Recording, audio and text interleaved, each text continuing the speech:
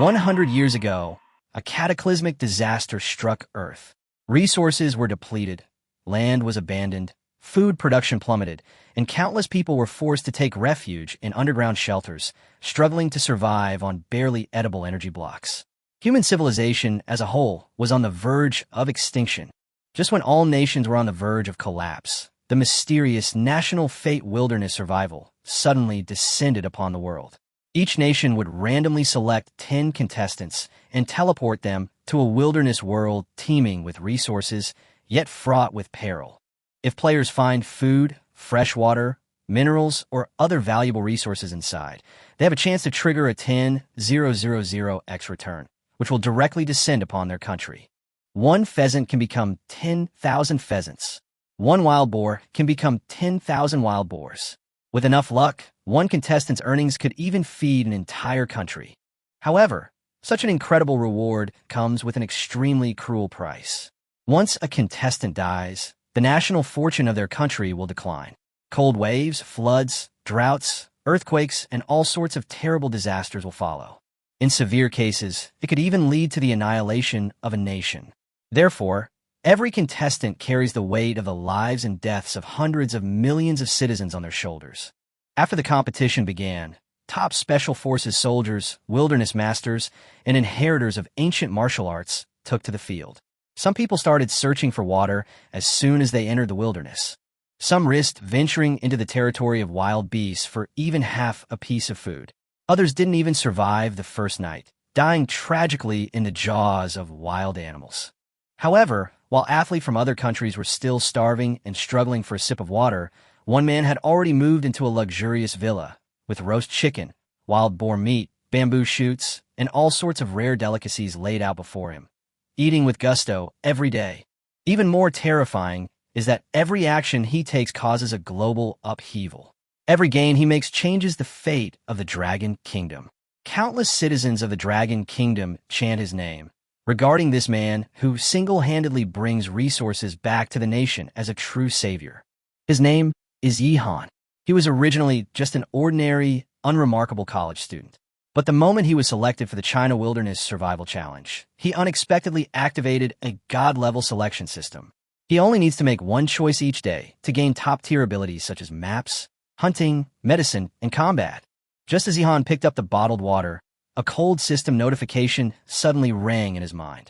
The system detected that the host possesses a bottle of purified water. Please make a choice immediately.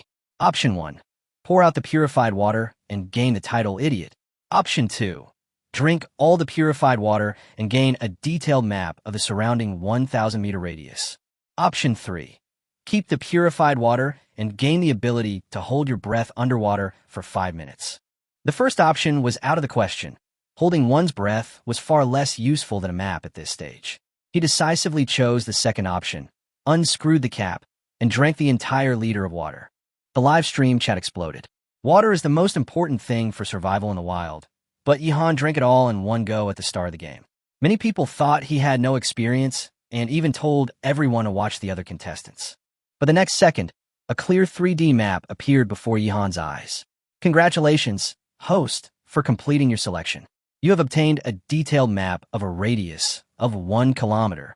The map marked nearby water sources, food, animals, and dangerous areas, and could be zoomed in at will. Yihan didn't need to explore personally to grasp the entire surrounding situation. Just then, a death announcement suddenly appeared in the global live stream. The Indian player, Manhwa, had just entered the wilderness when he encountered a pack of hyenas. Faced with such a large number of wild beasts, he had no chance to fight back and quickly died on the spot, the live stream going completely dark. Announcement: Indian player Manhwa has died. India's national fortune value has been reduced by 10 points, currently at 90 points. Note: the lower the national fortune value, the lower the probability of triggering the 10,000x resource return event. Ignoring the chaos outside, Yihan continued studying the map. There was a stream 500 meters ahead, edible ground berries growing 80 meters away, and an injured pheasant 100 meters away. Such a detailed map was practically a cheat code for navigating the wilderness. Yihan immediately headed towards the wild fruit. The audience, however, assumed he had been standing there for too long and had been paralyzed with fear. Only after he accurately entered a clump of bushes and found a large quantity of ripe, purplish-black ground berries did the doubts subside slightly. Yihan picked some and put them in his pocket, then tasted a few more. The fruit was sweet and sour, but unfortunately, it didn't trigger the 10,000-fold return. However, the real target was still ahead. Not far away, a pheasant weighing at least 5 pounds was limping as it foraged for food in the grass. Yihan tiptoed closer. But the pheasant was very wary and quickly spotted him, turning to run. Yihan immediately gave chase, simultaneously swinging his entrenching tool. The handle struck the pheasant precisely. The injured pheasant flapped its wings, trying to escape, but Yihan rushed forward and pinned it down with his camping pot. After catching his prey, Yihan didn't rush in. He first took off his coat to cover his arm to avoid being pecked by the pheasant, then lifted the lid of the pot and firmly held the struggling pheasant down. Bing Bing, who was commentating on Yihan's live stream, immediately realized that everyone might have underestimated this young man. From chasing to controlling his prey, Yihan's movements, though not flashy, were consistently calm and extremely cautious. Just then, the system beeped again. Congratulations, host. You have successfully captured a pheasant, triggering a choice. Choice 1. Release the pheasant and gain the Holy Mother title. Choice 2. Kill the pheasant and gain A-level hunter ability. Choice 3. Raise the pheasant and gain A-level livestock ability. Without even a stable place to live, it was clearly not the time to develop animal husbandry. Without hesitation, Yihan snapped the pheasant's neck and chose the second option. The next second, a flood of hunting knowledge rushed into his mind. Animal habits, tracking techniques, trap making, and the use of knots all became instinctive. At that moment, Yihan seemed to instantly possess decades of hunting experience. He casually inquired with the system about the hunter ability level of Special Forces Soldier Long E. The system replied that Long E was A+ level, his main advantage being his formidable physical attributes. Yihan wasn't disappointed. With the choice system at his disposal, his body would be enhanced sooner or later. Just as the pheasant died, another global announcement appeared. Dragon Kingdom player Yihan has obtained a recently deceased pheasant, successfully triggering a 10,000x return. Congratulations to the Dragon Kingdom for obtaining 10,000 pheasants. The supplies have been stored in the National Warehouse. Yihan became the first among all the contestants to trigger the 10,000-fold return.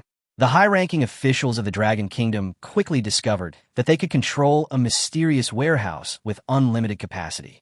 The supplies stored inside wouldn't rot and could be directly distributed to underground shelters throughout the country.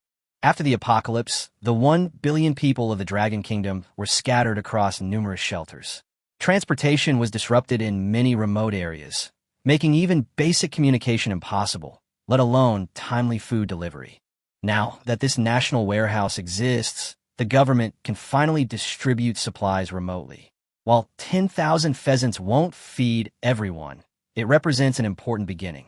As long as Yihan continues to acquire resources, the Dragon Kingdom has a chance to alleviate its increasingly severe food crisis.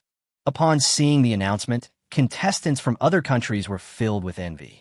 Some mocked that 10,000 pheasants wouldn't be enough to share among 1 billion people, while others believed that even if Yihan caught prey, he might not be able to start a fire. But Yihan quickly responded with action. Following the map, he successfully reached the stream 500 meters away. The water was clear, and the surrounding trees were lush. For the audience who lived underground year-round, such natural scenery had been a long time coming. Yihan didn't drink the raw water directly. Instead, he put down his supplies and collected dead wood, vines, and dry leaves, preparing to use a bow drill to start a fire. He made a bow handle from tree branches, used vines as the bowstring, sharpened the drill rod, dug a groove in the base of the deadwood, and stuffed it with crushed dry leaves. After preparations were complete, Yihan knelt on one knee, placed his foot on the base, and quickly pulled the bow drill. The drill rod began to spin rapidly. The groove quickly turned black, and then white smoke billowed out. Before long, tiny sparks ignited the withered leaves. Yihan lay on the ground and gently blew on it, and a small flame finally rose slowly. The first attempt at starting a fire with a bow drill was a complete success. The doubts in the live stream vanished instantly, while excited cheers erupted from various shelters across the Dragon Kingdom. Yihan quickly moved the embers to a pre-dug fire pit and added branches to keep the fire burning steadily. As for the bow and drill tools, he carefully preserved them in case the fire went out accidentally. Next, Yihan boiled a pot of stream water, scalded the pheasant with the hot water, and began plucking its feathers and cleaning its internal organs. After cleaning the whole pheasant, he skewered it with branches and roasted it over the fire. He kept the chicken heart, liver, and gizzard for himself, while the intestines and bones were kept separately to make traps later. As salt was evenly sprinkled on, the pheasant's surface gradually turned golden, and an enticing aroma began to fill the air. Yihan hadn't eaten meat for 3 whole years. The roast chicken was just cooked through, and he couldn't wait to tear off a piece and put it in his mouth. Although it only contained the simplest salt, it tasted infinitely better than the black energy blocks in the shelter. However, Yihan didn't eat the whole chicken. He only ate half and carefully preserved the rest. The livestream host, Bing Bing, immediately understood his intention. Food sources in the wilderness are unpredictable. Catching a pheasant today doesn't guarantee a similar harvest tomorrow. Knowing how to be frugal and preserve food is crucial for longevity. After finishing the meal, Yihan boiled another pot of water, covered it, and set it aside to cool. This not only ensured safe drinking water, but also prevented dust and insects from falling into the pot. After dealing with these matters, he took his entrenching tool, chicken intestines and chicken bones, ready to fully utilize his A-level hunter abilities. The map showed a wild boar nest living 800 meters to the southeast. 700 meters to the south, there was a large bamboo forest. Not only were there bamboo rats in the forest, but several rabbit dens were also nearby. Wild boars, though meaty, were too dangerous. Yihan currently lacked a suitable weapon and saw no need to take the risk, so he set his sights on the bamboo forest. Bamboo can be used to build houses, make bows and arrows, traps, water cups, baskets, and various daily necessities, making it extremely useful in the wilderness. Finding a bamboo grove is almost like finding a natural warehouse. More importantly, with the system map as a guide, Yihan didn't need to explore blindly at all. He knew where the poisonous snakes were, where the ferocious beasts lurked, and which route was the safest. Along the way, he walked quickly and steadily, completely unlike an ordinary college student who had just entered the wilderness. Just as Yihan was heading to the bamboo forest, another contestant from the Dragon Kingdom, Wu Wan, encountered an accident. Wu Wan had studied traditional Chinese medicine on her own and believed she could identify most plants. After entering the wilderness, she collected many wild vegetables and fruits and confidently tasted them one by one. Not long after, she began to feel dizzy and nauseous, kneeling on the ground and vomiting repeatedly. Expert observers quickly realized she had mistaken the poisonous fruit of the Cephalotaxis fortunei for the fruit of the Gnaphalium affine. The two fruits look very similar. One is sweet and edible, while the other is poisonous. Fortunately, Wuwan hadn't eaten much and vomited it up in time, so she's not in immediate danger. But this incident also made everyone realize that a single misjudgment in the wilderness can cost you your life.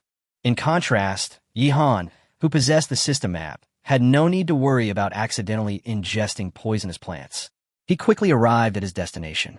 Before him lay an incredibly lush bamboo forest. Besides the abundant bamboo, tender bamboo shoots sprouted from the ground, while edible bamboo fungus grew in the damp areas. Yihan first dug out 3 bamboo shoots and then collected a large pile of bamboo fungus. Although these things were delicious, they could only be considered side dishes. The real main course was still hidden underground. Bamboo rats usually hide in their burrows during the day and deliberately conceal the entrances, making them difficult for the average person to spot. However, with the help of his A-level hunter abilities and the system map, Yihan quickly located the 4 exits of a bamboo rat nest. He planned to use the classic method of smoking it out. Yihan first moved some stones to block 2 of the holes, leaving only one open to let in smoke, and the other as what the bamboo rats thought was a safe escape route. Then he collected some slightly damp twigs and leaves. These materials didn't burn completely, but they could produce a lot of thick smoke. It was only then that the audience noticed that Yihan had been carrying a still sparkling branch with him the whole way. It turned out that from the moment he left the stream, he had already prepared for the upcoming hunt. Yihan lit the damp branches and leaves, then fanned the flames, sending thick smoke billowing into the bamboo rat's burrow. Soon after, he lay down on the ground, hearing frantic scratching sounds coming from underground. The bamboo rat had been forced out. Yihan immediately ran to another exit and used his coat to block the hole. The first bamboo rat had just rushed out when it darted into the makeshift pocket formed by the coat. Immediately afterward, the second and third also darted out one after another. 3 plump bamboo rats struggled desperately inside. Yihan quickly tightened his coat and tied the 2 sleeves into tight knots.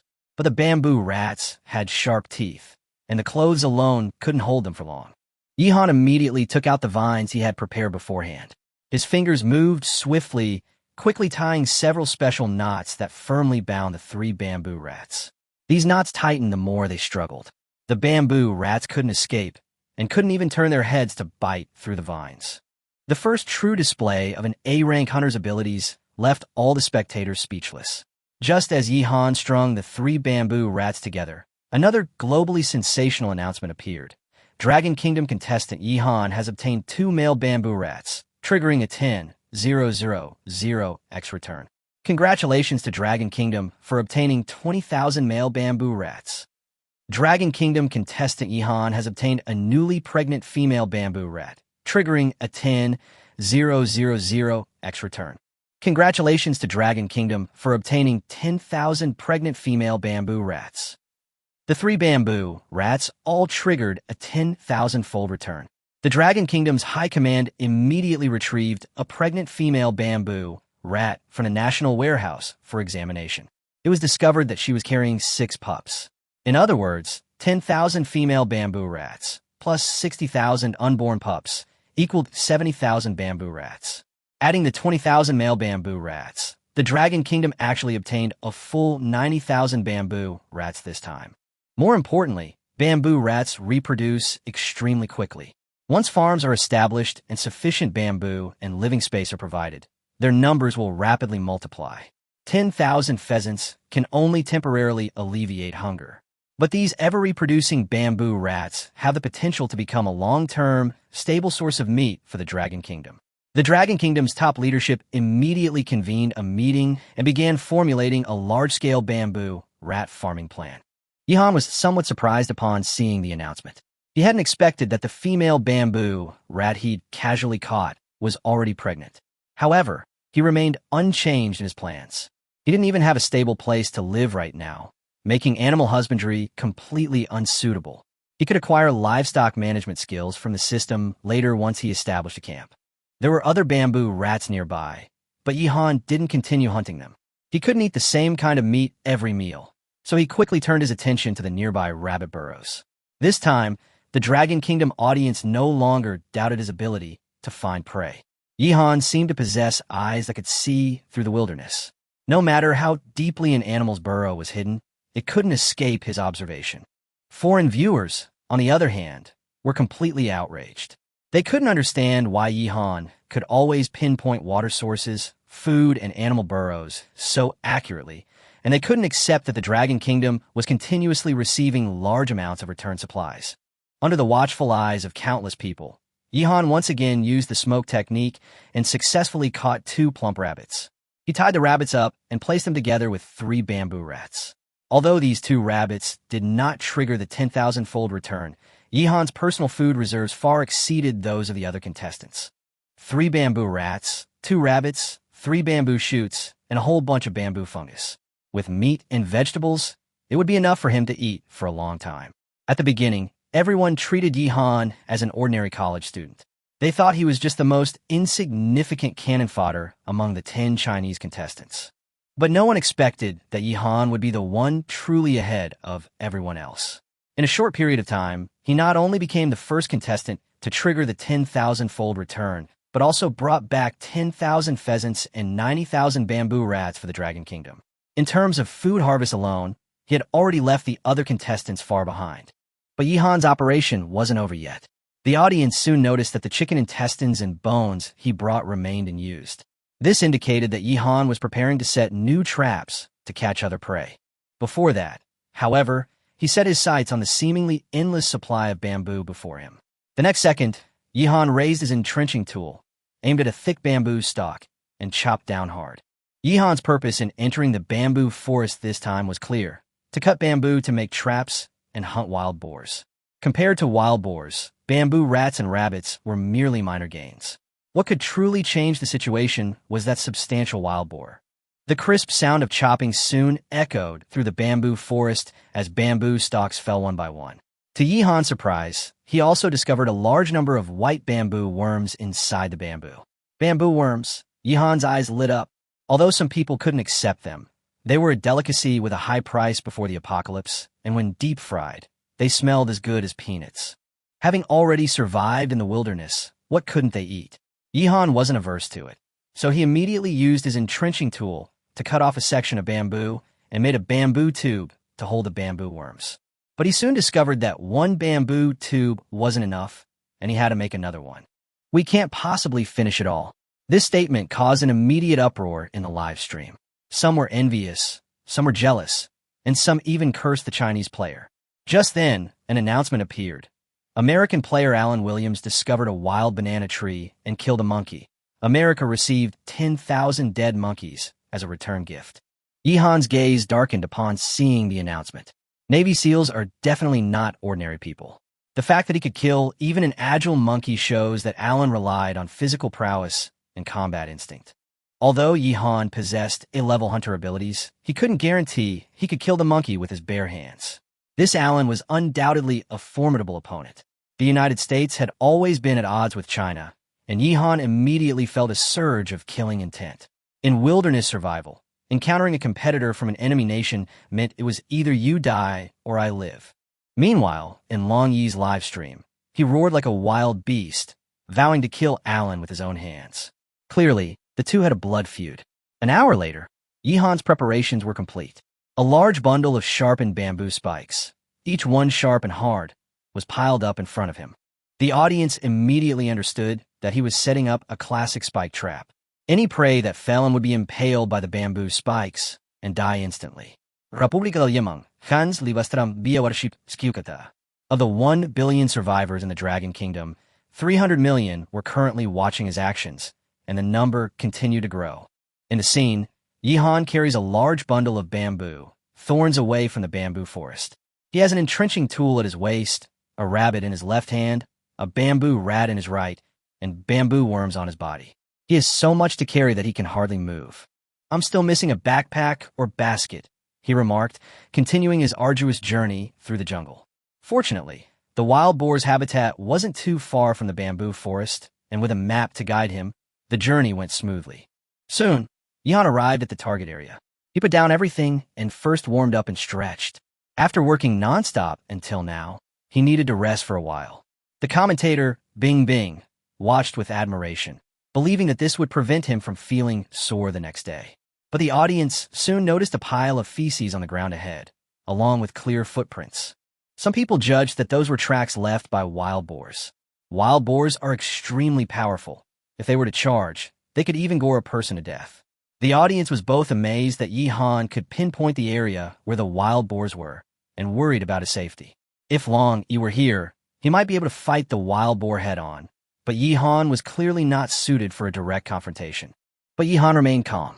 The map showed that the wild boar was still far away and motionless, probably sleeping. After confirming it was safe, Yihan immediately began digging a pit. It was hard work, and before long, half of his body was submerged in the pit, with a large mound of soil piled up beside him. He stopped to rest halfway, threw digging, and took out half a roasted chicken from his pocket. He had originally planned to save the chicken for dinner, but now that he was so exhausted, he decided to replenish his energy beforehand. Even though the chicken was cold, Yihan ate it quickly. After finishing the chicken, only a pile of bones remained in his hand. After replenishing his strength, he continued digging, eventually creating a 3-meter-deep pit, which he then densely packed with sharp bamboo spikes. Anyone who fell in at that point would have been instantly impaled. Yihan climbed out of the deep pit and began the final setup. He used several thin branches, laid them in a crisscross pattern at the pit's opening as a support, and then covered them with weeds for camouflage. Finally, he evenly scattered chicken intestines and bones on top as bait. The pit spike trap was now completely complete. Now, all that remained was for the wild boar to take the bait and come to its death. Beside the trap, Yihan clapped his hands in satisfaction, looking at his masterpiece. The map showed that the wild boar was still motionless, indicating that his landing area was indeed safe. There are no large carnivores or packs of ferocious beasts here, and resources are plentiful. With the system's assistance, it's practically a perfect start, compared to those unlucky players who are eliminated as soon as they land. Yihan is already far ahead. Let's go. Yihan packed up his supplies and prepared to leave. Perhaps we can get a wild boar tomorrow. He quickly returned to the bamboo forest and cut down another thick bamboo. Just then, an announcement suddenly sounded. Dragon Kingdom contestant Yihan has obtained 1 bamboo, triggering a 10,000 X return. Congratulations to Dragon Kingdom for obtaining 10,000 bamboo. Dragon Kingdom erupted in cheers. Cheers burst forth in the underground shelter. Everyone was thrilled. Pheasant, bamboo rat, bamboo. Yihan has triggered the return 3 times in a row, far surpassing other contestants. Countless people saw him as their hope. Some shouted their gratitude to Yihan for providing food, while others were moved to tears. Because in the post-apocalyptic environment, these resources not only represented material goods, but also the possibility of survival. Yihan was unaware of the outside world's reaction. He quickly trimmed the bamboo, using it as a carrying pole to load bamboo rats, rabbits, bamboo shoots, and bamboo fungus, returning home laden with his spoils. Back at the stream where he had started a fire to roast the chicken, he first checked the surroundings. While hunting, he had kept an eye on the area using a map to prevent animals from approaching. Only after confirming that all supplies were intact did he feel completely at ease. In the live stream, Bing watched Yihan sit down to rest and couldn't help but say with heartache, since Yihan arrived in the wilderness, he's been working almost nonstop. He must be exhausted now. The comments section immediately started teasing her about whether she had fallen for Yihan. But Yihan only rested for a short while before adding firewood to the campfire and collecting enough firewood nearby, even preparing fuel for tomorrow. Next, he started setting up his tent. And don't forget, one of his randomly acquired initial supplies was a tent. This wilderness survival game seems to be divinely inspired. The quality of the equipment it provides is ridiculously high. The entrenching tool was lightweight and sturdy, making cutting meat and bamboo effortless. The tent, though not large, was made of excellent materials, capable of withstanding wind and rain for a long time. Setting up a tent isn't easy for a novice. It can easily become unstable. However, Yihan possessed A-level hunter abilities, making outdoor camping a basic skill for him. Before long, the tent was firmly erected. However, to sleep in the tent, one thing was missing: a mat. He couldn't just lie on the ground. So everyone saw Yihan look up at a tall, broad-leaved tree beside him, and then begin to climb it. The trunk was so thick that it almost took him 2 arms to encircle it. On this blue star where green plants were almost non-existent, it seemed exceptionally precious. The audience was both amazed and worried. Some guessed he was going to pick leaves to make a bed, while others warned him to be careful, since falling from such a tall tree would be no small matter. Yihan moved with remarkable steadiness, like a hunter who had spent years traversing the forest, quickly climbing to a suitable position. He took down his folding entrenching tool from his waist and swung the blade to cut off the leaf stalk. With a whoosh, large, broad leaves fell, quickly piling up beneath the tree. Yihan estimated the number of bamboos and figured it was enough to make a makeshift bed for the night, planning to make do with it for now and make a proper bed later when he had more time. But just as he was about to climb down the tree, he unexpectedly discovered a bird's nest on a branch ahead. The nest had been hidden by leaves before, but now that the branches had been cut open, it was exposed. 3 bird eggs lay quietly in the nest. They weren't large, roughly the size of 2 quail eggs combined, but they were quite rare in the wilderness. Yihan certainly wouldn't let them go. He looked at the eggs and couldn't help but swallow hard. The last time he ate eggs felt like a lifetime ago. Bing immediately noticed this scene and exclaimed, "Yihan found a bird's nest with eggs inside. He's so lucky." As she spoke, images of fried eggs, boiled eggs, tea eggs, and fried rice with eggs flashed through her mind, and she almost cried with cravings. The viewers in the live stream tensed up. Even though Yihan couldn't see the comments, they couldn't help but spam the chat reminding him to be careful. Yihan moved nimbly, quickly approaching the bird's nest and putting all 3 eggs into his pocket. After confirming that everything was all right, he slowly climbed down the tree and safely returned to the ground. Next, he carried the leaves into the tent and quickly made a simple bed. While not exactly comfortable, it was much better than sleeping directly on the ground. After finishing this, Yihan picked up the camping pot and drank a large gulp of water. The boiled water had completely cooled and tasted sweet. He drank some, then poured the rest into the bottle from his initial supplies. Even without bottles, it doesn't matter. He has already discovered a bamboo forest from which he can easily make bamboo cups. So far, Yihan's basic survival conditions are far superior to most of the contestants. Foreign viewers watched with a mixture of anxiety and envy. Some cursed Yihan for gaining too much, some marveled at the miraculous power of the East, and others bluntly stated that Yihan from China was definitely a formidable opponent. South Korean viewers fantasized about Choi Hyunmi using her charm to seduce him, while South Korean viewers clamored that Negan could smash his head in with a single blow. But no matter how jealous they were, they couldn't change reality. Of all the contestants, Yihan is undoubtedly the leader.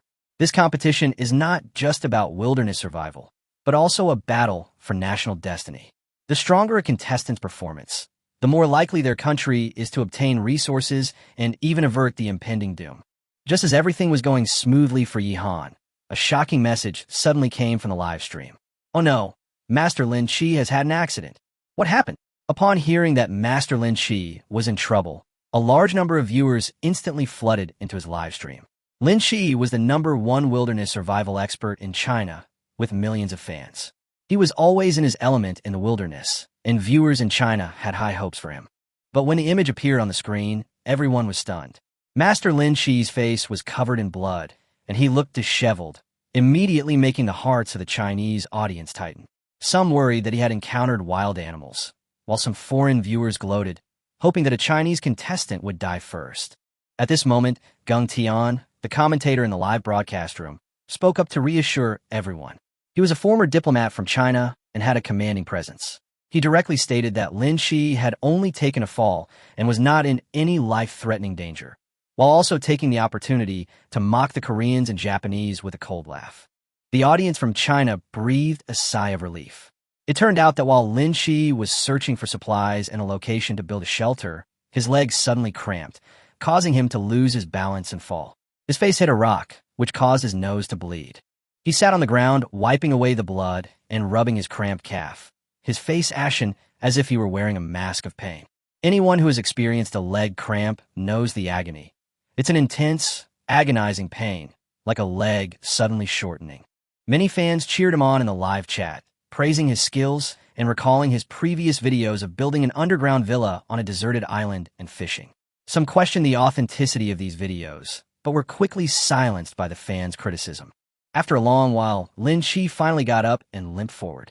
On the surface, he was still persevering, but inside he was already collapsing.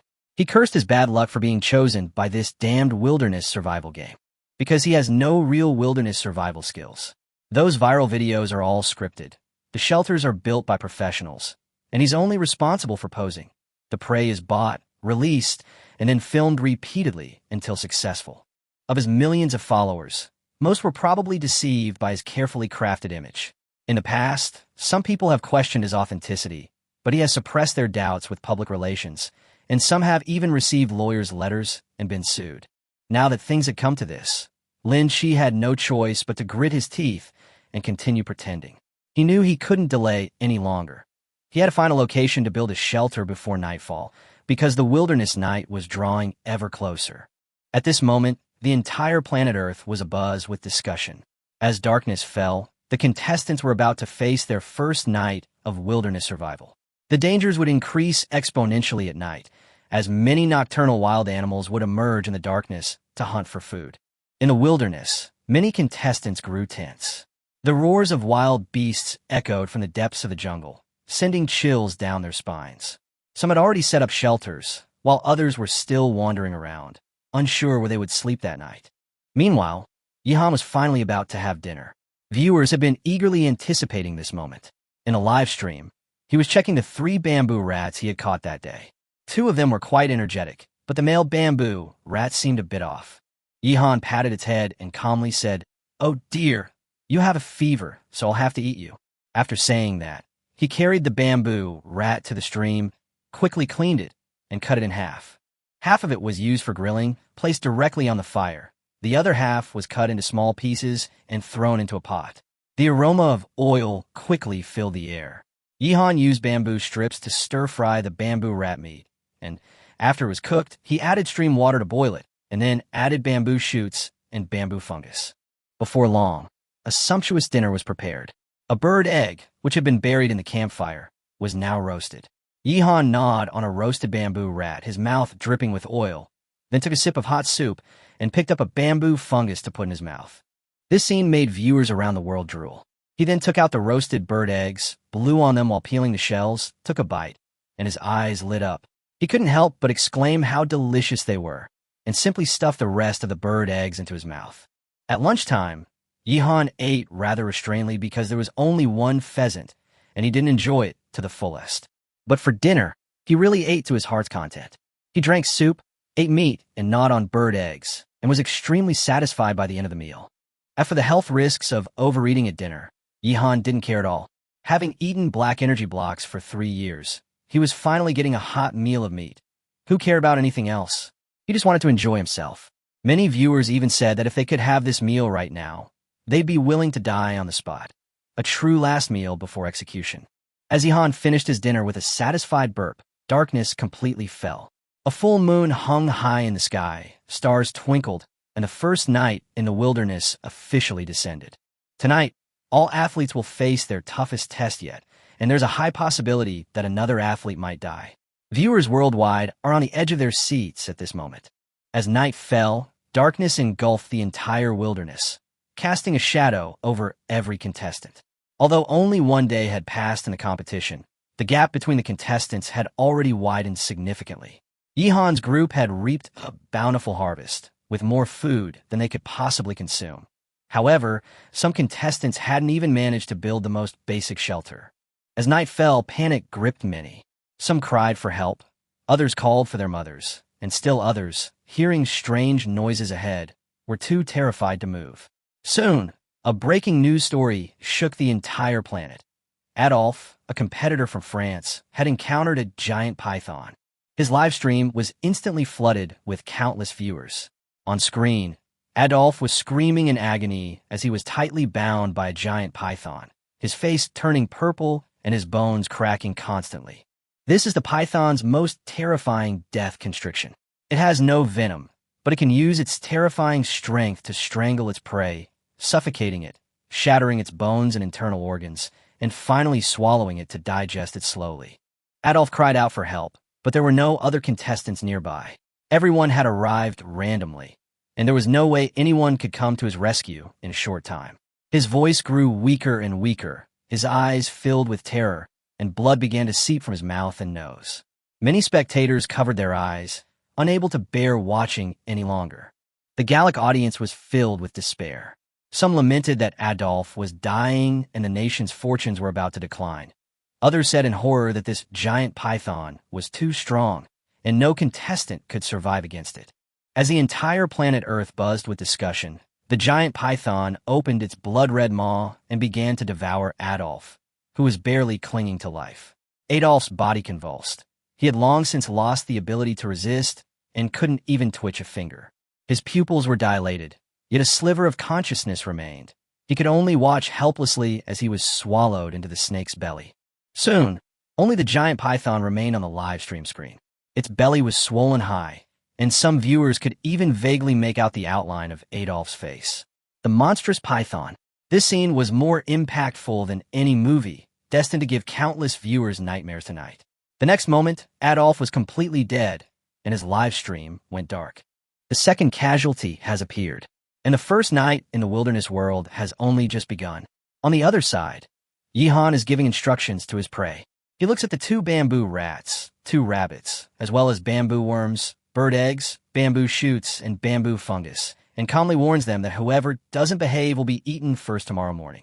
This amount of food may seem like a lot, but it won't last long. However, don't forget, the Wilderness Survival Challenge has only just begun. To have this much on the first day is already incredibly impressive. Whether it's elites from various countries, the captain of the mysterious dragon group, overseas special forces, or heirs of ancient martial arts families, none of them are having as comfortable a day as Yihan. The hardest part of wilderness survival is the beginning. The contestants need to find safe locations to build shelters and solve problems with food, water, and fire, each one a challenge. Not to mention, the wilderness is fraught with danger, and no one knows what dangers lurk around them. Viewers around the world were constantly switching between live streams.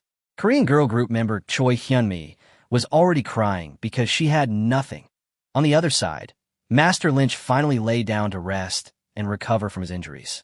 But his shelter was met with ridicule as soon as it appeared. Foreign viewers were blunt, saying it looked nothing like the dwelling of a survival master, but rather like a doghouse. While the comments were harsh, they weren't entirely unfounded. Lynch had simply stuck branches into the ground at an angle, forming a cone shape, and then bound it together with branches, leaves, and grass, using that as a shelter.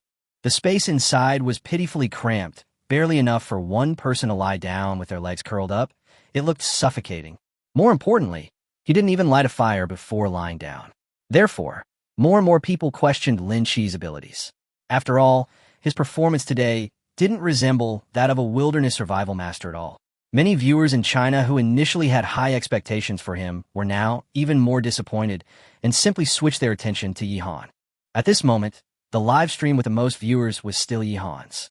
Instead of going to sleep, Yihan added a large amount of mugwort to the campfire. The burning mugwort produced thick smoke, which could repel mosquitoes and prevent them from being bitten at night. In a live stream, Bing Bing began her commentary, saying that in wilderness survival, you should never underestimate insects. Sometimes, a seemingly insignificant little bug can be deadly. Her voice was already a bit hoarse, but she was still very excited. Initially, she wasn't happy about being assigned to commentate on Yihan's story, because everyone thought Yihan was just a pretty face, and she felt the same way. But who could have imagined that Yihan would be so strong? At this moment, Bing Bing looked at the screen and noticed that Yihan hadn't stopped. He was sitting by the campfire, using an entrenching tool to cut bamboo and then splitting it open. Clearly, he was preparing to use this bamboo to make some kind of new tool. In the darkness, Yihan sat before a campfire, crafting a bow from bamboo. His A-rank hunter abilities were indeed useful. A true hunter not only tracked prey, but also knew how to forge weapons using materials found in the wilderness. Yihan's entrenching tool flew like a shadow, and soon, the basic shape of a bamboo bow appeared. The audience also saw through his plan.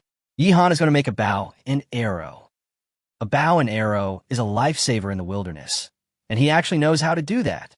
Once the bow and arrow are finished, he'll have ranged attack capabilities. The live stream chattered, everyone watching Yihan's movements on screen. The bamboo bow was basically complete. Only minor adjustments remained, along with the bowstring and arrows. The bowstring wasn't difficult. It could be easily made from slightly modified wrought tan. The real challenge was the arrows. Bamboo wasn't ideal, but Yihan already had a better option in mind. He first used vines to stretch the bamboo bow, maintaining its proper curvature, and then set it aside to set its shape. This method is actually quite simple, and the resulting bamboo bow is only passable. A truly good bow is crafted with complexity, taking years to complete. But given the limited resources in the wilderness, Yihan could only make usable items first. He then began his second task, making a bamboo basket. Having already learned the hard way about the inconvenience of carrying supplies during his outing earlier that day, he planned to weave a bamboo basket he could carry on his back to hold his harvest. He split the bamboo, shaved it into strips, and then quickly wove them together. For Yihan now, this kind of work was not difficult. His fingers flew across the page, and a bamboo basket quickly took shape. Yihan tried it on and found it a bit uncomfortable on his shoulders. He didn't mind, took out a bamboo rat skin, cut it in half, wrapped it around the shoulder straps, and then tied it tightly with thin wrought tan. With that, the bamboo basket was completely finished. In a live stream, Bing Bing watched with a face full of amazement. Incredible! Yihan's hands-on skills and thinking ability have exceeded our expectations. He is definitely not an ordinary college student. No one expected that Yihan could make a bamboo bow and a bamboo basket so easily after dinner. After finishing all that, he stretched, added some more fuel to the campfire, and then packed up his things and crawled into his tent. Exhausted from a whole day's work, he fell into a deep sleep almost as soon as he closed his eyes. Ultimately, it's because his physical condition is too weak. Otherwise, with his abilities, even if the workload were doubled, he wouldn't be this exhausted. For example, another contestant from the Dragon Kingdom, Long Yi, the captain of the dragon group, is a completely different case. By this time, most of the athletes had already rested. Those with shelters went inside, and those without shelters managed to find places to stay. Some spent the night in trees, while others huddled in crevices among the rocks. But Long Yi was still on the move. His figure darted swiftly through the darkness, as agile as a cheetah. The dangers of the night only applied to ordinary people. For a world-class special forces soldier like him, he could still move with ease. Viewers quickly noticed a smile finally appear on Long Yi's face. "Finally found you," he whispered. Not far ahead, a robust antelope appeared in the frame, with two sharp horns on its head. The livestream chat instantly buzzed with excitement. So Long Yi has been chasing this antelope all day. He searched for it all day, even getting lost twice. Otherwise, he would have caught up with it much sooner. Brothers, pray that the 10,000X return is triggered. The viewers from Manhwa were all excited, their drowsiness vanished, and they all hoped that the return would be triggered again this time. In the scene, Long Yi had already moved. For him, once he found his prey, the rest would be no longer a problem. With his target, whom he had been tracking all day, right in front of him, Long Yi's killing intent erupted. He stomped his foot hard on the ground, leaving a deep footprint, and launched himself forward like a cannonball. Whoosh! His axe whistled through the air as it hurtled towards the antelope's head. Sensing danger, the antelope immediately lowered its head, intending to gore Long Yi with its sharp horns. Don't underestimate the antelope just because it's a herbivore. Its attack power is by no means weak. If it were to collide head-on, an ordinary person simply couldn't withstand it. But it was facing Long Yi. Everyone then realized that Long Yi wasn't going to fight in close combat, but rather had swung his axe. Fast, accurate, and ruthless. The next moment, the axe blade slammed into the antelope's skull, embedding itself deeply into the flesh. The powerful impact caused the antelope's body to arch backward. But the most shocking part was yet to come. Long Yi lunged at the antelope and slammed his palm onto the back of the axe. Crack! The entire axe almost completely embedded itself in the antelope's head, nearly splitting it in two. Blood spurted out, and the antelope didn't even have time to scream before collapsing to the ground, instantly killed by Long Yi. Dragon Kingdom contestant Long Yi has obtained one just-dead antelope, triggering a 10,000X return. Congratulations to Dragon Kingdom for obtaining 10,000 just-dead antelopes. The moment the announcement appeared, the entire Blue Star was in an uproar. Perhaps it was truly the united prayers that worked, for the Dragon Kingdom once again triggered a 10,000-fold return, directly receiving 10,000 antelopes. The entire Dragon Kingdom rejoiced, and everyone's heart was filled with joy. However, at this moment, Lung Feng, the former captain of the Dragon Group and a super special forces soldier who was in charge of commentating on Long Yi's live broadcast, suddenly became serious and stared intently at the screen. There are other wild animals nearby. Look at the upper left corner of the screen. There's a pair of eyes there. That is, a wolf. As the commentator Lung Feng spoke, the audience finally saw that there was a wolf near Long Yi. No, not just one. In the darkness, pairs of glowing green eyes lit up one after another, sending chills down everyone's spine. It wasn't a lone wild animal, but an entire pack of wolves. The live stream chat exploded. All the viewers in China tensed up. No one had expected that Long Yi, chasing an antelope, would run headlong into a pack of wolves. Worse still, he hadn't eaten much all day and had been trekking through the jungle for a long time. His stamina was undoubtedly affected. Lung Feng calmly reassured everyone, "Don't worry, everyone. Long Yi is my student, and I know him. He's the kind of person who gets stronger when facing stronger opponents. Every time you think he's reached his limit, he can break through to show you." At this moment, Long Yi had already pulled the blood-stained axe from the antelope's head and was gripping it firmly in his hand. His legs were spread apart, his body slightly hunched like a fully drawn bow. His gaze swept around, quickly confirming the number, 7 wolves. In other words, he would have to deal with 7 vicious wolves all by himself. The next moment, the alpha wolf howled to the sky. The howl echoed, and all the wolves moved simultaneously. The closest male wolf leaped over the antelope carcass, its hind legs powerfully pushing off the ground, and soared high into the air, lunging straight for Long Yi's throat. Long Yi sneered, taking a step forward to the left to dodge the attack. while simultaneously bringing his right axe down heavily. The sharp blade instantly ripped open the wolf's belly, spilling blood and entrails onto the ground. The wolf collapsed, convulsing, and Long Yi kicked its head, crushing it and ending the fight.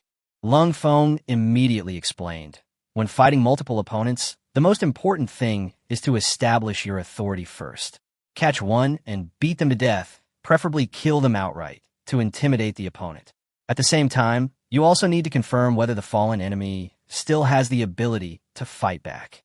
The audience, who had been on tenterhooks, finally breathed a sigh of relief. Long Yi's fighting prowess once again shocked everyone. But Long Yi didn't stop. He roared and charged towards the alpha wolf. The alpha wolf howled, leading the remaining 5 wolves to complete the encirclement, pouncing from different directions. But Long remained completely composed, his feet darting and shifting, his movements as swift as a humanoid beast. The wolves were ferocious, but he was even more ferocious. The audience even had the illusion that Long Yi had eyes in the back of his head, able to see through every sneak attack. In a short while, 2 more wolves died by his axe. Another wolf, unafraid of death, tried to bite his arm to stop him from swinging the axe. Long Yi twisted his wrist, and the seemingly clumsy axe became as nimble as a sword in his hand, striking the wolf directly in the jaw. A scream rang out as the wolf crashed to the ground, its blood quickly staining the soil crimson. Even through the screen, the audience could almost smell the intense stench of blood, their adrenaline surging, as if they were watching a top-tier action blockbuster. Just then, the alpha wolf began to retreat, letting out a low howl. It was about to leave. Lung Feng frowned. Wolves are very vengeful. If we let them escape, Long Yi will have to be on guard at all times from now on. Long Yi clearly understood this as well. He wasn't afraid of being surrounded by wolves, but releasing them would have dire consequences. Therefore, the alpha wolf had to die. He erupted again, taking a step forward and swung his axe fiercely. The axe spun in the air and struck the alpha wolf hard in the waist. But this alpha wolf was the largest and strongest, and the blow did not kill it outright, only leaving a hideous gash on its body, with flesh torn open. The alpha wolf howled in agony, but fled into the night without looking back. The remaining 3 wolves charged at Long Yi, trying to hold him back. One of the 3 had an injured chin, leaving only 2 truly in good condition. The problem was, Long Yi no longer had his axe. The audience held their breath again. However, without his axe, Long Yi resembled an enraged beast. His face was smeared with wolf blood, exuding wildness, and he kicked a wolf away with a flying kick. Immediately after, he turned and threw a punch. A sharp crack echoed, the sound of bones breaking clearly. The wolf's bones had been shattered by his punch. In the blink of an eye, 2 wolves lay on the ground, severely injured. The last one, with its jaw injured, was even less likely to withstand his attack.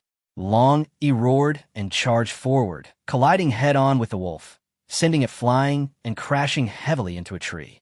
The wolf's bones shattered, and half of its body slumped down, slowly sliding off like it was hanging from a tree until it was completely lifeless. The entire world's audience was stunned. Long Yi went over, picked up his axe, and finished off the remaining 2 severely wounded wolves. In this battle, he single-handedly slaughtered 6 wolves, leaving only the alpha wolf to escape wounded. No one would believe it was true unless they saw it with their own eyes. After the battle, Long Yi wiped the wolf blood from his face and began to collect the prey and clean up the battlefield. During this period, the 10,000X return was triggered twice. The Dragon Kingdom directly received 20,000 wolves. Although wolf meat isn't exactly delicious, it's still meat. For the people of the Dragon Kingdom who hadn't eaten meat in a long time, this was a rare harvest. Long Yi was busy until dawn, skinning and processing antelope and wolf meat, reaping a bountiful harvest.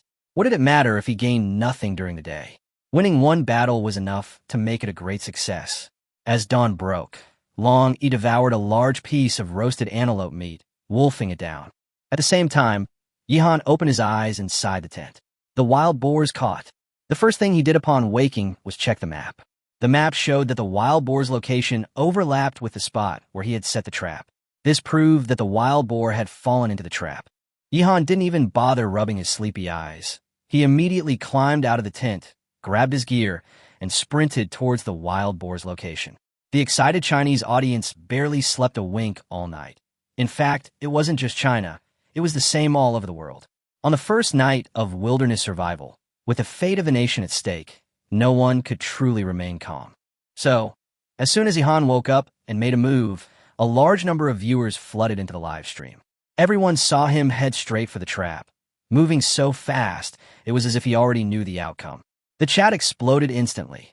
Some said he was too hasty, while others suspected he had a system. Most people, however, stared at the screen, waiting to see if the makeshift trap would yield any results. Ihan slept soundly that night, but the wilderness was far from peaceful. In just one night, 5 contestants had already died.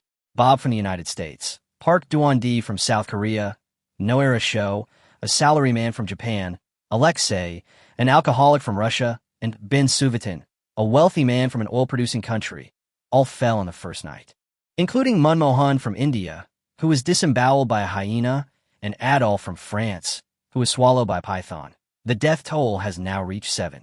This confirms the audience's speculation that the first night in the wilderness would inevitably eliminate a number of people without survival skills. However, compared to many people's estimates, this number is still relatively small. As Ihan approached the trap, the number of foreign viewers in the live stream increased. Most of them weren't there to support him, but rather to see China make a fool of itself. Some mocked Ihan, saying he had no chance of catching anything, and even joked that if that lousy trap caught anything, they'd cut off their heads and give them to the Chinese to kick around like footballs. But the next second, all sound stopped. On the screen, Ihan was already standing at the edge of the trap. Following his gaze, a large wild boar was lying in the pit, emitting a pitiful cry and convulsing. The soil was stained red with blood, and the pungent smell of blood seemed to waft through the screen. Many bamboo thorns had been broken off by the wild boar, but they were still deeply embedded in its body. The trap had truly succeeded. The Dragon Kingdom's live stream room erupted in excitement, and Bing Bing couldn't help but exclaim in surprise. Yesterday, some people complained that Ihan had dug too big a pit, but now it seems that if it weren't big and deep enough, it wouldn't be able to hold this wild boar at all. Knowledgeable onlookers quickly estimated that the wild boar weighed at least 300 jin, approximately 150 kilograms.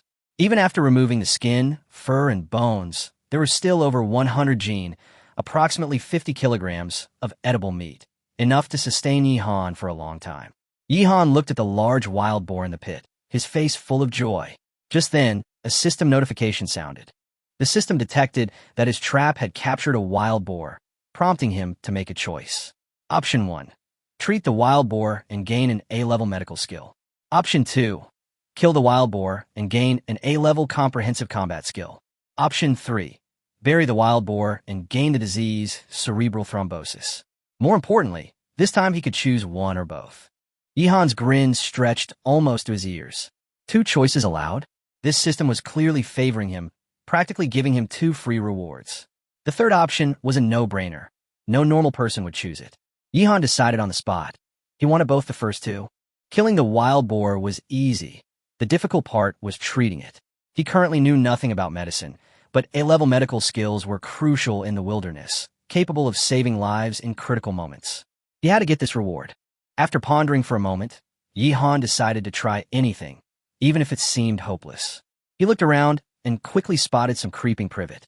His hunter skills included some herbal knowledge, and he remembered that this plant could reduce inflammation and stop bleeding. So Ihan grabbed a handful of creeping privet, stuffed it into his mouth, chewed it up, and spat it into his palm. The audience was completely bewildered, and Bing Bing was stunned as well. When she saw someone explaining that it was creeping privet and could stop bleeding, she was even more confused. Was Ihan going to treat the wild boar's wounds? The next moment, Ihan threw the herbal paste in his hand into the pit, which landed right on a small wound on the wild boar. A system notification immediately sounded, congratulating him on healing the wild boar and gaining an A-level medical skill. Done. Ihan almost laughed out loud. It turned out that just going through the motions counted as completing it. Though strictly speaking, he was indeed treating the wild boar's wounds. That much was true. He silently thanked the system, then picked up his entrenching tool, preparing to complete the second option. In a live stream, Bing Bing had just praised Ihan for his compassionate heart, as he was stopping the wild boar's bleeding. Before she could finish speaking, Ihan picked up an entrenching tool and began to butcher the boar. Bing Bing was completely bewildered and disoriented.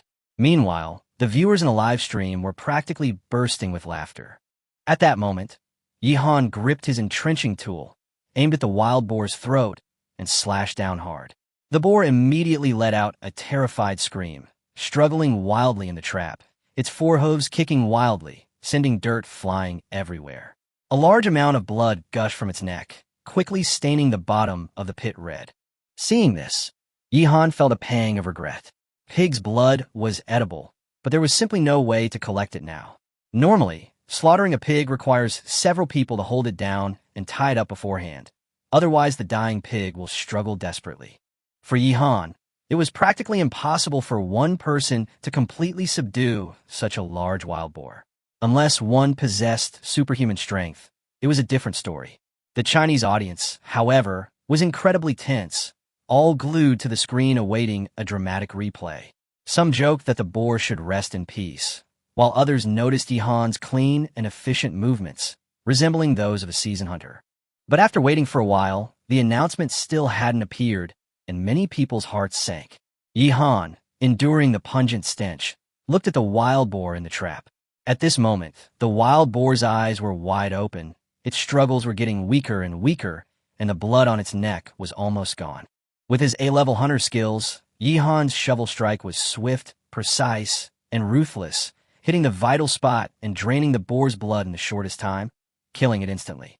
An amateur would probably have chopped off the boar's head. Finally dead. Its vitality is truly tenacious. Yihan poked the boar again with his entrenching tool, tapping its neck twice to confirm its complete demise. Just then, the announcement finally appeared, instantly shaking the world. Dragon Kingdom player Yihan has obtained one recently dead wild boar, triggering a 10,000x return. Congratulations to Dragon Kingdom for obtaining 10,000 recently dead wild boars. 10,000 freshly dead wild boars appeared directly in the Dragon Kingdom's warehouse. After a brief silence, the entire nation erupted in jubilation. Countless people thanked Yihan and eagerly awaited the country's distribution of wilderness supplies. Bing Bing even kept making heart gestures towards the screen during her live stream, finding Yihan utterly irresistible. Long Yi smiled upon seeing the announcement. He had initially underestimated Yihan, but the stronger the Manhwa, Dragon Kingdom, contestants, the more beneficial it would be for the country. Wu Wan, however, sourly remarked that wild boar was game, and who knew if it carried any viruses. Eating plants was the healthiest option. Last night, she had slept in a crevice in the rocks, and aside from being covered in mosquito bites, she hadn't encountered any danger. American athlete Alan Williams' eyes darkened upon seeing the announcement. A murderous intent surged within him. If he were to encounter Yihan, he would want nothing more than to kill him and steal the wild boar. The contestants from different countries reacted differently, while Yihan had already begun processing his prey. Crack, crack, crack, swish, swish, swish. He wielded his entrenching tool to butcher the wild boar, his movements so skillful that they once again astonished the audience, giving them the impression of a master butcher dissecting an ox. Yihan was quite satisfied. The A-level hunter's abilities were indeed strong. His hands moved nonstop, and he quickly dismembered a whole wild boar into pieces of meat. The pig's head, ribs, kidneys, trotter's heart, liver, lungs, large intestine, and pork belly were all neatly arranged on the large leaves, as orderly as a pork stall in a market. Many viewers were moved to tears. Some, who had sold pork before the apocalypse, exclaimed that Yihan's skills far surpassed their own. Others joked that they wanted all of Yihan's pork, and even wanted him as a person. The live stream was filled with joy, and all the viewers from China wore smiles. After busying himself for a while, Yihan took out a large water bottle and drank a few sips of cool boiled water before realizing he was hungry. He had rushed here as soon as he woke up and hadn't even eaten breakfast. He only remembered to drink water now. His hands were stained with blood, making him look like a killer from a horror movie, yet he still had a handsome face.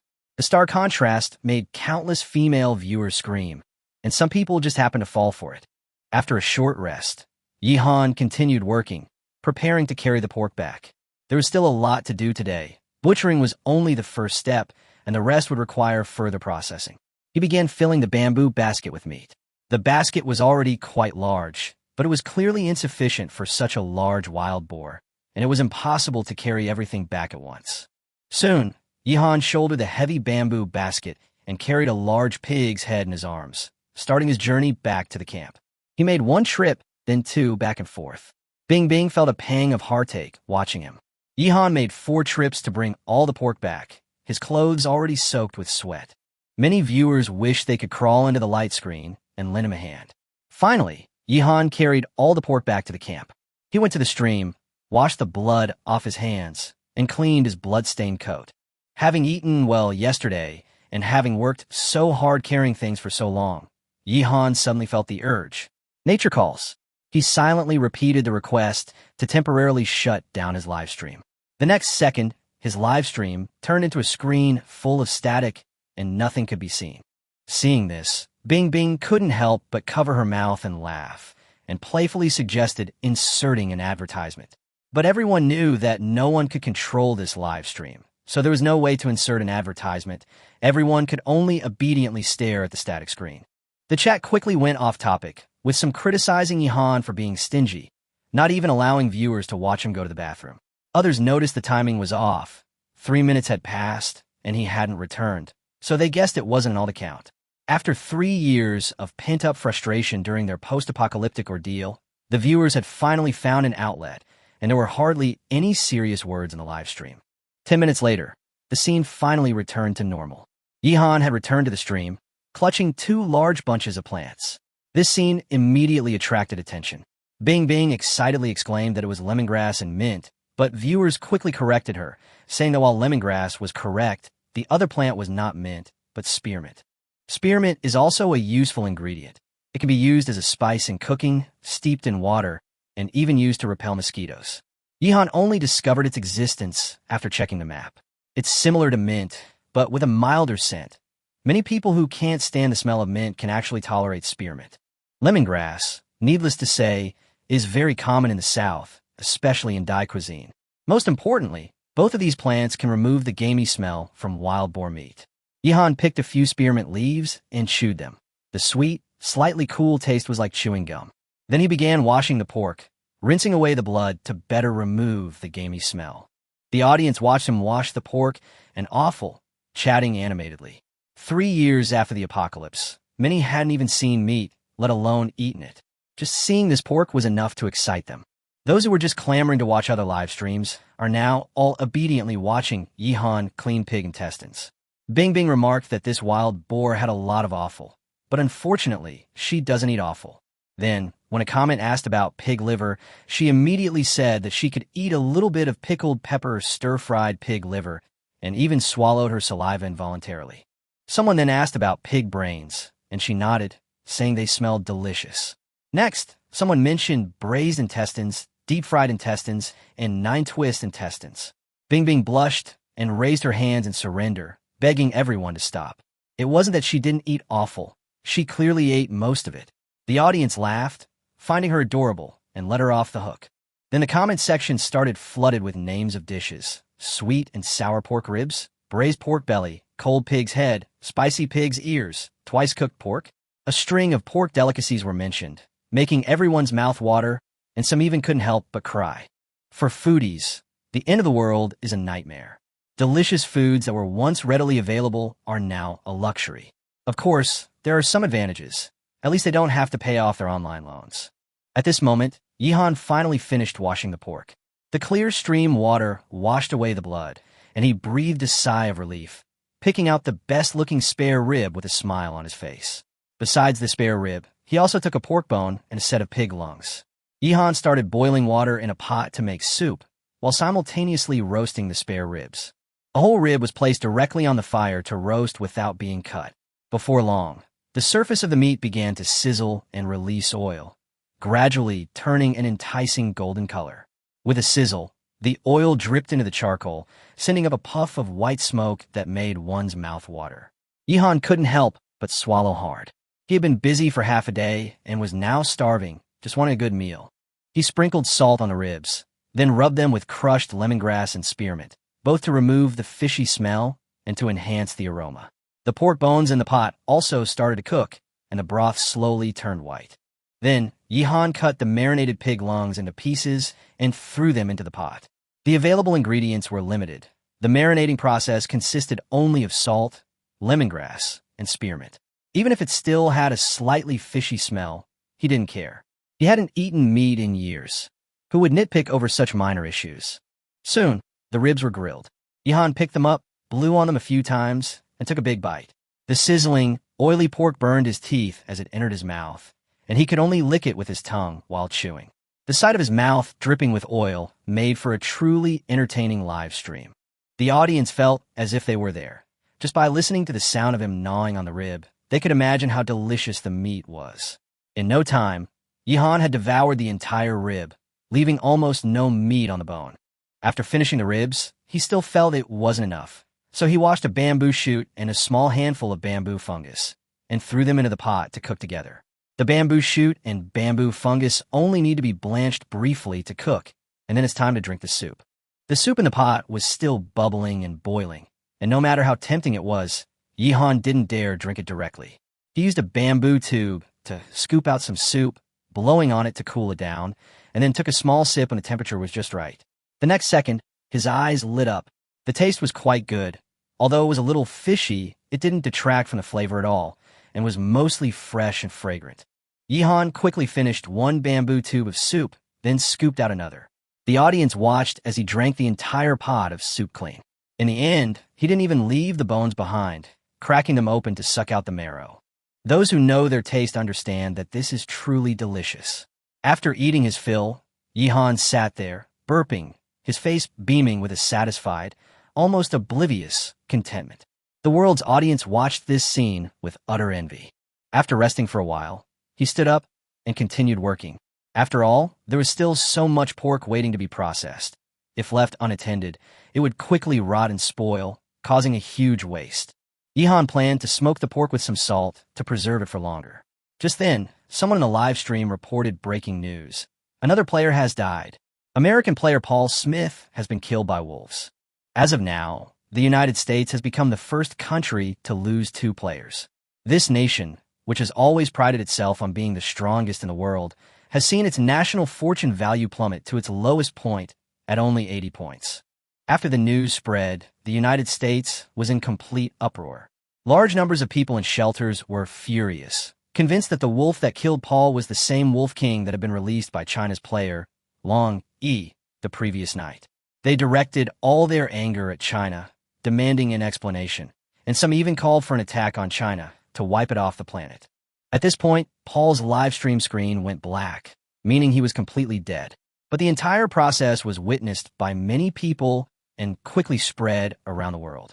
Paul Smith, a chemistry PhD from the United States, is 46 years old, making him one of the older contestants. On his first day of wilderness survival, he built a makeshift shelter and found wild vegetables, fruits, and earthworms.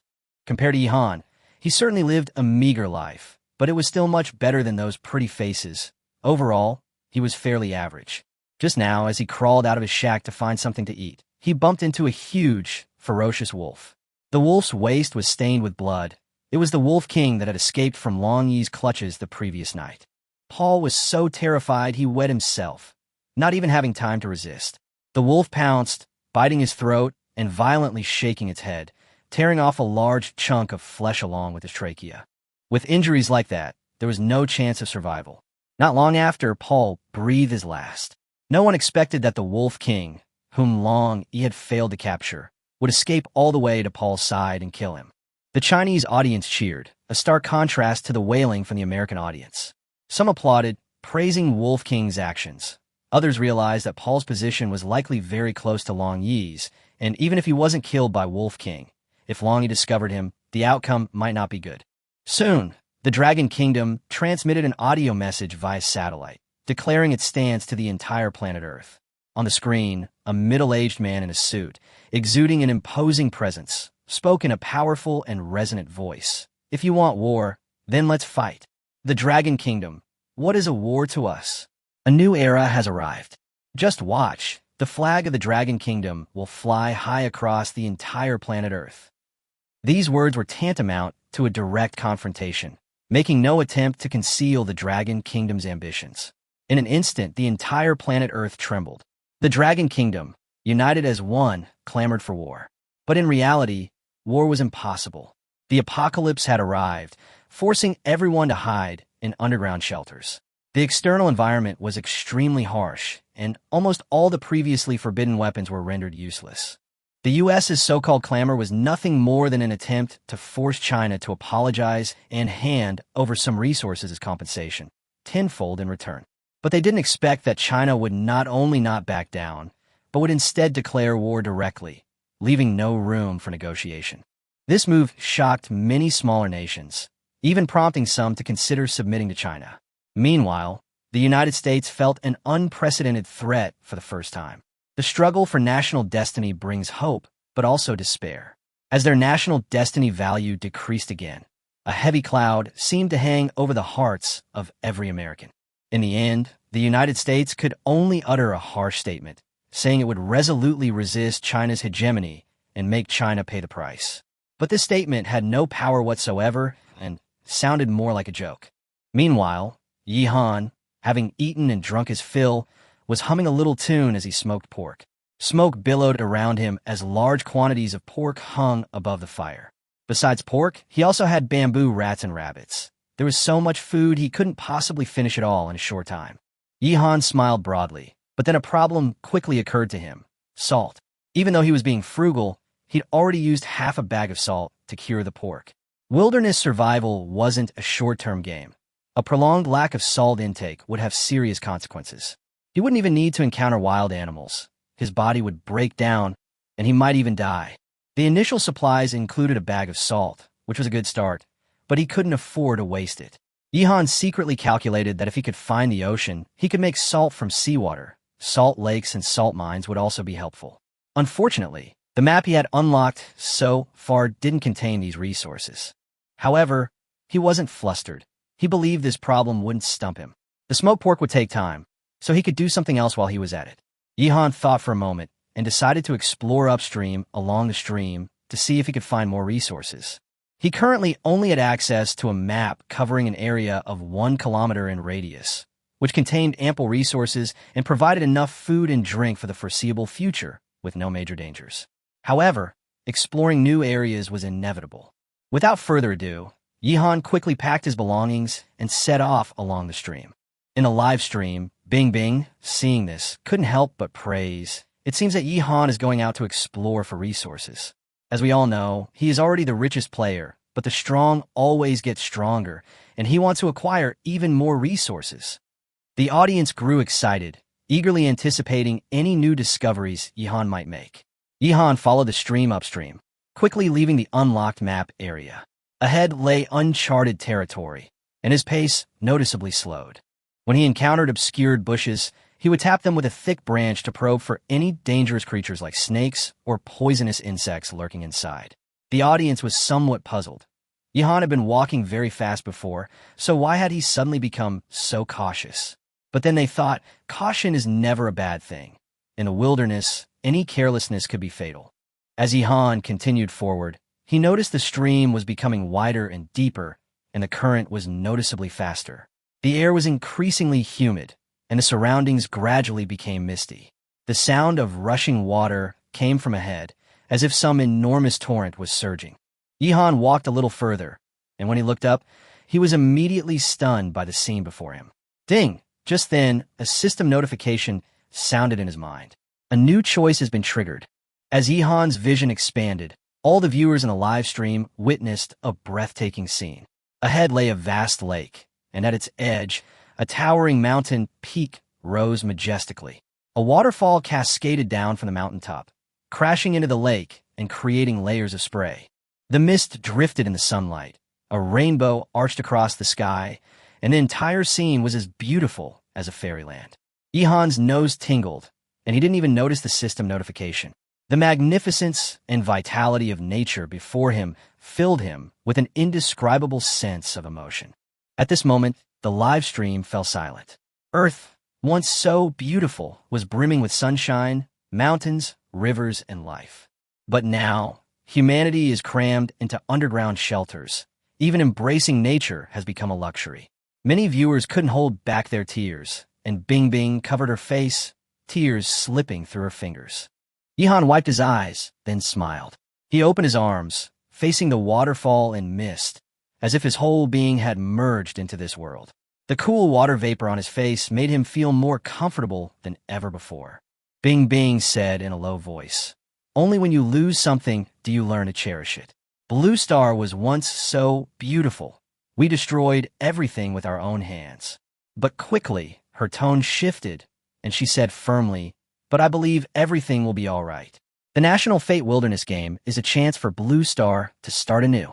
Our Dragon Kingdom has Yihan, the Dragon Team, the Fishing King Yu Yu Yu, the Martial Arts Prodigy Chen Baiju, and many more contestants. The atmosphere in the live stream was instantly ignited. Yes, the opportunity is right in front of us, and the Dragon Kingdom must seize this unprecedented chance. After a while, Yihan composed himself and began to check the system notifications. Congratulations, host, for discovering the waterfall and lake, triggering a choice opportunity. Option 1. Take a bath in the lake and gain the ability to hold your breath underwater for 5 minutes. Option 2. Stay away from dangerous areas and gain a sense of security. Option 3. Name this place and gain A-level physical fitness. After reading it, Yihan's expression immediately turned serious. Option 2, reminding him to stay away from danger, indicated that this place was definitely not safe. Such a large water source would surely attract a large number of wild beasts to drink. Moreover, the lake was enormous in size, its depth unknown, and no one knew what kind of monsters lurked beneath. As for taking a bath to gain the ability to hold his breath for 5 minutes, Yihan ruled that out without even thinking. If he actually went down there, he might gain the ability to hold his breath permanently. Therefore, he decisively chose the third option. Physical fitness was exactly what he needed to improve right now. Looking at the surrounding mountains and rivers, Yihan quickly came up with an idea. The mountaintop was dotted with strangely shaped rocks, and the waterfall, viewed from afar, resembled a dragon's head spouting water. So he said, "This mountain will be called Dragon Head Mountain. This waterfall will be called Heavenly Dragon Waterfall. This lake will be called Swimming Dragon Lake." As soon as he finished speaking, a system notification sounded. "Congratulations, host, for successfully naming this place and obtaining A-level physical attributes." The next second, a strange warm current spread through Yihan's body. The fatigue and soreness from the journey vanished instantly, replaced by a surge of energy. He could clearly feel his arm muscles becoming firmer, his abdominal lines more defined, and his whole body seemed to possess inexhaustible strength. Having lived 2 lives, this was the first time Yihan had experienced such a powerful body. This feeling was exhilarating. He also noticed that not only had his strength increased, but his 5 senses, reactions, and various bodily functions had also changed. The system explained that A-level physical fitness included not only speed, strength, and nerve reflexes, but also comprehensive enhancement of internal organs and other systems. Yihan was even more excited. He was now sharp of hearing and sight, strong and robust, his overall condition almost at its peak. In the live stream, Bing Bing also praised the name highly. Dragonhead Mountain, what a wonderful name. The mountaintop resembles a dragon's head, symbolizing our Dragon Kingdom's ambition to claim the top spot in the wilderness of national destiny. Viewers flooded the screen with comments. Dragonhead Mountain, Heavenly Dragon Waterfall, Dragon Lake, all have the character dragon in their names. This is the territory of my Dragon Kingdom. Anyone who dares to rob us will never return. Those who offend my Dragon Kingdom, no matter how far away, will be punished.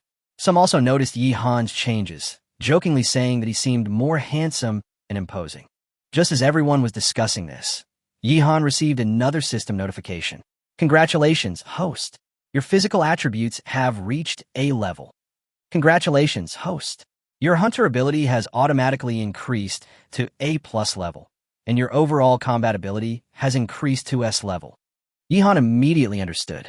Hunter abilities and combat abilities are closely related to physical attributes.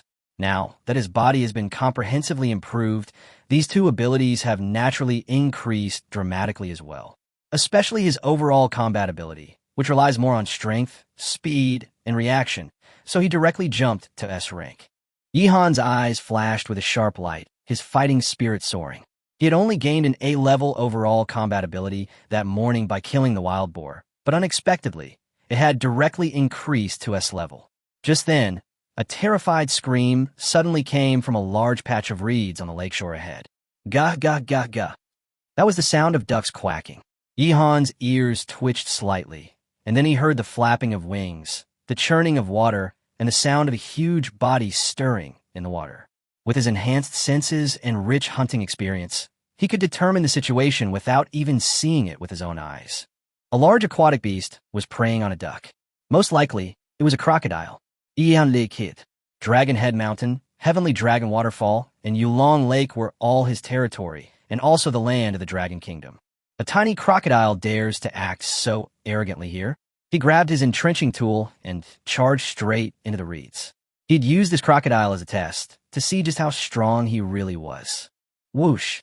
Yihan gripped his entrenching tool and charged forward. This scene stunned everyone in the live stream. Bing Bing even exclaimed in alarm, warning him to be careful. From the reeds ahead came the pitiful cries of wild ducks. Clearly, something was hunting, and danger was practically written all over their faces. The audience was abuzz with discussion, all feeling that Yihan, always so composed, shouldn't have approached such a place so rashly. The area was lush with vegetation, seemingly rich in resources, but such environments were often the most likely to harbor deadly dangers. Soon, Yihan rushed to the reeds, about to step into the water. The next second, the reeds shook violently, and a giant crocodile covered in black mud suddenly emerged, appearing directly in the live broadcast. The livestream footage was so realistic that viewers felt as if the ferocious beast was pouncing on them, and many screamed on the spot. This crocodile was enormous, over 4 meters long, and if it stood up, it would be much taller than Yihan. Yihan is 1.83 meters tall, but he still looked tiny next to it. Even more terrifying, it was chewing on a half-dead wild duck, the smell of blood making it even more agitated, its eyes fixed on Yihan. Yihan, holding an entrenching tool, stood opposite it, confronting it. Bing Bing looked at the smartwatch and her expression changed. Oh no, this is a black caiman, extremely ferocious. This watch was urgently provided by the Chinese government and has top-notch artificial intelligence built in, which can quickly identify the plants and animals in the wilderness, making it convenient to explain and judge the situation. The moment the name Black Caiman was mentioned, the Chinese audience erupted in panic. This was a top predator, virtually without natural enemies besides humans. Once dragged into the water, even 10 lives wouldn't be enough to save it. Some anxiously shouted for Yihan to run, while others prayed that he could possess Yihan and help him kill the caiman. Foreign viewers, however, became excited, their screens filled with schadenfreude. They hoped the crocodile would kill Yihan, even using the opportunity to curse all the Chinese contestants to be eliminated. Just as the curses reached their peak, Yihan moved. Swish! He took a step forward, his entrenching tool whistling through the air as he slashed fiercely at the black caiman's head. The movement was so fast it left afterimages, as if he could split the crocodile's skull open in the next second. But the black caiman reacted just as dramatically, jerking its head to dodge the attack and simultaneously flinging the wild duck out of its beak, freeing its jaws to bite Yihan. Yihan even managed to glance at the duck. He didn't want his prize to slip away. Fortunately, the wild duck was already half dead and struggling to even flap its wings, so it couldn't escape. Yihan was relieved and focused on dealing with the giant crocodile in front of him. Yihan had just made the move, and now it was the black caiman's turn to retaliate. Its massive body twisted on the muddy ground, crawling in extremely fast speed, and it opened its blood-red mouth to bite Yihan. Yihan sneered, stepping back to easily dodge the attack, while simultaneously swinging his entrenching tool again. Man and crocodile instantly engaged in fierce combat. The entire Chinese audience held their breath, too tense to even breathe. Swish, swish, swish. Yihan swung his shovel again and again, dodging the black caiman's bites time and time again. His movements were clean and swift, dazzling to the eye. Gradually, some people noticed something was wrong. Yihan didn't seem to be running for his life at all. Instead, he was frighteningly calm.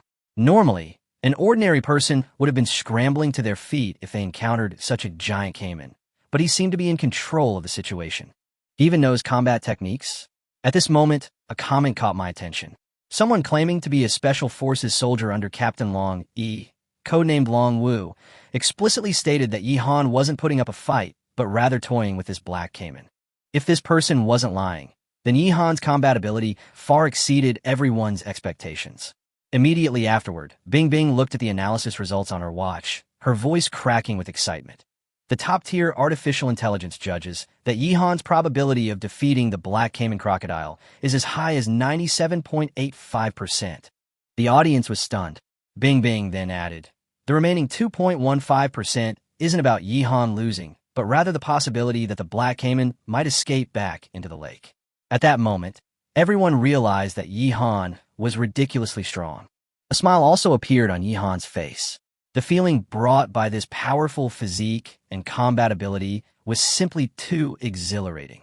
He didn't even catch his breath, and a thought arose in his mind that even if he faced a tiger or a lion, he might not be unable to put up a fight. The battle. So exhilarating. Yihan had already tested his strength and didn't intend to drag it out any longer. Whoosh! His entrenching tool lashed out with incredible speed and power, striking the black caiman's eye with pinpoint accuracy. The shovel strike was ruthless and precise, cutting deep into the caiman's eye. One of its eyes was instantly destroyed, blood gushing out. Finally frightened, it turned and tried to escape back to the lake. That was its home turf. As long as it entered the water, it would still have a chance. But Yihan had no chance of giving it that opportunity. The second shovel followed immediately, striking the same spot again. Accurate, incredibly accurate. Ruthless, incredibly ruthless. This strike deepened the wound, almost severing half of the black caiman's head. Two ruthless attacks landed precisely on the same spot, with terrifying accuracy. The black caiman coughed up blood, its massive body writhing in agony, kicking up large swaths of mud. Blood and black mud mingled together, like a torrential downpour of red and black grime. Yihan's face was covered in mud and blood, but he didn't care. Seeing the black caiman trying to escape back into the lake, the fear of death had suppressed its ferocity, and this apex predator was now only filled with cowardice. But Yihan would never give it a chance. He roared, stomped on the crocodile's back, and pressed down on it like a mountain. The power brought by his A-level physical attributes exploded completely. He gripped the entrenching tool tightly with both hands and stabbed it fiercely into the wound. As the world watched in awe, a sharp entrenching tool pierced the crocodile's skull through the wound, pinning it to the ground. The scene was like a mythical descent. Yihan, like a dragon-slaying warrior, had single-handedly killed a gigantic black caiman. In a live stream, Bing Bing was so shocked she couldn't utter a complete sentence. No one had expected Yihan to possess such terrifying combat power. The chat exploded. Some people remembered praying that Long Yi would possess Yihan and rushed to check on Long Yi's side. Coincidentally, Long Yi was asleep at the time, and it seemed that he was also fighting in his dream, with his body constantly making corresponding movements. Therefore, many viewers concluded that Long Yi possessed Yihan in his dream, which is why he was able to complete this earth-shattering battle. Of course, all these guesses were wrong. The black caiman wasn't completely dead yet. Its body was still struggling frantically, and it had dug a large hole in the mud by the lake. Yihan let out a low growl and twisted the entrenching tool with both hands, violently wrenching it into the wound. This finally extinguished the black caiman's last hope of survival. Its massive body went limp in the mud, remaining motionless. Yihan let out a long breath, his tense body finally relaxing slightly. His heart was still pounding, and he was still in a state of excitement. Having lived 2 lives, this was the first time he had faced such a top predator head-on.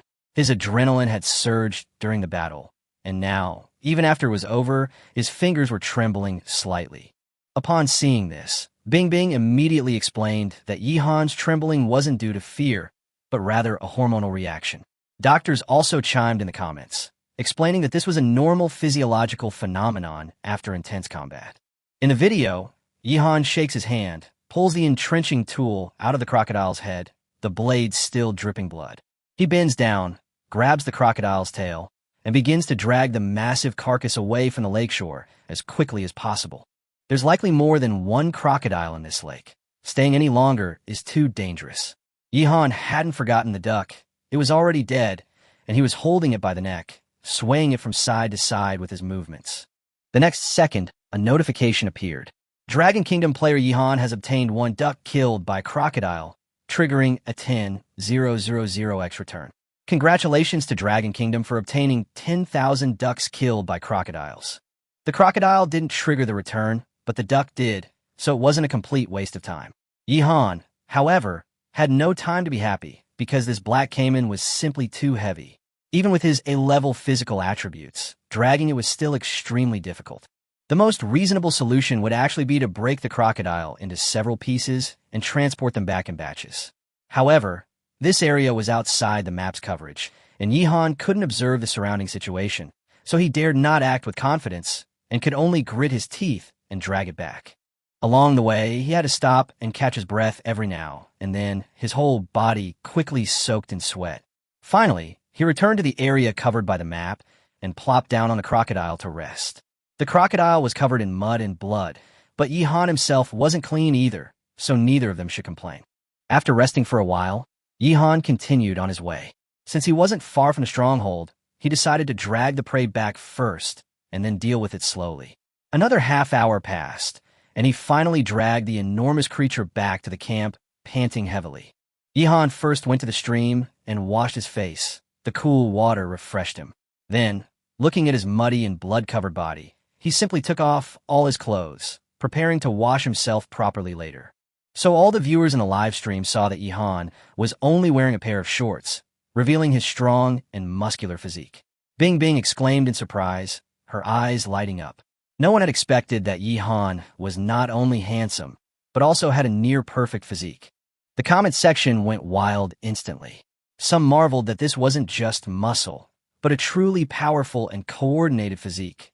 Others were so envious they exclaimed that comparisons are odious. Still others eyed as uneaten food and offered to help share the load. Especially the female viewers from China. Almost all of them were attracted to Yihan's physique. They thought he was the slender type, but they didn't expect him to be so well endowed after taking his clothes off. Even some viewers with special orientations started to drool. This wave was simply irresistible to both men and women. Yihan was unaware of the uproar that had ensued outside.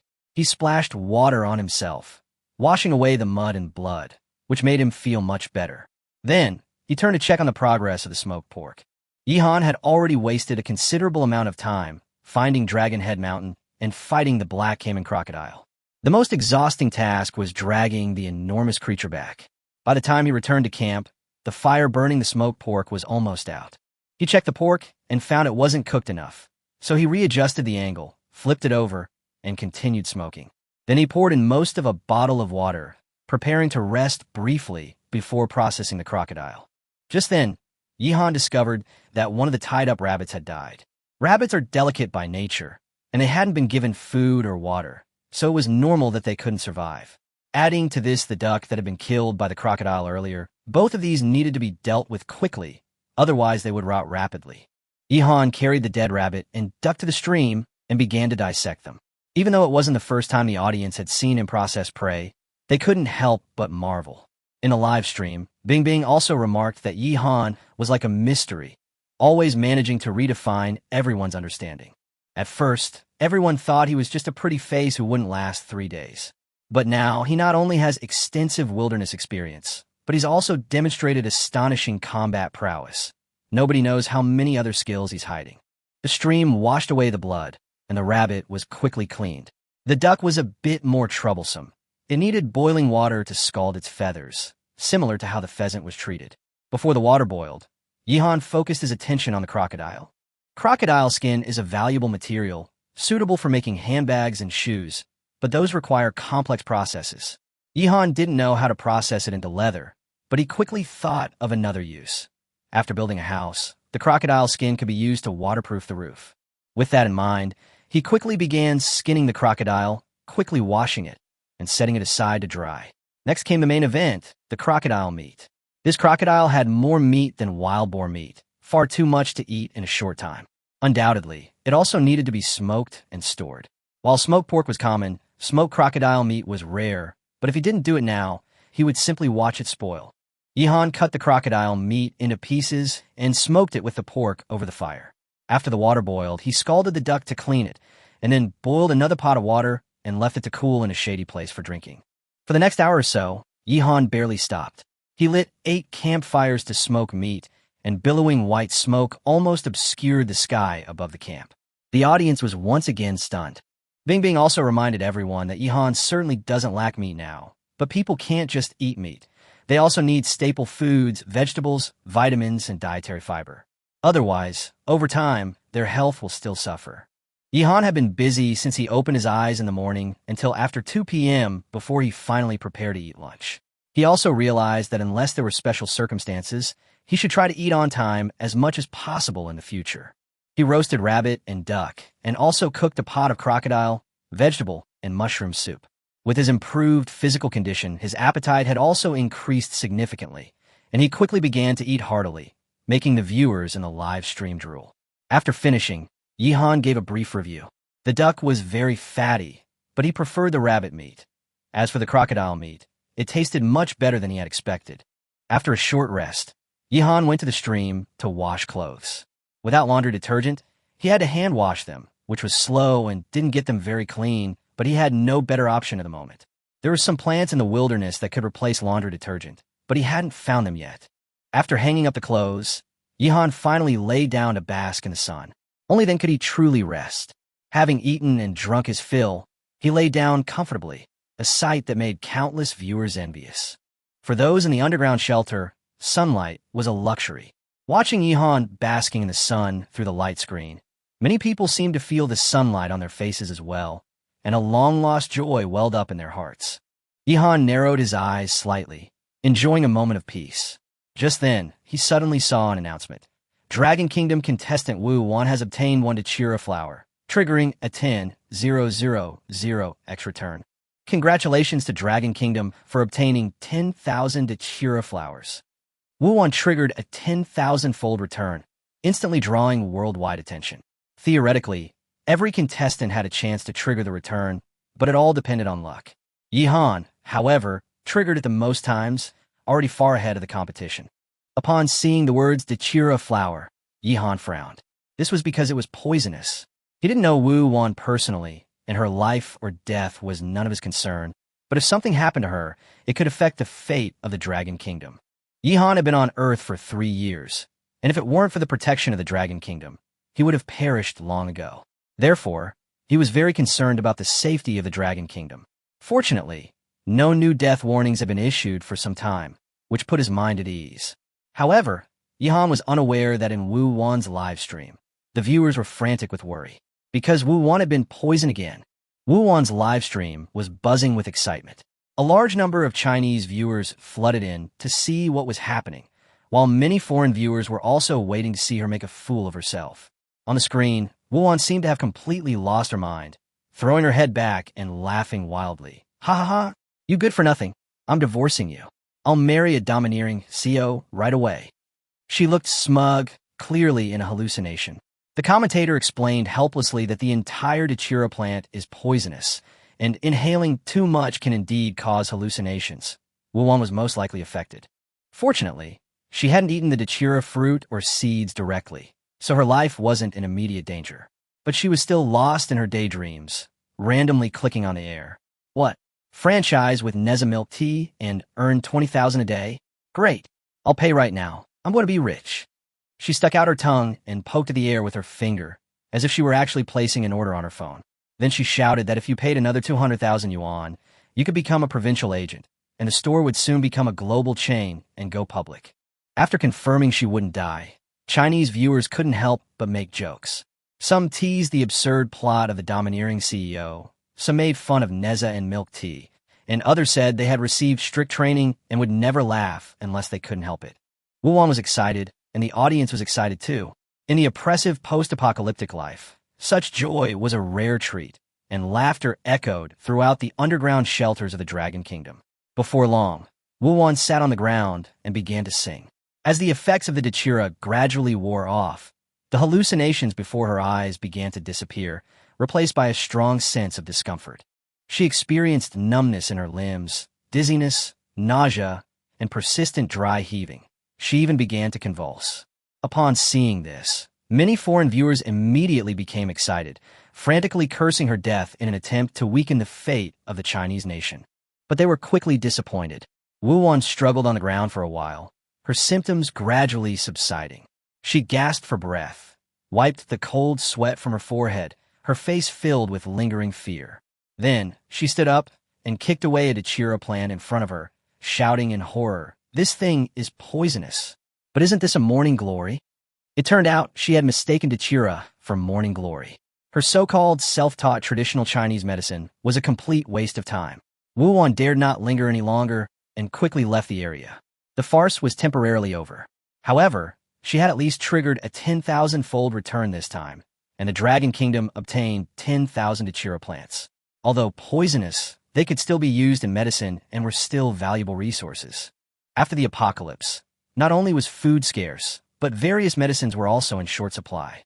People were dying from illness or committing suicide almost every day, and the population was still declining, making medicinal herbs especially important.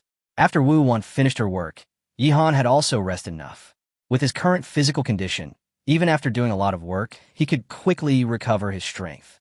He added some branches to the campfire and continued smoking the pork and crocodile meat.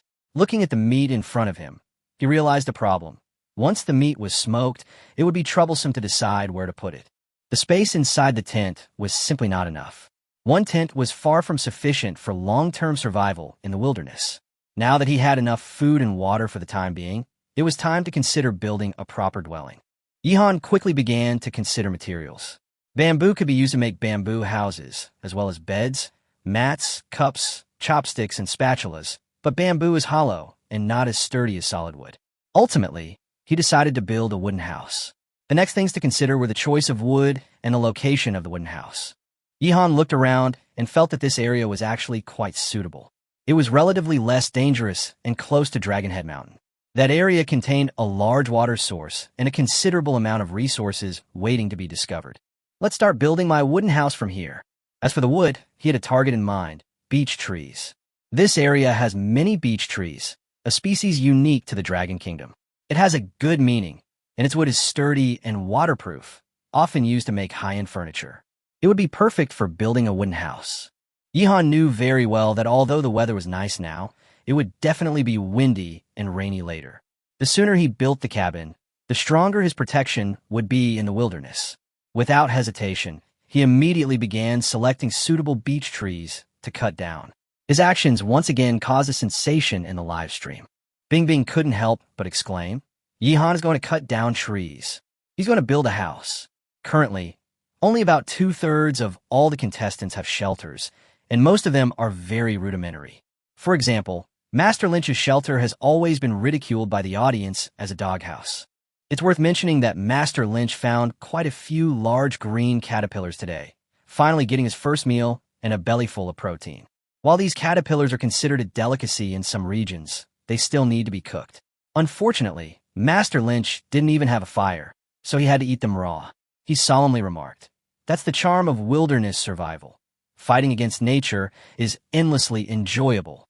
On the other side, Yihan had already chosen the first lucky beech tree and started cutting it down. The more he used it, the more useful he found the entrenching tool.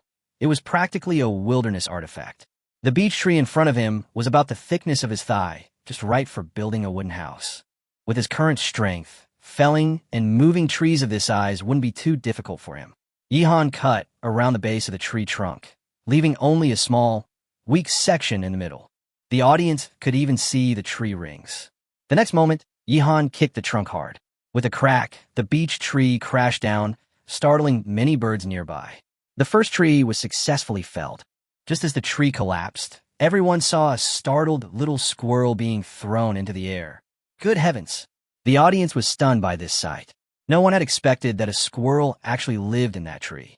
In a flash, Yihan had barely caught a glimpse of its shadow when the little creature darted to another tree and disappeared from sight. It looks like a Eurasian red squirrel. Yihan's eyesight was excellent. He recognized its species at a glance. Eurasian red squirrels, also known as Eurasian red squirrels, are lively and active. Once tamed, they are very affectionate and are often kept as pets. However, the squirrel had clearly never seen a human before, and it ran away quickly after being startled. Yihan smiled, not chasing after it, but continuing to work on the beech tree. Cutting it down was only the first step. Next, it needed to be pruned before it could be used to build the cabin. Yihan wielded his entrenching tool, cutting down branches one by one and piling them aside. These couldn't be wasted either. Maintaining a fire required a large amount of firewood every day. As Ihan worked his way closer to the treetop, he suddenly discovered a small tree hole. It was the Demon King squirrel's nest, likely containing its stored nuts. Ihan reached inside, and the next moment, the audience saw a tiny squirrel, its eyes still closed, in his palm. Ding! System notification sound. The host has discovered a baby Eurasian red squirrel. A choice has been triggered. Option 1. Stomp on the squirrel and obtain the disease athlete. Option 2. Raise the squirrel and obtain S-level building ability. Option 3. Take the squirrel to its mother and obtain a map of the wilderness world. Range and location are random. Ihan triggered the choice again. He almost didn't hesitate and said in his mind, I choose to raise squirrels. The first option was a complete freebie and was immediately eliminated. The third option seemed to have a map reward, but the location range was completely random, making it almost impossible for it to be near him, let alone finding the mother with the cubs. The difficulty was too high. In the live stream, Bing Bing's heart melted when she saw the baby squirrel, so fluffy and cute. She quickly checked her smartwatch and introduced it to the audience. This is a baby squirrel. They usually start growing fur around 3 weeks after birth, open their eyes at 3 to 4 weeks, and have most of their teeth by 6 weeks, when they can eat harder foods. They are weaned at 8 to 10 weeks. This one should be between 3 and 4 weeks old. After hearing the introduction, many viewers were tempted, and the comment section was filled with requests for Ihan to adopt it. Although Ihan couldn't see the comments, he also quite liked the little guy. However, the squirrel hadn't opened its eyes yet, and it wasn't weaned, so no one could guarantee whether it would survive. Give it a try. Ihan gently stroked its fur. It's too lonely in the wilderness. It's nice to have a little companion. After saying that, he carefully put the little squirrel into his pocket. The little guy seemed to feel the warmth, gently wriggling its body and rubbing against his palm, melting the hearts of many viewers. Some people recalled pets before the apocalypse, while others lamented that even owning a pet has become a luxury. Others mentioned that the overall development of Chinese athletes was good, except for Wu Wan, who faced some difficulties but also made contributions through her contributions. Ihan brought the little squirrel back to the tent, and even built a makeshift nest for it to lie in. The little guy must be hungry. I can't breastfeed him. Ihan looked at the little teeth in his mouth. But he's already grown a few teeth. I'll try making some meat paste. He stepped out of the tent, cut off a small piece of pork, mashed it into a paste in a bamboo tube, added some water, heated it briefly, and then carefully fed it to the little squirrel. Everyone in the live stream watched anxiously. It was a matter of whether the little creature would survive. Soon, Bing Bing excitedly shouted, "It ate it! It ate it!" This scene relieved many people, greatly increasing the little squirrel's chances of survival. But then, some Japanese and Koreans jumped out to mock them, saying that if Ihan hadn't cut down the tree, the little squirrel wouldn't have lost its mother. The Chinese viewers were immediately enraged, and the live chat erupted with insults. Some argued that wilderness survival isn't child's play, and Ihan couldn't possibly check every tree for squirrels before cutting it down. Others pointed out that even without Ihan, the probability of wild cubs surviving their first year is already very low. Ihan ignored the comments on the screen. He looked at the baby squirrel in its nest and said softly, "There's only one in this litter, so it should be well-nourished and has a good foundation. It'll definitely grow up well." Then, he prepared to name the baby squirrel. Ihan felt that the decision to raise it wasn't completely finalized yet. Perhaps this was the only step away. Little Demon King? Big Demon King? Awesome? Mouse. He thought of a few, but wasn't quite satisfied with any of them. Suddenly, Ihan had a flash of inspiration. Demon King Squirrel. I'll take the character King from it. You're now also a member of the Dragon Kingdom, so I'll take the character Dragon from it. He laughed. From now on, you'll be called Dragon King. Bing Bing in the live stream was stunned for a moment, then laughed too. That's quite a unique name. The audience instantly went wild. The 3-year period has ended. Welcome back, the Dragon King. What? You're actually the Dragon King. When the Dragon King smiles, your fate is uncertain. Please, please, stop watching those short dramas. As Ihan fed and named the squirrel, the system notification finally sounded again. Congratulations, host, for raising this squirrel and gaining S-level construction ability. The next second, Ihan felt a flood of knowledge pouring into his mind, as if he had instantly mastered various architectural design and construction experiences. He not only learned to use computer graphics to design buildings, but also as if he had personally built countless houses, had a clear understanding of structure, load-bearing capacity, and material handling. Dragon King, you've appeared at just the right time. Yihan's eyes lit up. He was just preparing to build a wooden house when the system rewarded him with S-level construction ability. Now he already had more than a dozen plans in his mind, enough to build a sturdy and durable large wooden house. After settling the squirrel, Yihan strode out of the tent with renewed energy to continue processing the freshly cut beech trees. He worked tirelessly for the next few hours, felling and processing 5 beech trees in one go, then neatly stacking the timber next to the tent. By the time he finished, it was finally getting dark. As night fell, darkness enveloped the wilderness, and the contestants faced their second night. Master Lynch had already retreated to his makeshift doghouse, listening to the distant roars of unknown beasts, and prayed incessantly in fear. Wu Wan returned to the crevice where she had hidden the night before, shrinking inside and closing her eyes. Of the 10 contestants from the Dragon Kingdom, only Wu Wan and Long Yi still lacked shelter. Wu Wan was too weak, while Long Yi was bold and in no hurry. The live stream was filled with discussions. Some people joked that Long Yi used the sky as a blanket and the earth as a bed, while others mocked Master Lin Shi for only eating insects a day and not expanding his shelter, saying he didn't seem like someone who knew how to survive in the wilderness.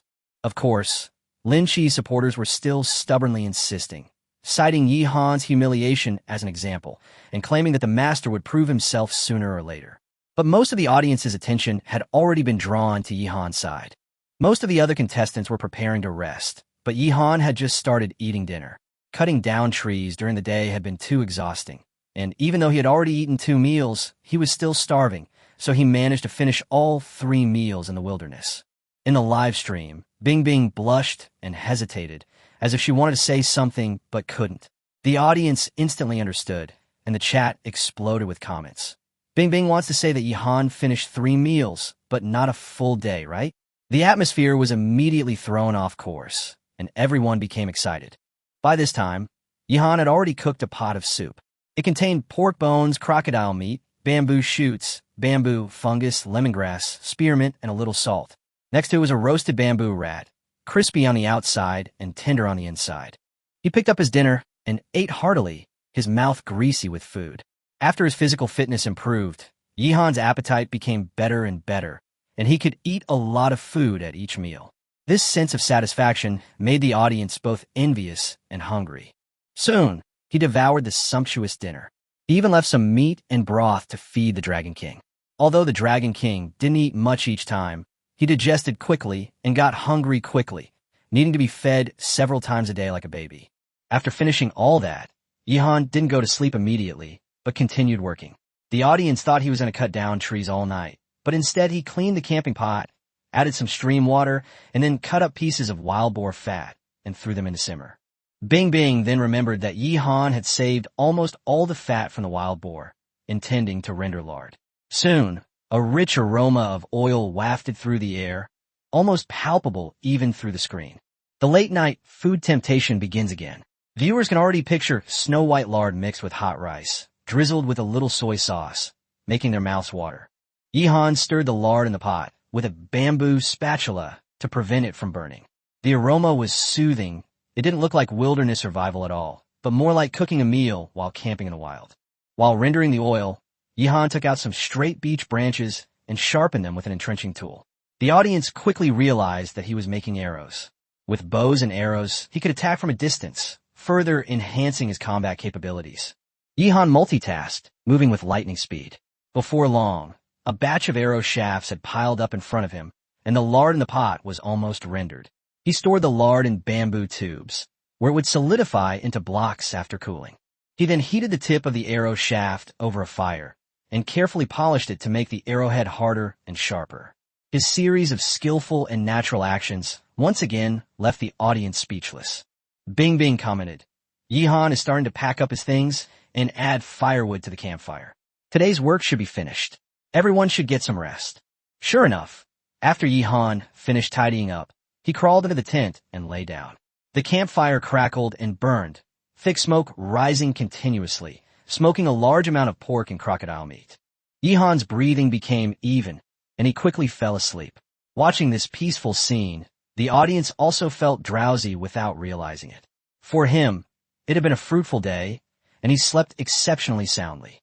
But not all players could get through the night peacefully. Just then, news spread throughout the planet, and a large number of viewers flooded into the live stream of a player from the United States. In the video, the contestant, his face contorted in pain, is quickly pulling down his pants and tightly binding his left leg. He had been bitten by a snake in his sleep. The host introduced the contestant as Wang Weiheng, originally a Chinese citizen who later renounced his Chinese citizenship and joined the United States. After being bitten on the calf, he immediately bandaged the area above the wound to try and prevent the toxin from spreading. Immediately afterward, Wang Weiheng picked up a machete. The live stream chat exploded instantly, with some exclaiming what he was going to do, while others realized he was about to amputate his own limb to save his life. The audience from all over the world was stunned. Wang Weiheng did not hesitate. He heated the machete over a fire to sterilize it, then bit a wooden stick. His eyes hardened, and he brought the machete down with a swift motion. What happened next was too gruesome for many to bear. Accompanied by agonizing screams, Wang Weiheng, drenched in cold sweat, finally severed a portion of his own lower leg. And so, the first contestant to undergo amputation was born. He then continued to heat the machete until it was red hot, pressing the scalding blade against the wound. A hissing sound rang out, smoke rose, and the air seemed to be filled with the smell of burning protein. Just then, everyone saw that the commotion had attracted a snake. It was staring at Wang Weiheng. Someone recognized it as the very snake that had bitten him. Chapter 23, No Poisonous Snakes. What a joke! The snake was about the length of an arm, with a triangular head and brown markings all over its back. At first glance, anyone would think it was a venomous snake. The live stream chat immediately erupted in chaos. Some shouted that it was a 5-step snake, and that being bitten would lead to death after taking 5 steps. Others joked that another bite would allow one to take 5 more steps. But soon, those who knew snakes realized something was wrong. It wasn't a 5-step snake at all, but a neck-ridged snake. Neck-bellied snake, non-venomous. Audiences and experts from around the world quickly confirmed the results. The snake was indeed non-venomous, and amputation was not necessary after being bitten. The United States was instantly devastated, erupting in a chorus of curses. Wang Weiheng was originally from China, but later left China to join the United States, theoretically qualifying him to represent the country in the competition. Yet now, because of a non-venomous snake, he had personally cut off half of his own lower leg. The United States has already lost 2 athletes, and now they have added another cripple, driving many to despair. Meanwhile, in the Chinese mainland, laughter fills the underground shelters. Because Wang Weiheng is no nobody. He once launched a vicious online attack against China, idolized the United States, and even boasted that he had finally joined the U.S. Now that he's gotten his comeuppance, Chinese viewers feel nothing but satisfaction. Some people called him a traitor, saying that amputation was too lenient for him. Others joked that he was actually there to bring disaster to America. After all, he was representing America in a competition, and the fact that he had his leg amputated because of a non-venomous snake made him a huge joke. Of course, this neck keelback is indeed very deceptive.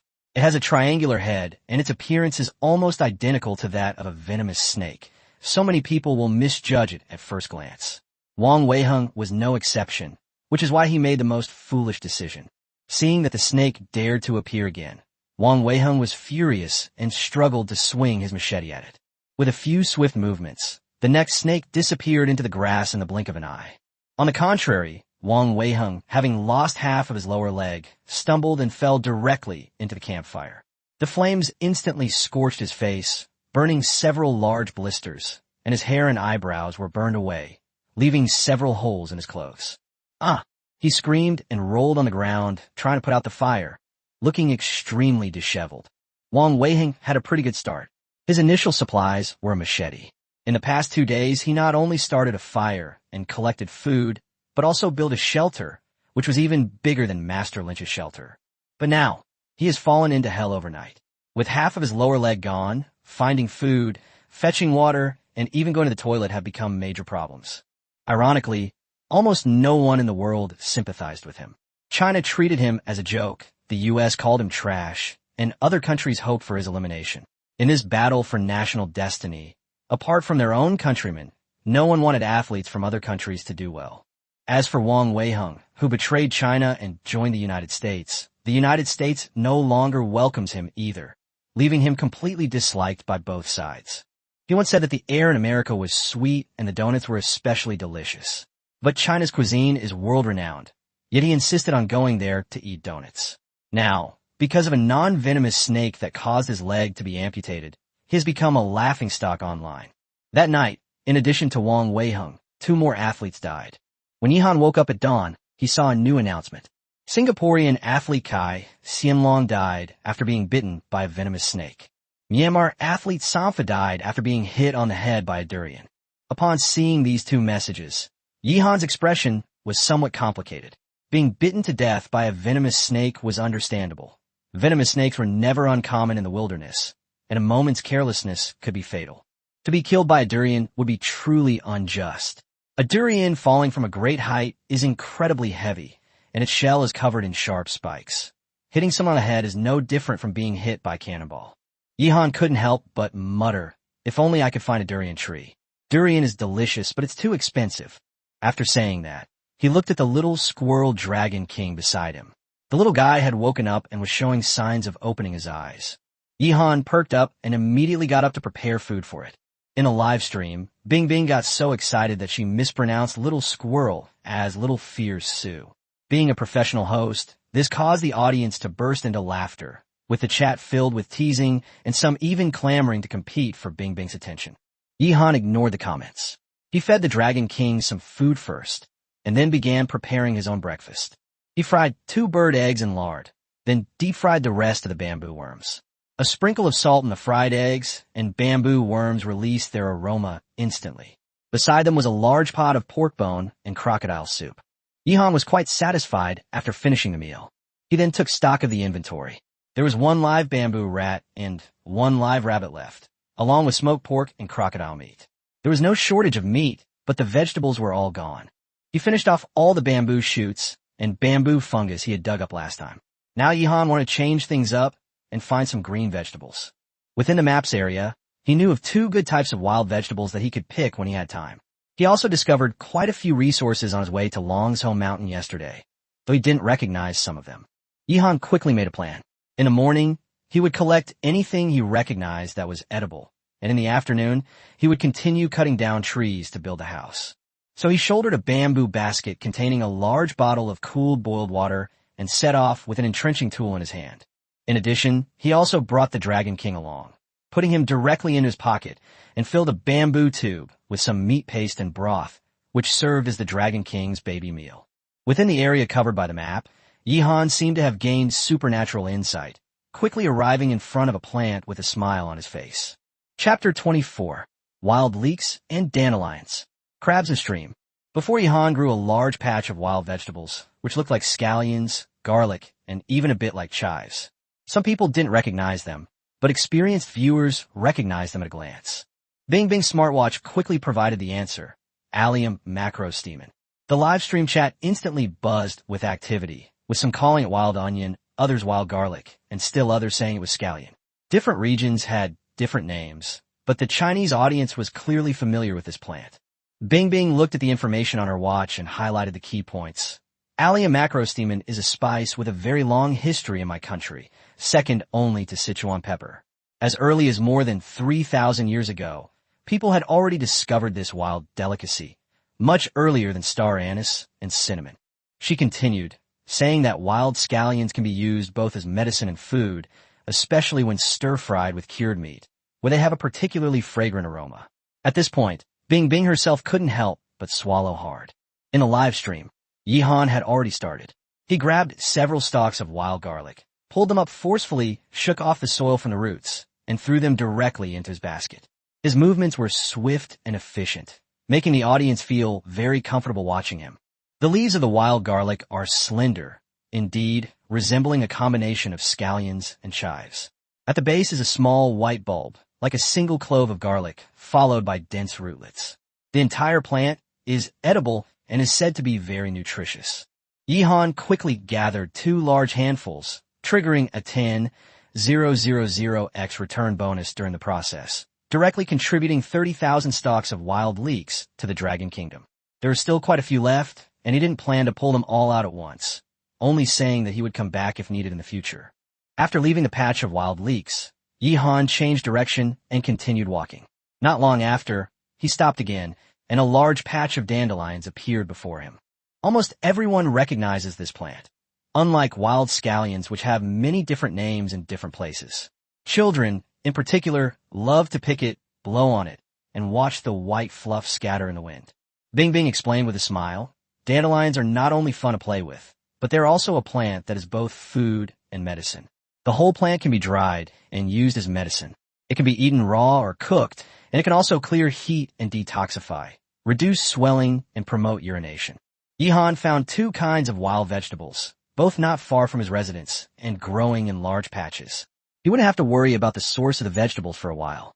More importantly, each time he came to pick them, there was a chance to trigger a 10,000-fold return, which made the Dragon Kingdom audience even more excited.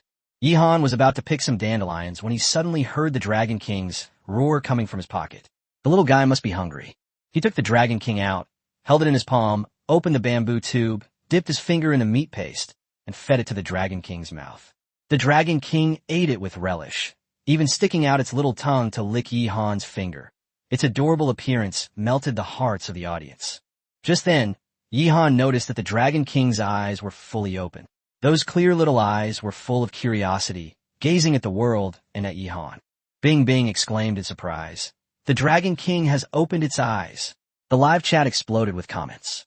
Some said that the Dragon King would definitely mistake Yihan for its mother the moment it saw him. Others remarked that the little guy was growing up healthily and seemed to have grown a little bigger than yesterday. Watching Yihan feed the Dragon King, the audience felt a sense of participation, as if everyone was virtually raising a demon squirrel. After the Dragon King had eaten its fill and fallen asleep again, Yihan carefully put it back in his pocket. Afterward, he continued picking dandelions. Like with the wild scallions, Yihan didn't go overboard, picking only enough for 2 meals and specifically choosing the tender ones for better taste. He also pulled up a slightly older dandelion, intending to dry it and steep it in water to make tea. With both plants in hand, Yihan still had plenty of time. He decided to walk along the stream towards Longsho Mountain, exploring the nearby resources as well. Dragon Head Mountain is clearly a major resource point, containing countless supplies. Even without a complete map, Yihan plans to advance there step by step. Next, the audience watched Yihan move forward, searching for usable resources as he went. Someone recognized Japanese knotweed by the roadside, saying that it was edible, had a slightly sour taste, and was often eaten as a snack when they were young, but unfortunately Yihan didn't seem to recognize it. Some people felt that there were too many wild plants to recognize them all, as long as he didn't eat poisonous ones. Other viewers suggested he start cutting down trees sooner, but many more felt that combining exploration with physical work would prevent the experience from becoming too tedious. Yihan walked for a while, and had already left the area marked on the map. There were more and more plants around him, many of which he did not recognize, so he did not touch them rashly. Although he possesses A-level hunter abilities and has considerable experience in the wild, these abilities are more suited to hunting and processing prey, not to recognizing all plants. When faced with unfamiliar plants, caution is the safest choice.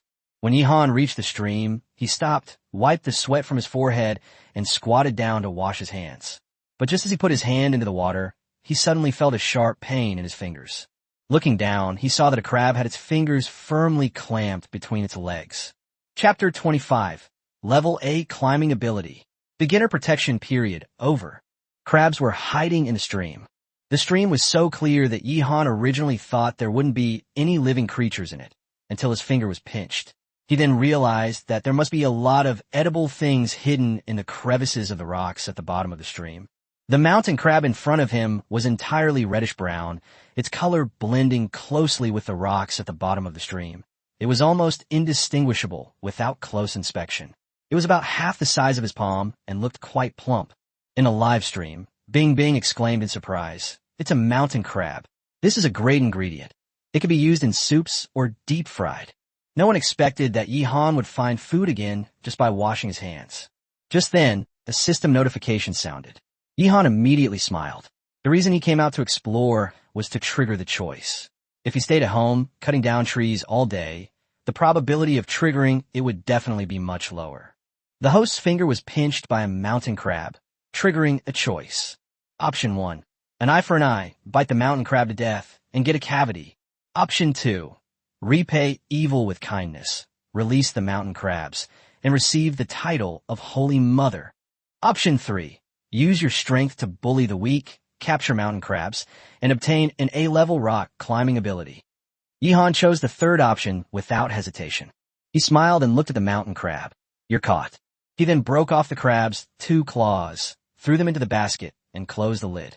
He had specially made a lid when he wove the basket, and now it came in handy to prevent the prey from escaping. The audience immediately erupted in uproar. Some suspected Yihan had foreseen this day, while others joked that he must have a system, and some even said he resembled a reborn wilderness survival master. Many more noticed that there were probably many good things hidden in this dream. Meanwhile, the reward was credited to my account. The A-level rock climbing ability instantly entered Yihan's mind. He seemed to have a wealth of rock climbing experience, and his body's judgment of the rock face, center of gravity, and points of leverage became extremely familiar, as if he had climbed cliffs with his bare hands countless times before. Yihan was very satisfied with this. He would definitely need this ability to climb Dragon Head Mountain in the future. Then he continued his search in the stream. On the surface, there was nothing in the water, but the crevices under the rocks were full of hidden mountain crabs. Yihan moved the stones one by one and quickly caught more than 10. He planned to deep fry them all to improve his meals. Besides the mountain crabs, he also found some small fish. The fish weren't very big, less than the length of a hand, but they were very fast and extremely difficult to catch with bare hands. It was only because Yihan was physically strong and had quick reflexes that he was able to catch several in a row. He bent over and worked by the stream for a while, finally catching 15 mountain crabs and 6 small fish. During this period, the 10,000X return event was triggered again, and the Dragon Kingdom directly received 10,000 mountain crabs. Many players were stunned after seeing the announcement. How could Yihan trigger a 10,000X return every day? And he always seemed to be able to get food. It was simply outrageous. The Chinese players couldn't understand it, while the foreign players were insanely jealous.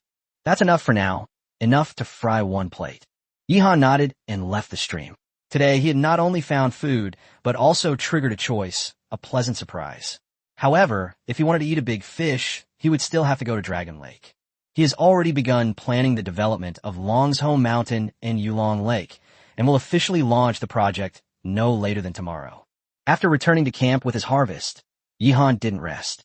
He first put away the smoked pork and crocodile meat, then fried the mountain crabs and small fish, followed by stir-frying wild boar with scallions and crocodile meat with dandelion. The fried mountain crabs were crispy and sweet, with a delicious combination of crispy outside and tender inside. The small fish were also fried until crispy and fragrant, and you could even eat the bones. You could eat them one after another, like French fries. Stir-fried meat with both kinds of wild vegetables is also very appetizing. In comparison, Yihan prefers the taste of wild scallions, while dandelion is slightly less appealing, but still perfectly acceptable. He ate his fill, fed the Dragon King some more food, and then continued cutting down trees. Yihan worked almost nonstop all afternoon. With the current amount of timber, it would be enough to build just a small log cabin. But his goal was clearly not to make do, but to build a real, large log cabin in one go. This wooden cabin not only needs to be a place to sleep, but also to store supplies and even have space to cook over a fire. The weather had been sunny for the first 3 days, but Yihan knew very well that things couldn't always be this smooth in the wilderness. If a heavy rain came, it would be impossible to start a fire outside, so these issues had to be considered in advance. In the live stream, Bing summarized, Yihan was busy all day again. Other contestants from the Dragon Kingdom, apart from Master Lin Chi and Wu Wan, also made their own gains. Although she mainly provided commentary for Yihan's live stream, she could also see the progress of other players. While Yihan was chopping down trees, she also kept track of the progress of the other players from the Dragon Kingdom. As darkness fell, the third night was about to begin in the wilderness. Yihan was pondering what to have for dinner when he suddenly felt a breeze stirring. The flames of the campfire began to flicker, and the atmosphere in the air became somewhat unsettling. Just then, an announcement appeared before all the contestants and spectators. Announcement: the 3-day new player protection period has ended. Next, Severe weather will randomly appear in the wilderness world. Please be prepared. The announcement left everyone stunned. The first 3 days were just a newbie protection period? That's tough enough. So many players died in those 3 days, and now they're telling them the real test has just begun? Many contestants felt a sinking feeling, even despair. Even Yihan frowned. He had read many novels and had considered the possibility of similar situations, but he hadn't expected it to happen so soon. Only 3 days of good weather were left, followed by unpredictable severe weather. The house must be built as soon as possible. Yihan immediately made a decision. He would have a simple dinner and continue cutting down trees all night. Next, he would finish building the wooden house as quickly as possible. The system notification sounded again the instant the decision was made. Chapter 26, 3 Choices. Amazing rewards. Yihan, full of motivation. The lack of severe weather for the first 3 days wasn't just luck, but rather a beginner protection period. From now on, various hazardous weather events will randomly occur in the wilderness, and a slight misstep could be fatal. On Earth before the apocalypse, typhoons and torrential rains could cause enormous damage. In a wilderness survival scenario, without sturdy shelter and even a source of fire, the danger would only increase exponentially. In a live stream, Bing Bing began her commentary. The weather was sunny for the first 3 days to allow the players to adapt to the environment. Otherwise, if it were torrential rain and snow right from the start, many people wouldn't even be able to start a fire. As the audience was discussing the incident, someone suddenly noticed that it had started raining heavily on the side of Yu, the contestant from the Dragon Kingdom. His campfire, which he couldn't protect in time, was extinguished by the rain.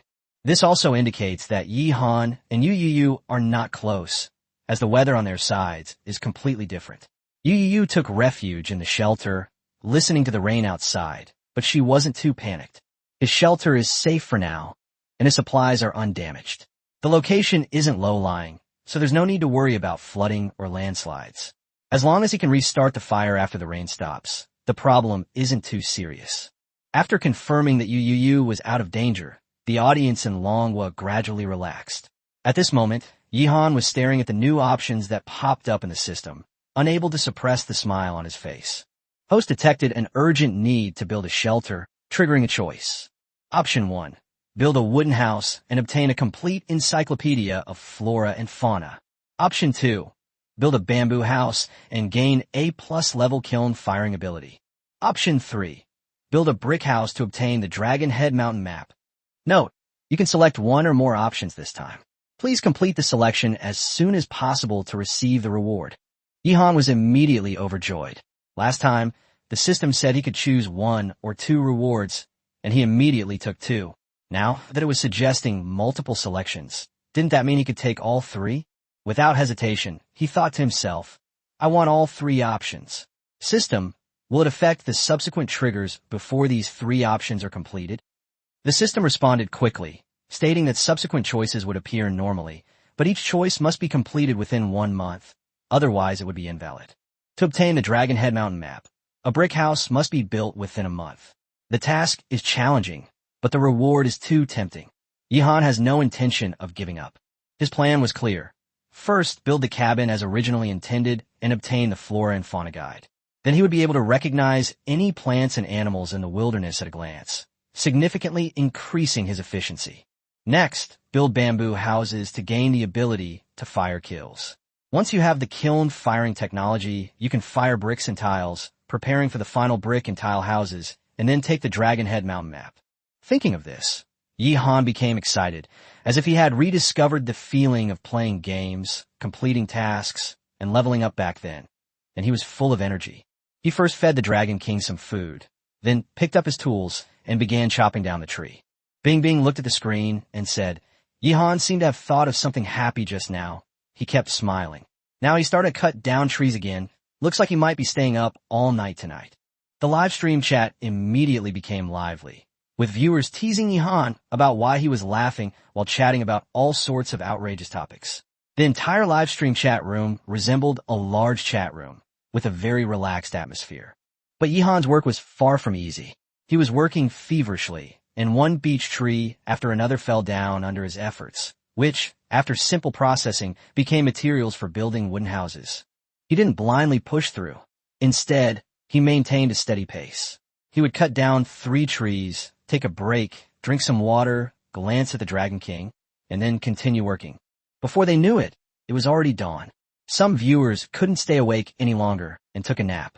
When they woke up and watched the live stream again, they found that Yihan was still chopping down trees. In other words, he really did work through the night.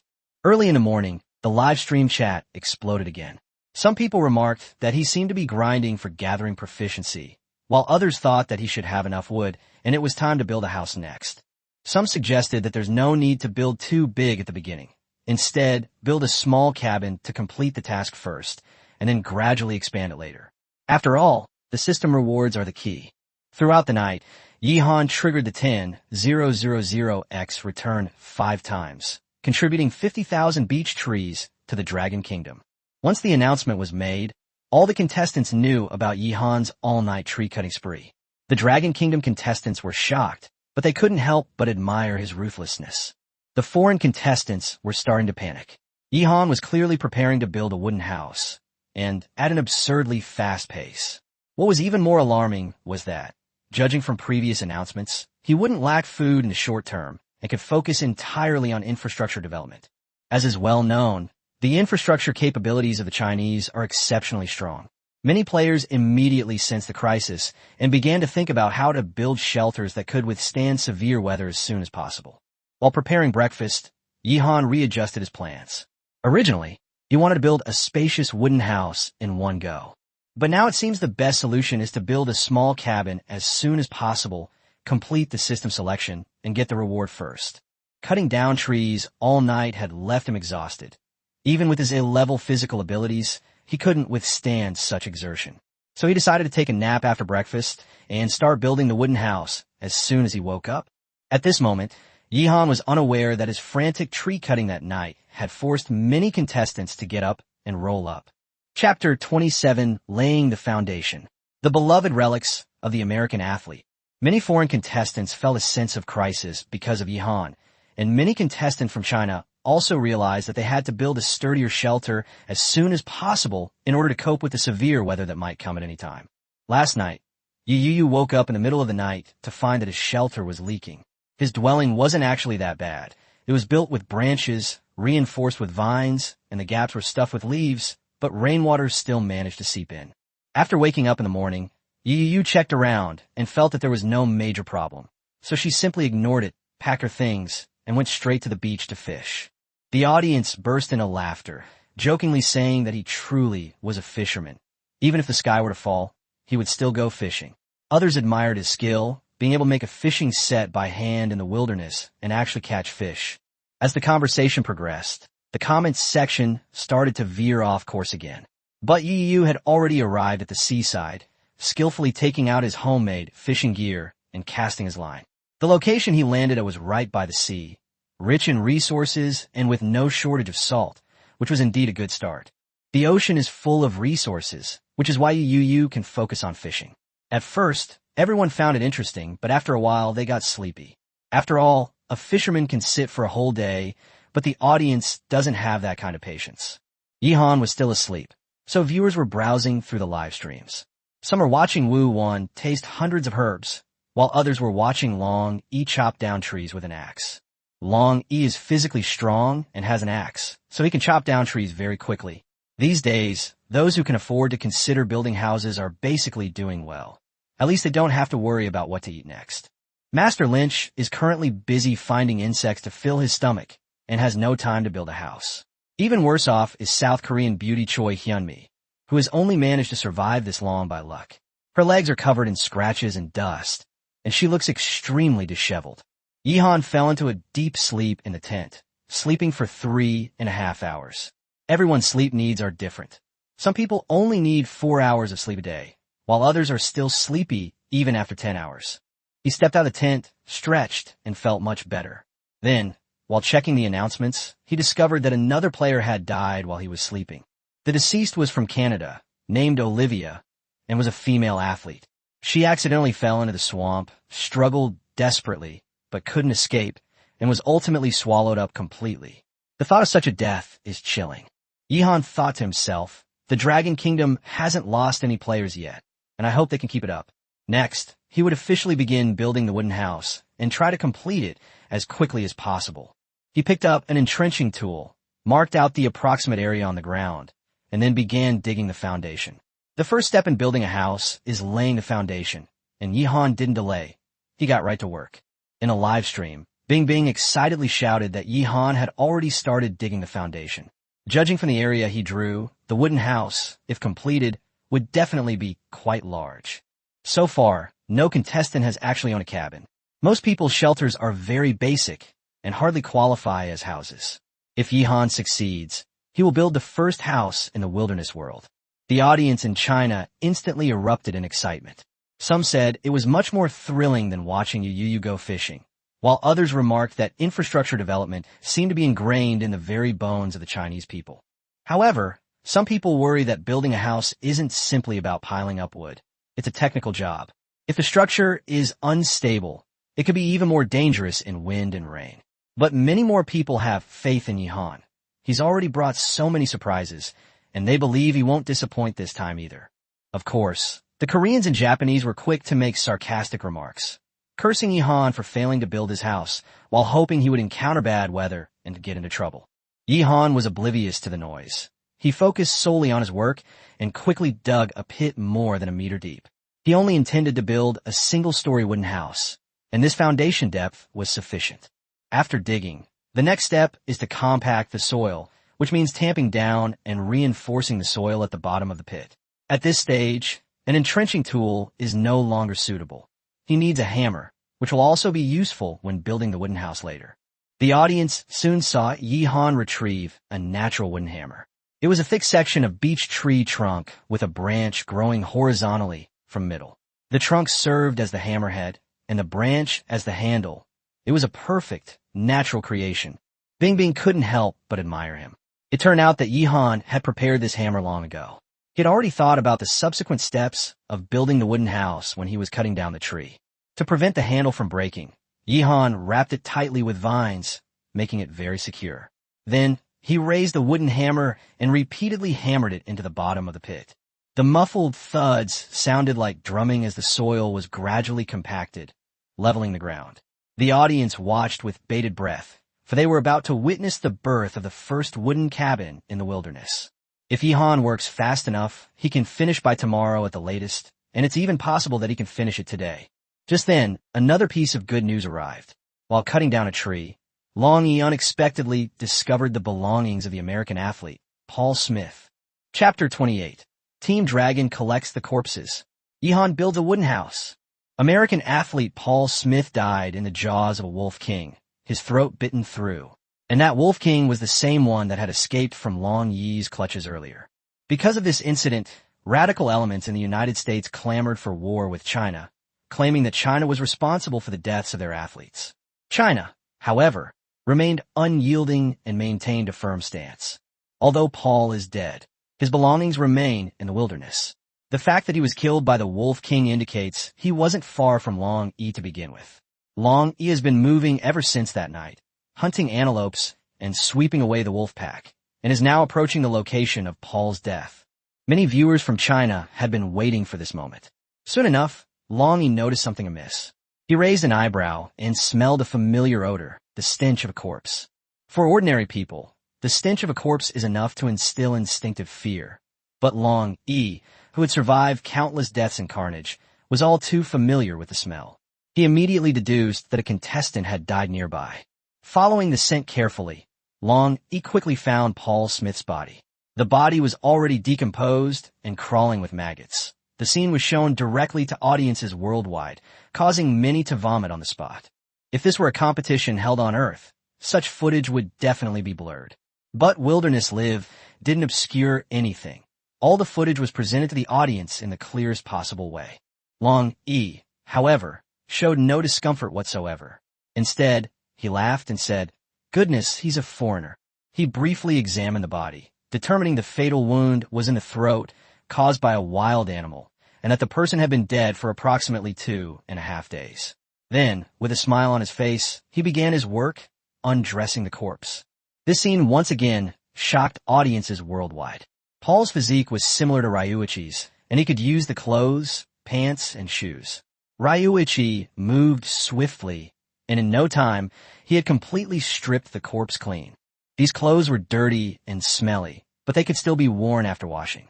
The commentator, Lung Feng, burst into laughter. Long, he has become the only person in the wilderness world with a change of clothes. The viewers in the live stream gradually got used to it, and the comments changed from disgust to teasing. Some praised the team leader for being ruthless, not even flinching from beginning to end, while others joked about the foreigner's physique, which actually made the atmosphere more lively. After stripping off his clothes, Long, he didn't stop. He knew Paul's shelter should be nearby, and the initial supplies were likely still there. So he tossed the clothes aside and continued searching. Before long, he discovered a simple shack, which was Paul Smith's shelter. Inside, he successfully found 5 initial supplies. Each item contains a sleeping bag, a set of toothbrush cup, and toothpaste, a box of cold medicine, a 10-meter-long climbing rope, and a large-capacity backpack.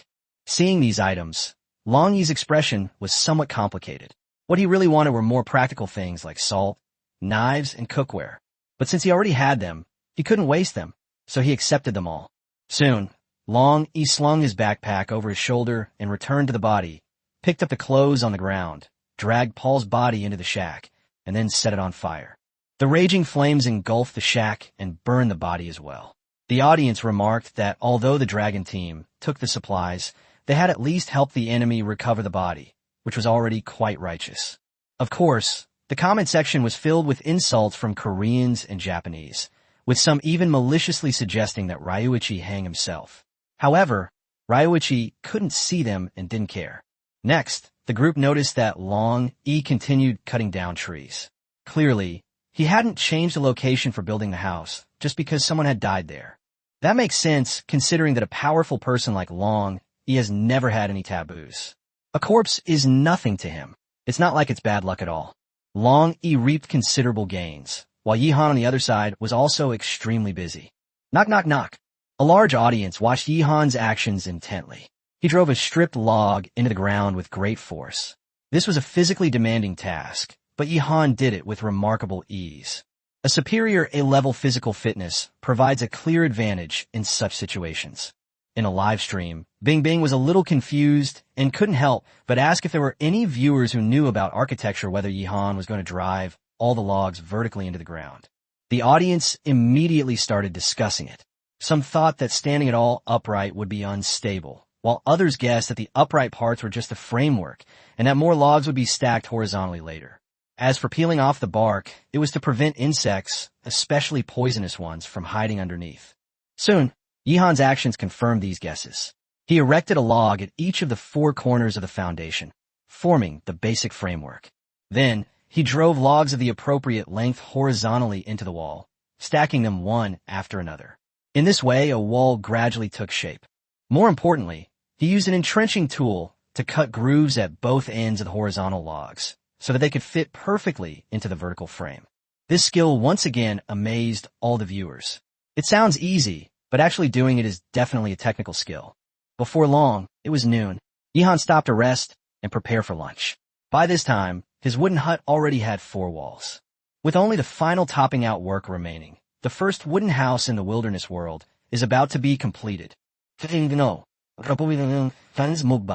mortise and tenon structure shocks the blue star.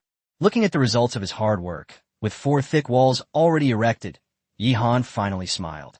He washed his hands by the stream first, then began preparing lunch. He had done a lot of physical work today, so he needed to eat plenty of meat and vegetables. Yihan quickly decided on the menu. Roast a bamboo rat, cook a pot of pork bone and crocodile meat soup, blanch some dandelion in it, and stir-fry a portion of smoked pork with scallions. 3 kinds of meat and 2 kinds of wild vegetables. This combination is practically a luxury in a post-apocalyptic wasteland. Yihan looked at the tied-up bamboo rats and noticed that one of them looked sickly and listless. He said, "This bamboo rat seems to be sick. Let's eat it." The live stream chat erupted in laughter. Viewers joked that the bamboo rat had been tied up since it was captured. It was already incredibly lucky to be alive without food or water. They argued that Yihan should just say he wanted to eat it, instead of making excuses. The rabbit next to them was still alive, and everyone marveled at its tenacious vitality. However, Everyone knew that they would end up in Yihan's stomach sooner or later. Every time Yihan eats, the number of viewers in the live stream skyrockets. Everyone says they don't want to be tempted anymore, but their actions betray their words.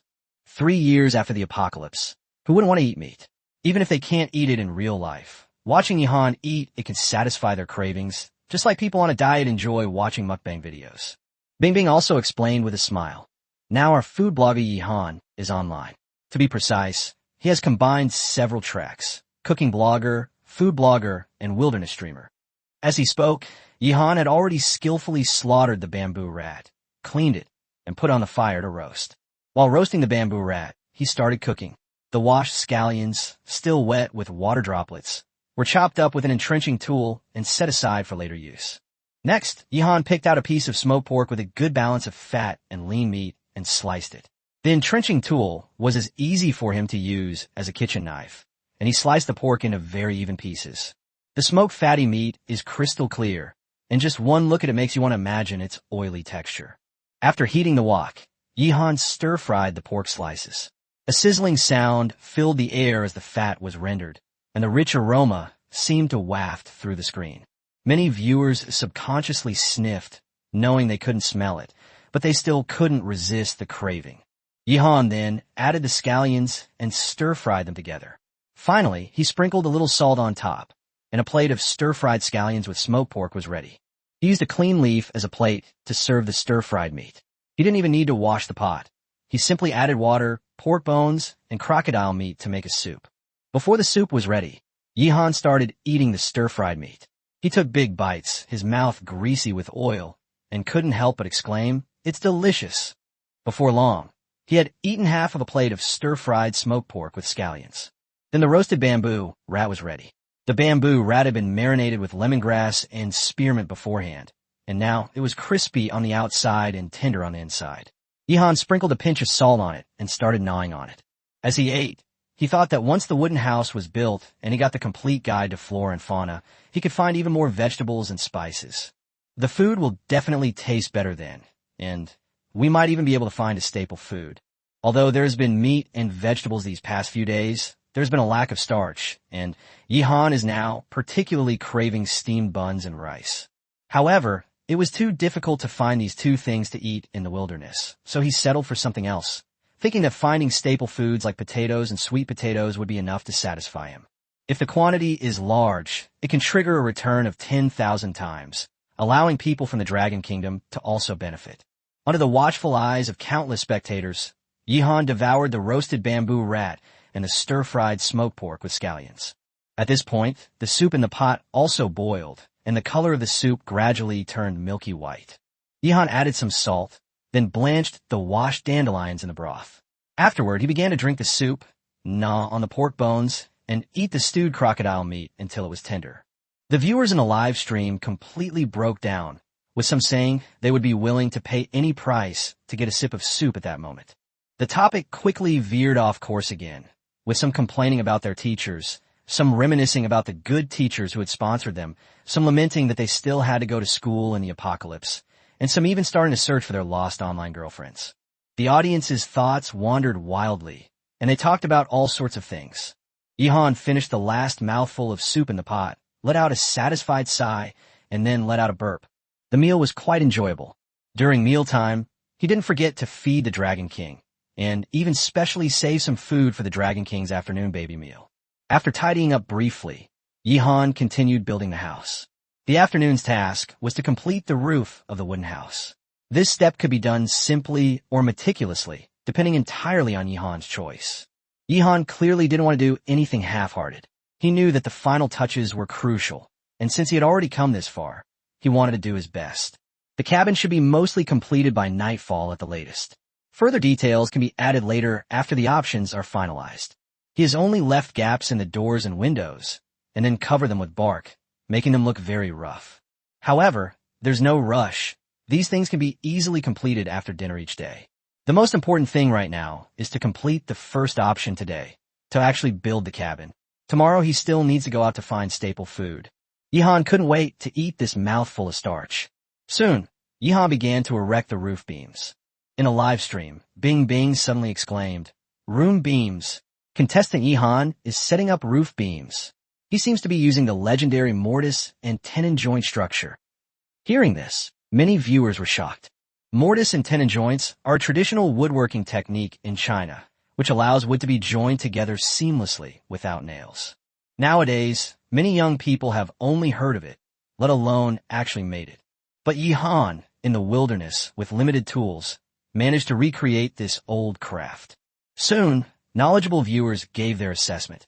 Yihan's mortise and tenon woodworking skills had reached the master level. This scene once again shocked the entire planet. Chapter 30 is complete. The first team in the wilderness world. Mortise and tenon joint. Yihan's construction skills are S level, which naturally includes mortise and tenon joinery. Looking across the entire blue star, there are probably only a handful of people who can surpass him in this area. This time, he was just showing off his skills. Although Yihan couldn't see the live stream, he could guess how shocked the audience was. So, as he worked, the corners of his mouth couldn't help but turn up in a smile. He wielded the entrenching tool with incredible skill, sending wood shavings flying like snowflakes. And the mortise and tenon joints he created were all perfectly fitted, leaving everyone stunned once again. The knowledgeable audience erupted in uproar. Some recognized the wedge tenon, some exclaimed the overlord stretcher, and there were also dovetail tenons, hidden tenons, dragon and phoenix tenons with through strips. Yihan used all kinds of complex structures one by one.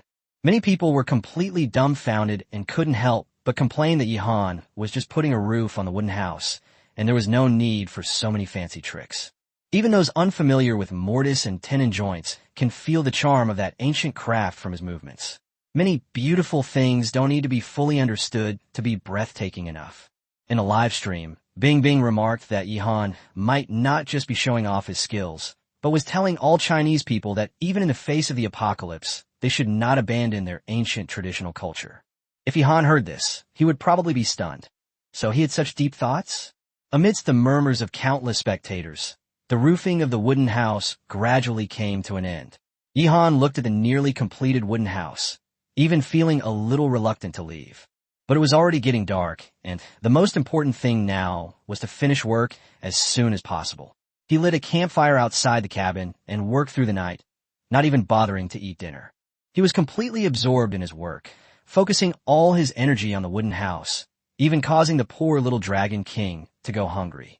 When Bing saw this, she explained for him again, saying that Yihan was able to possess so many powerful abilities precisely because he was focused enough, and once he started doing something seriously, he would devote himself wholeheartedly to it. After hearing this, the audience who originally wanted to blame him for disregarding the little dragon king were too embarrassed to say anything more. Finally, under the watchful eyes of a huge audience, the wooden house was completely completed. Great success in topping out. The moment the wooden house was completed, Yihan felt a jolt, and a pleasant system notification rang in his ears. Congratulations, host. You have completed the option to build a wooden house and have obtained the complete encyclopedia of plants and animals. The next second, a flood of knowledge rushed into his mind. The forms, differences, and uses of various plants, as well as the habits, preferences, and weaknesses of various animals, were all clearly presented. It felt like suddenly possessing the secrets of an entire wilderness. Yihan brushed the wood chips off his body, his smile impossible to hide. He soon discovered that there was a plant on the way to Longzhou Mountain that contained a lot of starch.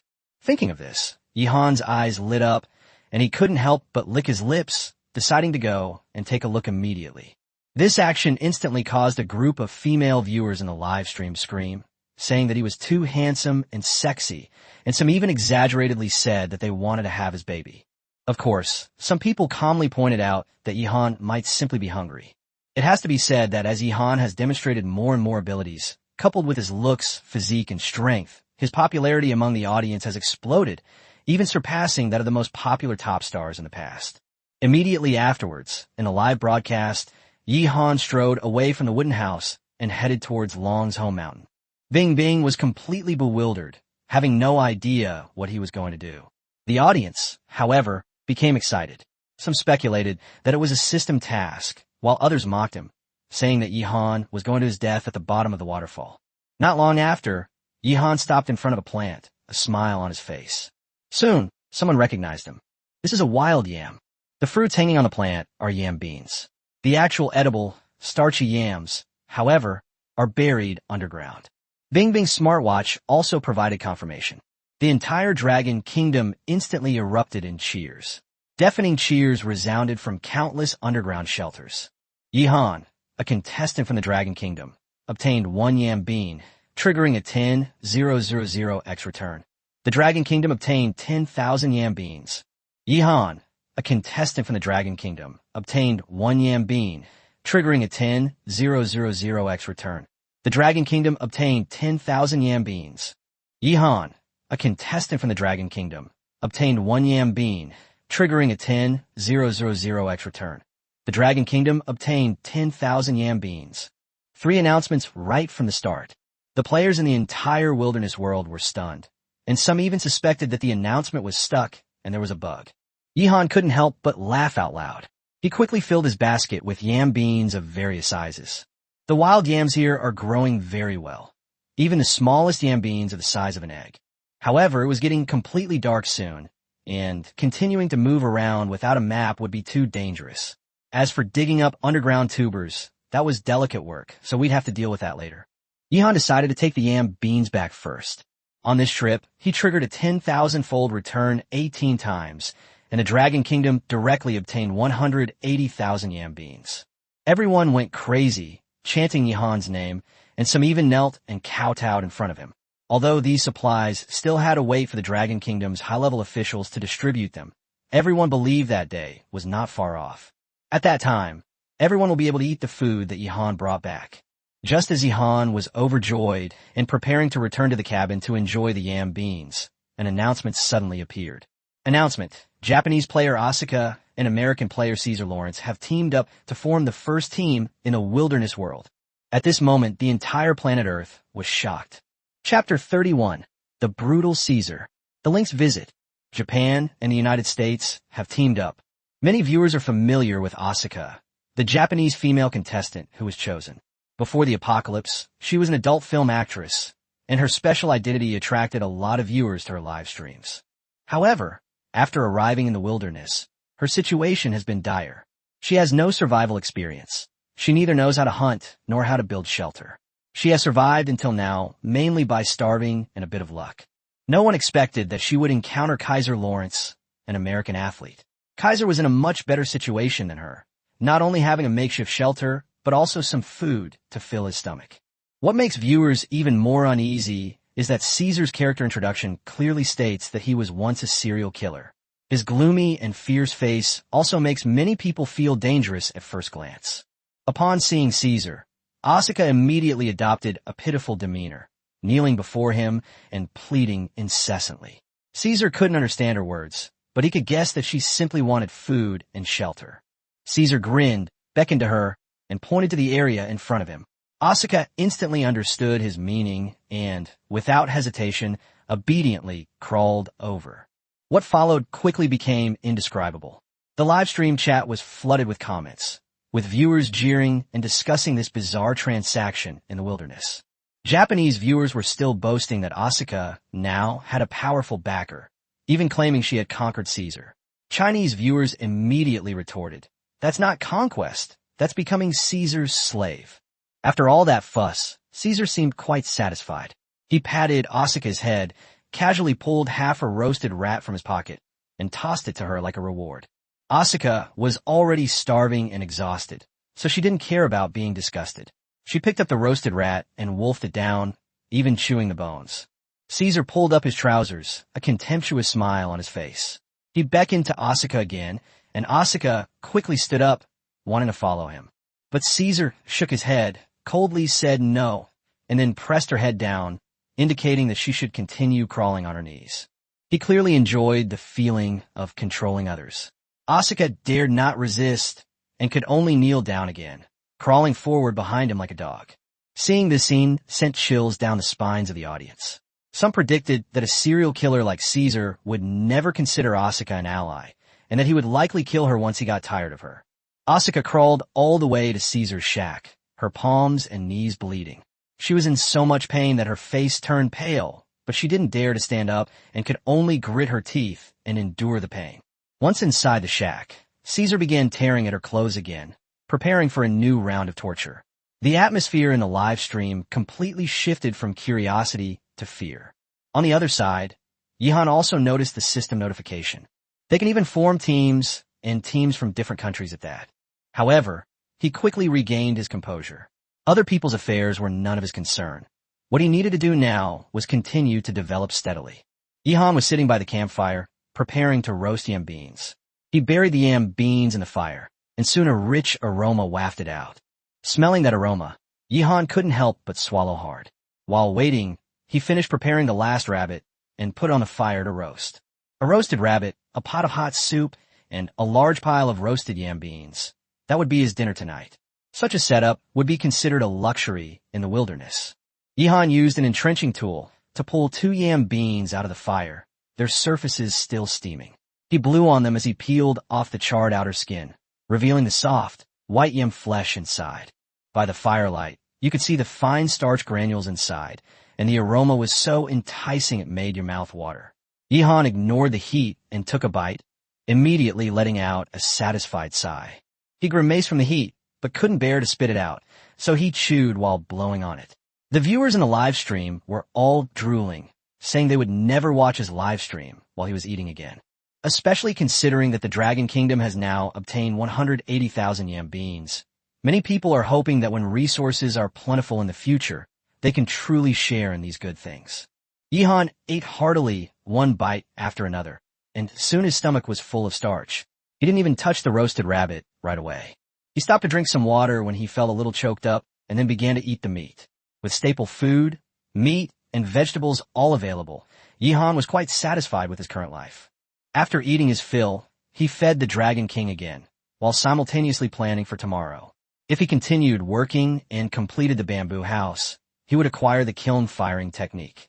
By then, he would be able to fire pottery and even bricks and tiles. For wilderness survival, this would be a tremendous leap forward. After eating and drinking his fill, Yihan didn't rest immediately but started working to aid digestion. He planned to rebuild a sturdier door for the wooden house. But just then, a danger marker suddenly appeared on the map. A lynx was quietly entering Yihan's territory under the cover of night. Chapter 32, End of Life Care. The Black Serpent drifting downstream. A lynx was silently approaching Yihan. Although this ferocious feline is not as powerful as a tiger, it is still a formidable predator in the wilderness. Yihan could clearly see from the map that it was stalking towards him at an extremely fast speed. Just then, a system notification sounded. Option 1. Pet the lynx to gain B-level fur tanning ability. Option 2. Kill the lynx to obtain the perfect grade black powder recipe. Option 3. Feed the lynx and acquire the disease mouth ulcers. Note, you can choose one or both options this time. Please complete the selection as soon as possible to receive the reward. Yihan raised an eyebrow after reading the 3 options. Is there even question? Just double select the first 2. The tanning ability was only grade B, probably because petting a lynx wasn't difficult for him. What truly captivated Yihan was the perfect grade gunpowder formula. Although he is currently very strong in combat, he is not invincible. Once gunpowder is available, the significance will be completely different, as if wilderness survival will directly enter the firearms era. Yihan gripped the entrenching tool, stood up, and smiled. Touch it first, then kill it. In a live stream, Bing Bing immediately tensed up when she saw his actions. What is Yihan going to do? Has he sensed danger? The audience was all glued to the screen. Some people saw nothing, some guessed that Yihan sensed danger, and some foreign viewers were gloating, hoping that something would happen to Yihan. Soon, someone finally spotted the lynx. It hid behind a big tree like a ghost, its body crouching low, its eyes reflecting the campfire and staring at Yihan in front of the fire. The beast's instincts told it that it was in danger, especially the fire, something it had never encountered before. Yihan was also observing it. Putting everything else aside, his fur is truly impressive. Since arriving in the wilderness, he has had a good catch of prey, but he hasn't had a single decent, complete pelt. Since the lynx is wary of the campfire and dares not attack immediately, let's lure it over. Yihan stepped forward and left the area around the campfire. This action surprised many people. If it were an ordinary athlete in this situation, they would definitely stay by the fire and even try to make the fire bigger relying on the campfire to keep going until dawn, waiting for the lynx to leave on its own. But Yihan is different. He wasn't afraid of the lynx attacking, but rather that the lynx would run away. So he deliberately stepped out of the safe zone, which was tantamount to openly telling the lynx, "Come and bite me." Bing Bing couldn't help but sigh. Yihan practically had that thought written all over his face. This time, however, she wasn't so worried. After all, Yihan could even fight a black caiman head-on, so while the lynx was fierce, its size limited its threat. Among wild animals, putting aside venom, size is often the most direct indicator of fighting power. No matter how powerful a tiger is, it can't withstand a single kick from an elephant. If this lynx dares to pounce, it will be left with blood, flesh, and fur tonight. As expected, the lynx took the bait after Yihan left the campfire. It lowered its body and cautiously approached, completely unaware that Yihan had a map in his hand. Its every move was exposed. Yihan walked all the way to the stream, completely away from the firelight. The lynx judged that the time was ripe and suddenly pounced. In a flash, it moved nimbly in the darkness, its explosive power astonishing. Its target aimed directly at Yihan's throat. But Yihan smiled. The next second, he swung his entrenching tool and slammed it hard into the lynx's face. Bang! The force of the shovel was so great that some viewers even saw a fong be knocked out of the lynx's mouth, and blood spurted out instantly. The lynx was stunned on the spot. The ferocity in its eyes turned into a brief moment of confusion. Its body fell from midair and rolled twice on the ground. Yihan didn't use the shovel blade to cut, precisely to preserve the fur. He wanted a complete hide. Before the lynx could recover, Yihan rushed in front of it and pounced on it. The lynx screamed in agony, feeling as if Mount Tai were pressing down on it. Yihan's weight, combined with its terrifying strength, made it impossible for it to breathe. Bing Bing exclaimed again. Yihan was too strong. The lynx had no chance to fight back at all. The audience was stunned. In the video, the lynx is lying on the ground with its limbs outstretched, struggling to move, looking like it has been flattened into a pancake. It gripped the ground with all four paws and tried to twist its head back, attempting to bite Yihan. Yihan smiled and reached out to pat its head. "Be good. Stop making a fuss. I must say it feels really good." Yihan has always liked cats, but unfortunately this lynx is too wild and can never be tamed as a pet. Otherwise, raising a big cat would be quite interesting. As his hand stroked the lynx's head, option 1 was completed. B-grade fur, tanning capability acquired. The grade isn't high, but it's sufficient. Once I get the lynx pelt, I can process it to make it even softer and smoother. The viewers in the live stream were completely bewildered.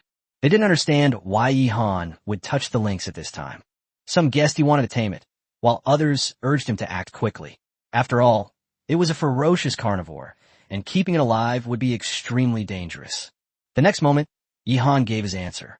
He chuckled and patted his head as he struck without hesitation, snapping the lynx's neck. The lynx died on the spot. Option 2 complete. Perfect grade gunpowder recipe obtained. The livestream chat exploded instantly. Some people exclaimed that this was the legendary head pat kill, while others joked that since the head was patted before the kill, how could this not be considered end-of-life care? Unfortunately, this lynx failed to trigger the 10,000X return. Yihan, however, was already satisfied and began to process his prey. The stream carried away the blood as he washed the lynx's fur, pondering how to use the materials at hand to properly process the pelt. But just then, following the stream, a black snake that was nearly 1.8 meters long slowly appeared. Chapter 33 Dragon and Tiger Clash. Wu-Wan encounters Hailstorm. The long snake was entirely black with a few yellow spots, and a pattern on its head vaguely formed the character of King. Yihan possessed A-rank hunter abilities and a plant and animal encyclopedia, so he recognized its identity almost instantly. A king cobra, a non-venomous snake. Since it wasn't venomous, there was nothing to fear. He stepped directly into the stream and charged towards the king cobra. The king cobra flicked its tongue in a threatening manner, but Yihan was faster and grabbed its neck in one swift motion. The snake's body was cold and slippery, with a chilling touch. If Yihan hadn't had a strong grip, it probably would have escaped. In a live stream, the king cobra writhed wildly, coiling around Yihan's arm and even opening its mouth as if to bite. But these struggles were completely futile. As Yihan continued to exert force, The snake's neck was deformed and its eyes bulged slightly. The audience was astonished, marveling at Yihan's incredible strength. Some said he could crush walnuts. Others said he could even crush a raw egg. The live chat was buzzing with excitement. But everyone was soon disappointed again. Even after Yihan crushed the king cobra to death, no announcement was made. After 2 consecutive successful hunts failed to trigger the 10,000x return bonus, leaving the audience sighing in disappointment. Bing Bing could only console everyone by explaining that Yihan was already the player who triggered the most returns, and it was impossible for him to receive a return every time he made a win. Yihan waited for a while, but there was still no announcement, and he felt a little disappointed.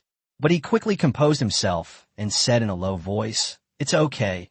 We'll reap more and more rewards in the future, and sooner or later we'll be able to feed everyone in the shelter well." He carried the king cobra back to the shore, and looking at his prey, the lynx and the king cobra, a famous dish suddenly popped into his mind: dragon and tiger fight. If there were chicken, it would be a dragon, tiger, and phoenix stew. However, the real dragon and tiger stew is complicated to make and requires many ingredients. Right now, he can only make a simple, wilderness-style version. Yihan thought to himself, if only I could gain cooking skills in the future, I would definitely be able to make even more delicious food. He then began processing his prey. The lynx hide had been skinned. After a simple tanning process, it would be ready to use. Yihan planned to make it into bed sheets. The snakeskin wasn't wasted either. It could be used to waterproof the cabin. Before long, Yihan began cooking. He first added lard to the pot, then poured in the chopped and cleaned snake meat and stir-fried it over high heat. Snake meat may contain parasites that are invisible to the naked eye. Yihan had seen related programs before. Some people who loved eating snakes even had parasites enter their brains, so this stuff must be thoroughly cooked with intense heat. Bing Bing was stunned by what she saw, and it took her a long time to manage to stammer, "Contestant Yihan, are you going to have a midnight snack?" The audience almost cried. 3 meals a day weren't enough. They even had to release food poisoning videos late at night. Who could stand that? After stir-frying the snake meat, Yihan added lynx meat, filling half the pot with meat. Finally, he added water and simmered it over low heat. It turned out he wasn't looking for a midnight snack, but rather to simmer the pot of dragon tiger stew, a type of stew, from night until dawn, in preparation for breakfast the next day. The audience then realized what was going on. While others were struggling to survive in the wilderness, going hungry for 3 days and going without 9 meals, Yihan was already planning what to eat the next day. After finishing all that, Yihan tidied up a bit and then crawled into his tent to sleep. His days were busy and fulfilling, and he could fall asleep almost as soon as he lay down, and he slept very soundly. Yihan slept soundly that night, but for some other contestants, it was like a nightmare. Not long after Yihan fell asleep, something happened to Wu Wan. A large number of viewers from China flooded into her live stream because she was experiencing severe weather. Hailstones the size of eggs fell from the sky, slamming hard onto the ground and onto Wu Wan. "Ouch! Ouch! You're killing me. It hurts so much." Wu Wan screamed and fled in terror as she was pelted by hailstones. She had been sleeping in her usual spot, a relatively safe and warm crevice in the rocks, which she had cleaned up a bit and which offered her some sense of security. She had finally managed to fall asleep on an empty stomach when she was abruptly awakened by a sudden hailstorm. The commentator in the live broadcast room sounded nervous and quickly explained the situation. Contestant Wu Wan was hit by hail and was looking for a safe place to take shelter. Wu Wan absolutely cannot die. If she dies, the Dragon Kingdom's national fortune will decline. A large number of Dragon Kingdom viewers were on tenterhooks. The probability of someone being killed by hail is not very high, but it's definitely not impossible. At this moment, Wu Wan ran to the base of a large tree, hoping to use the canopy to block the hail. But this method was completely useless. The hailstones broke tree branches and continued to fall, the broken branches even cutting a wound on her face. Wu Wan could only continue fleeing, her mind racing in a panic. Some viewers in the live chat worried she wouldn't make it, while others wondered why it was hailing in such a warm, desolate world. Some viewers explained that hail is more common in warmer seasons and less common in winter. But no one cared about that right now. Wu Wan had a large bump on her forehead and looked quite miserable. At this stage, the only shelter that could reliably block the hailstorm was probably Yihan's wooden house. The Chinese audience was incredibly tense, while foreign audiences began to gloat. especially the United States, which has already lost 2 athletes and had another amputated, has the lowest national fortune value. So naturally, they're hoping that China will also suffer a setback. South Korea and Japan also joined in the pessimism, and the barrage was full of mockery. The Chinese audience was too preoccupied to retaliate. Everyone was focused on Wu Wan's condition. Finding shelter from the hailstorm in a short time was proving extremely difficult. More than 10 minutes passed in the blink of an eye. Wu Wan ran around aimlessly, constantly being hit by the hail. Her steps were already unsteady, and she fell several times along the way. She was in a terrible state, and seemed to be getting closer and closer to death. But at that moment, as if even the heavens were favoring the Dragon Kingdom, the situation suddenly took a turn for the better. In the darkness of night, Wu Wan suddenly discovered that there was a cave ahead of her. Chapter 34 Retreat, Retreat, Retreat. The rooster crows in the bamboo forest. Hailstones rained down relentlessly, but suddenly a cave appeared ahead. Having survived 2 bouts of poisoning and now finding refuge, Wu Wan's luck was clearly extraordinary. The audience from a Dragon Kingdom erupted in cheers. Wu Wan's eyes lit up, and she scrambled into the cave. Finally, the hail stopped falling, and she collapsed to the ground, bursting into laughter. Ha ha, this is truly heaven's help. The tense audience instantly relaxed, and the comment section erupted with nonsensical remarks. Some said she had a system, others said she was going to receive a cultivation inheritance in the cave, and still others said she had discovered the treasure of One Piece. Foreign viewers, however, were furious. They could accept that strong individuals like Long, Yi, and Yihan were not easy to kill, but why was Wu Wan still alive? Many people began to curse her wildly, some even hoping that a venomous snake would emerge from the cave and bite her to death. On the Longwa side, there was also some panic. Wu Wan was lying on the ground in a big shape, completely immersed in the joy of surviving the ordeal, and hadn't thought to check if there was any danger inside the cave. Hailstones pelted the trees and the ground outside, making a series of loud thuds. Wu Wan lay there for about 10 minutes before sitting up, when suddenly an idea struck her. If the hailstones could nearly kill her, the animals in the wilderness might also be killed. Her eyes lit up, and she decided to wait for the hail to stop before going out to look for the prey that had been killed. The guide was both amused and exasperated, saying that her idea was correct. She could get food without fighting, but still couldn't help but remind her to check the cave first. Just then, a hissing sound came from behind Wu Wan. The audience's expressions changed. It clearly sounded like a snake flicking its tongue. Wu Wan froze, realizing that the cave might not be safe, but rather harbor danger. The next second, she let out a piercing scream and turned to run out. But as soon as she rushed out of the cave, hailstones began to fall, forcing her back into the cave. With snakes in front and hailstones behind, Wu Wan was instantly caught in a dilemma. She squinted into the cave and finally saw the snake clearly. It was a completely black snake, coiled up in the cave, looking like a black lump. The commentator immediately confirmed the species using a smartwatch and breathed a sigh of relief. Great! It's an American black snake, non-venomous. The Chinese audience also breathed a sigh of relief. Wu Wan's experience tonight was truly full of twists and turns. Everyone's emotions were like a roller coaster ride. Wu Wan didn't know the snake wasn't poisonous. She pointed at the black snake and yelled, "Snake, get lost! Don't try to bite me." Then, the audience witnessed a memorable scene. Wu Wan started stomping her feet, pointing at the black snake, her voice growing louder and louder. "Back! Back! Back!" she shouted with all her might, stomping her feet hard, as if she were being pumped up by adrenaline. The black snake was completely terrified, coiled up on the spot, unsure what to do. After a moment, it finally turned and fled into the depths of the cave, disappearing from sight. Wu Wan's shouts of "back off, back off, back off" actually scared the black snake away. The commentator burst out laughing first, and the audience couldn't stop laughing. Generally speaking, non-venomous snakes are quite afraid of people, so it's understandable that this black snake was scared off by Wu Wan's imposing manner.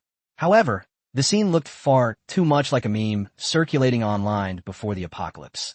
Wu Wan certainly had a tough time tonight, but that didn't stop people from finding it funny. Foreign viewers, however, couldn't laugh. They even suspected that some mysterious Eastern force was protecting Wu Wan. The next morning, just as dawn was breaking, Yihan opened his eyes. He stepped out of the tent and stretched. He had slept soundly and was full of energy, his condition noticeably improved. Viewers in a live stream were already staring intently at Yihan's crotch.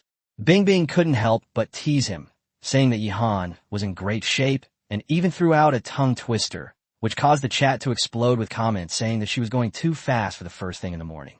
Yihan also sensed something was wrong, so he quickly took a step forward, put his hands in his pockets to adjust himself, and then casually greeted the camera. "Good morning, everyone. I'm here to see how the dragon-tiger fight is going." He lifted the lid, and a rich aroma immediately wafted out. This pot of dragon and tiger stew had been simmering all night, extracting the essence of the ingredients, turning the broth milky white with a hint of gold, making it look incredibly appetizing. Yihan used his homemade bamboo chopsticks to pick up a piece of snake meat, blew on it a few times, and took a bite. He immediately nodded. It stewed until very tender and delicious. He then tried a piece of lynx meat, which also tasted good. He didn't disappoint. He was quite satisfied with the pot of dragon and tiger stew, a type of stew, sprinkled a pinch of salt on it, stir it well to season it, and then casually tossed a few yam beans into the campfire as a staple food. Soon, a delicious breakfast was laid out before him. While eating meat heartily, Yihan planned out his work for the day. The wooden house was already built. The next step was to focus on building the bamboo house as well, and also collect a lot of edible plants along the way. The large pot of dragon-tiger fight was quickly devoured, and of course, the little Dragon King got his share. The little Dragon King grew rapidly, becoming noticeably larger and rounder than before, his reddish-brown fur gradually taking shape, smooth as silk. Its big, dark eyes were filled with dependence on Yihan and curiosity about the world. Many viewers were charmed every time they saw it. After finishing breakfast, Yihan quickly packed his things and returned to the bamboo forest. But the moment he stepped into the forest, a loud rooster crowed from deep within. Chapter 35, Capturing Bamboo Partridges. A belated but timely choice had been triggered. As soon as the rooster crowed, Yihan perked up and his eyes lit up. His first meal after arriving in the wilderness was roast chicken.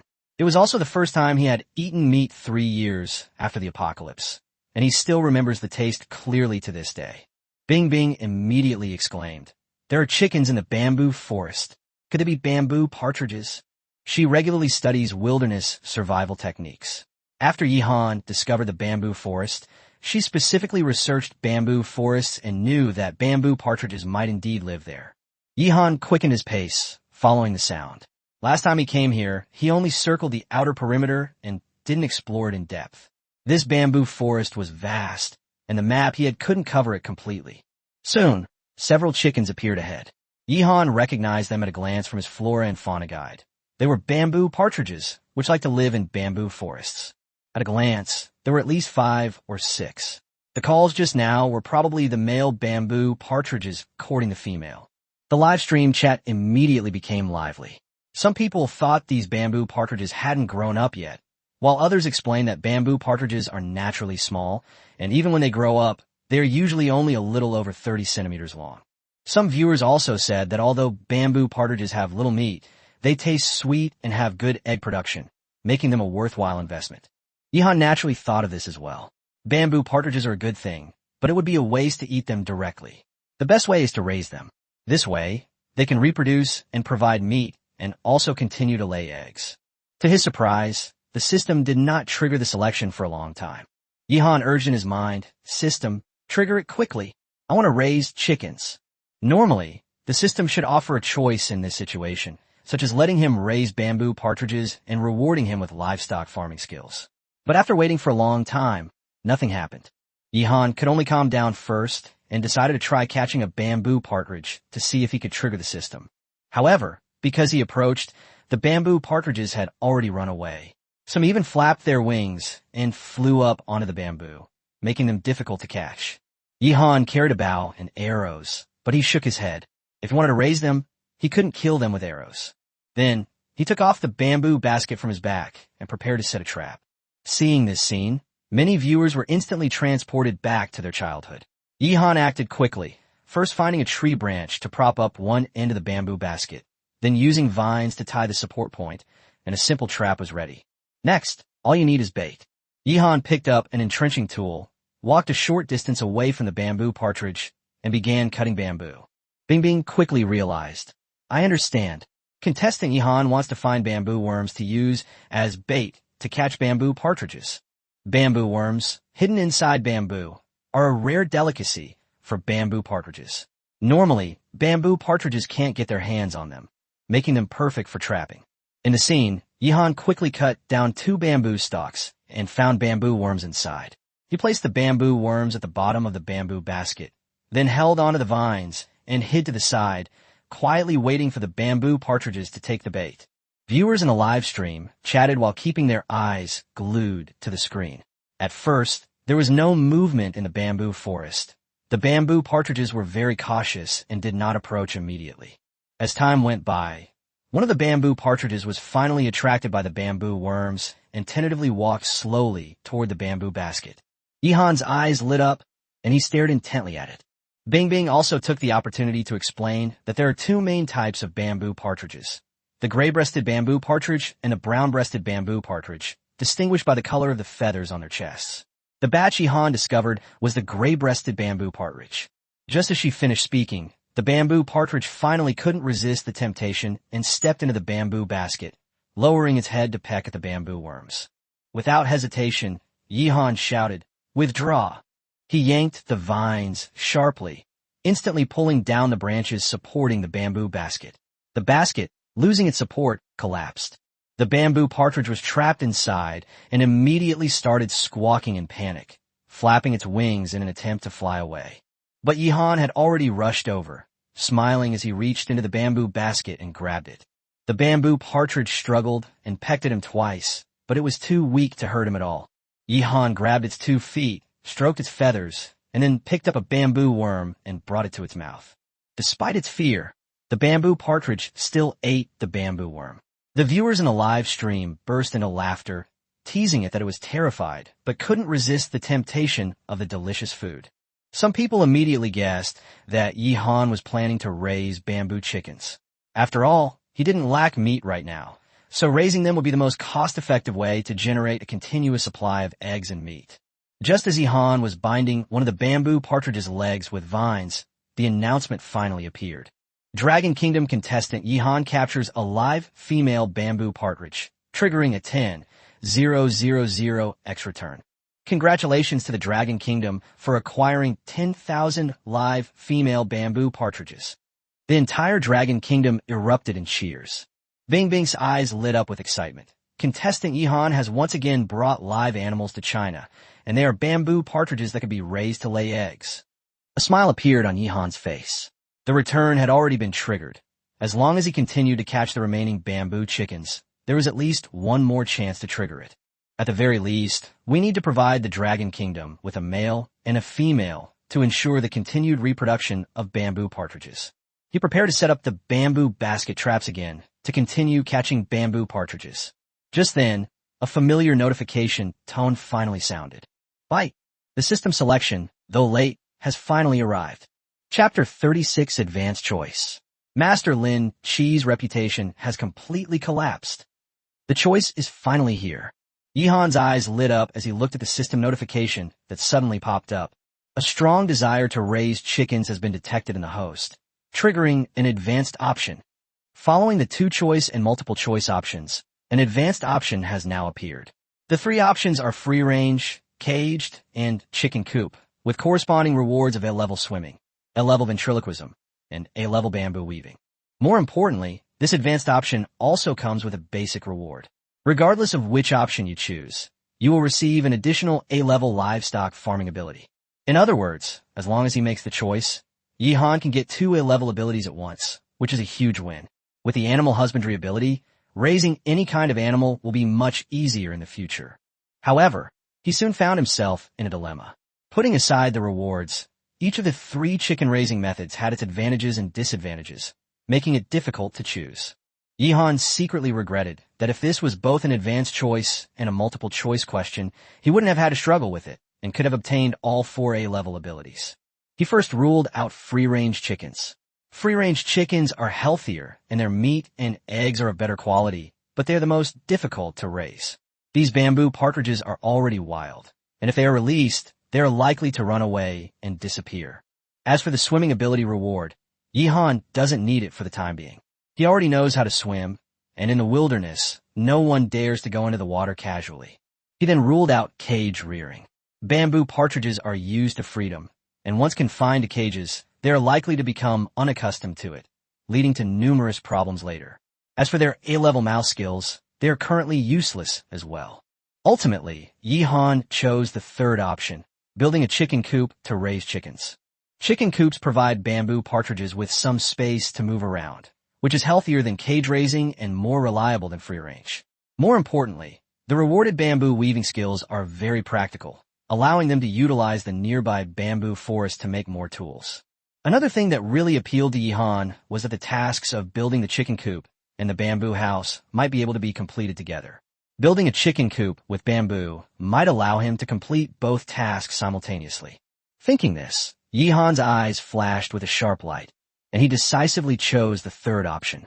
The system prompted him to complete his selection as soon as possible to receive the reward.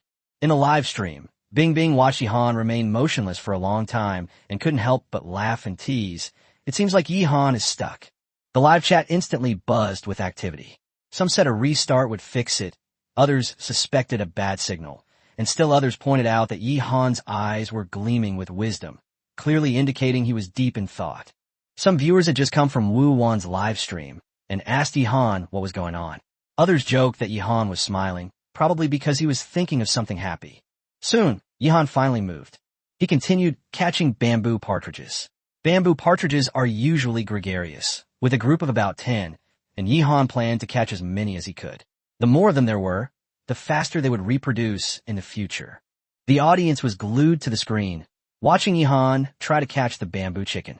The comment section was filled with people urging the bamboo chicken to take the bait and praying for a 10,000x return, creating a tense and exciting atmosphere.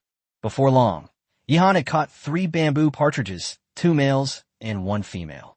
He tied their feet with vines and attached them to a bamboo tree nearby. Yihan knew in his heart that the bamboo house couldn't be built today. Good things come to those who wait. He'd deal with the bamboo chicken issue first. So he calmed down and continued to wait for more bamboo partridges to fall into the net. At this moment, among the 10 contestants from the Dragon Kingdom, Yihan's side had the most spectators. Catching bamboo chickens was interesting in itself, and there was also the anticipation of him triggering a choice and reaping rewards.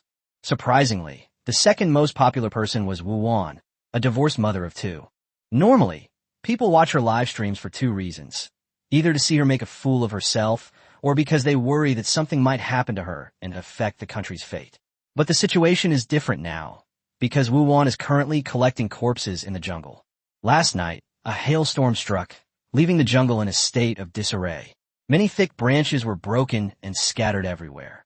This was all readily available firewood. There was no need to cut any. Wu Wan picked a long, straight, and thick branch, and after simply trimming off the forks, it became a decent wooden stick, perfect for use as a weapon. Viewers in the live stream exclaimed that these tree branches were a childhood treasure. Whoever found one back then was the coolest kid in the whole village. Some even joked that Wu Wan had struck it rich. Her pockets were almost overflowing with them. Wu Wan's scavenging trip yielded quite a harvest. She found 8 birds killed by hail, varying in size, but all edible. Compared to wild plants, which are difficult to identify and may be poisonous, birds generally don't have this problem. But a new problem arose. How should Wu Wan eat these birds?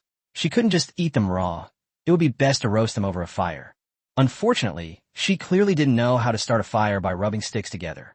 In a wilderness survival game, many contestants have established themselves and most have gained recognition. Wu Wan, however, has yet to achieve fame, which is a significant disadvantage. When it comes to starting a fire by rubbing sticks together, one cannot help but mention Master Lynch. This survival master, who once boasted millions of followers, has now completely fallen from grace. He's been trying to start a fire by rubbing sticks together, but has failed time and again. In a live stream, Master Lynch was covered in sweat, grimacing, and frantically spinning a tree branch with both hands. But it was clearly not fast enough. Not only was it not enough to start a fire, but not even a wisp of smoke appeared. The live stream was immediately filled with insults. Viewers angrily denounced him as a fraud, saying he couldn't even start a fire by rubbing sticks together, yet dared to call himself a master. Some mocked him, saying that 8 million of his 10 million followers were idiots, and the remaining 2 million were probably bought. Foreign viewers also took the opportunity to mock China, with the barrage of comments filled with sarcasm.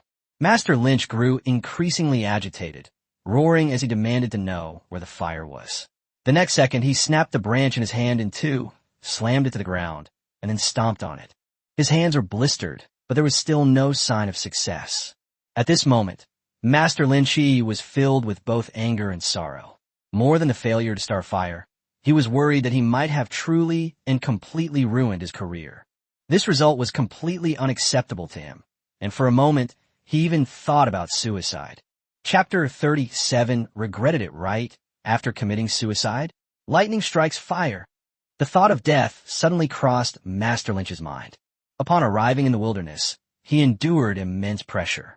His body suffered, his spirit crumbled, and a portion of the Dragon Kingdom's fate rested on his shoulders. Although he couldn't decide the life or death of the entire Dragon Kingdom, he still bore a significant share of the burden.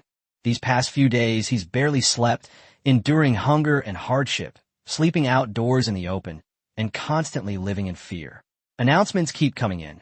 Some players have triggered refunds and are thriving. Others are dying one after another, reminding everyone just how cruel this place is. Lin Chi finally broke down. He knelt in the wilderness, weeping bitterly, repeatedly saying that he was wrong and begging to return to the underground shelter in the Dragon Kingdom. He admitted that he had no idea how to survive in the wilderness, that he was a fraud, and that he was sorry to the Dragon Kingdom and to everyone else. No matter how much he pleaded, the sky did not respond, and the wilderness remained unchanged. He remained kneeling there, utterly despairing. The next second, he actually took off his belt and prepared to hang himself. The commentator in the live stream frantically shouted, urging him not to act impulsively and to pull himself together. The audience erupted in outrage. Some called him a coward, others selfish, because his death would affect not only himself, but also the fate of the entire nation. What's even more worrying is that Yi Han is about to be captured by a bamboo chicken, which could trigger a refund. If Lin Chi dies at this point, it could even affect the refund probability for other contestants. Unfortunately, Lin Chi couldn't see any of these comments. He had already hung his belt on a tree branch, moved a stone over to stand on, and then stuck his neck into the belt. Meanwhile, foreign audiences were in a frenzy. People from countries like Japan, South Korea, and India were gloating, eager to see China's fortunes decline. The next moment, Lin Chi kicked off the stone beneath his feet, leaving him suspended in midair. Tears streamed down his face, and he soon found it hard to breathe. His neck was being strangled painfully, and a feeling of suffocation surged up instantly. But when he was truly on the verge of death, he suddenly became afraid. Lin Chi struggled desperately, with only one thought in his mind. He didn't want to die. Thus, all the audience witnessed an utterly absurd scene. Less than 3 seconds after Lin Chi hanged himself, at most 2.5 seconds, he reached out and unbuckled his belt, collapsing to the ground, gasping for breath. The Chinese audience breathed a sigh of relief, while the foreign audience was completely dumbfounded. What's this? Regretting it right after committing suicide? Lin Chi lay on the ground, wiping away tears, saying he couldn't die like this. He even shouted into the camera, asking if his mother was watching the live stream and if she could help him. When many people hear this, they think of an ancient saying, when one is in great pain and suffering, one will always call out to one's parents. Meanwhile, in an underground shelter in the Dragon Kingdom, an old woman was already sobbing uncontrollably. She was Lin Chi's mother. The old woman knelt on the ground, kowtowing repeatedly, begging God to open his eyes and save her child. She cried and said that Lin Chi was not a bad person, and if he had done something wrong, she was willing to pay for it. Those nearby couldn't bear to watch and quickly stepped forward to help her up. Many viewers in the live stream were also moved by this scene. Some marveled at the greatness of maternal love, some comforted the elderly woman, and some couldn't help but shed tears upon seeing her scraped forehead. Just then, some viewers suddenly noticed that the sky in the wilderness live stream had changed. The originally gloomy sky suddenly turned into rolling thunderclouds, with lightning flashing in the clouds, just like the special effects in a time travel drama. Lin Chi also raised his head and looked up at the sky in awe. Rumble! Thunder roared, as if the earth itself was shaking. The next moment, a bolt of lightning struck down from the sky, hitting a nearby tree hard. With a whoosh, the tree burst into flames. Lightning strikes fire. This natural phenomenon is not easily witnessed in normal times, but before the apocalypse, lightning strikes caused forest fires every year in China, and the same was true in the United States and Canada. As for places like South Korea and Japan, their territories are too small to see it often. But now, this lightning-induced fire, which was originally a natural disaster, has unexpectedly helped Linchi. After the forest fire started, it began to spread. Soon, bird carcasses fell from the sky, killed by the thick smoke while trying to escape. Many wild animals in the jungle also succumbed to the flames. Linchi's gaze shifted as he looked at the firelight and his prey. He wiped away his tears, stood up, and whispered that there was fire and prey. He looked up at the sky, as if asking his mother if she was helping him. He vowed to live well and return to care for his mother in her old age. This scene evoked mixed feelings in countless people. Previously, everyone condemned Linchi as a liar and a coward, but the world is never black and white. He did deceive people and drag China down, but he also had his merits. After making money, he was very filial to his mother and even anonymously donated money to schools in impoverished mountain areas. The commentator also breathed a sigh of relief, saying that he was not trying to whitewash Linchi. His problems did exist, but now that he has been able to cheer up and has encountered lightning strikes, it is a good thing for China. Thanks to this lightning strike, Linchi should be safe from major problems for the time being. He has obtained both fire and food. This left the entire audience on Earth completely bewildered. What happened to the bad weather we were promised? Hailstorm Gang helps Yihan. Lightning Strikes Fire Gang helps Linchi. How come they all seem to be assisting the Dragon Kingdom? Is the fortune of the Dragon Kingdom really that terrifying? Just then, the announcement rang out again. Announcement: Dragon Kingdom contestant Yihan has won. This announcement struck like a hammer blow to the hearts of all foreign viewers. Yihan triggered the 10,000X return once again, and the Dragon Kingdom obtained 10,000 live male bamboo chickens. With the addition of the female bamboo partridge, the male and female pair are a perfect match. In Dragon Kingdom, we can finally raise chickens. Chapter 38: 8 Bamboo Partridges, A Bountiful Harvest. Is Yihan going to make a bamboo raft? With Yihan's return, the Dragon Kingdom suddenly possessed 10,000 male bamboo partridges and 10,000 female bamboo partridges. Even a single male and female pairing can reproduce quickly, let alone a total of 20,000. Upon receiving the message from the Dragon Kingdom's High Command, Bing Bing excitedly announced, "Dear viewers, great news. The higher-ups have organized manpower to raise chickens with all their might. Soon, each shelter will be allocated bamboo partridges to establish its own chicken farm." The livestream chat instantly erupted. Some people hailed Yihan as a god, others wanted to kowtow to him, and some even mentioned that the shelter had been allocated bamboo chickens with dedicated staff to raise them and security guards patrolling 24 hours a day to prevent theft. The entire Dragon Kingdom was as festive as if it were Chinese New Year. Everyone was eager to visit the bamboo partridge sanctuary, and some even wanted to apply to be partridge farmers. However, the vetting process for this position was extremely strict. Not only did one need to know how to raise chickens, but one also had to have their family history of at least 3 generations investigated for criminal records. On a small scale, these bamboo partridges represent a continuous supply of food. On a larger scale, they represent the most precious thing in the apocalypse: hope. Amidst the cheers, the announcement sounded again. Yihan, a contestant from the Dragon Kingdom, obtained a live female bamboo partridge, triggering a 10,000X return. Congratulations to the Dragon Kingdom for acquiring 10,000 live female bamboo partridges. After a brief silence, the Dragon Kingdom erupted in celebration once more. 10,000 more female bamboo partridges had appeared, and they could even lay eggs. With one male mating with 2 females, their breeding rate would only accelerate. Yihan looked at the bamboo partridge he had just caught and smiled. He had spent almost the entire morning catching bamboo partridges. Although it was time-consuming, the harvest was quite considerable. He caught a total of 8 bamboo partridges, 3 males and 5 females, almost wiping out the entire flock. Yihan put all the bamboo partridges into the bamboo basket, covered it, and made sure they couldn't escape. Then he turned around and cut a few more bamboo stalks, and picked a handful of bamboo fungus and 2 tender bamboo shoots. That's about enough. Let's go back for lunch. Yihan glanced at the sun, slung his bamboo basket over his shoulder, and began his journey home with a bundle of bamboo on his shoulder. Along the way, he didn't forget to pick wild vegetables, gathering handfuls whenever he saw something suitable. Bing Bing exclaimed as she looked at the vegetables. This is bracken fern. The tender shoots look like little fists, so it's also called fist vegetable. It's fragrant, refreshing, and very nutritious. There's also purslane, but it's a pity Yihan only wants the tenderest parts. What a waste. And there's even shepherd's purse. I love shepherd's purse dumplings. The viewers watched with bated breath. Some marveled at how Yihan knew so many wild vegetables, while others noticed that he had picked only edible ones, without making a single mistake.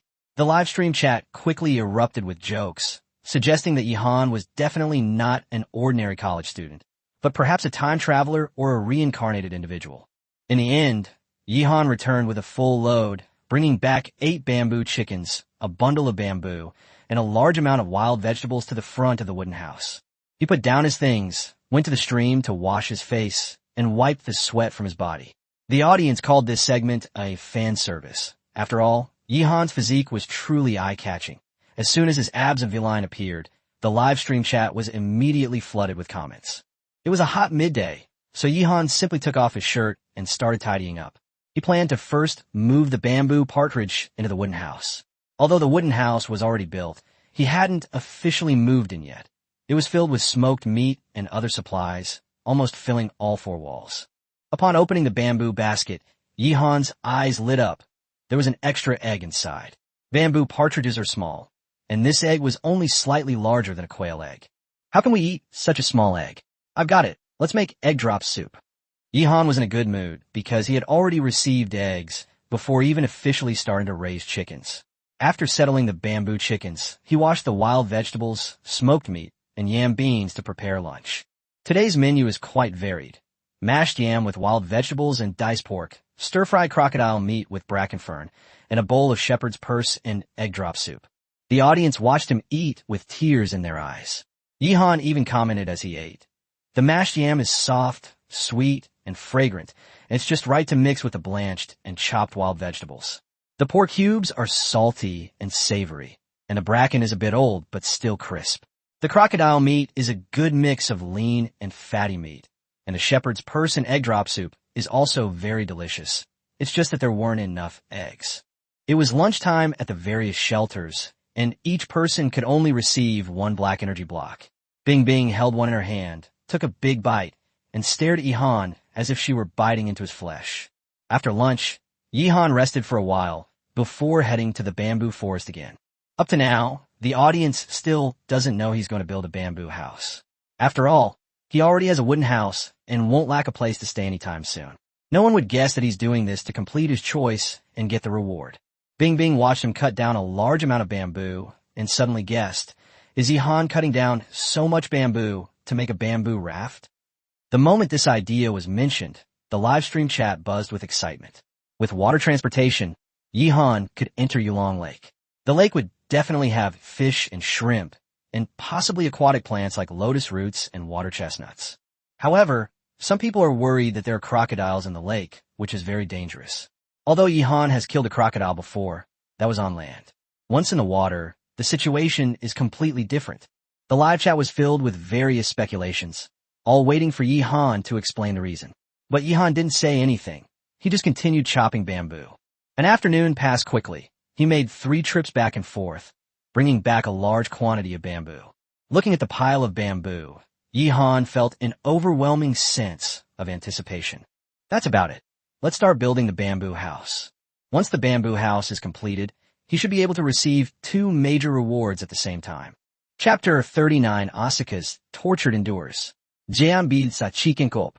First, building a bamboo house grants an A+ level kiln firing ability. Building a chicken coop grants an A level bamboo weaving ability. And the advanced option also has a guaranteed reward. As long as the chicken coop is completed, you will receive an A level livestock farming ability. In other words, this isn't 2 rewards, but full 3. Yihan almost forgot about the guaranteed minimum. As long as he built a chicken coop out of bamboo, he could achieve 3 things at once. Thinking of this, Yihan was filled with energy and immediately prepared dinner.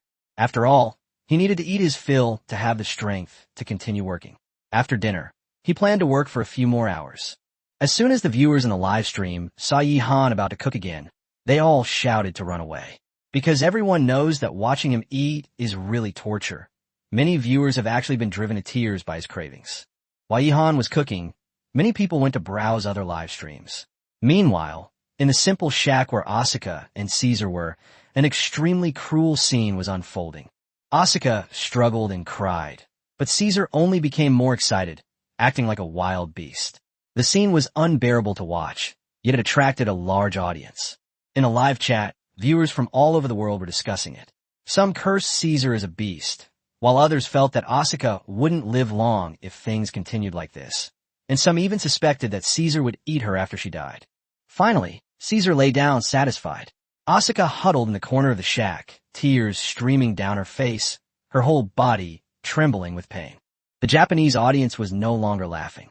They had initially thought that Asuka, by Caesar's side, would at least not starve, but now it seemed they were completely wrong. Caesar didn't treat her like a human being at all. Not only did he not feed her, but he also frequently abused her. At this rate, Asuka probably wouldn't last more than a few days. Meanwhile, in China, the audience took advantage of Yi Han's meal to check on the other contestants. Yi Han was undoubtedly the most comfortable, attracting the most viewers, while the other contestants were experiencing varying degrees of fluctuation. Besides Yi Han, the three most popular live streams today were those of Wu Wan, Lin Shi, and Long Yi. Both Wu Wan and Lin Shi miraculously survived against all odds due to the terrible weather, with plot twists that were quite captivating. As for Long Yi, it was because he had also started building a wooden house. He was very strong, and with just an axe, he frantically chopped down trees, and now he had gathered enough materials to build a house. After watching him devour a large meal of roasted wolf meat, the audience cheered him on as he continued working. Everyone said that since Yi Han already had a cabin, Long Yi might become the second Chinese player to live in one. In contrast, Alan for the United States also wanted to build a house, but he didn't have the right tools, so he could only chop down trees with stones, which made the Chinese audience laugh. Some people remarked that being able to get weapons from the initial supplies was a significant advantage. Others mentioned that Master Lin Shi was able to enjoy barbecue thanks to a lightning strike, and Yu caught several fish in the rain, which he was now eating with grilled fish and seaweed soup. Currently, all 10 contestants from the Dragon Kingdom are in good form. Wu Wan and Lin Shi, who were previously in the worst situation, have also seen a turnaround. Lin Shi, in particular, is now eating with gusto. While some jokingly say he's not a true survival master, others argue he's at least a fraud master who swindled 10 million followers. People have gotten used to calling him that, and the title Master Lin Shi has stuck.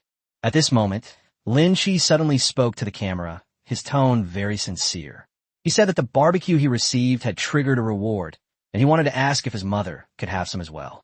He admitted he was a fraud and had no right to make demands, but promised to work hard to survive and contribute to the nation. The audience was surprised to learn he was also a filial son. The request was not excessive, and the attitude was indeed sincere. The Chinese government quickly distributed some roasted meat to Lin Shi's mother. On the other side, Wu Wan looked at the pile of corpses in front of her with a troubled expression. She had been busy all day, collecting many animals that had been killed by the hail, including birds, mice, lizards, a rabbit, and a lamb. The problem was, she didn't know how to start a fire, so she had no way to cook the food. Besides scavenging the corpses, she also carefully examined the cave and found that it was indeed a suitable place to stay temporarily. The cave wasn't large, only 7 or 8 square meters, but it was enough for her to live in alone, and it was about 3 meters high. There were some cracks in the rocks inside, and the black snake must have escaped through one of those cracks last night. For safety, Wuan cleaned the cave thoroughly and sealed the gaps with stones, mud, and weeds. She is now trying to start a fire, and many viewers in the live stream are cheering her on. Although Wu Wan was always getting poisoned, she triggered 2 refunds this time, contributing to the Dragon Kingdom. As fellow Dragon Kingdom players, no one wanted anything to happen to her, no matter how poorly she performed. On the other side, after finishing dinner and tidying up briefly, Yi Han immediately began building the bamboo house. The first step was to choose a location. Because this bamboo house is used to raise chickens, it can't be too close to the wooden house, otherwise the smell of chicken droppings will affect our lives. But it also can't be too far away, since we need to collect eggs, feed the chickens, and clean the chicken coop every day. Finally, Yihan chose an open space about 100 meters away from the wooden house and officially began building the chicken coop. He moved all the bamboo there and then buried himself in the work. Upon seeing this, the viewers in the live stream suddenly realized that Yihan wasn't cutting bamboo to make a raft, but to build another house. Bing also realized what was happening and exclaimed that the house must be a chicken coop. Her earlier guess in the direction of the bamboo raft was completely wrong. The audience erupted in cheers. While others didn't even have houses, and Lin Chi lived in what resembled a doghouse, Yihan's chickens were almost ready to move into bamboo huts. While everyone was teasing him, they also marveled at how capable Yihan was. He hadn't stopped working almost all day.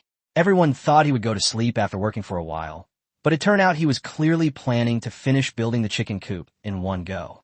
Under the watchful eyes of countless people, the prototype of a chicken coop built entirely of bamboo has slowly emerged and begun to take shape. Chapter 40 Triple Rewards arrived. Phantom Limb Pain and Swirenchi. That's fast. It's incredibly fast.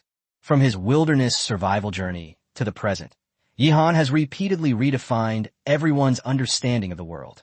He's like an invincible Iron Man. Whatever the problem, he can solve it quickly. The live stream chat exploded with excitement, viewers flooding the screen with comments.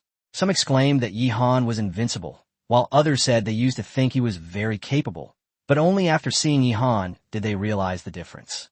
Still others marveled at the ingenious chicken coop design, wondering if he had studied architecture. Soon, someone countered that Yihan had just been admitted to university when the apocalypse struck, meaning he hadn't even attended university for a single day. The comments section immediately shifted, praising him as a born saint, omniscient, and omnipotent. Many foreign viewers couldn't hold back either and joined the discussion. Some questioned whether Yihan was cheating, while others marveled at the astonishing difficulty of the college entrance examination in China, saying that those who could get into university were all extraordinary. Even the math skills of Chinese elementary school students were praised. The Chinese audience laughed heartily. Those bizarre remarks inevitably brought to mind some absurd rumors from abroad. However, times have changed.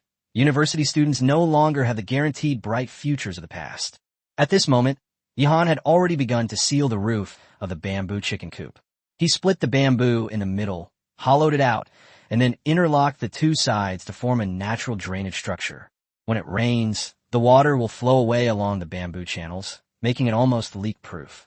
He also opened the windows of the chicken coop very wide, both to allow for ventilation and to prevent the bamboo chickens from getting sick due to polluted air. Finally, he piled the cleaned bamboo branches and leaves into the coop, and the bamboo chicken coop was officially completed. I believe that the bamboo partridge will feel right at home here. Bite! When the bamboo house was completely completed, the system notification sounded on time. Congratulations, host, for building a bamboo house and gaining A+ level kiln firing ability. Congratulations, host, for building a chicken coop and gaining A-level bamboo weaving ability. Congratulations, host, for building a chicken coop and gaining A-level livestock management ability. All 3 rewards have been credited to your account. In an instant, a wealth of knowledge and experience flooded into Yihan's mind. Countless images seemed to flash through his eyes, and he went from a complete novice to an expert in the fields of kiln firing, bamboo weaving, and animal husbandry. Yihan was in high spirits. He turned around and went back to the wooden house, put all 8 bamboo partridges into a bamboo basket, and put them into the newly built bamboo chicken coop. Sure enough, the bamboo partridges became noticeably more active as soon as they entered, no longer as timid and uneasy as they had been in the wooden house before. In this chicken coop, which is closer to a natural environment, they will definitely be able to adapt, grow, and even reproduce more quickly. Done. Time to wrap up and go to sleep. Yihan left the chicken coop and returned to the wooden house to do a quick clean. After all, the bamboo partridges had defecated in the wooden house before, so it needed to be cleaned up quickly. In a live stream, Bing guessed that Yihan didn't seem to be planning to move into the cabin yet. She thought Yihan might be a perfectionist and wanted to wait until the cabin was completely renovated before moving in. The audience immediately teased her, telling her not to bother guessing, as Yihan's thoughts were completely unpredictable. Previously, Yihan had clearly intended to build a chicken coop, but she had thought he was building a bamboo raft.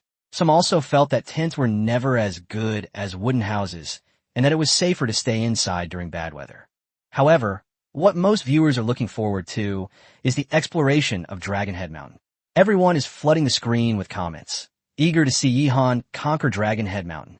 At this stage, Yihan has no plans to explore Dragonhead Mountain in depth. It's completely unknown and undoubtedly fraught with danger. Even with a system, it doesn't guarantee survival. Caution is the safest option. The real exploration will begin once he obtains the map of Dragonhead Mountain. Yihan crawled into the tent, lay down, closed his eyes, and immediately fell asleep. This ability to fall asleep instantly has once again made countless viewers envious. After the apocalypse, anxiety and insomnia plagued too many people, but Yihan was able to fall asleep the moment his head hit the pillow. Yihan was asleep, but the viewers were still wide awake, so they began scanning the various live stream rooms. Soon, a message spread. The donuts are crying. Upon hearing this good news, many viewers from China immediately flocked to Wang Weiheng's live stream. Now, people rarely call him by his original name anymore, but rather Donut. As the first amputee, his popularity has remained consistently high. Many people would come to check on him every now and then, wondering if his wound had become infected.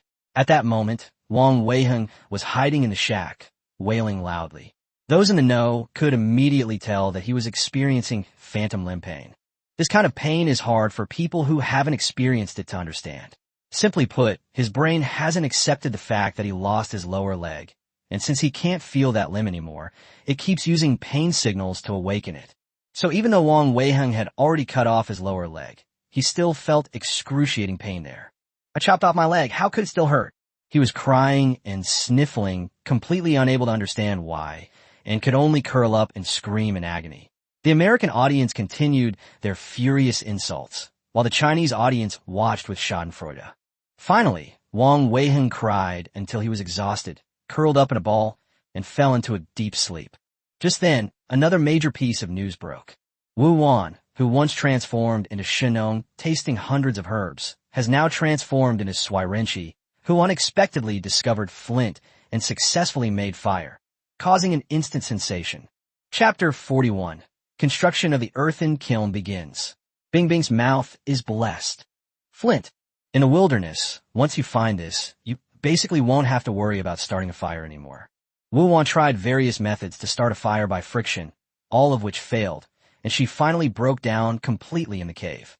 She screamed and yelled incoherently, as if she were fighting an unseen enemy, leaving the audience bewildered. Finally, interventing, Wu Wan kicked a rock at her feet.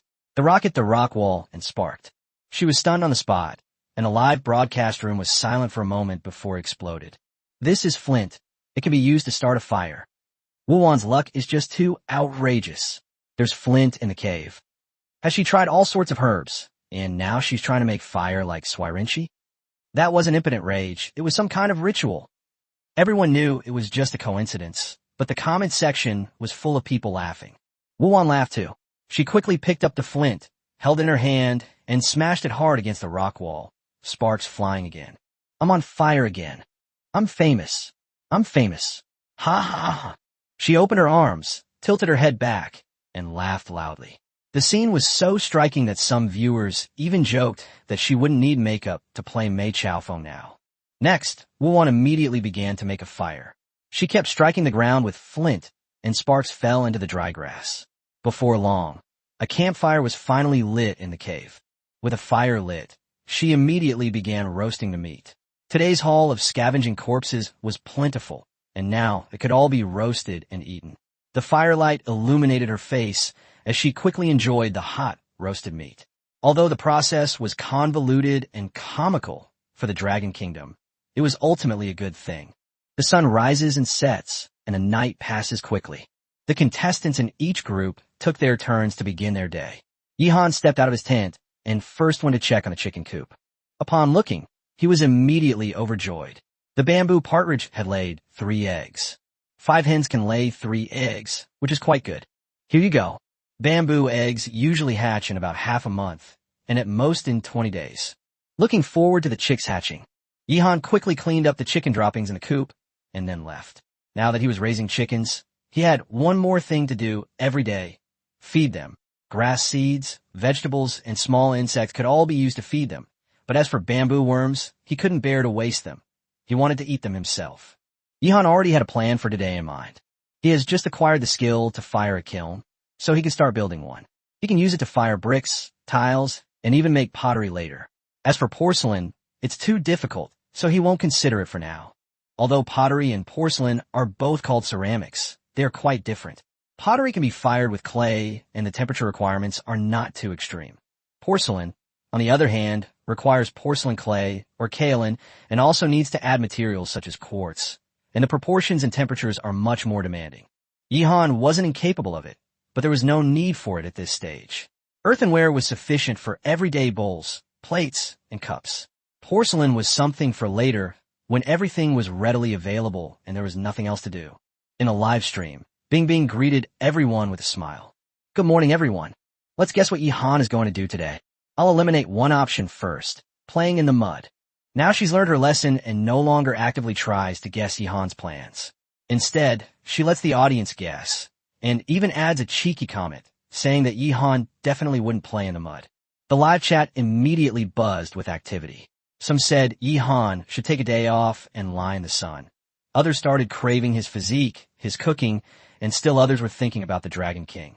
Some even guessed that today was an auspicious day and Yihan should move into the wooden house.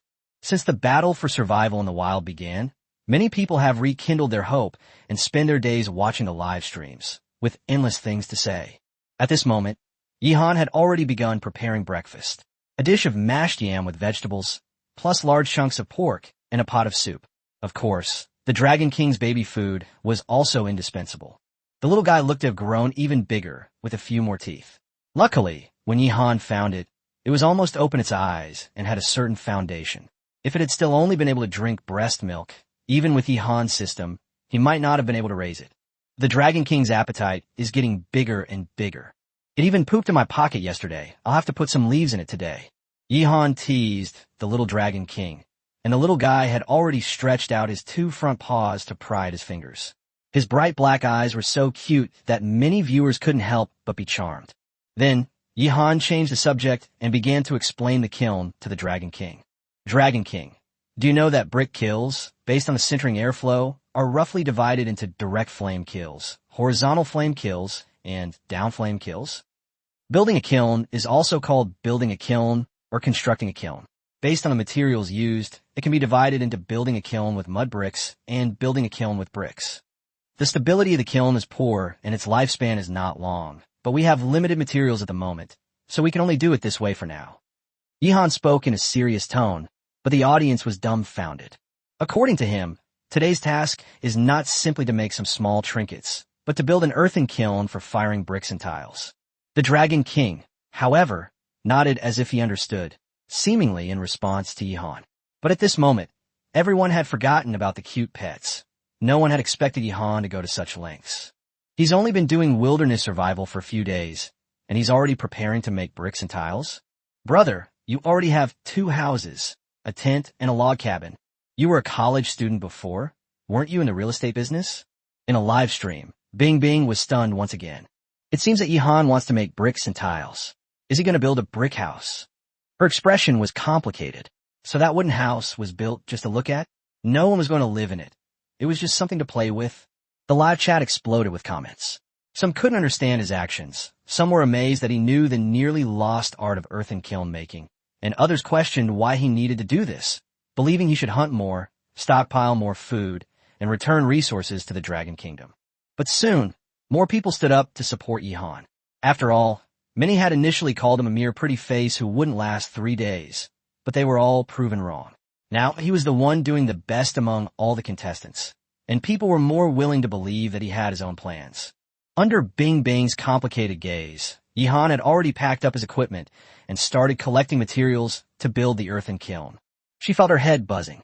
She had just said that Yihan definitely wouldn't play in the mud today, but in the blink of an eye, Yihan actually started playing in the mud. This mouth is practically blessed. Chapter 42, The Kiln Factory. Craftsman Yihan.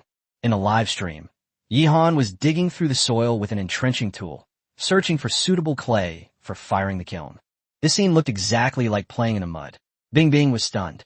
Just a moment ago, she had said that Yihan would never play in the mud, but not long after, Yihan actually did it for her. The audience burst into laughter, jokingly saying that Bing Bing's mouth was blessed and that her words are now law, meaning they should always take things the opposite of what she says. The live stream chat was filled with laughter. Soon, Yihan stopped what he was doing, picked up a handful of soil, and examined it carefully, a satisfied smile appearing on his face. The soil here is excellent. It can be used to build earthen kilns and fire pottery and bricks, thus solving the material problem needed for subsequent house construction all at once. After pinpointing the location, Yihan immediately wielded his entrenching tool and began digging frantically. He didn't waste the earthworms and small insects he unearthed. He collected them all into bamboo tubes, intending to take them back to feed the chickens. Bing Bing couldn't help but marvel. The live stream was already clear enough, but she still couldn't see the earthworms in the soil. Yet Yihan could spot them at a glance. His eyesight was truly amazing. The audience laughed and said that Bing Bing has now become Yihan's #1 fan. No matter what Yihan does, she can always find something to praise. Of course, the malice from viewers in other countries didn't stop either. Some cursed Yihan, saying he would be finished sooner or later, while others said he was just living off his savings and that powerful beasts would definitely appear near Dragonhead Mountain. Some people brought up the issue of other countries' contestants triggering refunds, but this was immediately countered by netizens. The live chat was filled with mockery between viewers from different countries, creating a completely polarized atmosphere. By this time, Yihan had dug out a large amount of soil, and he was completely stuck in the deep pit. This pit was even larger and deeper than the one he had dug when he hunted wild boars. Many viewers began to worry. The pit walls were almost vertical with no slope, so how would Yihan climb out? Yihan estimated the amount of soil and felt it was about enough, so he stopped digging. He looked up at the pit opening, but there was no trouble on his face. Instead, he smiled. The next second, he took a few steps back and suddenly accelerated. His figure darted forward like a cheetah, leaping up and using one foot to push off the pit wall, propelling his body upwards once more.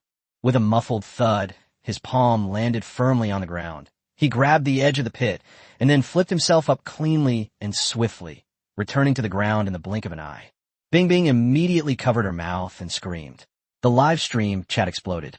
The set of movements was fluid and graceful, but extremely difficult, leaving even many viewers familiar with parkour speechless. After returning to the ground, Yihan observed his surroundings and finally decided to build the earthen kiln here. This location is safe. It's within the map's boundaries, allowing him to monitor the surrounding area at any time. It's also only about 300 meters from the main cabin, not far, and the area is spacious enough. This area originally had many beech trees, but Yihan had already cut them down and cleared it out, making it a suitable area for firing kills. Looking at the piles of earth in front of him, each taller than a person, Yihan already had a plan in mind. From now on, this place would be his kiln factory. However, digging is only the first step. Next, the soil needs to be sifted to remove stones and impurities. Wooden houses and bamboo houses are not difficult for him, but building a brick house from scratch in the wilderness is a considerable undertaking. Yihan decided to go back first and use his grade of bamboo weaving skills to make a large sieve. He picked up the bamboo tube filled with earthworms and insects, returned to the chicken coop, and fed the bamboo partridges. The bamboo partridges ate happily, pecking at each one with gusto. The audience watched with a mixture of envy and amusement. Some remarked that even Yihan's bamboo chickens were eating earthworms, while some contestants were still surviving on earthworms. The comments section quickly mentioned the Japanese player, Abe Taizo. This middle-aged man with deep nasolabial folds and droopy eyes ate earthworms almost every meal and had even returned a lot of earthworms to Japan. Meanwhile, American murderer Caesar Lawrence is increasingly being called the Devil Satan by viewers, and everyone is wondering how long Asuka can hold on. After feeding the bamboo partridges, Yihan went to the front of the wooden house and sat down on a tree stump. He had deliberately left this tree stump when he cut down the tree, and now it was perfect to use as a stool. Then, Yihan began splitting bamboo, preparing to demonstrate his bamboo weaving skills. After obtaining an A-level bamboo weaving skill, he realized how crude his previous baskets had been. If he were to weave a new basket now, it would definitely be of artwork quality, and people would even be eager to collect it. Bing Bing looked at the screen, somewhat puzzled. Yihan had just finished digging up the soil, so why was he starting to split bamboo again? And why was he splitting it into thin, long bamboo strips? The area of building earthen kilns and firing bricks and pottery was indeed a blind spot for her. Although she had tried pottery at a studio before, it was just for fun, and she didn't understand the specific process at all. It wasn't until a viewer pointed it out that she realized Yihan was going to weave a large sieve to sift the soil and remove the stones and impurities. Everyone watched in awe. Even those unfamiliar with bamboo weaving could see that Yihan's movements were extremely skillful. In his hands, bamboo is split, thinned, and trimmed into strips, then woven together one by one. The whole process is as smooth as that of a veteran craftsman who has been doing this for decades. Before long, a finely crafted bamboo sieve took shape in Yihan's hands, and from a distance, it looked like a giant radar. Chapter 43 Obsidian, Green Ear Fungus, and Wild Kiwi. Yihan is so big. Bing Bing blurted out, then quickly corrected herself. Oh no, I meant this bamboo sieve is really big. It's not entirely her fault. Yihan brought so many surprises that Bing Bing was often so stunned during his live stream that she made mistakes. In a live stream, the audience was also completely captivated by the bamboo sieve. Every mesh is the same size. The bamboo strips are of uniform thickness, and they are arranged so neatly that even a perfectionist would find it satisfying. Some say that Yihan's eyes are like a ruler. After all, the mortise and tenon joints he used to build the wooden houses were all perfectly fitted.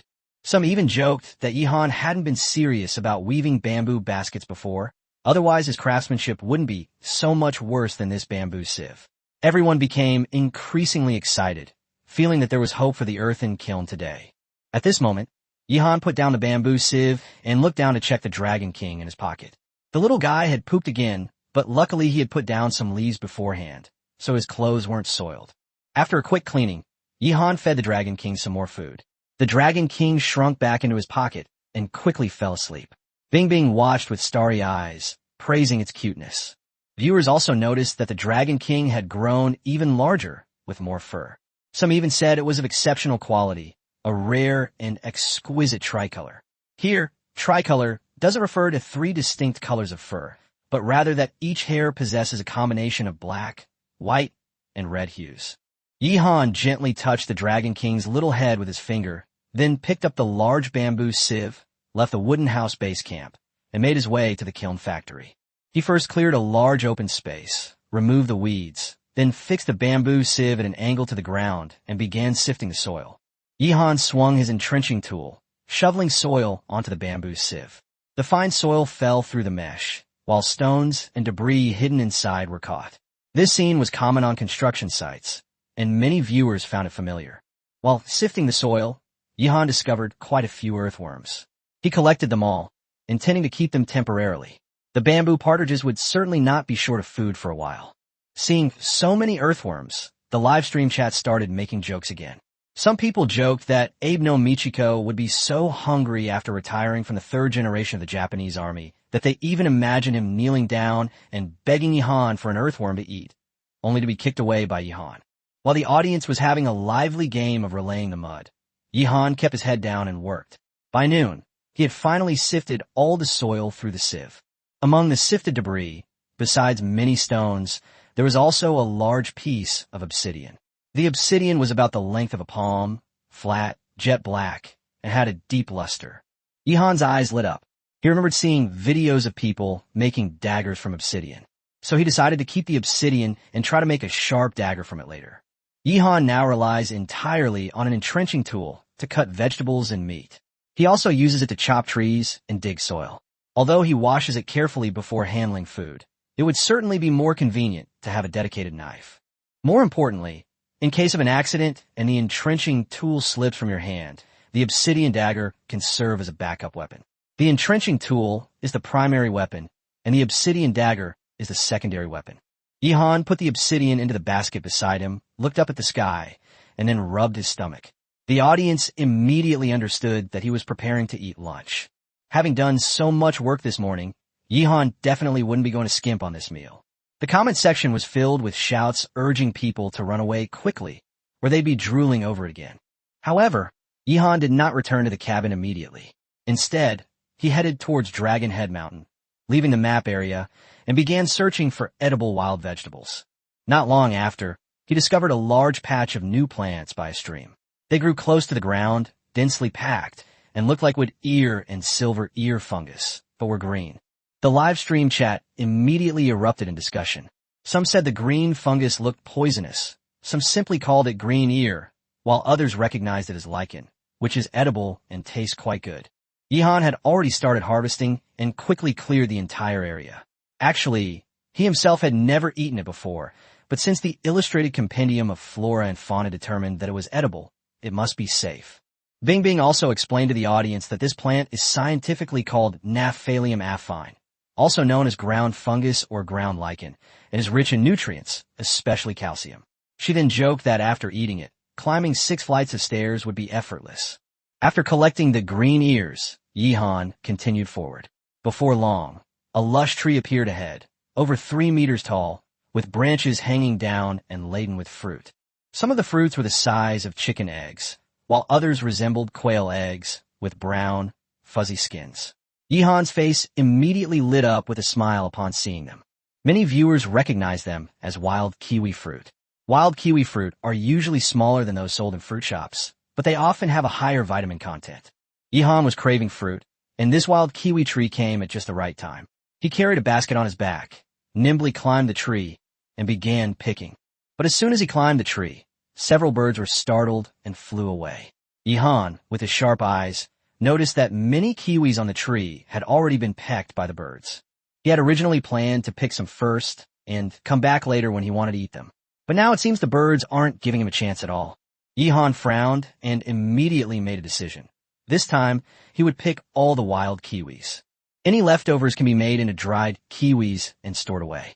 And next, the Dragon Kingdom will once again witness a whirlwind of returns 10,000-fold. Chapter 44, The Mad Return. The Death of Caesar. This wild fruit tree has lush foliage, with many smaller branches branching off from its thick branches, all laden with bunches of ripe kiwi fruit.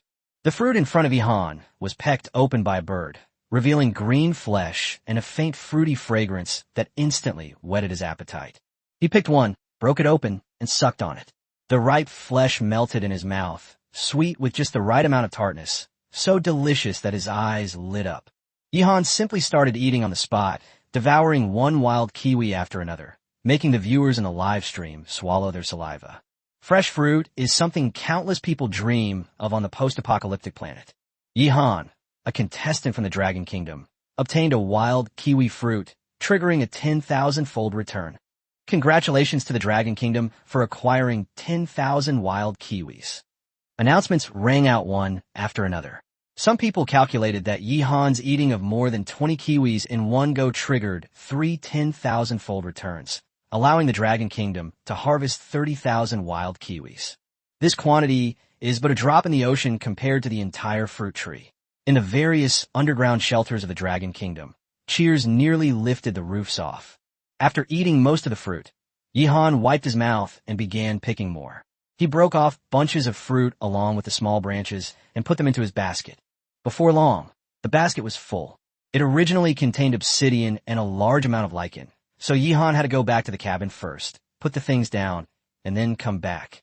The viewers were getting impatient, lamenting that the basket wasn't big enough and wishing it had storage bags or a spatial ring. Some people even started fantasizing about even greater returns, such as 100,000 times or 1 million times, and were even willing to sacrifice the entire national fortune of the Japanese in exchange for a 100 million-fold return from the Chinese nation. Yihan returned to the wooden house laden with his belongings and dumped them all on the floor. He placed the obsidian in a corner and divided the lichen and kiwi into 2 piles. Then he set off again. This time, he even brought a pot with him. The audience immediately exclaimed how clever it was. Although the pot was for cooking, it could also be very useful for holding kiwis. With a basket on his back and a pot in his arms, Yihan quickly returned to the fruit tree and filled both containers to the brim once again. The return announcements appeared again and again, causing a stir throughout the entire Dragon Kingdom. The other contestants also understood that Yihan had found a wild kiwi tree. At the entrance of the cave, Wu Wan basked in the sun, her eyes welling up with tears. Master Lin Chi was so inspired that he decided to perform well and make a contribution to the Dragon Kingdom. The wilderness is fraught with danger, and a moment's carelessness can lead to death. But as long as you're not particularly unlucky, there is hope for survival if you try your best. On the other side, Long Yi had already cut enough wood and started building his own wooden house, while a large number of viewers cheered him on in the live stream. While watching Yi Han return, the fisherman Yu Yu kept an eye on his fishing rod. Suddenly, he noticed a fish taking the bait, and his spirits lifted. Chen Baiju, a martial arts prodigy who was only 15 years old, also clenched his fists and secretly vowed not to fall behind Yi Han. There are also players who are digging for wild kudzu roots, working hard while thinking about triggering more rewards to contribute to the Dragon Kingdom. Yi Han's performance served as a beacon of inspiration, encouraging all the Chinese athletes. Even those who had been shaken by the wilderness were emboldened by his achievements. Among the 10 contestants from the Dragon Kingdom, in addition to Yi Han, Long Yi, Wuan, Lin Chi, Yu, and Chen Baiju, there are also Hunter Zhou Kai Wang, national-level chef Lin Wei, and gold medal athlete Nanbing Tian. The last contestant is Shan Mo, another female contestant besides Wu Wan, who is a descendant of a family of traditional Chinese medicine practitioners. She's highly skilled in medicine and also beautiful.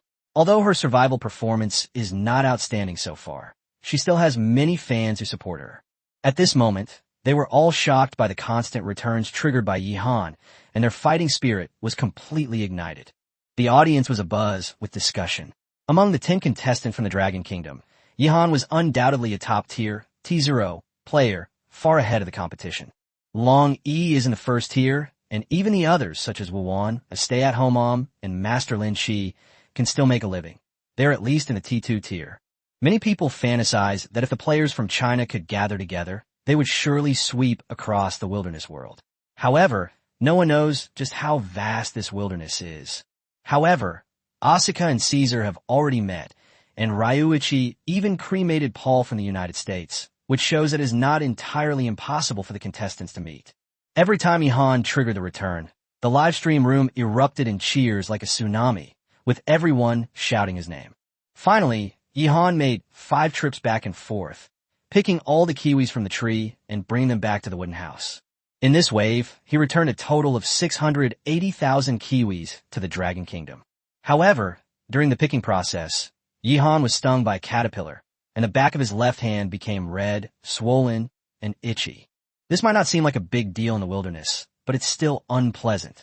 The audience felt sorry for her, knowing that it would be painful for at least 2 days.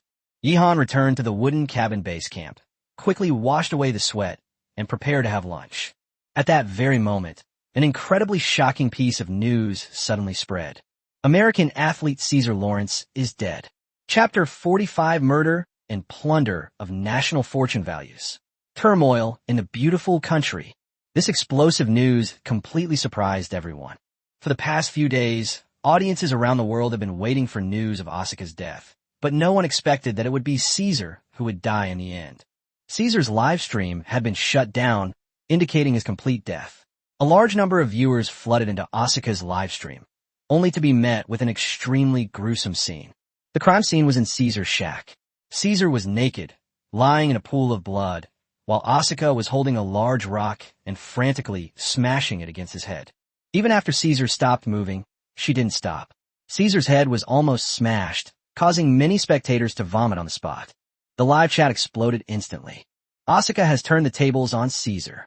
What just happened? I was so focused on watching Yi Han pick kiwis. Wait, Caesar not only lost his head, but also his body. It looks like she was bitten. Asuka's mouth is full of blood. Soon, someone recounted what had happened. In the morning, Caesar went out to find food.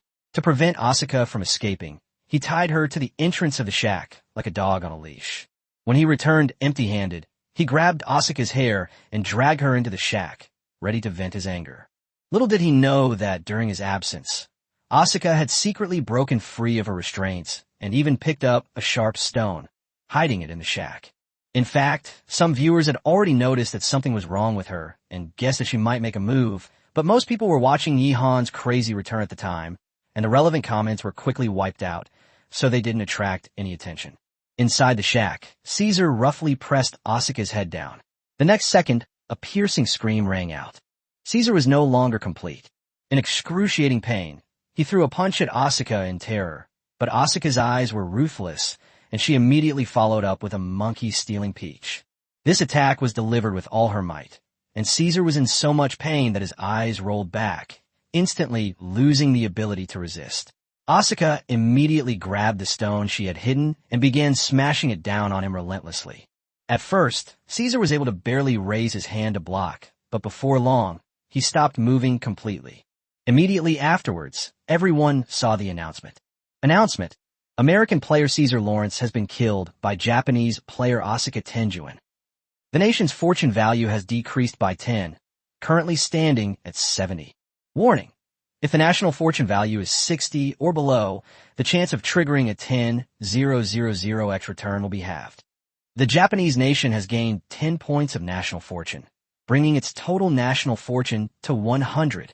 The announcement sent shockwaves through the entire planet, and all the contestants were stunned. Yihan, who was making lunch, was also taken aback. Murder can actually steal national fortune points. He hadn't expected that the country with the lowest national fortune value was actually the hegemonic power, the United States. Meanwhile, Japan, having lost a player before, had regained 100 points of national fortune value thanks to Asuka's killing of Caesar. However, this did not have much impact on Yihan. The struggle for national destiny is inherently a conflict between nations. Now, the contradictions have simply become more acute. Moreover, the wilderness world is so vast that the probability of encountering players from other countries is already very low. Even if someone gets close, Yihan can spot them in advance using the map. With his combat prowess, he has nothing to fear. So after a brief moment of surprise, Yihan continued making lunch. But for the United States, this is a disaster. The entire United States is furious. Caesar can die, but he absolutely cannot die at Asuka's hands. She's just an adult film actress from Japan. In the eyes of American people, this is practically like a dog biting its master. Countless American viewers erupted in fury, urging war to wipe out Japan. Others, however, succumbed to despair, believing that America's national fortune had dwindled to a mere 70 points, placing it on the brink of collapse. Soon, unrest broke out in several underground shelters across the United States. Some people took advantage of the chaos to burn, kill, and loot, robbing others of their supplies, and even committing murder. Others discovered that some shelter managers were hiding canned food and biscuits they had stockpiled before the apocalypse. After the news spread, the riots escalated further, and the internal turmoil in the United States officially began. In the end, it was only after the U.S. government deployed its army and special forces to forcefully eliminate all the rioters that the situation was barely brought under control. Otherwise, before the nation's fortunes are even at their lowest point, they will destroy the country through internal strife. Meanwhile, Japan has begun to rise up. They now have 100 points of national fortune, while the United States only has a pitiful 70 points left. Japan issued a direct declaration, stating that it has never been anyone's dog and will never be one in the future. It also warned the United States that since it is weak, it should behave itself and not provoke Japan. These words infuriated the United States. Other countries, such as China and South Korea, were all watching the spectacle with amusement. This is very small. They've perfectly demonstrated how to bully the weak and fear the strong. Japan is warning America. This is truly going against the natural order. The entire planet was abuzz with discussion. Meanwhile, Yihan had already prepared lunch and quickly finished eating. He then hurried to build his own earthen kiln. Soon, the audience saw Yihan once again demonstrate his professional skills, building a prototype of an earthen kiln from scratch. Although some people still don't understand why he built the earthen kiln, no one has the right to question Yihan now. Most of the supplies in the Dragon Kingdom were brought by Yihan. Yihan is awesome, that's all. Meanwhile, some viewers noticed that Asuka had closed her live stream. Chapter 46: The Whereabouts of the Corpse. Yihan makes dried kiwi. Asuka closed the live stream.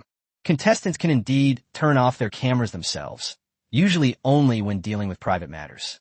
However, Asuka is an adult film actress and is already used to the camera. Even after being repeatedly violated by Caesar, she never turned off the live stream. Now that she is suddenly shut down, all sorts of speculations immediately pop into the minds of the audience. The most chilling of them all is that there is no food left in Caesar's shack. It took a full 5 hours before Asuka restarted her livestream. In the video, she has clearly tidied herself up. The dust and bloodstains on her face have been washed off, and her wet hair is tied up with vines. Although her clothes are still tattered, they exude a strange sense of pure desire. It's hard to imagine that she had just killed someone. The live chat exploded with comments. Some said she had just gone to take a shower, while others pressed for details about where Caesar's body had gone. The bloodstains in the shack were cleaned up thoroughly. Even the bloodstained dirt was dug away. Some guessed the body had been buried, others guessed it had been burned. But soon, the audience noticed a pile of things covered in leaves in the corner of the shack. For a moment, everyone felt that something was wrong. Asuka knelt in the shack, a smile on her face. The scene was quiet, yet it exuded an indescribable eeriness. Meanwhile, Yihan was still busy at the kiln factory. He took off all his clothes, leaving only his underwear. Not to show off his physique, but to avoid getting his clothes dirty with mud, which would require washing later. In front of him was a large pile of well-mixed mud, with plenty of straw mixed in to enhance its stability. Next to it was a frame made of branches, already outlining the shape of an earthen kiln. The mountain wind blew, but the frame remained completely still. This is Yihan's skill.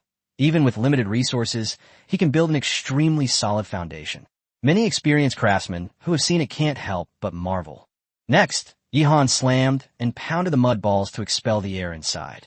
The popping sounds reminded many viewers of their childhood days playing with mud. The live stream quickly started discussing various childhood memories. Some people said they used mud to plaster walls when they were kids. Some said they played with four-wheel drive cars, and others said they almost got beaten to death for stealing money to buy game skins. Yihan remained focused and continued filling the frame with mud. As he worked, the earthen kiln gradually took shape.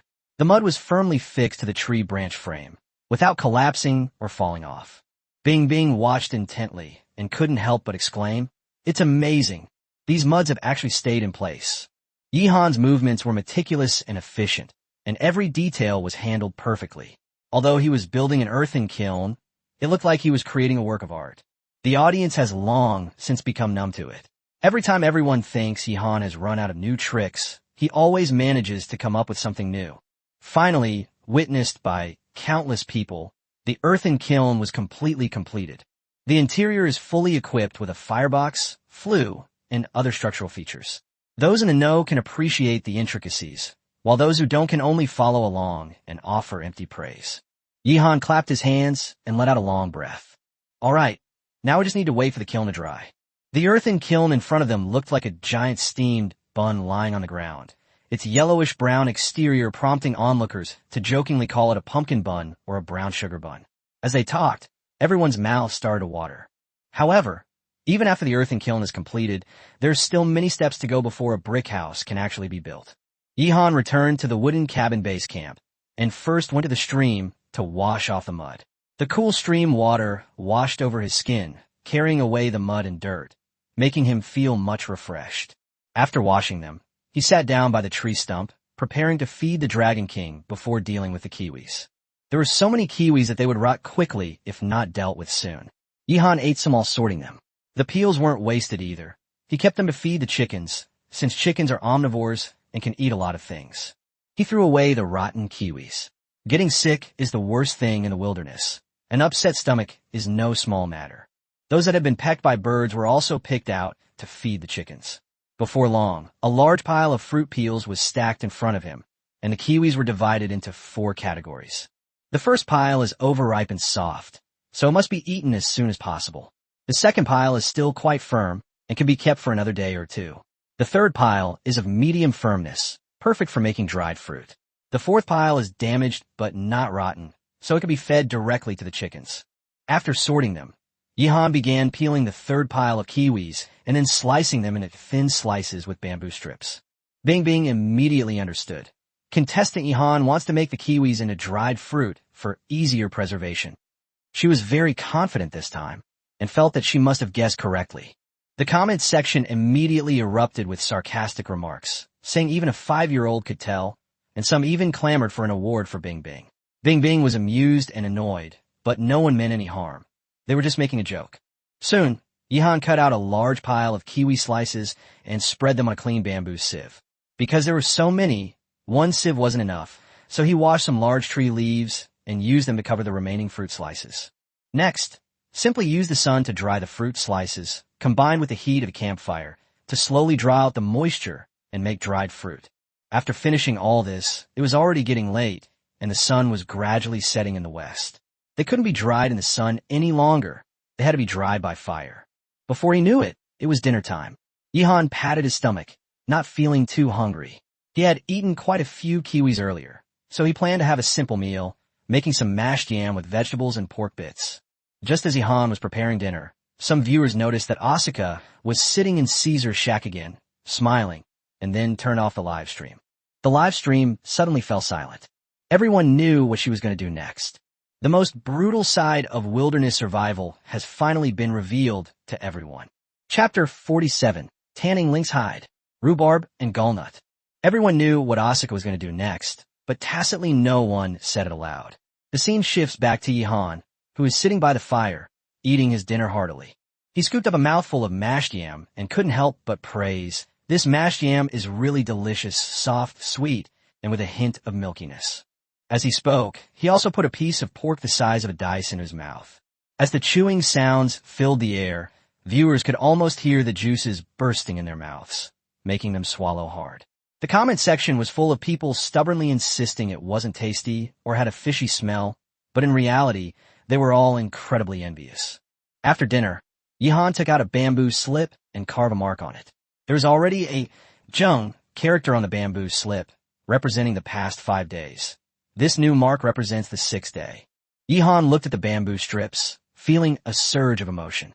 In just 6 days, his life in the wilderness had undergone tremendous changes, giving the audience in the Dragon Kingdom more and more hope. After putting away the bamboo strips, he began to check the dried kiwi fruit. The heat was well controlled, and the moisture in the kiwi fruit slices was evaporating. He turned each slice over and adjusted its position, which was not strenuous but rather tedious. After finishing all that, Yihan began packing up the tent. The audience immediately became excited, because it meant he was finally moving into the cabin. Bingbing also smiled and offered her congratulations on his housewarming. Yihan folded up the tent and put it in the corner of the cabin, next to the obsidian pile. The large leaves that had been laid out in the tent were also moved into the cabin untouched and used as a temporary bed. Lying on the leaves, Yihan already had a plan in mind. Tomorrow, he would make a bamboo bed and process the lynx hide to use as a mattress. After all, the hide was as stiff as frozen jeans in winter, making it impossible to sleep on. After resting for a while, Yihan got up and left the wooden house, taking the lynx pelt to the stream. The first step in tanning is soaking, so he tied one of the lynx pelt's feet with vines and then secured it to a large rock. In this way, the stream water can continuously wash and soak the fur, and the tiny organisms in the water can also gnaw off any remaining fat and impurities, making subsequent processing easier. Due to limited resources, Yihan could only use the ancient method to tan the fur slowly. A single tanning process has limited effect. To achieve soft and smooth fur, multiple processes are often required. Yihan's requirements are not high. He just wants it not to be too stiff. He estimates that about 3 processes, combined with vegetable tanning and oil tanning, should be sufficient. After confirming that the lynx pelt wouldn't be washed away, he returned to the campfire. By then, the dried kiwi fruit had shrunk and deformed, and its color had changed from bright green to a pale yellow. Bingbing explained to the audience that the dried kiwis sold in supermarkets have a complicated processing method, involving removing astringency, preserving color, and then drying. Yihan's method of directly baking the kiwis would result in a slightly inferior taste and appearance, but it was already quite good for the wilderness. Yihan collected all the dried kiwis and divided them into several large bamboo tubes. Now, some of his bamboo tubes contained lard, some contained cooled boiled water, and he also had a few small snacks. He tried a piece and thought it tasted good, with a good chewiness, and could be eaten as a dessert. At night, Yihan lay in the wooden cabin, smelling the faint fruity fragrance, and quickly fell asleep. The audience watched with envy. It had only been 6 days since Yihan started his wilderness survival adventure, and he already had plenty of meat, a cabin, and a shelter. Now he even had snacks provided. It was simply outrageous. The next morning, Yihan woke up, full of energy to start the new day. After breakfast, he first went to the kiln factory to check on the condition of the earthen kiln. The exterior of the earthen kiln was completely dry, but there was still moisture inside, so it needed to be dried further and couldn't be used for the time being. Yihan looked around and left after confirming that everything was all right. He then headed towards Dragonhead Mountain. Seeing this, the audience became excited, and Bingbing exclaimed that Yihan was going to explore Dragonhead Mountain. The comments section started joking, saying that once Bingbing opened her mouth, things might turn around. Some people also noticed that Yihan seemed to be looking for something, but he deliberately didn't explain it. Along the way, Yihan casually broke off a piece of Japanese knotweed and put it in his mouth to chew. Japanese knotweed, also known as sour knotweed, has a sour taste, and many people ate it as a snack when they were young. Besides the Japanese knotweed, he also picked some tender shoots to take back as wild vegetables. With the plant and animal encyclopedia, this wilderness seemed to be full of usable food for Yihan. However, he didn't go out specifically to find wild vegetables this time. Yihan continued forward, passing the kiwi tree he had found yesterday, and after walking for a while, he finally stopped ahead. There, small saplings grew, their branches adorned with flowers and clusters of tiny fruits. The fruits were covered with a white outer shell, and some viewers had already recognized them as sumac. More importantly, at the base of these leaves hung many irregularly shaped small green pieces. These were gallnuts. Seeing this, Yihan nodded in satisfaction, a smile finally appearing on his face. Chapter 48, Gallnut Honey. Big for Yihan. Yihan stepped forward, picked a few small fruits, and put them in his mouth. The next second, a sour and salty taste spread in his mouth, quite unique. Bingbing recognized it at a glance, and immediately became anxious. This is sumac. Does Yihan intend to use it instead of salt? But that simply won't work. She has been catching up on her knowledge of wild plants lately, and knows that the outer shell of the sumac has a salty taste, but its potassium and sodium content is not high, so it cannot supplement the salt that the human body really needs, let alone be used as table salt. The live stream chat quickly became lively. Some people worried that Yihan had made a mistake, while others said that Yihan wouldn't make such a basic mistake. Some knowledgeable viewers even guessed that he might be trying to tan the lynx hide. Just as Bingbing was about to take a sip of water and begin her explanation, Yihan spoke first. This plant is called sumac. Its fruit has a sour and salty taste, and can only be used for seasoning. It cannot replenish the salt needed by the human body. That one sentence immediately dispelled the audience's concerns. Sure enough, Yihan wasn't acting recklessly at all. He then pointed to the irregular green patches on the branches and leaves and said, "These are galls, not fruits, but galls formed when the gall aphids bite the sumac." Yihan even broke one open to show the camera. It was hollow inside, containing many tiny insect eggs. This thing is also a traditional Chinese medicine. It can stop diarrhea, clear heat, and treat night sweats. Bingbing was stunned, suddenly feeling like her job had been stolen.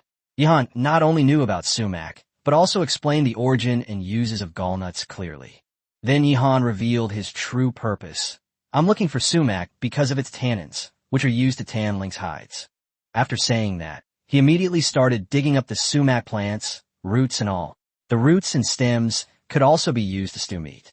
Before long, he had dug up more than 10 plants, tied them together with vines, and prepared to carry them back. Just then, Yihan looked up and saw several beehives hanging on a tree in front of him. A beehive represents honey. This discovery caught his eye, and the audience followed the camera's view to see it clearly as well. There were 3 beehives on the tree, each about the size of a human head. However, it was soon discovered that these beehives had a faint green tint, which looked rather strange, as many people had never seen green beehives before. Bingbing quickly explained, "That's gallnut honey. Bees collect nectar from gallnut flowers, and the resulting honey has a pale green hue, a slightly bitter taste, and a medicinal aroma. It's a relatively rare type of honey." Yihan nodded. "Gallnut honey, not bad. We need to find a way to get our hands on it." He had barely made his decision when the system notification was triggered immediately. Host has discovered a beehive, triggering a choice. Option 1. Ignore it, and you'll develop cataracts. Option 2. Obtain the beehive using the smoke method and gain A-level beekeeping ability. Option 3. After raiding the beehive, hide in the water to gain the ability to hold your breath underwater for 5 minutes. Yihan smiled helplessly when he saw the options. He had already experienced holding his breath underwater for 5 minutes several times, but this time he still preferred the ability to raise bees. With this skill, he could become a true beekeeper and obtain a continuous supply of honey. The smoke fumigation method was precisely what he intended to use. In nature, both animals and humans are very afraid of smoke. Many creatures in fires are not burned to death, but are first overcome by the dense smoke. Yihan carried a large bundle of sumac wood on his back and returned to the cabin. He put the things down, took a tinderbox and a bamboo pole, and immediately rushed back to the location of the beehive. While he was traveling back and forth, the audience began to discuss the other contestants. Someone mentioned that Long Yi's cabin was already built. Although it couldn't compare to Yihan's standard answer, it was at least sturdy and habitable. It was the second cabin in the wilderness, and it was also built by a contestant from China. Some viewers even watched Wu Wan's live stream and discovered that she had tied tree branches together to form a door that fit perfectly at the entrance of a cave, greatly enhancing their sense of security. Viewers joked that after Shinong and Swearin, she had gained a new identity, a cave dweller at the foot of the mountain. Before long, Yihan had returned to the bottom of the hive. He began gathering branches to start a fire, deliberately choosing damp branches to produce more smoke. Soon, campfires were burning beneath all 3 beehives, billowing thick smoke into the air. Buzz, buzz, buzz. Startled, the bees flew out of the hive and bumped around in all directions. Instinctively trying to get away from the thick smoke and high temperature, they had no choice but to abandon the hive and scatter in all directions. Logically, Yihan should have stayed far away at this point. But being skilled and daring, he hid behind a tree, holding an entrenching tool in his left hand and a bamboo pole in his right. Occasionally, a few bees would fly by in a panic, and he would raise his hand and swat them away with a shovel. For him, quick eyes and sharp hands were more than just adjectives. Once the bees had mostly left the hive, Yihan immediately took action, quickly tapping the hives with a bamboo pole. 3 hives fell one after another, which he immediately picked up and put into his basket. He then covered the campfire with soil, extinguishing the fire. The entire set of movements was fluid and smooth, and Yihan successfully harvested 3 gallnut beehives. A system notification appeared immediately, indicating that he had obtained a level beekeeping ability and could now become a beekeeper, no longer lacking honey for consumption. At the same time, an announcement popped up. This harvest indeed triggered a 10,000-fold return, and all 3 beehives were returned simultaneously. Chapter 14 Sleep Aid Streamer Yihan. The Japanese invade Dragon Head Mountain. Dragon Kingdom contestant Yihan obtained 3 5-game beehives, triggering a 10,000-fold return. Congratulations to the Dragon Kingdom for obtaining 30,000 gallnut beehives. With all 3 hives returned, the Dragon Kingdom gained an extra 30,000 hives rich in gallnut honey. After a brief silence, the entire nation erupted in cheers, and Bing Bing excitedly shouted, thanking Yihan for bringing so many hives to the Dragon Kingdom. The livestream chat was flooded with comments. Upon seeing the announcement, Long Yi immediately recalled his childhood experience of being stung and crying after poking a beehive. He instantly perked up and began searching for a beehive nearby. Wu Wan was envious but dared not touch it, afraid of being stung. Master Lin Chi couldn't help but sigh, recalling that he had filmed similar content in his previous videos, but those beehives were all bought to hang on trees.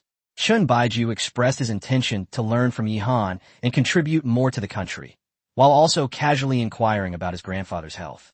Yihan's return further spurred on the Dragon Kingdom contestants, giving them all even more motivation.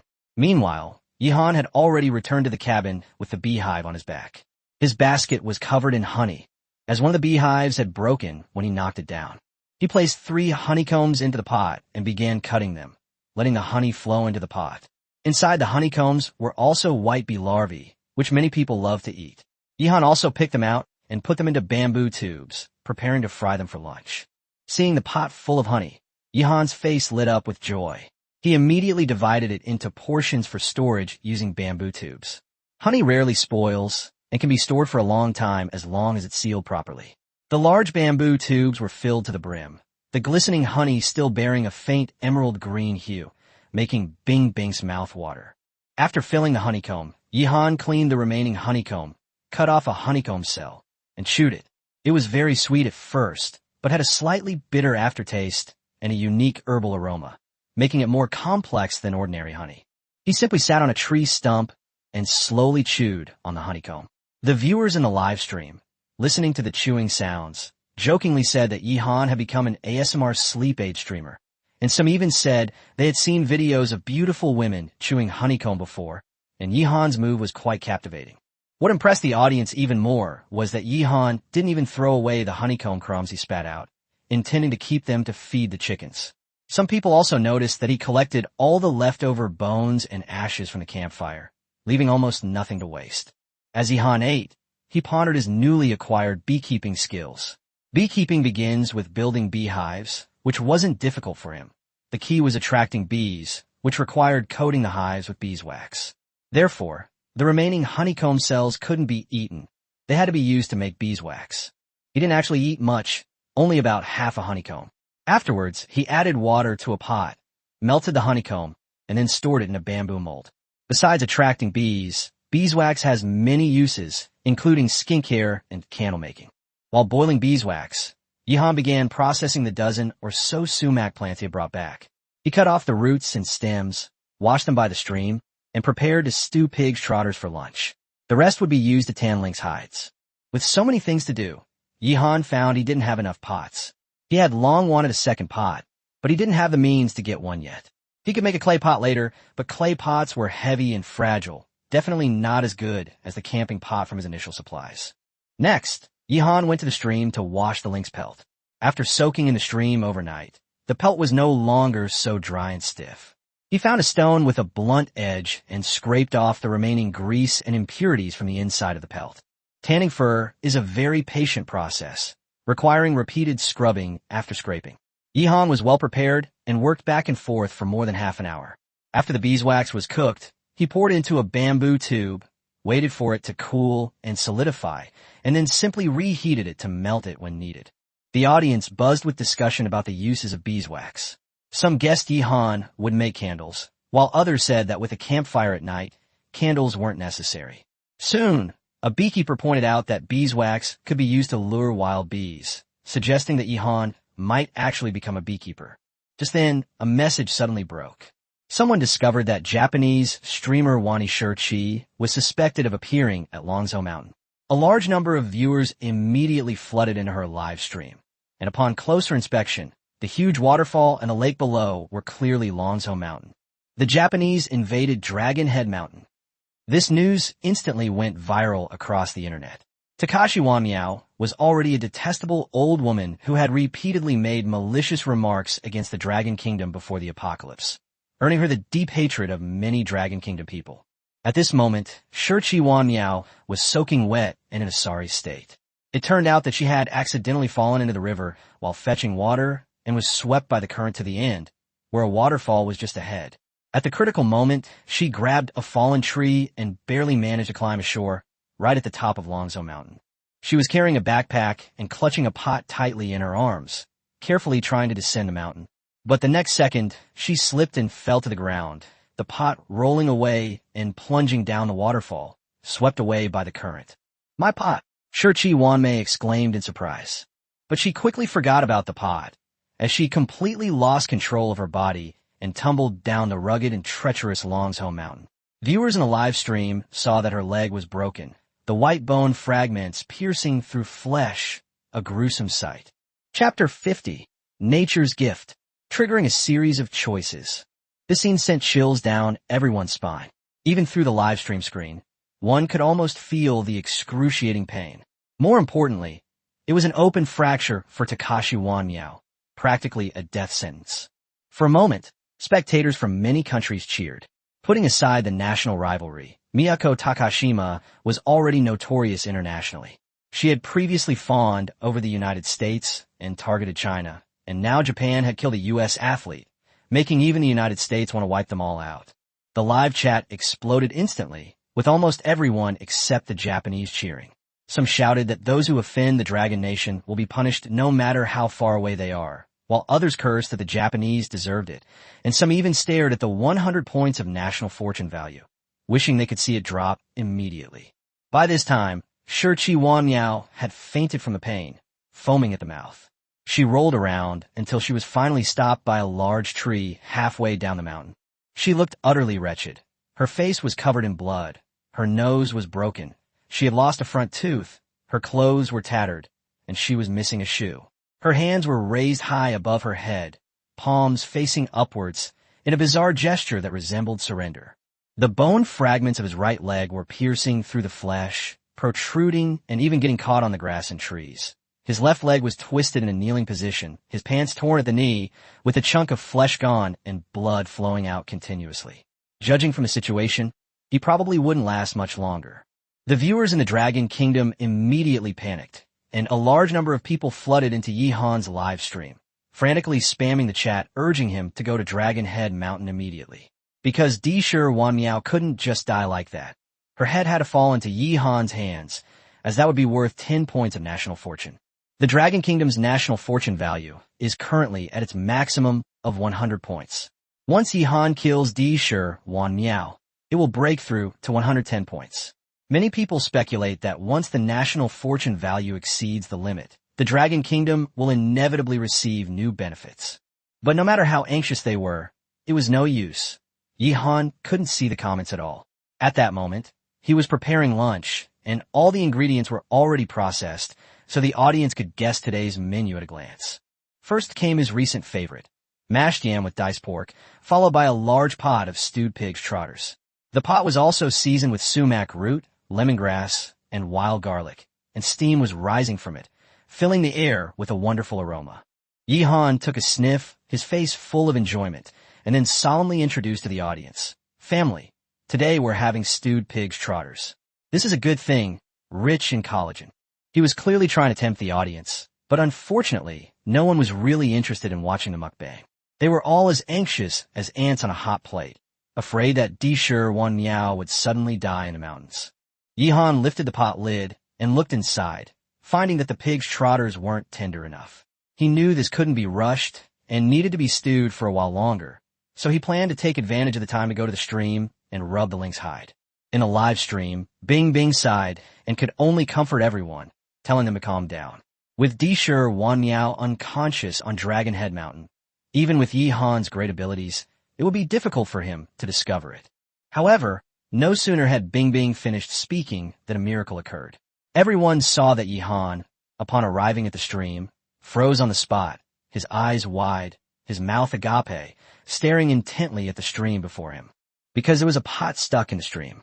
The pot was stopped from being washed away by the lynx hide.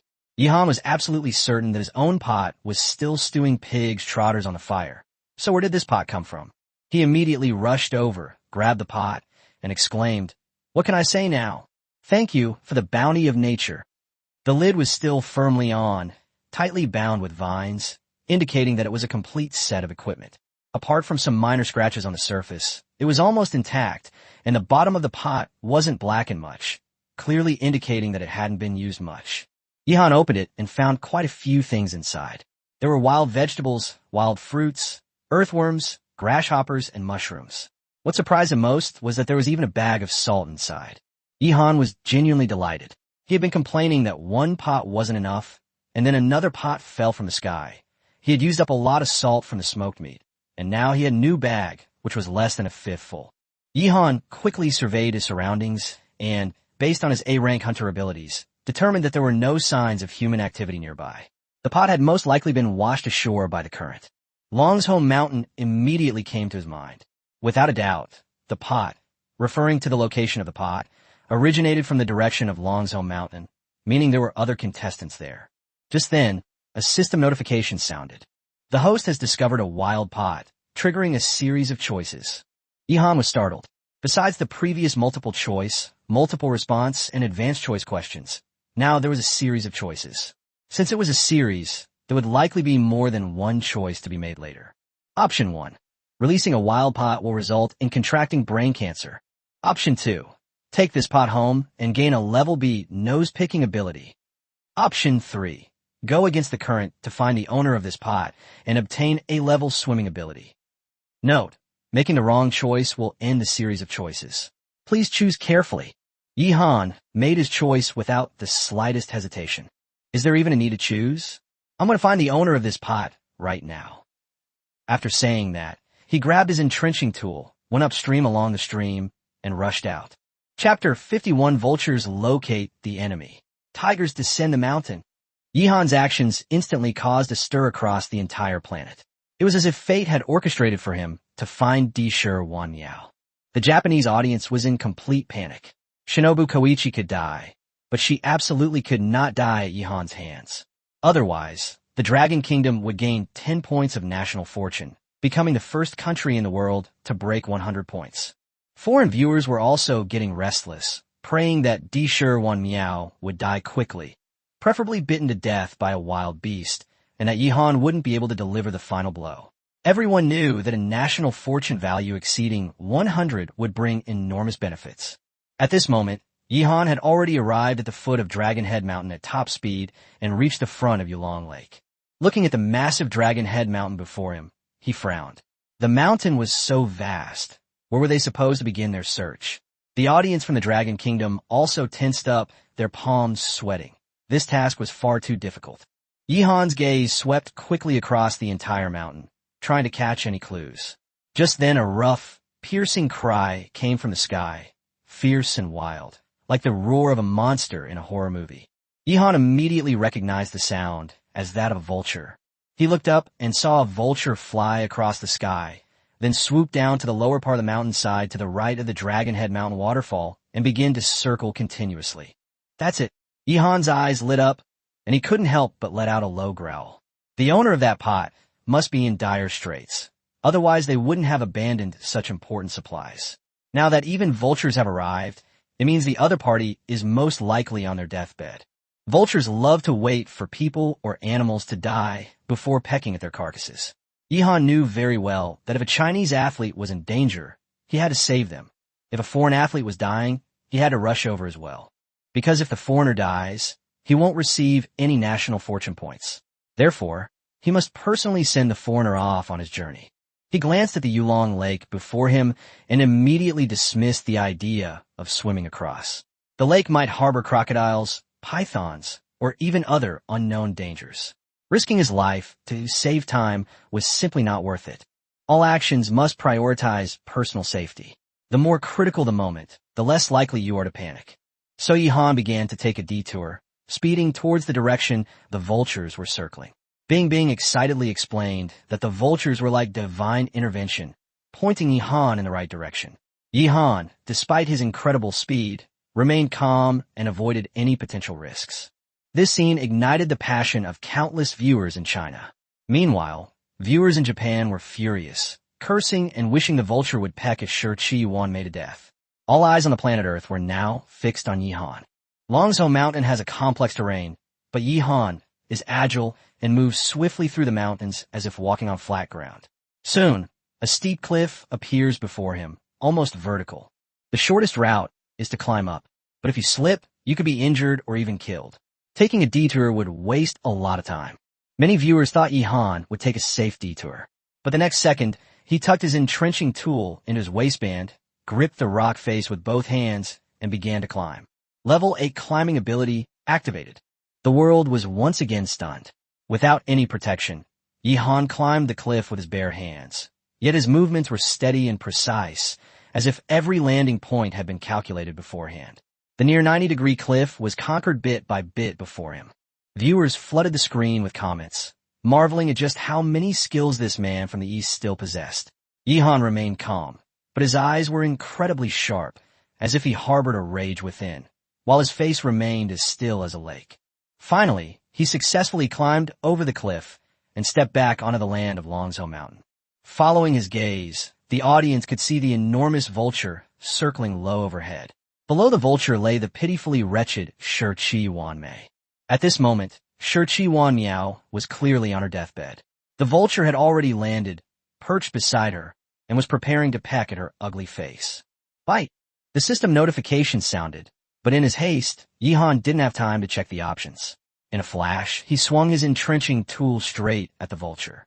The entrenching tool spun in the air, creating a whooshing sound, and slammed into the vulture's face, knocking its beak crooked. Thou! The vulture let out a sharp, eerie cry and flapped its wings to take flight. In the chaos, its wing lashed out, knocking the entrenching tool into a patch of bushes in the distance.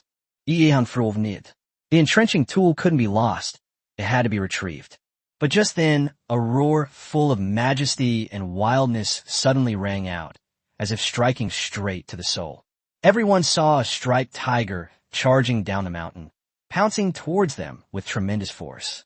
Another dramatic turn of events occurred, and Yihan was instantly plunged into a life-or-death crisis. A tiger descends the mountain, its roar shaking the forest. Chapter 52, Decapitation. A battle of dragons and tigers. The sudden turn of events shocked the entire planet once again. No one expected that a fierce tiger would charge down the hillside from the depths of the forest, heading straight for Yihan. Thump, thump, thump. The enormous tiger paws slammed into the ground, the sound as deep and muffled as war drums, seemingly shaking the very earth. The vultures in midair were startled and flew higher and higher, yet they still circled around, clearly waiting to come down and scavenge for food after the battle was over. Bing Bing's face turned pale instantly. Even through the screen, everyone could feel the terrifying ferocity emanating from this tiger. This wasn't a tiger accustomed to being fed in a zoo before the apocalypse. It was a truly wild and untamed overlord of the mountains. It is the king of all beasts in Long's home mountain, and any living creature that appears before it is merely prey. The live stream chat exploded instantly. The Chinese viewers were both anxious and furious. Some cursed it as a conspiracy by the Japanese. Some worried that Yihan would be unable to fight without his entrenching tool, while others still believed in Yihan's fighting ability. Yihan, on the other hand, remained remarkably calm.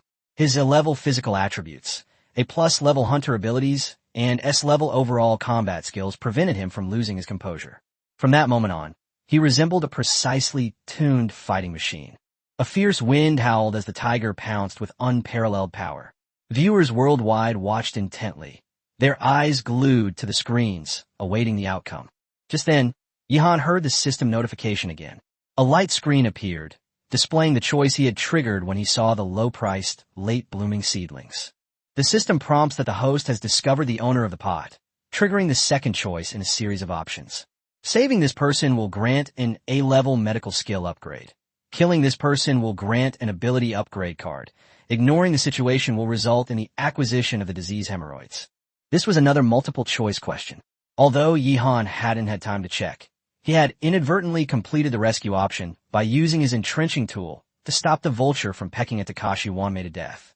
Immediately afterwards, the tiger descending the mountain triggered the third in a series of choices. Option 1. Fight the tiger and trigger different rewards depending on the outcome of the battle. Option 2. Turn around and run away, ending the series of choices immediately. This series of choices is indeed special, not only offering incredible rewards like upgrade cards, but also allowing the outcome of battles with tigers to determine the reward tier. Yihan glanced at it and immediately made a decision. The second option was to have both of the first two. The third option, naturally, was to fight. The moment the selection was completed, the A-level medical skill upgrade reward was credited to his account. Yihan had previously obtained an A-level medical skill when the wild boar fell into the trap, and now this ability had been directly upgraded to A+ level. Next, all he needs to do is kill Shi Wanmei himself to get the ability upgrade card. Roar! At the same time, the massive tiger pounced on Yihan, raising its giant paw to strike him down. If hit by this paw, even with Yihan's strong physique, he would likely suffer fractures and serious injuries. At the critical moment, Yihan rolled sideways to dodge, then slammed his foot into the ground and charged towards Shi Wanmei. His goal was clear. This person had to die by his hand. The Japanese audience was completely frantic, cursing Yihan to stay away from Shi Wanmei and shouting for a tiger to kill him. The Chinese audience was equally tense, their hearts pounding in their throats. Just then, Yihan saw Shi Wanmei slowly open her eyes. It was a last gasp before death. Yihan gritted his teeth, knowing that time was running out. The vultures had already prepared to feed, indicating that Shi Wanmei was already on the verge of death. Her sudden awakening could only be a final burst of energy before she died. Once that time is up, she will stop breathing on her own. At that point, the kill option will be considered a failure. The tiger, having missed its attack, roared in fury and pounced on Yihan again, its gaping maw and gleaming white fangs aimed straight at him. There was no doubt about the astonishing force of its bite. Once flesh and blood were bitten, there was almost no chance of survival. Yihan was forced to dodge again. With this fierce tiger constantly interfering, he couldn't focus on finishing off Shimamura. Shioichi Wanmei finally saw the situation clearly. Her body released the last of her adrenaline, briefly restoring her mobility. This final burst of energy was perhaps meant for her to say her last words. Without saying a word, she hurriedly took off her backpack, pulled out an axe, and raised it with trembling hands, guarding against the tiger and Yihan in front of her. Yihan's eyes lit up when he saw the axe. If they really needed to deal with this tiger, an axe would be more suitable than an entrenching tool. At this moment, the pupils of the low-lying tiger were already dilating. Death was approaching. Yihan took a deep breath, his toes diagonally plunging into the soil, and suddenly kicked up a clump of sand, heading straight for the tiger's face. Taking advantage of the moment when the tiger was hindered, he burst forth at top speed and rushed toward Shichi Wan Miao, snatching the axe from her hand. "Thanks!" Yihan roared, raised his axe high, and brought it down with all his might. This axe blow showed no mercy, instantly beheading Shichi Wan Miao. Bite! A pleasant system notification sounded, and Yihan successfully obtained the ability upgrade card. Ability upgrade card, overall combat ability upgraded. Yihan ruwarid invadli. The next second, his overall combat ability increased by a whole level, jumping from S rank to SS rank. With the late-blooming seedlings in the low-lying market finally resolved, he can now focus on facing this formidable tiger. With his A-level physical attributes, SS-level overall combat ability, and the axe in his hand, Yihan's confidence soared, and he prepared to truly fight this mountain overlord. This will be a true battle between dragons and tigers. Meanwhile, a barrage of announcements flooded in, instantly shocking the entire planet and all the contestants. In this battle for national destiny, the first country to break through 100 points and surpass the limit has finally emerged. Chapter 53, An Astounding Discovery. A great transformation unseen in 5,000 years. Yihan used the axe that Shichi Wan Miao had given him to chop off her head. The announcement went viral the next second. Japan has had 10 points of national fortune deducted, currently at 90 points.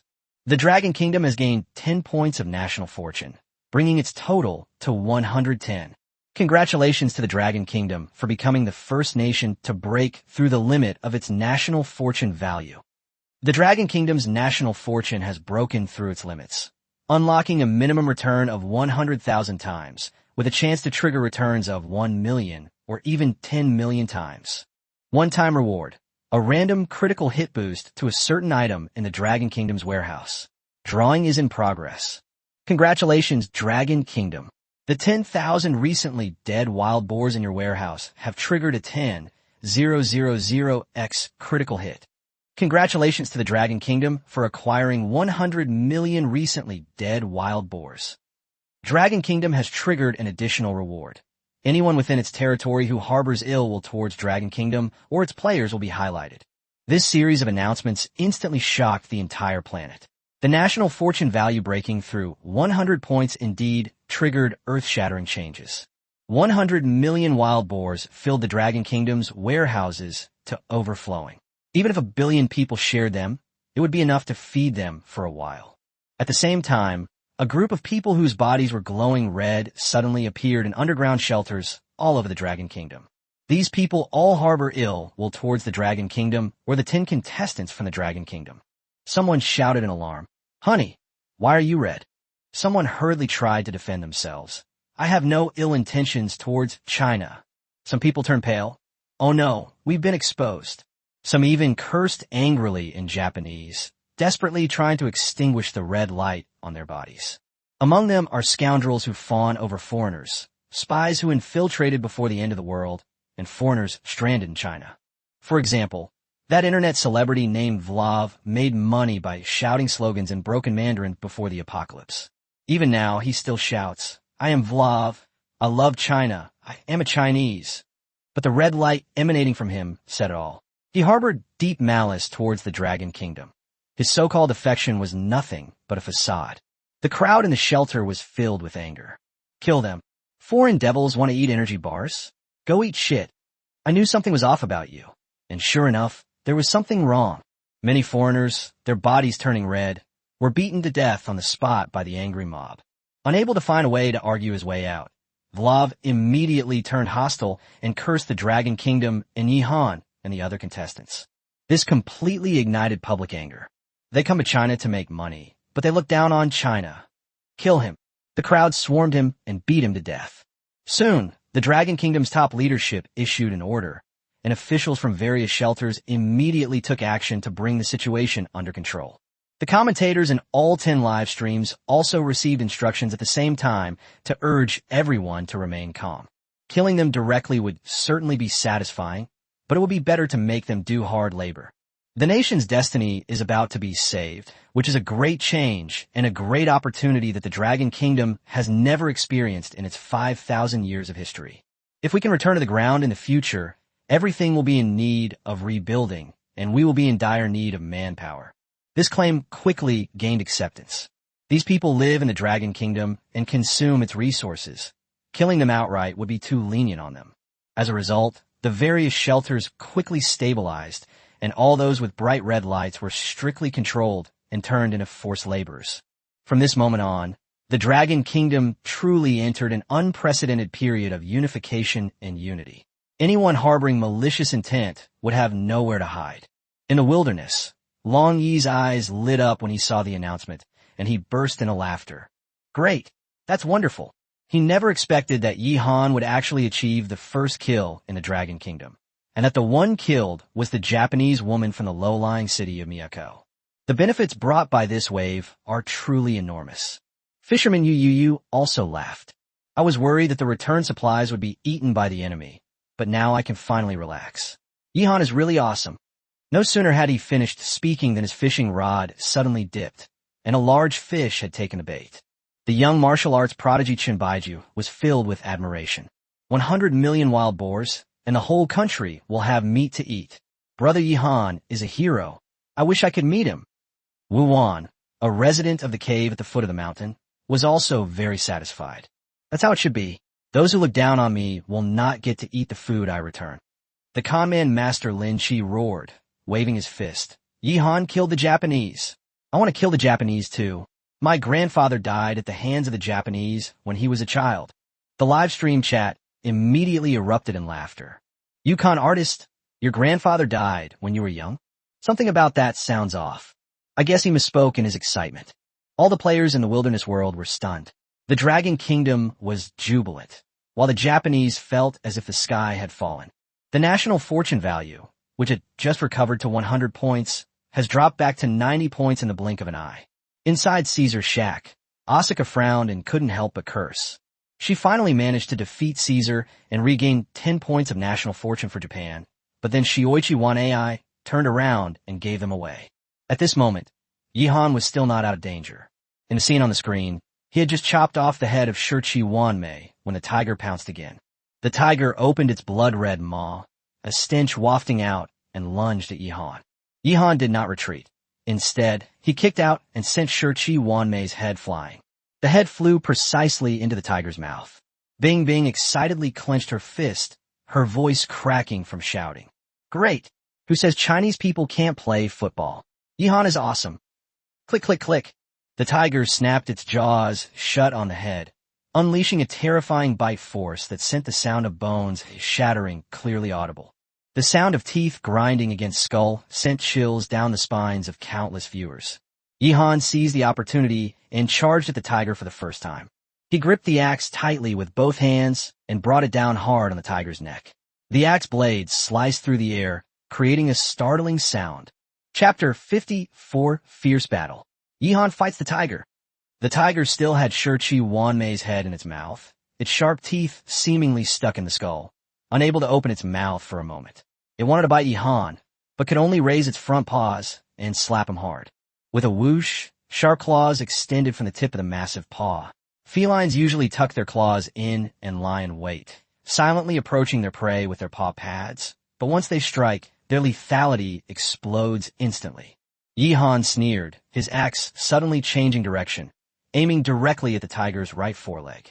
His reaction was so fast, it was chilling, as if from the very beginning his target wasn't the tiger's neck, but its leg. Click! The axe and the tiger's leg collided heavily, producing a crisp crack.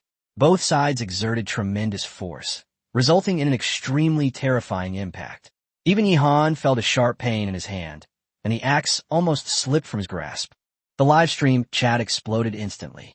Some exclaimed that Yihan's tiger's mouth had been split open, the first injury he had ever sustained since he began surviving in the wilderness. Others asserted that the tiger was in even worse shape, with at least a broken bone. Everyone held their breath in tension. Yihan didn't try to hold on. He quickly retreated and switched to wielding the axe in his left hand. Only then did the audience realize that he could use both hands, and the power of his left-handed axe swing was in no way inferior to his right. Roar! The tiger, gripped by pain and enraged, violently shook its head, finally spitting out the severed head. Its mouth was full of blood, and the heavy stench of blood further fueled its ferocity. Its eyes were filled with murderous intent. Yihan shook his numb right hand, leaned forward slightly, and adjusted his breathing. In this life-or-death struggle, losing your rhythm is tantamount to surrendering half your life. The next second, the tiger pounced again.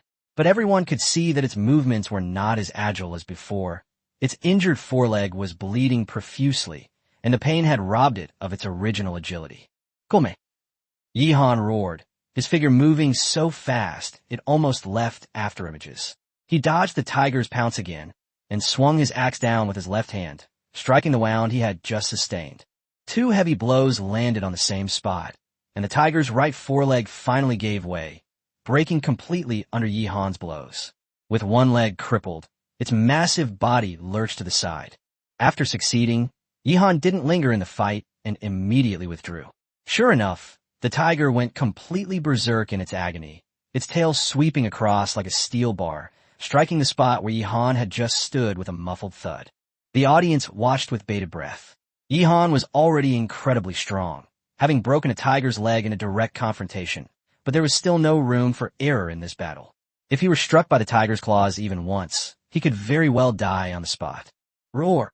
The tiger roared in pain, slamming its left forepaw into the ground, digging a small crater, before continuing its charge, dragging its broken leg. But now it swayed, its steps clearly unsteady. Yihan smiled instead. "You amateur, come here." He laughed as he dodged the attack, then brought his axe down again, this time aiming straight for the tiger's neck. His tactic was to first cripple the tiger's leg, weakening it before striking its vitals. If they had tried to chop off the neck from the start, it might not have worked. But now, the tiger with the broken leg could no longer dodge nimbly. Faced with that terrifying axe, it actually felt fear. The tiger tried to dodge, but its newly broken leg wouldn't obey its commands. The axe fell heavily, and although it instinctively veered off course and missed its neck, it struck its eye squarely. This axe blow left the tiger both lame and blind. The live stream chat exploded. Everyone was spamming the chat. Yihan was fighting a fully grown tiger head-on, every move hitting its vitals, while the tiger's attacks missed time and time again. Such combat power was simply the pinnacle of human potential. A surge of intense pleasure welled up within Yihan. His SS-level comprehensive combat capabilities allowed him to control the pace of the battle from beginning to end. The king of beasts, in his presence, resembled a rookie being relentlessly attacked. But he was not careless at all. The closer he got to victory, the more vigilant he had to be against a last-ditch counterattack, and he couldn't let the tiger escape. Sure enough, after losing an eye, the tiger began to retreat.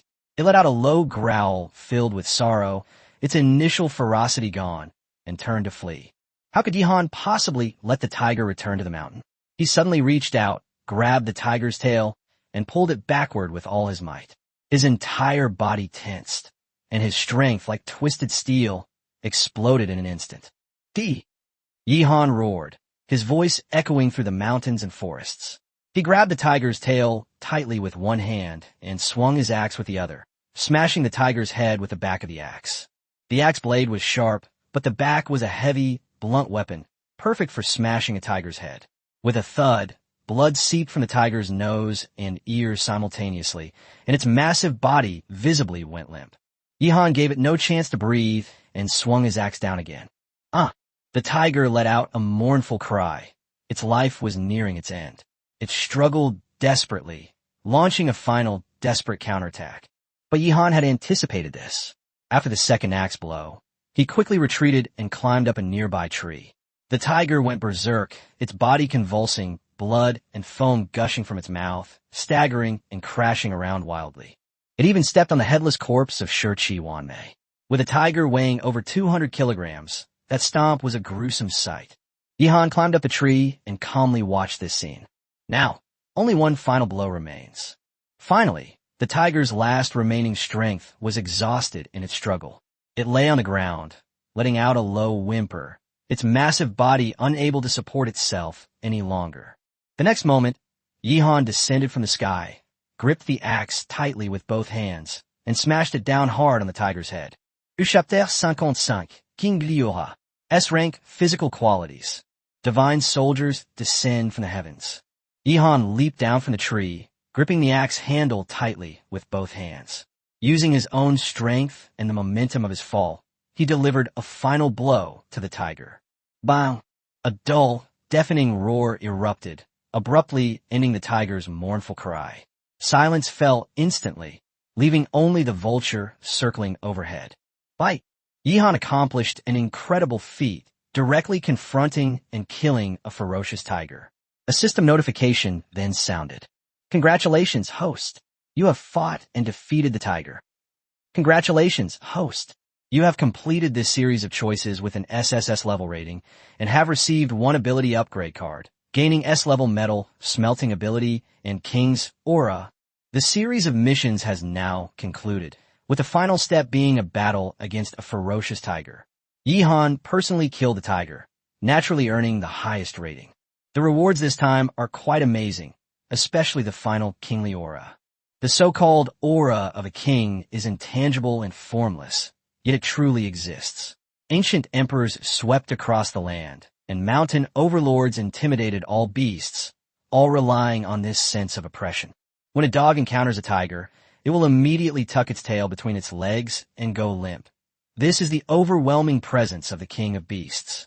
Now, Yihan also possesses this aura. From now on, he will only become more powerful in the wilderness. After a brief period of deathly silence, the entire planet Earth erupted in chaos.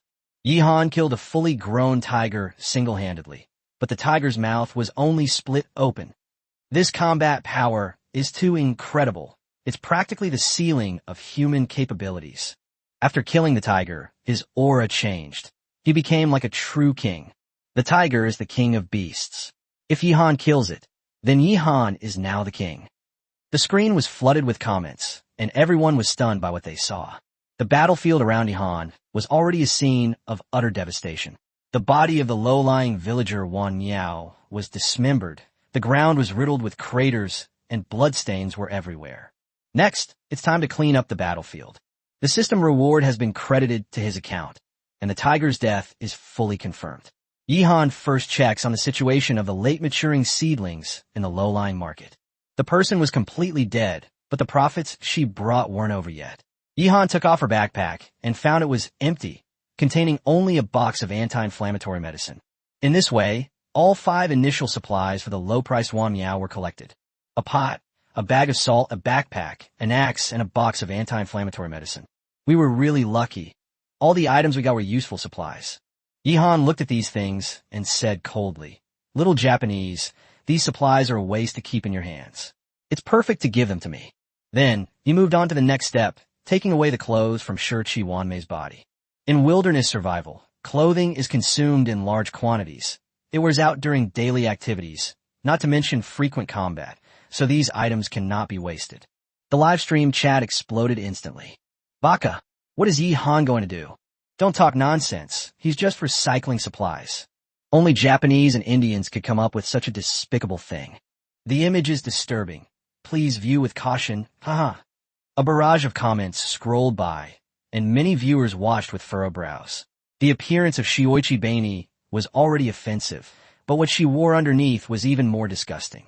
Yihan frowned the whole time, quickly stripped off his clothes and stuffed them in his backpack, then turned the body over before finally letting out a long breath. Then he said to the system in his mind, Use the ability upgrade card to upgrade my physical attributes. The next second, a warm current flowed through my whole body, so comfortable that it invigorated me. Even the wound on my hand started to itch, and the flesh was growing back quickly. Congratulations, host. Your physical attributes have been upgraded to S level. Due to improved physical attributes, overall combat ability has been upgraded to SS+. This is yet another huge improvement. If Jihan were to face the fierce tiger again now, he would definitely have a much easier time. With S-level physical fitness, it's almost impossible to get sick, and one becomes even more ferocious in work and combat. Jihan tried to move the tiger and estimated its weight. It weighs about 500 jin, heavier than Lianzi. This weight is approaching the level of events in international strongman competitions. On flat ground, one might be able to slowly drag it back by resting, but this is on a mountain, greatly increasing the difficulty. Right now, not only the tiger needs to be taken away, but the body of Shiqi Wanmiao also needs to be disposed of. In Jihan's eyes, Longzhou Mountain had long been his territory, and he felt uneasy leaving the corpse there. Cremation is troublesome, requiring fire and firewood, and it doesn't burn completely. Sky burial, where vultures eat the remains, might not be thorough either. In the end, Jihan decided to bury him, burying him deep, out of sight, out of mind. The audience started talking again when they saw him digging a hole. Jihan is merciful. He even collected the body of Wan Miao from D. Sure. That little Japanese should kneel down and thank him. Poor vulture, it's out of food. Bing Bing's witty remarks during the live stream led viewers to jokingly suggest that she was preparing for the postgraduate entrance exam. Soon, Jihan dug a deep pit and buried D. Sure Wan Miao in it. From then on, the world was spared a filthy soul and an ugly body. After disposing of the corpse, Jihan immediately began harvesting nearby vines, wrapping them around the tiger's body. Soon, the tiger was wrapped up like a giant rice dumpling, eventually becoming almost spherical. Seeing this, the audience finally realized what was going on and exclaimed in amazement at Jihan's wit. Chapter 56 Tiger Pokeball. The first distribution of supplies in the Dragon Kingdom. Jihan used vines to wrap the tiger up and down, shaping it into a ball. This made transportation much easier, saving both effort and time. Viewers in the live stream praised him for this. Bing Bing even laughed and said, "Isn't this just like a Pokeball from Pokemon? Except for the color, it really does look a bit like one." In the scene, Jihan let out a long breath, wiped the sweat from his forehead, slung his backpack over his shoulder, and began to push the tiger Pokeball in front of him. Of course, he didn't forget to pick up the entrenching tool, which was a crucial piece of equipment. And so, Jihan pushed the tiger on his way home. This trip had been incredibly rewarding. The national fortune value had broken through its limits, bringing immeasurable benefits to the Dragon Kingdom. The system rewards had also comprehensively enhanced his physical attributes, combat power, and kingly aura. In addition, he also obtained Takashi Wanmiao's complete set of equipment, a set of clothes, and the tiger. Jihan returned and soon arrived at the climbing spot he had been at before. Without hesitation, he pushed the tiger Pokeball down the slope. The ball rolled down the slope at high speed, finally coming to a stop near the foot of the mountain. Seeing this, Jihan smiled, then turned around and began climbing in the opposite direction. He steadily traversed the steepest section and descended the mountain. From then on, the path became much easier. Under the watchful eyes of a global audience, Jihan pushed the tiger Pokeball back to his cabin base. But he couldn't rest yet. A ton of work remained. Jihan quickly walked to the stream and looked at the pot left by D. Sure Wan Miao. He opened the lid, and sure enough, he saw the Dragon King lying inside, fast asleep, completely unaware of what had happened outside. The audience erupted in laughter, jokingly commenting that the Dragon King was too carefree. Some also remarked on Jihan's thoughtfulness, noting that he had deliberately placed the Dragon King in a pot for protection before setting off. Otherwise, the little guy might have been injured in the battle. After confirming that the Dragon King was all right, Jihan patted its little head and then took it to see the stewed pig's trotters. Actually, he was a little worried, afraid that the pot would burn dry. Fortunately, after lifting the lid, the situation was not bad. The broth in the pot had indeed decreased significantly, almost to the bottom, but it hadn't completely boiled away. Only the bottom part, which was in contact with the bottom of the pot, was slightly blackened. The rest was fine. Moreover, the pig's trotters were stewed until they were very tender. Yihan gently pushed them with a bamboo spatula, and the bones came off easily. He smiled and took a bamboo tube filled with cooled boiled water, adding it to the pot. Once the water boils again, the meal will be ready. Taking advantage of this lull, Yihan went to the stream to bathe. After all the commotion, he was covered in blood, sweat, and mud, and needed to clean himself thoroughly. Then the familiar static screen reappeared. The live chat was filled with groans, with many complaining that Yihan, a grown man, would turn off the broadcast while taking a shower, while others firmly believed that he would one day carelessly forget to turn off the broadcast. Even with the screen displaying static, Yihan's live stream was still incredibly popular. While the Chinese viewers were still caught up in the excitement, the Japanese were flooding in with insults. After taking a thorough bath, Yihan felt much refreshed. He soaked his clothes, Shawanmio's clothes, and backpack in the stream, and then used stones to prevent them from being washed away. He then restarted his live stream and officially began eating. The pig's trotters were so tender they almost melted in his mouth. Yihan even deliberately imitated a mukbang streamer, feeding the pig's trotters to the camera, making the viewers both drool and laugh. Just then, good news arrived. The Dragon Kingdom's top leadership issued a notice through 10 live streaming rooms, which was quickly disseminated to all the shelters. The Dragon Kingdom will conduct its first distribution of supplies. Everyone will be able to eat pork. Prior to this, the supplies returned by the contestants had been stored in the warehouse and not distributed immediately. It wasn't that the higher-ups were reluctant to part with them, but rather that China's population was too large and the total amount of supplies was insufficient. More importantly, there are spies and traitors within the country. The supplies that the 10 contestants risked their lives to return from the wilderness must not be allowed to fall into enemy hands. Before the apocalypse, successfully reporting spies could earn a reward of 500,000, hence the saying walking 500,000.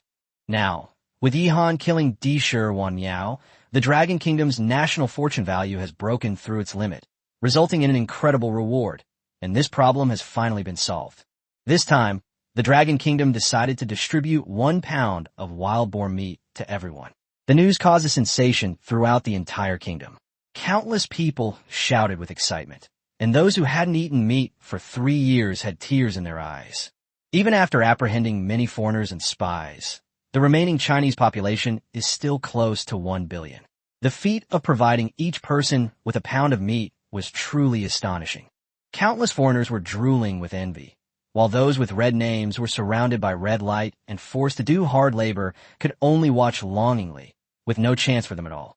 A young man with a long face lay on the ground, rolling around and yelling that he wanted to eat meat too. The supervisor immediately retorted, "A traitor wants to eat meat? Dream on." These people glowing red are now collectively referred to as red-named individuals, just like red-named players in games. As long as they work honestly, they can live. If they resist, they will be executed.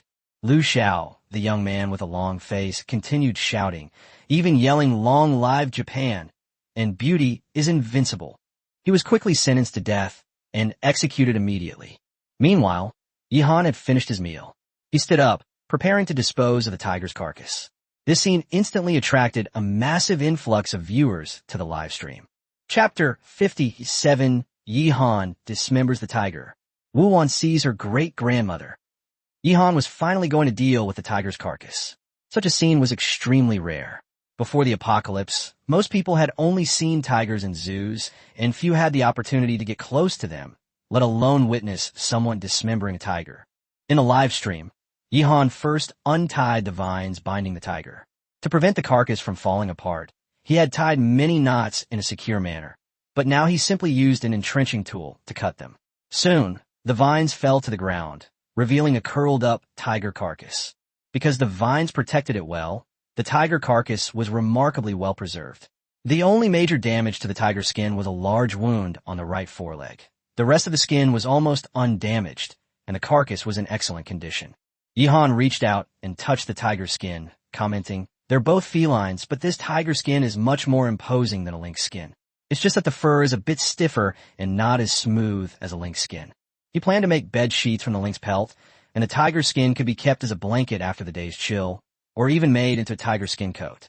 Even without the reward of a kingly aura, the lingering beastly scent on the tiger's skin would be enough to scare away many wild animals.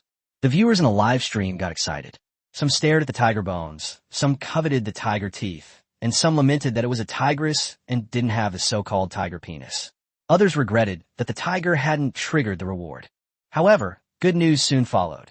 A fisherman caught a 10-pound sea bass and successfully triggered a 100,000-fold return, resulting in the Dragon Kingdom receiving 100,000 plump sea bass.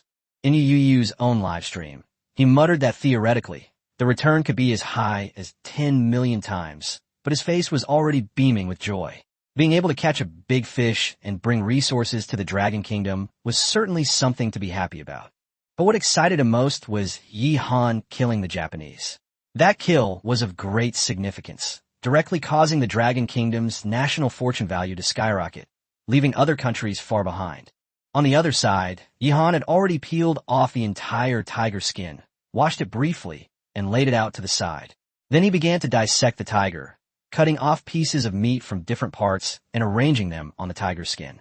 His movements were as clean and efficient as ever, a pleasure to watch. Just as the ancient master butcher Ding skillfully dissected an ox, Han now skillfully dissects a tiger. Last time he opened a pork shop. This time he simply set up a tiger meat stall.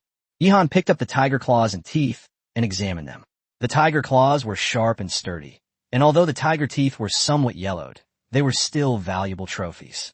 In the future, when he had some free time, he could definitely make them into handicrafts for his collection. The audience got more and more excited as they chatted. Some wanted to polish a tiger tooth until it developed a patina and make it a family heirloom. Some joked about Han's tiger meat shop opening. Others made up a story about wanting to buy 10 tiger penises, threatening to overturn the shop if they didn't have any. Just as the live stream was filled with laughter, a viewer suddenly reminded them to stop watching Han, as Wuwan was in trouble again. She had been poisoned for the third time, and for the second time, she was hallucinating. The situation looked very serious. A large number of viewers immediately flooded into Wu Wan's live broadcast room. Inside the cave, Wu Wan was pointing to the campfire and earnestly saying that the fire from the gas stove was fire and could not be used to cook for children. Only her kind of fire was yang fire and had yang energy. The audience was speechless. This so-called fire and yang fire theory had long been a laughingstock, but some people still believed it wholeheartedly, and Wu Wan, who had studied traditional Chinese medicine on her own, was one of them. The next second, Wu Wan stared at the fire and suddenly exclaimed in surprise, "Huh? There are little people in the fire? Wow, they're little elves." The audience then noticed that several wild mushrooms were roasting on the campfire. Some immediately deduced that she had probably eaten poisonous mushrooms. The commentator was also quite helpless and could only reassure everyone, "Don't panic, she shouldn't die." The second one from the left on the fire is Gallerina variegata, which can be fatal if ingested. But Wu Wan ate Amanita muscaria, the kind with red caps and white stems, which is mainly hallucinogenic and can also cause vomiting and diarrhea. She only ate a small one, so she should be fine once the toxicity wears off. These words reassured the audience somewhat. However, Wu Wan's next move startled many people. She suddenly looked into the empty space and greeted warmly, "Great-grandma, you're here. Come and have some with us." The live stream chat exploded instantly. Everyone saw how incredibly healthy she was. How could she be considered unkillable? The commentator swallowed hard and could only continue to reassure everyone. The Japanese and Korean viewers were cursing wildly, hoping Wu Wan would be poisoned to death so that China's national fortune would decline. But things didn't go as they wished. Before long, Wu Wan gradually regained her senses and began vomiting violently. She finally realized what had happened and felt a wave of fear wash over her. The mushrooms are poisonous. She was still dizzy and felt terribly unwell. She couldn't understand it. Didn't people in Yunnan often eat wild mushrooms? Shouldn't cooking or roasting them remove the toxins? But this lesson was profound enough that she knew she couldn't eat mushrooms indiscriminately again. Then she thought of the Dragon Kingdom. Han had just killed the Japanese, causing the Dragon Kingdom's national fortune to break through its limit and bringing enormous benefits. If she were to die from poisoning, causing the Dragon Kingdom's national fortune to decline, she would become a sinner for all time. Wu Wan quickly apologized to the camera. "I'm sorry, everyone. I'm sorry to Longhua." After saying that, she couldn't help but vomit again. She is indeed stupid. She can't understand many things that ordinary people can figure out, but she's not inherently bad. After confirming that Wu Wan was out of immediate danger, the Chinese audience finally breathed a sigh of relief. But just then, another bombshell piece of news arrived. American contestant, Chinese trader, Donut King Wei Hung, has been bitten by a snake again. Chapter 58. Donuts, Another Amputation. Yihan plans ahead. Upon hearing the news, the audience was all shocked. What kind of day is today? Yihan opened a tiger meat shop. Wu Wan experienced hallucinations for the second time, and Donut Wang Weiheng was bitten by a snake for the second time. It's like everything is happening twice. A large number of viewers immediately flooded into Wang Weiheng's livestream. In his shack, he was tightly binding his left arm with a belt, and a snakebite wound was clearly visible on his forearm near his elbow. The live chat exploded. Chinese viewers were in stitches, shouting that he was going to have another amputation, and some even recognized the snake that bit him as the same one from last time. The same snake causing him 2 amputations within 5 days. This plot was so absurd, even a novel wouldn't dare write it. If Wang Weiheng were still in China, this kind of traitor would have been a red name, a derogatory term for someone with serious crimes, long ago, and might even have been sentenced to death. The fact that he's only had his leg amputated is considered lenient by the Chinese audience. Everyone just hopes he suffers as much misfortune as possible, and that he gets out of the game as soon as possible, causing America to lose another 10 points of national fortune. American viewers were furious and hurled insults at him, calling him stupid. They couldn't understand why, even if bitten by a venomous snake, one could try to suck out the venom or cut away the flesh near the wound. Why did he have to cut off his arm right away? No matter how much they cursed, Wang Weiheng couldn't see it. The angry comments couldn't change his decision. Even viewers from Japan joined in the fun, mocking the donut while also taking a jab at China and the US. Chinese netizens, of course, wouldn't tolerate this and immediately brought up the incident involving Miyako Shioichi in retaliation. Mentioning this, the Japanese instantly calmed down, as that incident had driven many to the brink of suicide. At this moment, Wang Weiheng had completely broken down. His face was filled with terror, and he kept shouting that he had to live and could not be poisoned to death. The next second, he swung his machete and slashed his own left forearm. Blood spurted out instantly, and a piercing scream echoed through the shack. He then used a red-hot cleaver to scald the wound to stop the bleeding. The whole process was horrifying to watch. When it was all over, his eyes rolled back, and he fainted. Meanwhile, in Yihan's live stream, Bing Bing, with a sweet smile, commented, "Yihan has started smoking tiger meat. By the way, the Dragon Kingdom trader, Donut Wang Weiheng, just cut off his own left forearm." The audience was immediately relieved and joked that Donut was even dumber than Wu Wan. Some said Wu Wan was at most mildly intellectually disabled, while Wang Weiheng was at least severely so. Otherwise, why would a person with a sound mind betray China and go to America to eat donuts? The chat then started talking about contestants from other countries. The British Empire drew a Down syndrome child who was almost completely unable to take care of himself, while the Gallic Kingdom had a wheelchair user who, upon arriving in the wilderness world, couldn't bring his wheelchair and could only crawl on the ground. In comparison, the 10 contestants randomly selected by the Dragon Kingdom were indeed quite lucky. Wu Wan may be slow-witted, but she's lucky. Master Lin Chi may be a fraud, but he's now reformed and trying to make a living. At least there weren't any particularly outrageous disabled individuals. Over here, Yihan had already smoked a large quantity of tiger meat. He let out a long breath and went to the kiln factory to inspect the earthen kiln he had built. The kiln was in good condition, without any unexpected problems, and he was very satisfied with it. Yihan judged that they could start drying the kiln with fire tomorrow to speed up the process, then check for any remaining defects and make any necessary repairs before it could be officially put into use. Given the current conditions, this earthen kiln was already the best he could manage. With a kiln, he could quickly fire bricks and tiles, and even make some pottery on the side.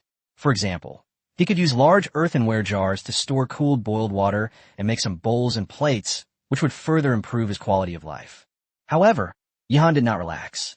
He looked up at the sky, knowing that there was no severe weather during the 3-day newbie protection period, but anything could happen after it ended. Although he hadn't encountered any heavy rain yet, he couldn't afford to be careless. If it rains heavily, this painstakingly built earthen kiln could be ruined. The most important goal right now is to build a brick house, obtain a map of Longzhou Mountain, and then conduct a thorough search of the mountain to acquire more resources. Therefore, the earthen kiln absolutely could not be allowed to malfunction. Yihan quickly made a decision to build a rain shelter out of bamboo to protect the kiln.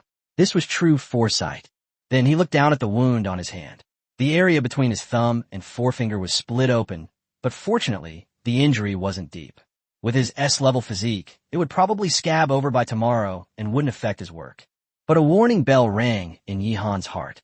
In the wilderness, even a minor injury or illness could have fatal consequences.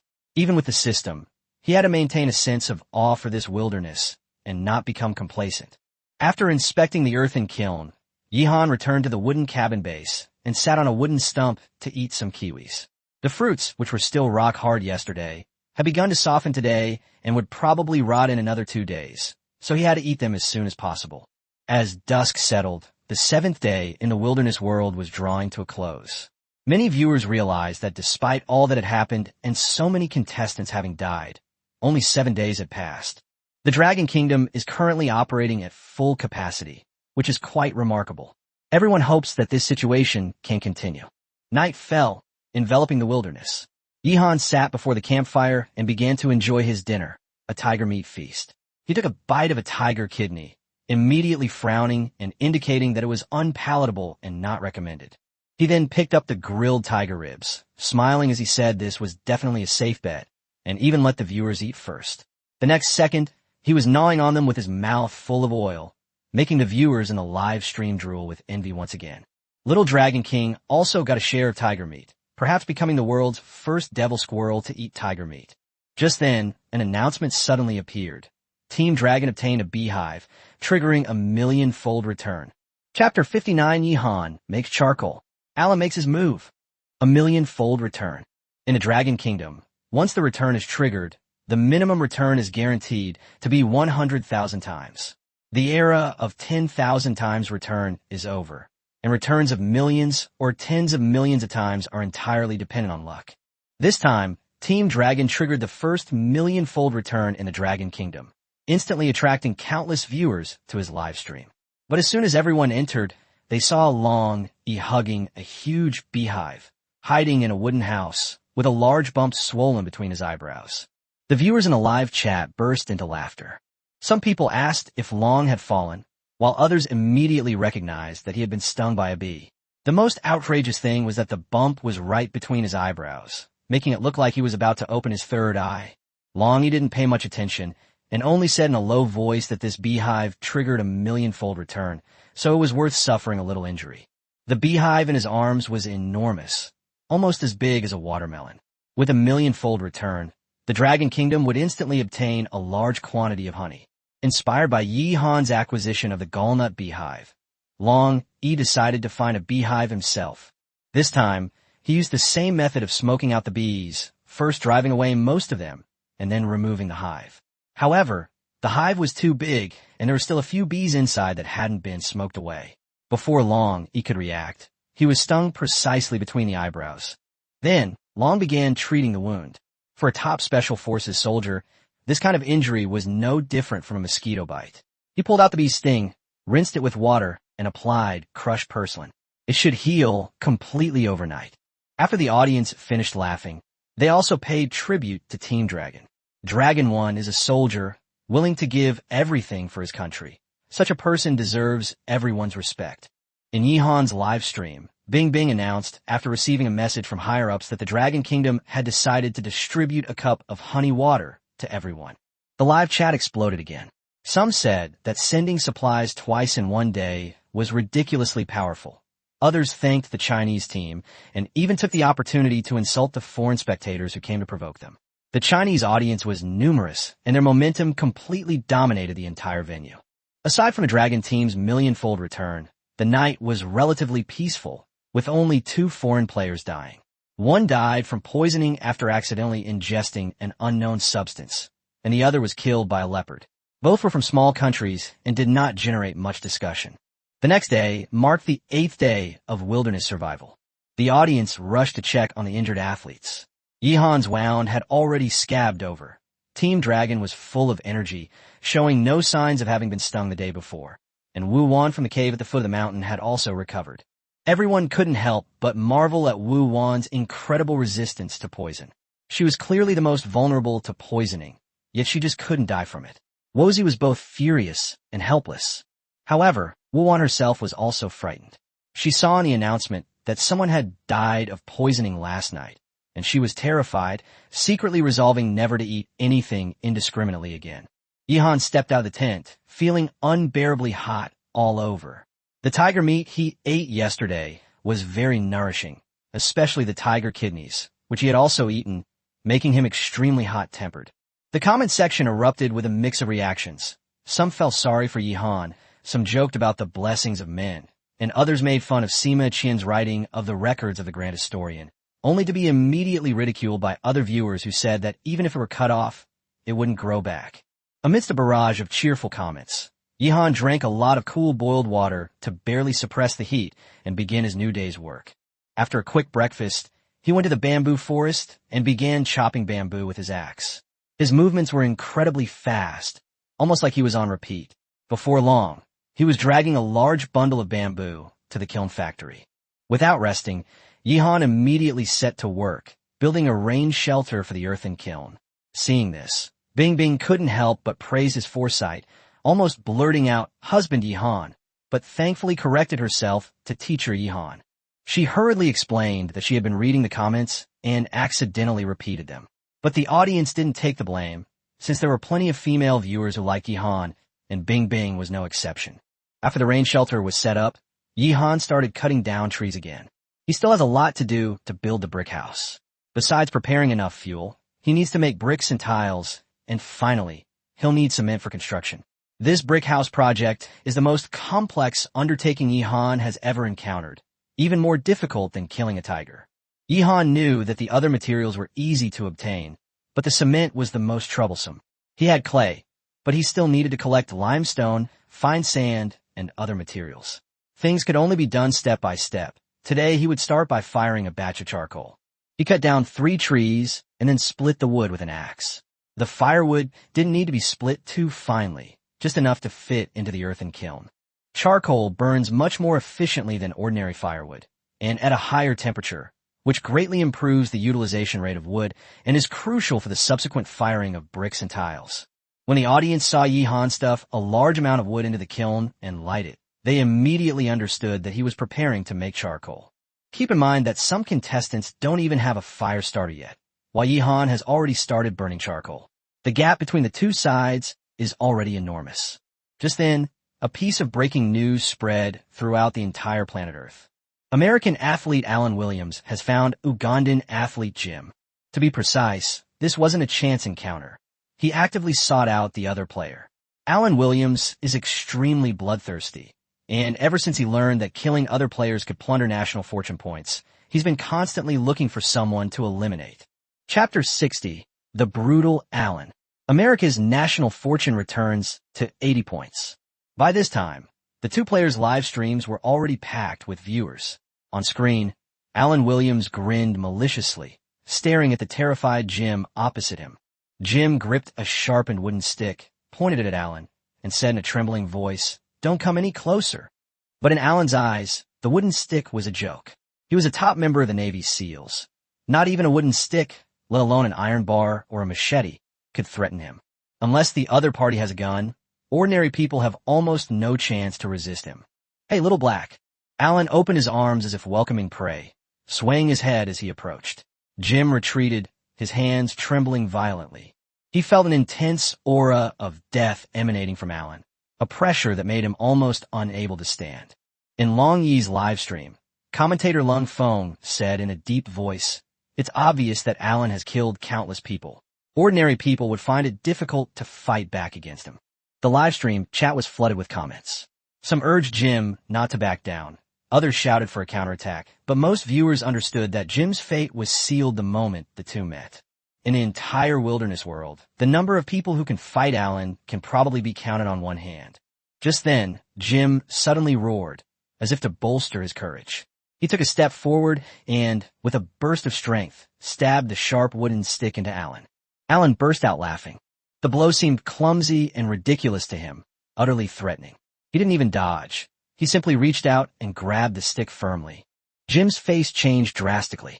No matter how hard he tried, the stick wouldn't move forward an inch. He tried to pull it back, but it wouldn't budge. The next second, Alan suddenly exerted his strength, snatched the wooden stick, and slammed it hard on Jim's head. With a snap, the wooden stick broke on the spot, sending sharp-wood chips flying everywhere. Blood gushed from Jim's head, and he collapsed to the ground, his eyes rolling back in his head. The force of that blow was so terrifying that it made countless spectators gasp in shock, completely powerless to fight back. Jim is clearly very strong. What good are muscles? The enemy is a top-tier Special Forces soldier who kills without hesitation. The United States national fortune is about to rise. Amidst the murmurs, Alan had already stomped on Jim's head, the hard sole of his shoe repeatedly grinding down. Jim's face was half buried in the mud. He gasped for breath, his eyes filled with nothing but fear and despair. "Let me take a good look at you." Alan crouched down, patted Jim's face, and then pried open his mouth to check his teeth. This action doesn't cause much physical harm, but it's extremely humiliating. It's a gesture used during the slave trade in the old days to inspect slaves, and many people have seen similar scenes in movies. It is clear that Alan is a complete racist. Jim seized the opportunity, suddenly opening his mouth to bite Alan's finger. But Alan reacted quickly, instantly pulling his hand back and slapping Jim across the face. The slap was incredibly powerful, knocking out 2 of Jim's teeth. Jim's mouth was full of blood as he roared angrily and tried to stand up. But Alan had already kicked him in the stomach, as viciously as a volley. Jim's body was almost sent flying, spitting blood as he crashed into the tree behind him, writhing in pain. Alan approached, laughing loudly.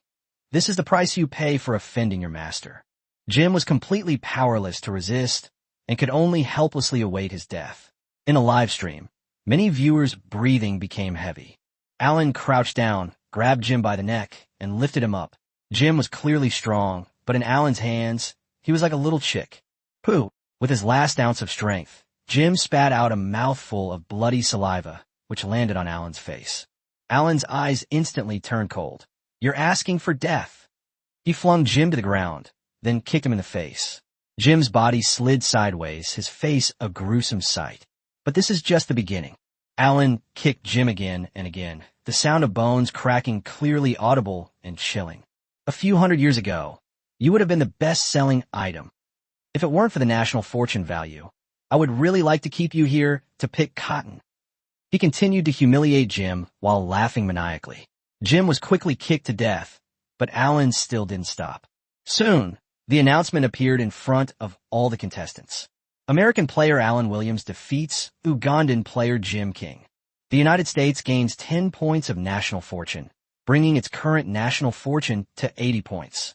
Uganda has had 10 points of national fortune deducted, leaving them with a current national fortune of 80 points. Before Jim, there was another player from Uganda who had already died in the wilderness world, so their national fortune value is now only 80 points. After 3 players from the United States died in succession, their national fortune value plummeted to a dangerous level of only 70 points. Now, they have finally recovered 10 points, returning to 80 points. The moment the announcement was made, all the contestants were shocked. "Alan Williams." Long, he roared furiously. "You killed my brothers. You killed my people from the Dragon Kingdom. Blood debts must be repaid in blood. I will find you and kill you." It turned out that during a previous evacuation operation, the Dragon Group of the Dragon Kingdom encountered a mercenary gang led by Alan. A fierce battle ensued, resulting in the deaths of Dragon 2 and Dragon 3, as well as a large number of overseas Chinese who perished in the crossfire. This incident became a permanent pain in Long Yi's heart. He had long ago sworn a solemn oath to kill Alan in this lifetime. Meanwhile, Yihan was busy tanning lynx and tiger skins. Another murder has occurred. America's national fortune has returned to 80 points. Yihan frowned and continued to squeeze the sumac, applying the plant juice to the 2 animal hides and rubbing it repeatedly. This is vegetable tanning. The principle is simple, but the process is very time-consuming. After finishing, Yihan washed and hung up the Shawamiyo's clothes to dry. He then checked the sky and took the Dragon King out. Tiger meat was too nutritious, so he planned to get some cooling wild vegetables to eat. Chapter 61, Epimedium. Special choice triggered. First, there were the shepherd's purse and dandelions that Yi Han had picked before, and there were still quite a few within a kilometer radius shown on the map. He carried a basket on his back and quickly gathered about half a basket full. Afterwards, Yi Han left the map's area and headed towards Dragon Head Mountain. Dragon Head Mountain was indeed a treasure trove, rich in resources. Last time, when he was searching for low market late seedlings, he had discovered many valuable items along the way. Although there's no map to assist him now, with Yi Han's current strength, as long as he's cautious, he shouldn't encounter too much trouble. However, having a map would make exploration much easier. He first went to the spot where he had picked yam beans last time and took out an entrenching tool to dig. With the yam beans almost gone, this time he set his sights on the yam tubers buried underground. These yams are growing really well. Yi Han dug out thick yam tubers from the soil and put them into his basket. At that moment, he triggered a 100,000-fold return, and the Dragon Kingdom obtained a large number of yam tubers. He continued forward for a short while and found another edible plant. It's a thistle. In a live stream, Bing Bing recognized it at a glance.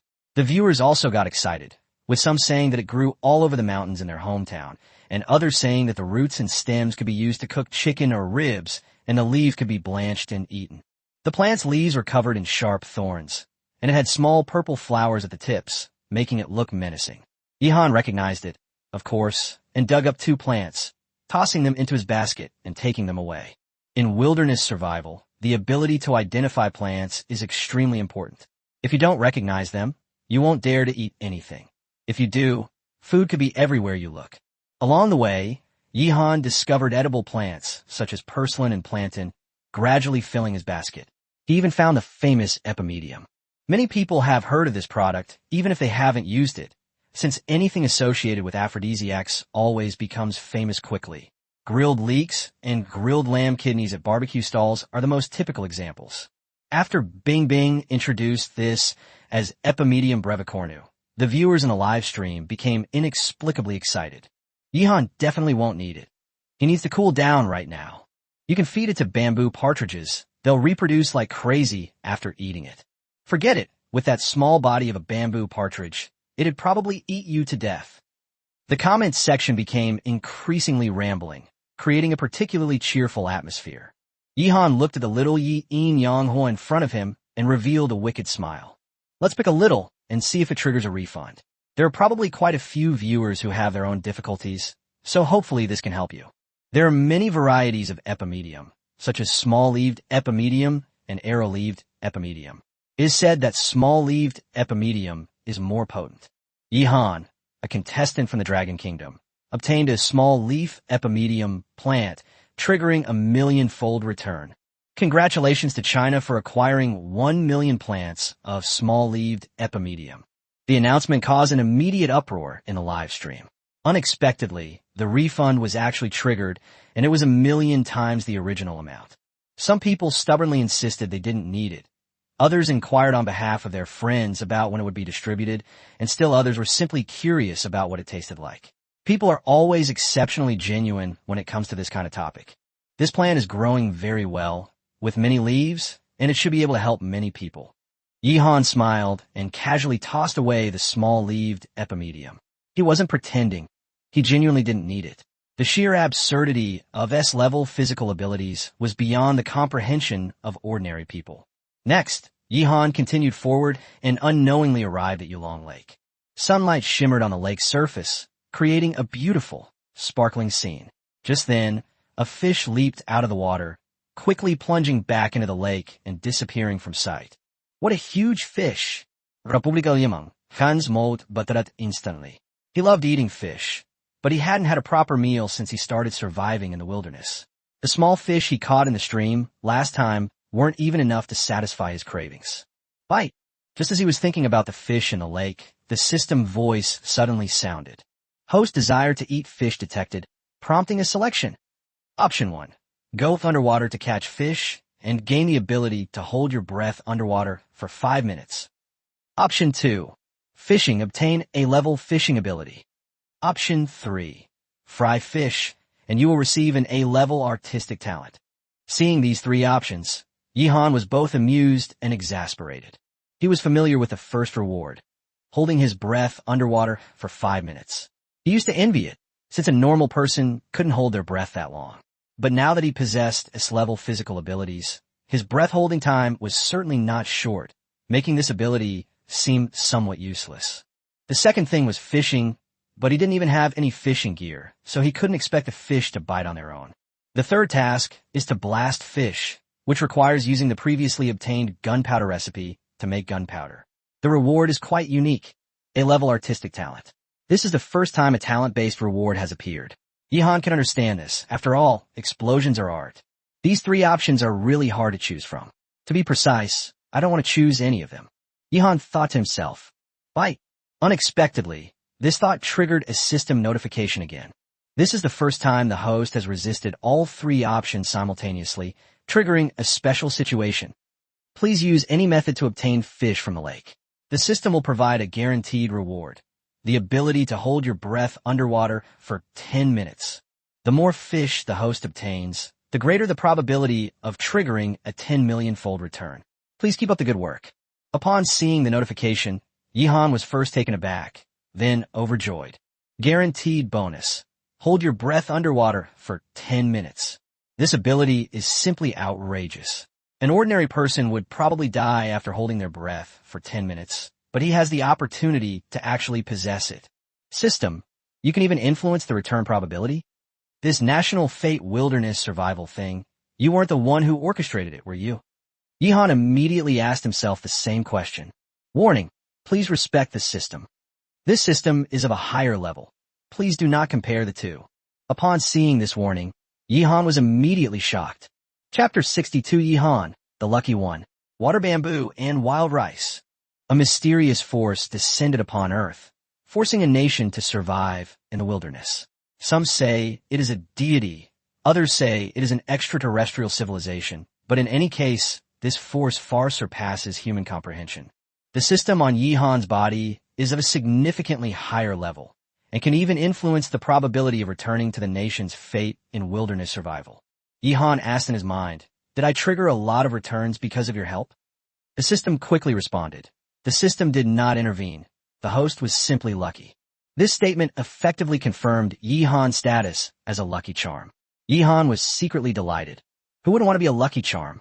He then tentatively asked, System, could you make sure that the Dragon Kingdom players get a 10 million-fold return on every win? The Dragon Kingdom has a large population and a huge demand for resources.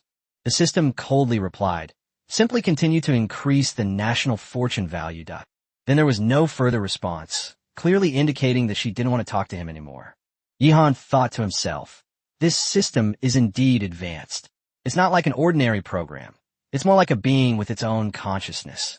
Raising national fortune isn't that easy. The only known method is to kill and plunder national fortune. Alan Williams of the United States has already taken action and will undoubtedly be frantically searching for prey. However, Yihan felt that as time went on, new ways to improve would emerge. Just like after the first 3 days of the newbie protection period ended, there would definitely be more changes in the wilderness. Right now, there's only one most important thing facing him: fishing. This is a huge opportunity. If all goes well, the Dragon Kingdom could potentially acquire a massive amount of fish resources, possibly even in the hundreds of millions. More importantly, there's a guaranteed reward, the ability to hold his breath underwater for 10 minutes. He absolutely must get it. Yihan quickly considered various solutions. Exploding fish was impractical. Gunpowder required saltpeter and sulfur, which he lacked. Fishing was also out of the question. He didn't have the necessary equipment, wasn't skilled at it, and it was too slow. Ultimately, he decided to use a fishing net to catch fish.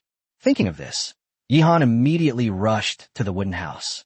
In the live stream, viewers started discussing when he suddenly stopped and then moved again. Some said Yihan was stuck again, some guessed that the system had issued a task, and others joked that he had just been daydreaming. Bing Bing, however, dared not speculate anymore, since Yihan had almost always proven her wrong. Back in the cabin, Yihan quickly prepared a simple lunch. He had originally planned to have a proper meal using 2 pots, but he had no appetite for it, and just ate a quick bite before getting busy. This time, instead of doing a food broadcast commentary, he picked up vines and started weaving fishing nets. The audience instantly became excited. Yihan is going fishing. They finally made their move on Yulong Lake. Pulled a crocodile out too. I want to eat squirrel-shaped mandarin fish. The thought of potentially triggering a return of tens of millions of times has many fish-loving viewers eagerly anticipating it. Before long, a large fishing net took shape in Yihan's hands. The mesh wasn't small because he had no intention of catching small fish. He wanted big fish. One wasn't enough, so Yihan made another one. Then, he wove 3 more fish traps out of bamboo. His craftsmanship once again amazed the audience, and even the old fishermen couldn't help but praise Yihan's fishing nets and fish traps as very professional.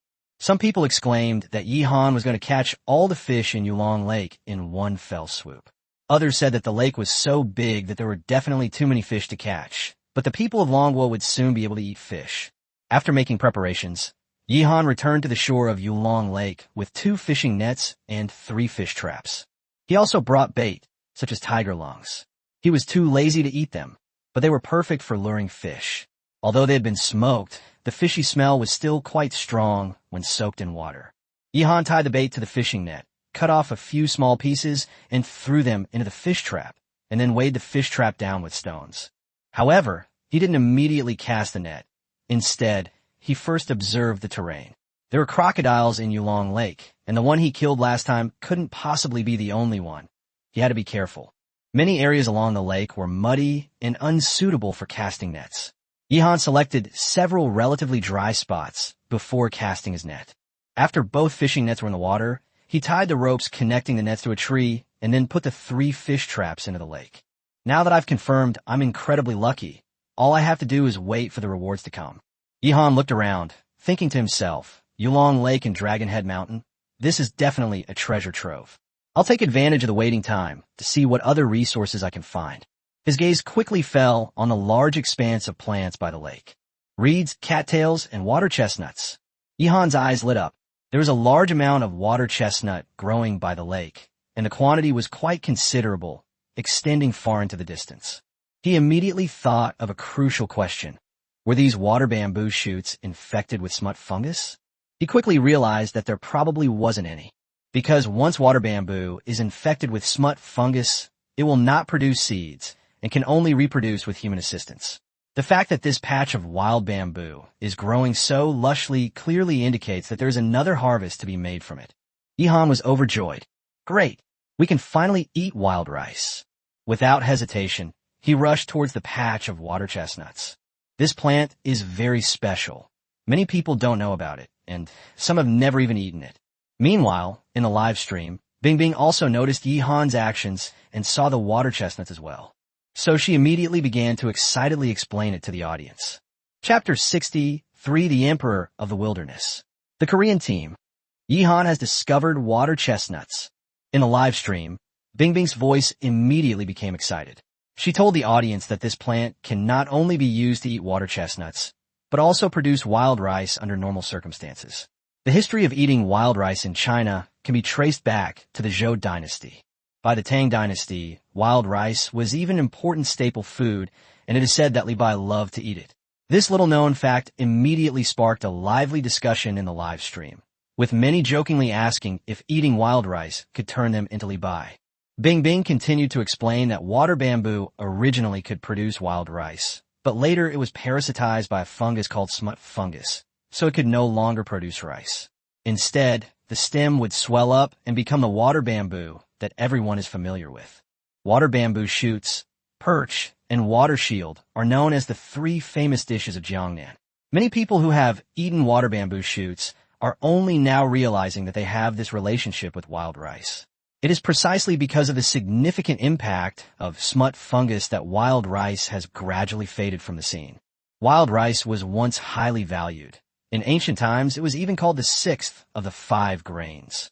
Nowadays, this plant is mostly used to produce water chestnuts, and true wild rice is rarely seen. So, does the area Yihan discovered produce wild rice or water chestnuts? The two cannot coexist. Yihan is not lacking in wild vegetables now, so the audience naturally hopes that it can get wild rice. After all, the name sounds extraordinary. During the Zhou dynasty, it was indeed a royal food. At this moment, Yihan walked around the lake and finally arrived at the patch of aquatic plants.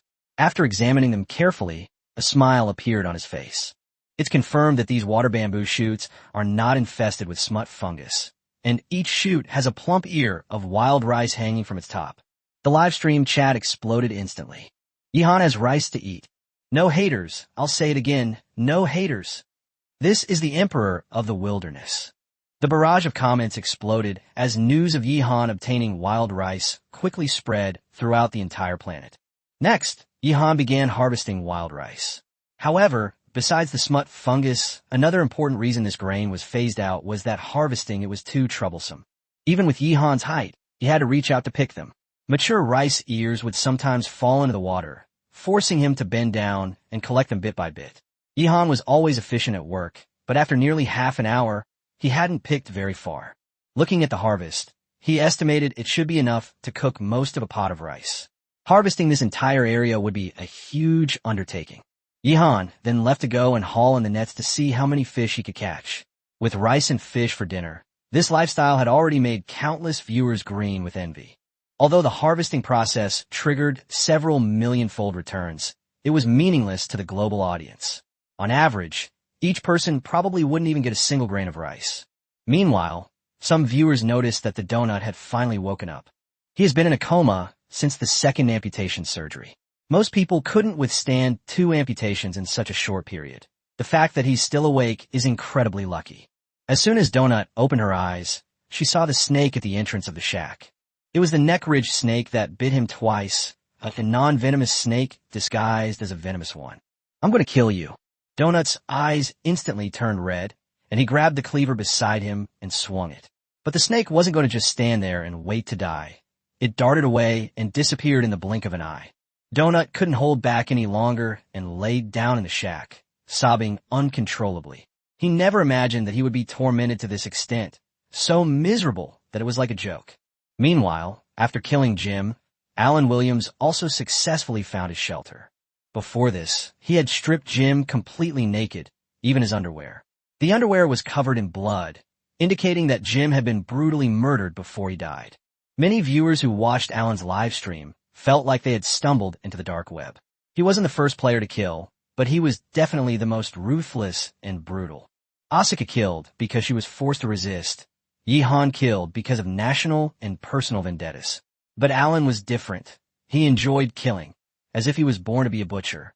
Jim's shelter was rudimentary and didn't have many supplies, but Alan ransacked it all. Before leaving, he kicked over the shack, destroyed everything, and swaggered away. Jim's live stream had long been shut down, but everyone knew that his body would be left in the wilderness, eventually becoming food for wild animals. The audience was buzzing with discussion, all realizing that Alan would continue searching for targets. He was incredibly strong, able to travel great distances every day, turning wilderness survival into a battle royale game. Some sneered, saying that his death was imminent when he encountered Long, E, or Yihan. Russian viewers also mentioned Vladimir, believing he was equally capable of killing Alan. Just then, new information arrived. South Korean beauty Choi Hyunmi met fellow South Korean contestant Lee Cheol-hyun. In the wilderness world, the first team composed of players from the same country has emerged. The news sent shockwaves across the entire planet, and South Korea erupted in jubilation. Chapter 64. The Enjoyment of a Tycoon. A 10 million-fold return triggered. South Korea was indeed lucky this time. 2 players from the same country met in the wilderness, so they could naturally stick together for survival without worrying about betraying each other. Moreover, they were a man and a woman, which instantly ignited the live stream. In the live chat, South Korean viewers were already celebrating, with some chanting for the rise of their nation and others praising Choi Hyunmi and Lee Cheol-hyun. But soon, the tone completely changed. Lee Cheol-hyun immediately revealed his true nature and began to grope Choi Hyunmi.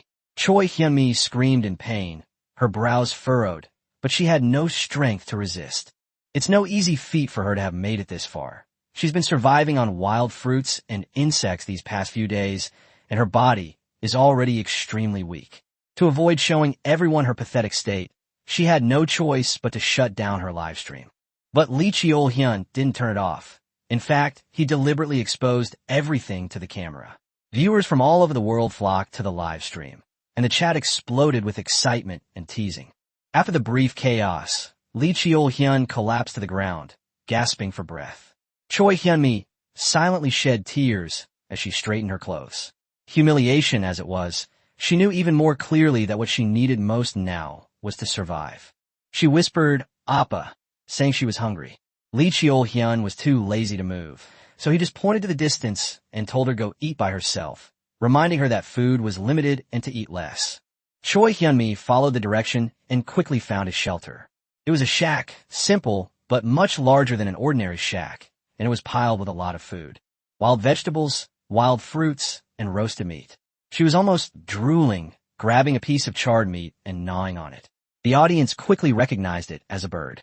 Someone revealed that Lee Cheol-hyun is quite skilled at shooting birds with stones and has a good aim.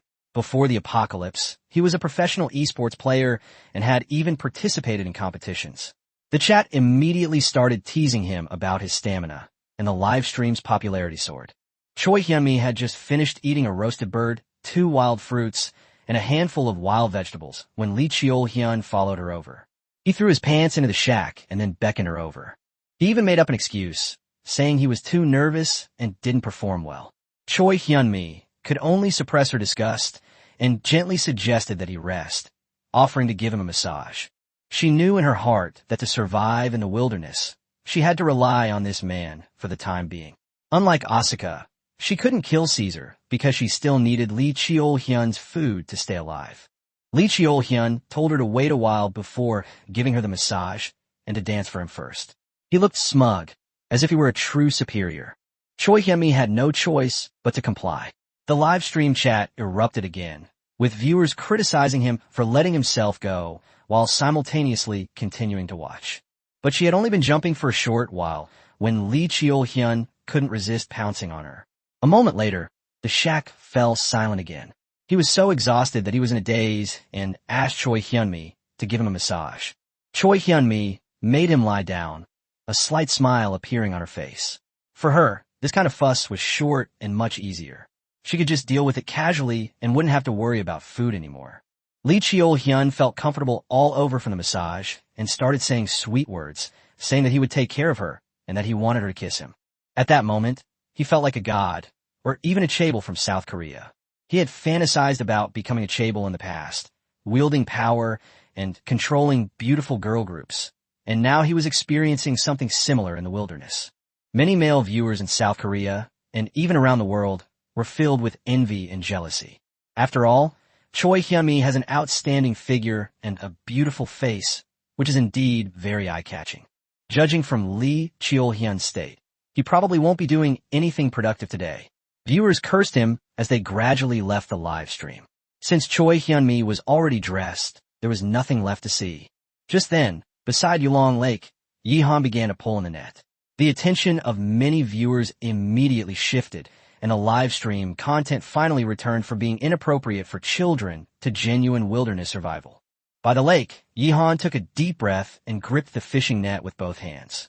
As soon as he exerted force, he clearly felt the resistance, not only from the water flow, but also from the struggling fish inside the net. Yehan's eyes lit up, and he immediately increased his strength, quickly pulling the net in. The next second, the whole world witnessed a shocking scene. Sunlight shone on the fishing net, making the fish scales glitter like a net of gold and silver jewels being pulled up. But for Earth today, food is far more precious than gold and silver. Yehan looked at the net full of fish and couldn't help but show his delight. There were more fish in the lake than he had imagined. This net contained at least dozens. Yehan, a contestant from the Dragon Kingdom, obtained 72 fish, triggering a 10 million-fold return. Congratulations to the Dragon Kingdom for acquiring 720 million fish. A return of 1,000,000 times the initial investment. It's here. Chapter 65, 1.48 billion fish. Yehan releases them. A return of tens of millions of times. 720 million fish. After a brief silence, the entire Dragon Kingdom erupted in chaos, and the whole planet Earth seemed to explode. More than 700 million fish were returned from a single net. Ha! Yehan, you are my real father. Yehan, the Emperor of the Wilderness, ascends the throne today. Long live the Emperor! Long live the Emperor! Long live the Emperor! Inside the underground shelter, there was a frenzied cheering that made one's eardrums tingle. This was just one net of fish, yet it yielded such an incredible harvest. On average, every person in the Dragon Kingdom could get half a fish with some leftover. More importantly, the fish Jihan caught were all quite large. Half a fish would be enough to fill someone with a small appetite. Foreign audiences were completely taken aback. The Japanese were so angry that they cursed Jihan, saying he deserved to die. They even shouted for the crocodiles in the lake to come out and bite him to death. They shamelessly claimed that the return of the fish was their doing and that half of the fish should be given to them. South Korea also jumped in, claiming that Jihan's ancestors came from their land and that all the fish should belong to them. America went even further, accusing Jihan of cheating and threatening to report him. That's not wrong. This time, the return of tens of millions of times was indeed thanks to the system. If Jihan heard this, he would probably only reply, "So what if he opened it?" Jihan looked at the fishing net with a smile on his face. He obtained 72 large fish, and the Dragon Kingdom obtained 720 million fish. The fish in the net were still jumping around, each one fatter and more energetic than the last. Jihan glanced at them and saw a variety of fish, including carp, Crucian carp, grass carp, black carp, yellow catfish, perch, catfish, and mandarin fish, and even a large hairy crab mixed in. Without hesitation, Jihan went straight to collect the second fishing net. At that moment, all the audience members instinctively held their breath. Everyone knew that the probability of triggering a return of 10 million times twice in a row was so low that it was almost negligible, but they still couldn't help but feel excited. What if it really happens again? Soon, Jihan hauled the second fishing net ashore, and the announcement appeared once again. Jihan, a contestant from the Dragon Kingdom, obtained 68 fish, triggering a 10 million-fold return. Congratulations to the Dragon Kingdom for acquiring 680 million fish. It's really here. It's another 10 million times the return. 2 consecutive returns of 10 million times the initial investment directly sent 1.4 billion fish to the Dragon Kingdom. Even at the peak of the Dragon Kingdom's population, that would have been enough for every person to receive 1 fish. Not to mention, 3 years after the apocalypse, the population had already drastically decreased.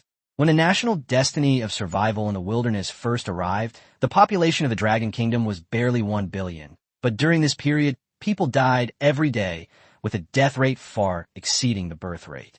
In addition, those traitors and internal agents who were caught could not even be counted as people.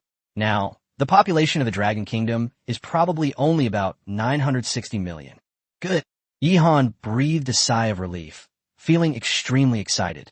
The system only said it would greatly increase the probability of a return by tens of millions of times, but it didn't guarantee that it would trigger every time. Now it seems that his luck is truly extraordinary. There are 3 fish traps left. However, the fish trap has limited space, so even if it triggers a multi-million return, the number of fish won't be too exaggerated. But every little bit helps, so Jihan put the 2 fishing nets aside, temporarily ignoring the fish inside, and turned to start collecting the fish trap. The first fish trap contained 2 large shrimp, a fat loach, and 5 small fish, but unfortunately, it didn't trigger any multiplier returns. Jihan continued to examine the second fish cage. There were 6 fish inside, which was actually quite a lot. This triggered a 100,000x return, and the Dragon Kingdom received 600,000 fish. Having experienced the thrill of 2 previous returns of tens of millions of times, the audience's excitement threshold has been significantly raised. Some people remarked that 600,000 fish is actually quite a lot, especially considering that angler Yu hasn't returned that many fish since the start of his fishing trip. Others said that this proves using nets is the right way to catch them, and Yu is just too passionate about fishing to consider changing his methods. Many people once again elevated Jihan to a godlike status. Who says there is no savior? Who says there is no divine emperor? Jihan is the savior of the Dragon Kingdom, the emperor of the wilderness. Soon, Jihan put away the 3rd fish trap. This time, there were 8 fish in the fish trap, and it triggered a return of tens of millions of times. The Dragon Kingdom has acquired another 80 million fish. 3 returns of 10 million times the initial investment brought a total of 1.48 billion fish to the Dragon Kingdom. The entire Dragon Kingdom erupted in cheers once again, completely boiling over. Just then, a system notification sounded. Congratulations, host. Fishing is over. You have gained the ability to hold your breath underwater for 10 minutes. Triggering 3 times the reward of 10 million times the amount will grant an additional 3 minutes of underwater breath-holding ability, for a total of 13 minutes. Yihan was startled. The ability to hold one's breath underwater for 13 minutes. This reward is simply incredible.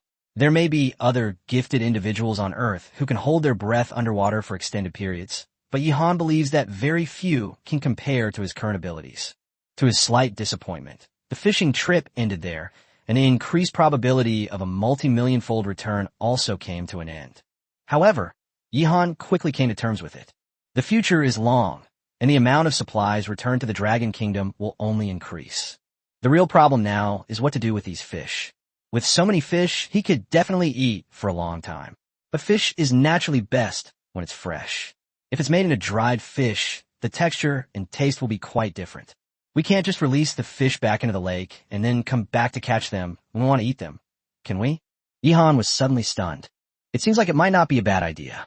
He could simply release the fish back into the wild and catch it again when he wants to eat it later, perhaps triggering the reward again. He could even catch the same fish multiple times, repeatedly triggering the reward, and he could always have fresh fish to eat.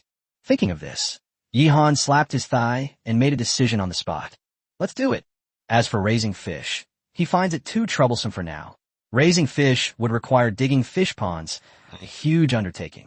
But looking at it another way, isn't this vast Yulong Lake a ready-made fish pond? Yihan suddenly understood. So all the spectators saw him pick out the few he wanted to eat from a large pile of fish, and then put the rest of the fish back into the lake. Just leave it there. Too willful, too extravagant. Everyone was completely stunned. Chapter 66. Coaxing into a placenta, His Majesty's Banquet. Yihan kept only 2 fish, 2 crabs, 2 shrimp, and 1 loach, releasing the rest of the fish back into the lake. This action once again left the audience on Earth bewildered. In a live stream, Bing Bing looked at the large bass and catfish with a pained expression. 1 fish is enough to fill an ordinary person's stomach in 1 meal. Yet Yihan released so many fish back into the wild. It was truly heartbreaking. The comments section immediately erupted into a heated debate. Some said Yihan was accumulating merit points. Others said he just wanted to eat the freshest fish, and still others worried that there were crocodiles in the lake that would eat all the fish. But someone quickly countered that since there were already ferocious creatures in the lake, and the fish could still multiply so much, it meant it didn't have any impact at all. Yihan was treating the entire Yulong Lake as his own natural fish pond. The audience's comments got increasingly outrageous, calling him the emperor of the wilderness and saying his actions exuded imperial power. Jokes aside, Yihan's approach was indeed correct. He could simply come back to fish for food whenever he wanted. By this time, Yihan had already put the remaining fish, shrimp, and crabs into the fish traps. Before leaving, he cast 2 more fishing nets and set up 2 more fish traps, preparing to come back for a harvest the next day. After doing all this, he set off on his journey home with the fish traps and wild rice. After returning safely to his cabin base, he first soaked the fish traps in the stream to ensure the fish, shrimp, and crabs were fresh, and then began processing the wild rice. Wild rice is somewhat similar to paddy rice, both growing in spikes with husks. Yihan carefully rubbed off the husks, revealing the slender grains of rice. Only then did the audience get a clear look at the wild rice. It was purplish-black in color, somewhat like black or purple rice, but thinner and longer, about the length of 2 finger joints, and it gleamed enticingly in the sunlight. The comments section started getting funny again. Some joked that Master Yi had been busy for 2 hours making swallow skin noodles, while others claimed to be time travelers and gave a spoiler that Yihan would be eating wild rice tonight. Ever since Yihan was dubbed the Wilderness Emperor, the audience has been calling him Your Majesty every day. Now, more good news has arrived. The Dragon Kingdom is preparing to distribute a large quantity of fish, so everyone can enjoy fish with Your Majesty tonight. Yihan had already prepared about half a pot of wild rice. He estimated that after adding water and cooking, it would yield more than half a pot, enough for him to eat. So he simply rinsed it and then soaked it in water. After preparing the staple food, he started cleaning the fish, shrimp, and crabs. The shrimp and crabs were relatively easy. He rinsed off the mud from the crabs and removed the veins from the shrimp, and it was done quickly. The real challenge was dealing with the two large fish. Yihan arrived at the stream and delivered two heavy blows. The fish, which had been jumping around just moments before, instantly went still, and blood began to seep from their gills. Next, he scaled, gutted, and cleaned the internal organs, carefully washing away any blood clinging to the bones. Anyone who knows how to cook fish knows this step is crucial. Cleaning it thoroughly greatly reduces the fishy smell. Viewers exclaimed that Yihan was incredibly skilled at cleaning fish. There was practically nothing he couldn't do. The live chat then chimed in with jokes, saying that he used to either sell fish or clean fish at our team art for 10 years. Some people noticed the fish bladder and started talking about how ancient people used it as a contraceptive, instantly verging the conversation off topic. Just as things are getting lively, someone else shouted that there was more porn to watch in Lee Cheol-hyun's live stream. This was the third time. When some viewers rushed over, they only saw Lee Cheol-hyun lying on top of Choi Hyun-mi, panting heavily, like a dead dog. He tried to make excuses for himself, saying that his diarrhea from yesterday must have affected his performance. But the South Korean audience had been watching closely and knew he hadn't had diarrhea at all, so the comment section was full of mockery. Choi Hyun-mi gently comforted him, saying that 2.5 minutes was also impressive. She knew very well that Lee Cheol-hyun was her long-term meal ticket, and she had to appease him. In fact, she remained completely unfazed throughout the entire process, and even felt a little tempted to eat some sunflower seeds. Unfortunately, she didn't have any sunflower seeds on hand, so she could only continue to feign admiration. Lee Cheol-hyun suggested they eat something first to get back to their senses. Choi Hyun-mi immediately perked up because she hadn't eaten enough. She quickly showered him with compliments, praising his talent and good looks. Viewers commented that these few words completely charmed Lee Cheol-hyun, making his smile even more irresistible than an AK-47. Lee Cheol-hyun waved his hand dismissively, indicating that she could eat whatever she wanted that night, as much as she wanted. Choi Hyun-mi immediately kissed him, almost prompting him to start a fourth round right there and then. However, he was indeed hungry and needed to eat first to have the energy. Meanwhile, Yihan's dinner was almost ready. The sea bass is marinated and will be grilled soon. The catfish is cut into chunks and stewed in a pot, along with slices of smoked pork leg and various seasonings. Just before we eat, we'll blanch the washed vegetables again. Yihan sat on a tree stump, explaining the dinner arrangements to the audience. There were 2 pots in front of him, one for stewing fish and the other for simmering wild rice. He had to thank Takashi Wanmei for bringing the pots. Steam rose from the table, and viewers could almost smell the aroma through the screen. This was real. After 2 hours of busy work, His Majesty was finally enjoying his dinner. Chapter 67, Tanning of the Fur completed. Lee Cheol-hyun falls into a coma. Under the watchful eyes of a large audience, Yihan began to eat dinner. He lifted the lids of the 2 pots, and thick white steam instantly billowed out, enveloping him completely, making him look as if he had emerged from the fog. Immediately afterwards, Yihan took a deep breath, a look of ecstasy on his face, and couldn't help but exclaim, "It smells so good." The wild rice in the pot was plump and translucent, like freshly steamed pearls. In another pot, the fish soup was still bubbling, with large chunks of fish tumbling and rolling as it was stirred, making one's mouth water just looking at it. Yihan tossed the washed wild vegetables into the pot and rinsed them briefly, then smiled and said that although this was stewed fish, it was perfectly fine to eat it as a fish hot pot. He then picked up a large mouthful of wild rice and put it in his mouth, closing his eyes and chewing slowly. The live stream was incredibly entertaining. Viewers could almost hear the rice grains popping his mouth, and carb lovers were instantly overwhelmed. As Yihan chewed, he commented, "It's fragrant and sweet, chewy, and leaves a pleasant aftertaste." Next, he picked up a boiled dandelion. The flavor of the wild vegetable mixed with the delicious fish soup was crisp and fragrant. Yihan crunched it down, swallowed it along with the wild rice, and let out a satisfied sigh. What followed was a whirlwind of activity. The audience watched in disbelief as he picked up a large piece of catfish meat. The fish was tender and almost boneless, making it incredibly satisfying to eat. Next to him was a golden brown sea bass, which Yihan picked up and started gnawing on, the aroma eliciting groans of delight from viewers. There were 2 large freshwater prawns in the pot, one of which even had prawn roe. Yihan took them out, peeled them, and ate the meat. Finally, he also peeled open the 2 large hairy crabs he had brought back. Hairy crabs are usually steamed or stir-fried with chili, but Yihan grilled them directly over charcoal, and they tasted just as good. He peeled and ate the crabs with great skill, wasting no crab meat and cleaning the shells thoroughly. The viewers in the live stream were both envious and engaged in lively discussions. Some praised his crab-eating skills. Others said that the fish he picked had almost no small bones, and still others joked that their zodiac sign was crab. Meanwhile, fish were gradually distributed to various shelters in the Dragon Kingdom, and many people were finally able to eat fish with Yihan.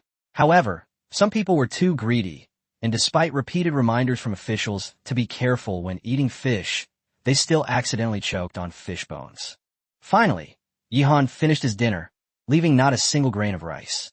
He was so satisfied with the meal that he rubbed his stomach and said to the audience, "Everyone should have eaten fish by now. Don't worry, I'll go to Yulong Lake to collect the nets every day from now on, and try to trigger as many high multiplier returns as possible." After a short rest, Yihan began washing the pots and pans. He also used soft twigs and charcoal to clean his teeth, as usual. There were no dentists in the wilderness, and cavities were a serious problem, so he had to take good care of his teeth. After finishing all that, Yihan didn't go to sleep immediately. Instead, he continued working as usual to digest his food. He first checked on the bamboo partridge, fed it a little, and then continued processing the lynx and tiger skins. The tanning of these 2 hides was not yet completely finished.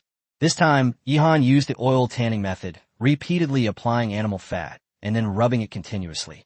After these days of processing, the lynx and tiger skins have become much softer. Although the audience cannot touch them, they can see the changes from the visuals. The fur already has a texture that still resembles that of an animal. Once it's fully processed, it should feel like petting a cat or dog, smooth and soft. After inspecting them, Yihan nodded in satisfaction. They're almost done. These 2 pelts can be hung up to dry, and they'll be ready to use once they're dry. He hung up the animal hide before returning to the cabin to rest. After lying down, Yihan was still mentally planning for tomorrow.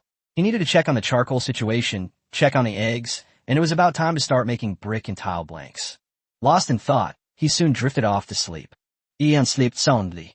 But on the other side, someone else was tormented all night. That's poor Choi Hyunmi. She slept in the shack with Lee Cheol-hyun, and that night, Lee Cheol-hyun made love 4 more times. Including the 3 times before, it made a total of 7 times. Korean viewers went crazy, fearing that Lee Cheol-hyun might actually cause himself trouble. Some people criticized him, saying he seemed like he'd never been with a woman in his life, while others worried he was nearing his end. Some even joked that there's a saying in China, "To die under a peony is to die a romantic death." But others quickly countered that lust is a double-edged sword, and Lee Cheol-hyun already has 7 swords hanging over his head. After the final act, Lee Cheol-hyun struggled to hold on until it was over, then collapsed and passed out. Although each time only lasts about 2 minutes, it can't be stopped by the sheer number of times. Appa! Choi Hyunmi screamed in fright and quickly checked his condition, then went to check his breathing, fearing that this meal ticket was gone just like that. Many South Korean viewers blamed her, saying she seduced Lee Cheol-hyun. But it's really not her fault. She just wanted to sleep peacefully. It was Lee Cheol-hyun who couldn't resist the temptation. Choi Hyunmi even tried to persuade him and resisted twice. But the more she resisted, the more excited Lee Cheol-hyun became, and he couldn't stop her at all. The Korean commentator could only bite the bullet and reassure the audience, saying that Lee Cheol-hyun was probably just exhausted, and that as long as he rested properly, there wouldn't be any major problems, and he definitely wouldn't die. This commentator has never felt his job was so difficult, especially tonight. The entire commentary revolved around the 2 of them, and we even had to remind the children not to watch. We could only awkwardly say that they were playing cards. The next morning, Yihan woke up, stepped out of the wooden house, and greeted the new day. He first checked the condition of the 2 pelts and was very satisfied with the results. Although they weren't top-quality soft, they were sufficient for use. Yihan pondered that he could go to the bamboo forest today, get some bamboo, and make a bed. But before that, he needs to check the condition of the eggs. He went to the bamboo chicken coop, took out each egg, and carefully examined it against the sunlight. This method allows him to determine whether an embryo has formed inside the egg. Chapter 68: Charcoal Making, Bamboo Beds, and Rainy Days. Since Yihan started raising chickens, The bamboo partridges have laid a total of 12 eggs, a fairly good yield. After examining them, he determined that only 5 of them would hatch into chicks, while the remaining 7 would not develop into embryos and could be eaten. Yihan immediately began preparing breakfast. In one pot, he cooked a soup of yam, meat, and vegetables, while in another pot, he fried eggs in lard. The 7 eggs were quickly fried until golden brown and fragrant. He ate with great satisfaction, making the viewers in the live stream quite envious. Last night, Yihan ate fish, and some viewers could even enjoy a fish meal along with him. But today's meal won't be so easy to replicate. A pot of hot soup with 7 fried eggs. In the wilderness, it's practically like having a cheat code. After finishing breakfast, Yihan tidied up briefly and began his new day's work. He first went to the kiln factory to check on the situation, where he saw waves of heat rolling in the earthen kiln, and the wood that had been cut down the day before was still burning inside. Yihan estimated that after an afternoon and a whole night, the fire should be almost ready to be sealed. After sealing, it would take another 3 to 5 days for the charcoal to be truly burnt. He quickly mixed the mud and carefully sealed the kiln opening. In a live stream, Bing also took the opportunity to explain to the viewers that the charcoal-making method Yihan used would take at least a week from start to finish. First, the charcoal was burned, then the kiln was sealed and smoldered, and finally the kiln could be opened to take out the charcoal. After sealing the kiln, Yihan washed his hands and couldn't help but sigh. Building a brick house was indeed no easy task. Every step was time-consuming and laborious. He then left the kiln factory and headed straight for the bamboo forest. Upon arriving at the bamboo forest, Yihan cut down more bamboo, dug up 2 bamboo shoots, and gathered a handful of bamboo fungus.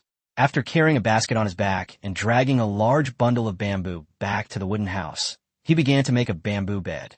The audience immediately became excited, eager to see Yihan showcase his skills again. Some said he resembled an ancient carpenter emperor, while others jokingly called him a bamboo craftsman emperor, saying that after being in the wilderness for so long, he was finally going to have a rail bed to sleep in. Yihan's movements were swift and precise. Splitting, trimming, splicing, and securing the bamboo was a seamless process. Many of his ingenious techniques impressed even professionals, and even viewers who didn't understand the movements could only swipe 666 in admiration. Before long, Yihan had finished making a bamboo bed. He moved the bed into the wooden house, set it up, and then laid out a tanned lynx hide as a sheet and a folded tiger skin as a pillow. Yihan lay down on it and tried it out, even rolling around a couple of times. The bamboo bed didn't creak or wobble at all. It was sturdy and stable, proving just how solid his craftsmanship was. The live chat immediately became lively. Some people asked how to go to the wilderness world and stay at Yihan's house. Some shouted that they wanted to serve him in bed tonight, and others said that gender shouldn't be restricted, they just wanted to go to Yihan to eat wild rice. Just as everyone was making a lot of fun, a clap of thunder suddenly came from the live stream. Yihan heard it too, and immediately got up from the bamboo bed and went out of the wooden house to check. The sky, which had been sunny just moments before, was now covered with dark clouds and rumbling thunder. It looked like rain was imminent. Yihan, however, remained calm and even smiled, thinking that a little rain would be good, as it would be perfect for mushroom picking afterward. But right now, the most important thing is to keep the fire going. Otherwise, once the rain stops, they'll have to start a fire again by rubbing sticks together. Back when the cabin was being built, Yihan had already planned for a fireplace and even considered the chimney, so that they could cook inside even in bad weather. He quickly moved the campfire outside into the cabin. Once everything was settled, a heavy rain began to fall outside, accompanied by lightning, thunder, and dense rain. Yihan stood by the window, looking at the rain and shaking his head. He knew he couldn't go out now. He just hoped the kiln factory wouldn't have any problems and that the kiln could safely weather the rain. In a live chat, the Japanese started jumping up and down again, cursing Yihan to be struck by lightning. The Chinese audience didn't tolerate them at all and immediately fought back, even bringing up Shi Wan-yi to make fun of her, which made the Japanese even more defensive. Soon, the audience spontaneously changed the lyrics, calling Yihan the Emperor of the Wilderness, and some even dubbed him the Grand Eunuch. Everyone finally understood why ancient emperors enjoyed listening to treacherous officials, because it was indeed pleasing to the ear. Yihan naturally couldn't see these comments. He simply stood quietly by the window, watching the rain outside. Since arriving in the wilderness world, He had been almost constantly busy, and this heavy rain had given him a rare opportunity to rest. Yihan smiled and turned to lie back down on the bamboo bed. Rainy days make it easy to feel sleepy, and listening to the pattering rain outside, he soon fell asleep, his breathing gradually becoming steady.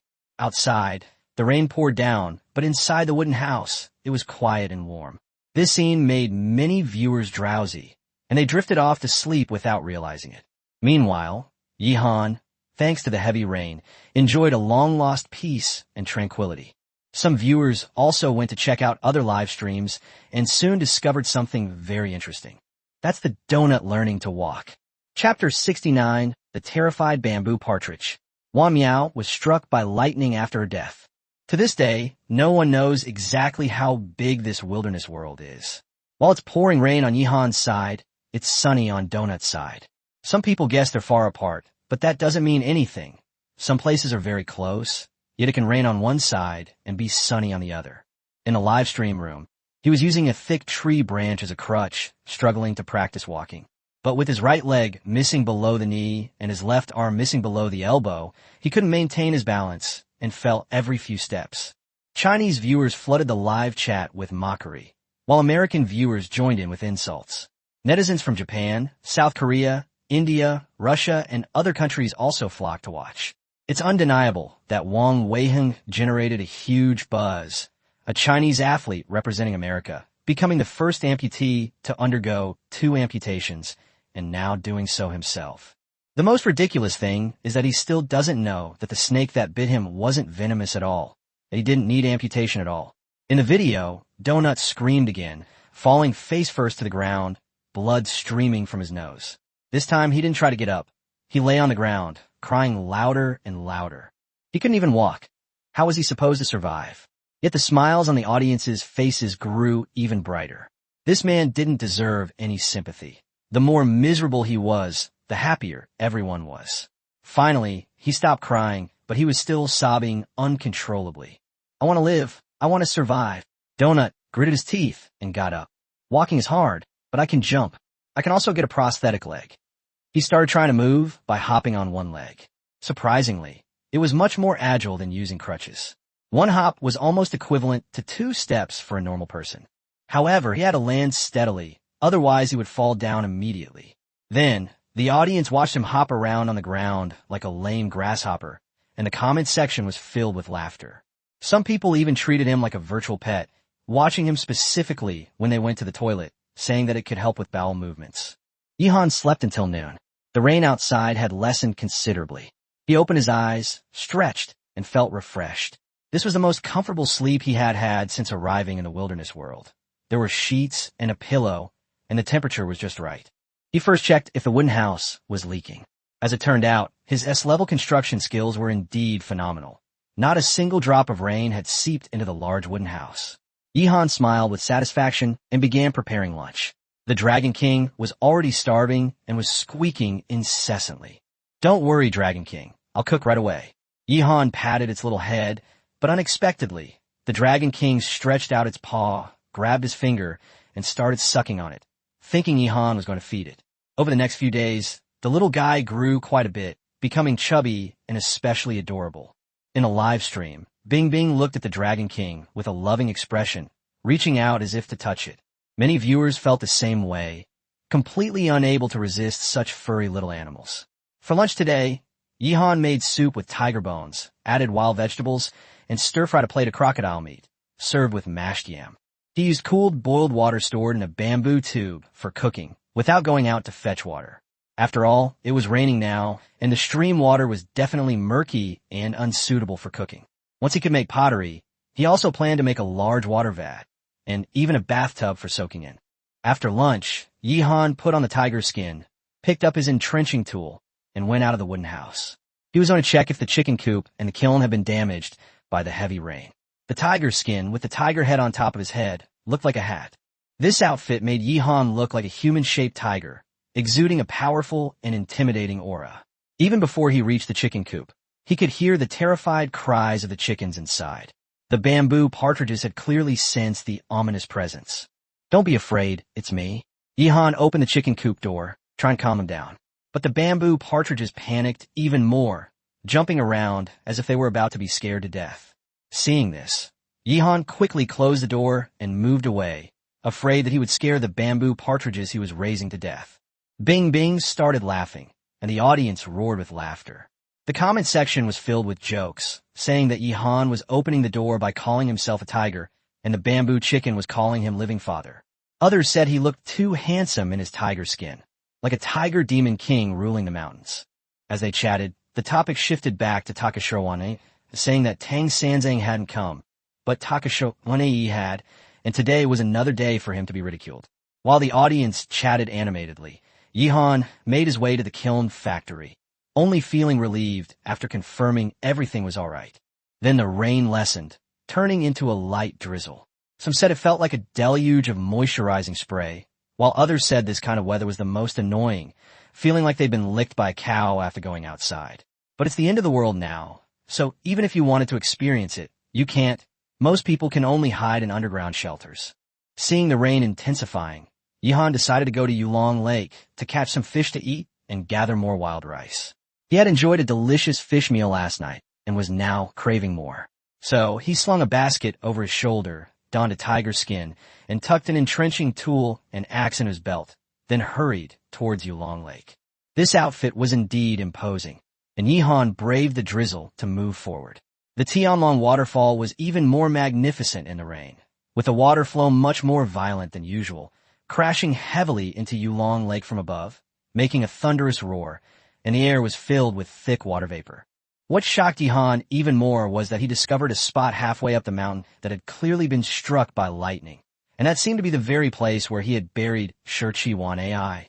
Could it be that Shi Wan Ai, having committed countless heinous crimes, was destined to be struck by lightning even in death? Chapter 70 Wu Wan finally understands. A mudslide occurs at Longzhou Mountain. Should we go over and take a look? Yihan stood in the rain, feeling somewhat hesitant. He wasn't entirely unsure about going up the mountain in this weather, but he still felt it wasn't entirely safe. Besides, there was still a large patch of wild rice in front of him that hadn't been harvested yet. If a bird pecked away even one grain, it would mean he'd missed out on a single one. After weighing his options, Yihan decided to ignore the commotion at Longzhou Mountain for now. Safety first. He'd wait for the rain to stop. He then bent down and continued harvesting wild rice. In a live stream, the audience immediately became excited, all hoping that the wild rice would trigger a multi-million-fold return.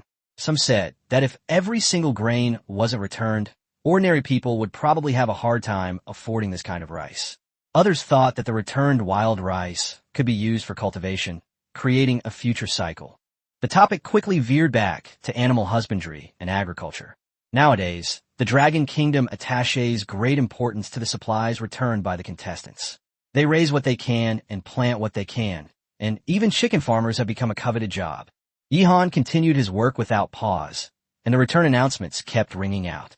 There were announcements of returns of 100,000 times, 1 million times, and even 2 times of 10 million times, each time thrilling the audience. Before heading up the mountain, Yihan specially packed his backpack into a bamboo basket. The bag was already half full of wild rice, and he estimated that if he filled the bag, he could cook about 3 pots of wild rice.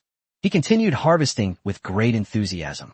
The repeated announcements of the successful harvests also left the other Chinese competitors with mixed feelings of excitement and anticipation. Long Yi looked at the announcement, a smile playing on his lips, but a murderous glint lurked in his eyes. He no longer lived in the wooden cabin, spending his days out on the move, all to find his enemy, Alan Williams, and kill him. The wilderness was too vast. Finding a single person precisely was like searching for a needle in a haystack. Long Yi understood this, yet he persisted in his search. Of course, while searching for his enemy, he didn't abandon gathering resources to continue triggering the return for the Dragon Kingdom. On the other side, Wu Wan, a cave dweller at the foot of the mountain, stared blankly at the announcement. She was self-taught in traditional Chinese medicine, but couldn't understand what wild rice was.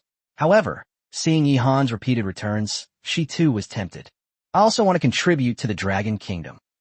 Suddenly, Wu Wan had a flash of inspiration. She stepped out of the cave and began frantically collecting various plants from the surrounding area.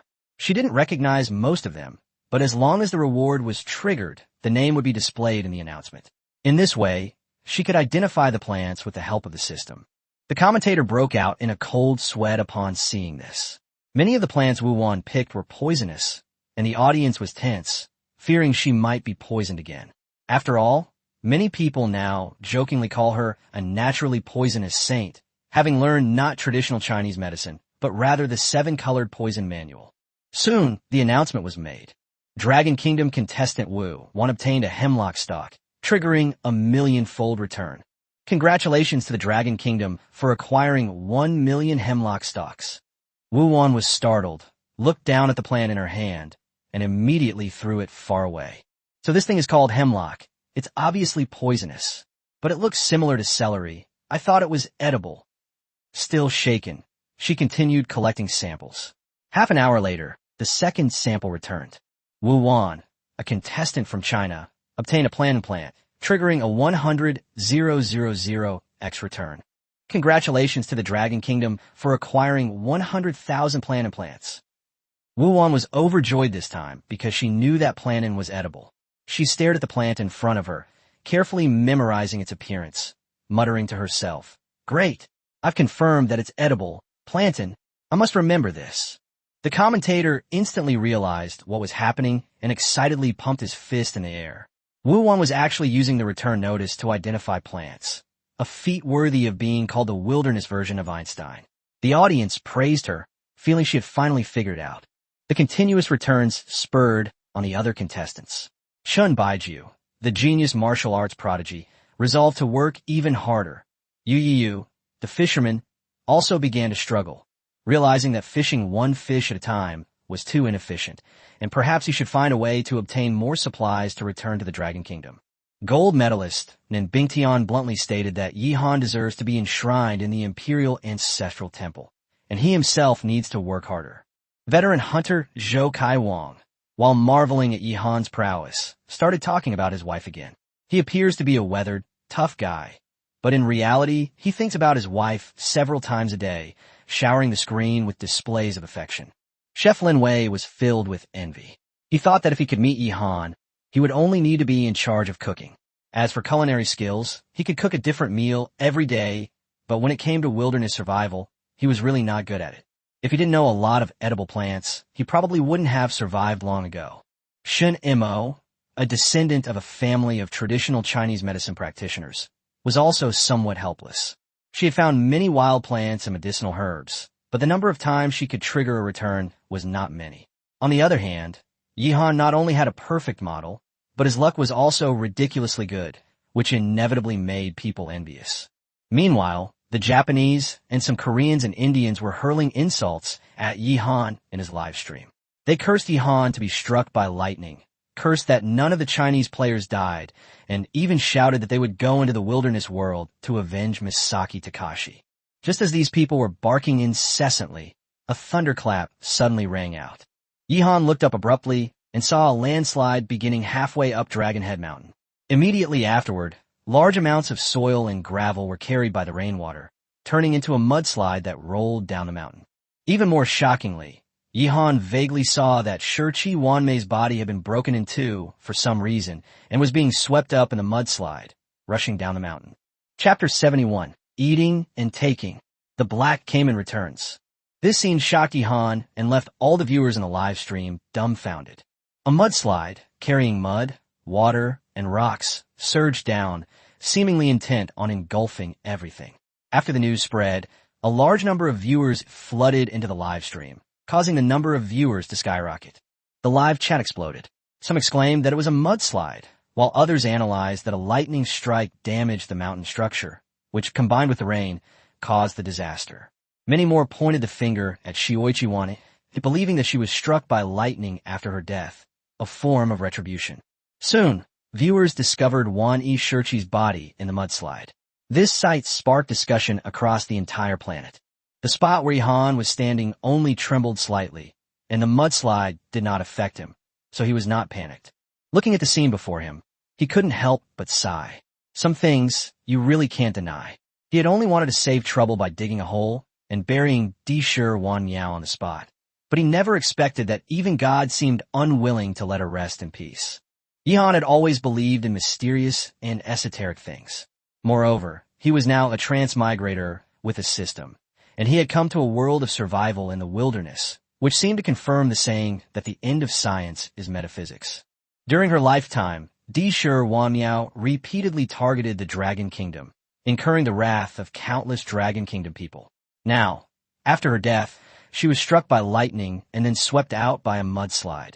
In many people's eyes, this is retribution.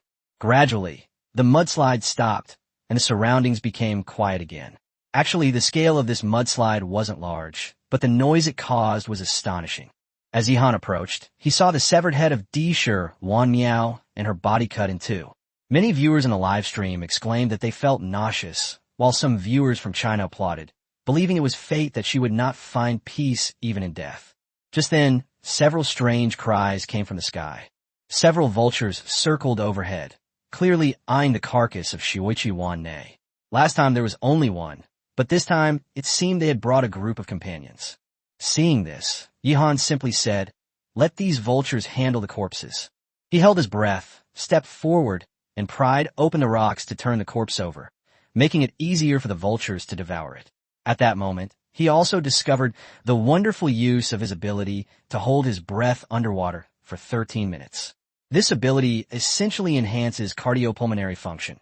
It can be used not only in water, but also on land for extended periods, conveniently avoiding the stench of the corpse. After finishing, Yihan went back to the rice field and squatted down to wash his hands carefully. As soon as he left, the vultures swooped down and began to devour the corpse. Yihan, meanwhile, continued harvesting wild rice, occasionally triggering a return event. Before long, he had filled a large backpack with wild rice, making it bulge. Yihan even pressed it down a bit harder to pack in as much as possible. After recalculating, he realized that this bag of wild rice would be enough for at least 5 meals, more than he had originally expected. By the time Yihan had finished harvesting the wild rice, the vultures had almost finished eating as well. He looked up and saw a vulture carrying away the head of a man named Di Shi Wanmiao. Yihan couldn't help but give a thumbs up, his mind filled with only 2 words: awesome. This was truly a case of taking advantage of both the food and the goods. Only a small amount of blood remained at the spot, which was quickly washed away by the rain, and there were hardly any bones left. The vulture helped him dispose of Xiuiqi Wanmei's body, which saved him a lot of trouble. Yihan took a deep breath and began to close the net. Seeing this, the audience's expectations were raised to the max. The barrage was full of requests for a refund, with some shouting for a return of 1,000,000 times the original amount, some saying that Wanmiao's sacrifice to the heavens had boundless power, and others directly predicting that this net could catch hundreds of fish. At this moment, Yihan had already grabbed the fishing net and started to pull it in. As soon as he started working on it, his eyebrows shot up. "It's very heavy. We have a large shipment." Yihan chuckled twice and immediately increased his strength. The viewers in the live stream were all glued to the screen. Inside the fishing net, large fish were thrashing about frantically. But what was even more shocking was that there was also a crocodile among the fish. Black Caiman has reappeared. Even more outrageous, this guy had a tilapia in his mouth, which he quickly chewed up and swallowed. Yihan's face darkened. Daring to eat his fish? He immediately pulled the net with all his might. At that moment, a system notification appeared. The host's fishing net has caught a crocodile, triggering a choice. Option 1. Release the crocodile, and you'll get cerebral palsy. Option 2. Kill the crocodile to gain 1 swimming ability upgrade. Option 3. Raise crocodiles and receive 1 upgrade to your livestock farming ability. The first option was clearly just there to make up the numbers, and the third one was unrealistic. Yihan simply couldn't afford to raise crocodiles. Without hesitation, he chose the second option and killed the crocodile. Of course, the better one's swimming ability. Although he hasn't actually swum since arriving in the wilderness, he'll need it sooner or later. But the moment Yihan made his choice, the force in his hand suddenly loosened. The fishing net is torn. With a splash, the fishing net, which was almost pulled to the shore, tore open a large hole, and all the fish inside darted back into the water and disappeared in the blink of an eye. The Black Caiman also ran away. Seeing this, the audience in the Dragon Kingdom collectively beat their chests in frustration, and Yihan's eyes blazed with fury. The fishing net he wove couldn't have torn so quickly. It must have been bitten by the crocodile. Most likely, the crocodile had already gnawed at the net underwater before he pulled it in, and the pressure caused it to break completely as he pulled it ashore.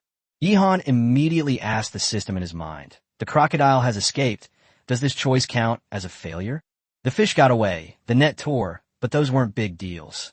The net could be mended or remade, and the fish were in the lake. They couldn't go too far. What really worried him was the loss of the reward. The system responded quickly. The selection must be completed within 1 month. Yihan finally breathed a sigh of relief. As long as he killed the crocodile within a month, he could still complete his choice and receive the reward. Of course, it all depends on luck. Nobody knows how many crocodiles are in the lake, or whether they'll encounter this one again. However, Yihan is a system-certified lucky person, so a month should be enough for him. So he threw the torn fishing net aside and prepared to retrieve the second net. Just then, an announcement suddenly appeared. Wu Wan, a contestant from China, received a string bean, triggering a multi-million-dollar return. Congratulations to the Dragon Kingdom for acquiring 10 million green beans. Chapter 72, who said this bean is old. Hunter and cook meat. Upon seeing the announcement, a large number of viewers immediately flooded into Wu Wan's live stream. In front of Wu Wan was a large patch of green beans, lush and green, looking very appealing. She recognized it as a common vegetable at a glance and immediately became excited, plucking handfuls of them, not even leaving behind the edible bean leaves. But the audience wasn't happy. Green beans are common, but they can be poisonous if not thoroughly cooked, and Wu Wan had been poisoned multiple times before. Everyone's hearts sank when they saw her encounter this ingredient again. The chat was instantly flooded with comments. Some said they had a bad feeling, some begged her not to get poisoned again, and others shared their own experiences of getting poisoned from eating undercooked green beans. Some had just finished their morning court in Yihan's live stream and stopped by Wu Wan's to check on her. The atmosphere in the live stream was a mix of worry and amusement. The narrator looked at Wu Wan's harvested beans with a complicated expression. Soon, Wu Wan finished picking and returned to the cave with the beans. Looking at the ingredients in her hands, she couldn't help but sigh. If only I had a pot. Her initial supplies consisted only of soy sauce, rope, water, a compass, and toilet paper. She had no pots, entrenching tools, axes, or machetes. Up to this point, she ate either raw or roasted food over a fire. This time, however, Wu Wan was noticeably more cautious. She earnestly stated that green beans cannot be eaten raw and must be thoroughly cooked, and that she would never be poisoned again. After saying that, she skewered the green beans with a twig and placed them over the fire to roast slowly. Because she felt the green beans were a bit old, she roasted them for a little longer. Her repeated experiences with food poisoning had terrified her. She would rather they be burnt than undercooked. When a string of green beans was almost done grilling, she dripped 2 drops of soy sauce on it, put it in her mouth, chewed it a few times, and immediately frowned and spat it out. "It's not cooked yet. You can't eat it." So she started baking again. Seeing how cautious she was, the audience finally felt a little relieved. Having learned from her mistakes, Wu Wan had already learned 3, and now she certainly seemed much wiser. The commentator also smiled and said that she shouldn't have any problems this time. Just then, another announcement popped up. Dragon Kingdom contestant Yu obtains a yellow croaker, triggering a 1,000,000-fold return. Congratulations to the Dragon Kingdom for acquiring 1 million yellow croakers. Fisherman Yu caught a large yellow croaker and excitedly held the fishing rod horizontally in his mouth, holding up the croaker to show it off. He had originally planned to go back to work after catching one, to make fishing nets and fish traps to catch more fish, but then he thought that he could now easily earn 1,000,000 times his investment with a single catch, so his efficiency wasn't bad either. So he quickly convinced himself to catch one more, this time really the last one. When Wu Wan saw the announcement, she pursed her lips and began to mutter about how fishy, and fish bones were present, while her green beans were roasted with yang fire, which could replenish yang energy. This time, the green beans were finally cooked through, and with a drop of soy sauce, they tasted surprisingly good. Wu Wan's eyes lit up after just one bite. She rested her chin on her hands, shaking her head and exclaiming as she chewed. "Who said these beans were old? These beans are amazing."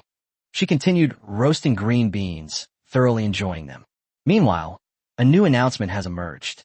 Yihan, a contestant from the Dragon Kingdom, obtained 108 fish, triggering a 1,000,000-fold return. Congratulations to the Dragon Kingdom for acquiring 108 million fish. Yihan was currently hauling in his nets beside Yulong Lake. The first net had been torn by a crocodile, but the second net yielded a good harvest, containing over 100 fish. Although it didn't trigger the 10 million times return bonus, only 1 million times, over 100 million fish was still quite astonishing. The chat in Yihan's livestream was buzzing with excitement. Viewers were thanking Your Majesty, while simultaneously cursing the crocodile that had chewed up the fishing net. Soon, someone noticed that the crocodile had quietly resurfaced, as if observing Yihan. Yihan also noticed it and stood by the lake, staring at the crocodile. Bing Bing immediately explained that there was an undercurrent of killing intent between the two, and it felt as if arcs of electricity were jumping in the air, creating a vivid image. Yihan looked at the crocodile and shouted, "Come on up here." As a result, everyone saw the crocodile dive into the water and disappear instantly. It had been scared away by Yihan. Yihan was somewhat amused and exasperated, wondering if his overwhelming aura of dominance had frightened the crocodile into not daring to attack. He then mentally inquired with the system. The system replied that the kingly aura can be controlled at will and can be mastered with just a little practice. Yihan then understood that this was another way. While selecting the fish for dinner, he experimented with controlling his aura. The feeling was strange, like an actor switching roles. Some people can play any role perfectly, while others can play an emperor or a beggar with complete ease. Yihan quickly came up with an idea. The next time he encountered a crocodile, he would first suppress his kingly aura, pretend to be weak to lure it into attacking, and then suddenly release his aura when the crocodile got close, catching it off guard. With this plan in mind, Yihan selected the ingredients for tonight: 2 tilapia and 2 eels. The eel was actually quite wronged. Its body is slender, and it should not have been trapped in the fishing net. However, the mesh of the net was blocked by other fish, so it could not escape and ended up in the net as well. After hauling in the 2 fishing nets, Yihan prepared to check the catch from the 3 fish traps. Just then, a shocking piece of news broke. Dragon Kingdom player Zhou Kai Wang and Dragon Kingdom player Lin Wei meet. Chapter 73, The Adorably Dumb Zhou Kai Wang. The King of Luck. Veteran hunter Zhou Kai Wang and national level chef Lin Wei, 2 contestants from China, unexpectedly met in the wilderness. This news instantly caused a sensation across the entire planet. Foreign viewers were immediately taken aback, exclaiming that China was cheating again. They had been hoping that Chef Lin Wei would get into trouble soon to weaken China's national fortune. But instead, he not only survived but also found a powerful backer. Zhou Kai Wang is nearly 1.9 meters tall, as strong as an iron tower, exuding an aura of intimidation. But the moment he opens his mouth, the atmosphere changes completely. He paused for a moment, then burst into laughter and rushed over. Chef Lin Gui? Ha, to actually run into brother from the Dragon Kingdom. This is fantastic. Before Lin Wei could even feel happy, Zhou Kai Wang grabbed him and hugged him tightly. The strong smell of sweat hit him in the face, and those thick arms tightened around him like iron hoops, almost squeezing his eyes out. Zhou Kai Wang continued laughing as he patted Lin Wei on the back. After a few thuds, Lin Wei even had the illusion that he was about to be patted to death.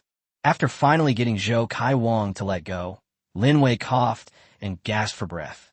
Seeing this, Zhou Kai Wang kindly reached out his large, fan-like hand and continued to pat his back. Anyone who didn't know better would have thought he was going to beat Lin Wei to death on the spot. Lin Wei quickly took a half step back and waved his hand. "It's nothing, Brother Zhou. My name is Lin Wei, the way of majestic." Zhou Kai Wang scratched his head sheepishly and smiled sheepishly. Please accept this, Brother Lin Wei. I didn't go to school for many years, and I'm not very literate. Upon hearing this, Lin Wei choked on his saliva again. The viewers in the live stream also burst into laughter. Everyone knew that Zhou Kai Wang meant to say, "Please excuse my poor performance," but he insisted on saying, "Please accept this," with a smile. The comments section exploded instantly. Some people laughed at him, saying he looked like a big black bear in a zoo. Others said he was cute and reassuring. Still others joked that Lin Wei, the Lin Ghost chef, was about to be driven crazy by Zhou Kai Wang. Zhou Kai Wang may look fierce, but his personality is surprisingly contrasting. He's honest, simple, and adorably naive. Plus, he's always talking about his wife, a total henpecked husband, which has won over many viewers who were initially indifferent to him. At this moment, Zhou Kai Wang said earnestly, "Brother Lin Wei, We are both contestants from China. It's a rare fate that we met in this wilderness. If you don't mind, let's—" "Not at all, not at all." Lin Wei immediately interrupted him, a smile spreading across his face. He certainly didn't mind. Teaming up with Zhou Kai Wang was like taking off. The hunter would handle combat and hunting, while he would cook. It was a perfect combination. But the next second, Lin Wei froze. Zhou Kai Wang suddenly knelt on the ground, clasped his hands, looked up at the sky, and shouted, "Heaven above, earth below. Today, I Zhou Kai Wang." At this point, he looked at Lin Wei, his meaning clear. He wanted Lin Wei to kneel down and shout along. It turned out that Zhou Kai Wang hadn't meant to form a team, but rather to become sworn brothers. Lin Wei was completely stunned, while the viewers in the live stream laughed until their stomachs hurt. Left with no other option, Lin Wei had to grit his teeth and kneel down, saying, "I am Lin Wei." Zhou Kai Wang, beaming with joy, continued shouting, "We become sworn brothers, not seeking to be born on the same day, month and year, but only on the same day, month and year." Lin Wei's expression changed, and he quickly interrupted, "Brother Zhou, stop. We are all contestants from China, bearing heavy responsibilities. We can't die." His mind raced, and he immediately changed the second half of the sentence to, "Whether we are rich or richer, whether we receive 1,000,000 times or 10,000,000 times the return, we will support each other and work together to survive in the wilderness."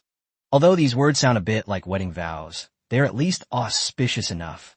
After listening, Zhou Kai Huang's eyes were full of admiration. "I never expected a chef like you to be so cultured. Okay, I'll listen to you." So the two of them read the passage aloud together, thus officially completing their sworn brotherhood. Zhou Kai Wang stood up, patted the dirt off his knees, and said regretfully, "It's a pity there's no wine, otherwise we could have sworn an oath of brotherhood." Upon hearing this, Lin Wei quickly changed the subject. He had seen blood oaths in movies before. Those involved cutting one's palm and drawing blood, which must have been very painful. He asked Zhou Kai Wang where he lived. Zhou Kai Wang pointed in a direction and said it took him about half a day to get there. Lin Wei said he lived very close by and could get back in about 10 minutes. Now that the two have teamed up, they'll definitely be living together, or at least close by. The question is, who will move? That depends on whose place is more reliable. Lin Wei lives in a shack, and the conditions are really basic. Zhou Kai Wang said that he also only has a shack now, but ever since someone told him that bad weather would occur after the newbie protection period ended, he started building a wooden house, which is almost finished now. Lin Wei didn't correct him after listening. What Zhou Kai Wang meant by someone told him was actually an announcement to all the contestants. Lin Wei quickly made a decision. "I'll pack my things and come with you. We'll live together from now on. I'll be in charge of cooking, and I can help you when you're hunting or working." Zhou Kai Wang patted his chest and laughed. "No problem, brother. I'll protect you from now on. In this wilderness, no wild beast can hurt you." Just then, two announcements were issued in succession. Yihan, a contestant from the Dragon Kingdom, obtained 8 fish, triggering a 10,000,000-fold return. Congratulations to the Dragon Kingdom for acquiring 80 million fish. Then another one followed. Yihan, a contestant from the Dragon Kingdom, has obtained 6 fish and 3 giant freshwater prawns, triggering a 10,000,000-fold return. Congratulations to the Dragon Kingdom. You have obtained 60 million fish and 30 million giant freshwater prawns. 2 of Yihan's 3 fish traps actually triggered a return of 10 million times. His status as the Emperor of Luck was once again completely confirmed. He truly was the Emperor of Luck. The 2 fish traps returned to the Dragon Kingdom contained even more fish than the fishing net from before. Yihan released all the fish, keeping only 3 large prawns.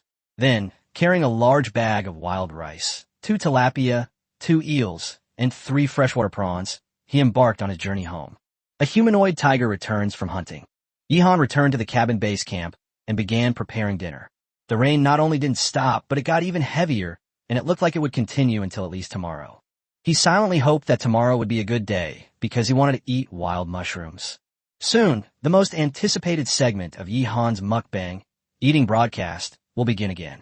Chapter 74, Maximum Poison Resistance. The Mushroom Emperor arrives.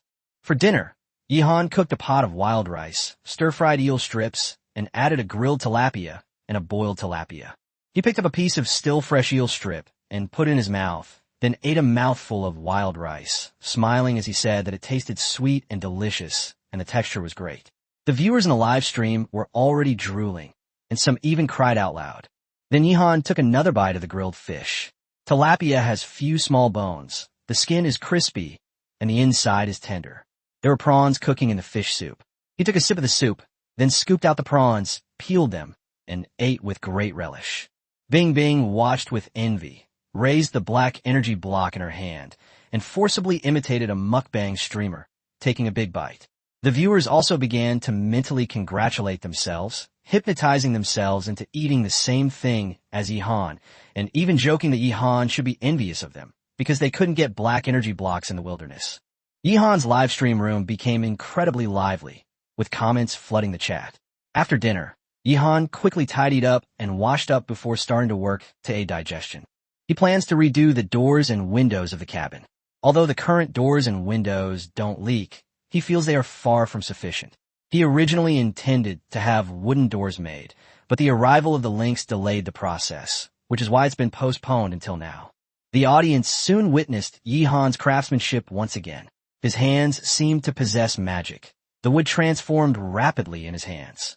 Before long, a perfectly fitted wooden door was installed. The door was thick and sturdy, looking just like an armored door. Then Yihan used bamboo to make windows, and made them double-layered in one go. The first layer was a screen window, which could block out insects when ventilation was needed.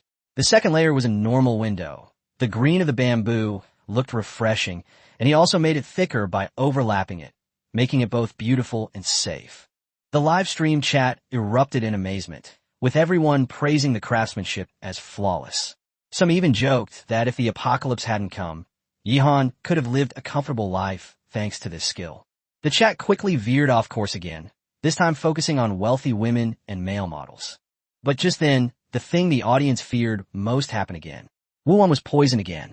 A large number of viewers flooded into Wu Wan's live broadcast room, where they saw her vomiting violently, crying and shouting that the beans were poisonous and that she had clearly cooked them. So how could this happen? At that moment, Wu Wan's stomach was churning, her whole body was numb, and the world was spinning before her eyes. The audience felt numb along with her, fearing that she might not make it this time. Her guide, sweating profusely, quickly reassured everyone, saying that Wu Wan shouldn't die. Based on his assessment, most of the green beans were cooked through, only a few were undercooked, so the poisoning wouldn't be too severe. Seeing the continued concern in the live chat, the commentator resorted to metaphysics, saying that Wu Wan possessed extraordinary luck. She couldn't even build a shack, yet she found a cave. She didn't know how to start a fire, yet she discovered flint. She was poisoned time and time again, but she just couldn't die. Her poison resistance was already maxed out. This claim surprisingly garnered considerable support. Viewers had largely recognized Wu Wan's resilience. Some even said she could have survived drinking pesticide. Sure enough, after vomiting for a while, Wu Wan's condition gradually improved. She lay on the ground, wiping away her tears, vowing never to eat anything poisonous again. Then she struggled to pick up the water bottle, rinsed her mouth, and drank the whole bottle of water. Among her initial supplies, this water bottle is actually quite valuable.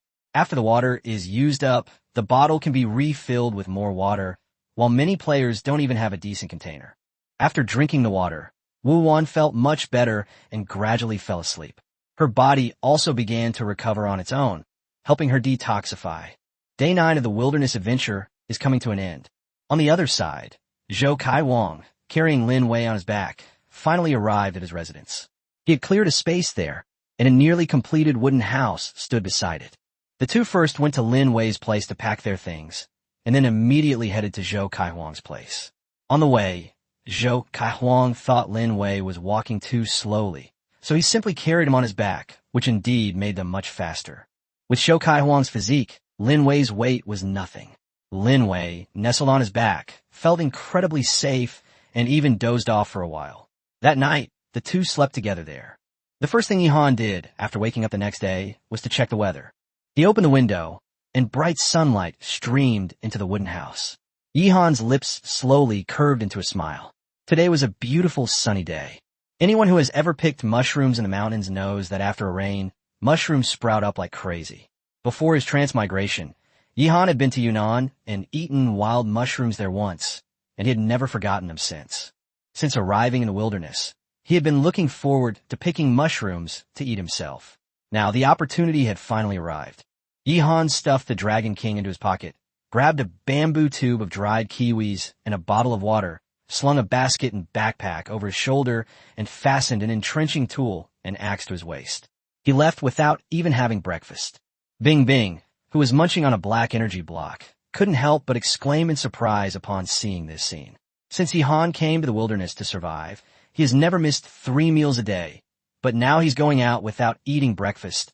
He must be up to something big. In a live stream, Yihan walked forward, as if he was carefully searching for something.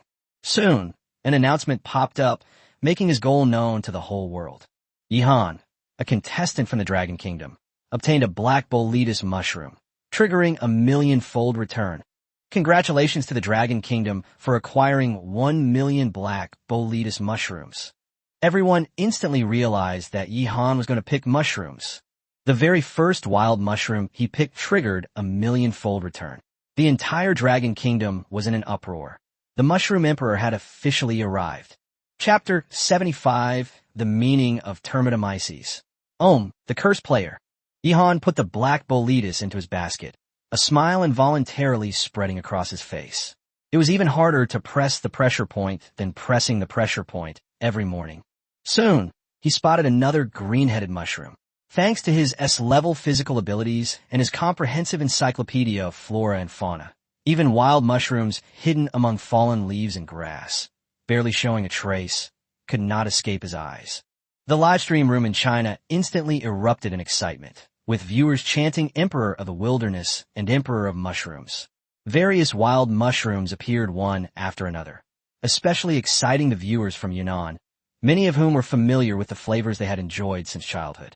In the live chat, some people called it green-headed mushroom, some recognized the expensive dried beef mushroom, and others mentioned the aroma of termite mushroom oil. As the conversation went on, someone started to spread misinformation, saying that in Yunnan, the termite mushroom is a compliment for a handsome man. Some people actually believed it, and the comment section was filled with Yihan, you look like a mushroom. Of course, Yihan didn't know this, and even if he did, he wouldn't care. Everyone was just having fun. At this moment, Yihan noticed a fly amanita mushroom, the same kind of red umbrella mushroom that Wu Wan had eaten last time. He immediately said, "This is poisonous. You can't eat it." Then he stomped on it and crushed it.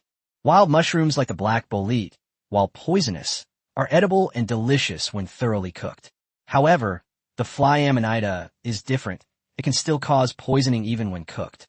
Wu Wan made the same mistake last time, assuming that poisonous mushrooms were safe to eat once cooked. She had already woken up. The cave was a mess. She got up from the ground, moving her still stiff and numb body. Just then, an announcement was made. Yihan, a contestant from the Dragon Kingdom, obtained a pimp fungus, triggering a 10,000,000-fold return. Congratulations to the Dragon Kingdom for acquiring 10,000,000 pippy mushrooms. Wu Wan frowned, muttering to herself what pigtail mushroom was before realizing that Yihan must be picking wild mushrooms. She couldn't help but mutter, "You can't just eat wild mushrooms. I got poison last time." After saying that, she took her water bottle and went out to fetch water. She had no means to boil water, so she could only drink the spring water directly. Fortunately, there was a clear spring near the cave with sweet water. The announcement also provoked other contestants.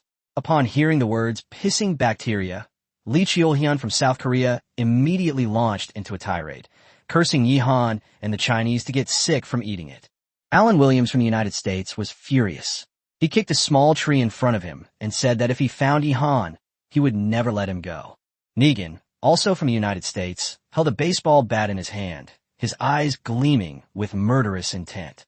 He couldn't wait to meet the other players, even stating bluntly that he wanted to kill someone too. Abe no Taizo from Japan, however, was a completely different story. Upon hearing that Yihan was looking for mushrooms to eat, he swallowed an earthworm with a blissful expression, declaring that earthworms were the best food. The live chat exploded with comments. Some joked that his nasolabial folds looked like parentheses, some cursed him with bloodshed, and others claimed to know goo magic and had already remotely turned earthworms into goo worms. The topic quickly veered back to the chicken farmer. Nowadays, chicken farming has become a popular profession in China. Raising chickens can bring honor to one's family. But it's not just chickens. The pregnant bamboo rats that Yihan returned are also being raised by specialists, with China even inviting experts in bamboo rat farming to provide guidance. Ordinary viewers watch the live streams every day, waiting for supplies to be distributed. But unseen by them, countless people are working tirelessly. The entire nation is like a sophisticated, massive machine, rapidly advancing towards a better future.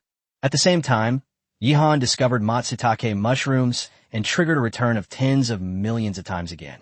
The continuous stream of rewards has gradually numbed many contestants and viewers. Many contestants have begun to imitate Yihan, frantically collecting various resources in hopes of triggering a reward. Some people have been busy all day, but haven't triggered it even once. This thing is obviously very luck-based. The unluckiest among them was Ohm, a contestant from the smallest country on Earth, the Vatican City. He had been surviving in the wilderness for 10 days, and although he had acquired a considerable amount of resources, he had never triggered a single return. Ohm even suspected he was cursed. Some speculated that the smaller the population of a country, the lower the probability of a refund. But there was no evidence for any of this because the probability of a refund was completely opaque and there was no guarantee of a minimum. Some people complained that this is not as good as a game lottery. At least if you recharge more than 648 yuan, you can eventually get the skin you want. Yihan looked at the basket on his back with some difficulty. He hadn't even reached Dragon Head Mountain yet, and it was already almost full. The abundance of wild mushrooms around him was beyond his imagination. He guessed that this was related to the better environment of the wilderness, where there was no human destruction, and the growth of plants and animals was exceptionally vigorous. Yihan thought for a moment and decided to stop when he felt he had enough. Wild mushrooms spoil quickly, and there would be other opportunities to pick them later. He stopped to rest, drank some water, and then ate some dried kiwi fruit. This batch of kiwis is very sweet, and even after being dried, they can still quickly replenish energy. While he was resting, the viewers started making a lot of jokes in the chat, and the live stream became quite unserious for a while. After finishing a bamboo tube of dried kiwi fruit and drinking half a bottle of water, Yihan continued picking wild mushrooms. He quickly picked a bodhi seed and said to the camera, "This is a bodhi seed. It changes color very quickly after being cut open. It's quite amazing." Besides Boletus luridus, he also found various wild mushrooms such as chanterelle and milkweed and put them all into his basket. He continued collecting materials until he finally arrived at the foot of Longzhou Mountain and reached the front of Yulong Lake.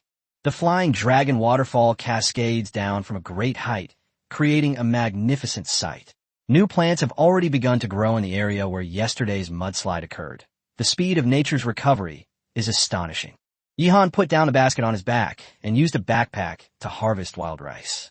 He had already planned to come every day to collect a backpack full of wild rice. He could also take the opportunity to wait for the crocodile to appear, find a chance to kill it, and complete his choice. Chapter 76. Has Yihan's luck run out? The war against the Japanese pirates has fully commenced. Unfortunately, when Yihan harvested wild rice, he did not find any more crocodiles. Perhaps the crocodile was truly frightened by him yesterday, hiding in the water and afraid to surface. Yihan successfully filled a backpack with wild rice, and then began a haul in the net. The viewers in the live stream immediately became excited, all waiting to see the payout. After all, everyone had already realized that Yihan was incredibly lucky. He was either a chosen one or had cheated. This time, however, Yihan sensed something was wrong as soon as he pulled the net in. The net offered almost no resistance. He frowned and sped up, but when the net was dragged to the shore, there wasn't a single fish inside. Only one large crab was hanging on the net. What's even more infuriating is that another large hole has appeared in the fishing net.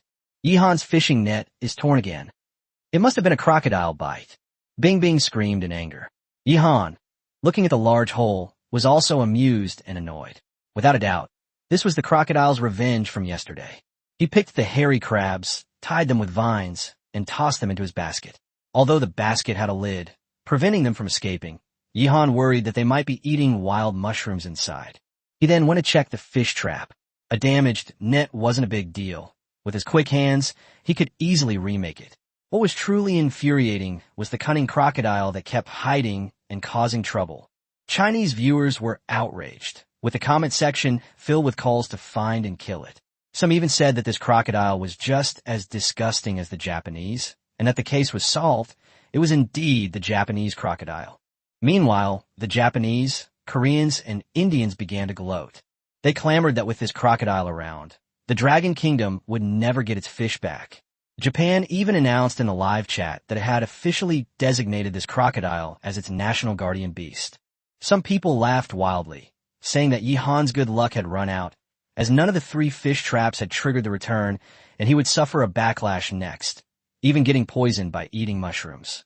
Yihan ignored the shouts and was thinking about how to kill the crocodile. Even without the system's choice, he has to kill it now. Not just this one, but all the crocodiles in Yulong Lake must die. This will take time. I'll go back now, and I'll just stay here this afternoon. Yihan already had a plan in mind. He packed his things and left Yulong Lake. The audience in China wasn't in high spirits. Even Li Chiolhyun's short video failed to generate much interest. Since his previous coma, Li Chiolhyun hadn't dared to be too unrestrained, but he still did it twice a day. Soon, the short video ended, and viewers left the live stream. Yihan was on his way back. Because of the different angle, he discovered some wild mushrooms that he hadn't noticed before, so he picked them one by one and put them into his basket. The basket was already completely full. If I forced any more in, the wild mushrooms inside would be crushed. These things are very delicate, so they should be eaten as soon as possible after being picked. After returning to the cabin base camp, Yihan began preparing lunch. Have a good lunch today. We're going crocodile hunting this afternoon. He was washing wild mushrooms by the stream when he spoke to the audience. Upon hearing this, the live stream chat instantly erupted in excitement. On the way back, Yihan had kept a somber expression and remained silent, leading everyone to believe he was suffering from a setback and unable to deal with the crocodile. Now it seems he was clearly thinking about how to kill the crocodile. Bing Bing excitedly pumped her fist. I knew it. Yihan is the strongest man I've ever seen. How could a mere crocodile possibly defeat him? Yihan said in an icy tone, crocodiles can't stay underwater forever. They need to breathe, bask in the sun, and hunt. These are all opportunities to kill them. Then he added, and I also need to go find crocodile eggs. I want to make the crocodiles in Yulong Lake completely extinct. Upon hearing this, the audience erupted in cheers.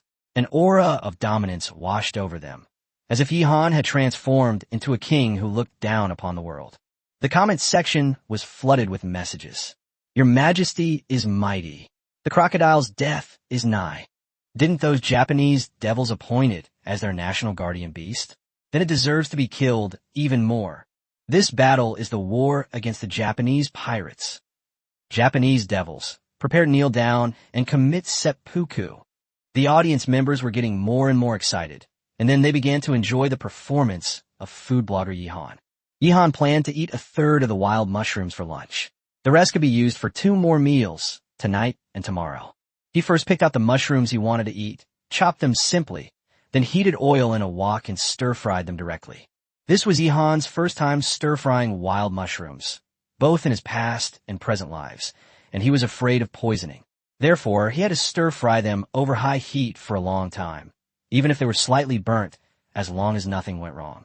Once all the wild mushrooms were cooked, he divided them into 2 portions.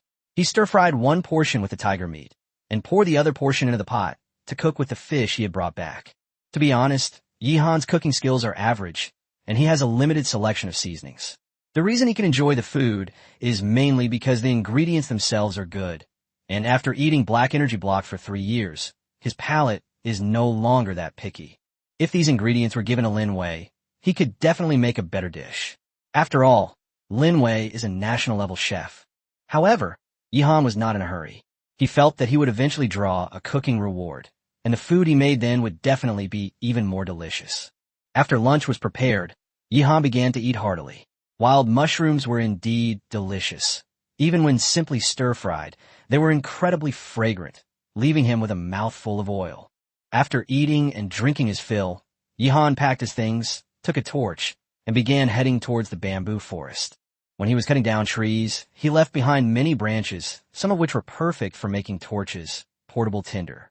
Of course, he could also make tinder boxes now, but he just hadn't had the time.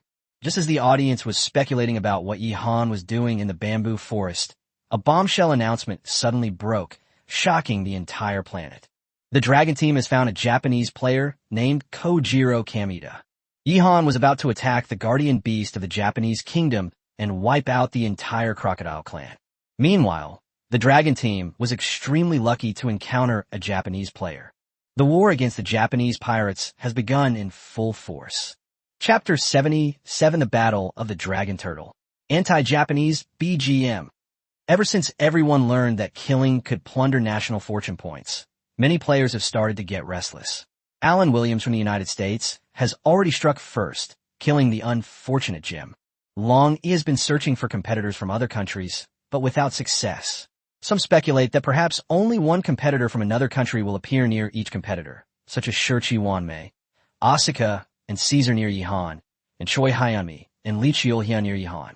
Ryuichi had already spotted the American athlete Paul Smith. So many people thought it would be difficult for him to achieve anything significant in the near future. But just then, he bumped into a Japanese athlete, Kojiro Kameda, in the jungle. The moment the two met, a murderous aura suddenly filled the air, startling a flock of birds into flight.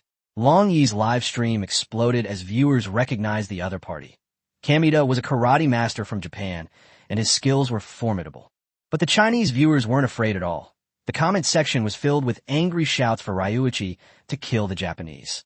On the other side, the Japanese viewers were equally frantic, praising Kameda as an unprecedented karate master and hoping he would kill Ryuichi and bring misfortune to China.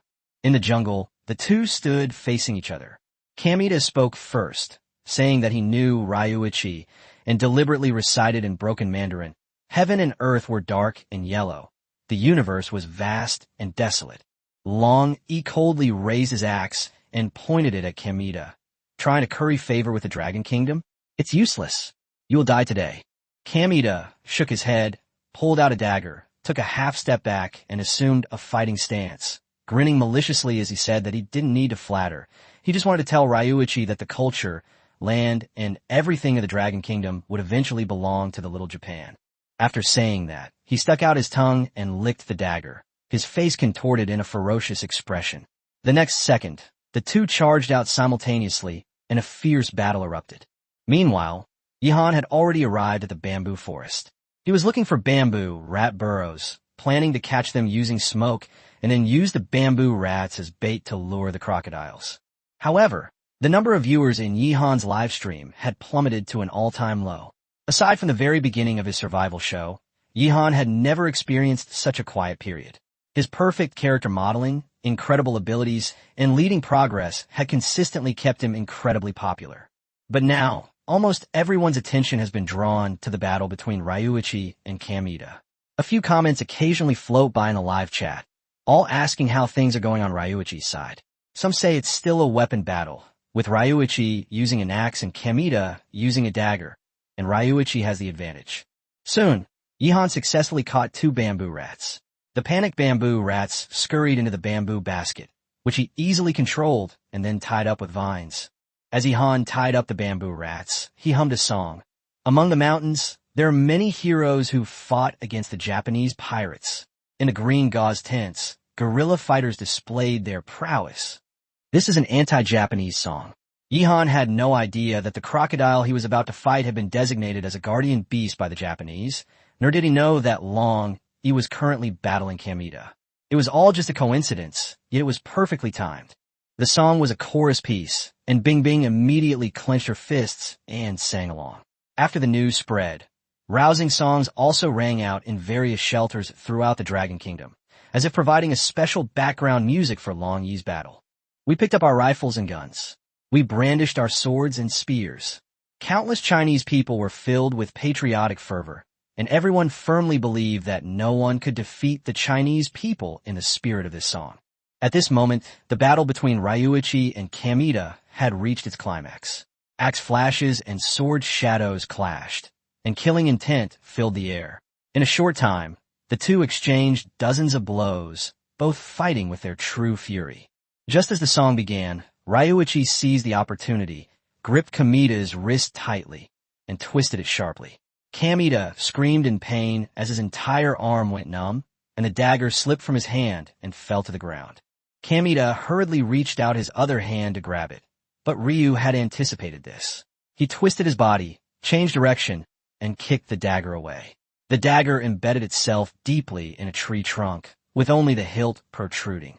With a roar, Kamita raised his leg to attack Ryuichi's lower body, his knee aimed straight for a vital spot. Ryuichi also raised his leg to meet the attack, and their knees collided heavily with a dull thud, shaking the dust off their trouser legs. Heaven and earth were dark and yellow. The universe was vast and boundless. Kamita roared again, his spittle even spraying onto Ryuichi's chest. Because he only reached Ryuichi's chest, he was a full head shorter than Ryuichi. Ryuichi raised his axe and swung it fiercely at Kamita's crown. Kamita, however, turned fierce and simultaneously unleashed his strongest punch, aiming straight for Ryuichi's chest. He completely disregarded Long Yi's attacks, clearly intending to perish together with Long Yi. In that instant, the hearts of all the viewers were in their throats. Chapter 78, Killing Kamita. The cheetah is scared away. Kojiro Kamita, completely enraged, decided to perish together with Ryu. His eyes were bloodshot, and he lunged forward like a madman. Ryu immediately retreated, dodging the vicious punch, but his axe strike, which could have been fatal, missed its mark. The two simultaneously created distance between themselves. Kamita sneered, mocking the Chinese for their fear of death. Though he shouted insults, his eyes remained fixed on the dagger stuck in the tree. He knew very well that he was already being suppressed by Ryuichi, and now that he was even without a weapon, the situation would only worsen. Ryu saw through his intentions and stood directly between him and the dagger, saying calmly, "Your life is worthless, but mine is much more precious." Kamita roared, pushed off with his feet, and charged forward again. After a brief pause, the battle intensified. In various shelters throughout the Dragon Kingdom, the audience erupted in cheers, shouting for Ryuichi to kill Kamita and avenge Master Lynch's grandfather. Kamita dodged the axe, seized the opportunity to throw a punch, and followed up with a hook kick. Ryuichi retreated in the process, pulled a dagger from the tree, and threw it directly at Kamita's face. A flash of cold light, and Kamita hurriedly turned his head. The blade grazed his face, leaving a bloody gash. But he paid no heed to this minor injury, immediately turning to chase after the dagger, trying to reclaim his weapon. But as soon as he turned his back, Long Yi sneered, "You dare to turn your back on me." The next moment, Long Yi's figure appeared behind him like a ghost, and the axe came down with a whistling sound, with amazing momentum. At the critical moment, Kamita instinctively threw himself to the ground and rolled away to avoid the blow. His short stature, ironically, became an advantage at this moment. Had he been any taller, he would likely have been struck by the axe. The Japanese audience, seeing this, also cheered wildly, believing that Kamita was agile enough that Ryuichi couldn't kill him. They even fantasized that Kamita would retrieve the dagger, rip out Ryuichi's heart, and reclaim the lost national fortune points. At that moment, Kamita lunged forward, his hands and feet scrambling, his target the dagger. Ryuichi leaped after him, swinging his axe down again. The two were locked in a race of speed. Kamita gritted his teeth, his hand already gripping the hilt of the blade. But in that instant, he suddenly realized that an axe was flying towards him at high speed. He actually threw the axe away. A piercing scream rang out as the axe struck Kamita's right hand with pinpoint accuracy, cleaving his palm in two. All 4 fingers were severed, and even his thumb was missing a section, causing blood to spurt out instantly. Even more terrifying, as Ryuichi swung his axe, he also flew closer, the oppressive aura so intense it was suffocating. But Kamita refused to give up. He gritted his teeth, grabbed the axe with his left hand, and mimicked Ryuichi's movements, throwing the axe as well. He then used his left hand to grab the dagger, struggled to his feet, and assumed a defensive stance, his body arched. But the next second, his pupils suddenly contracted. The axe he had thrown was caught firmly by Long Yi. Ryu's eyes were sharp as lightning, and he gripped the axe handle firmly with a flick of his wrist. Kamita dared not linger any longer and turned to run without hesitation. He darted through the jungle, his movements still agile despite missing half a hand, leaping over obstacles like a monkey. He knew there was a cheetah nearby, and if he could lure the cheetah to attack Long Yi, he would still have a chance to escape or even fight back. To his despair, Ryuichi was faster than him. Kamita's short legs were practically smoking as he ran, But Ryuichi took 3 steps at a time, quickly closing the distance, his killing intent already pressing down on his back. Kamita knew he couldn't escape. He didn't want to die at Ryuichi's hands, and he didn't want the Dragon Kingdom to steal Japan's national fortune. So he shouted, "Long live His Majesty, the Little Japan," and raised his left hand, preparing to slit his throat with a dagger. Just then, Longi caught up and grabbed his left wrist. The hand was locked tightly, like an iron hoop, and the sound of bones being squeezed and rubbed could be clearly heard. Longi looked at him coldly. "Don't you Japanese like to commit seppuku? What, you don't dare?" As soon as he finished speaking, he suddenly twisted his arm, and Kamita screamed in pain. His left hand was forced open, and the dagger fell from his hand and hit the ground, embedding itself in the soil.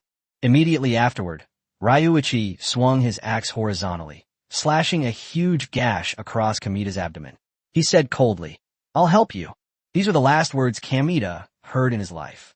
The next moment, the axe stained with his blood came crashing down on his head again, the immense force knocking him to his knees.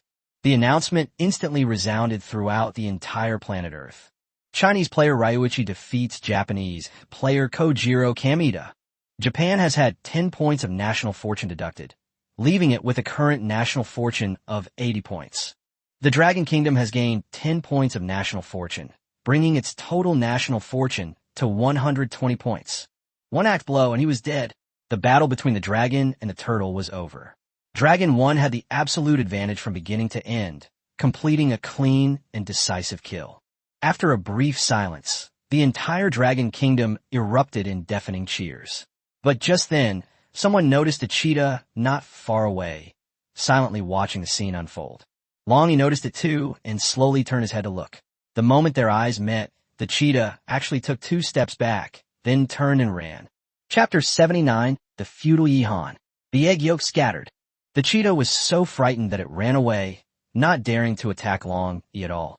It was because it had been terrified by the terrifying killing intent emanating from Longi. Seeing this, the entire Dragon Kingdom livestream chat instantly erupted in excitement.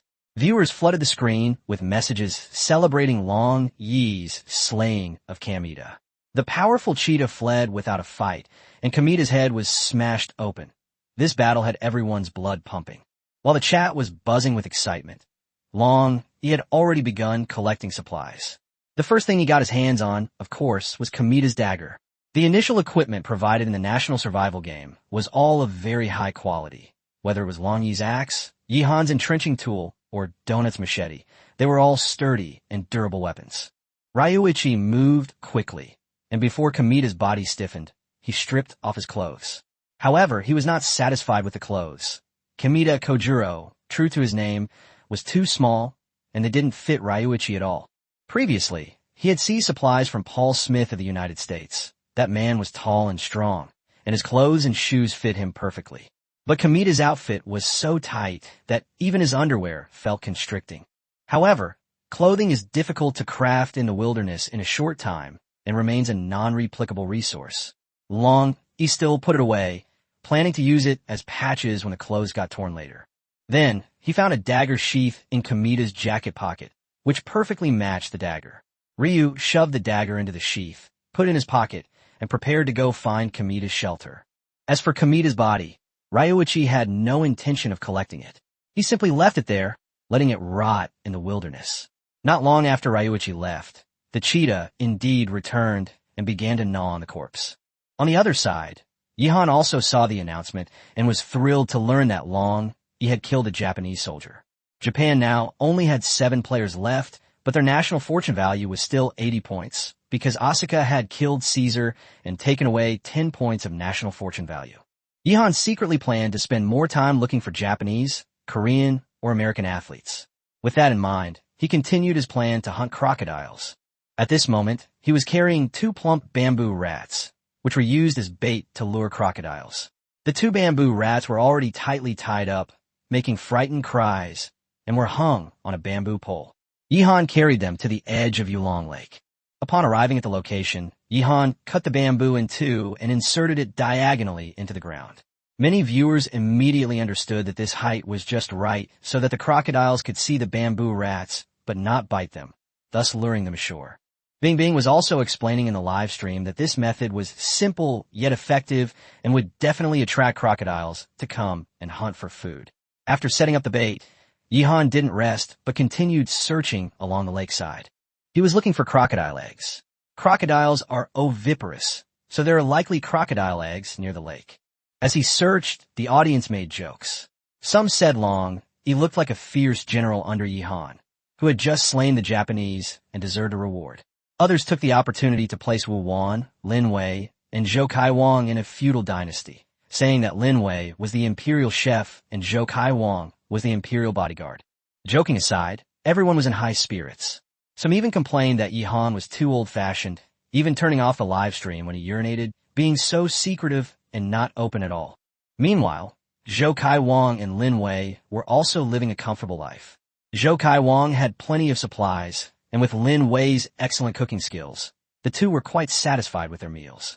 Now, Zhou Kai Wang was continuing to build the house, with Lin Wei assisting him, which significantly improved efficiency. When Zhou Kai Wang heard that he had killed the Japanese, he couldn't help but praise him. He had gone out yesterday, but hadn't found any prey or enemies. Instead, he had found a brother. Lin Wei told him not to rush, that they would encounter the enemy sooner or later. The common wish of many Chinese was to first wipe out the Japanese and reduce their national fortune to zero. Lin Wei still remembered the shock he felt when he first visited the Nanjing Memorial Hall.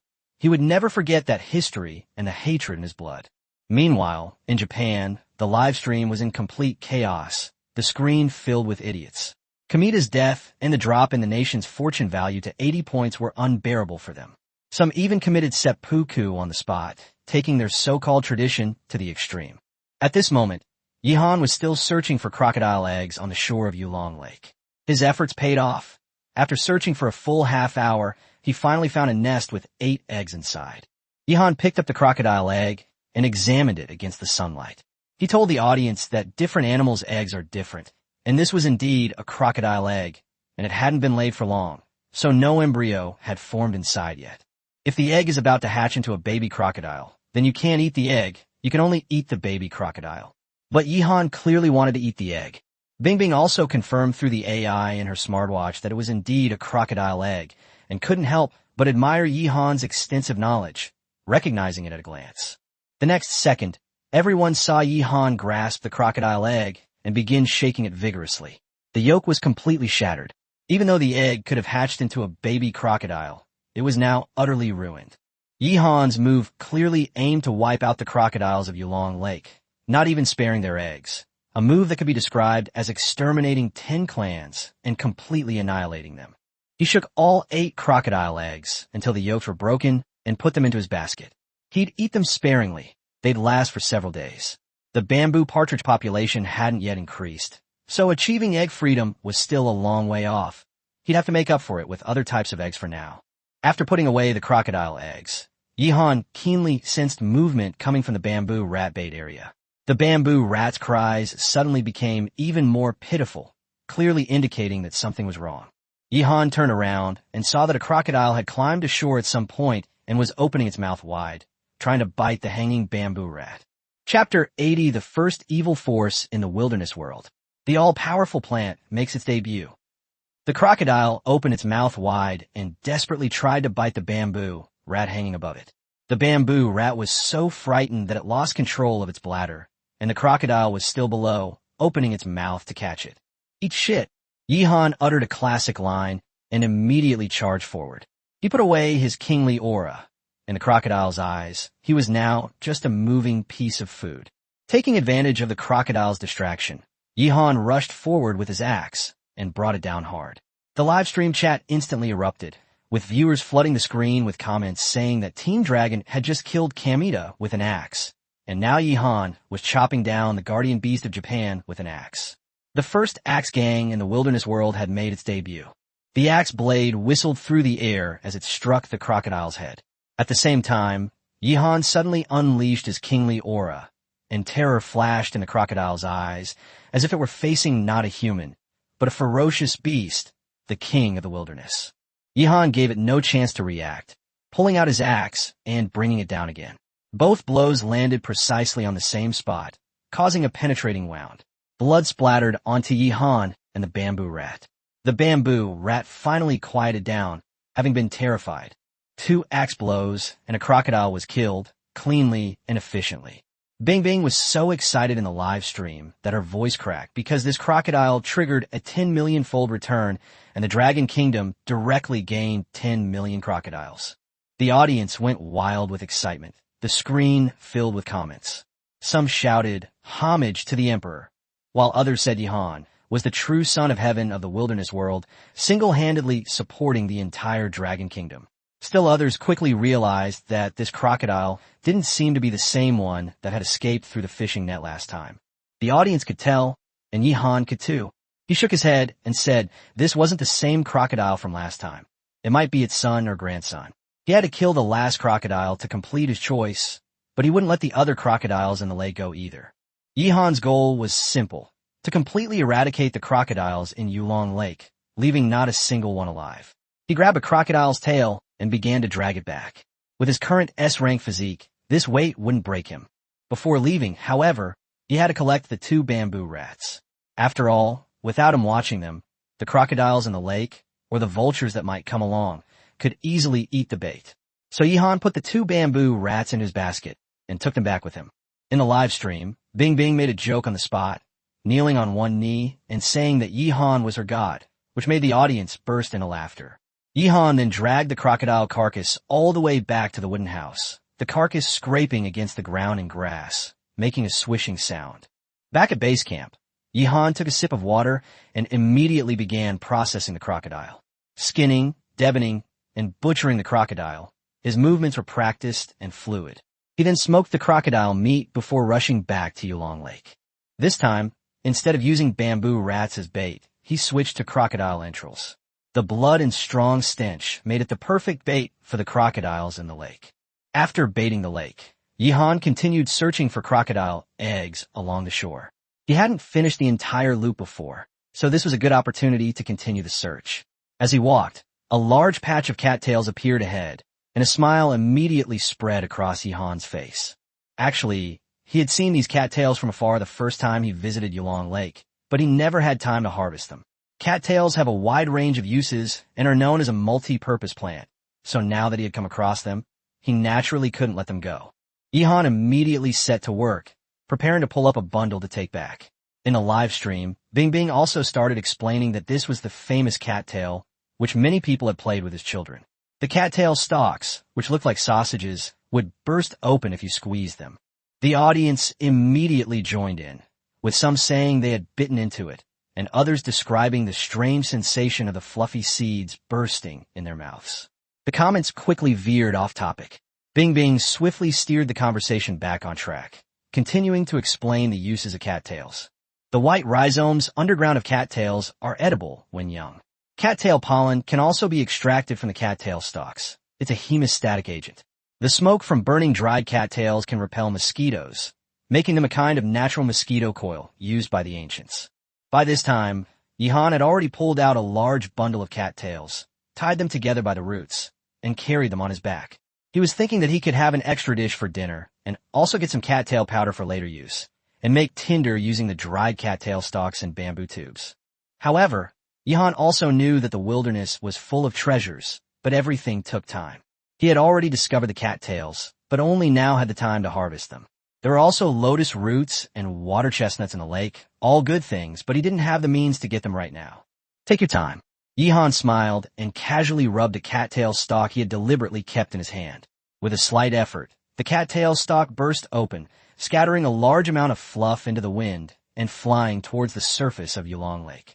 The air was filled with fluffy downpours, like a snowfall, as the Tianlong waterfall cascaded down, creating billowing sprays of water vapor. Sunlight shone through, and a vibrant rainbow arched across the mist. Everyone was captivated by this beautiful natural scene, a sense of awe washing over them. Chapter 81: The Pepper Tree. A new announcement sent shockwaves across Earth. Looking at the magnificent rainbow and the fluffy clouds flying everywhere, some people couldn't help but have tears welling up in their eyes. At the time, it seemed like nothing out of the ordinary. Bing Bing murmured, feeling a lump in her throat.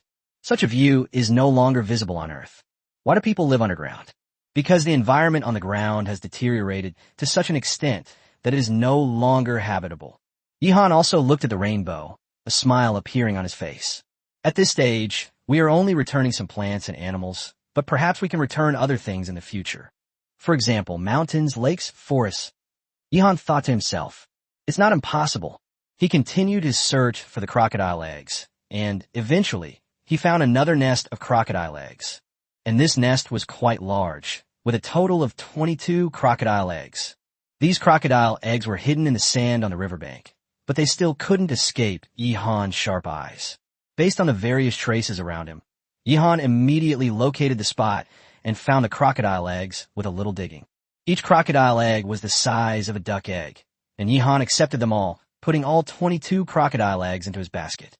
Yihan obtained a total of 30 crocodile eggs. Eating 2 a day will last for half a month. Actually, crocodile eggs are very unpalatable, with an extremely strong, fishy smell. That's true. I've eaten crocodile eggs before, and they're not tasty at all. Everyone will know when Yihan starts eating. I think Yihan will wear a mask of pain then, and I'm already looking forward to it. At this point, a viewer pointed out that crocodile eggs are actually quite unpalatable. Most people have never eaten this stuff, so they really don't know what it tastes like. Yihan had never actually eaten it, but he had a complete illustrated guide to plants and animals. The encyclopedia states that crocodile eggs are not to human taste, and Yihan was already mentally prepared for that. Next, Yihan walked along the lake shore to its end and arrived at the left side of Dragon Head Mountain, which was divided by the waterfall. Last time he went to kill Shirchi Wan Miao, he went to the right side of the mountain. This time he came to the left. Here he made another new discovery. They were actually rows of Sichuan pepper trees. Sichuan peppercorn. Yihan's eyes lit up, and he immediately began picking them. The Sichuan pepper tree is not tall. Yihan can reach out and touch the clusters of Sichuan pepper fruits. It grows very lushly. In addition, Yihan also picked off some tender leaves. Sichuan pepper leaves add a unique flavor to stir-fries. The only thing to be careful of is that the pepper tree has many sharp thorns, and it is easy to get pricked. Yihan has discovered a Sichuan pepper tree. I can almost smell that unique fragrance. The Sichuan peppercorns are terrible. They're too numbing.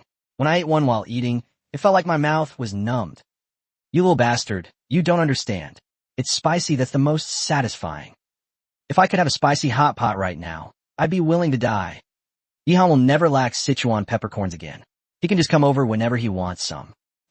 Yihan kept picking Sichuan peppercorns, and soon his basket was more than half full. Longzhou Mountain is truly a treasure trove. I've already made so many discoveries before I've even started climbing the mountain. The supplies produced by just Yulong Lake are enough to keep me from having to worry about food and drink. Yihan sighed inwardly, his face beaming with a smile. What is a European emperor? This is true luck. Yihan wouldn't dare say that his area was the best in the entire wilderness world, but it was definitely top tier. The variety of resources is truly abundant. He returned laden with a large bundle of cattails, Sichuan peppercorns, and crocodile eggs, and began his journey back. As Yihan returned to the spot where he had placed the bait, he frowned. This place has been damaged. It was obvious that a crocodile had appeared and even bit through the bamboo pole with bait attached to Yihan's pole.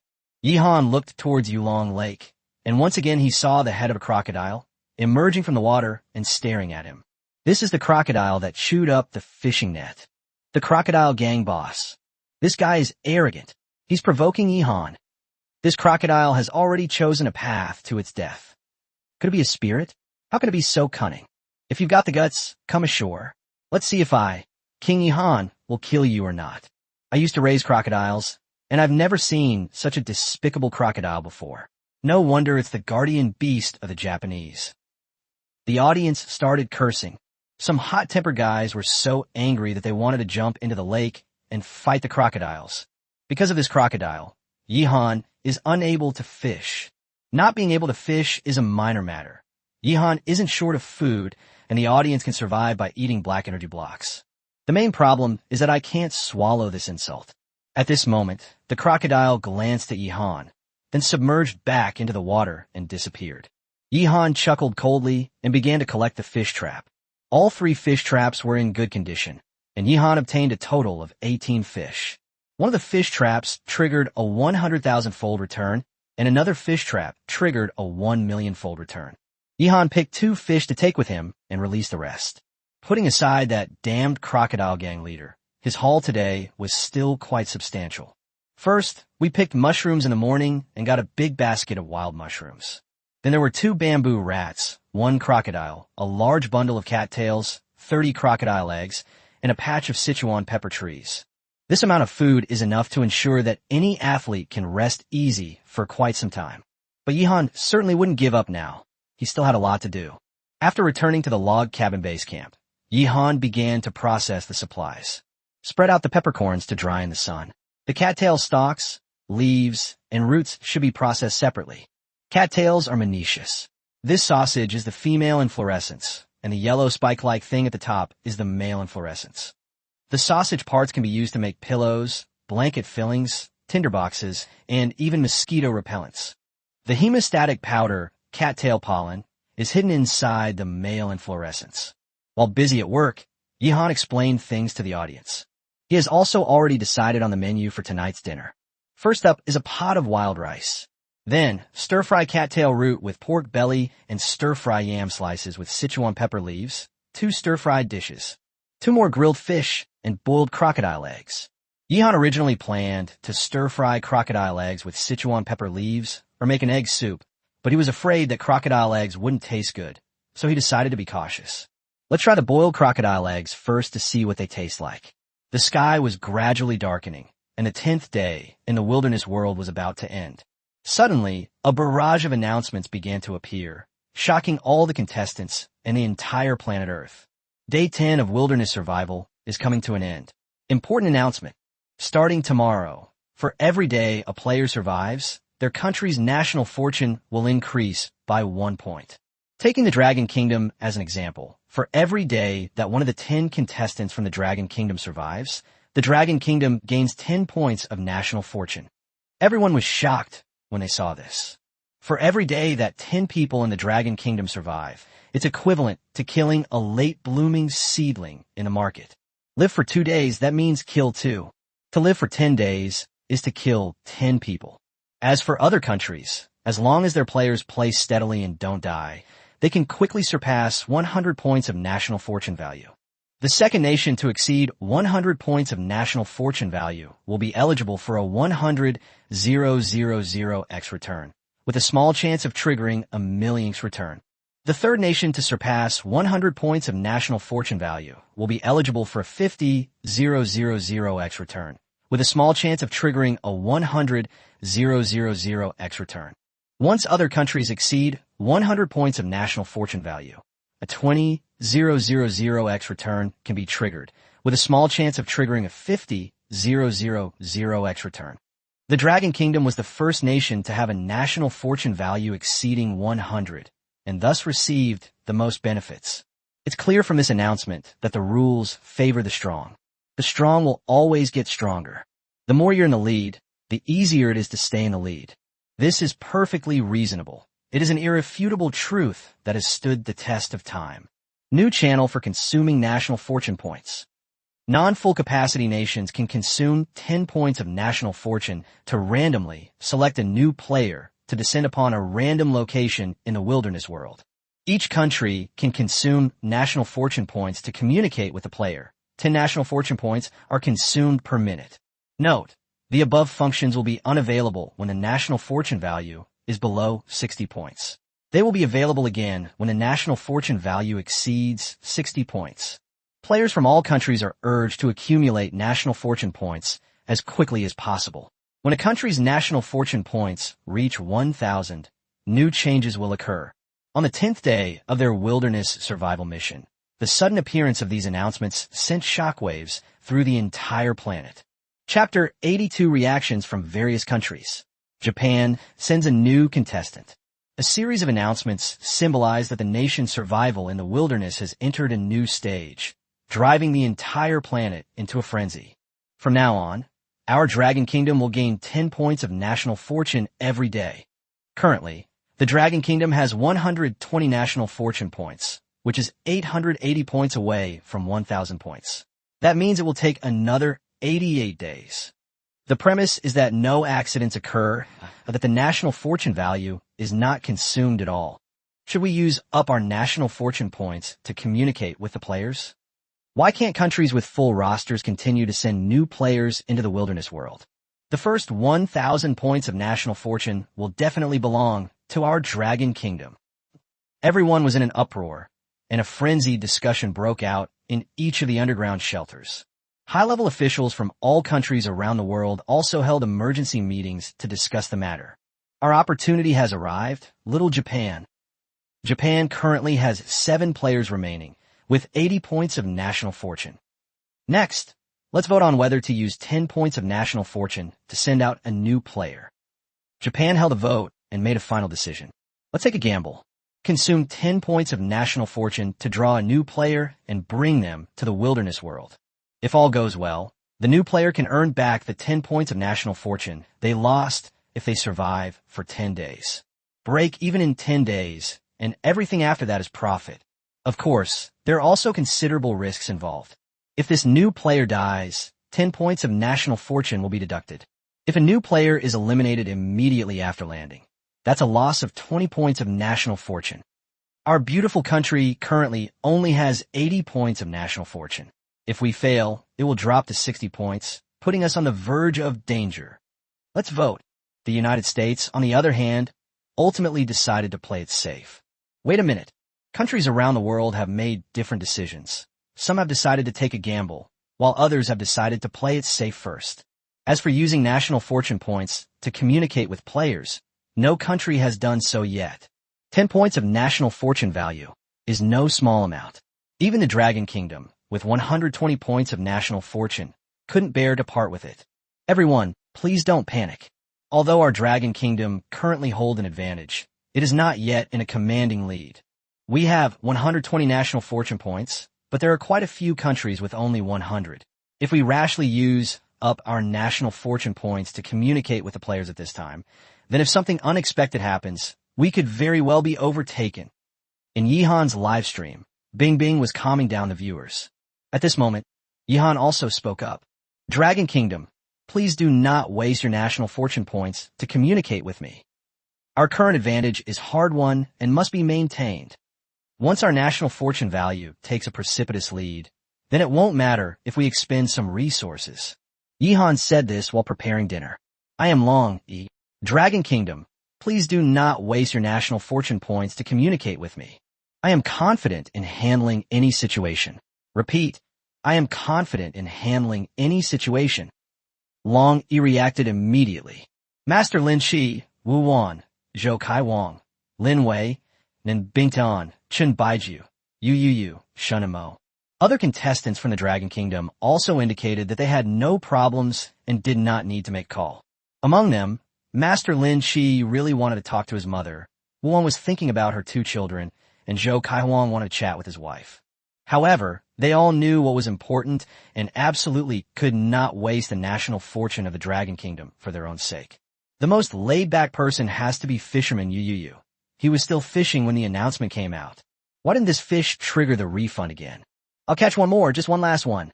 He hadn't even eaten dinner and had been sitting by the sea fishing all day.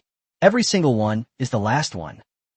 Our beautiful nation only has 80 points of national fortune value, so please don't waste them. Don't worry, I will continue to kill and plunder national fortune points to surpass the Dragon Kingdom. American player Alan Williams said, hurry up and let me meet a player from another country. My Jessica is already itching for more. American player Negan, holding a baseball bat, shouted, he's a pervert. He named his baseball bat Jessica and treated it like his lover. He touches the baseball bat every day and falls asleep hugging it. Damn it, 1,000 points of national fortune value is too much. It has nothing to do with me. Hyunmi, come here. Lee Cheol-hyun of South Korea is hopelessly infatuated with a woman. Each contestant had their own reaction. At this time, Yihan began to eat dinner. Some people are so hungry at night that they can't sleep, while others have so much food that they can't finish it all. Let's try the crocodile eggs first. As usual, the audience eats first. Yihan peeled the shells off the cooked crocodile eggs. Everyone could see that the egg white of this crocodile egg was still soft, giving it a semi-solid, semi-liquid feel. Yihan gently shook the crocodile egg in his hand, and the egg white wobbled like jelly. Duong duong. Yihan provided the voiceover for the crocodile egg, then took a bite. Then he took off the pain mask. It smells very fishy, and even a little bit rotten. It's hard to swallow. Pooh. Yihan spat out a breath, his brows furrowed. Crocodile eggs really don't taste good. Given my track record of eating my way across the country, if this stuff were delicious, I would have tried it long ago. That's right. Before the apocalypse, many people raised crocodiles. The reason why crocodile eggs weren't widely adopted must be because they didn't taste good. Yihan refused to believe it, and he started eating the egg yolk. Your Majesty, please take care of your health. We're not short of food, but please don't get poisoned. It tastes bad and it's poisonous, which are two different things. Crocodile eggs definitely can't be poisonous. Amidst the audience's discussions, Yihan confirmed one thing. Crocodile eggs are particularly unpalatable. Neither the egg white nor the yolk taste good. They have a very strong, fishy smell. These 30 crocodile eggs were a complete waste. However, Yihan's original intention in searching for crocodile eggs was to deal with crocodiles and make the crocodiles in Yulong Lake extinct. Even if he can't eat it, it doesn't matter. Yihan really doesn't need to eat. Next, Yihan began to eat his main meal. This is much more palatable. The roots and stems of cattails are very tender, and the texture and taste are quite good. The aroma of Sichuan pepper leaves is very unique. We didn't pick enough this time, so we'll bring back more tomorrow. Yihan tasted the two new dishes and praised them highly. After dinner, Yihan tidied up and washed up, but instead of going to sleep, he worked while waiting. He made molds out of bamboo, one for bricks and another for tiles. The audience was shocked once again, because knowledgeable people discovered that the molds Yihan made were of a very standard size. Bricks and tiles made using such molds are exactly the same specifications as those produced in a factory. It was obvious that Yihan had a clear understanding of the standard specifications and was completely in control of them. This confirms the speculation of many viewers that Yihan's purpose in building the earthen kiln was indeed to build a brick house. Next, everyone in the world waited together. Finally, it was past midnight, and the 10th day was completely over. Day 11 of wilderness survival begins. An announcement has begun to appear. Japan has taken action. The Japanese nation has spent 10 points of national fortune to randomly select a new player to descend upon the wilderness world. Japan's current national fortune value, 70 points. New players have been drawn. Their information is as follows. Yamamoto Jirochi. Named Yamamoto Jirochi because his father was 61 years old when he was born, he's a top-tier male escort. Although he only has 8 fingers, each one is extremely dexterous, making him sought after by many wealthy women. Yamamoto Jirochi is about to descend upon the wilderness world. Chapter 83 Airdrop hit Yihan in the face. Yamamoto ambushes Yihan. Upon seeing this news, the entire nation of Japan erupted in condemnation. Bad luck. You could even say terrible luck. Of all the people in the entire small country of Japan, one of them was randomly selected as a male escort.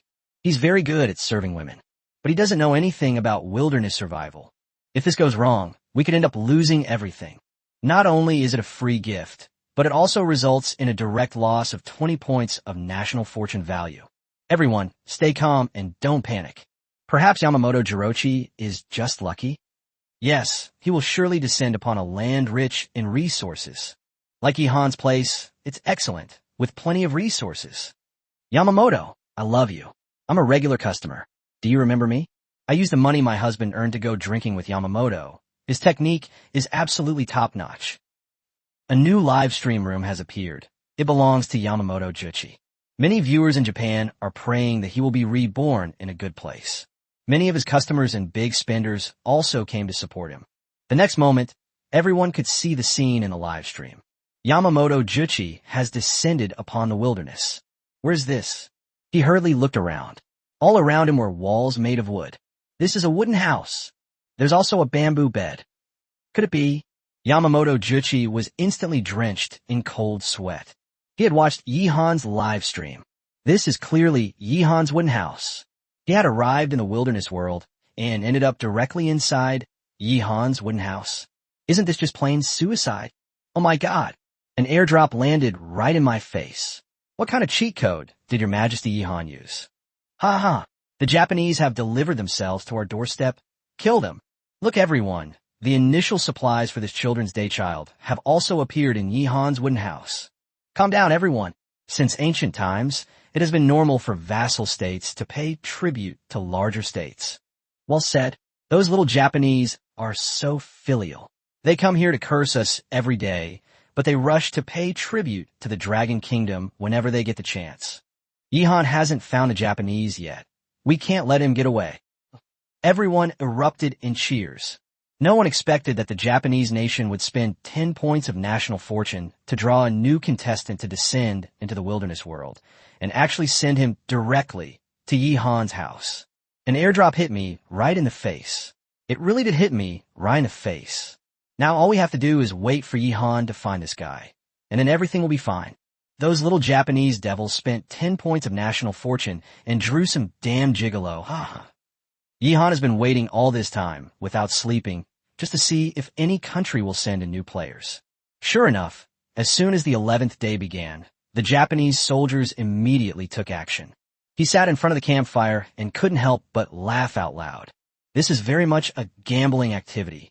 As the saying goes, 9 out of 10 gamblers lose, and it's clear that this time, the Japanese lost their gamble. A top male escort comes to the wilderness to survive. Yihan believed that this person would most likely not live past 10 days and would not be able to recoup his investment for Japan. If he dies, the Japanese nation will lose 10 points of national fortune. In total, we lost 20 points of national fortune value. Is it only the Japanese who send out new players? It's about time to go to sleep. Yihan got up and walked toward the wooden house. Meanwhile, inside the wooden house, Yamamoto Juchi had already hidden behind the door, holding a sickle, ambushing Yihan. Among his 5 initial supplies was a weapon, a sickle. Upon seeing this, the audience in China all tensed up. They never expected that Yamamoto Juchi would be so cunning, ambushing Yihan directly from inside the wooden house. Great! That's fantastic! Yamamoto-kun, you are the best. I love you. Yes. Ambush Yihan, cut off his head, and avenge Di Shirwan Yao. Kill Yihan, and all his supplies will be yours. Well done, Yamamoto-kun. We will definitely succeed. Yihan never dreamed that our Yamamoto would be hiding in his cabin.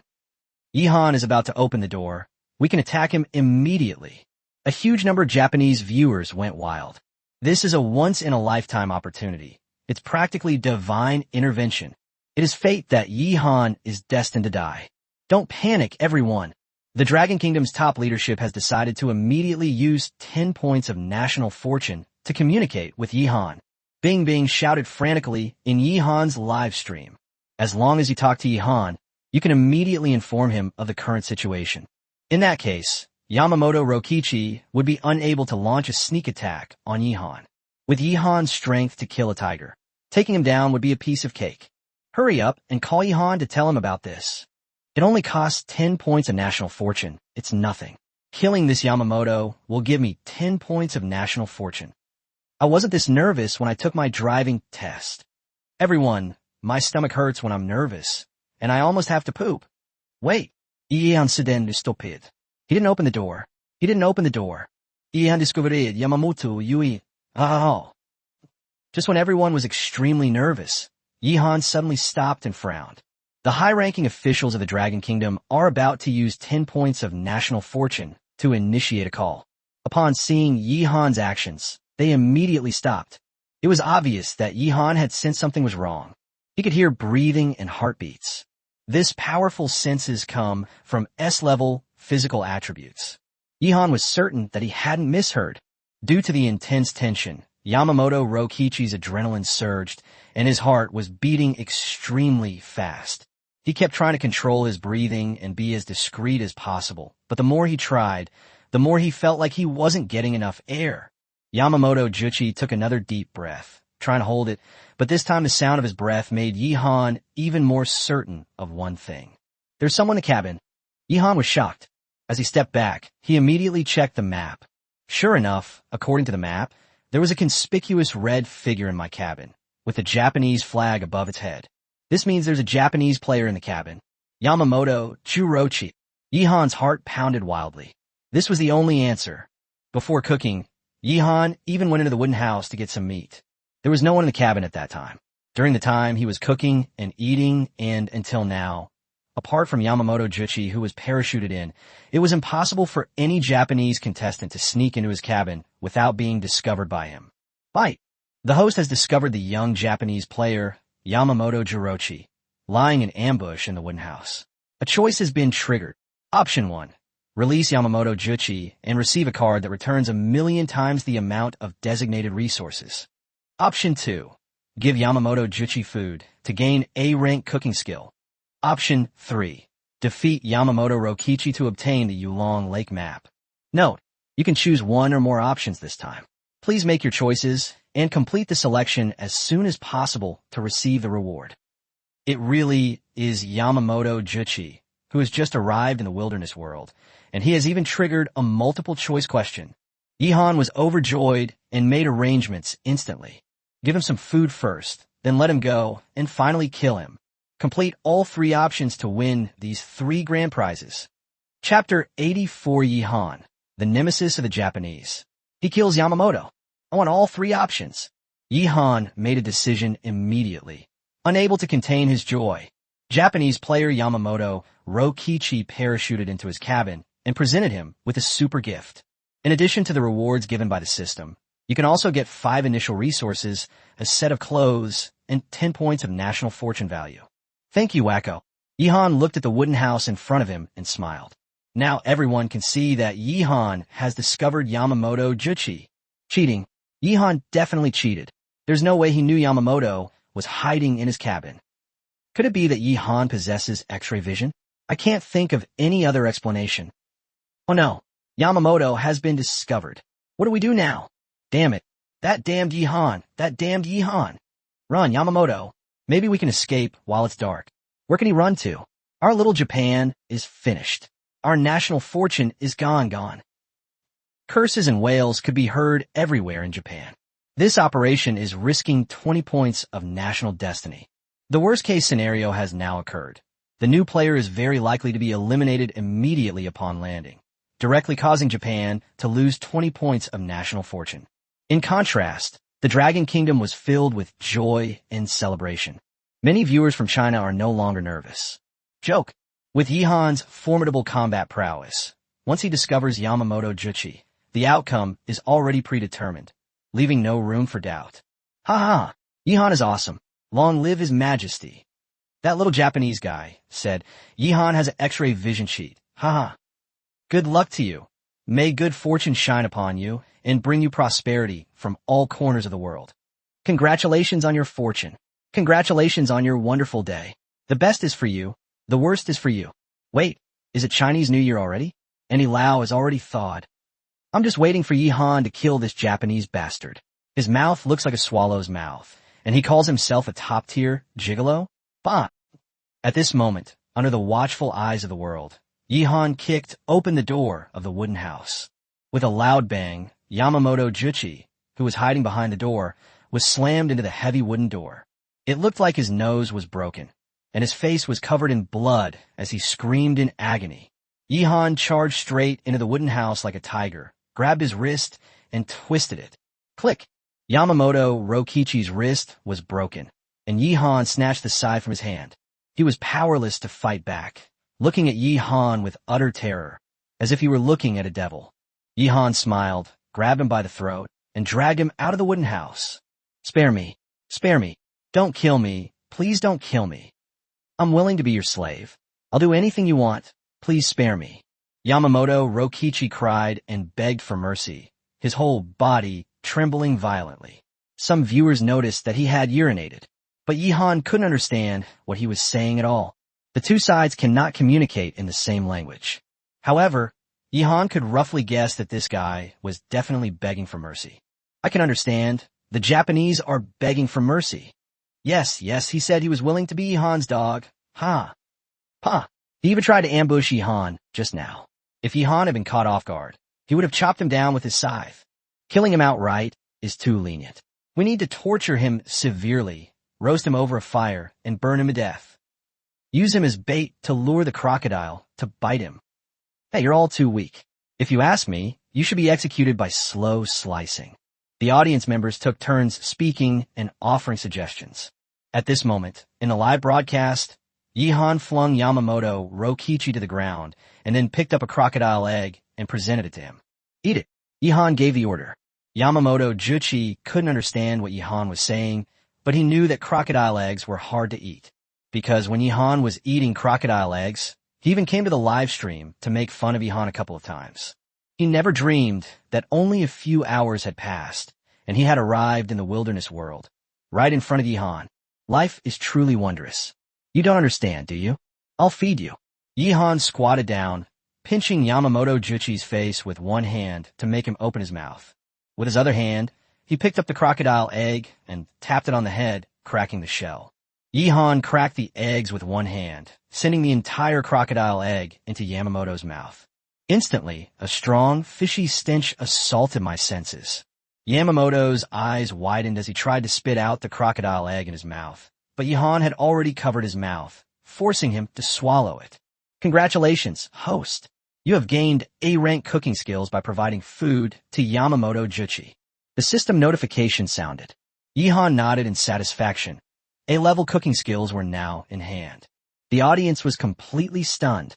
Yihan made Yamamoto eat a crocodile egg. Haha. Yamamoto's expression was like he'd eaten shit, but it had to be Yihan.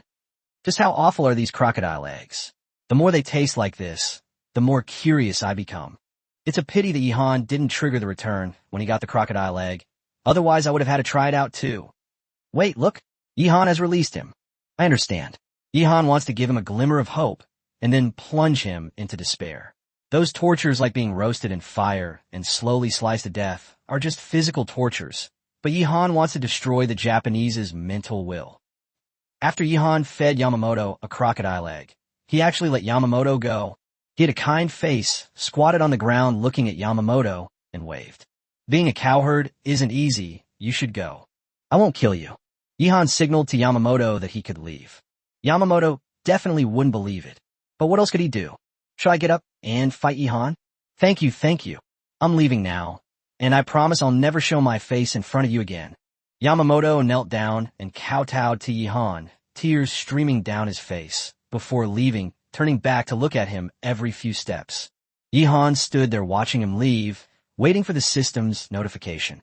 Seeing that Yihan showed no sign of catching up, Yamamoto felt a glimmer of hope. Perhaps there really is a chance to escape. He took a deep breath and started running. Congratulations, host, for letting Yamamoto Juchi go. You have received a card that returns 1,000,000 times the amount of designated resources. A pleasant notification sound rang out, and Yihan smiled and immediately chased after it. Yamamoto couldn't run. Yihan is catching up. Damn Yihan. I knew he wasn't that kind. Bakayuru, he's playing tricks on Yamamoto. He's playing tricks on our little Japan. How can Yihan run so fast? Is he even human? You shouldn't have had any hope. It's over. Yamamoto-kun has been captured by Yihan. The Japanese were filled with despair. Yihan's long legs sprinted forward, and in an instant he caught up with the terrified Yamamoto Juchi. He reached out and grabbed Yamamoto's hair, pulling him back. Yamamoto felt like his scalp was being ripped off, and he instantly lost his balance and began to fall backward. Yihan seized the opportunity to grab his head with both hands and twist it hard. They snapped his neck. Chinese player Yihan defeats Japanese player Yamamoto Jirochi. Japan has had 10 points of national fortune deducted, leaving it with a current national fortune of 60 points. The Dragon Kingdom has gained 10 points of national fortune, bringing its total national fortune to 130 points. The announcement shocked all the players in the wilderness world and left the entire planet speechless. The Dragon Kingdom's lead has widened further, while the Japanese kingdom is on the verge of danger, with only 60 points of national fortune left. Yihan is simply the nemesis of the Japanese. Yihan is awesome. With a hoarse, cracking roar from Bing Bing, the entire Dragon Kingdom instantly erupted in excitement. With Yamamoto Rokichi's death, Yihan received his final reward, a map of Yulong Lake. Chapter 85, 5 Crocodiles. Yamamoto's initial supplies. Map of Yulong Lake obtained. This is the second map Yihan obtained, and it's also a divine artifact. Yihan glanced at the map briefly, and the joy in his heart was indescribable.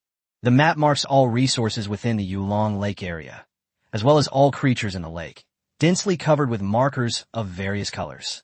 Check the distribution of the crocodiles and crocodile eggs. Yihan gave the order in his mind. It's like playing a game.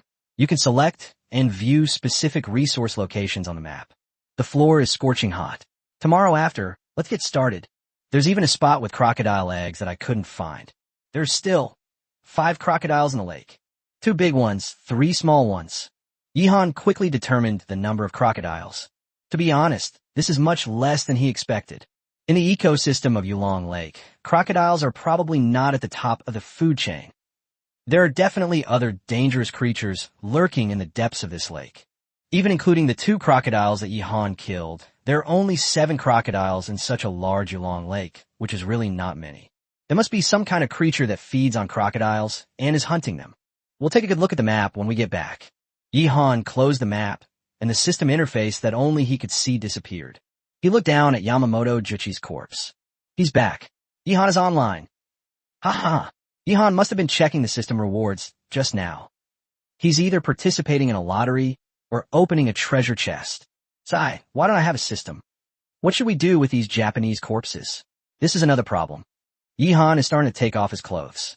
Let's all see what this top male escort is made of. Seeing that Yihan finally made a move, the audience all started excitedly discussing it. When Yihan was checking the map earlier, he stood there motionless. Many people said that Yihan had disconnected, that the game was lagging, or that he was participating in a lottery. The audience was joking, but who would have thought that Yihan actually had a system? Tisk! Yihan stripped Yamamoto Juchi naked, then shook his head in disgust. The audience was also greatly disappointed. Top male escort? That's it? Baka. Yihan is inhumane. He's a butcher, an executioner. You devil Yihan. You'll get your comeuppance sooner or later. Shut up, you Japanese. You still dare to be so cocky with only 60 points of national fortune left. Poor Japanese. My neighbor brother, Wong, has a better physique than your top male escorts. Wild boars can't stand fine brand, but the Japanese love it. The Japanese grew up drinking nuclear wastewater. They have problems with their brains and bodies. A large number of Japanese netizens flooded into Yihan's live stream, insulting and attacking him.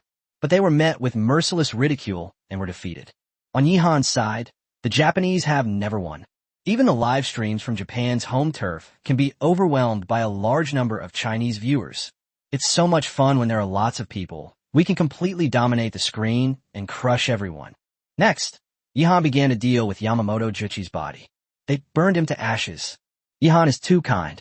He not only left his body intact, but also cremated it. Bingbing couldn't help but praise the kind-hearted Yihan. No matter what Yihan does, she will praise him without thinking. With this matter concluded, Japan suddenly became the country with the lowest national fortune value in the world. With 60 points of national fortune value, we're standing on the edge of a cliff.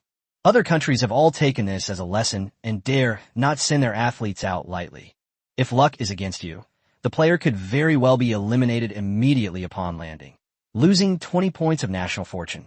Let's play it safe for now and wait until the national fortune value accumulates before sending out new players to try our luck. Ha! You foolish Japanese. You only have 60 points of national fortune left. Please don't let me run into Asuka, or I'll drink her blood dry. Alan Williams from America said with a ferocious expression. He currently has 3 people he most wants to kill. Long Yi from China, Yihan, and Asuka from Japan. Yihan from the Dragon Kingdom is incredibly powerful. He possesses a vast amount of resources. As for Long Yi, he already had a grudge against Alan. Asuka, she was the first killer, the one who killed Caesar of America. If a dog dares to bite its owner, it will be slaughtered. The Japanese are finished. What a joyous occasion.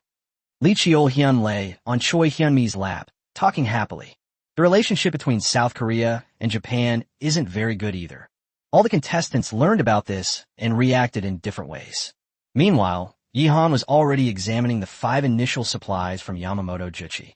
First, there's a sickle, which is also a melee weapon. For Yihan, who already had an entrenching tool and an axe, they were actually not very useful. Just use it as a tool. It's not bad for harvesting some plants.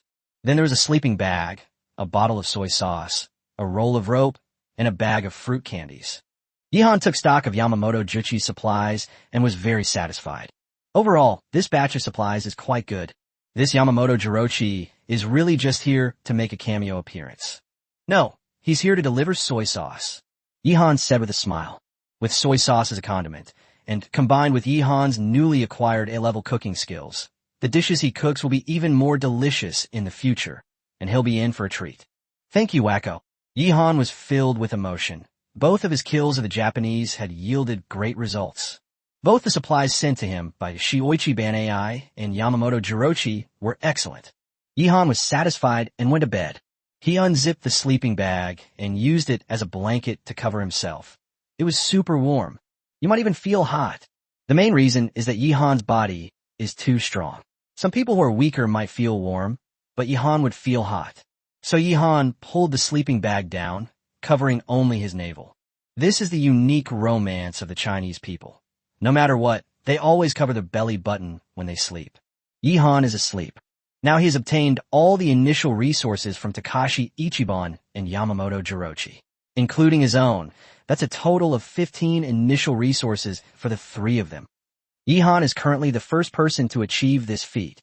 Bing Bing sang praises of Yihan's great achievements. Actually, the first person to receive the initial supplies for 3 people should have been Ryuichi, because Long E first discovered the body of Paul Smith from the United States and obtained his initial supplies. Then Ryuichi killed Kojiro Kamita from Japan and obtained his dagger. But even now, Ryuichi still hasn't been able to find Kojiro Kamita's shelter. The remaining supplies this guy has are definitely stored in the shelter, which Long E absolutely must get his hands on. Unfortunately, even after killing Kojiro Kamita, Ryuichi has been searching ever since and has yet to find Kojiro Kamita's safe haven. I've searched every place around the location where I found Kojiro Kamita. There are traces of life in several places, but no shelter. This proves that Kojiro Kamita's sanctuary is not of the conventional type. Long, he continued his search in the jungle. He made his own judgment and turned his gaze to the large trees all around him. His intuition told him that Kojiro Kamita either lived in a tree or was inside a tree. Chapter 86 Tree Hole Shelter. The Sewers of Yulong Lake. Before this, Long E could be said to have gone astray. He believed that Kojiro Kamita's shelter must have been a shack or similar building on the ground. So after going around in circles, I still haven't found it. But now, he has changed his approach. Soon, Long E locked onto a large tree. Upon seeing this, many Japanese sighed in despair, while the Chinese audience breathed a sigh of relief. This matter is finally settled. The audience naturally knew very well that this big tree was Kojiro Kamita's sanctuary. He took a different approach and chose to live inside the tree trunk, which was naturally very secluded.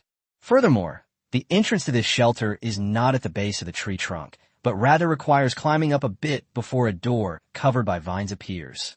Kamita's shelter is extremely well hidden, but also has a drawback, which is that it's very narrow. In Long Yi's live stream, commentator Lung Foam explained, this tree is already quite large, but the diameter of its trunk is only enough for one person to lie down on. And only short Japanese guys like Kamita Kojiro can do it. If it were Yihan or Ryuichi, they would have to keep their legs tucked up inside. We finally found it. That Japanese guy likes to put himself in solitary confinement. Ryuichi climbed the tree using both his hands and feet and finally found the entrance to Kamita's shelter. He pushed aside the vines blocking his way and saw a door. Upon opening the door, Long E immediately frowned. How can people live in such a narrow space? It is clear that there was originally a tree hollow here, and Kamita expanded it to form the shelter we see here. Long E entered the tree hole shelter and began to examine it. The first thing you see is a wolf skin, laid out on the ground as a carpet. This wolf pelt, Long E recognized it at a glance. It was the pelt of the Wolf King that had escaped from his grasp. Unexpectedly, the Wolf King's journey was so tortuous. He first chopped himself with an axe and ran away, then bit the American athlete Paul Smith to death, and finally died at the hands of the Japanese player Kamita. After going through many twists and turns, the wolf pelt eventually returned to Long Yi's hands. In addition, there was some dried wolf meat hanging on the inner wall of the tree hole. They also roasted some birds and mice, and even insects were not spared. However, Kamita probably didn't recognize the various plants and didn't dare to eat them indiscriminately, so there were no wild vegetables in the sanctuary. When they encountered unfamiliar plants, the contestants almost never dared to touch them, for fear of being poisoned. Wu Wan was the most stubborn, yet she was still immune to poison. Besides the dagger, his initial supplies included a roll of toilet paper, a box of matches, a bottle of 52-proof liquor, and a bottle of salt and pepper. Ryuichi's eyes gleamed as he searched through Kamita's initial supplies. This guy's starting supplies are pretty good, especially that bottle of salt and pepper. It can be a lifesaver in an emergency. Keep in mind that 10 days have already passed. Replenishing salt has become a problem that many athletes have to face. Long Yi adopted the most ruthless method, imitating the ancients, by directly drinking the blood of wild beasts. Now that's great. With this bottle of salt and pepper, I can use it sparingly and won't have to worry about replenishing my salt levels for a while. Besides, matches are also a good thing, especially for players like Long Yi who are always out and about looking for people to kill, as they make it easier to start a fire. High-proof liquor can be used for disinfection. Simply pour it directly onto the wound if you're injured. Kamita is quite frugal. He probably only used a few matches, and he used very little salt and pepper and very little toilet paper. The bottle of liquor is still unopened. Long Yi nodded in satisfaction and put all the supplies away. In the end, all that was left was the wolf skin laid on the ground. Long Yi thought for a moment, then lay down on the spot and began to rest. I'll just make do here for the night. Congratulations to Long Yi for becoming the second player to have 3 sets of initial resources. He got Kamita's salt and pepper, which is a very important thing. Lung Feng explained with a smile and led the applause. For the Dragon Kingdom, this was a fruitful day. Long Yi killed Kamita, and Yihan killed Yamamoto Rokichi. They took down 2 little Japanese devils in a row. That was awesome. I won't sleep tonight. The Dragon Kingdom was overjoyed, while the Japanese were devastated. Many Japanese chose to commit suicide, and some even went on a rampage before their deaths, causing considerable chaos. In the wilderness, the sky gradually brightens, and the morning light begins to appear. Yihan had already woken up, but he didn't rush to open his eyes. Instead, he opened the system interface to check the map of Yulong Lake. He glanced at it briefly last night and didn't find any other dangerous creatures, which doesn't make sense. Now he plans to take a closer look. All 5 crocodiles are still there. Oh, one of them has come ashore. There are no electric eels, nor are there piranhas. There are so many lotus roots. Just thinking about it makes my mouth water. That refreshing, crisp texture and taste. I wish I could go into the water. Yihan can now hold his breath underwater for 13 minutes, and his swimming ability is also at the A level. However, the prerequisite for going into the water to obtain various supplies is to completely eliminate the dangerous factors in Yulong Lake. Black caimans have almost no natural predators. Only a very few species can threaten them. It couldn't be an anaconda, could it? Yihan Frulvnid. Ultimately, he discovered several underground passages at the bottom of Yulong Lake, leading to unknown destinations. This was something Yihan had suspected for a long time. It should be noted that the Tianlong waterfall brings a large amount of water as it rushes down. But when Yihan walked along the lakeside, he only found a few streams flowing in different directions. It is obvious that the amount of water entering Yulong Lake exceeds the amount of water flowing out. This will cause the lake to keep increasing in size and volume. Through observation over this period of time, Yihan discovered that Yulong Lake had not grown larger, which proved that Yulong Lake had other outlets. It turned out it was hidden at the bottom of the lake. Simply put, there are several drainage pipes at the bottom of the lake, and a large amount of lake water flows away through these pipes every moment, forming an underground river that flows to other places. Did a dangerous creature come from the sewers and eat the crocodile? Or will the crocodiles leave Yulong Lake through the sewers? Yihan pondered this in his heart, but could not find an answer. However, he already had a bold idea. That means blocking these sewers, preventing the crocodiles from leaving and preventing anything else from getting in. In that case, as long as the crocodiles in the lake are cleaned up, he can go into the water without worry. Of course, it can't be completely blocked, because that would affect the drainage of Yulong Lake and might even flood Yihan's wooden cabin base. It's quite a project. After all, it involves underwater operations, which is no easier than building a brick house. Yihan laughed. He didn't find it troublesome at all. On the contrary, he was full of enthusiasm. By then, Yulong Lake will truly become Yihan's fish pond. Next, Yihan got up and started a new day. He first drank a cup of gallnut honey water, and then started making breakfast. This morning he wanted to eat wild rice porridge with vegetables and meat added, and it made up more than half a pot. This way of eating is quite luxurious. Other contestants wouldn't be willing to eat like this. If they were frugal, Yihan's breakfast could last others for several days. Good morning, everyone. I'm going to make a bold prediction today. Yihan definitely won't play in the mud. Bing Bing started her commentary for the new day, making bold predictions right away. She refused to believe that she could be wrong again after being wrong last time. Chapter 87 Master Chef Yihan. Begin making the brick blanks. Early in the morning, Bing Bing's prediction had already sparked heated discussions among the audience. Since Bing Bing's word is law, Yihan will definitely be playing in the mud today. They threw mud at me, so I used the mud to plant lotus flowers. They threw poop at me, so I made egg tarts out of the poop. Stop singing. Please stop singing. I want to drink the porridge from Yihan's pot.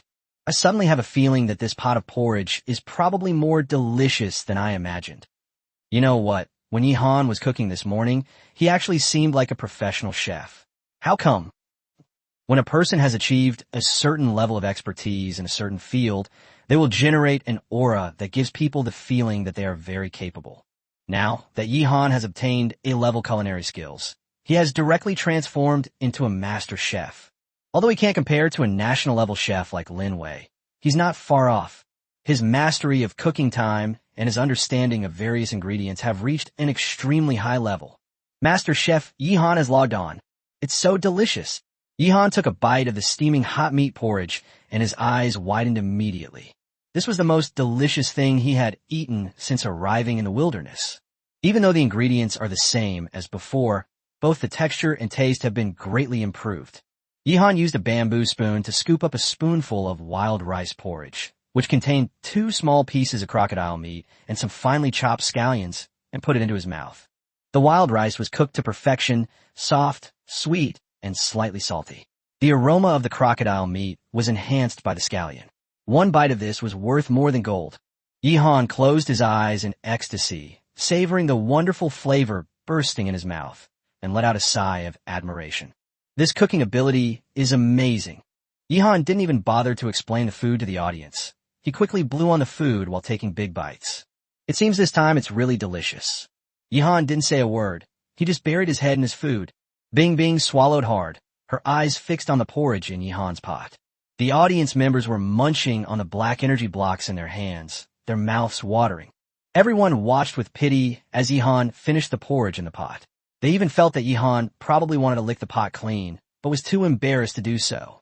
Just how delicious must this porridge be? Yihan is acting. He's just teasing us. He doesn't seem to be acting. He looks like he's been starving for 3 days. Everyone, I suspect there's something added to this porridge. Those who know. Yihan didn't encounter any plants that could produce contraband either. He didn't even find tobacco leaves, let alone that stuff. Speaking of which, there are a few contestants who have been frantically searching for tobacco leaves. The apocalypse forced them to quit smoking, but now they're desperate to start smoking again. Amidst the murmurs of the audience, Yihan took the dishwater to the chicken coop. The bamboo partridges were clearly very happy, wanting to drink the dishwater. Yihan also checked the eggs again. This time, there are 3 more eggs that can hatch into chicks. Yihan took the eggs that couldn't hatch into chicks and left satisfied. Next, he will begin his work for this morning. That's making brick blanks. Everyone saw Yihan arrive at the kiln factory and begin digging. Bing Bing's prediction has once again been proven true in reverse. In a live stream, Bing Bing's expression was quite interesting and the chat was scrolling wildly. Since Yihan is going to make brick blanks today, then I'll make another prediction. He definitely won't be able to kill the crocodile gang leader today. Bing Bing, refusing to believe in superstitions, made another prediction. Immediately, the audience was convinced that the crocodile gang leader was doomed. No, it won't get cold. It will get hot, roasted by Yi Hanyan's smoke and fire. Amidst the clamor of discussion, Yihan began digging. The soil we dug last time was used to build the earthen kiln. We need new soil to make bricks. Of course, the excavated soil still needs to be sieved, which is a troublesome task. Yihan started working enthusiastically, and the other contestants also began their new day. Ryuichi left Kojiro Kamida's tree-hole shelter and jumped directly to the ground to stretch his muscles. I had a really uncomfortable sleep. I couldn't stretch my body at all. Wu-won emerged from the shadow of being poisoning and began to continue her search for food. After all, the small animals that died in the last hailstorm can't survive for long. Meanwhile, Master Lynch has finally begun building his new shelter. His doghouse has always been criticized by everyone. It's simply not a place for a human to live. Now he himself feels that he can't go on like this, so he started trying to build a new shelter. In addition, there's another piece of good news. Zhou Kaiwang and Lin Wei's new home is about to be completed, and they will be able to move into the wooden house. In short, all 9 contestants from the Dragon Kingdom are working hard to live better and better lives. Besides the fisherman Yu, he stayed up all night fishing and is now fast asleep in his shack. However, before going to sleep, he promised the viewers in the live stream that he would work hard after he woke up, go to the beach to collect supplies like crazy, and try to return as much as possible. He even swore that if he couldn't keep his promise, then he would never be able to catch a fish again. Given his passion for fishing, the audience believed him. Meanwhile, the live stream room on the other side was bustling with activity early in the morning. Donut was woken up in the middle of the night by phantom limb pain and couldn't fall back asleep. Then he kept calling out and wiping away tears every now and then. When it got light, he went out to look for food. During the period between his 2 amputations, he relied on his previous savings to survive, and now he is almost out of supplies. Therefore, we must replenish our food supply immediately. In a live stream, his mutilated body was seen hopping and jumping around, searching for food. That feels so good. I'm all better now. Everything went smoothly. Thank you, Donut. Hey guys, you're here to take a dump again? Hey, you move over a bit. Give me a spot. Who on earth started this? The Donut livestream room is practically a public toilet now. Thanks to the donuts, they cured my constipation. You monkeys from the Dragon Kingdom, you're disgusting. Get out of this live stream right now. I really want to kick your asses to pieces. Oh, it's the toilet supervisor. Come in and bring him a hot meal. The donuts have been completely ruined by the audience, which has angered some American viewers. But these people also became part of the play. Who can resist glancing at donuts while on the toilet? And maybe even taking a jab at America? What a relaxing entertainment activity. After spending some time at the donut section and browsing through the live streams of various Chinese players, everyone returned to Yihan's section. Yihan is working harder and harder. He has already dug up a large amount of clay and is now sifting it. It is sticky but not crumbly and powdery but not sandy. This clay is naturally an excellent material for firing blue bricks. Yihan began adding water to the sifted clay. Hearing his words, the audience realized that Yihan was not going to fire the most common type of red brick. Instead, they are made of more sturdy and durable blue bricks, which also possess a rustic and elegant charm. The fisherman's beachcombing. What people see most often on construction sites are red bricks. However, in some gardens and ancient buildings, blue bricks are used. The two are not only different in color, but also have many other differences. For example, red bricks are cooled naturally, while blue bricks are cooled by water. Blue bricks are more complex to manufacture, but they outperform red bricks in many aspects, such as durability, compressive strength, and sturdiness. However, there's another very important point, which is the raw materials. The production of red bricks requires raw materials such as clay, shale, and coal gang, which are mixed in a certain proportion. As for blue bricks, all that's needed is clay. For Yihan, this was the key to making the decision. Therefore, he wanted to fire blue bricks instead of red bricks. At this moment, Yihan added water to the sifted clay, took off his shoes and socks, rolled up his trouser legs, and began to stomp on it. The purpose of this step is to mix the soil and water evenly and to perform initial air removal. So, the audience watched as Yihan started tap dancing. I never imagined making bricks would be so troublesome. Yes, Yihan hasn't even really started yet. We've been preparing for this all along. It's definitely a complicated task. Slow and steady wins the race. Good things come to those who wait. We're eagerly awaiting Yihan to fire the most awesome bricks. From now on, when Yihan goes out, he'll carry the Dragon King in his left pocket and a brick in his right pocket. If he sees any Japanese, he'll just smash them down with that brick. Yihan has already killed 2 Japanese soldiers, so it seems unlikely that he will encounter any more Japanese soldiers in the near future. I'll give you 5 yuan to delete that sentence and let Bing Bing say it. As everyone knows, Bing Bing's predictions about Yihan have never been correct. They're often the complete opposite. Now everyone is just waiting to see what happens next, to see if the crocodile gang leader will die. Yihan moved quickly, and it was clear that he was putting in a lot of effort, but he didn't blush or pant. Having a good physique makes everything easier. He moved on to the next step and started making the brick blanks. We finally reached this point. Yihan was also somewhat moved. He grabbed the mud in front of him and began to vigorously pound it. Clap, clap, clap. The mud was slammed onto the ground, making loud noises. Surprisingly, this step is quite stress-relieving. After that, the clay is put into a mold to make brick blanks. It is important to be careful when demolding and to keep your hand steady. Otherwise, the brick blanks may break because the clay is still very soft. Soon, Yihan began to make bricks. The next step should be to dry the brick blanks. This step is relatively time-consuming. There are 2 methods, air drying and oven drying. Air drying is safer and can effectively prevent the brick blanks from cracking. It seems that Bing Bing has also learned about the knowledge points of brickmaking.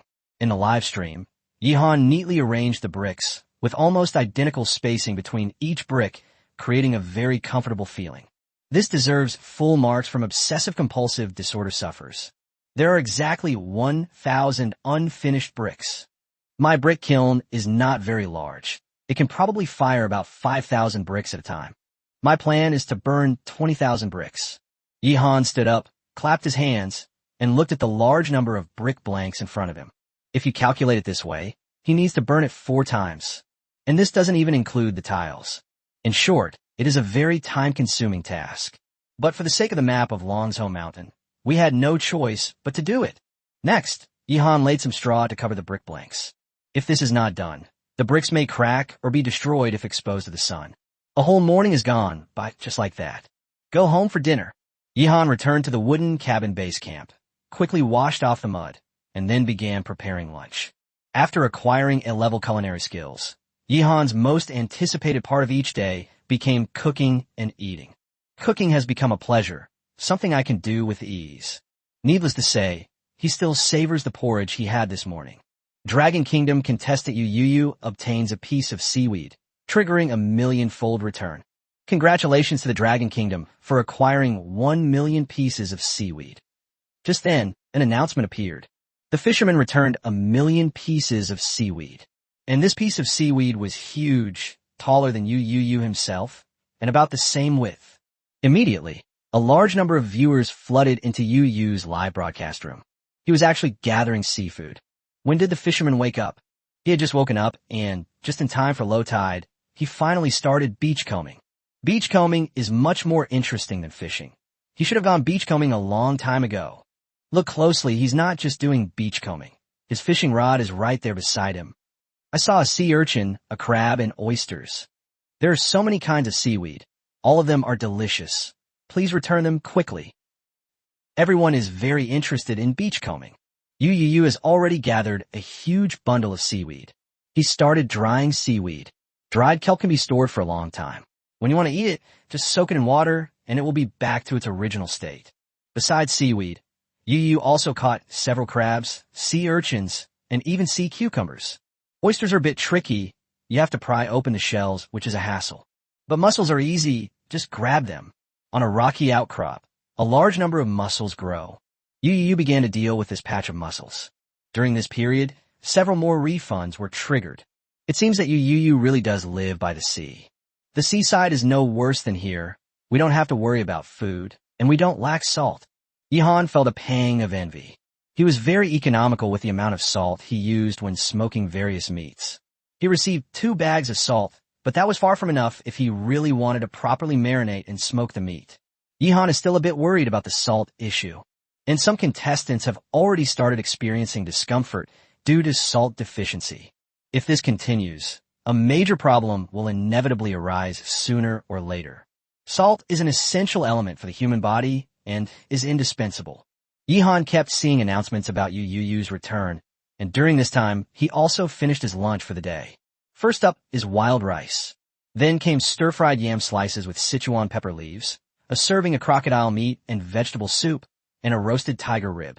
It has meat, vegetables, and staple food. Nutritious, delicious, and very tasty. Even the rice tastes better now. Yihan took a big bite of rice, looking completely absorbed. Because he added a little lard to the rice, which increased the rice's oiliness, making it more moist and fragrant. Then there's the question of how much water to add and how long to cook the rice. These are all important considerations. When stir-frying the vegetables, he added soy sauce to enhance the flavor, and he also rubbed a little gallnut honey on the roasted tiger ribs. With the added skill of controlling the heat, the dishes are all delicious and visually appealing. Yihan ate the rice with gusto, thoroughly enjoying it. The little Dragon King also ate with great relish. Who would have thought that a devilish squirrel would actually eat tiger meat? Perhaps because he ate meat at every meal, the Dragon King grew quickly, becoming much larger than before. His whole body was covered in fur, which was quite amusing. When Yihan had free time, he would take it out of his pocket and touch it, enjoying the feel of it. Let's go, Dragon King. I'll take you to visit Longhu Lake. After enjoying a delicious lunch, Yihan tidied up briefly and then set off with the Dragon King to visit Dragon Lake. The audience was filled with anticipation upon seeing this. Because of Bing Bing's reverse prediction, everyone thinks that today is the day the Crocodile Gang leader dies.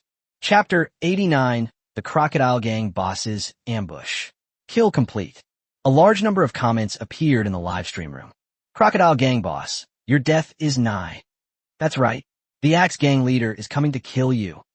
The gang shootout has begun. I can't wait. I roam freely, commanding respect from all. Why did I start singing along?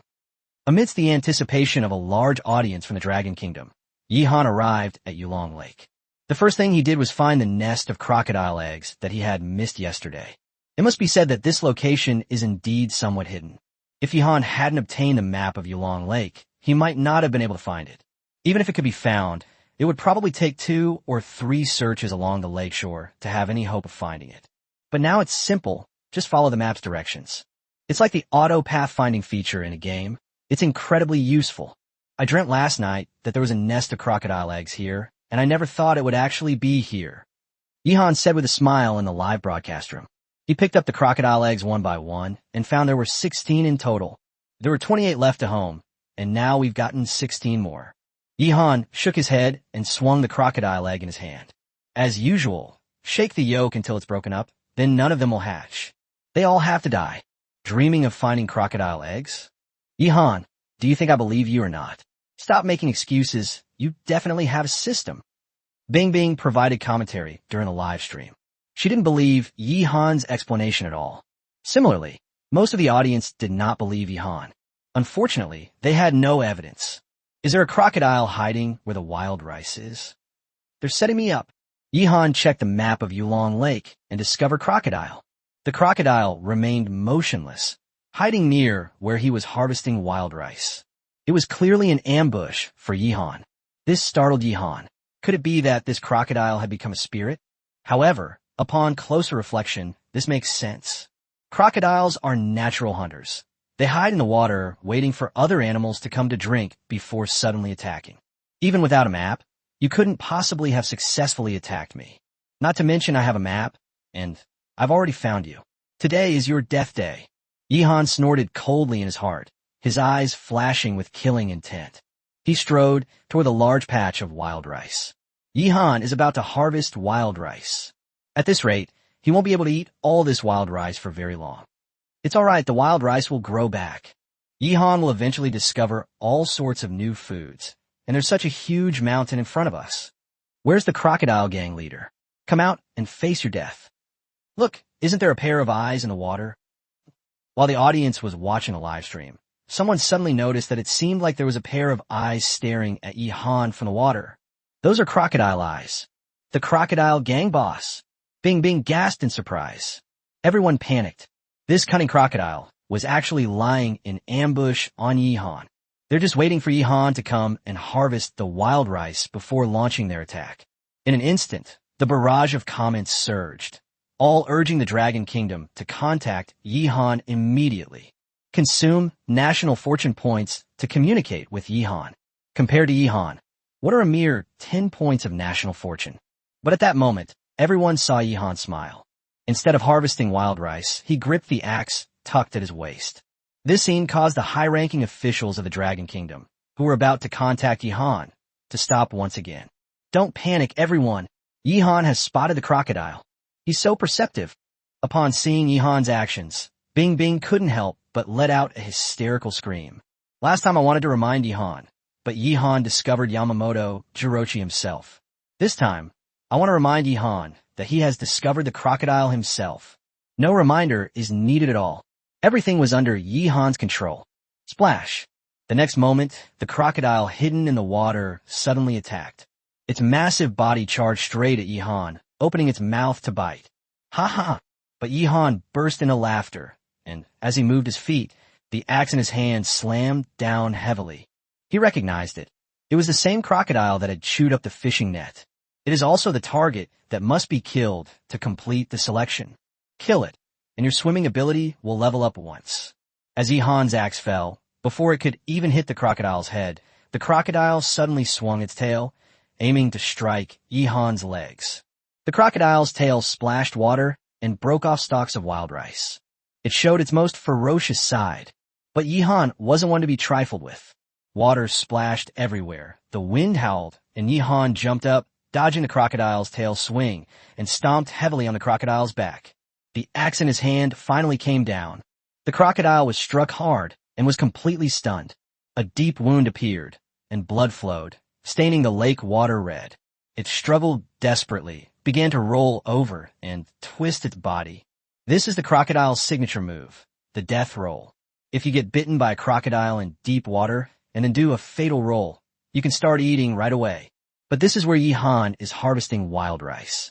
The water is very shallow, barely reaching his ankles. Furthermore, the crocodile failed to bite Yihan at all. This is nothing but a death throes. Yihan jumped off the crocodile's back and swung his axe down once more. This time, however, because the crocodile was rolling around wildly, he couldn't strike the same spot. But this also added another wound to the side of the crocodile's head, almost cutting off half of its mouth.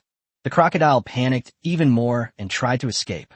Its massive body turned, and it crawled rapidly on all fours, trying to get back into the lake. But how could Yihan let it go? Yihan charged forward, grabbed the crocodile's tail, and pulled the crocodile with tremendous force, and the two began to struggle. In the face of life and death, the crocodile unleashed all its power, and Yihan couldn't hold it back.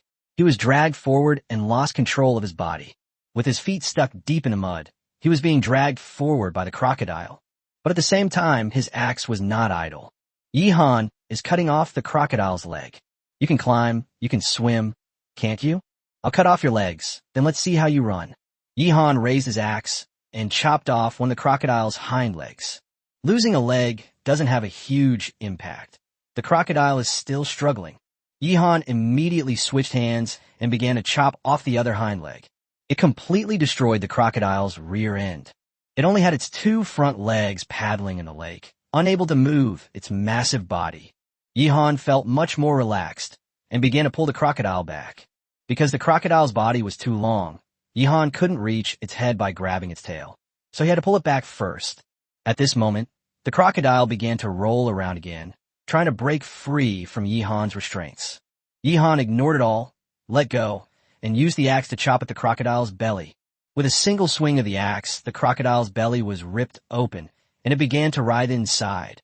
The crocodile screamed in agony, blood gushing from its mouth. A large area of the lake was dyed red, and many wild rice plants fell over because of the crocodile's rolling around. Finally, after its last desperate struggle, the crocodile completely lost its ability to move and was on the verge of death. Taking advantage of the opportunity, Yihan struck its head twice more, completing the kill. The next moment, the system notification tone and the announcement from the National Survival in the Wilderness sounded simultaneously. Chapter 90. Zhou team searches for salt mines. Yihan goes underwater. Congratulations, host, for killing the crocodile. You have gained one upgrade to your swimming ability. First, The system notified Yihan that his swimming ability had been upgraded. Yihan's swimming ability has now reached A+ level. Then the announcement appeared. Yihan, a contestant from the Dragon Kingdom, obtained a recently deceased crocodile, triggering a 10 million-fold return. Congratulations to the Dragon Kingdom for acquiring 10 million recently deceased crocodiles. A full 10 million giant crocodiles appeared in the Dragon Kingdom's warehouse. And it's very realistic, missing 2 hind legs, its belly is cut open, and there are several axe marks on its head. Yihan also possessed a card that promised a 10 million-fold return on designated supplies, but he had not used it. This crocodile is indeed quite good, but Yihan thinks it's better to wait a little longer. Furthermore, the crocodile itself triggered a return of tens of millions of times, so there was no need to use a return card at all. Yihan is awesome. The crocodile gang leader was killed, and a return of 10 million times was triggered. This crocodile is all meat. We'll have crocodile meat to eat. Thank you, Axe Gang Boss. Thank you, Wilderness Emperor. Boss, how exactly do I join the Axe Gang? When will the crocodile meat be distributed? I want to devour it. How dare it ambush His Majesty Yihan? The audience was incredibly excited, eagerly awaiting the distribution of crocodile meat. Meanwhile, Yu, who was out gathering seafood, also saw the announcement. Yihan's luck is truly incredible. It can frequently trigger returns of tens of millions of times. Yu was very envious. He has been working hard for so long and has indeed gained a lot, but he has not yet triggered a return of 10 million times. The returns are mostly 100,000 times, with the occasional one being 1,000,000 times. He also wanted to return 1,000-fold, but there's nothing you can do about it. It's all about looks, so there's no use being anxious. So he continued his beachcombing. There are also 4 crocodiles in the lake. There's been no movement at all. Yihan checked the map and confirmed the number and location of the remaining crocodiles in Yulong Lake. Perhaps frightened, the remaining 4 crocodiles remained quietly at the bottom of the water, not surfacing at all. Afterwards, Yihan picked up the crocodile's 2 hind legs and quickly treated the crocodile by the lake. The abdomen has already been cut open. It certainly can't be dragged back in, otherwise there would be a trail of blood and internal organs. Yihan threw all the unwanted internal organs into the lake, and the blood once again stained the lake red. Then he dragged the crocodile's carcass back. This crocodile was called the crocodile gang leader by the audience, and Yihan also believed that it was the crocodile leader of Yulong Lake. Of all the crocodiles, this one is the largest, the most cunning, and the most difficult to deal with. Once that's resolved, the rest will be much easier. Of the remaining 4 crocodiles, only one is relatively large, while the other 3 are still immature. Yihan was even confident that he could go into the water and kill these juvenile crocodiles. Yihan rested twice along the way and finally dragged the crocodile boss back. He skinned and cut the meat by the stream and then smoked it. To save on salt, Yihan simply didn't add any this time.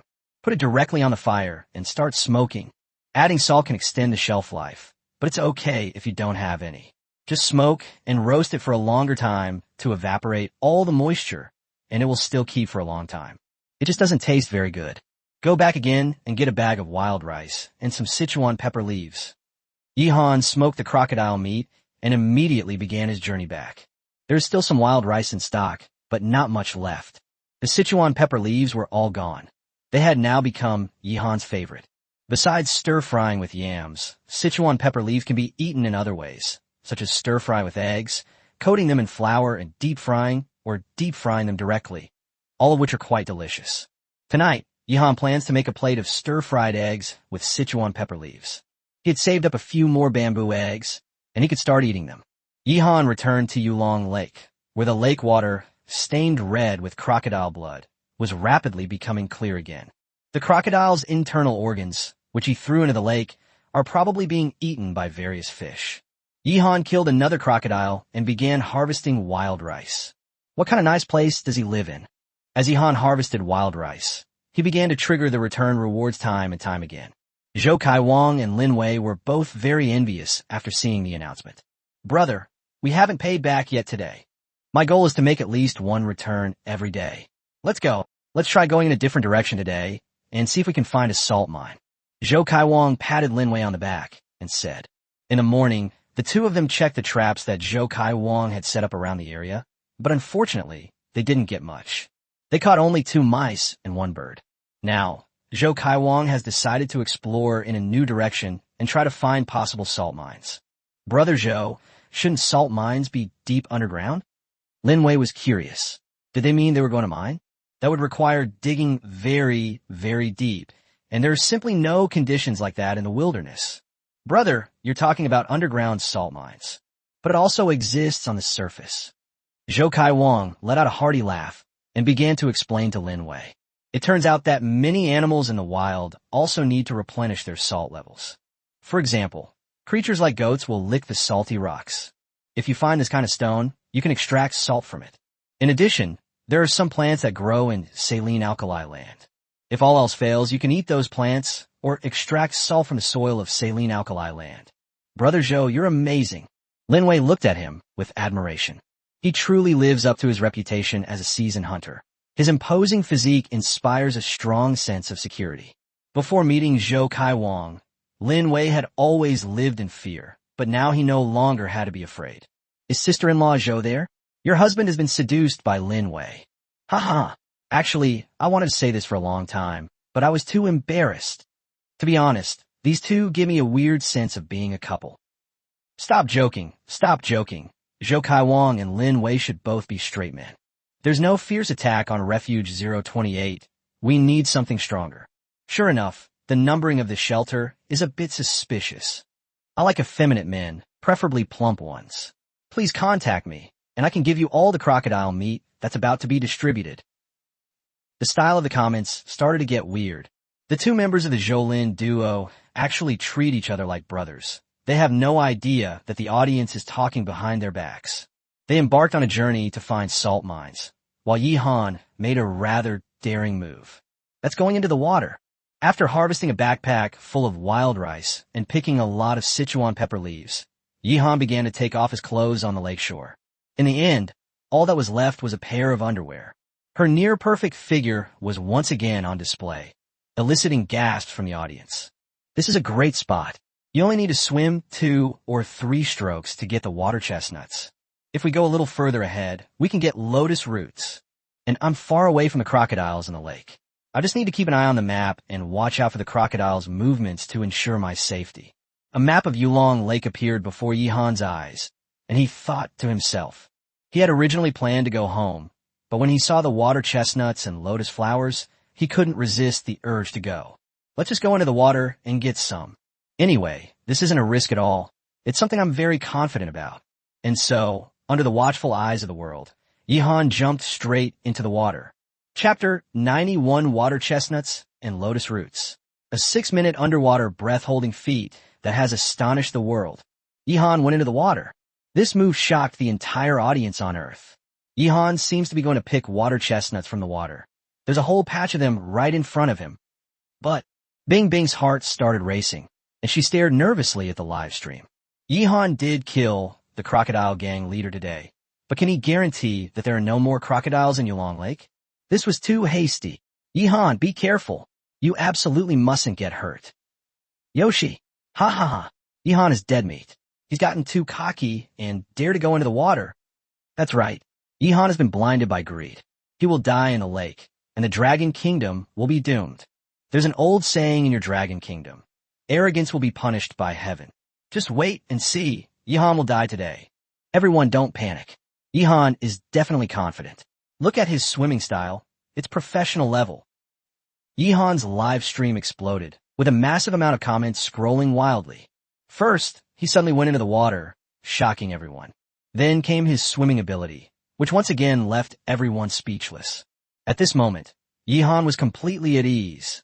His agile body moved through the water with perfect, impeccable movements, and its speed is extremely fast, reaching the level of professional athletes. In the blink of an eye, Yi Han had arrived at a large patch of water chestnuts. So many water chestnuts. It seems that the yield of various plants is very high in the wilderness, which must be due to the exceptionally good environment. Bing Bing noticed that Yi Han had already started picking water chestnuts. A large patch of water chestnuts floated on the water's surface. Yi Han grabbed one and could see that hidden beneath the leaves were small, horn-shaped fruits. That is the water chestnut, one of the 8 aquatic treasures. A single water chestnut plant can produce at least 8 fruits, and sometimes more than 10. Yihan plucked a huge amount at once. He carried a basket with him when he went into the water, but he emptied the basket and left the contents on the shore. And so, the audience watched as Yihan quickly harvested a large number of water chestnuts. Water chestnuts are rich in starch, protein, and unsaturated fatty acids. When eaten raw, it's crisp, tender, and sweet. When cooked, it becomes very soft and chewy, just like eating chestnuts. Refund has been issued. The refund has been triggered. Seeing that Yihan was perfectly fine in the water, just like he was back home, bing bing, and the audience gradually breathed a sigh of relief. Soon, Yihan had picked half a bamboo basket of water chestnuts. Furthermore, he took several water chestnut plants by the roots, triggering a return of tens of millions of times. Yihan, a contestant from the Dragon Kingdom, obtained a water chestnut plant, triggering a return of 10 million times. Congratulations to the Dragon Kingdom for acquiring 10 million water chestnut plants. This announcement has greatly excited many people. Water chestnuts grow very quickly. The Dragon Kingdom has obtained complete water chestnut plants, so it can start cultivating them. In the wilderness world, Shun Mo, one of the only 2 female contestants from the Dragon Kingdom and a descendant of a family of traditional Chinese medicine practitioners, murmured, "Water chestnuts grow in water. Did Yihan go into the water?" Be careful. Long Yi, who was traveling through the jungle, also saw the announcement. Each contestant had their own reaction. At this moment, the audience saw Yihan turn around and intend to go ashore. Seeing this, the Japanese and Koreans all panicked. "Yihan, don't go. Pa, a coward who clings to life. Why didn't the crocodiles bite him? Are there no more crocodiles in the lake? I don't believe it. There must be crocodiles in the lake. Crocodiles, come out quickly. Yihan is about to escape. Oh no, Yihan has made it ashore. I'm so angry, so angry. He's completely unharmed. Why didn't any aquatic creatures attack him?" They were furious and kept sending comments, cursing Yihan and the crocodile. The audience from the Dragon Kingdom breathed a sigh of relief and smiled. It's good that everyone is safe and sound. This wave not only yielded a large quantity of water chestnuts, but also returned a significant amount to the Dragon Kingdom. As expected of Yihan, I never thought he was such a good swimmer.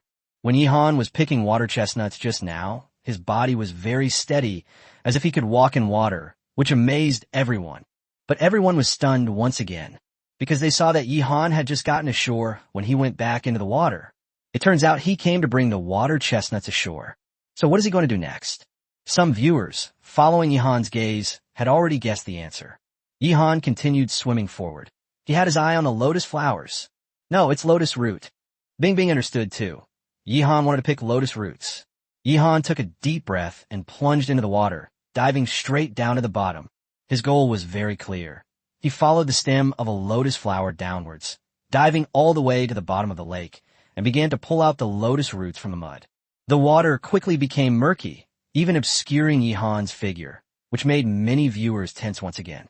This situation is perfect for crocodiles to launch a sneak attack. Encountering a crocodile underwater could be very dangerous. What made them even more anxious was that 2 minutes had passed, but Yihan was still underwater. Don't panic, everyone.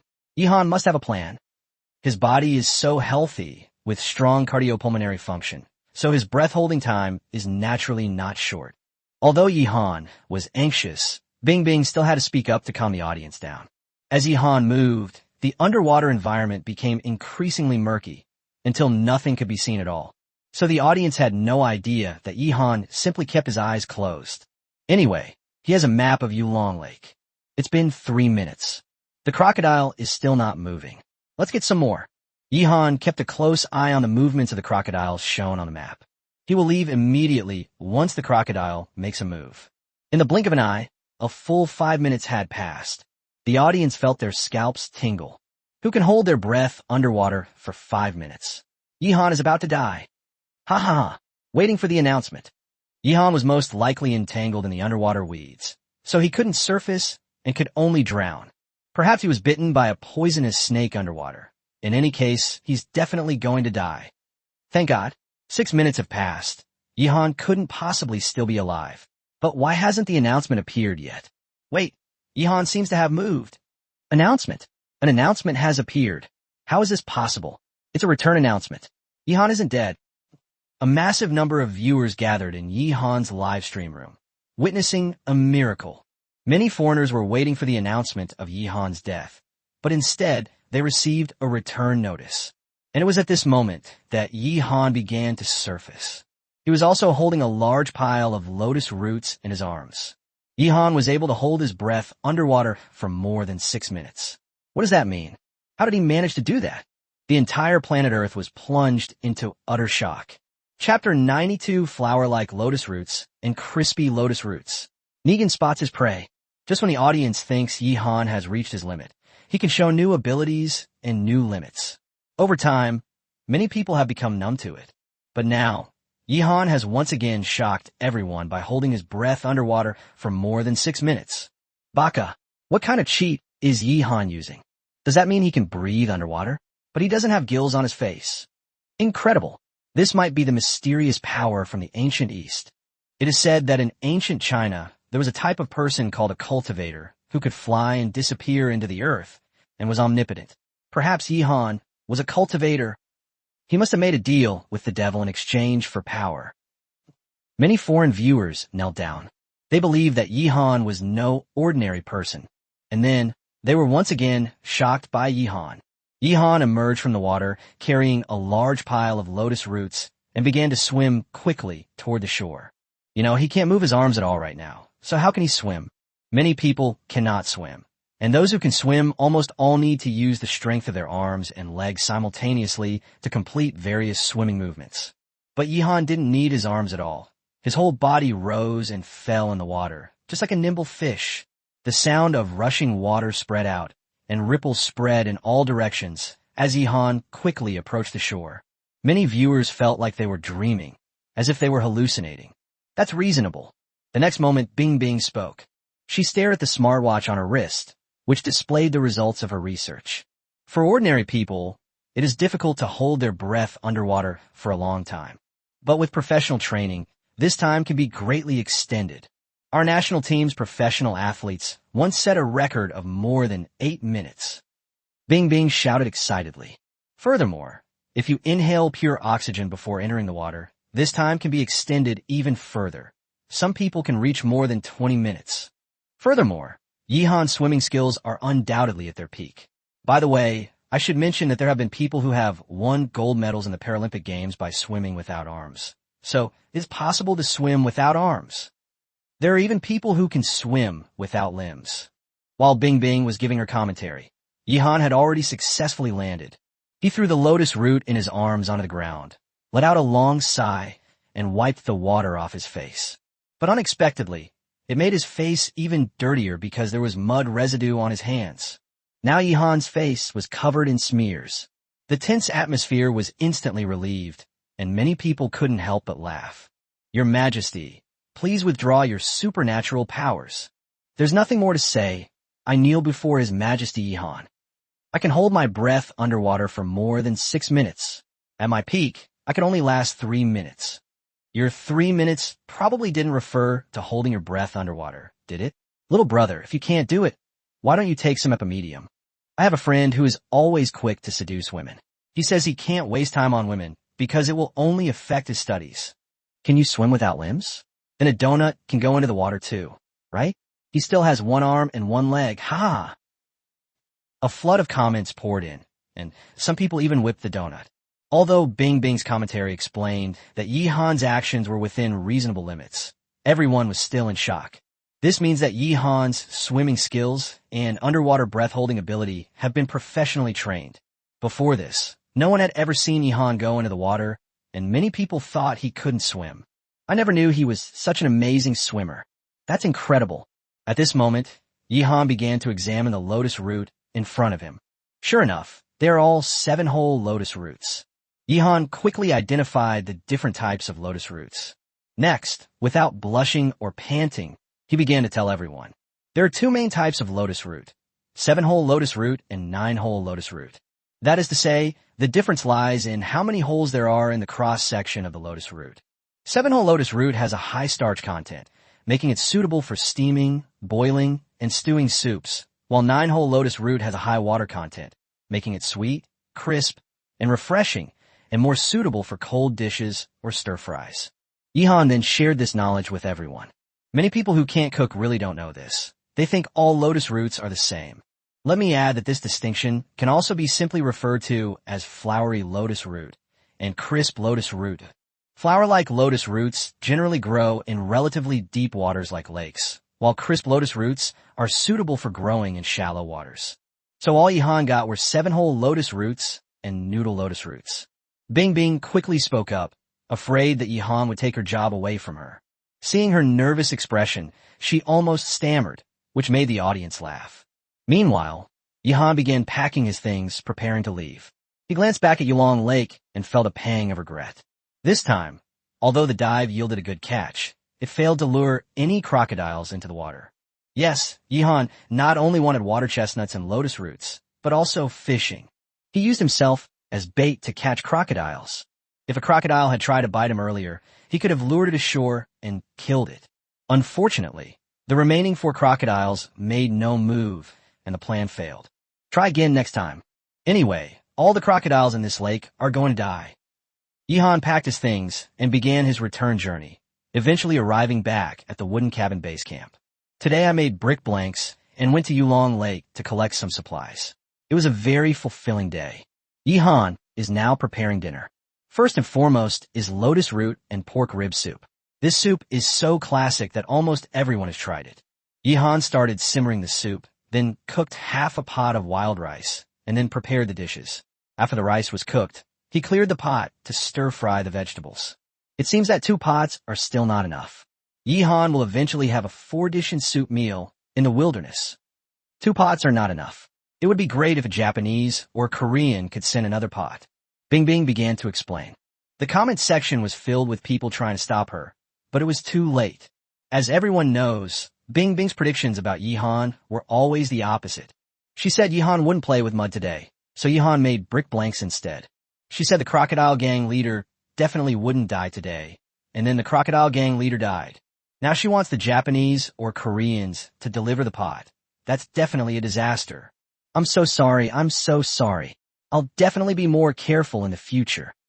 Bing Bing quickly apologized. The whole thing was so bizarre that she still couldn't understand why. It's just too much of coincidence.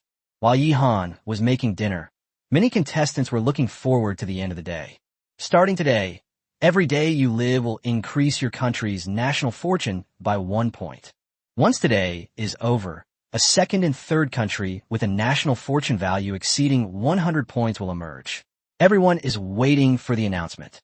At that moment, some viewers suddenly noticed that American contestant Negan had finally found contestants from other countries. That's a Japanese athlete named Ishihira Taro. Chapter 93, The End of Ishihira Taro. Jessica is hungry. American athlete Negan. He was an extremely cruel and perverted man who named a baseball bat Jessica and treated it as his partner.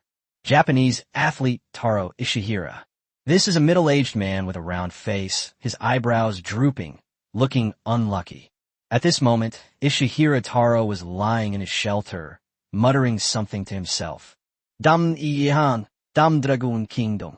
Why are they able to trigger millions of times the return time and time again?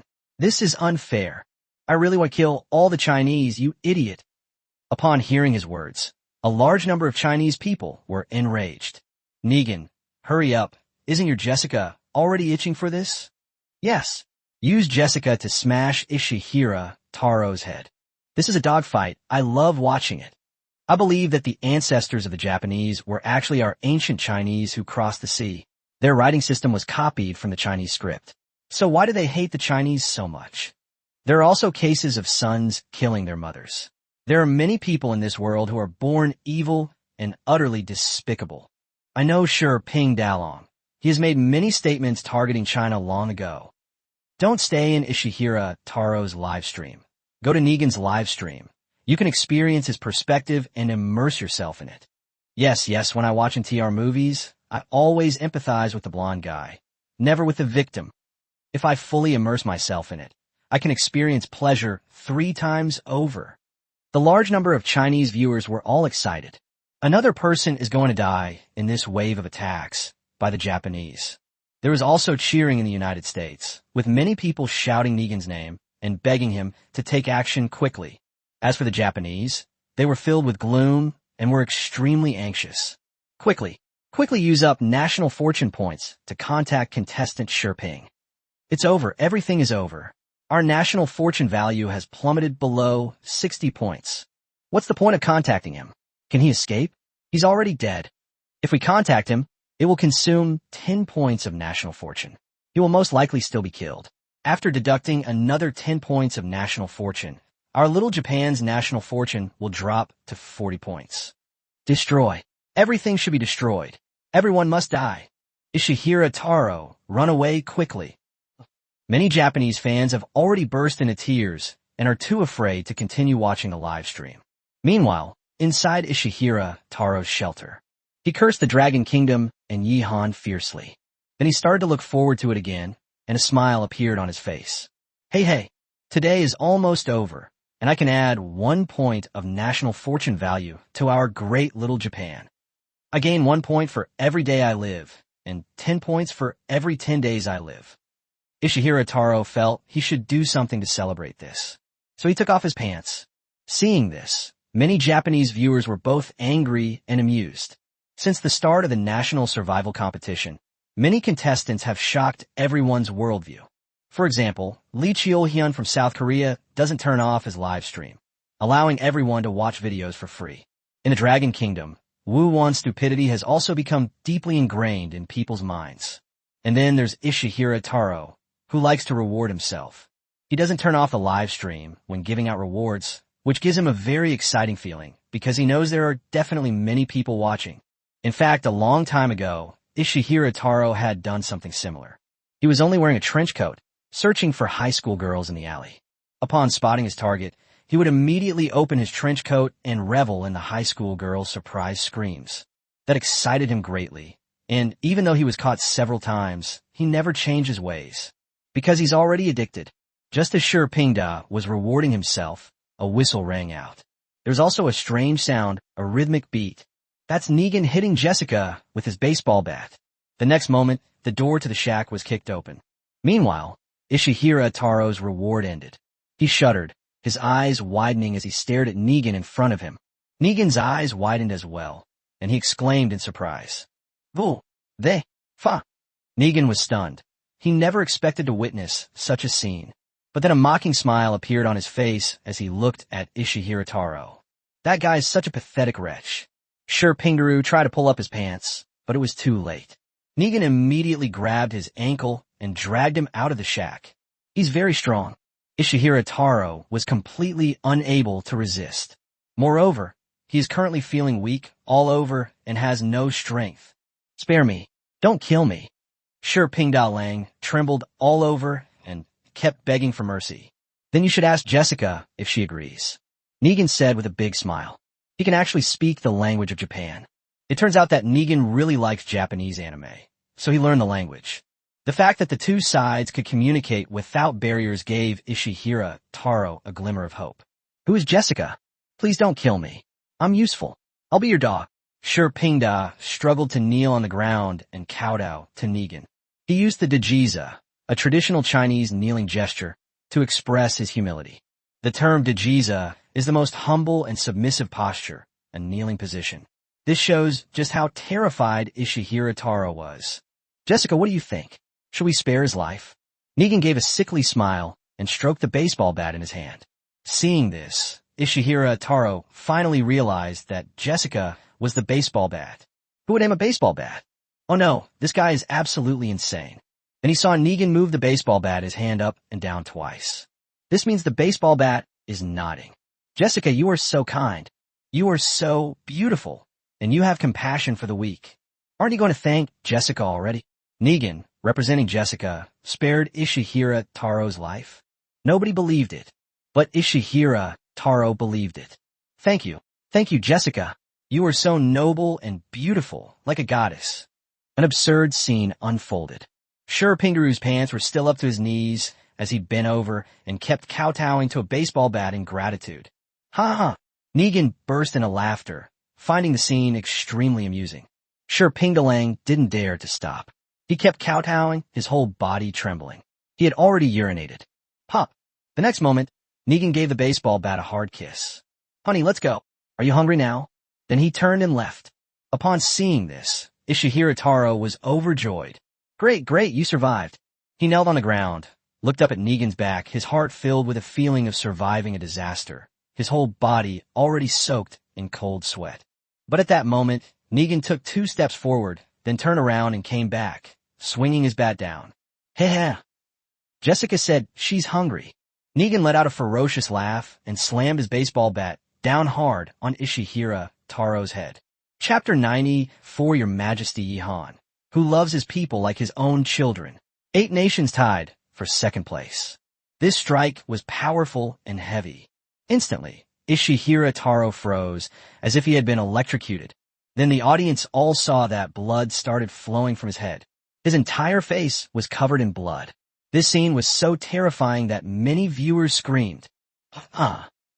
Negan burst into laughter, feeling incredibly pleased with himself. He raised the baseball bat high and swung it down again. The force was so great that it sent Ishihira Taro sprawling forward onto the ground, while the baseball bat bounced back, causing Negan to take a step back. Many viewers couldn't bear to watch any longer. Then came the 3rd blow, the 4th blow. At first, Ishihira Taro's body could still twitch a couple of times, but soon he became completely still. The announcement declared his death. American player Negan Jefferson defeats Japanese player Taro Ishihira. Japan has had 10 points of national fortune deducted, leaving it with a current national fortune of 50 points. Warning, Japan's national fortune value is below 60 points. The player communication function and the new player arrival function are temporarily disabled. The probability of triggering a refund is also reduced by 1/3. The United States has gained 10 points of national fortune, bringing its total to 90 points. This announcement immediately attracted the attention of many contestants. Negan Jefferson, the American athlete. If I remember correctly, his character introduction was like this. Before the apocalypse, he was an actor, and it's said that he got so into character that he developed mental problems and couldn't distinguish between the script and reality. Yihan, who had just finished preparing dinner and was about to share the lotus root and pork rib soup with the audience, saw this announcement. It's obvious that Negan is also a dangerous person. Yihan himself was not afraid, but he was worried about the other contestants from the Dragon Kingdom, such as Wuwan. If they encountered Negan, they would surely die. However, he also knew that worrying about others was completely useless. So Yihan started eating dinner. The Japanese are currently at 50 points of national fortune. Half of them are buried in the ground. This is great news, family. I'll offer a toast, no a sip. Yihan took a sip of the lotus root and pork rib soup, then revealed a look of pure bliss. It tastes amazing. The sweet flavor of the lotus root is fully released, combined with the meaty aroma of the pork ribs, bursting on the taste buds and flowing down the throat into the stomach. This gave Yihan an incredibly comfortable feeling, as if all the pores on his body had opened up. He quickly took another big gulp, and then started eating the lotus root. The lotus root was stewed to perfection, becoming soft, tender, and juicy, almost melting in your mouth, yet retaining a certain chewiness, making it very delicious. I never expected that such a change would happen when the day was almost over. Japan has become the country with the lowest national fortune value. Awesome. 50 points of national fortune value. Wow. I had a total score of 52 points when I took the college entrance exam. His Majesty Yihan truly loves his people like his own children, calling us family. What a wise and benevolent ruler. He who wins the hearts of the people wins the world.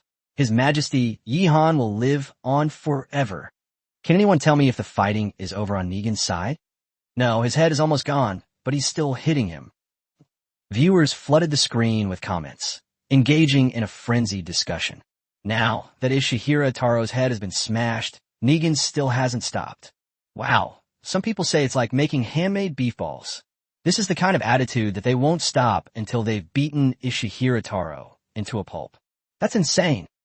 That was awesome. So awesome, Jessica.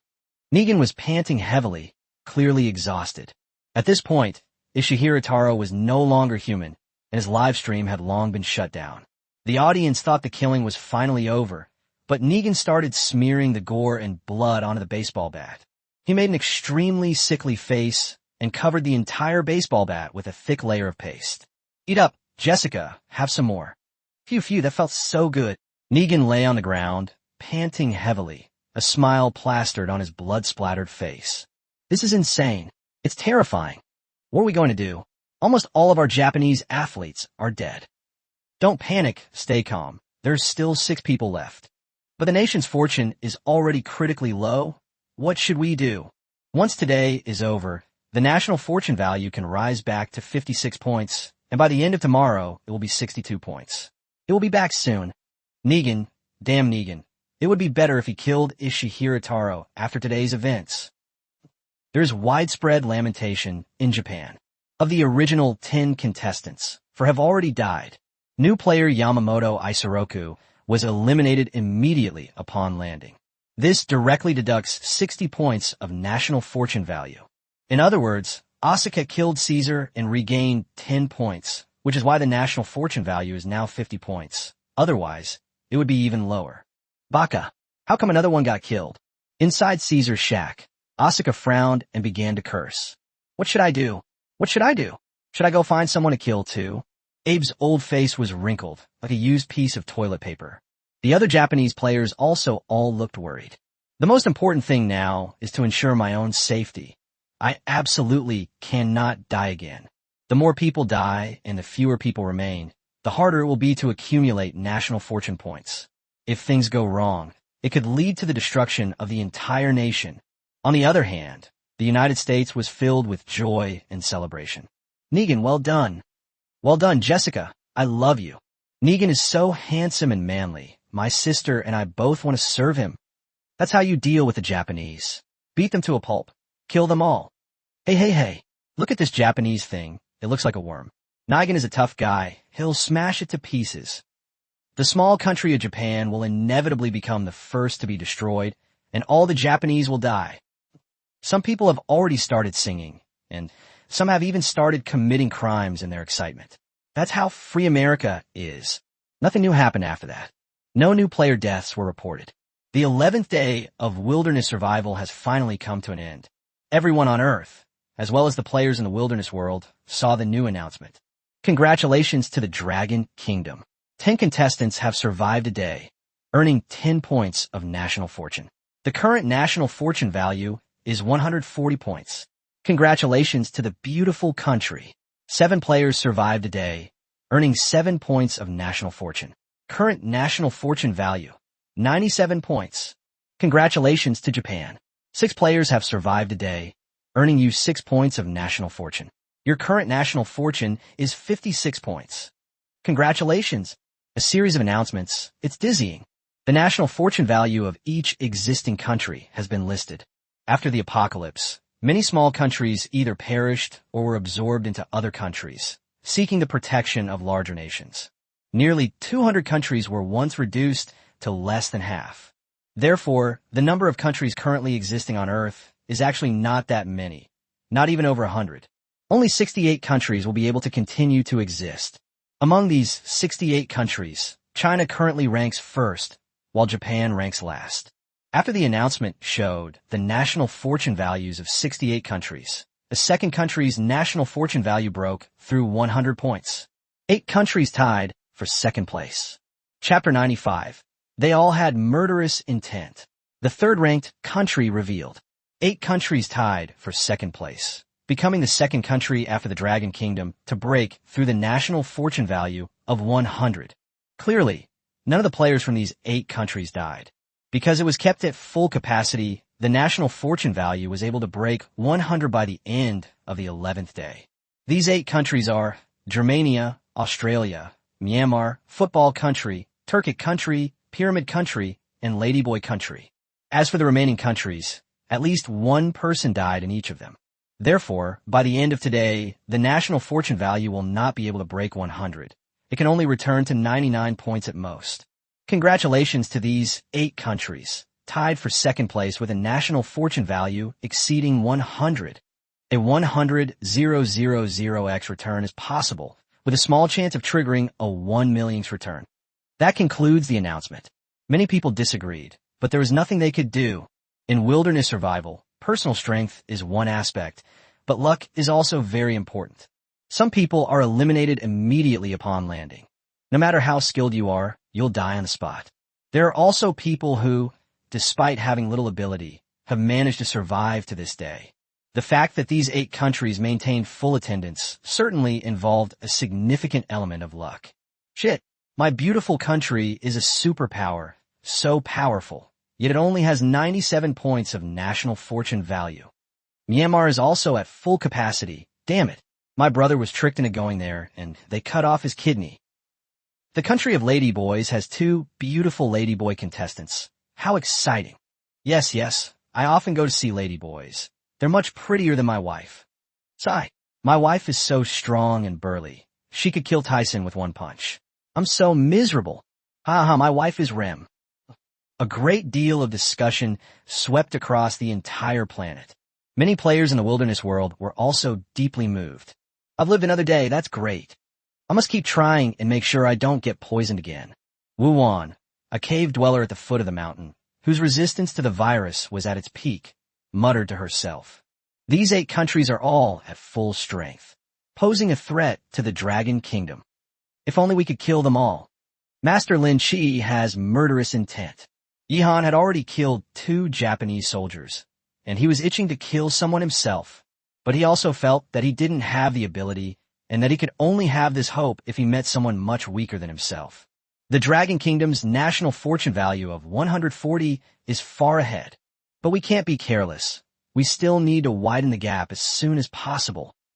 The young martial arts prodigy Chen Baiju thought to himself, Kung Fu is a killing technique. He still remembers what his great-grandfather left behind. The ancient martial arts of the Dragon Kingdom are genuine killing techniques. Every time a martial artist makes a move, it is with the aim of ending the opponent's life, focusing on vital points. Some martial arts performances, and the likes of the lightning 5-whip combo that are used to attract attention online, are all fake and cannot be considered real Kung Fu. Chen Baiju, on the other hand, possesses genuine martial arts skills. We need to find someone to kill right away. Otherwise, even if 3rd place comes out tomorrow, it won't be America's turn. It's all those useless cowards' fault, especially Caesar, who died at the hands of a woman. Alan Williams from the U.S. has become incredibly dangerous. Currently, the United States has a national fortune value of 97 points with 7 players. It could rise to 104 points by the end of tomorrow. But the 3rd place will definitely belong to those countries that only lost 1 player, and their national fortune value will reach 108 points. If the American player can kill someone, then they can directly secure 3rd place. Alan immediately decided that he wouldn't sleep tonight and would find someone to kill right away. There are quite a few people who share his thoughts. In a wilderness world, all players arrive randomly, so finding other players is not an easy task. The whole night passed, and nothing else happened. On the morning of the 12th day of wilderness survival, Yihan woke up in a wooden cabin. Start a new day. There are no special plans for today. Just do your job honestly and try hunting crocodiles. So, after breakfast, Yihan began digging soil to make brick blanks. He also checked the brick blanks from yesterday and found that they were all in good condition, with not a single one cracked. And it's already clear that the drying process is progressing very well. At this rate, the brick blanks only need to be dried for about 5 days before they can be fired. This made Yihan very satisfied. The quality of the soil, the moisture content of the brick blanks, and weather factors all affect the drying progress of the brick blanks. Natural air drying is very slow, and modern production often requires a drying process to speed up the drying of brick blanks. That would require some special equipment, or a drying room, etc. Yihan does not have such conditions. But his brick blanks were basically perfect in all aspects, and with the good weather, this saved a lot of time. His Majesty Yihan begins another day of hard work. His brick blanks are very good. They should be able to dry completely within a week and be fired in the kiln. It's incredible that there wasn't even a crack. Generally speaking, brick blanks will experience some loss during the drying and firing process, causing them to crack. But I think the loss on Yihan's 1,000 brick blanks will be in the single digits, which is quite incredible. The title of Emperor of the Wilderness isn't just for show. Our entire Dragon Kingdom depends on His Majesty for sustenance. As usual, the first thing I do when I get up in the morning is to kowtow to His Majesty in a 10 chord, and then go to the donut live stream to take a dump. Let's go see some donuts. Early in the morning, viewers flocked to Yihan's live stream to check in. Then he went to the donut live stream room to wait for the opportunity. Donut was awake at this time, as usual, experiencing phantom limb pain in the middle of the night. I have to say, this guy is really tough. He's still alive after all that. I was lucky. The amputation wound didn't get infected. But upon closer examination, this is actually quite reasonable. Humans have a very strong will to survive and a strong ability to survive. In the past, during major earthquakes, some people were trapped under the rubble for a long time, but they survived after being rescued. There are also people who have all sorts of diseases, even terminal ones, but they just don't die and keep going. At this moment, Donut had no idea that her live stream had become a public toilet in China. In the morning, Yihan made brick blanks. I had a hearty and delicious lunch, and I specially cooked a pot of water chestnuts, which tasted just like chestnuts. It was very satisfying. He plans to cook some tonight and try it. He's sure it will be delicious. In the afternoon, Yihan went to Yulong Lake to harvest wild rice and hunt crocodiles. However, it seems that with the death of the crocodile gang leader, the remaining crocodiles have become more cautious and are less likely to show up. Time flies, and this day seems to have passed exceptionally quickly. Many players are frantically looking for someone to kill, but they just can't find anyone. Negan angrily swung his baseball bat at Jessica, breaking a small tree. Alan also found nothing, and his anxiety grew. Time is running out. We must kill someone before the end of today so that America can secure third place with a national fortune value exceeding 100. Although the reward for third place isn't great, it's still better than the initial 10,000x return. But at that very moment, an announcement came out that shattered America's unrealistic illusions. New Chinese player Vladimir defeats Myanmar player Sai Gao. Myanmar state has had 10 points of national fortune deducted, leaving it with a current national fortune value of 100 points. The Russian nation has gained 10 points of national fortune, bringing its total to 109 points. Congratulations to Russia for becoming the third country to surpass 100 in national fortune value. Chapter 96 The Dragon King points the way. The huge resource point, Wulong Mountain Range. The third country with a national fortune value exceeding 100 appeared before the 12th day had even ended. That's the Russian Bear Country. Initially, one of the 10 contestants from the Russian Bear Country died, a drunkard named Alexei. After that, no one died or killed anyone, and the country's fortune value remained at 90 points. Yesterday, the 11th day, the Russian nation gained 9 points of national fortune, bringing its total to 99 points. Now, with Vladimir killing people and seizing the nation's fortune value, it has directly exceeded 100. The camera then focused on Vladimir, the Russian athlete. This is a burly man from the land of the bear, who looks like a human-shaped brown bear, full of power. When many people see him for the first time, the word that automatically comes to mind is big guy. Therefore, everyone in his live stream calls him Big Man Vladimir. At that moment, right in front of him was a corpse sitting on the ground, leaning against a large tree, completely dead. That's the contestant from Myanmar, named Sai Gao. Here's what happened.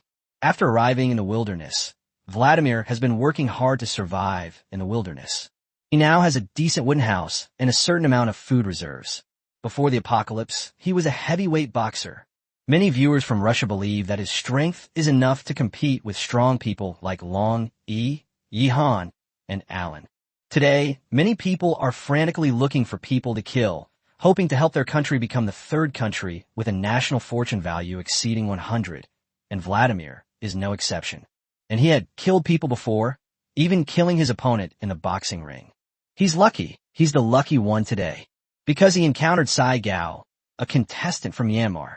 Many people are familiar with this Sai Gao. Long before the apocalypse, he was an internet celebrity. In his video, he says, "Welcome to beautiful Myanmar, my little princess." As a result, many naive girls were deceived and brought to the hellish state of Myanmar, where they suffered inhuman torture. He died a miserable death after being drained of all his value. Coincidentally, Vladimir had also seen Seigo's video and recognized the scoundrel at a glance. The rest is self-explanatory. Seigo, wielding a homemade stone axe, dare to challenge Vladimir? How ridiculous. Compared to this giant humanoid bear, Sego looked like a little chick. 2.5 minutes later, he was beaten to death by Vladimir. I don't know how many bones in my body were broken. Hurrah! Vladimir, you are my hero. Horasho, our Russian nation will be 3rd place. Killing this Sai Gao is so satisfying. Thank you, Vladimir. My daughter was tricked into going to Myanmar by this guy.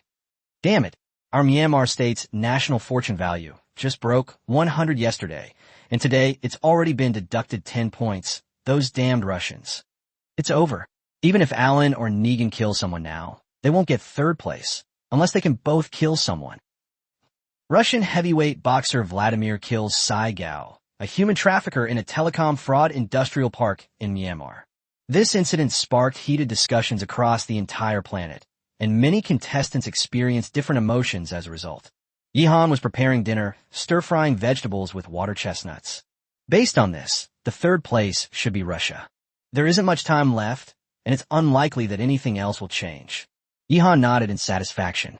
The reward for 3rd place is actually quite poor, but it's better than nothing. But no matter which country gets 3rd place, it won't have much of an impact on China. Only a few other countries that lost only 1 player, and the United States, a country that could have competed, were plunged into deep disappointment. Damn it. Damn Vladimir. I will definitely kill you. Alan stopped and cursed. The Russian bear country? Jessica, you must also want to taste the flesh and blood of the bear man. Negan said, stroking the baseball bat in his hand. In Negan's mind, the value of America's national fortune and its ranking are not important.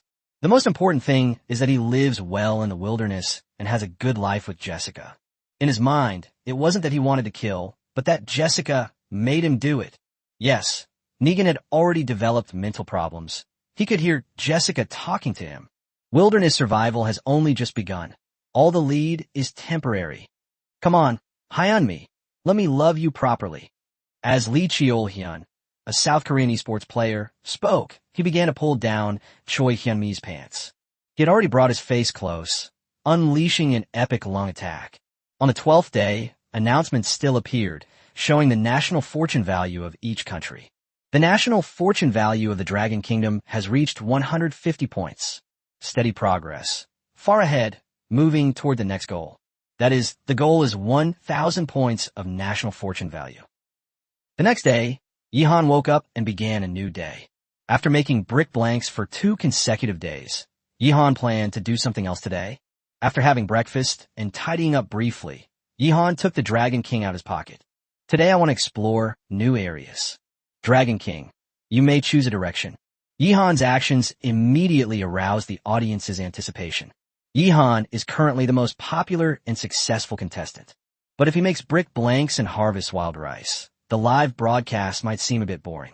Exploring new, unknown areas is much more interesting. You might gain a lot, or even meet other players. That's what everyone really wants to see.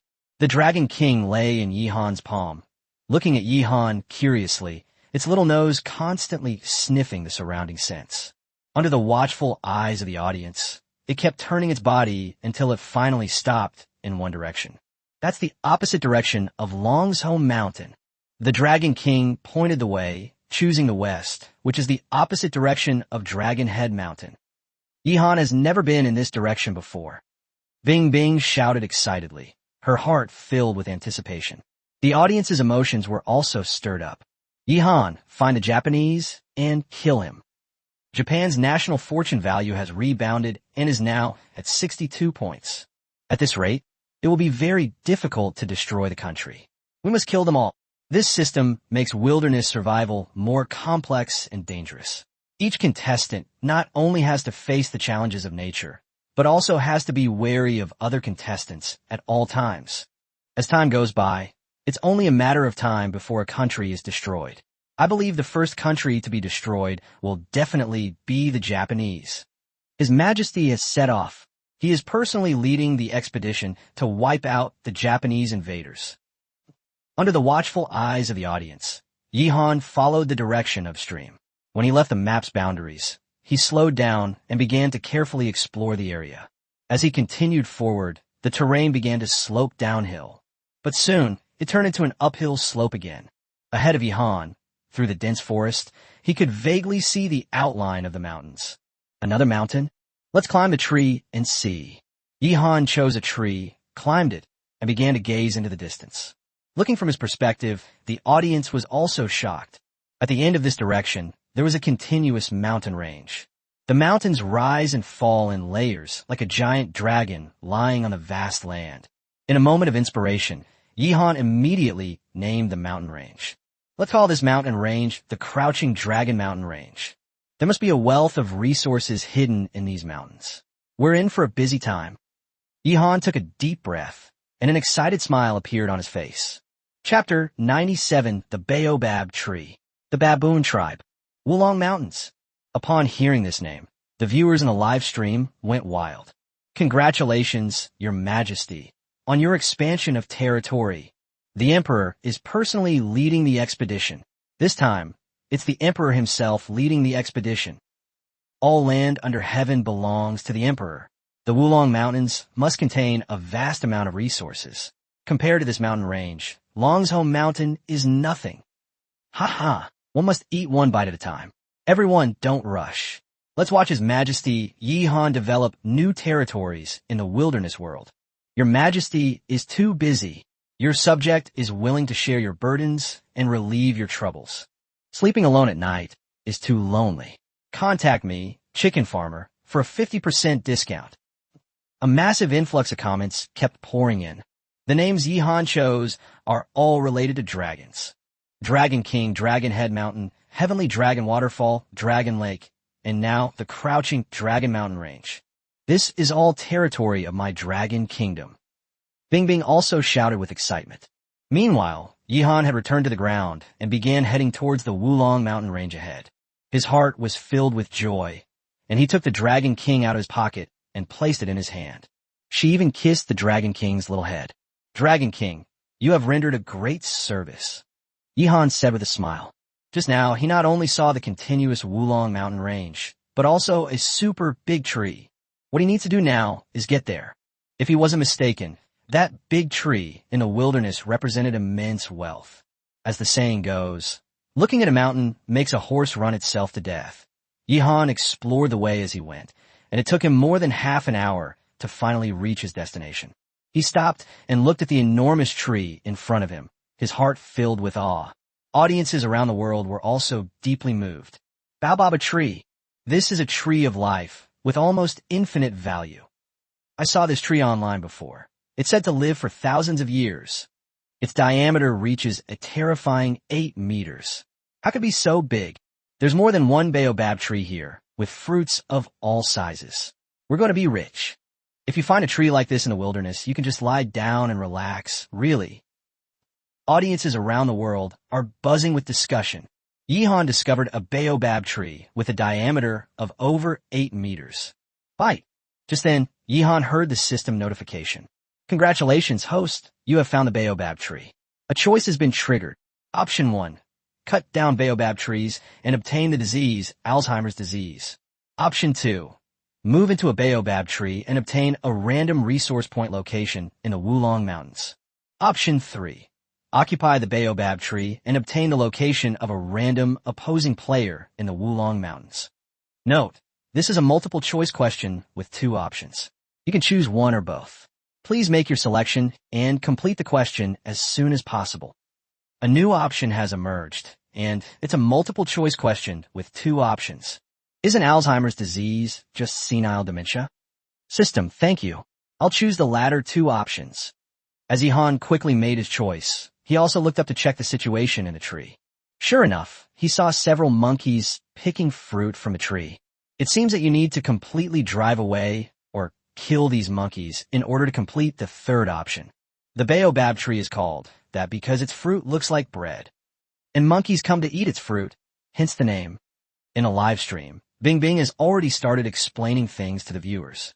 Such a big tree can be used as a house, a water storage warehouse, and a source of food. So some viewers say that if you get a big tree like this, you can just lie down and relax, and that's not wrong.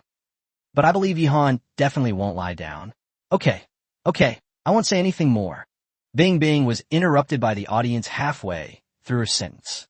I'm terrified she'll make the opposite prediction again. At this moment, with Yi-han's arrival, sharp cries began to ring out from the baobab trees. Whoosh!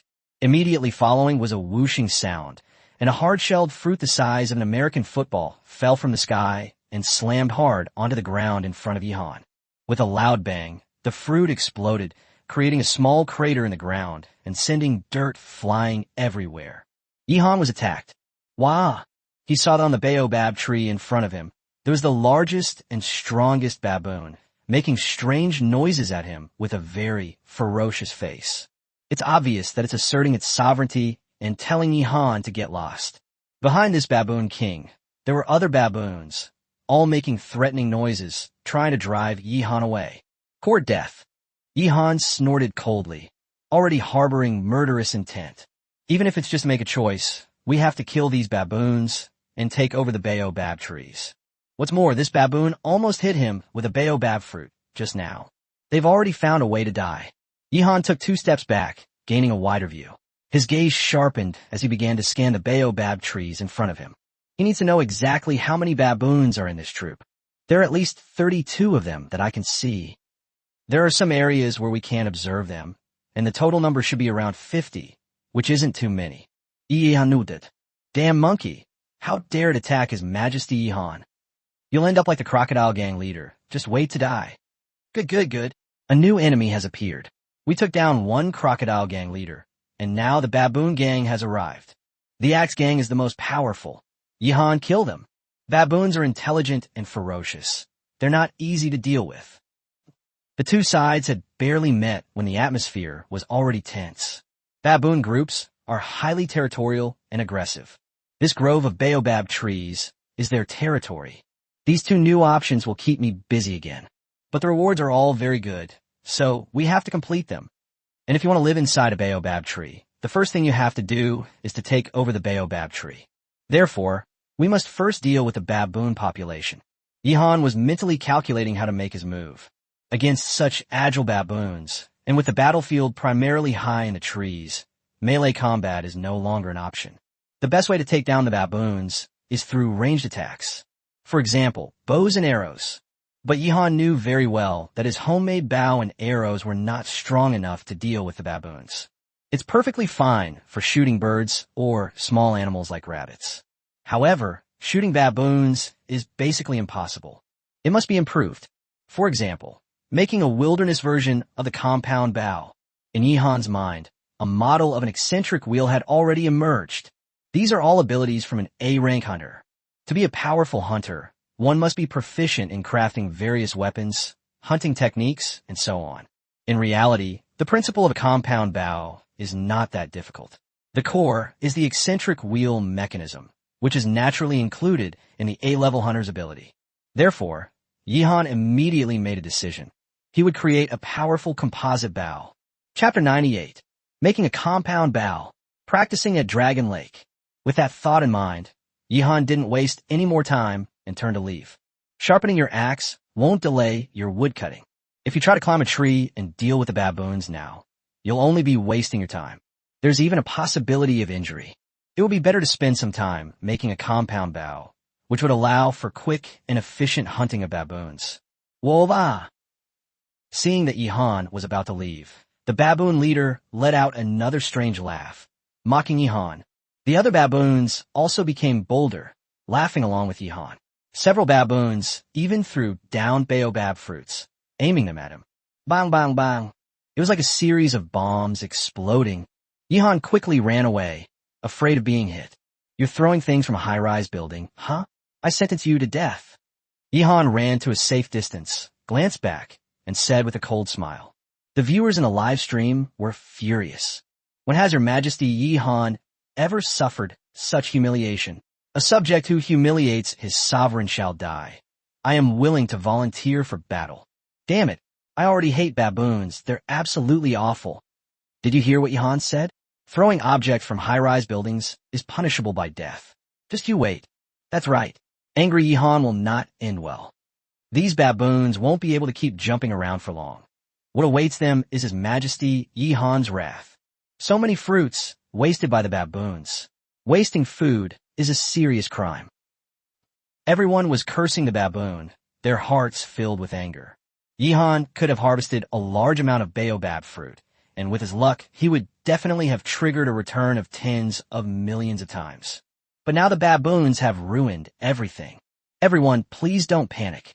Yihan has already sentenced them to death. They're doomed. Bingbing also clenched her fist and shouted. The entire Dragon Kingdom is united in its hatred of the enemy.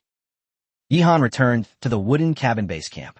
On his way back, he also took the opportunity to check on the condition of the brick blanks in the kiln. The bricks are drying naturally, and nothing unexpected has happened. As for the earthen kiln, Yihan plans to open it tomorrow to collect charcoal. Then he went to his throne and sat down on that tree stump. Let's get started on making a compound bow. At first, the audience couldn't understand what he was going to do. But soon, knowledgeable people began to understand. Yihan is making an eccentric wheel, which is one of the core components of a compound bow. He's going to use a powerful composite bow to kill the baboons. Okay, guys, the baboon is dead. Baka, how does Yihan know how to make composite bows? Damn Yihan, he should have been killed by the baboon just now. I'll imitate the Japanese bark. Woof woof, woof woof woof. Amidst the audience's discussions, Yihan moved swiftly, and the bamboo strip in his hand was already taking the shape of an eccentric wheel. The last time I made a bow and arrow, it was just a small test. This time, the real killer weapon is here. One by one, the precision parts took shape in Yihan's hands. The audience was completely amazed. Eccentric wheel, arrow rest, shock absorber sight. What's still missing? Bingbing also quickly looked up some information about compound bows and learned some basic knowledge. Most viewers, however, were impressed but didn't understand. Even if you don't understand it, just keep shouting 666. That's about it. Now let's start processing the tiger tendons. Yihan took out some dried tiger tendons from the wooden house. The tiger tendon is not used to make the bowstring, but to reinforce the bow core. The bow tire reinforced with cow tendon and tiger tendon will have a significant improvement in strength, toughness, and durability, and can withstand greater tensile force and generate greater power. Leaving aside various modern high-tech materials, the ancients generally used materials such as cow tendons. Tiger tendon, on the other hand, is even more of a luxury, something that ordinary people simply cannot afford. But Yihan just happened to have one. Furthermore, when he disposed of the tiger's carcass, he deliberately preserved the tiger tendons, which are now coming in handy. These tiger tendons are very hard after being dried in the sun, and now they need to be broken down. As the name suggests, it involves using a hammer to pound the tiger tendons, loosening them, and then tearing them by hand into thin strands. This step is time-consuming and laborious. There's a saying that even a hero can't tear 2 ounces of tendon in a day. But Yihan, who possesses S-level physical qualities, was completely at ease and moved very quickly. Immediately, many knowledgeable people in the live stream were amazed. At this rate, Yihan will probably be able to make a wilderness version of the composite bow very soon. Experts see the details, while laymen just watch the spectacle. Amid a series of exclamations and discussions, Yihan quickly obtained a large amount of tiger tendon silk. Soak these tendons in water, then begin making the bowstring. Yihan's previous bows and arrows had bowstrings made of twisted rattan bark, which weren't very strong. Now he uses animal skin directly. He couldn't bear to use tiger skin, so he chose lynx skin instead. They cut off long strips of lynx skin, scraped off all the hair, and then soaked them in water. The resulting leather rope will become soft and elastic. After drying and being treated by hanging heavy objects, it can be twisted into a rope and used as a bowstring. After completing a series of operations, it was already past noon before I knew it. If the Dragon King hadn't been hungry, Yihan wouldn't have realized how quickly time had passed. He quickly fed the Dragon King, and then prepared lunch for himself. We can go shoot the baboons around tomorrow. Yihan was filled with anticipation. First, wipe out this baboon tribe, and you'll get the location of an enemy player in the Wulong Mountains. This will not only increase the national fortune value of the Dragon Kingdom and expand its leading advantage, but also allow us to obtain the player's initial resources and clothing. After being in the wilderness world for so long, I can finally have a decent ranged weapon. In the afternoon, Yihan continued to work, first producing a batch of better arrows. Then, the tube sheet is covered with tiger strand wire. After laying one layer, some resin is applied to fix it, and then it is dried. With layers upon layers interwoven together, the tube visibly becomes stronger. Next, Yihan began to install parts such as the eccentric wheel, and the compound bow was basically completed. The bowstring wasn't in place yet, but he first threaded it onto the bow with a wrought tan rope and tried it out. Whoosh! Yihan pulled the bowstring, causing the eccentric wheel to rotate, and the entire bow began to gather power. Then he released his grip, and the arrow shot out with great speed and power, hitting a large tree in front of him. The tip of the arrow penetrated the trunk, about the size of a finger joint. This was because Yihan didn't dare to use too much force. Once the new bowstring is installed, its power will be even greater. Shooting the baboons is enough. It's just that I need to get used to the accuracy. Yihan began practicing, trying shooting at different distances and heights. Combined with his inherent hunting skills, he quickly became very proficient and precise. Let's go have some fun at Longhu Lake. Yihan took his compound bow and headed to Yulong Lake to practice. The audience is also very much looking forward to it. Maybe then we can kill another crocodile? When Yihan arrived at Yulong Lake, although he didn't see any crocodiles, he made an unexpected discovery. Those are just a few more hints. Chapter 99, The Power of the Compound Bow. A donut's performance. The blackneck pheasant has tender, nutritious meat that is very delicious. However, they are generally small in size, with the heaviest weighing only about 1 pound. However, the plants and animals in the wilderness tend to grow more robustly. Yihan estimated that the largest of the moorhens currently playing on the water was about 2.5 pounds. Even the lightest one weighs over 1 pound, which is a very good meat. The chicken is delicious. I can't kill the bamboo partridges I raise, so I'll use you guys to practice on, and I can also have a snack while I'm at it.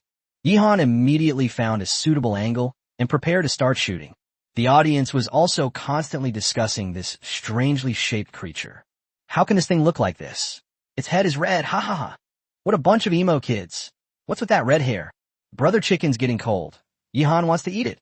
It seems that after the crocodile gang was wiped out, all the other animals in Yulong Lake are doing quite well.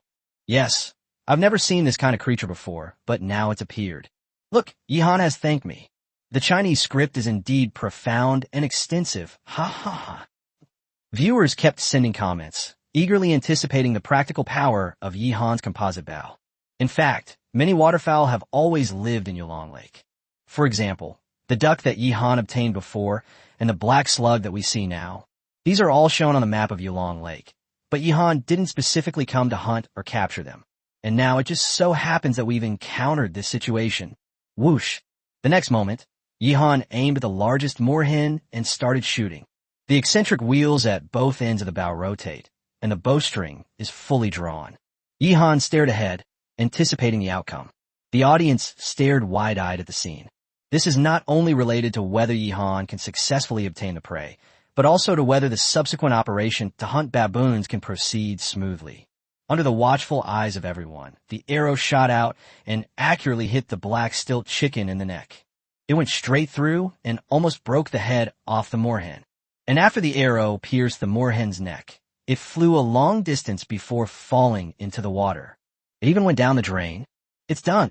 In a live stream, Bing Bing let out a joyful exclamation. This is just a bowstring made of wrought tan, yet already has such great power. Once we change the bowstring to animal hide tomorrow, the bow's power will increase once again. As this moorhen died, the other moorhens were all terrified, letting out horrified cries and diving to the bottom of the water. This guy can stay underwater for almost a minute before quickly changing location and escaping. Splash! But at that very moment, the water surface experienced a huge surge. A crocodile appeared and bit a moorhen. Then, the death roll and strangulation begins. The poor moorhen looks like it's not going to survive. At that moment, Yihan drew his bow again, aimed at the crocodile, and fired. Currently, there should be 4 crocodiles left in Yulong Lake, 1 large and 3 small. The crocodile that's biting the moorhen right now is the big one. After taking it down, the remaining 3 small crocodiles will pose almost no threat to Yihan, and he can roam freely in Yulong Lake. Whoosh! Yihan drew his bow to its fullest extent, and the arrow shot out. The audience stared intently at the screen once again. The arrow flew swiftly and struck the crocodile squarely in the head. Even more outrageous, it shot directly into the brain of a crocodile through one of its eyes. Actually, this was an accident because the creature was rolling around in the water, so Yi-Han couldn't aim at its eyes. It brought it up itself. All I can say is that Yi-Han is incredibly lucky. The water was instantly stained red with blood. The crocodile was fatally wounded and struggled wildly, fighting the black moorhen in its mouth. It had no idea that Yi-Han was shooting arrows at it. It thought it was the black quail in its mouth. The poor moorhen was almost crushed. Finally, the crocodile stopped struggling, and its massive body began to sink underwater. Yi-Han also took off all his clothes, pants, and shoes. The prey is all in the water, so naturally we have to get it ashore. Every time I see Yi-Han's physique, I get incredibly envious. It reminds me of the days when I used to play around with male models in nightclubs. I really miss those days. Hee. My ex-boyfriend was a male model. He served rich women and supported me. This is outrageous. Don't corrupt my innocent mind. The train is departing. The donuts are putting on an exciting show. Come and see. He turned off the live stream. What happened? Does anyone know what he's doing? Could you tell me? A flood of comments appeared, with someone informing everyone that Donut seemed to have done something extremely explosive. Unfortunately, the Donut live stream has been shut down and is no longer available for viewers. Yi-Han had already gone into the water. He dived in and took out a rope to start tying up the crocodile's carcass. The rope came from Yamamoto Juchi's initial supplies, which Yi-Han brought with him this time, showing that he was prepared and had taken precautions. Using a rope to pull it would be easier. Relying solely on physical strength to bring the crocodile carcass ashore from underwater would be far too difficult. Even if Yi-Han possessed S-level physical attributes, he would not be willing to do so. He quickly completed the binding work underwater, while constantly watching the map to prevent the 3 small crocodiles from attacking. If you get bitten, it's no joke. Soon, Yi-Han surfaced and swam toward the shore. He held a rope in one hand, and with the other hand, he also caught the moorhen he had shot. All the best. Yi-Han returned to the shore and began to pull the rope forcefully, bringing the crocodile carcass from underwater to the shore. The resistance of the water, combined with the weight of the crocodile itself, consumed a lot of Yi-Han's strength. However, he eventually succeeded in obtaining the crocodile's carcass. Unfortunately, neither the black hog nor the crocodile triggered the refund this time. This also made Yi-Han somewhat dissatisfied. Even someone as lucky as him couldn't trigger a single return today, not even a 100,000x return. Never mind, if the refund isn't triggered today, maybe there will be more refund tomorrow. With these thoughts in mind, Yi-Han began to dispose of the crocodile's carcass on the spot. They threw all the offal he didn't want into the lake to feed the fish. This Yulong Lake is his fish pond. Now, there are only 3 baby crocodiles left, and they could be wiped out sooner or later. Yi-Han dragged the crocodile carcass and led the black water chicken back. Meanwhile, the mystery of what the donut was doing was finally solved. It turns out the donut was constipated. When Yi-Han shot the crocodile, Donut happened to forget to turn off the live stream, so some people saw an eye-watering scene. He squatted there with his butt sticking out, trying every possible way to relieve himself. This is a disgusting thing to talk about, but it's a problem that many people have to face. Constipation is quite common, especially in wilderness survival. Ensuring that the body gets enough of various vitamins, dietary fiber, etc. is actually quite difficult for many contestants. The main problem is that I don't recognize various plants, and I'm afraid to eat them indiscriminately. It's said that Abe no Michiko has resigned from the Japanese government several days ago. Many athletes manage to survive, but their bodies develop various problems during this process, which become increasingly serious over time. There will definitely be various illnesses that could lead to the death of the athletes. Chapter 100. 4 dishes and a soup. The baboon hunt begins. See through the phenomena to the essence. The story of Donut's constipation is both funny and disgusting, but also made many viewers realize that the contestants' health issues should not be ignored. Among our Dragon Kingdom's contestants, Yi-Han and Long Yi are definitely no problem. They are both in very good health, and Yi-Han eats 3 nutritious and balanced meals a day. In Yi-Han's live stream, Yi-Han was dragging the crocodile carcass back. Bing Bing took this opportunity to review the situation of the 10 Chinese players. I feel I have to mention the legendary longevity queen, Wu Wan. When did Wu Wan gain another title? But she really is hard to kill. Master Lynch is doing quite well now. He abandoned the doghouse and moved into a big doghouse. Ha ha! Zhou Kai Wang and Lin Wei are living a very comfortable life. Zhou Kai Wang can hunt and knows a lot about plants. They'll definitely be fine. I feel sorry for Baiju, he's gotten so thin. Nan Bingtian, our brother, Nan has won a gold medal, but he has the lowest popularity. You guys should come and visit Brother Nan's live stream more often. He's my biggest worry right now. He's a professional athlete, and he has people taking care of his diet. His wilderness survival skills aren't actually that great. The audience also started discussing the situation of each contestant. Overall, the 10 Chinese players are all doing quite well. After all, there's a comparison to be made. For example, there's Abe No Taizo who eats earthworms every day, the crawling guy who lost his wheelchair, and a Down syndrome child from the British Empire, etc. Especially the latter two. They could go slam at any moment. Finally back, Yihan returned safely to the cabin base and began to deal with the crocodile's carcass. The internal organs have all been cleaned out at Yulong Lake. Now it's time to skin, cut the meat, and smoke it. Yihan was already extremely familiar with this series of operations. Meanwhile, the black slugs were also dealt with by Yihan. Start cooking the wild rice. There's too much meat, we can't finish it all. Yihan Fan made a quick decision and started cooking. Having achieved A-level culinary skills, cooking every day becomes a pleasure. It felt like everything was under control. Cooking is actually a skill. Not to mention those geniuses who cook fish alive or blow up the kitchen. Most people make mistakes when they cook. For example, the dishes are too salty or too bland, the rice is too hard, or the pot is burnt. Some people wanted to stir-fry an eggplant, but found that it tasted like spoiled seaweed. For Yihan, however, there was no way he could make any mistakes. The vegetables and meat in the pot released a rich aroma, which wafted out with the smoke. Anyone who didn't know better would think that Yihan was camping. Bichai, a contestant from the transgender country, died suddenly of a heart attack. The kingdom of transgender people has had 10 points of national fortune deducted, leaving it with a current national fortune of 110 points. Just then, an announcement appeared. One of the contestants died suddenly from a heart attack. The mortality rate of this disease is very high. Unless rescue is timely, death is almost inevitable. To fall ill in the wilderness is tantamount to a death sentence. Immediately, a chorus of lamentations arose throughout the kingdom of humans and demons. There's really nothing you can do about this.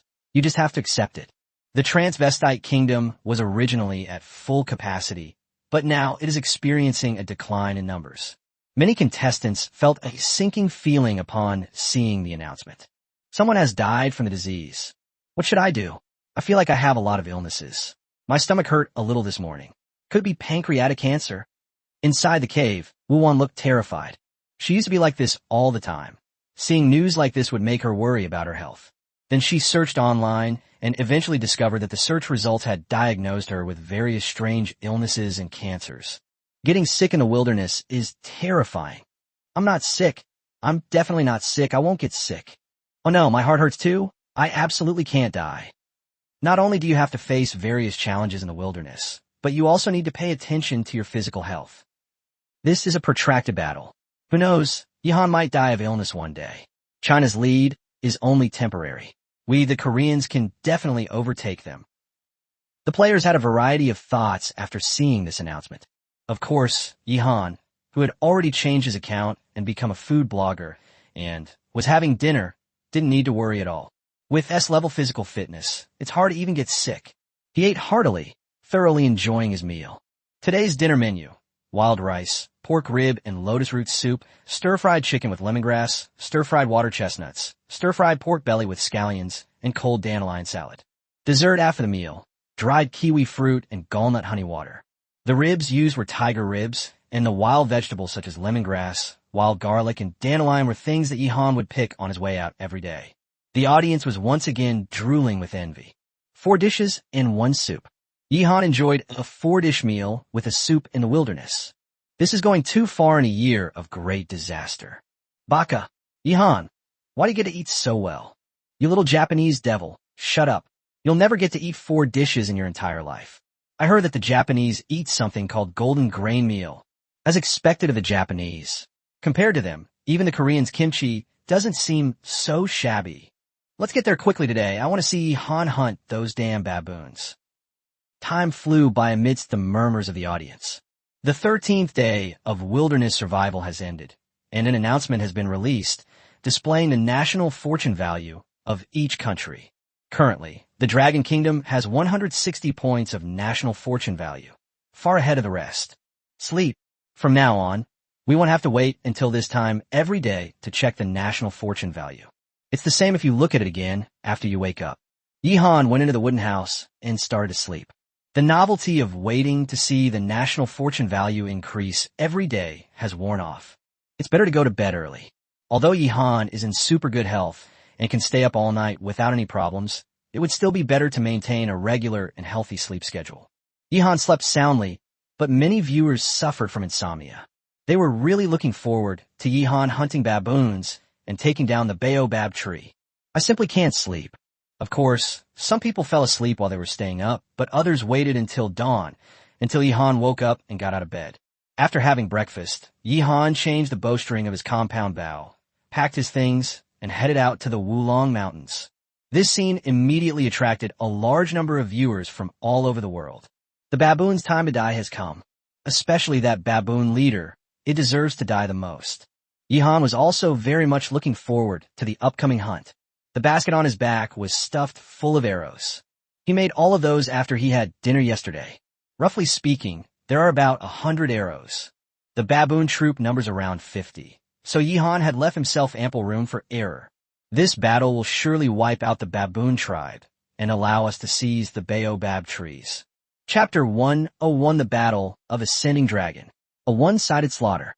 Watching Yihan walk through the wilderness, his stride was powerful and majestic.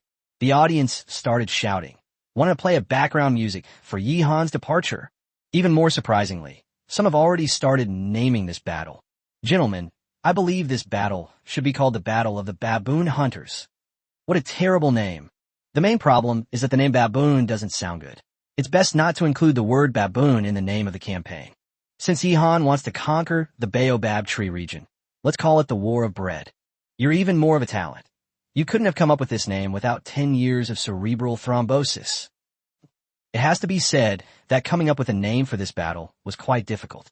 In the end, Bing Bing had a flash of inspiration and came up with an idea. I realized that this area with baobab trees probably corresponds to the position of one of the dragon's claws in the shape of the Wulong Mountains. Yihan will ascend the Wulong Mountains from here, and after hunting the baboons, he will climb to the top of the tree to collect baobab fruit. So, I think, how about we call it the Battle of Ascending to the Dragon? Bing Bing's suggestion was unanimously approved by everyone. The audience praised Bing Bing. No wonder he has formal training. However, there are also dissenting voices coming from the likes of the Japanese and Koreans. Yihan must die today. Ha ha! What bullshit dragon ascension battle. Yihan is doomed in this battle. A few baobab fruits thrown down by a baboon would be enough to smash Yihan's brain open. Kill. Go baboons. Kill Yihan and destroy the Dragon Kingdom. I hereby declare the baboon leader to be the guardian beast of South Korea, and it will bring about Yihan's demise. He hasn't even figured out Dragon Head Mountain yet, and he's already exploring new places. Yihan is taking too big a step. He's about to suffer a great loss and be in big trouble. Many foreign viewers, especially the Japanese, absolutely hated Yihan. Yihan killed 2 Japanese soldiers and was awarded the title of anti-Japanese hero. Yihan deserved a great deal of credit for China's current leading position. Furthermore, Yihan frequently triggered returns of tens of millions of times, making them even more furious. Yihan's livestream is incredibly popular. A massive barrage of comments kept pouring in. Everyone was waiting for this battle. Finally, Yihan arrived in front of the baobab tree and looked up at it. Alas! A strange cry rang out. A baboon had spotted Yihan and was sounding the alarm. Yihan believed that these were baboon scouts. Within many animal groups, there are also different divisions of labor. Just like human society. Give it to me. Various strange cries rang out, one after another. All the baboons looked at Yihan. Leading the pack was naturally the baboon leader, who looked down at Yihan from its high perch and had already tossed out a baobab fruit. Bang! The baobab fruit fell to the ground, burst open, and kicked up dirt. Then other baboons also started picking baobab fruits and throwing them at Yihan. The battle has begun. Yihan frowned and immediately drew his bow and knocked an arrow. He had his sights set on the baboon leader. To catch the thief, you must first catch the king. So many baobab fruits have been wasted, damn baboons. Go Yihan, shoot down the baboon leader. It now has a nationality and has become the guardian beast of South Korea. Cut off its head and hang it on a tree. That's a great idea. I think it would be difficult for Yihan to kill all of these baboons, so it's necessary to use deterrence. Fire. Yihan has shot the arrow. Will it hit its target? Amidst the clamor of discussion, Yihan began to adjust his breathing rhythm. Instantly, a strange feeling arose in the hearts of many people. That is, Yihan seems to have entered some kind of state. It's similar to the feeling of becoming one with the sword as described in novels. It was as if the bow and arrow in his hand had become an extension of his body. He wielded the bow and arrow as if they were his own body, controlling them with ease. Whoosh! The next moment, a sharp whooshing sound rang out, and an arrow shot out, pointing straight at the baboon leader. The live stream perspective has also been changed in a particularly human-centered way, allowing viewers to see the arrows more clearly. Wow, wow, wow. The leader of the baboons seemed to sense the danger and let out a strange cry. Then it threw out a baobab fruit, trying to hit Yihan's arrow. But the arrow was too fast. It simply cannot be locked. The baobab fruit it threw missed its target and fell to the ground. At the same time, Yihan's arrow had already arrived. Amidst the baboon leader's terrified expression, the arrow struck its neck directly. It's inserted. Although it didn't penetrate completely, it still went quite deep, and it made the baboon leader sway twice, so it quickly reached out and grabbed a branch to maintain its balance. All the baboons stopped calling and turned their attention to the baboon leader. The baboon leader bared his teeth and reached out to pull out the arrow. It would have been better if I hadn't pulled it out, because once I did, blood gushed out like crazy. Immediately afterwards, it fell directly from the tree and crashed hard on the ground, kicking up a lot of dirt. Its body smashed into a puddle of mud. After a brief silence, a cacophony of piercing screams erupted. All the baboons were terrified and started running around wildly in the trees. At this moment, Yihan had already completed a 3-shot burst. He fired 3 arrows at top speed. Whoosh whoosh. 3 arrows pierced the air and struck 2 baboons. One of them was shot in the stomach, and the other was shot directly into the mouth by an arrow. Both baboons fell from the tree. As he shot the arrow, Yihan also lunged forward, closing the distance between them. The closer the distance, the more accurate the arrow will be, and the less energy it will lose. Yihan's condition improved, and with each shot, the baboons fell to the ground and died on the spot. In the blink of an eye, more than 10 baboons have been killed. The battle has become one-sided. All the baboons were terrified and dared not fight back. They just jumped around and made terrified cries. Finally, some baboons began to escape from the baobab tree area and flee in along his home mountain. Yihan fired an arrow, barely hitting its rear end, but failed to kill it. The baboon quickly disappeared from Yihan's sight, but Yihan ignored it. This was within Yihan's expectations. He couldn't possibly kill all the baboons. Some of them will definitely escape. Barring unforeseen circumstances, the escaped baboons should never dare to return, because Yihan killed 2 ruthlessly and 2 fiercely. At this moment, Yihan's live stream room had completely erupted in excitement.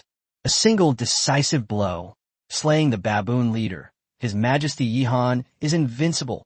Archery God is online. Yihan, how many accounts do you have? Ha ha ha. This is so exciting to watch. It reminds me of when I was a kid and used to shoot birds with a slingshot.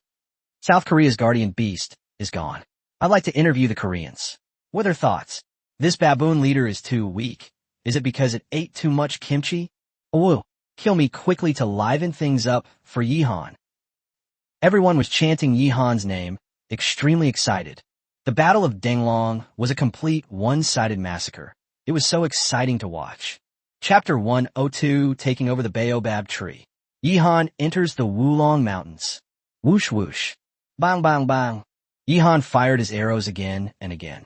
He wouldn't dare say he hit the target every time, but he could hit the target with at least 6 or 7 out of 10 arrows. After all, the baboons were in a panic jumping back and forth between the trees at lightning speed. Is this a low-to-high shot or moving target? In addition, there are frequent disturbances from the wind. Therefore, having this accuracy rate is already quite incredible. This is not only thanks to the composite bow, but also to Yihan's powerful hunting skills. The 30th one.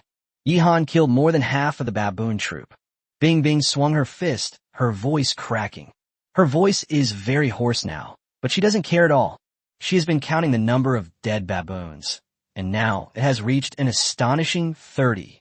Among the audience, quite a few were watching and counting. 8 baboons have run away. These 8 that escaped must be pretty smart. The others are either stupid or completely panicked. Ha ha! The most foolish baboon has appeared. In its panic, it's running straight at Yihan. High octane from start to finish, not a single dull moment. It was so exhilarating and incredibly satisfying. That's so satisfying. Yesterday, those baboons were all swaggering around, but now they're all running away with their tails between their legs, just like those Japanese and Koreans. Animalistic creatures are all pretty much the same. A massive flood of comments poured in, and the Chinese viewers were absolutely thrilled. Furthermore, 2 refunds were triggered during this period. One time, 1,000,000 times, another time, 10 million times. They all returned the baboon carcasses. However, although China is a great country for food, no one actually eats this stuff. Baboons are typically eaten only in some primitive tribes in Africa. Of course, with China's capabilities, even if everyone is currently hiding in underground shelters, they can definitely make use of these baboon corpses. This is something that ordinary people don't need to worry about. Professionals will handle it. Basically, anything returned can be used and won't be wasted. With the release of the refund announcement, all the players in Wilderness World became aware of the matter. Is Yihan hunting baboons? He has long-range weapons. He immediately realized that Yihan possessed a ranged weapon. After all, baboons live in trees and are very agile. Melee combat is unlikely to be effective against this creature. The fact that Yihan returned twice in a short period of time means that the number of baboons he hunted was far more than 2. Therefore, we can conclude that Yihan is using ranged weapons to hunt down a large number of baboons. Zhou Kai Wang exclaimed in surprise. Beside him, Lin Wei was playing with 2 stones in his hands, their surfaces still somewhat smooth. Both of these stones have white crystals on them that rock salt. That's awesome. Lin Wei couldn't help but sigh. How did Yihan do that? Master Lynch was shocked as soon as he woke up. The fish got away. Oh no! Fisherman Yu accidentally let the fish get off the hook. He looked extremely annoyed and slapped his thigh in frustration. Brother Yihan is amazing. I also need to hurry up and contribute to the Dragon Kingdom. Martial arts prodigy Chen Baiju clenched his fist. All the Chinese athletes were stunned. At this time, the Battle of Danglong was already coming to an end. Yihan shot and killed a total of 36 baboons. 16 of them escaped. Of the 16 that escaped, 6 were injured and likely won't live much longer. A whole baboon tribe of 52 was slaughtered by Yihan alone. Now Yihan stopped, because there were no more baboons on the baobab trees in front of him. The dead, the wounded, and the fleeing. Not a single one was left. Fight! Just then, the system notification sounded. Congratulations, host, for taking control of the baobab tree.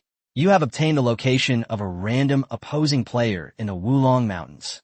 Suddenly, a new map appeared on the system panel in front of Yihan. This map is almost entirely blank, but 2 bright spots are visible. A blue dot of light represents Yihan's own location. Additionally, this red dot represents the location of a random opposing player. It's not that far. It would take me 3 or 4 hours to walk there. Yihan was overjoyed. After all, the Wulong Mountain range is truly enormous, and if the opposing players are too far away, just walking there would be a hassle. Who knows what unexpected events and dangers we might encounter on the way. There's no time to lose. Let's go kill this guy today, and we can get his initial supplies and clothes. If we delay, and he dies on his own, we'll suffer a huge loss. Yihan made a quick decision in his mind, and so, the audience witnessed this scene. So many baboons ran away. No, I must hunt them down. Yihan put on a show. He strode forward and truly entered the Wulong Mountains. Yihan is going to hunt down the fleeing baboon. In the live stream, Bing Bing let out a gasp. This move is somewhat risky because the area ahead is completely unknown and no one knows what dangers lie ahead. Actually, there's no need to chase after them. Those baboons definitely won't dare to come back. Your Majesty, please be careful. Your health is of utmost importance. I think it's a good idea. It's better to kill them all cleanly, just in case some of the baboons that escape are particularly vengeful. Yihan has entered the Wulong Mountains. There must be a lot of rich resources inside. Yoshi, Yihan is too arrogant. He'll die in the mountains. Yes, quickly. Let a poisonous snake bite him to death. Let an elephant trample him to death. The audience in China felt somewhat nervous and worried. Meanwhile, a large number of foreign viewers continued to curse Yihan. They even brought out elephants, because they knew that ordinary wild animals could no longer kill Yihan. It has to be a heavyweight like an elephant. However, it must be said that if Yihan encountered an elephant, he really wouldn't have any good ideas. However, as of now, Yihan has not yet discovered any trace of elephants. There should be elephants in the wilderness. Perhaps we'll encounter them someday. So, amidst the clamor of discussion, Yihan pretended to search for the baboon's tracks, but in reality, he rushed to the location of the opposing player. But he truly lived up to his lucky streak, as he actually spotted 2 baboons on the road. One of them is already dead. He was shot by Yihan with an arrow while fleeing and finally died here. The other one was unharmed, but Yihan discovered it and shot it dead with 2 arrows. We've covered about half the distance. According to the map, this person was constantly moving, possibly looking for food or something. Yihan would occasionally glance at the red dot markers on the map. He noticed that the red dot frequently moved within a certain area, likely searching for food. However, what this person was doing was unimportant to Yihan. As long as this person doesn't die. Yihan quickened his pace and continued forward. Chapter 103 Lee Junho from South Korea, the first country to communicate with the athletes. Just as Yihan was venturing deep into the Wulong Mountains, about 2 hours ahead of him, there was a mountain stream filled with boulders. Through the gaps between these rocks, you can see that there are caves of all sizes hidden inside. A figure emerged from a cave with some difficulty, carrying 2 dead bats in his hands. Juno Appa, I love you. Appa is awesome. He got 2 more bats. Eat sparingly. It can last for 2 days. I feel so sorry for my Juno Appa. He's lost weight. Oops, I stepped in bat poop. Let me wash it off for you, Appa. Ha ha ha. What a lousy name. It's actually a pickaxe. Damn it. Get out of Appa's live stream. You Chinese. This is a South Korean athlete named Lee Junho. Before the apocalypse, he was an actor who starred in several popular idol dramas. They belong to the top tier of South Korean celebrities, extremely popular. However, his life was not easy after arriving in the wilderness. He usually lives in a small, dark, and damp cave, and he was bitten by centipedes twice. They usually eat mostly insects and wild fruits. But this time, he explored cave after cave, found bats, and successfully killed 2 of them with a stick. At this moment, Lee Junho's face was also full of smiles. Regardless, bats are carnivorous. Finally, we can eat meat. Quickly wash these 2 bats, then roast them and eat them. I am starving. Lee Junho stuck out his tongue and licked his lips, a scene that once again caused many fans to gasp and scream. Swish! Just then, a baboon darted across the woods in front of him, its body brushing against the branches and making a sound. In the blink of an eye, he disappeared from Lee Junho's sight. It looks like a monkey. This kind of thing is simply impossible to hunt. Lee Junho spoke first, but he stopped halfway through his sentence. He remembered that Yihan had just hunted a baboon, triggering 2 refunds. That Yihan from the Dragon Kingdom deserves to die. The reason why China is now far ahead is because of him. Wait, could this baboon be the one that escaped from Yihan's grasp? The commentator in Lee Junho's live stream was startled and shouted. She is also an actress and has worked with Lee Junho, with whom she was involved in a scandal. Upon hearing her guess, a large number of Koreans panicked. That's actually quite possible. Oh no, Juno Appa, watch out. Quick, hide. We absolutely mustn't run into Yihan. That Yihan can kill a tiger, Juno Appa, is definitely no match for him. Don't panic. There are all kinds of wild animals in the wilderness. What makes you think that this baboon is the one Yihan is chasing? There's an old saying in China, it's better to believe it exists than to believe it doesn't. This might be a good opportunity to ambush Yihan and kill him. I think we should take a gamble. What if we succeed? A frenzy of discussion erupted in South Korea. On the higher-up side, a meeting was quickly convened, and professionals, along with artificial intelligence, began to analyze the situation. Ultimately, they came to a conclusion that both excited and frightened them. That is, based on the analysis of the wilderness environment in Yihan and Lee Junho's live streams.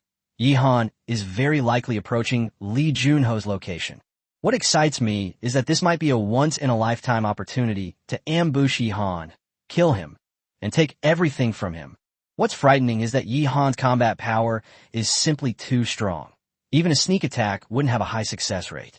Meanwhile, a similar conclusion was reached in China. Based on the analysis of our nation's top think tank and artificial intelligence, we have reached a conclusion. The route Yihan chose to chase the baboon has an over 82% probability of leading him close to the residence of South Korean athlete Lee Ji-ho. In Yihan's live stream, Bingbing's breathing suddenly became rapid. When she told the audience the news, everyone gasped in surprise. In other words, as long as Yihan continues to move forward, there is a high probability that he will encounter the Koreans. Good. It's time for another one of the Koreans to die. Yihan has already killed 2 Japanese soldiers. Now he's going to kill a Korean too. The Koreans still have 9 people left, and their current national fortune value is 117 points, which is quite a lot. Let's get them. Those Koreans were just gloating, saying that their baboon leader is their national guardian beast. That makes perfect sense. Yihan killing the guardian beast of South Korea is just collecting some interest. We'll continue to deal with them next. South Korea once claimed that Yihan had Korean blood, which was an insult to Yihan. There's a saying, a king cannot be insulted. An announcement has been made. South Korea has spent its national resources to communicate with the players. Amidst a flood of comments, an announcement appeared, shocking the entire Blue Star and the entire wilderness world. Announcement. South Korea has used 10 points of national fortune to engage in a battle with South Korean player Lee Junho. South Korea's current national fortune value is 107 points. 1 minute countdown begins now. 60, 59, 58. Upon seeing this announcement and the ever-decreasing countdown, the sky must have fallen for the Koreans. Damn it! Why is there an announcement? The South Korean leader turned green with rage. I was just trying to communicate secretly, but I never expected an announcement to appear. Now everyone knows that South Korea and Lee Junho spoke on the phone. Perhaps Yihan will become wary because of this. But there's no time to worry about that now. The national fortune value has already been spent. The countdown is decreasing, and there's no time to lose. Lee Junho, I am Park Do-sa, the head of state of South Korea. Yihan from the Dragon Kingdom is heading this way. Quickly lie in ambush, launch a surprise attack, and kill him. South Korean President Park Do-sa spoke quickly. His voice rang in Lee Junho's ears. The exchange between a country and its athletes is like making a phone call across the world. Upon hearing this, Lee Junho was completely stunned. What? Yihan is here? Did the leader order him to ambush Yihan? For a moment, Lee Junho felt his head buzzing. It's like a king in Journey to the West ordering a minor demon to kill Sun Wukong. It's utterly absurd. Your Majesty, how could I possibly defeat Yihan? He's already killed 2 Japanese soldiers, and he's even killed a powerful crocodile. Lee Junho stammered, barely able to hold the bat in his hand. That's an order. Lee Junho, if you kill Yihan, you'll get all the supplies he has. He already has an endless supply of food and occupies the most fertile piece of land in the entire wilderness. Kill him, and it will all be yours. South Korean leader Park Do-sa slammed his fist on the table and shouted, I don't dare. I'm just an actor. Lee Junho almost cried. Surviving in the wilderness is already difficult enough. While Yihan's supplies were tempting, he simply didn't have the guts to ambush Yihan. Damn it, I am the head of state. I am the god of South Korea. You good for nothing. If you don't obey me, I'll starve your wife and children to death. Park Do-sa was furious and made a direct threat. Go to hell. My wife was just someone the Chable got tired of and got pregnant, so they dump her on me to get married and also to create some buzz. I have absolutely no feelings for her, and the child isn't mine.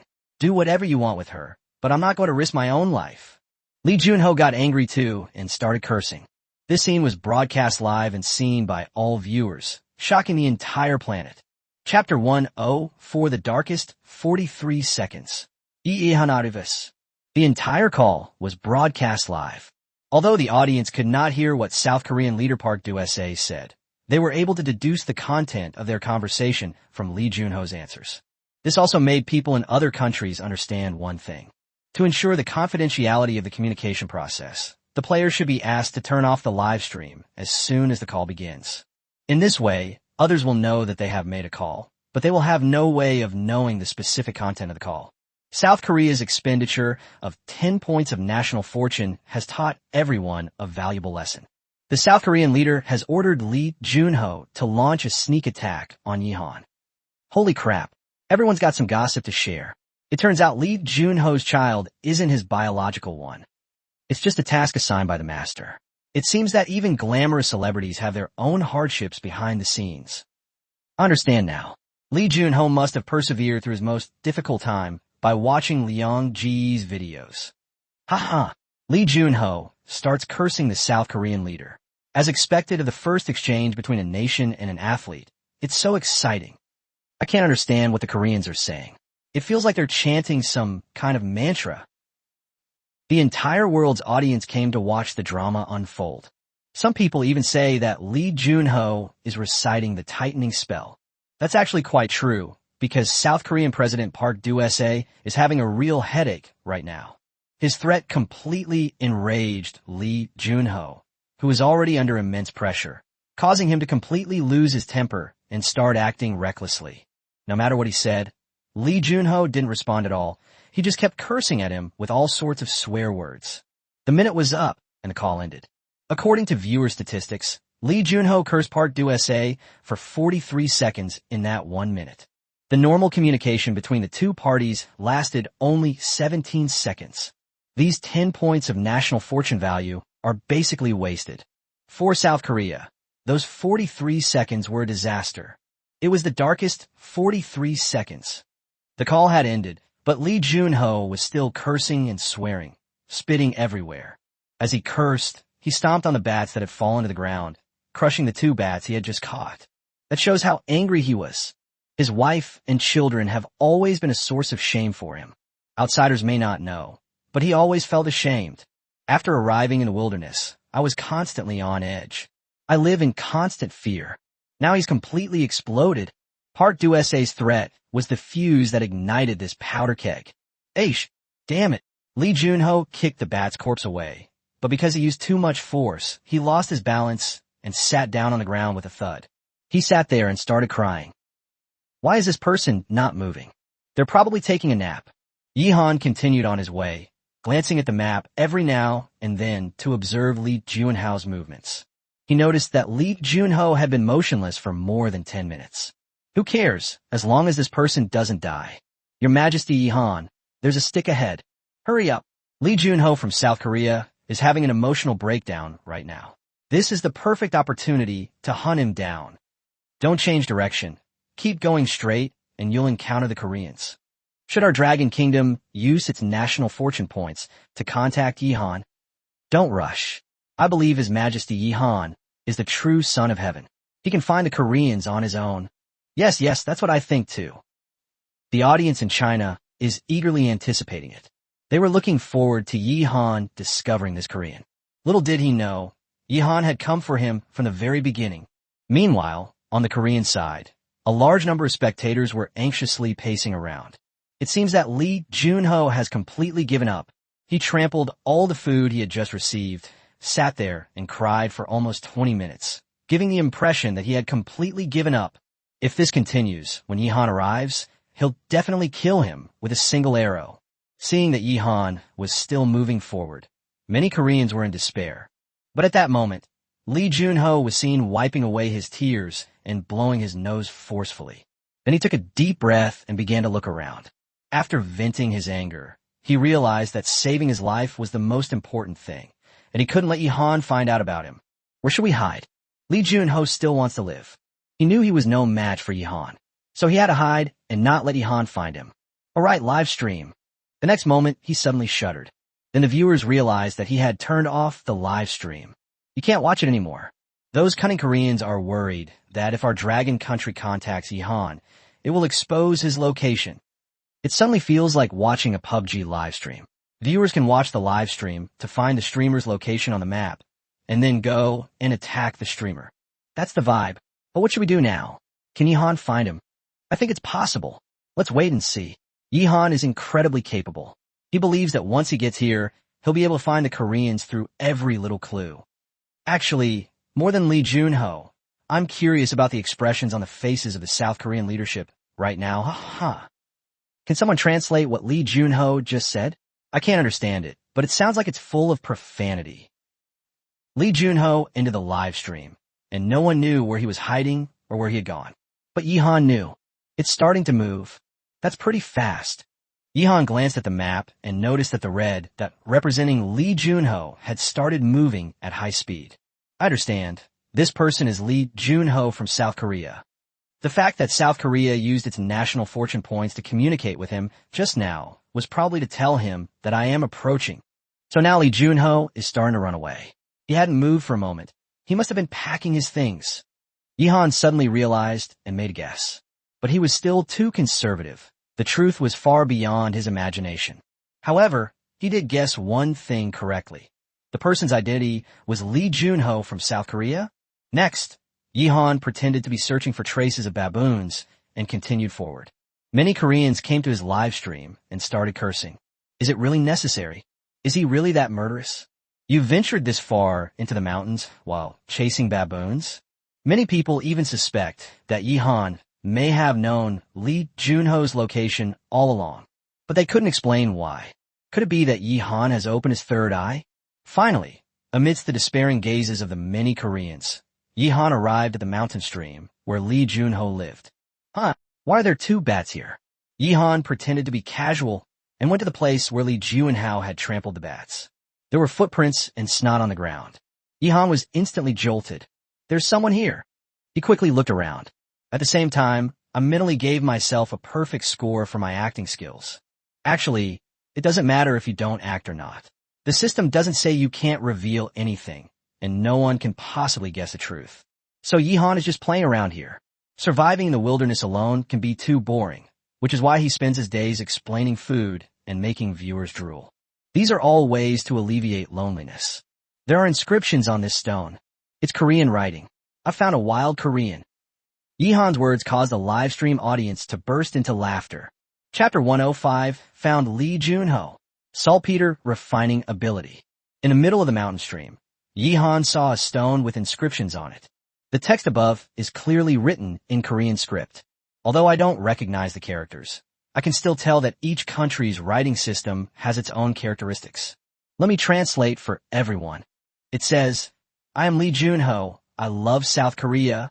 During Yihan's live stream, Bing Bing translated for everyone. Actually, she doesn't know much about Korean writing, but she has a smartwatch. This inscription was carved by Lee Junho when he first arrived in the wilderness world. He was full of ambition at that time, but he never expected that he would have such a difficult time. Really? Bing Bing, are you acting against me? I don't know if Bing Bing acted or not, but I suspect Yihan did. Yihan must have a system. He knew Lee Junho was here all along. Otherwise, it wouldn't make sense. Our emperor probably thinks he did a great job. I think this is purely a coincidence. Who in the world could have such a thing as a system? That's impossible. Yes, I'm so annoyed by people like you. You keep saying that Yihan has a system, that Wuhan has a system, that everyone has a system. You become obsessed with reading novels. So, where exactly is Lee Junho hiding, or has he already run away? In Yihan's live stream, everyone was discussing it. Besides China, which had the largest audience, South Korea had the most, with almost the entire country coming. Of course, the total population of South Korea isn't actually that large. Then there are other countries that come to watch the spectacle, eager to see the final outcome. There's a Korean living here. Hurry up and find him. Yihan muttered to himself, showing off his acting skills. Actually, he didn't need to look for him at all. He had already spotted Lee Junho's location on the map. This guy must be tired from running. He hasn't moved for a while now. Once you stop in a situation like this, it will be very difficult to start running again. They're Korean footprints. He went in that direction. Yihan pretended to have discovered Li Junhao's footprints. The footprints were very clear because they were covered in blood. That was the bloodstain left by Li Junho when he stepped on a bat. Seeing this, many Koreans were filled with despair. Damn it! Yihan discovered the footprints. Those footprints were stained with bat blood. Anyone who isn't blind could see them. Are there any blind players among all the contestants? There's a one-eyed man, not completely blind, and a deaf man from Australia. So Li Junho didn't hide. He ran away. Damn it. What did the higher-ups say to make Li Junho so angry? Yihan began to follow the footprints and continued forward. The footprints were very clear at first, but they gradually faded. But that's not a problem. Many plants along the way were trampled, and they all served as guiding lights. Even without looking at a map, Yihan was able to find Li Junho easily. Meanwhile, Li Junho was hiding in a tree. He was truly exhausted. He had been starving ever since arriving in the wilderness, and after venting his frustrations and crying his heart out, he had run such a long distance. He felt numb all over, and his lungs were burning. Left with no other choice, he had to stop. But he was worried about being discovered by Yihan, so he found a big tree and struggled to climb it. They used the dense foliage of the trees to conceal their figures. There are footsteps. It's Yihan. The next moment, Li Junho heard Yihan's footsteps. He clenched his teeth, barely daring to breathe, and suddenly felt an urge to urinate. But you have to hold back at times like this. Damn it. Where did that Korean go? How are we supposed to find it? We just can't find it. Stop arguing. I believe Yihan will find him and kill him. Yihan, please stop acting and grab that stick already. Damn it. Hurry up and send a poisonous snake out to bite Yihan to death. Please, God, send a bolt of lightning to strike Yihan dead. The audience was all very nervous. The Koreans were cursing Yihan even more viciously. At this moment, Yihan stopped under a tree. Li Junho's footprints disappeared here, and there was no sign of anyone passing by ahead. Therefore, he must have chosen to climb the tree and hide here. Yihan possesses powerful hunter abilities. Nothing could escape his notice. Then he opened the map to verify. Sure enough, the blue and red dots on the map almost overlapped. The next moment, Yihan reached out and touched the tree trunk in front of him. There are obvious signs of being stepped on and rubbed. Yihan raised his head and met Li Junho's horrified gaze. Found it. Bing Bing's voice cracked again. Her throat was already extremely hoarse. It's all Yihan's fault. He always manages to make her scream. It's over. Many Koreans were plunged into despair, feeling their vision blurring. Choosing to communicate with Li Junho this time has already consumed 10 points of national fortune. When Li Junho dies, 10 points of national fortune will be deducted. A total of 20 points of national fortune were lost. And this is only the immediate loss. In the long run, the losses will be even greater. After all, as long as Li Junho is alive, he can contribute 1 point of national fortune value to South Korea every day. Now they're all gone. I kill you. Li Junho roared and jumped down from the tree. He descended from the sky, as if to crush Yihan to death. Yihan remained calm, took a half step back, and then raised his leg for a flying kick. A whip kick landed hard on Li Junho's waist. To the audience, it looked as if Li Junho had offered his waist to Yihan's legs. With a loud thud, Li Junho's face contorted in pain, and he collapsed to his knees, unable to straighten up. Fight! At that moment, the system's choice was triggered. The host has discovered South Korean athlete Li Junho, triggering a choice. Option 1. Subdue Li Junho and obtain an A-level whip technique. Option 2. Release Li Junho and gain A-level kimchi-making ability. Option 3. Defeat Li Junho to gain the ability to refine saltpeter. There are no slaves in this new era, and I don't like kimchi either. Yihan smiled inwardly as he made his choice. We must kill Li Junho. This will bring us a great deal of benefits and further solidify the Dragon Kingdom's dominant position. Moreover, once saltpeter is extracted, only one more raw material is needed to make gunpowder. Sooner or later, we'll be able to make gunpowder. Yihan will then possess firearms. Meanwhile, Li Junho was already struggling to crawl on the ground and hiding behind a tree trunk. Yihan took a step, and he quickly crawled along, always keeping in the opposite direction from Yihan, with a thick tree trunk always between them. If Yihan went left, he would crawl to the right. If Yihan went to the right, he would crawl backwards to the left. He actually pulled off a move reminiscent of the Qin king circling the pillar. "Don't kill me. Yihan, please spare me." Li Junho crawled along crying, repeatedly begging for mercy. Yihan didn't speak, but instead used a set of feints. He first pretended to walk to the left, taking a big step, and Li Junho quickly crawled to the right. But at that moment, Yihan suddenly retreated, turned around, and moved so fast that Li Junho couldn't react at all. Li Junho crawled right up to Yihan, only to have Yihan step on his head. "Relax and close your eyes." Yihan squatted down and spoke, then reached out and snapped Li Junho's neck with a crack. The next moment, an announcement appeared. Chapter 106 Seeds and Ear Picks. A new series option. Chinese player Yihan defeats Korean player Li Junho. South Korea has had 10 points deducted from its national fortune value, leaving it with a current national fortune value of 97 points. The Dragon Kingdom's national fortune value has increased by 10 points, currently standing at 170 points. This announcement, appearing before the eyes of every contestant, caused a huge stir. The Korean nation just spent 10 points of national fortune to communicate with this Li Junho. As a result, not long after the communication, Li Junho was beaten to death by Yihan, TSK. Long, he quickly deduced the truth, his face beaming with smiles. It seems that the Koreans discovered Yihan was approaching Li Junho and then chose to communicate with him, either instructing him to ambush Yihan or to run away as soon as possible. In the end, Yihan successfully killed Li Junho. Brother Yihan is amazing. I also want to contribute to the Dragon Kingdom. Shin Baiju, his face beaming with excitement, shouted. Upon hearing his words, the viewers in a live stream couldn't help but laugh. "Huh, little white horse is so cute." Everyone's laughing their heads off. Whenever Yihan triggers an announcement, Baiju always says something like this.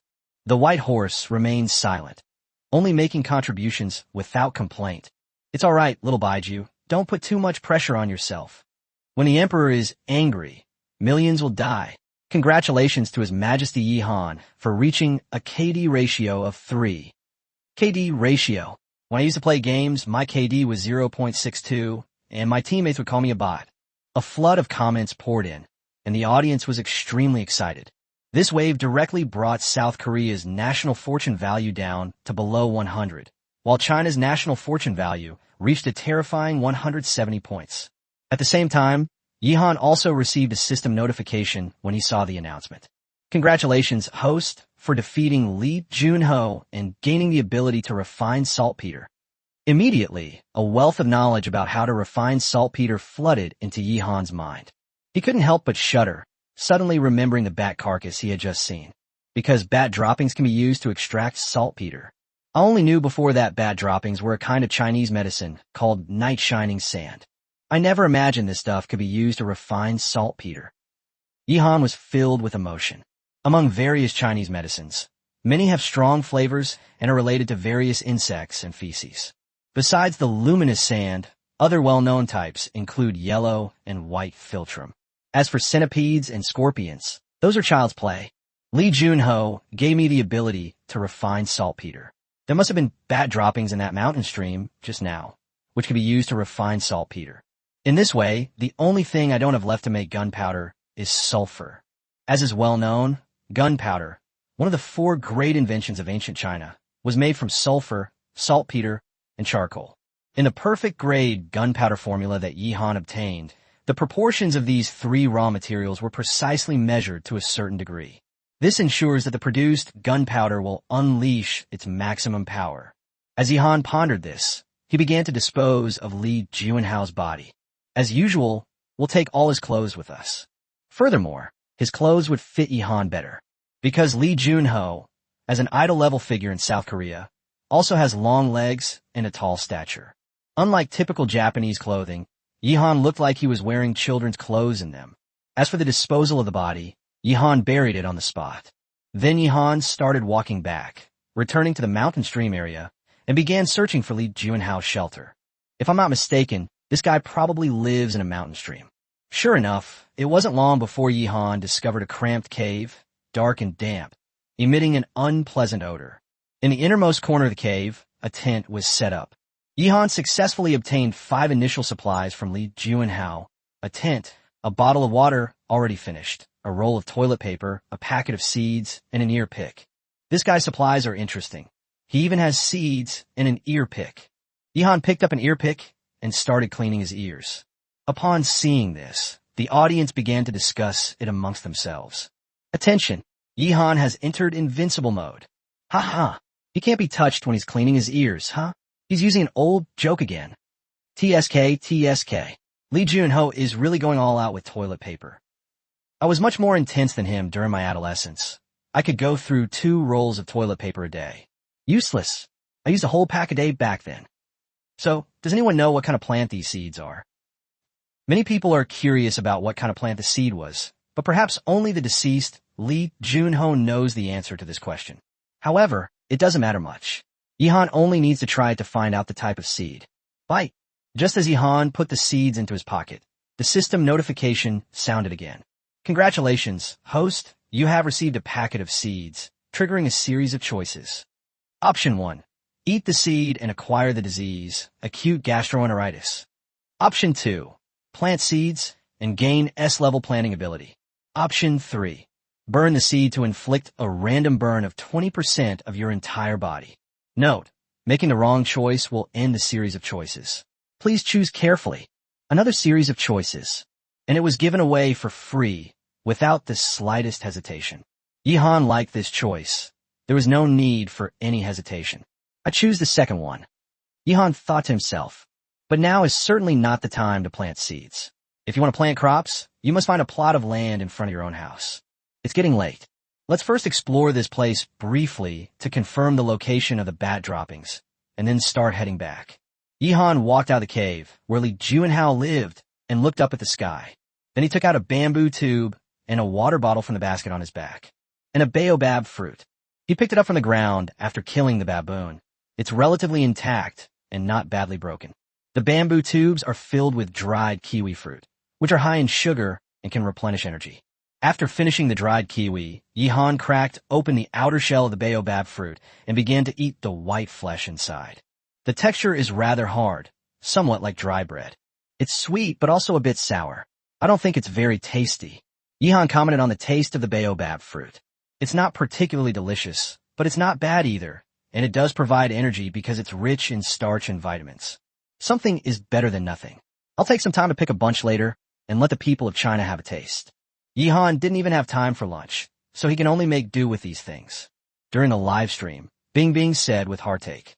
Yihan quickly finished eating the dried kiwi and baobab fruit, then drank half a bottle of cooled boiled water with honey before starting to explore the caves of all sizes in the mountain stream. And it was at this moment that a shocking piece of news arrived. Chun Baiju, who was determined to contribute to the Dragon Kingdom, finally had his chance. He encountered a beautiful Chinese athlete. Chapter 107. Clue vs. Chun Baiju. Chinese Kung Fu shocks the world. They watched helplessly as Yihan killed 3 opposing players, 2 Koreans and 1 Japanese, and Long Yi also killed a Japanese player. Chun Baiju was anxious. He's so hot-tempered. Since arriving in the wilderness world, he hasn't triggered the return event many times, nor has he managed to kill any foreign players. All his martial arts skills are useless. You have to understand that at his age, he's at the peak of his immature and delusional phase, often fantasizing that he's saved the world. He was incredibly excited to be randomly selected as one of the 10 contestants from the Dragon Kingdom, and he was eager to make a name for himself. But reality didn't go as planned, and he never had the chance to show his abilities. And now, he has finally met a beautiful Chinese player, American athlete Carl Emerson. Before the apocalypse, he worked as a professional bodyguard and was said to be very powerful. Great! It's Crew. Crew killed this Chinese kid. Crew used to work for Blackwater Security. That's a top-tier security company in our country. Ah, yes. Everyone, this is a sure thing. I once hired Crew to protect me. His strength is beyond doubt. Finally, someone in the Dragon Kingdom is going to die. This is fantastic. Yay! Yay! As soon as the news broke, a large number of viewers flocked to Carl Emerson and Chun Baiju's livestream. A huge number of foreigners are celebrating, and have already begun their festivities ahead of schedule. Many Chinese people, however, are filled with worry. It seems this American athlete possesses formidable fighting power. But Chen Baiju is still a minor. Don't panic, everyone. I know Baiju's strength best. He will definitely win. The commentator in Chen Baiju's live stream began to speak, his voice deep and powerful. Looking at his appearance, he bears a resemblance to Chen Baiju. Because he is Chen Baiju's father, named Chen Longhu, a martial arts master from China. Beside Chen Longhu was a beautiful woman in a Chong Sam, who looked very nervous and was holding his arm. This is Chen Baiju's mother, Ouyang Yu, who is also the commentator in her son's live stream. Compared to Chen Longhu's composure, Ouyang Yu is visibly nervous. After all, what his son was about to face was a life-or-death battle. It's fine. Baiju can handle it. Look at him, he's even smiling. Chen Longhu placed his large, warm hand over his wife's and patted it gently twice. Indeed, Chen Baiju smiled in the live stream. His still somewhat immature face was filled with excitement. I can finally contribute to the Dragon Kingdom. He was overjoyed. Eliminate this foreigner in front of us and increase the national fortune value of the Dragon Kingdom. Ha ha! A child. When he saw Chen Baiju, Carl Emerson couldn't help but laugh out loud. I actually ran into a child. This is practically a gift of national fortune delivered right to our doorstep. Hey, boy, I will kill you. Crew grinned maliciously, swinging his fists and making a cracking sound. He strode towards Chen Baiju, exuding a powerful sense of pressure. Chen Baiju, however, remained calm and composed, and performed a fist and palm salute. Oh, Kung Fu. Kung Fu from China. Interesting. Crew raised an eyebrow and said with a smile. He still regarded Chen Baiju as a joke. They completely disregarded the little boy in front of them. Whoosh. The next moment, he threw a punch straight at Chen Baiju's face. The force of the punch was so strong that many people held their breath. But just as this vicious punch was about to land, Chen Baiju suddenly moved. He stepped forward, blocking with one hand and throwing a hook with the other. Those in the know have already recognized this posture. Shaolin Kung Fu. Arhut supporting the sky. Ha ha. My son grew up in the Shaolin Temple, so it's normal for him to know a few Shaolin Kung Fu moves. In a live stream, Chen Longhu smiled and nodded. Despite his young age, Chen Baiju is a genius born for the martial arts of the Dragon Kingdom. He can quickly learn the techniques of various schools and styles, and master them thoroughly. At this moment, Clue had no idea that this little boy actually knew Kung Fu. And he's quite strong. So before he knew it, Chen Baiju had punched him hard in the chin. Blood is flowing from his mouth. But before he could react, Chen Baiju's fist struck out rapidly in a series of rapid, overlapping blows, creating afterimages. Wing Chun, a straight punch in the shape of the sun. Bang, bang, bang. Every punch felt real, like watching a martial arts movie. It said that Bruce Lee could throw 8 punches in a second. But what about our little brother Baiju? Faster. Too fast. That felt amazing. I couldn't resist beating up my wife. Wow. Baiju is so full of youthful heroism. I love him. Haha. This foreigner is completely stunned and has no chance to fight back. Wow, that's awesome. When I was young, I also aspired to learn martial arts, but my dad wouldn't spend the money to send me to learn. It's all his fault. The 1-inch punch. The 1-inch punch has appeared. How much force must that punch have? The audience erupted in cheers. This is real skill. After Chen Baiju finished a set of sun-shaped punches, he put his palms together and pressed them against Kalu's chest, unleashing a powerful inch punch. Some viewers even saw that the dust on Crew's clothes was blown out and formed a Tyndall effect under the sunlight. Cough, cough, cough. Clue coughed repeatedly after being hit, and the way he looked at Chen Baiju changed. His rhythm was completely disrupted, so he quickly stepped back to regroup. Ugh. It's my turn to play. Crew adjusted his breathing, then suddenly charged forward. He leaped up and kicked Chen Baiju. Arrow step kill. Chen Baiju's eyes gleamed, and he quickly made his move, sending Clue flying backwards. What happened? Tai Chi Chuan, brush knee, and twist step.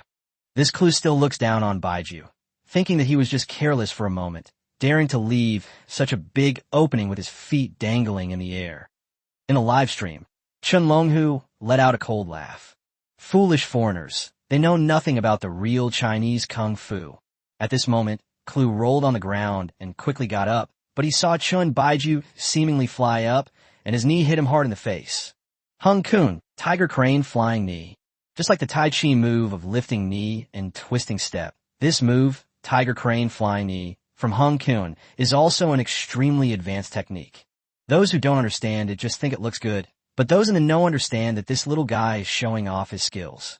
Each movie makes switches to a different style, and they are all extremely advanced techniques. Most importantly, they're seamlessly connected. He is truly a genius among geniuses. Oh no, Crew couldn't even beat a child. Useless trash. Crew, hurry up and kill him. Use absolute force to twist his head off. Yoshi, they should both die together. They should both die. Is this the martial arts of the Dragon Kingdom? It's amazing. The live stream chat was flooded with a massive amount of comments, completely boiling over. This battle is the focus of everyone's attention. Chapter 108. A powerful move from the start. Of all martial arts techniques, none are invincible except speed. In a short period of time, Chun Baiju used 4 martial arts: Shaolin Kung Fu, Wing Chun, Tai Chi, and Hung Kun. They're all extremely powerful ultimate moves. Chun Baiju. I'm going for a powerful move right from the start. How are you going to catch it? Cool. The audience in China was completely blown away, feeling incredibly thrilled. Keilu's nose was hit by Chun Baiju's knee, and blood flowed from his nostrils. The smell of blood, combined with the intense pain, further fueled the ferocity in his bones. A murderous intent suddenly arose. This guy has killed people before. His job used to be to protect important figures or wealthy people. Once, he was assigned to protect a wealthy man, but he fell in love with the man's mistress. So after the protection mission ended, he secretly sneaked into the tycoon's manor, killed the tycoon, and had sex with his mistress. The final fire burned down the entire manor, and this is just one of the many misdeeds of his. A deadly aura filled the jungle. The two roared and charged forward, engaging in a head-on confrontation once again. Clue threw a flurry of punches, and Chun Baiju directly countered with his own. Swish, swish, swish. Clap, clap, clap. Both of them kept moving their feet and threw punches rapidly, creating a lot of afterimages. The audience watched with rapt attention. The next moment, Clue suddenly changed his move and kicked Chun Baiju hard in the groin.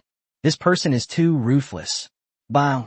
Fortunately, Chun Baiju reacted very quickly, raising his leg to block the kick in time. Both of them retreated simultaneously and regained their fighting stance. I haven't even used my groin kick yet, and you've already done it. I'm not playing with you anymore. Chun Baiju opened his mouth with a smile and made a very chinibu, a Japanese term for someone with delusions of grandeur, gesture. That is to extend your thumb and run it under your nostril. Crew retaliated by slicing his own throat with his palm. This is fucking amazing. It's like watching a kung fu movie. Baiju is so handsome. I love you, sister. Our clothes aren't even dirty, while this security guard's face is covered in blood. The difference in their abilities is obvious. Ha. This Clue is a bodyguard, not a security guard. Quiet down.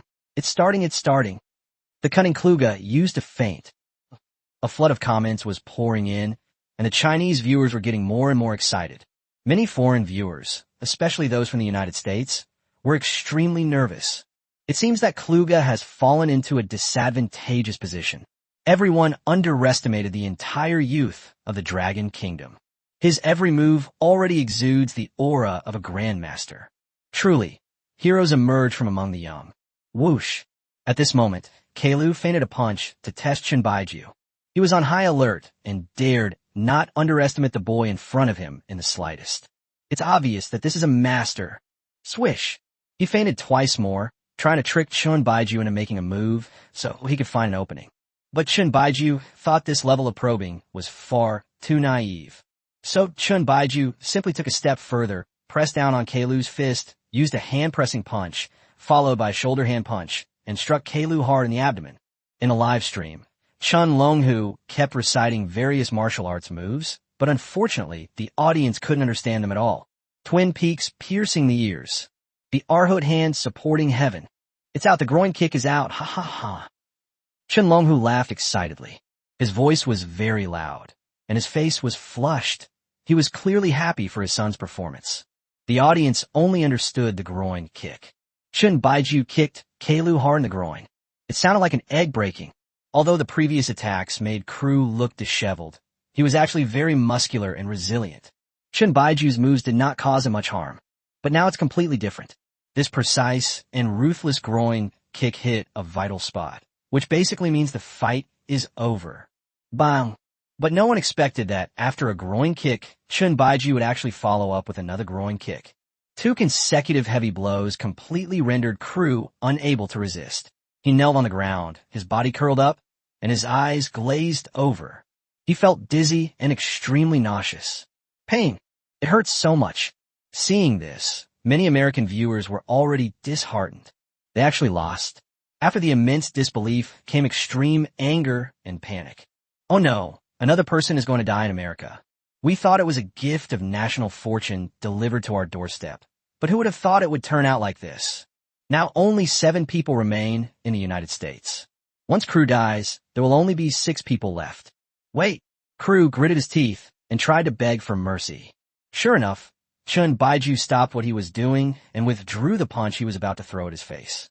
Upon seeing this, a ruthless glint flashed in Crew's eyes. He covered his crotch with one hand, while pulling a sharp wooden splinter from his pocket with the other. He stabbed Chun Baiju hard in the abdomen. This wooden spike was meticulously crafted by Crew, making it extremely sharp. With his full strength, it could definitely penetrate deep into flesh. If he were stabbed, it would basically mean Chun Baiju's death. Crew had it all planned out. Once he stabbed Chun Baiju, he would insert his palm along the wound into Chun Baiju's body and crush his internal organs one by one. Instantly, a large number of Chinese spectators erupted in gasps of surprise. Meanwhile, American viewers saw hope again. In any case, he's just a little boy. He's only learned some martial arts, but when it comes to ruthlessness, you have to look at Crew, who came from a professional bodyguard background. Whoosh. But then, something astonishing happened. Chun Baiju remained unfazed and immediately reached out to firmly grasp Keilu's wrist. It turns out he was prepared all along. Crew let out a defiant roar, his adrenaline surging as he struggled to get up. But Chun Baiju had already snatched the wooden splinter from his hand and plunged it directly into his throat. Blood splattered on the boy's face, and he looked disgusted, but he was trying to control himself. The next moment, Chun Baiju exerted force with his palm, gripping the wooden splinter and twisting it violently. Crew opened his mouth wide, blood gushing out, his life force rapidly ebbing away. Chun Baiju frowned, still feeling uneasy, so he pulled out the splinter and stabbed it into Keilu's heart. The force was so great that it broke the wooden splinter. Then, Chun Baiju stood up and took a step back, finally unable to hold it in, and vomited. Even so, he continued to stare intently at Crew, to prevent Kluge from launching a last-ditch counterattack. However, Chun Baiju clearly overestimated Keilu. Crew was now completely powerless to resist. He lay on the ground, a large pool of blood gradually spreading beneath him. Immediately afterwards, the announcement came out, shocking the entire planet and all the players in the wilderness world. Chinese player Chun Baiju defeats American player Crew Emerson. The United States has had 10 points of national fortune deducted, leaving it with a current national fortune of 101 points. The Dragon Kingdom's national fortune value has increased by 10 points, currently standing at 180 points.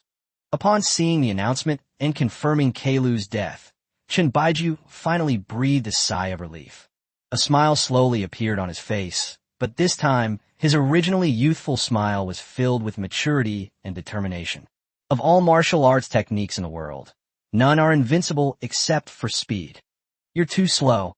After a brief period of discomfort, Chun Baiju clenched his fist, his heart filled with excitement. Chapter 109, an incredible discovery. In a very short time, the Dragon Kingdom's national fortune value increased by 20 points. Yihan killed Lee Junho, a player from South Korea. Chun Baiju killed American athlete Crew Emerson. With 180 points of national fortune value, it's far ahead. And after today's end, we can add another 10 points, which will make it 190 points, bringing us close to the 200 mark. At this moment, Chun Baiju took a deep breath, squatted down in front of Keilu's corpse, and began to strip off his clothes. Although he is still a minor, his body is developing very well, perhaps because he has been practicing martial arts since childhood.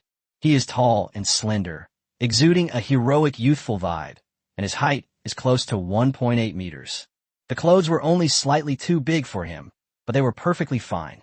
And in the days to come, he will definitely continue to grow taller, and by then, when he wears crew's clothes again, they should be the perfect size.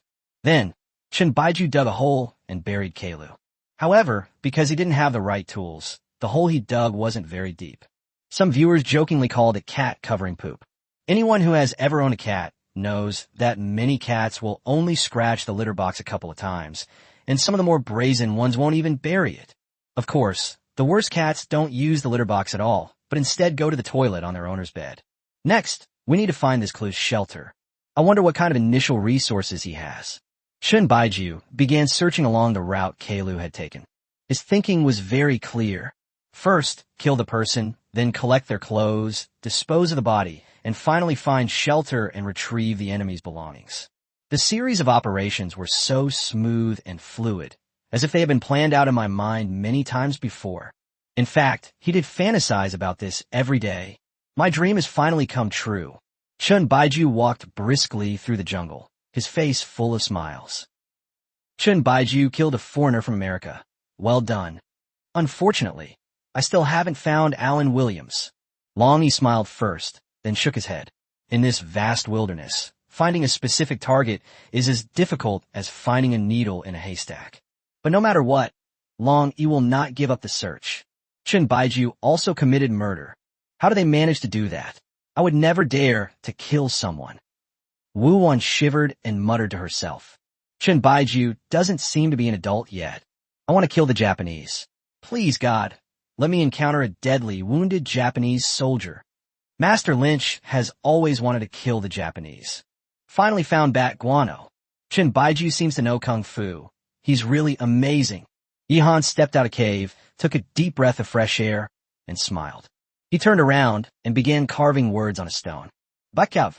After leaving the message, Ihan also drew a bat next to it. However, some of his works are hard to describe. Finally, there's something Ihan isn't good at. In the live stream, Bing Bing couldn't help but laugh out loud. Because Ihan's engravings looked like those of a primary school student who had just learned to write, crooked and messy. His bat paintings are also very abstract. Wow, so Ihan is into abstract art. This bat is drawn like something else, but I'm not well educated enough to describe it. I feel like a chicken. Dude, is there a word missing at the end of your sentence?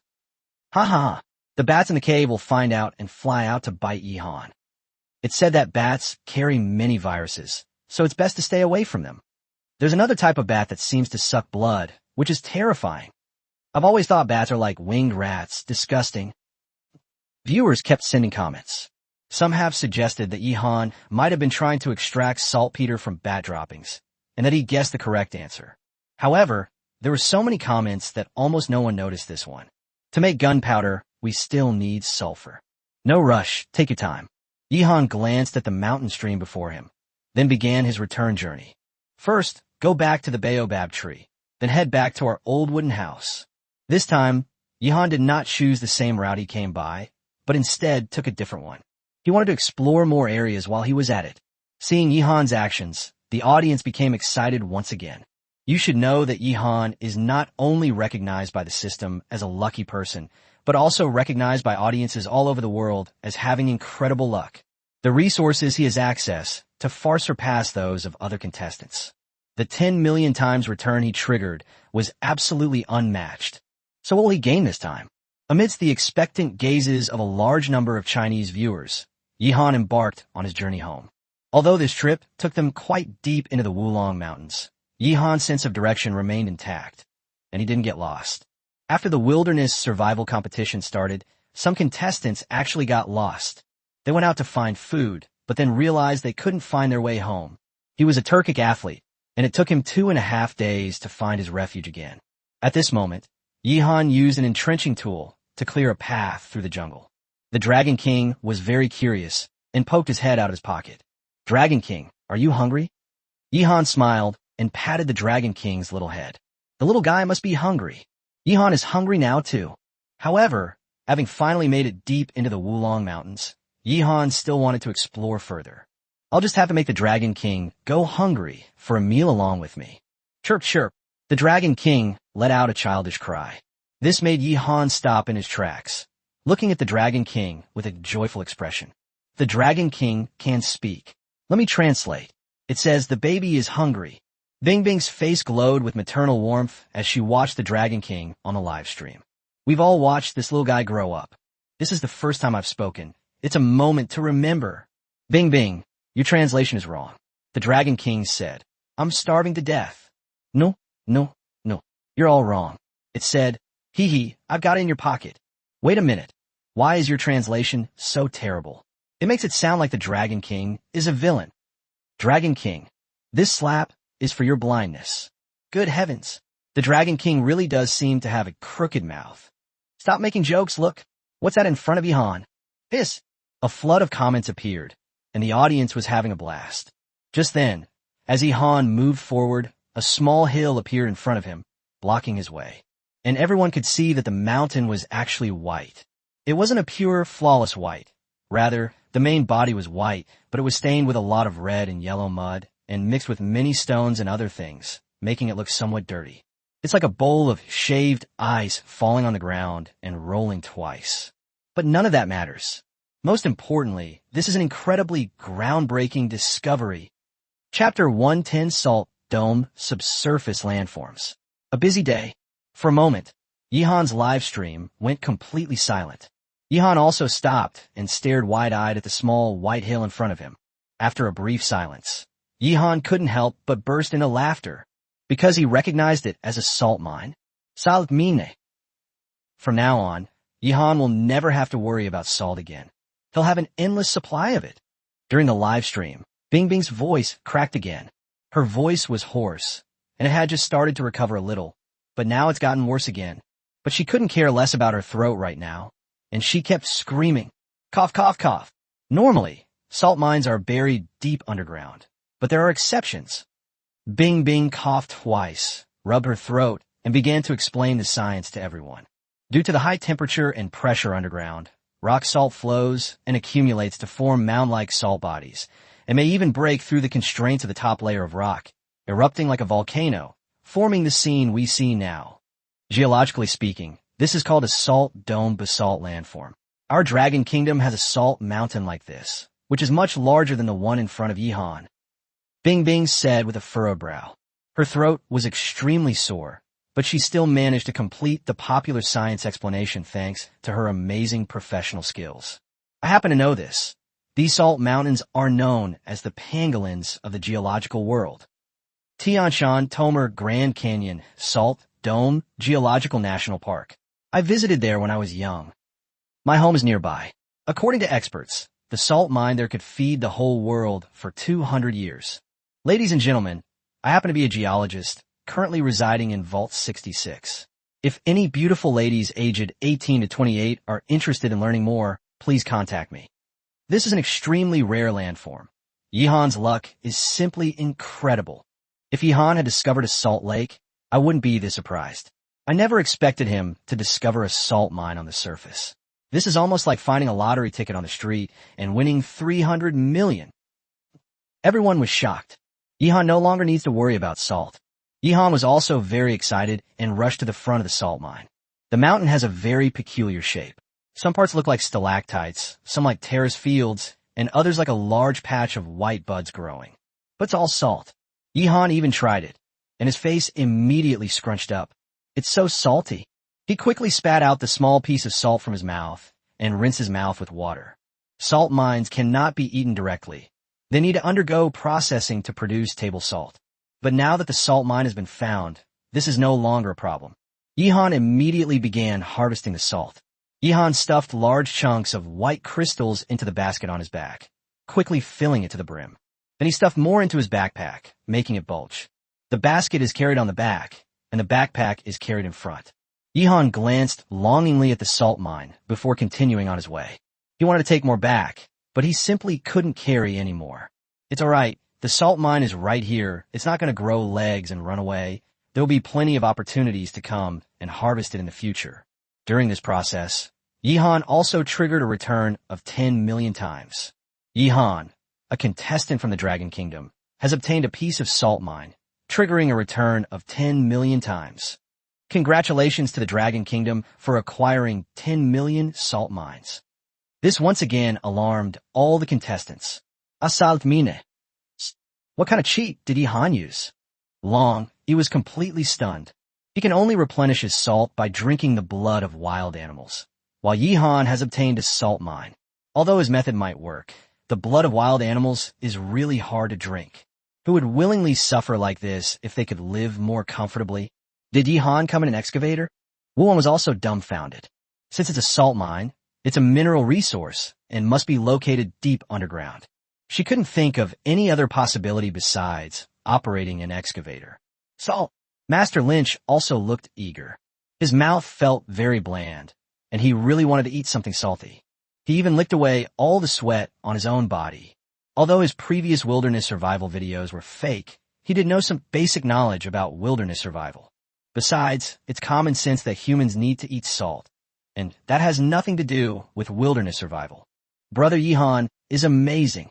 I also want to contribute to the Dragon Kingdom. Shun Baiju delivered his signature line and continued his search for Clu's sanctuary. One stone stirs up 1,000 waves. Now everyone knows that Yihan has discovered a salt mine. Envy, jealousy, hatred, all sorts of emotions were there. In wilderness survival, salt is a scarce but essential resource that cannot be ignored. As time went on, some athletes began to experience discomfort due to salt deficiency. But at this moment, they learned that Yihan had discovered a salt mine. He was struck on the spot. If there's anyone who's unaffected, it's the fisherman Yu. He lives by the sea and eats seafood and seaweed, so he doesn't have to worry about salt at all. Ha ha! A fish has taken the bait. It's huge. He laughed excitedly as he caught a big fish. This fish did not trigger the refund. I'll catch one more, and then I'll stop. He muttered to himself and continued fishing. His live stream is arguably one of the most boring, consisting of nothing but fishing all day long. Aside from a few anglers who enjoy watching, other viewers are too lazy to come and watch it. Under the watchful eyes of the world, Yihan walked out of the Wulong Mountains. Everything went smoothly during the journey, and we encountered no danger. Yihan not only cautiously explored the path, but also unleashed his kingly aura. Finally out, Yihan let out a long breath and glanced around. He could already see rows of baobab trees standing tall in the distance, and many baboon carcasses on the ground. And vultures have already started coming to eat the carcasses. I definitely won't eat this baboon carcass. Collecting the furs is too much trouble, so I'll just leave it at that. Yihan glanced at them and decided to ignore the baboons. After killing a large number of baboons, he was in a hurry to kill Li Junho, so he didn't dispose of the baboon corpses. Now that the vultures have arrived, the baboon carcasses have been gnawed to pieces, and Yihan is too lazy to clean them up. Yihan found the baboon's fur to be tattered and rough. I'll come to harvest the baobab fruit tomorrow. We need to go back now. Yihan addressed the audience. I spent the entire day outside. I didn't even have lunch. Now all he wants to do is get home quickly, eat, and then rest. Your Majesty has worked hard. Awesome. In just one day, His Majesty personally led the expedition, wiped out the baboon gang, killed the Koreans, and even found a salt mine. I just want to ask, who else can do that? That's too strong. That's too powerful. I'm already kneeling down. Yihan is too busy. He has a lot of things to do, and I really want to help him. Brick making, salt production, harvesting baobab fruit, and there's a bag of seeds to plant. Don't forget Dragon Head Mountain. It's still a treasure trove that hasn't been fully explored yet. Amidst a barrage of comments and discussions, Yihan returned to the wooden cabin base camp as quickly as possible. After putting down the salt mine, Yihan went to the stream to wash his face and then began to prepare dinner. Chapter 1:11 The King of 100 Snakes. Wu Wan is in danger. Today was very busy, and to be honest, I'm quite tired. I barely ate lunch and hardly rested at all. Yihan needs to replenish his energy and have a big meal. Tiger meat is the best choice, of course. Yihan took out a large piece of smoked tiger meat and washed it by the stream. I've cooked most of the rice. Soon, he was able to enjoy a sumptuous dinner. First, wild rice is served as the staple food, followed by braised tiger meat as a main dish. After Yamamoto Juchi brought over the soy sauce, Yihan unlocked the art of braising. Of course, this bottle of soy sauce should be used sparingly. In addition, there was a roasted bamboo rat. These are the bamboo rats that Yihan specially caught last time to use as bait to hunt crocodiles. There were 2 in total. He has eaten 1, and there is 1 left. You should know that these 2 bamboo rats have been in Yihan's hands for several days, and he hasn't eaten them yet. Neither of them looked very alive. Yihan sensed that one of the bamboo rats was about to die, so he killed it to relieve its suffering. 2 meat dishes and a soup. Yihan cooked some crocodile meat soup with lotus root and added some vegetables to it. He didn't bother explaining to the audience and started eating heartily. Having been hungry for almost a day, Yihan was so moved by the dinner prepared by an A-level culinary skill that he almost cried. The wind swept away the clouds. Yihan finished all the food and let out a satisfied burp. He sat on his dragon throne, a tree stump, took out a bamboo skewer, and began to pick his teeth. Yihan is really a big eater, Bing Bing tried to explain, but she's almost lost her voice. The audience found it both funny and heartbreaking. Bing Bing, my wife, drink some water. Stop explaining, take a break. It hurts me to see you like this. Yihan can indeed eat a lot, but that's normal, and being able to eat is a blessing. Bing Bing, you must take good care of your voice. Yihan should take the blame. He always makes Bing Bing scream. Actually, I'm also a gifted person. I can always make women scream for me. Any ladies want to give it a try? I live in Vault 404. My name is Lee Soon-sung. Dude, people who say things like that are usually the weakest. The screen was filled with comments as viewers chatted idly. After digesting the information for a while, Yihan started working. He went to the stream and began washing the salt mines. Wash away the mud and other impurities on the surface. Then place it in 2 pots, add water, and soak it to allow the salt to dissolve in the water. This is the first step in refining salt. Then he took a few seeds from a bag, placed them on a piece of toilet paper, and wet them with water. First, let the seeds germinate, and then plant them in the soil. Yihan had seen this method online before. After finishing all this, Yihan quickly washed up and tidied up before going into the wooden house to sleep. She fell asleep immediately after lying down, much to the envy of many viewers. While Yihan was sleeping, the 14th day of wilderness survival ended, and the 15th day officially began. An announcement was made that the Dragon Kingdom's national fortune value had increased by 10 points once again. The national fortune value has reached 190 points, far ahead of other countries. This also made many foreign viewers grit their teeth in hatred. Dragon Kingdom is already the first country to have a national fortune value exceeding 100. If no unforeseen circumstances occur, it will also be the first country to have a national fortune value exceeding 1,000. You'll get even greater benefits then. Many people suspect that there will be a return of hundreds of millions of times. And most countries still rely on returns of 10,000 times to make a living. The difference is just too big. As long as Yihan lives, the Dragon Kingdom will take off. What exactly should we do? How can we kill Yihan? Don't worry, anything can happen. Who knows? Yihan might run into trouble one day. We must admit that Yihan is quite strong. Rather than hoping for Yihan's death, we would rather hope for the deaths of other contestants from the Dragon Kingdom, such as that stupid girl Wu Wan and that gold medalist Nan Bingtian. Don't underestimate Wu Wan. She seems unaffected by poison. I suspect she possesses a system. Then it's Nan Bingtian.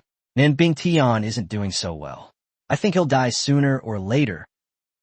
Many foreign viewers were discussing it, and in the end, they settled on Nan Bingtian. Nan Bingtian is indeed having a difficult time.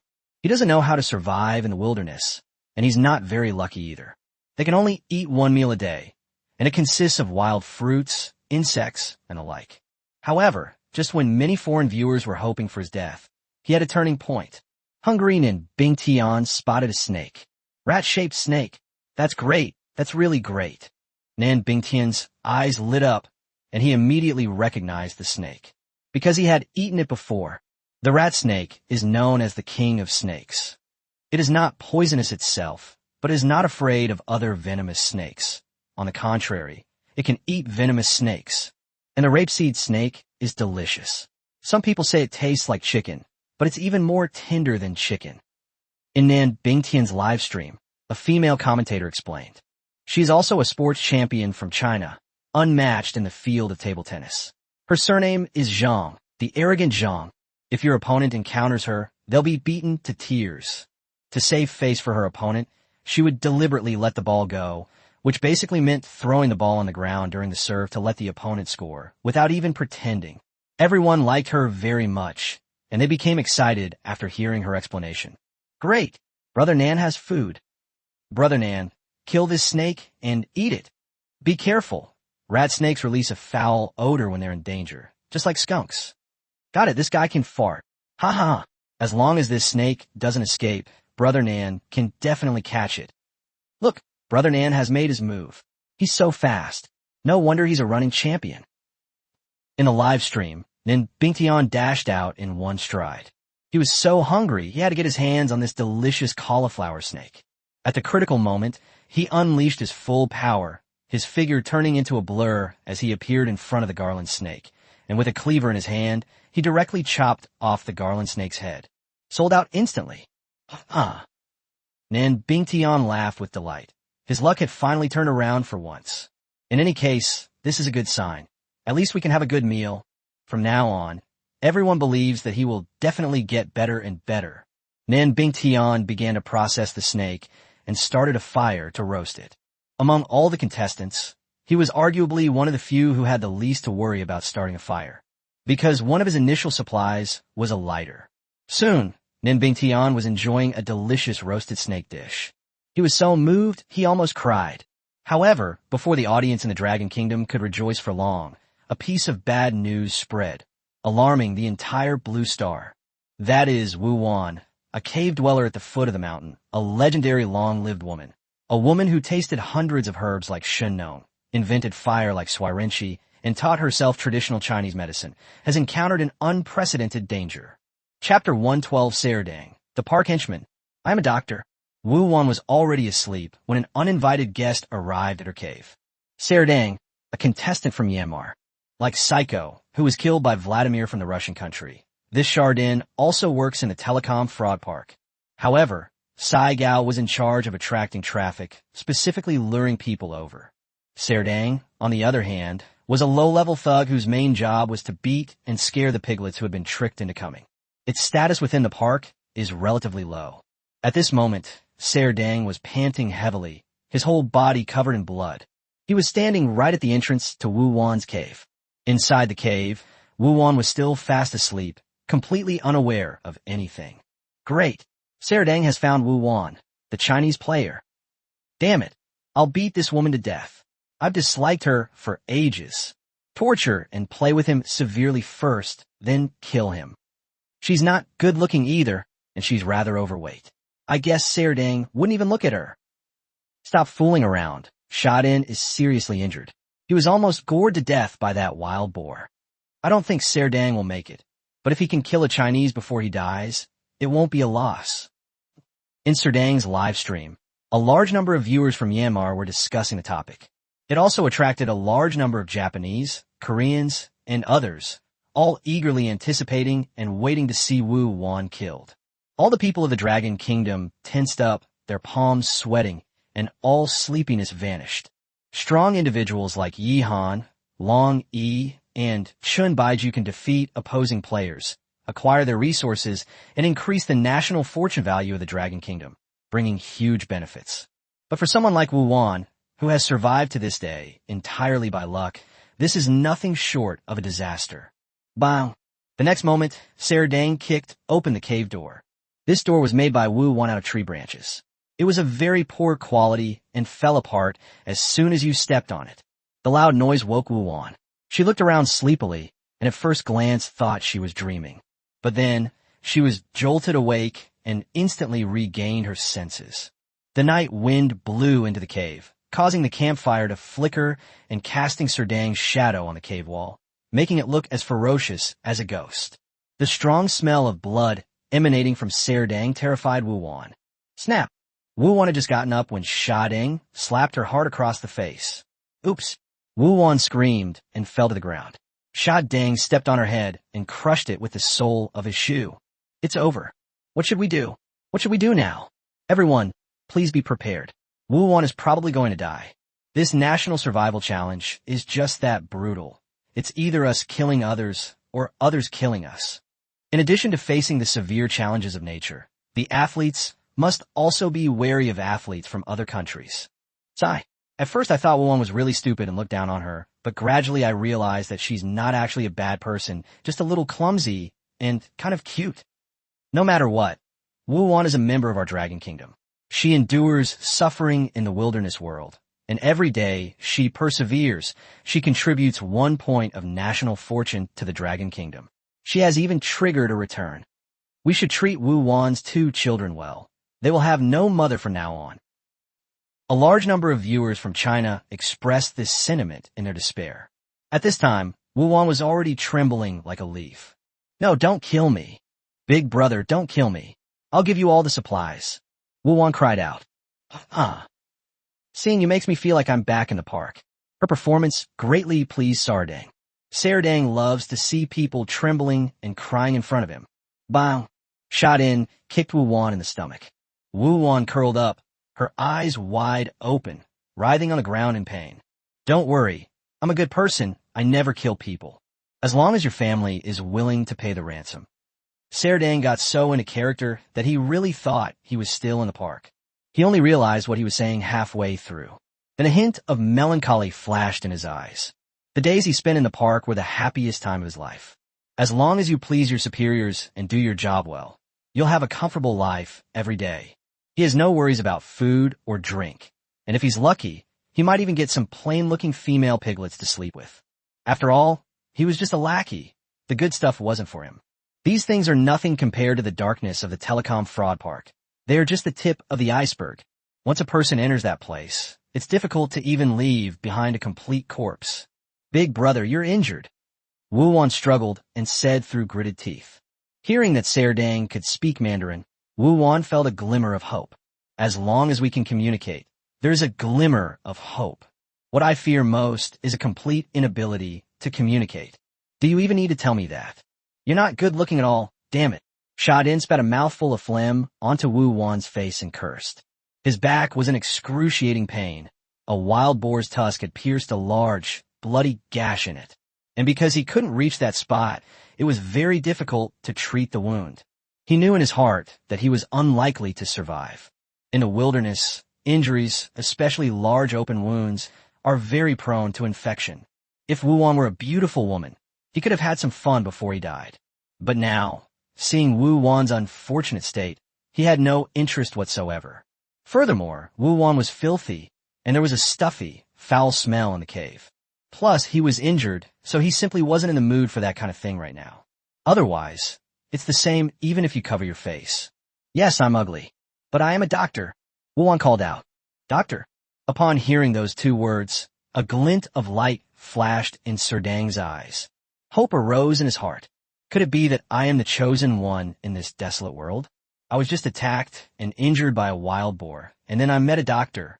Really? I think you're lying to me. Shadin was somewhat skeptical. After all, the woman in front of him exuded an aura of stupidity.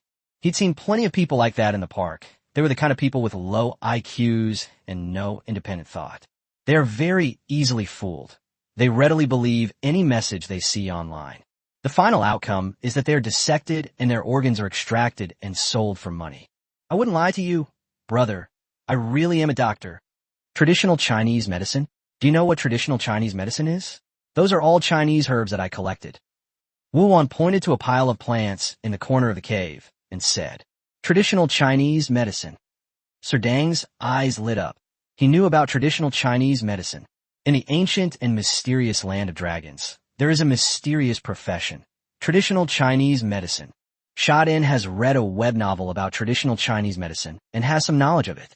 Do you know the 13 needles of the tortoise gate? Do you know acupuncture, pulse diagnosis, and the 4 diagnostic methods of traditional Chinese medicine?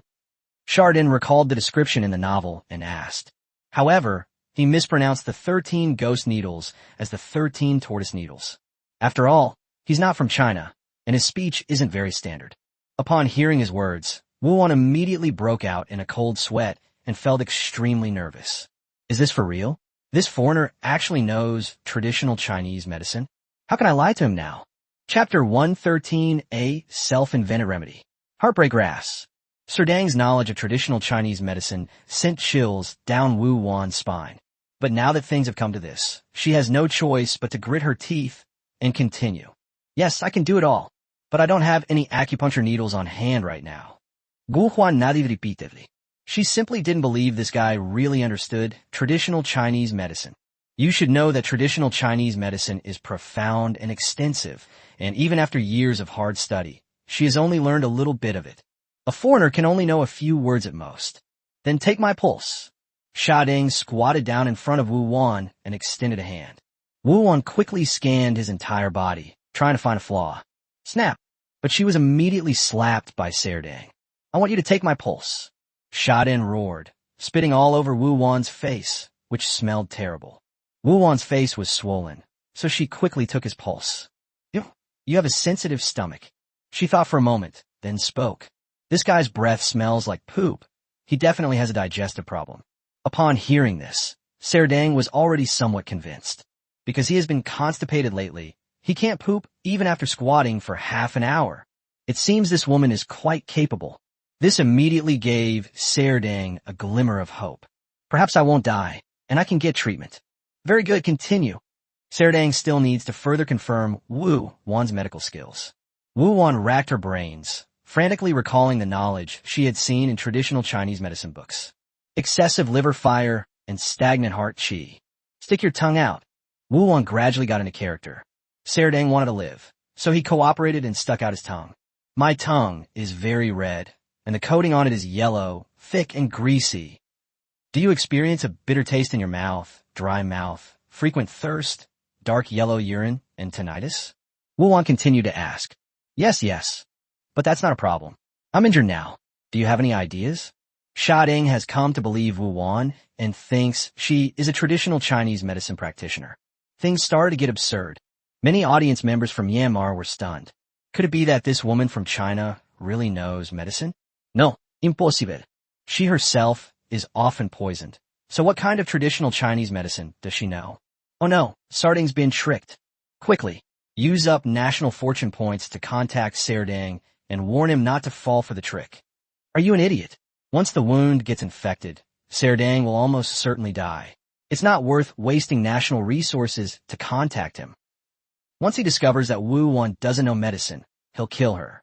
Just wait and see. Cunning Chinese. Many people have these symptoms she described. She's a complete fraud. Sha Deng, you idiot, just kill her. A large number of viewers in Myanmar were hurling insults. Meanwhile, the audience in China felt a surge of hope. Wu Wan's performance in the face of life and death was remarkable. I can cure it, disinfect the wound, and stop the bleeding first to prevent it from worsening. This step will hurt a little, you'll have to bear with it. Wu Wan nodded and said. She only said basic common sense or platitudes. Yet she managed to coax Deng into becoming her placenta. Because Deng wanted to live, he had no choice but to believe in Wu Wan. I'm not afraid of pain. But if you try to harm me, I guarantee I'll kill you before I die. Sha Deng said, gripping Wu Wan's neck fiercely. His face was contorted like a demon. Wu Wan couldn't breathe, and when she kicked her feet, she almost peed herself. Finally, Sha Deng let go of her hand and patted Wu Wan's face again. Wu Wan coughed and gasped for breath. I wouldn't dare hurt you. I'll treat you right now. Wu Wan looked at Sha Deng with fear in her eyes, which pleased Sha Deng. He believed he had completely subdued this woman from the Dragon Kingdom. Next, he took off his shirt, revealing the wound on his back. This wound is as long as 2 palms. The flesh was turned inside out and covered in dirt. Wu Wan gasped as she watched. With this kind of injury, he's doomed. Clean the wound first, then apply some herbal medicine to stop the bleeding. She said she could cure it. Good. Use my water. Deng handed over a water bottle, which was half full of water. Wu Wan took it, unscrewed the cap, and began pouring it onto the wound. This. Deng gasped, his fist clenched tightly. Ouch. All right. The wound is clean. I'll apply the medicine now. Wu Wan went to a corner of the cave and searched for herbs. She doesn't have any herbs at all. These are all dried plants, which she piled up there to use as kindling. Wu Wan pretended to select some herbs and returned to Deng's side. Etc. Tell me now what these herbs are. Sha Deng remained vigilant, fearing that Wu Wan might do something malicious. This is Panax Nodo Ginseng. It can stop bleeding. Wu Wan picked up a weed and said, This is a hemostatic herb. It can stop bleeding. This is isatis root. It can reduce inflammation. Don't worry, I can definitely cure you. Wu-Wan was talking nonsense with a straight face. The audience in the Dragon Kingdom was completely stunned. Laymen might not understand it, but experts will exclaim how awesome it is, because what Wu-Wan brought out were all kinds of weeds that had no effect whatsoever. Okay, apply the medicine for me. Serding nodded. So Wu-Wan crushed the weeds and sprinkled them on Shading's wound. Serding immediately felt an itch in his wound, which he attributed to the medication taking effect. Ha ha ha. This put Serding in a great mood, and he couldn't help but laugh.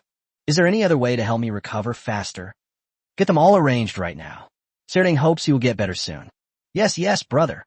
I've devised a wonderful remedy that can accelerate wound healing, regulate your body, and resolve many hidden ailments. Wu-Wan has completely gotten into the zone. She considered herself a senior practitioner of traditional Chinese medicine, her eyes sparkling with wisdom. Okay, hurry up and brew the medicine for me. As he spoke, Shadin picked up a pot and asked Wu-Wan to brew the medicine. This guy has pretty good starting supplies. He not only has a bottle of water and a container to store it, but also a pot. Brother, I still need to collect a few more medicinal herbs. Wu-Wan said. You're not planning to take this opportunity to run away, are you? Shading stared at Wu-Wan, a fierce glint in his eyes. I don't dare. Brother, I can't outrun you. I really need to gather herbs.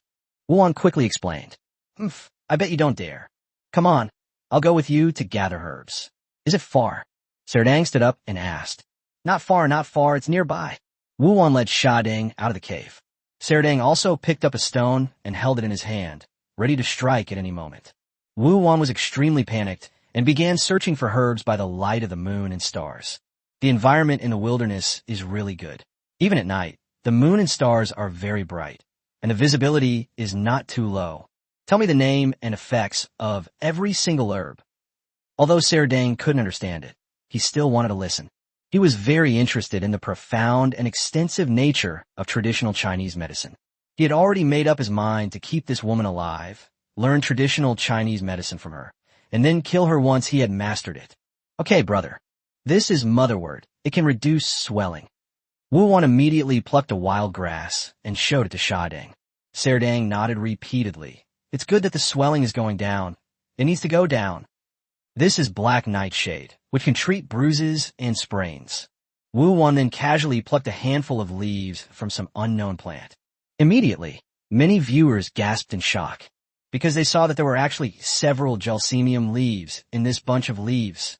Many people may not know what Gelsemium elegans is, but this plant has another name that strikes fear into the hearts of many, the heartbreak grass. Chapter 114 Time to take the medicine. The poison is taking effect. Heartbreak grass. This is a name that inspires fear and is also a kind of poison that cannot be avoided in various martial arts novels. Legend has it that Shenong tasted hundreds of herbs, and in the end, he died after eating the intestinal rupture herb. Oh no, this is the poisonous plant Gelsemium elegans. Wu-Wan truly lives up to her title of Poison Queen. The things she casually picks are all highly poisonous. Isn't this a good thing? This medicine is for Serdang. Are you all stupid? Before Shading drinks his medicine, he'll definitely make Wu-Wan drink it first, and then Wu-Wan will die too. Don't panic. I've been watching closely. Wu-Wan only picked about 3 leaves of the Gelsemium elegans. Talking about toxicity without considering dosage is irresponsible. For an adult to be poisoned, it would probably take about 5 fresh leaves. Everyone, stay calm and don't panic. I'm gonna go say hello to Yihan's live stream first. Let's go together. Yihan is incredibly lucky. Let's have him bless Wu-Wan. The audience in the Dragon Kingdom were all panicked and their hands were trembling. Some people are even too afraid to watch it anymore. It's hard to imagine how potent the toxicity of the Chinese medicine that Wu-Wan ultimately brewed would be. They start with Gelsemium elegans. Who can withstand that? But Shadin was very happy. He nodded in satisfaction and watched Wu-Wan keep picking herbs. Traditional Chinese medicine is truly amazing. I think this woman's butt shape is quite nice. Just have her turn her back to me, and imagine her face is that of a beautiful woman. Serdang was in high spirits, believing he would recover soon, so he started having other ideas. Regardless, she is a woman, a rare resource in the wilderness. We can't waste it. We have to enjoy ourselves first. Finally, Wu felt that it was about time. She put all the randomly picked plants into Serdang's pot, filling it to about half full. Throughout the entire process, she kept talking nonsense, forcibly attributing the names of various Chinese medicines she had read in books to these plants that she didn't recognize at all. Brother, we have enough medicinal herbs. The medicine can be brewed now. Wu, holding the pot, said to Sha-Ding. Serdang was very satisfied with this. When he looked at Wu again, he found that she was quite pretty. All right, let's start brewing the medicine. Go back. With a wave of his hand, Sha-Ding returned to Wu cave. Then Wu started brewing the medicine, and Sha-Ding watched from the side, even patting Wu's bottom and laughing unrestrainedly. In a wilderness world without laws, the evil in people's hearts is amplified. Moreover, Serdang was a villain and a criminal. In such an environment, he will only become more unruly. It's confirmed there are 4 types of poisonous plants. The other 3 are all fine. They'll just vomit for a day or 2 and won't die. The most deadly thing is still the poisonous plant. In Wu's live broadcast room, the commentator looked solemn. Wu has maxed out her poison resistance. She's a legendary survivor. She definitely won't die. If we drink the whole pot, that should be enough to poison Wu, but that's impossible. Serdang is an idiot. He might let Wu have a sip, but the rest is all his. May His Majesty Yihan protect her. Wu will surely survive this ordeal. Go Wu, poison this Serdang. I believe in you. A flood of comments appeared, and many viewers from China were on the edge of their seats. That's the current situation. Myanmar is definitely unwilling to waste its national resources to contact Serdang. In their view, from the moment he was injured, Serdang was basically a dead man. So now, they're all hoping that Serdang and Wu will perish together and be poisoned to death. When all the plants in the pot were almost cooked through, Wu finally felt it was about time. Looking at this pot of unknown stuff, she had no idea what it was. She guessed that Serdang would definitely let her drink first. So please, whatever you do, don't let it be highly poisonous. She should drink less. Mild poisoning is fine.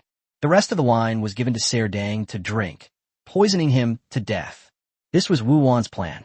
She knew she was no match for Serdang, so she had to take a gamble. She was betting that the medicine was poisoned, not enough to kill her, but enough to kill Serdang. Brother, it's time to take your medicine. Wu took a deep breath and spoke. Upon hearing this, Serdang glanced at her and then pointed at the pot. You drink first. Sure enough, Serdang let her drink first. Wu nodded and took a sip. The pain mask appeared immediately. It's so bitter. My mouth feels burning after I finish drinking it. This is absolutely not something a human should drink. Good medicine tastes bitter. Brother, have a drink. Wu handed the pot to Sha-Ding. Not enough. You drink half of it. Drink it now, or I'll kill you. Serdang actually made Wu drink half of it. Many viewers were immediately on edge. But Wu had no choice but to grit her teeth and drink it.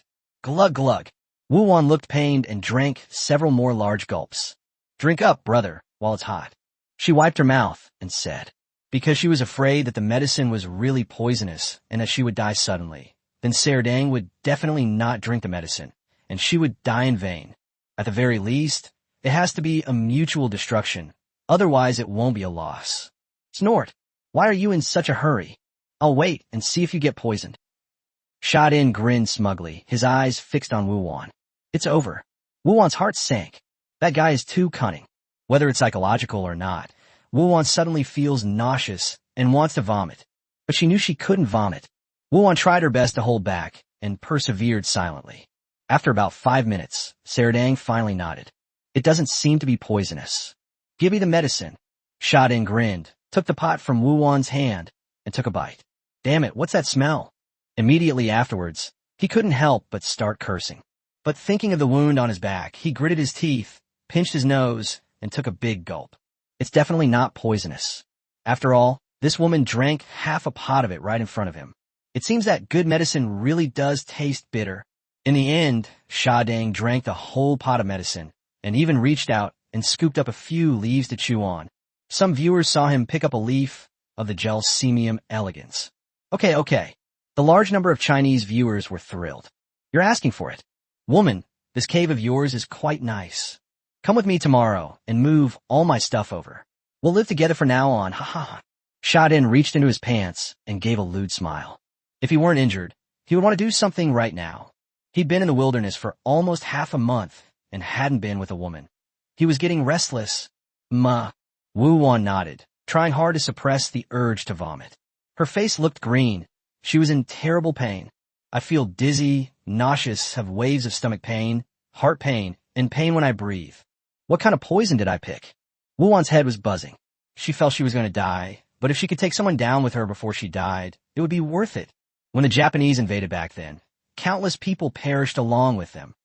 They poisoned the Japanese soldiers, who told them to eat it first. They ate it all without batting an eye, and in the end, they were poisoned to death along with the Japanese soldiers. If our predecessors could do it, so can I. Wu Wan gritted her teeth and kept encouraging herself. Finally, Serdang began to feel unwell. He felt nauseous and wanted to vomit. The medication is starting to take effect. Chapter 115, The Death of Serdang. Wu Wan's ascension to godhood. What happened? Why am I feeling dizzy and nauseous? Damn woman, did you poison me? Sha-din felt extremely uncomfortable and roared at Wu Wan. This is normal. It's the medicine taking effect. You have to bear it. Wu Wan persisted in speaking. Upon hearing this, Serdang believed it to be true. He took a deep breath and tried to suppress the urge to vomit.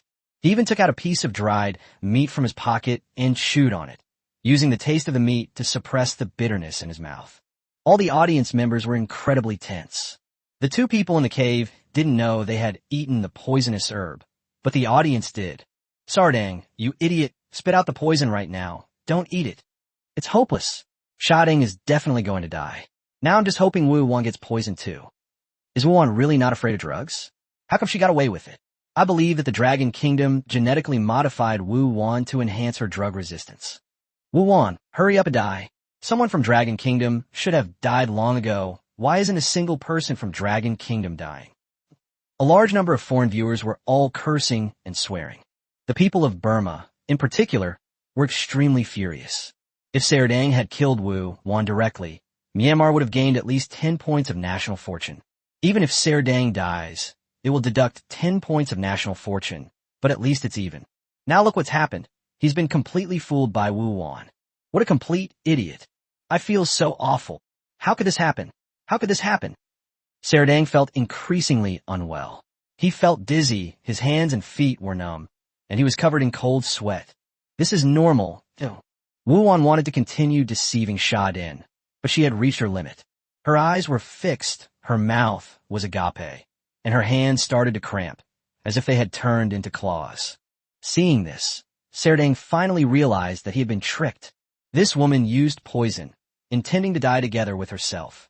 I kill you. Enraged, Serdang rushed over with a rock in his hand, intending to smash Wu Wan to death. But at that moment, his stomach churned violently, and he vomited a stream of green liquid from his mouth. Wow! Sha-din knelt on the ground and vomited violently, unable to even hold the stone in his hand. Wow! Wu Wan also sprayed, covering Sha-din's head and face. The cave became extremely disgusting. Yeah! Serdang was in excruciating pain, clutching his stomach and writhing on the ground. But every time he rolled over, the wound on his back would throb with excruciating pain. Poisoning and a wound on his back brought him double the torment. In the end, he had no choice but to press his stomach tightly, kneel on the ground, and bang his forehead against the ground. There's simply no way to deal with Wu Wan anymore. Wu Wan took the opportunity to gag herself and vomit up all the medicine in her stomach. She's experienced this, after all. She's been poisoned so many times. Wu Wan screamed in pain, picked up a stone from the ground, and was about to throw it at Sha-din. Bang! The stone smashed Serdang's head, and blood gushed out. Stimulated by the smell of blood, Wu Wan vomited another stream of yellow fluid, which she poured onto Sha-din's head. This made Serdang's wound hurt even more. Sha-din wanted to struggle to his feet and kill Wu Wan first. But he vomited a large amount, his vision blurred, and he couldn't stand up at all. I feel extremely dizzy. I'm having trouble breathing. He was almost incapable of taking any action. But Wu Wan has it. Kill him. Kill him. Kill him. Wu Wan is amazing. She's a drug goddess. They probably ingested about the same amount of toxins, with Serdang possibly ingesting a little more, but only a small amount. Wu Wan's poison resistance is too high. She's about to turn the tables and kill Serdang. She knows Kung Fu. She used a groin kick. The large number of Chinese viewers were in an uproar. Wu Wan went around to Shaden's back, where Serdang was kneeling with his buttocks sticking out and his legs spread apart. Wu Wan raised her leg and kicked him hard in a vital spot. Ah! Serdang let out a piercing scream. He was utterly powerless to fight back. Wu Wan continued to strike, while simultaneously scratching her own throat. In this situation, as long as you don't vomit to death, vomit as much as you can. The more they vomit, the greater their chance of survival. Bang, bang, bang. The sound sent a chill down the spines of many male viewers, who couldn't help but clench their legs together. The human body is really poorly designed. Such an important and fragile organ is completely unprotected and easily injured. At this point, Serdang's crotch was completely red and bleeding profusely. He collapsed to the ground, looking like a lump of mud.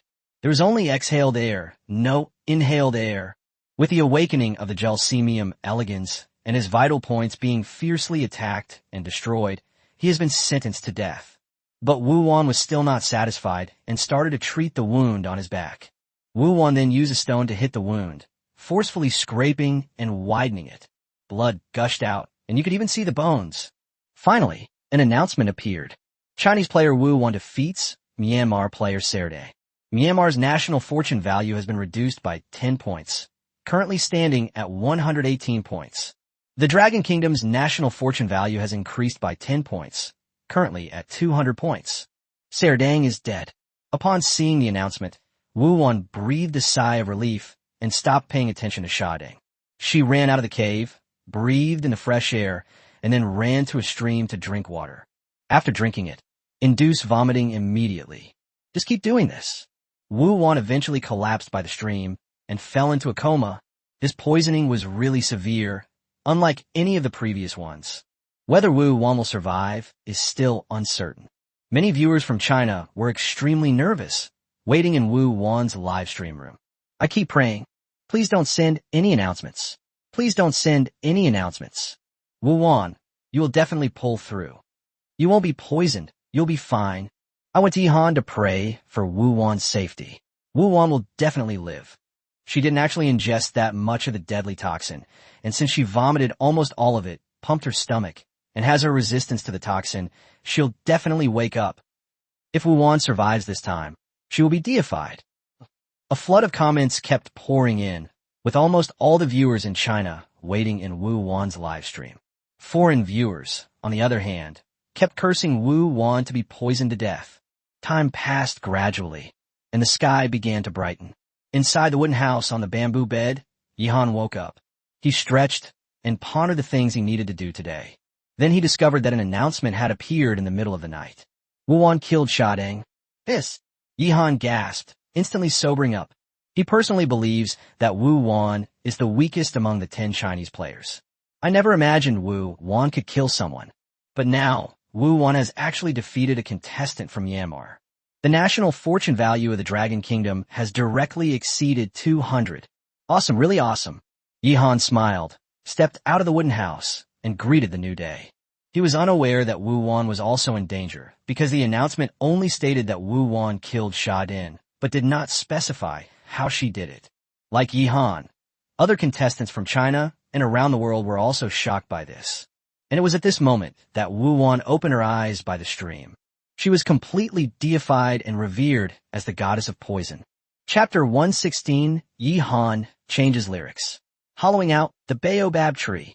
A large number of foreign viewers around the world were waiting for the announcement of Wu Wan's death. But she woke up as if nothing had happened. My face really hurts. The first thing she did when she woke up was to touch her face. Everyone was stunned. Sister, you've eaten a poisonous plant. Shouldn't it be a stomachache or an intestinal ache? Instead, you have a face ache. Serdang slapped Wu Wan's face with great force. Wu Wan's face is swollen, and there are still handprints on it. So, it's perfectly reasonable for her to say her face hurts. That's what the commentator in Wu Wan's live stream said. It's perfectly reasonable that your face will hurt when you get slapped. The next moment, the live stream chat exploded. Sister Wan has become a goddess. You are my goddess. Congratulations to poison goddess Wu Wan for achieving divine status and being granted godhood. Incredible. I feel like Wu Wan could drink paraquat like it's cola. Haha, it's not that exaggerated. Paraquat is still quite potent. Drinking it will definitely kill you. Which shelter are her 2 children in? Hurry up and arrange some good food and drinks for them. Yes, last time Master Lin Chi's mother also received preferential treatment. This is something that the contestants' families deserve. His Majesty Yihan seems to be all alone, which fits the protagonist's character. A massive flood of comments erupted, sending the Chinese audience into a frenzy. At this moment, Wu Wan washed her face and sat down to rub her stomach. She wanted to feel around and see if anything was wrong. My stomach hurts. My hands and feet are still a bit numb, and my head feels quite dizzy. It definitely has an impact. But as long as you're not poisoned to death, your body can recover slowly on its own. A person has no idea how much potential their body possesses until they are in dire straits. In fact, the human body is very energy efficient, a fact that many people who are trying to lose weight can attest to. To burn off the calories from just one egg tart, I need to run 5 kilometers. How can I lose weight like that? No athletes have starved to death yet, which is enough to prove it. Furthermore, the human body's self-healing ability is also very powerful. Therefore, Wu Wan is definitely fine. But Wu Wan valued her life and felt it wasn't safe. So she started drinking water and then continued to vomit. Who can stand this so early in the morning? Many viewers left Wu Wan's live stream and went to Donut's live stream to use the restroom. Meanwhile, Yihan was examining the seeds. After a night, the seeds absorbed the water and showed signs of germination. A touch of tender green, it looks very pleasing. I planted a seed, and it has finally grown into fruit. Today is a great day. I never found you annoying. You are my stellar transformation. You are my human ancestor. Yihan wanted to sing a song to celebrate the seed sprouting, but he forgot the lyrics. He randomly made up a few lyrics and sang them, making the audience burst into laughter. Yeh, Han, kach. Bing Bing laughed too. She wanted to say a few words and praise Yihan's writing skills, but she couldn't find the words. He has almost completely lost his voice. Bing Bing, stop commentating and take a day off. I know you want to praise Yihan. Everyone knows that. Haha, now everyone knows that Bing Bing is Yihan's diehard fan. No matter what Yihan does, she can always find an angle to praise him. To be honest, although Yihan made up these lyrics, they still rhyme. Your Majesty's literary talent is outstanding. I suggest that the lyrics of this song be revised, and that His Majesty Yihan's lyrics be used as the new version. Your Majesty, I second that proposal. Seeing that Bing Bing was unable to speak, everyone praised Yihan on her behalf. Yihan then began to inspect the salt mine. Yesterday, he put the salt ore into 2 pots and soaked it in water. As you can see, the salt has dissolved into the water, and there is still a lot of sediment at the bottom of the pot. It mainly consists of impurities such as soil, sand, and small stones. Removing these things is only the first step. Yihan rummaged through the thick, salty water in the 2 pots, clearing out 1 pot to make breakfast. For breakfast, Yihan simply cooked a pot of porridge, which contained staple food, vegetables, meat, and a bamboo egg. After finishing breakfast, Yihan packed his things and set off for the baobab tree. He needs to harvest baobab fruits, and then he also needs to figure out how to complete the selection process. When we first encountered the baobab tree, it was a multiple-choice question. Yihan has already completed the option of occupying the baobab tree. The remaining option is to move into the baobab tree. Baobab trees are indeed plants that can be used as houses. A hole needs to be made in the tree trunk, and the wood needs to be hollowed out so that people can live inside. Yihan will definitely need to continue exploring the Wulong Mountains to obtain the abundant resources within them. If you walk from your old wooden house to the baobab tree every day, it will take 1 coinsure of time, which is 2.5 hours, for 1 round trip. This is equivalent to having a long commute to work, which seriously affects one's sense of well-being. Therefore, the system's option to live in a baobab tree was quite ingenious, directly arranging everything clearly for Yihan. Yihan could hollow out a baobab tree and use it as a shelter. This way he would have 2 shelters to stay in and could switch between them. For example, when they want to eat fish, they can go back to their old wooden house to live, and it's convenient to go fishing at Longzhou Mountain. If we want to explore the Wulong Mountains and utilize its resources, such as refining saltpeter from bat guano in the future, it would definitely be more convenient to live inside baobab trees. It's like some wealthy people who own several houses all over the country. They go to the north to escape the summer heat and to the south to keep warm in the winter. They live very comfortably. Under the watchful eyes of the audience, Yihan arrived at the baobab tree and began harvesting the baobab fruit. He moved nimbly and quickly climbed the tree to pick the fruit. During this process, returns are triggered repeatedly. All the viewers in China were excited and full of anticipation. Meanwhile, many players in the wilderness world have become somewhat numb. Yihan has started spamming the screen again. Brother Yihan is amazing. He got so many baobab fruits again.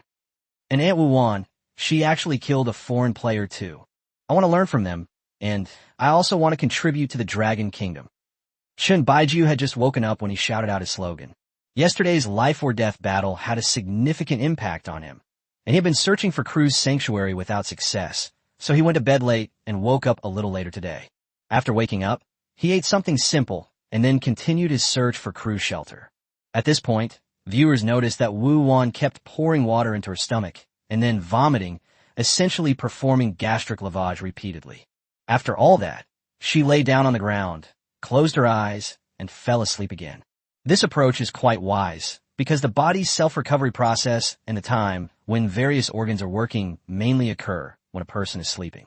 After confirming that Wu Wan was alright, everyone breathed a sigh of relief. The scene shifts back to Yihan, who begins to work on the baobab tree, attempting to hollow out the enormous tree in front of him. Chapter 117 Formula for the area of a circle. New resource locations. By this time, Yihan had already harvested a lot of baobab fruits. These fruits are quite heavy, and bringing them back would not be an easy task.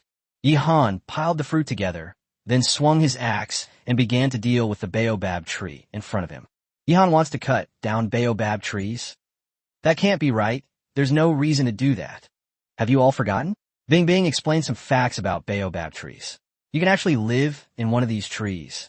Yes, look how anxious Bing Bing is, but she can't say anything. Yihan is going to live inside this tree. Does that mean he's moving? Can't people have two houses and switch between them? Seeing Yihan's actions, the audience kept sending comments to discuss. Some people didn't realize it at first, which made Bing Bing very anxious. The more you can't speak, the more you want to speak. Who understands this feeling? At this moment, Yihan had already cut out the shape of a large door in the baobab tree and started digging inside. Pieces of wood fell down, and water began to seep from the tree trunk. Yihan immediately brought his mouth to it and began to suck. The trunk of the baobab tree has a strong water storage capacity, so if there is no water source in the wilderness, you can drink the water from the trunk. It's very clean, and it's also very refreshing and thirst-quenching. Yihan drank it like a beverage, and quite a lot of it went down his throat. They even let the Dragon King try it, and the Dragon King said it tasted very good. Next, he continued working, gradually hollowing out the trunk. A large amount of wood scraps had already piled up on the ground, and a lot of sap had seeped out, making the ground soaked. The whole process went very smoothly. The trunk structure of the baobab tree is not so tight, but rather slightly loose, which greatly reduced Yihan's workload. And no baboons caused any trouble, which pleased Yihan. The baboons were so terrified of him that they never dared to come back. Finally, Yihan managed to carve out a fairly large space inside the tree trunk, and the tree hole shelter was beginning to take shape. Of course, further expansion will be needed. This largest baobab tree has a diameter of more than 8 meters. The diameter of the space I plan to carve out will be calculated at 6 meters. According to the formula for the area of a circle, S equals pi r superscript 2, the area of this tree hole shelter is 28.26 square meters. Yihan began to explain, and also taught everyone the formula for the area of a circle. Dead memories are starting to attack me. It's actually the formula for the area of a circle. Yihan's mathematical ability is probably no less than Gauss's. Who is Gauss? Was he your math teacher? Who understands this feeling of having all my cultivation dissipated? I feel like I've even forgotten the quadratic formula. A tree hole shelter of nearly 30 square meters. That's pretty good. Keep it up, Yihan. To this day, Master Lin Chi still lives in a doghouse, which is not even as good as Yihan's chicken coop. Yihan is amazing. In addition to the wooden house and chicken coop, he also wants to build a brick house and dig out a tree hole shelter. The audience was deeply moved as they watched the nascent tree hole shelter take shape. Most of the contestants now live in simple shacks, with only a very few having wooden cabins. Yihan, on the other hand, went on a crazy spree of infrastructure construction and territorial expansion. Not only that, he also killed the most foreign players. Yihan's current record is 2 Japanese and 1 Bath. Achieved the first triple kill in Wilderness World. Apart from that, the other players with impressive records have only killed 1 foreign player each. Does this mean I've moved in? Inside the tree hollow, Yihan was asking the system his mind. If you insist that it's habitable now, it's not impossible. At most, the space is a bit cramped and damp, plus there are no doors or windows. But Yihan insisted, I can live here. So the system cooperated and issued the reward. Congratulations, host, on moving into the baobab tree and obtaining a random resource point location in the Wulong Mountains. As the system notification sounded, Yihan received a new map.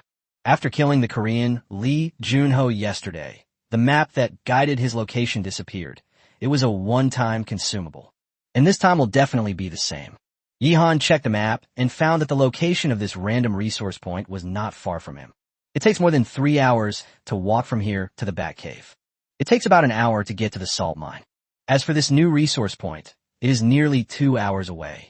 The supplies at this resource point have already been displayed. Sulfur. Yihan's eyes lit up when he saw the word sulfur. It seems the system really wants him to produce gunpowder. I won't go today. It's too much trouble to go back and forth, and the saltpeter hasn't even started to be refined yet, so there's no rush to mine sulfur. Yihan thought for a moment and made a decision. There's no rush to produce gunpowder, because at this stage, there isn't a particular creature that requires him to use gunpowder to deal with. Let's get all the big things at hand sorted out first. Like this baobab tree, it still needs to be hollowed out, dried, and used to make doors and windows, among other things. Then came salt production, making tinderboxes, farming, completely eradicating the remaining crocodiles in Yulong Lake, and a plan to transform Yulong Lake into their own fish pond. Then there's continuing to fire bricks and tiles, make cement, build the first brick house in the wilderness world, obtain the Dragon Head Mountain map, and begin a comprehensive exploration. Just as the audience said, Yihan has so much to do, and everyone wishes they could jump into the screen to help. Next, Yihan continued digging deeper into the baobab tree, and finally the initial work was completed. Yihan hollowed out the entire inside of the tree trunk, creating a circular area about 6 meters in diameter and about 3 meters in height. A tree hole shelter forming a cylinder. Because the tree trunk will lose water, it is very damp inside and needs to be dried for a while. The doors and windows have been dug out. It's a very nice shelter. Yihan looked around the baobab tree sanctuary and was quite satisfied. I'll be coming to Wulong Mountain Range for work in the future, and I can stay here at night. It was already afternoon, and Yihan hadn't eaten lunch yet. He hasn't eaten lunch for 2 days in a row, just eating dried kiwi and baobab fruit. So Yihan made a decision. Once he got back, he would immediately make a tinderbox. With a tinderbox, you can start a fire as quickly as possible, no matter where you go. When you go out, just bring a pot and some ingredients, and you can cook anywhere, right there. Without further ado, Yihan filled his basket and backpack with baobab fruit and began his return to his old home in the wooden house, the location of their base camp. When he arrived at the kiln factory, he remembered that he still had charcoal being fired. Calculating the time, it was almost time to collect the charcoal. Chapter 118, An Ancient Lighter. Crew's Relic. So, the audience all saw Yihan first return all his belongings to the wooden house, and then return to the kiln factory. He opened the cave entrance to check the situation inside. A wave of heat hit me, making the air in front of me seem distorted. Inside the earthen kiln, there were neatly arranged pieces of charcoal, all of which had turned black. The black color also had a hint of red, which was very beautiful. Next, I need to cool the charcoal with water before I can go into the kiln and take it all out. Yihan was very efficient and immediately began to inject water into the charcoal in the cave. This step will be indispensable when he fires blue bricks in the future. Red bricks cool naturally, while blue bricks require water to be added. This was no challenge for Yihan. As a large amount of water vapor rose, he cooled the charcoal in the earthen kiln. Then, after waiting for the temperature inside the kiln to drop completely, he can go in and collect the charcoal. While waiting, Yihan left the kiln factory and returned to the front of the wooden house to start preparing a meal. My eating habits have been irregular these past few days, but there's nothing I can do about it. Yihan quickly prepared a sumptuous meal and began to eat heartily. Tiger meat, crocodile meat, pork, and all kinds of vegetables. I kept stuffing them into my mouth. After Yihan finished his meal, the heat inside the earthen kiln had mostly dissipated, and Yihan began to take out pieces of charcoal. A hilarious scene unfolded. Yihan's hands turned pitch black, and then he was sweating. He reached out to wipe the sweat, and ended up smearing himself with a big mess. However, he had already neatly piled up the large amount of charcoal, which looked quite impressive. Charcoal is a highly efficient and convenient fuel, far superior to wood. In ancient times, charcoal was used to smelt bronze and ironware. In addition to its other benefits, charcoal also has many other functions, such as absorbing impurities and harmful substances. Yihan has now become the first player in the wilderness world to possess a large amount of charcoal. For everyday cooking, regular wood is fine. These charcoal pieces can be saved for later use. For example, when Yihan discovers a metal mine and needs to smelt the metal, he must use charcoal as fuel. In many ways, charcoal is not much inferior to coal. After collecting the charcoal, Yihan also took the opportunity to check the condition of the brick blanks. He discovered that several brick blanks were damaged, leading to losses. This isn't his problem. It must be the work of some animals in the jungle. He also saw bird footprints on a damaged brick.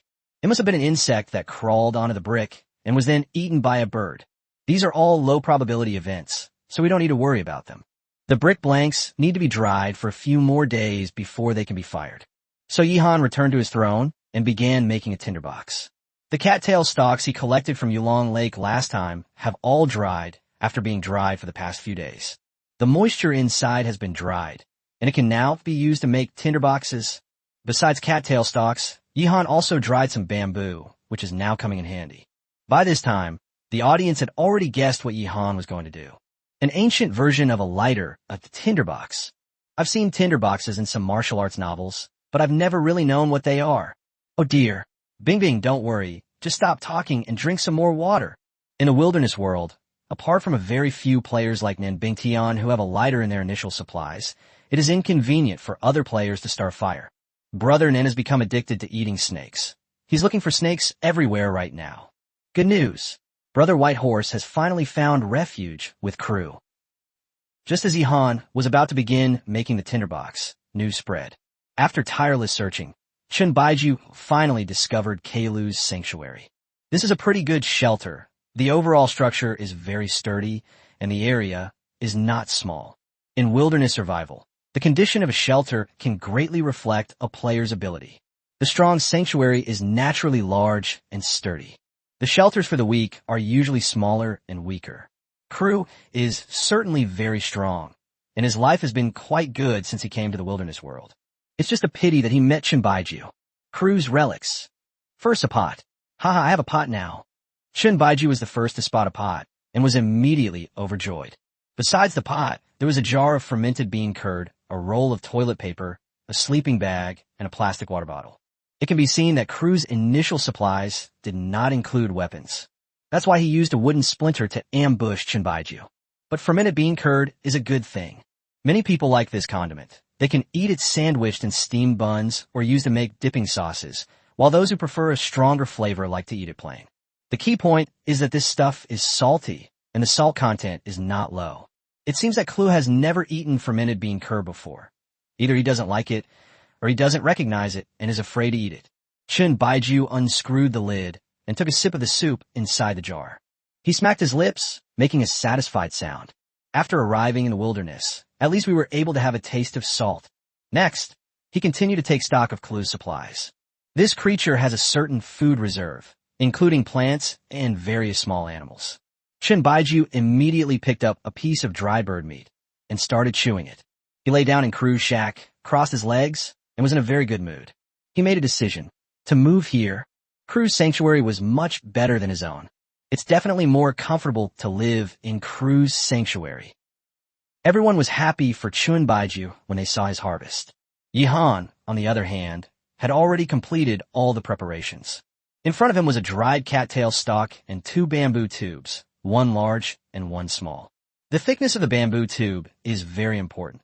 It needs to be just right so that a small bamboo tube can be stuffed into a large bamboo tube, fitting perfectly. Of course, this was no problem at all for Yi Han, who owned a bamboo forest.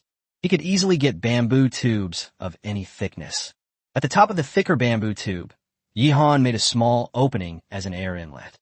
In that case, we can proceed to the next assembly step. Yi Han then stuffed the dried cattail stalks into the small bamboo tube, fitting them perfectly inside, something he had prepared beforehand. Then light the cattail stick and stuff it into the large bamboo tube along with the small bamboo tube. That completes the making of a tinderbox. Because of the compact design, a small air inlet, and the inherent fire-resistant properties of the cattail stalks inside the bamboo tube burn very slowly and do not go out. When you need to use a tinderbox, simply pull out the small bamboo tube, blow a breath at the cattail stick, and you will see sparks. Next, Yi Han needs to test how long a cattail stick can burn. He looked up at the sky, then put the tinderbox away. By checking back periodically, we can eventually draw a conclusion. It was getting dark, and it was another busy day. Because lunch had been delayed, Yi Han planned to have a simple dinner. So he took out a baobab fruit, cracked it open, took out the pulp, and started roasting it over a fire. Chapter 119, Wu Wan's ex-husband. An incredibly durable tinderbox. Seeing Yi Han's actions, the audience started sending comments and discussing. Yes, yes, yes, this is how breadfruit should be eaten to taste even better. Please note that breadfruit and baobab are two different fruits, grown on different trees. When I was young, I went abroad to work and roasted baobab fruit over a fire. To be honest, it wasn't very tasty, but it was better than when it wasn't roasted. I believe our ancestors carefully selected these foods. If it's something that most Chinese people haven't eaten before, it must not taste good. We've already made it to the point of eating black energy blocks. What's there to be picky about? Breadfruit tastes better than baobab fruit, and it seems that no contestant has obtained this resource yet. The baobab fruit being distributed has arrived. Everyone can have a taste. Just as Yi Han was baking baobab fruit, the Dragon Kingdom was once again in an uproar. Because the top leadership of the Dragon Kingdom has decided to distribute supplies once again. I can't say that everyone can eat their fill of baobab fruit, but at least everyone can enjoy this fruit. When eaten with black energy blocks, it has a unique flavor. In the live streams of various players, viewers from China began to appear and show off. This made the Japanese and Koreans so angry that their eyes twisted and their mouths turned crooked. The Dragon Kingdom is distributing supplies again. Damn it. At this moment, Yi Han also began to eat. Baked baobab fruit has a better texture and tastes more like bread. However, the sour taste could not be removed. Fortunately, it was the sour taste that the fruit itself naturally had, rather than the sour taste produced by food spoilage. Yi Han ate a toasted breadfruit and spat out a bunch of seeds. These are the seeds of the baobab tree. They can be planted and used to extract oil. I'm afraid I could never grow a seed into a big tree, even if I died. Oil extraction is a hassle, so let's leave it for now. Yi Han had already decided to ignore the baobab seeds for now. The most common use of baobab seed oil is in the production of skincare products, where it has significant anti-aging effects. Yi Han currently possesses enough animal oils, such as lard and crocodile oil for cooking, and has no immediate plans to acquire vegetable oil. Besides the baobab fruit, Yi Han discovered that the remaining bamboo rat was also dying, looking like it was on its last breath. Yi Han casually killed the bamboo rat and grilled it. Meat is still the best. In comparison, eating baobab fruit is merely survival, while eating meat is true living. As it turns out, the food is still the most delicious. I must eat well tomorrow and not neglect my Chinese stomach. Yi Han smiled and said to the audience, the Chinese stomach really has a hard time accepting other foods. For example, the rare steak that foreigners rave about is something most Chinese people can't accept. One bite and my mouth was full of blood. How could I possibly eat that? Before the apocalypse, many students from China went abroad to study and were forced to cook for themselves. There's no way around it. For most Chinese people, foreign countries are simply a food wasteland. After finishing his dinner, Yi Han tidied up a bit and planned to rest early. At this moment, some viewers noticed that Wu Wan had woken up again. The ground is a bit cold. Wu Wan got up and patted the dirt off her bottom. Everyone was stunned when they heard her words. Okay. The first time you woke up, you said your face hurt. The second time, You complained that the floor was cold. You haven't mentioned a word about the effects of toxins. As expected of the poison god, he's not afraid of poison at all. Next, Wuan drank a lot more water. This time, however, she did not induce vomiting or have her stomach pumped. Instead, she hoped that her body would drain water as soon as possible and detoxify through urine and sweat. Then she looked in the direction of her cave and frowned. How will people live in that cave in the future? The cave was filled with blood and vomited poison.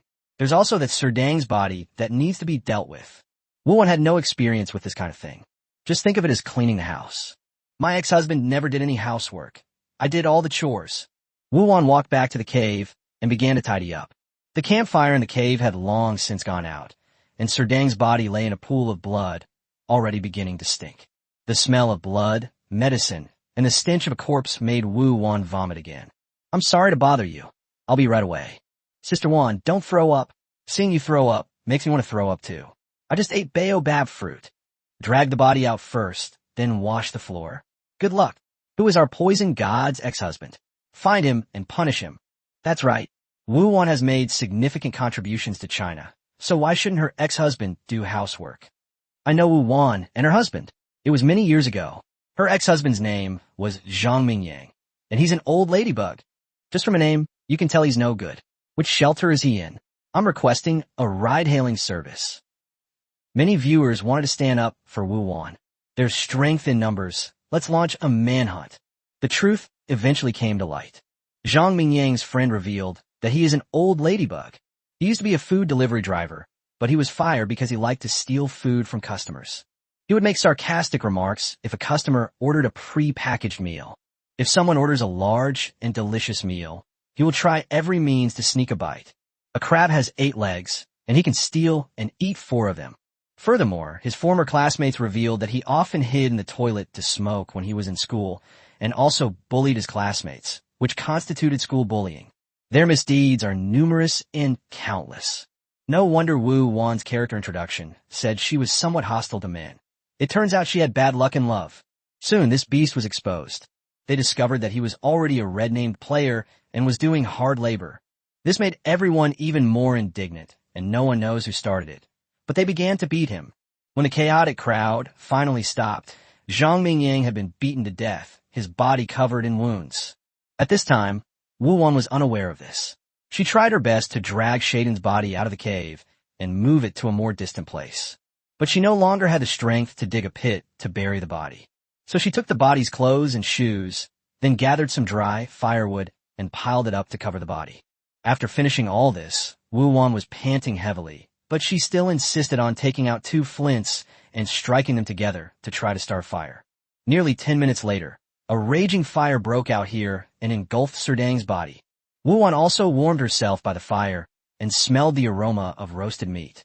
But she certainly can't do what Asako Gawa did. Wuan returned to the cave, took Shading's pot, and went to the stream to fetch water. They made repeated trips, carrying pots of water back to wash the cave floor. By the time she warmed herself by the fire in the clean cave again, the 15th day had completely passed. The national fortune value of the Dragon Kingdom has reached an astonishing 210 points. The wilderness survival game has only been running for half a month, and the performances of many Chinese players have been remarkable.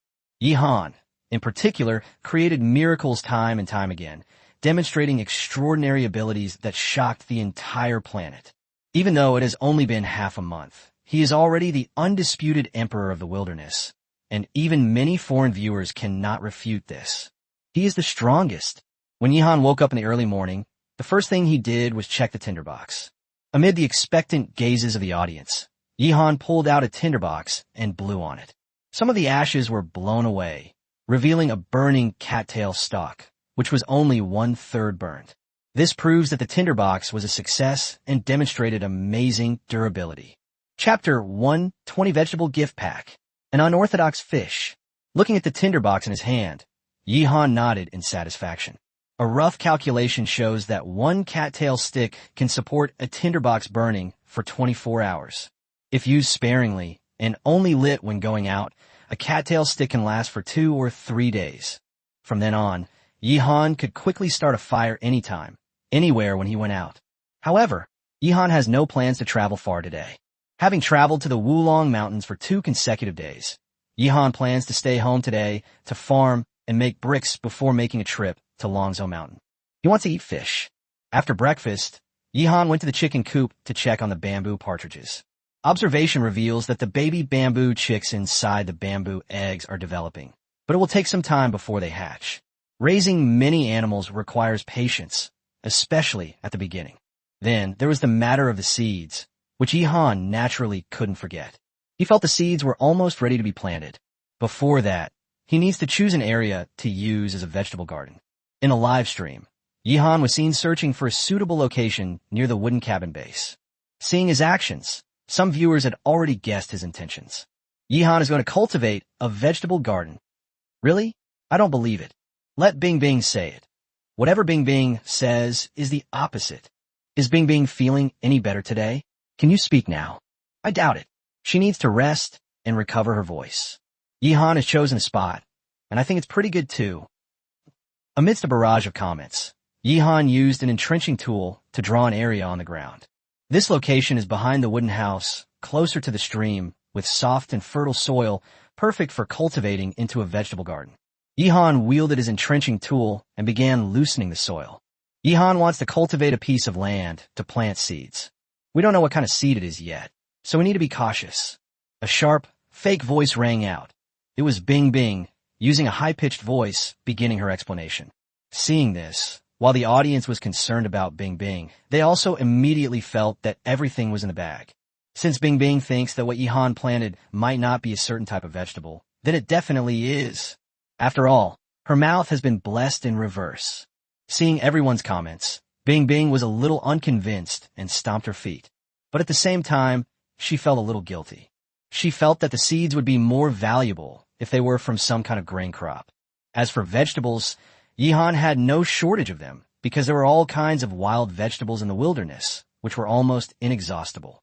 Yihan would casually pick some wild vegetables every day, but when he checked on them a couple of days later, they had already grown back. Grain crops do not grow as fast as vegetables. Yihan has a big appetite, eating 3 meals a day. If he keeps going like this, he'll eventually eat all the yams and wild rice he found. Therefore, Bing Bing hopes that these seeds can be seeds of grain crops, so that staple food can be produced stably. At this moment, Yihan had already completed the reclamation at top speed. He carefully buried the seeds in the soil, completing the planting. The system notification sounded. Congratulations, host, for planting seeds and gaining S-level planting ability. In an instant, as if enlightened, Yihan gained a wealth of knowledge and experience about planting. He seemed to have transformed into an old farmer who had spent his whole life cultivating the land, familiar with the characteristics and habits of various crops, and possessing a vast amount of planting techniques. It almost maxed out this ability. Now I can recognize these seeds. I just planted 5 seeds, 2 lettuce seeds, 2 chili pepper seeds, and 1 tomato seed. Yihan's eyes lit up, and he was overjoyed. He had realized that the bag of seeds was extraordinary, but he never expected that just 5 seeds contained 3 different vegetables.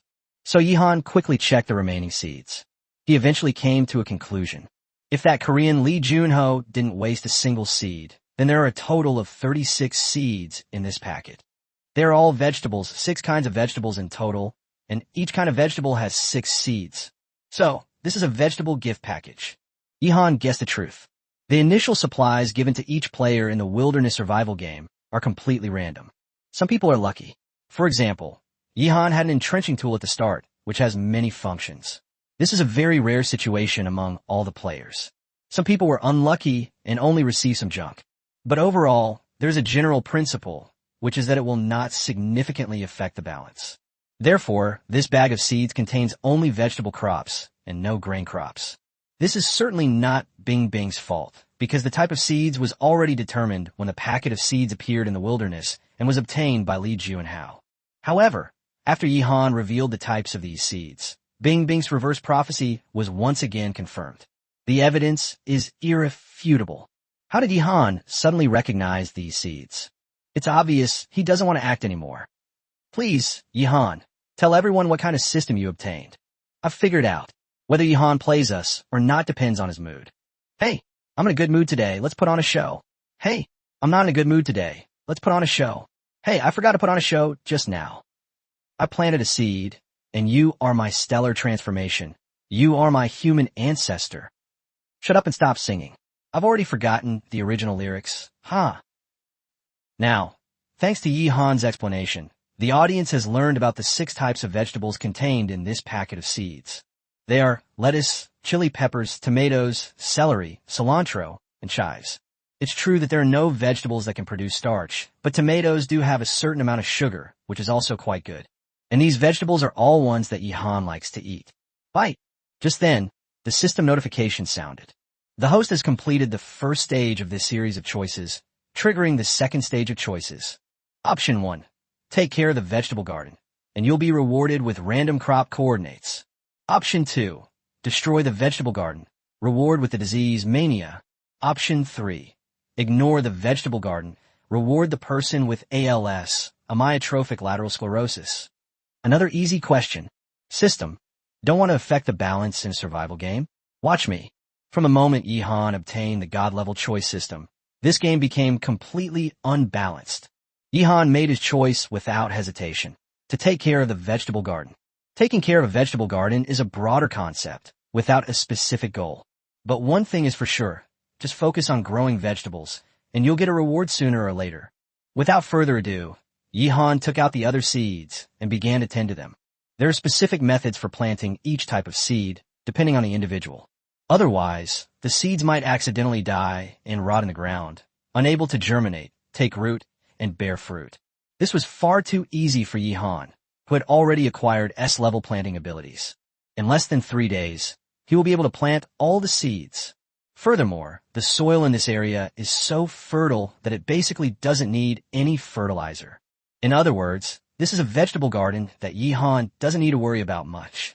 Yi Han smiled broadly as he processed each seed using different methods, while at the same time, an announcement appeared. Dragon Kingdom contestant Yu obtains a mackerel B, triggering a multi-million-dollar return. Congratulations to the Dragon Kingdom for acquiring 10 million mandarin fish. Wait, what fish did you say? Is this fish even real? Chapter 121 God awaits the girl. Beautiful country spots are full. Why is this fish called that? Many viewers were stunned. It was the first time they had ever heard of such a fish. Even Yu herself was dumbfounded. He never expected that his first return, 1,000-fold, would be given to a catfish. Cough cough. Everyone, please don't get excited. It's just a homonym. There is indeed such a fish. Its flesh is tender and delicious, and it tastes good. The commentator in Yu's live stream wiped the sweat from his brow and quickly began to explain. Unlike Bing Bing, who lost her voice while commentating, this commentator's daily work is very leisurely. Basically, it's just a few sentences repeated over and over. Yu has started fishing. A fish has taken a bait. Hurry up and return it. Oh no, the fish got away. You caught a fish. Congratulations to Yu. However, now he feels that the name of the chub fish is so powerful that it deserves his explanation. Upon hearing his explanation, the audience erupted in a frenzy of excitement. Got it. It's mainly because they're young. This fish is good. I like the name.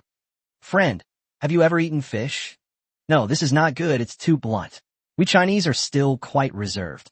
I suggest we use fu, blessing/good fortune, instead of this character.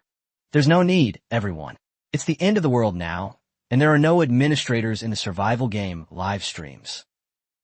It's clear that everyone was scared of what they were done before, and now they're all very careful with their words.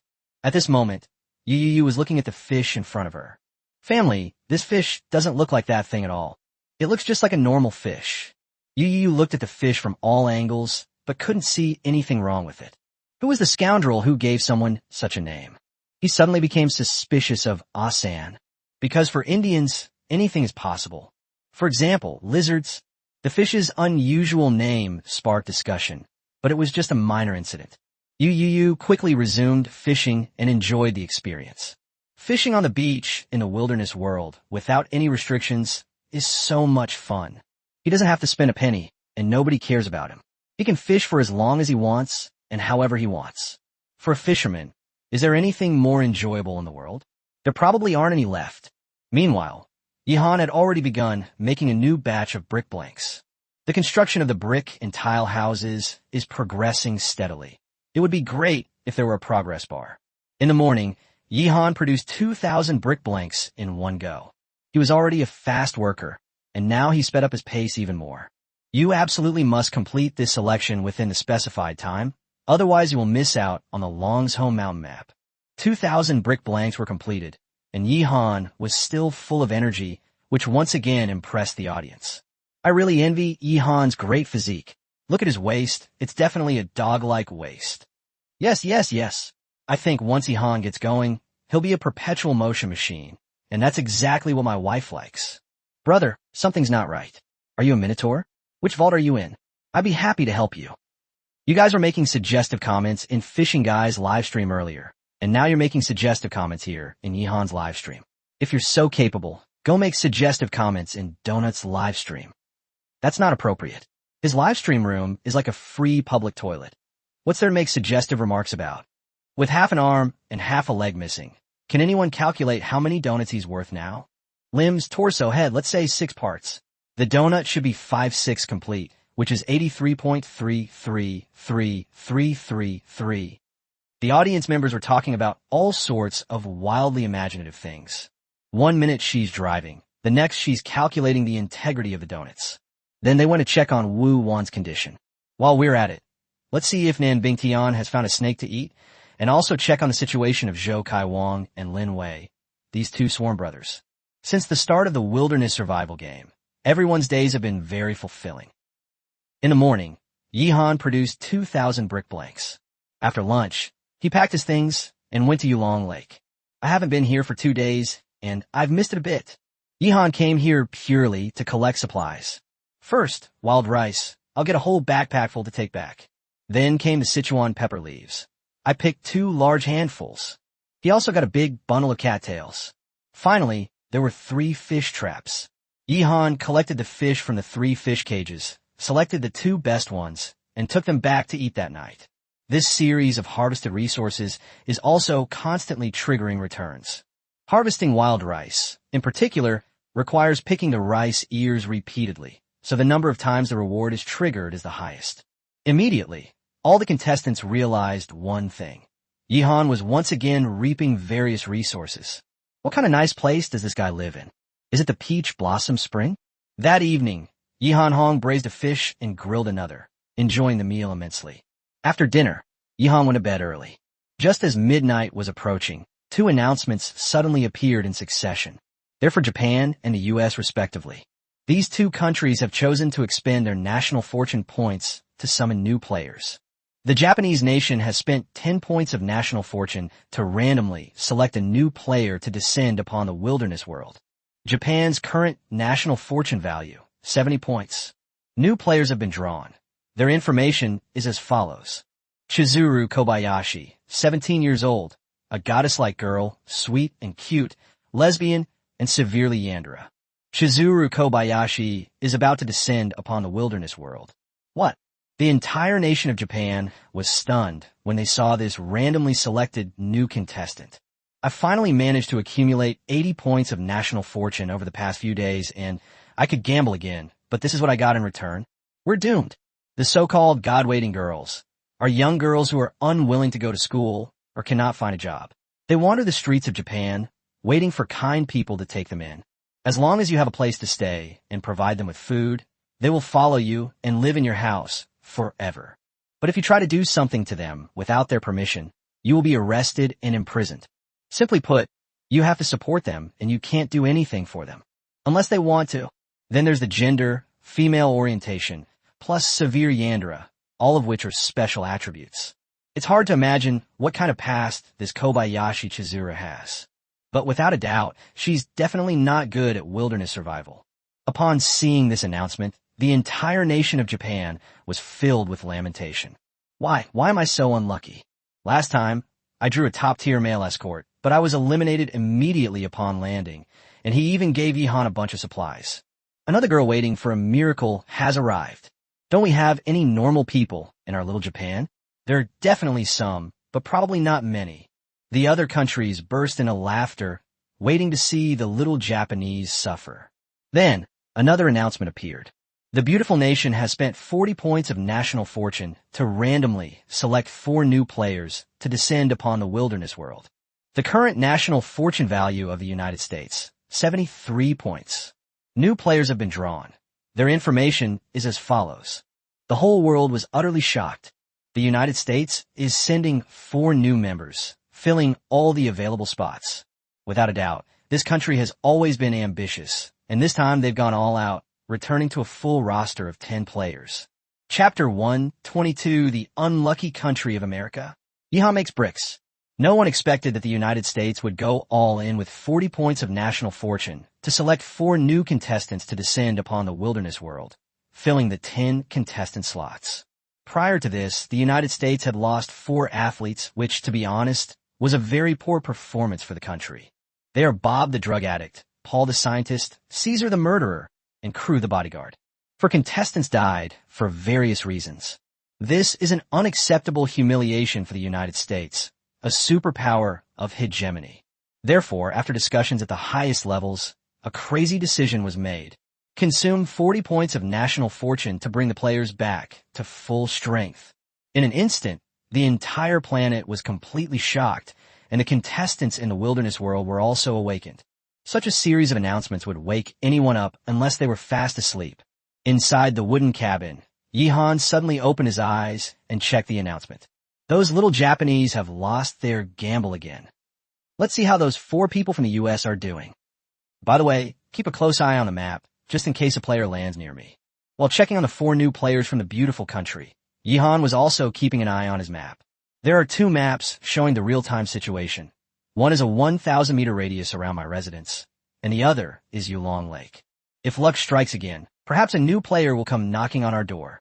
Everyone looked at the information about the 4 new contestants. Female politician Rahiri.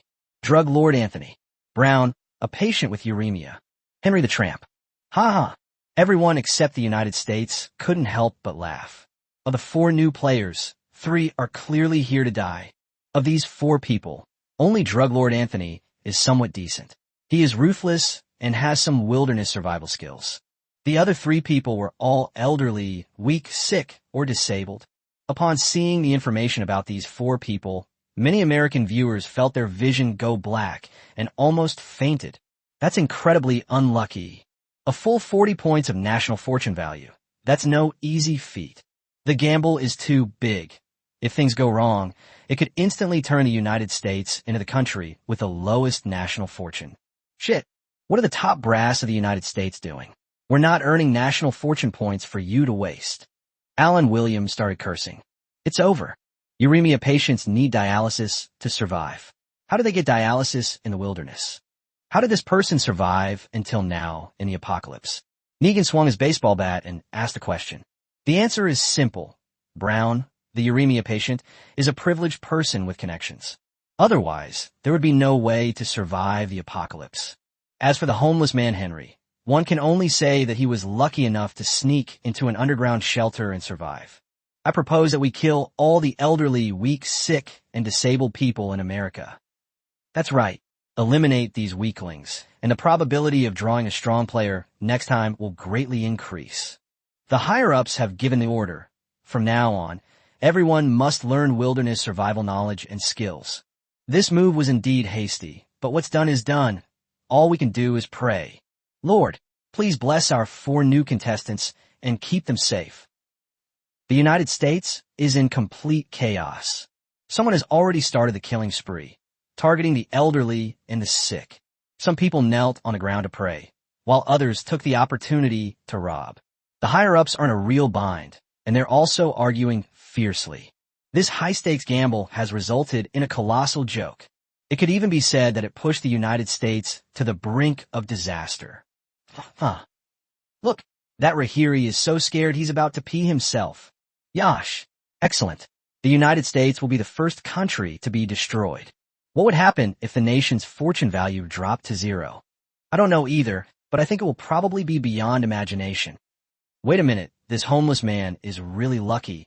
He actually got to soak in a hot spring. Some viewers noticed that Henry, one of the 4 new contestants and a homeless man, had arrived in a nice place. There's actually a hot spring here. Henry ignored everything else and immediately went into the hot spring to soak. He was very dirty. Not long after he soaked in the hot spring, the water around him turned murky and black. Fortunately, the hot spring water is flowing. Otherwise, it would have been ruined and completely polluted very quickly. Ah, this feels so good. Henry grinned, clearly enjoying himself. There were also some small fish swimming in the hot spring, and they weren't afraid of people. They swam around Henry's feet and started nibbling. Seeing this, Henry scooped up the small fish and put them directly into his mouth. This scene disgusted many people. Apart from Henry, the other three also descended into the wilderness world. So far, we haven't encountered any dangerous situations, nor have we found any other players. And then there's the new contestant from Japan, the goddess-like girl, the Yandere, Kobayashi Chizuru. She was observing her surroundings, looking pitiful and endearing. If it weren't for the character introduction, who would be able to tell that this seemingly harmless girl is actually a severe Yandere? This time, 5 new players have arrived in the wilderness world. However, none of them were eliminated immediately upon landing. All 5 survived until dawn. What Yihan found somewhat regrettable was that there was no airdrop this time. So he stopped worrying about it and went back to sleep. At dawn, Yihan woke up to face the 16th day of his wilderness survival challenge. Apart from Japan and the United States, other countries are relatively cautious and have not rashly sent new players. I think that in our country, we can launch a nationwide campaign to learn wilderness survival skills to prevent such incidents from happening in the first place. Yihan stepped out of the wooden house and spoke. His idea is actually already being implemented by the higher-ups. Experts have long been compiling an encyclopedia, using technology to make it accessible to every Chinese citizen. At the very least, you can recognize some basic plants so that you can have something to eat when you're in the wilderness. Of course, the best scenario would be for the Dragon Kingdom to always maintain a full roster and not need to send out new players, because no one can guarantee who the new contestants will actually be. The initial setup of the Dragon Kingdom has been pretty good for these 10 contestants so far, and it would be best if nothing unexpected happens. Yihan spent the entire day making brick blanks. The audience could all see that Yihan wanted to resolve this matter as quickly as possible. The 16th day was relatively peaceful, with nothing major happening. Of course, in reality, contestants die almost every day, so the audience has become used to it. For some small and weak countries, apart from their own domestic audience, no one else cares at all. The same thing happened on the 17th day. By the end of the 17th day, the Dragon Kingdom's national fortune value had naturally reached 230 points, maintaining its absolute lead. On the 18th day, the audience discovered that Brown, the new contestant from the United States and a patient with uremia, was on the verge of death. At this moment, Yihan was finally about to start firing the bricks. Chapter 123 New Plant, Soybean. Yihan re-enters the Wulong Mountains. In the past 2 days, Yihan not only had a full 10,000 brick blanks, but he also took the time to build a kiln. Having 2 earthen kilns can greatly improve the efficiency of brick firing.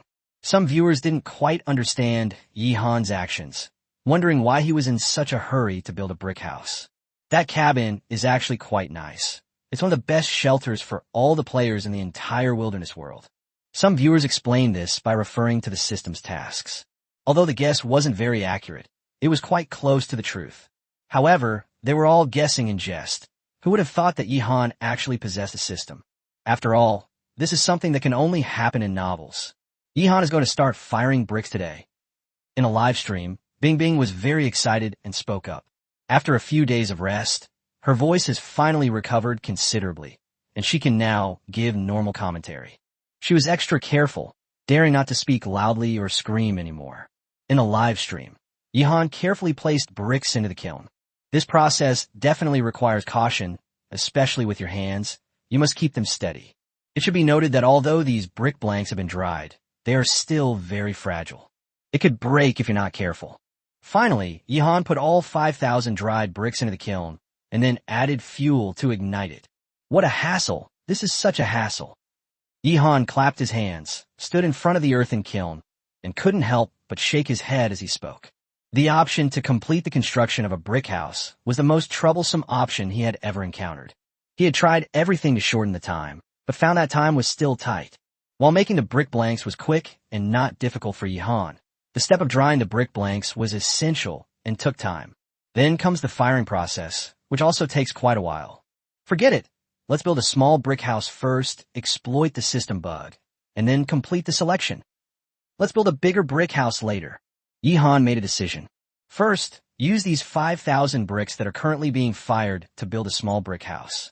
Completing the selection is the most important thing. After all, the bricks in this one kiln need to be fired for at least 10 days. Initially, Yihan planned to build a large house in one go. He's changed his mind now. After firing the bricks, Yihan left the kiln factory and returned to the wooden cabin base camp. He went to the back of the wooden house, to the vegetable garden, to tend to it. Simply water them and check on the growth of these seedlings. Yihan has planted all the seeds, and they are growing very well, which makes him very satisfied.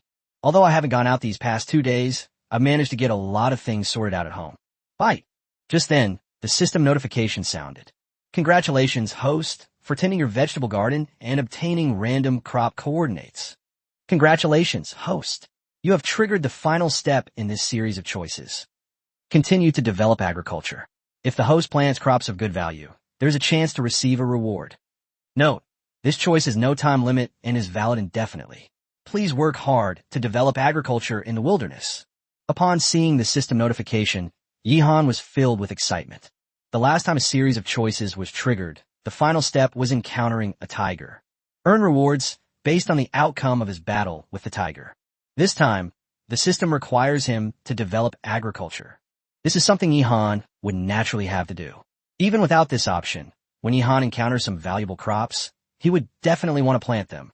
Then, Yihan began to examine the coordinates of the random crops obtained this time. The location isn't far, it's in the Wulong Mountains, and it's in the same direction as the sulfur coordinates. I can also take a look at what kind of environment sulfur is found in. And this plant is soybeans. It's practically a miracle plant. I have to get it back. Soybeans have so many uses and are of immense value. Yihan was thrilled and immediately began packing his things, ready to set off. His actions also excited the audience. It's been 2 days, and Yihan is finally going out. Do you know how I spent the last 2 days? Seriously, watching Yihan go out is the most interesting. The other contestants are all a bit lacking. Yeah, Team Dragon has been looking for someone to kill, but he can't find anyone. It's driving me crazy. Don't even mention it. The most boring live stream is Fishing Guys. Sometimes when I go in, I think it's lagging. Haha, which direction will Yihan go this time? Let's ask Bing Bing to make a prediction. Viewers were sending out a barrage of comments. Bing Bing was very cooperative. She herself wanted to guess. We can't keep guessing wrong every time. You want to see me make a fool of myself? I won't let you succeed. I think Yihan's trip this time is to Dragon Head Mountain. Bing Bing said. She had reason to make that guess, because she keenly noticed that Yihan looked towards Dragon Head Mountain twice while packing his things. Therefore, she believed that Yihan was definitely going to Dragon Head Mountain. Then, everyone saw Yihan stride towards the Wulong mountain range. Bing Bing was completely dumbfounded. No, aren't you going to Dragon Head Mountain, Yihan? What are you looking at over there? The audience was in stitches. Sure enough, Bing Bing was wrong every time she predicted Yihan's actions. That's absolutely amazing. In fact, Yihan didn't look at Lonsho Mountain. It was just a simple action while packing his things that gave Bing Bing the wrong impression. Yihan will definitely not encounter any enemies on this trip. Bing Bing refused to believe in this superstition and made another prediction. The audience immediately felt confident. It seems that Yihan's move will add another 10 points to the national fortune value of the Dragon Kingdom. Not only do Chinese viewers believe Bing Bing's reverse prediction, but many foreign viewers also firmly believe it. Her words immediately made many foreigners nervous. It's quite possible that Yihan will actually encounter other contestants on this trip. I hope it's not one of our own. I hope it's not one of our own. They all began to pray. Just as Yihan arrived at the baobab tree at top speed, an announcement appeared. American athlete Brown Dennis has died from uremia. The United States has had 10 points of national fortune deducted, leaving it with a current national fortune of 83 points. Brown, who suffered from uremia, has finally died. When he descended upon the wilderness world, it was also around the time when he was about to undergo dialysis. Many people understand that dialysis cannot be delayed. This is a disease that causes despair and torment. Some people die because they cannot afford the high cost of dialysis. Some commit suicide in despair because they cannot get a kidney. And some die of heart failure simply because they drank too much water. It's amazing that Brown survived for 2 days. His death was expected by everyone, and the United States remained calm and undisturbed because they knew that this blow was inevitable. Who told them to be unlucky and draw Brown as their new player? Meanwhile, Yihan briefly checked the condition of the baobab trees and then chose a new direction to enter the Wulong Mountains. Chapter 124 Henry's Skin Fragments. Yihan secures a quadra-kill. Everything is normal here at the baobab tree. The interior of the tree hole shelter that Yihan had taken out had dried out, and all that was needed to make doors and windows was for it to be ready to live in.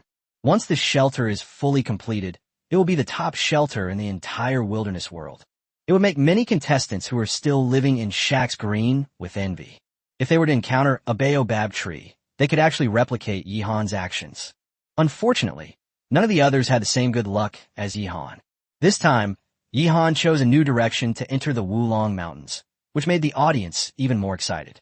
Yihan will definitely gain a lot and will also encounter opposing players. At this moment, Yihan was also in a good mood. If all goes well, he can start building the brick house in a little over 10 days. During this period, the vegetables in the garden can grow further and reach a considerable size.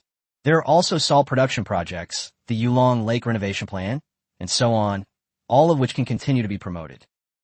With beautiful dreams for the future in his heart, Yihan made his way forward through the jungle.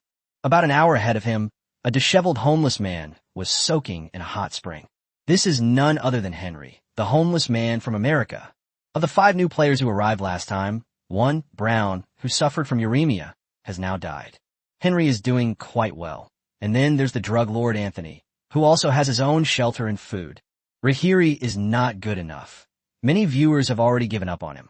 There's also the Japanese Yandere girl, Kobayashi Chizuru, who has survived to this day solely by enduring hunger. Henry is having a really good time. He's almost eaten all the little fish in the hot spring. It's all right, there are quite a few of these small fish. Now I know why he's called a homeless man. This guy is just too lazy. Well, at least I survived. I shouldn't die anytime soon. He looks so unlucky. I doubt he'll live much longer. He might be in trouble soon. Shit, get out of here, you Chinese. Stop spreading negativity. Henry's live stream was fairly popular. Many people come to see him soak in the hot springs. The main problem is that now that the apocalypse has arrived, no one can enjoy life anymore. They can only barely survive. Soaking in hot springs is naturally out of the question. So all we can do is watch Henry soak in the hot springs and get a taste of it. I fantasize that I am also soaking in a hot spring. Cough. Hey. Henry rubbed the mud off his body and spat out a mouthful of yellow phlegm. Many viewers found it disgusting. This guy is really filthy, perfectly fitting the image of a homeless person. It seemed like he had endless dirt on his body and endless phlegm in his throat. All the filth was washed away by the water. Then it flowed to Yihan's front. Why does this water look a bit dirty? Yihan was heading to the soybean field, with a small stream flowing beside him. As he went further, he began to realize that something was wrong. The stream water has become dirty. Yihan became alert and squatted down to carefully examine the filth in the water. What's this? And the water is actually warm? He frowned, looking at the gray scrolls in the water. Upon seeing this, the audience went wild. No way, no way.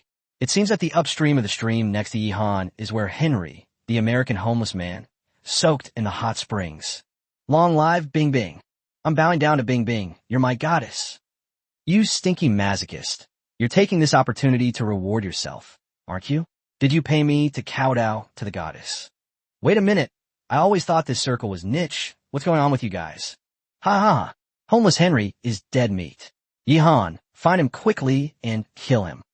He's too filthy. He's polluted the water resources. He must be killed. Yihan's live stream went viral. Bing Bing's reverse prediction has come true once again. Yihan is about to meet Henry, a homeless man from America. Then everyone started discussing what that gray roll was called. Everyone has this thing, but the name seems to vary from place to place. Some call it Ziyuan, Tun, some call it an I, and some call it Huiwan, huh. Nijuan, and so on.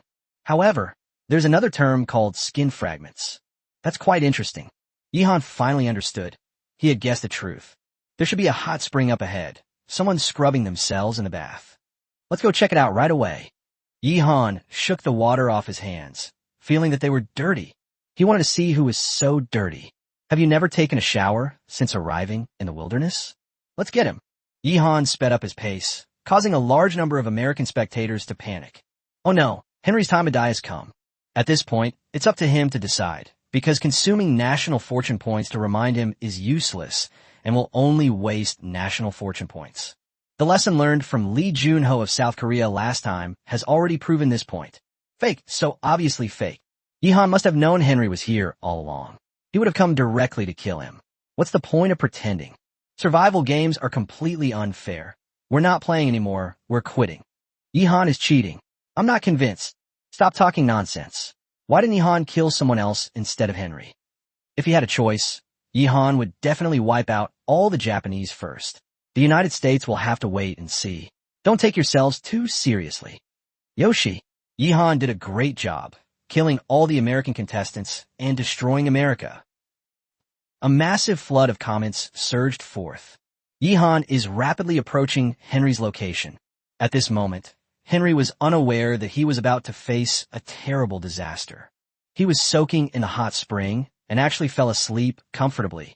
Finally, Yihan arrived, following the stream all the way to the hot spring. Yihan was surprised to find that it was very close to the sulfur. It looks like a sulfur hot spring. I saw someone.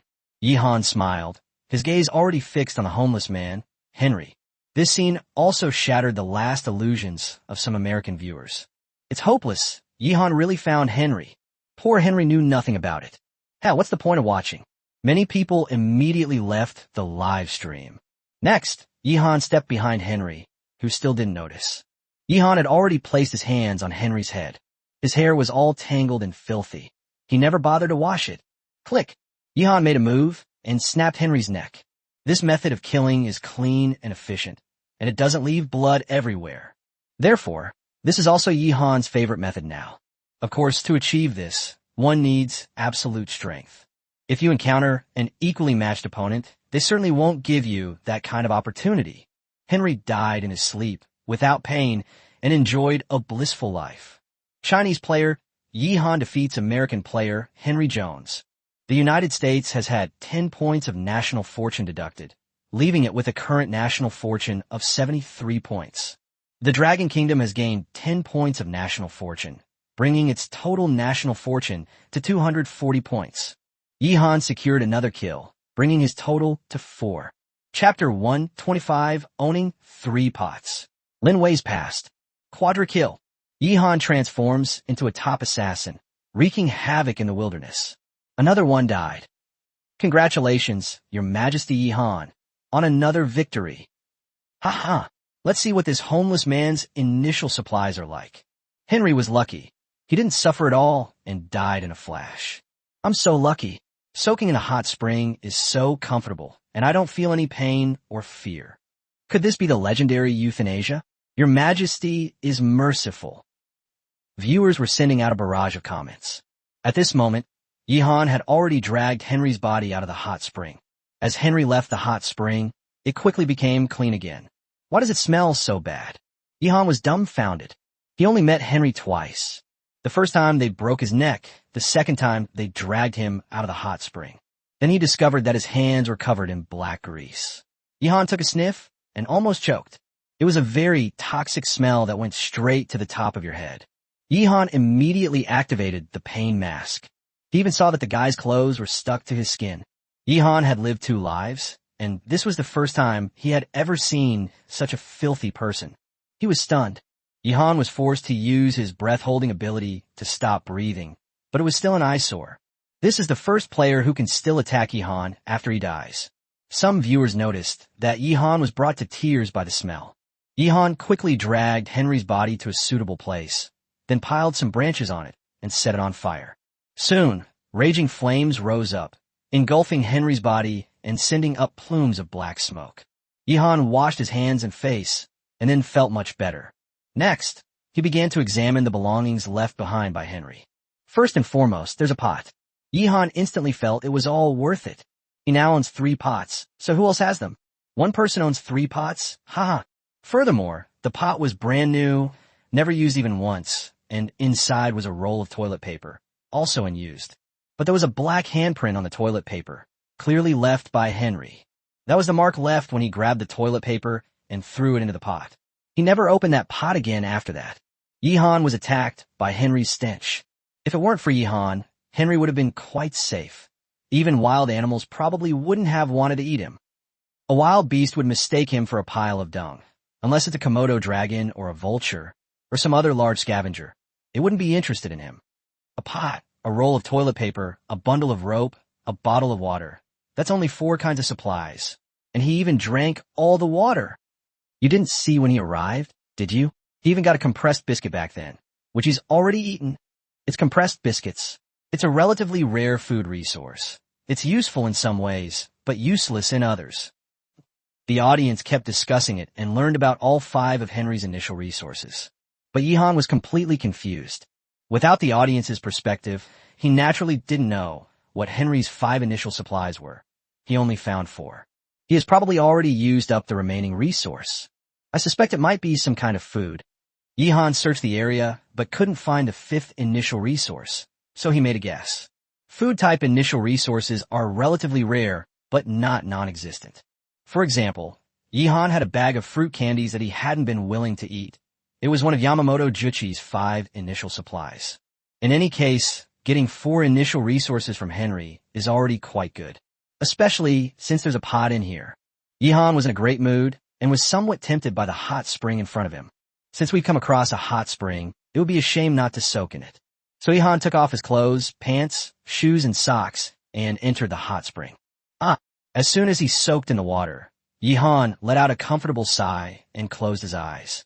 The temperature is just right. It's incredibly comfortable. Furthermore, the hot spring water clearly contains a certain amount of sulfur, which is quite beneficial to the skin. Yihan was enjoying the hot spring, and some small fish even came over to give him a foot massage. It was so relaxing. What he didn't know was that there were originally more small fish here, but the homeless man Henry ate a lot of them raw. This small fish is called the pale, reddish-brown pufferfish. It is a type of hot spring fish and is also the earliest type of fish used in foot massage. Later, in order to save costs, people artificially bred a kind of starfish. When people used to have fish spas, it was basically starfish nibbling on their feet. Bing Bing gave everyone a brief explanation. Then a viewer mentioned that there is a type of fish snack that is supposedly made from dead fish used for foot massages. But it was quickly proven to be a rumor. Yihan soaked comfortably in the hot spring, enjoying the tranquility and comfort. The other players in the wilderness world reacted differently to the announcement of his latest kill. Brother Yihan is amazing. I also want to contribute to the Dragon Kingdom. Chun Baiju shouted the slogan. The audience can all recite this line by heart, and every time Chun Baiju shouts it, everyone follows along. His livestream now contains nothing but this phrase. Some viewers even predicted it earlier than Chun Baiju. Indeed, the essence of humanity is being a repeater, and the value of this statement continues to rise. I've only killed 1 person, while Yihan has already killed 4. Long, he even started to doubt himself. He never doubted his own survival and combat abilities. But now, brother, we need to step up our efforts too. Even that Wanner killed a foreigner. Hunter Zhou Kaiwang patted Lin Wei on the shoulder and said. Lin Wei rubbed his shoulders and nodded. Brother Zhou, we'll find the enemy sooner or later. I'll help you out then. Although Lin Wei was a chef, he had long harbored murderous intent. He most wanted to kill black people. This has nothing to do with racial discrimination. It's mainly because he had a girlfriend when he was young, but she ran off with a black man. She even said she wanted to go abroad to be a chief's wife. Many years later, Lin Wei suddenly came across news about this girlfriend online. Only then did I learn that after she married that black man, she lived in a mud house, had 3 children, was always hungry, and was beaten. Lin Wei felt no sympathy for her. It was all retribution she deserved. That's her good fortune. But Lin Wei always harbored hatred towards black people. This story sounds surreal, like something out of a novel, but it's actually quite common in real life. So Zhou Kai Wang and Lin Wei set off on a new hunting expedition. Not only do we hunt wild beasts, but we also hunt our enemies. Meanwhile, Yihan reluctantly left the hot spring. Hot springs are nice, but you can't stay soaking in them all the time. He has more important things to do. Chapter 126 Edamame, Soybeans and Red Beans. What to do when Caesar runs out of food. The audience was disappointed as they watched Yihan get up and put his clothes back on. Yihan treats us like we're thieves. That's really going too far. Exactly. Soaking in a hot spring in the middle of nowhere and wearing only underwear. Sigh. Bing Bing's eyes were practically glued to it. Do you guys really like abs? Actually, just having abs isn't enough. You also have to be handsome. Haha. Men like beautiful women, and women like handsome men. So let's not argue with each other. Nonsense. I'm a man. I like men. I'm proud of it. I'm honored. The audience grumbled and cursed as Yihan packed his things and continued on his way. Less than 10 minutes later, Yihan arrived at the sulfur resource point. He had already smelled a pungent odor. That smells like sulfur. You can't smell it for too long, or you'll get poisoned. What pleased Yihan was that the sulfur mine was exposed in a cave, making it easy to mine and saving him a lot of trouble. He casually knocked off a few pieces of sulfur and took them with him, then continued on his way. Yihan now has charcoal and sulfur. All he needs is saltpeter to make gunpowder. That's one of the 4 great inventions of our dragon kingdom. Bing Bing excitedly said in the live stream. They can even get saltpeter. If we can find saltpeter, things will be much simpler. Yihan has already discovered salt mines and sulfur mines, and he will definitely find more minerals in the future. Gold mine. I want a gold mine. What use is gold in wilderness survival? Gold can be used to make electrical wires. It is said that the electrical wires in the homes of the wealthy are made of gold. Those aren't rich people, they're celestial beings. The audience started discussing it. At this moment, Yihan was getting closer and closer to the soybean resource point ahead. He was very excited, and looking into the distance, he could already see the bean pods. Some are green, some are yellow, and they're growing very vigorously. In the wilderness, both plants and animals grow wildly. It has never been polluted or damaged by humans. They're growing fantastic. Yihan stopped, and a bright smile appeared on his face. His discovery once again shocked the entire planet. It's no wonder everyone is making a fuss. Yihan is simply too extraordinary. He discovered soybeans. This is a highly valuable food crop. Before Yihan even started harvesting the soybeans, the audience was already in an uproar. These are my favorite edamame. Boiled edamame dipped in wasabi soy sauce is just so delicious. Edamame? Isn't that soybean? Soybeans can be made into tofu and soy milk. What are you talking about? This is soybean, isn't it? Soybeans can be pressed for oil and made into soybean oil and soybean cake. Ha ha ha. A bunch of country bumpkins. They don't know anything. They've obviously never farmed before. Let me tell you a secret. Edamame, soybeans, and soybeans are all the same thing. That's right. My boss calls me Xiao Wang, my neighbor calls me Brother Wang, and my friends call me Lao Wang, but all 3 of these names refer to me. The audience started discussing it, and some even gave a brief explanation.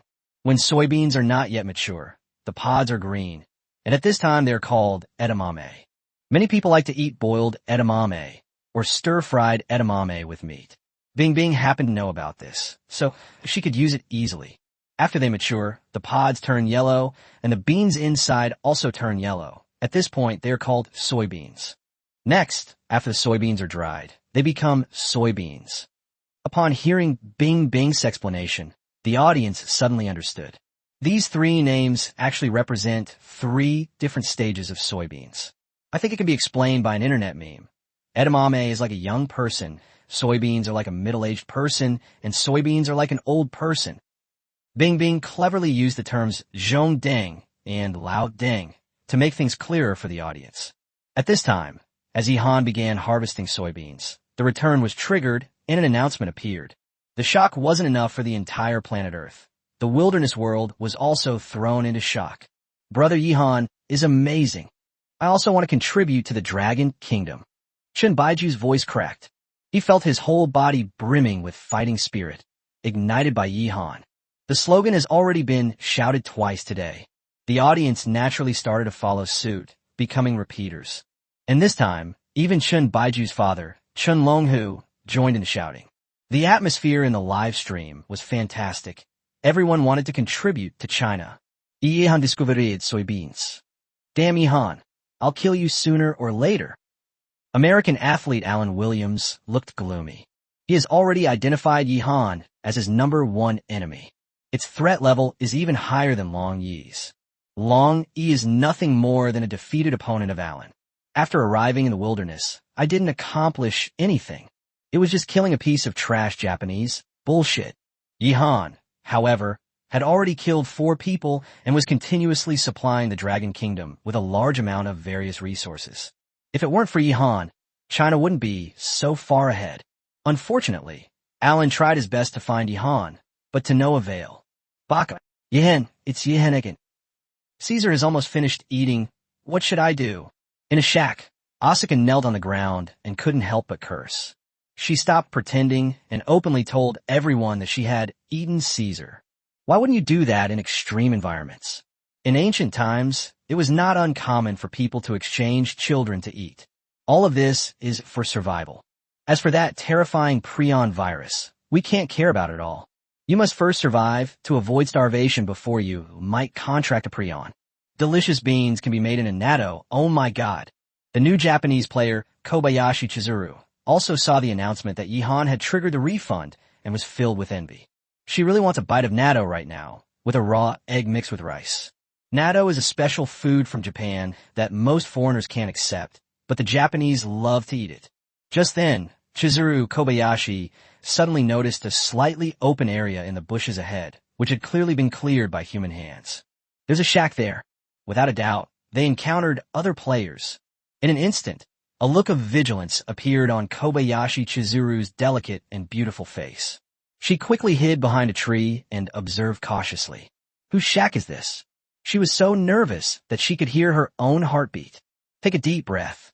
I think I've seen this shack before. Chizuru Kobayashi tried hard to recall. She's a new contestant. Before arriving in the wilderness world, I had seen many players' live streams. She was certain she had seen this shack during the live stream. The next moment, a figure emerged from the shack, clutching his stomach and looking pained. Chapter 1:27-2 Japanese Women Meet. Ihan descubres wasabi. Upon seeing this figure, Kobayashi Chizuru shuddered, and a relieved smile immediately appeared on her face. Because this person is none other than the Japanese player, Tenju and Asuka. They're friendly forces. We're on the same side. At the same time, this is also Kobayashi Chizuru's favorite player. Despite facing the brutal demon Caesar, Asuka never gave up hope and managed to turn the tables. To Chizuru Kobayashi, this was incredibly cool. She even fell a little in love with this older sister. And now, they've actually met in the wilderness. What is fate? This is fate. Chizuru Kobayashi ran out from behind the tree where she was hiding, her face beaming with excitement as she opened her arms to hug Asuka. This sudden scene gave Asuka a huge fright. This is not an exaggeration. She really jumped up. At the same time, the audience all noticed that her pants had turned red. Everyone immediately understood.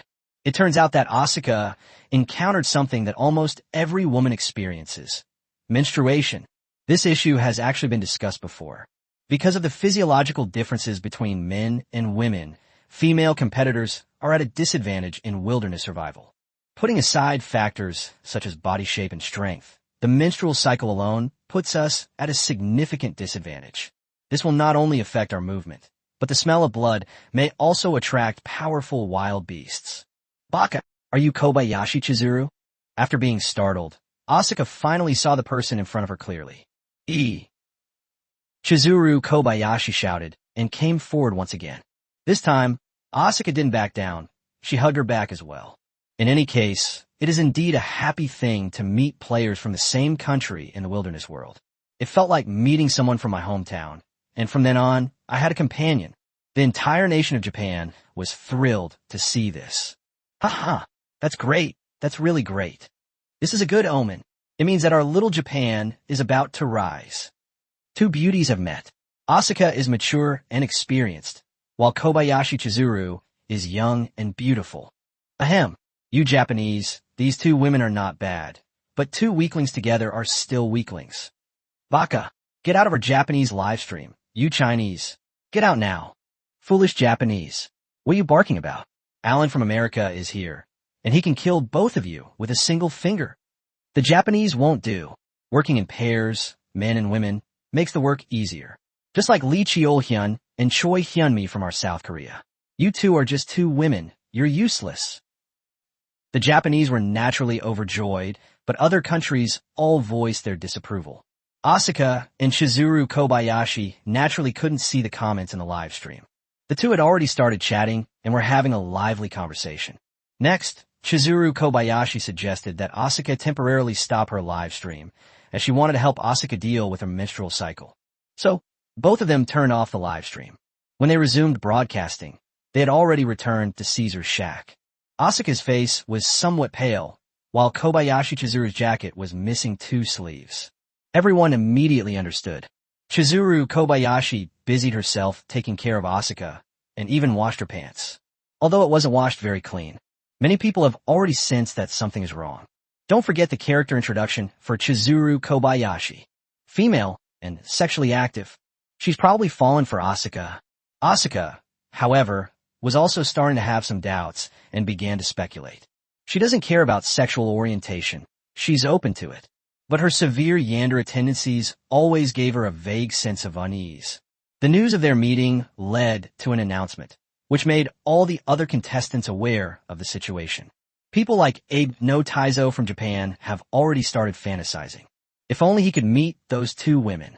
Asuka used to be an adult film actress, so she'll definitely know how to please men. Chizuru Kobayashi is very young, at the most delicate age. Does she like women? That's because she hasn't met the man who can conquer her. How wonderful it would be if 2 women served him together. Abe retiring 3 times and felt even more energetic digging for earthworms. While the 2 Japanese women met, Yihan was frantically harvesting soybeans. He used a method of digging up the roots. Everyone understood that he intended to transplant the entire soybean field back to its original location. Plant it in your own home. Now, in addition to a vegetable garden, Yihan also has a soybean field. Ha! Yihan's face was beaming with joy, and he was full of energy. This plant is amazing. It has so many uses. How could he not be excited? He not only wants to transplant these back, but he also wants to expand the scale of planting. Soon, Yihan dug up a large quantity of soybeans. Throughout the process, Yihan was very careful to protect the soybeans' root system. Root damage can be fatal to plants. Next, Yihan began packing, carefully tying the soybeans with vines to make them easier to take away. 2 large bundles of soybeans have appeared before everyone's eyes. The soybeans in this wilderness are so plump and large. I feel like those beans are almost the size of peanuts. That's amazing. There's no way around it. The environment in the wilderness world is just too good. My biggest dream right now is to be able to enter the wilderness world. Then you'd better stop dreaming. If you want new people to join, it means that 10 of our Dragon Kingdom's contestants will have to die. I'm already learning wilderness survival skills, but I hope I'll never have to use them, and that all 10 of us from our Dragon Kingdom will be safe and sound. There are still a lot of soybeans left here. Yihan only dug up a small portion. We're rich. We're rich. In Yihan's live stream, the viewers were all excitedly discussing it. There's so many soybeans here. This also means that Yihan was not able to take everything with him after his trip. A rough calculation shows that it would take at least 5 trips. Although it might be a bit troublesome, Yihan was happy to do it. Next, transplant all the soybeans here back as quickly as possible. I want to own a farm. Yihan carried the 2 large bundles of soybeans on his back and started walking back. Despite carrying a heavy load, he moved quickly. These weights are nothing to him, given his S-level physique. Killer Yihan is temporarily offline. Farmer Yihan is now logged in. I wonder if anyone has noticed that Yihan is also very good at farming. Bing Bing was deeply moved and full of amazement. He is an all-powerful king, the uncrowned king of this wilderness. In a live stream, Yihan was carrying soybeans back home when he noticed a new plant along the way. Immediately, everyone saw a joyful smile on Yihan's face. When you're feeling sleepy, someone brings you a pillow. Isn't that wasabi? Ha ha ha. Hearing Yihan's laughter and following his gaze, one could see a large patch of wasabi growing quietly. This is an expensive flavoring plant. Chapter 1, 28 SS Rank, Physical Qualities. Rahiri's Death. Wasabi. Yihan just discovered soybeans, and now he's discovered wasabi. Soybeans are a highly valuable food crop, while wasabi is a precious seasoning plant. Yihan immediately began harvesting wasabi. Meanwhile, viewers were constantly sending out a large number of bullet comments. Wait, what is wasabi? You city bumpkin, you don't even know this? Wasabi is just sunflower seeds from the mountains. Oh, so it's sunflower seeds. But aren't sunflower seeds supposed to be sunflower seeds? I don't see any sunflowers here. Ha ha, what are you talking about? Wasabi and sunflower seeds are completely different things. They have nothing to do with each other. You can think of wasabi as a high-grade mustard. That's the simplest way to understand it. You should have said so earlier. Oh, it's horseradish. This stuff is too strong. I don't like it. A new round of discussion has begun surrounding wasabi. Many people have just learned about soybeans, and now they're starting to learn about wasabi. Ultimately, it was Bing Bing who had to tell everyone the truth. First of all, wasabi, sunflower seeds, and sunflowers are just names that all contain the character kue, but otherwise they are not really related. Then wasabi, mustard, and horseradish are three different things. Hearing Bing Bing's words, many people felt their heads buzzing. Not again. Actually, the mustard that everyone used to eat most often was that kind of green sauce that you could squeeze out from a tube, which was made from horseradish. Horseradish, also known as horseradish, has a large, fleshy root that is white in color. Therefore, coloring is added during the production of mustard to make it green. This sauce has the strongest flavor. Bing Bing's explanation made many people feel deceived. Oh, so this green mustard sauce has nothing to do with mustard, and the color is fake. Then there's yellow mustard sauce made from ground mustard seeds, the kind you dip when you eat fried chicken. I think this is the best tasting wasabi sauce. It's sweet and delicious. Bing Bing's words were unanimously agreed upon. This yellow mustard sauce is truly delicious. Finally, there's wasabi, which is the most expensive and commonly found in various Japanese dishes. Its spiciness isn't too strong. It has a subtle sweetness and a refreshing herbal aroma. By the time Bing Bing finished her explanation, Yihan had already pulled out 2 wasabi plants, shaken off the dirt, and taken them away. In that case, I can have some boiled edamame for dinner. Dip it in soy sauce and wasabi. Thinking about this, Yihan couldn't help but start drooling. And grilled meat with wasabi sauce is also very good. Yihan quickened his pace. He could already see the baobab trees in the distance. He left the Wulong Mountains and returned laden with spoils. This trip not only resulted in the killing of Henry, increasing the national fortune value of the Dragon Kingdom by 10 points, but also obtained 4 initial resources from Henry. Yihan now has 3 pots and a roll and a half of toilet paper.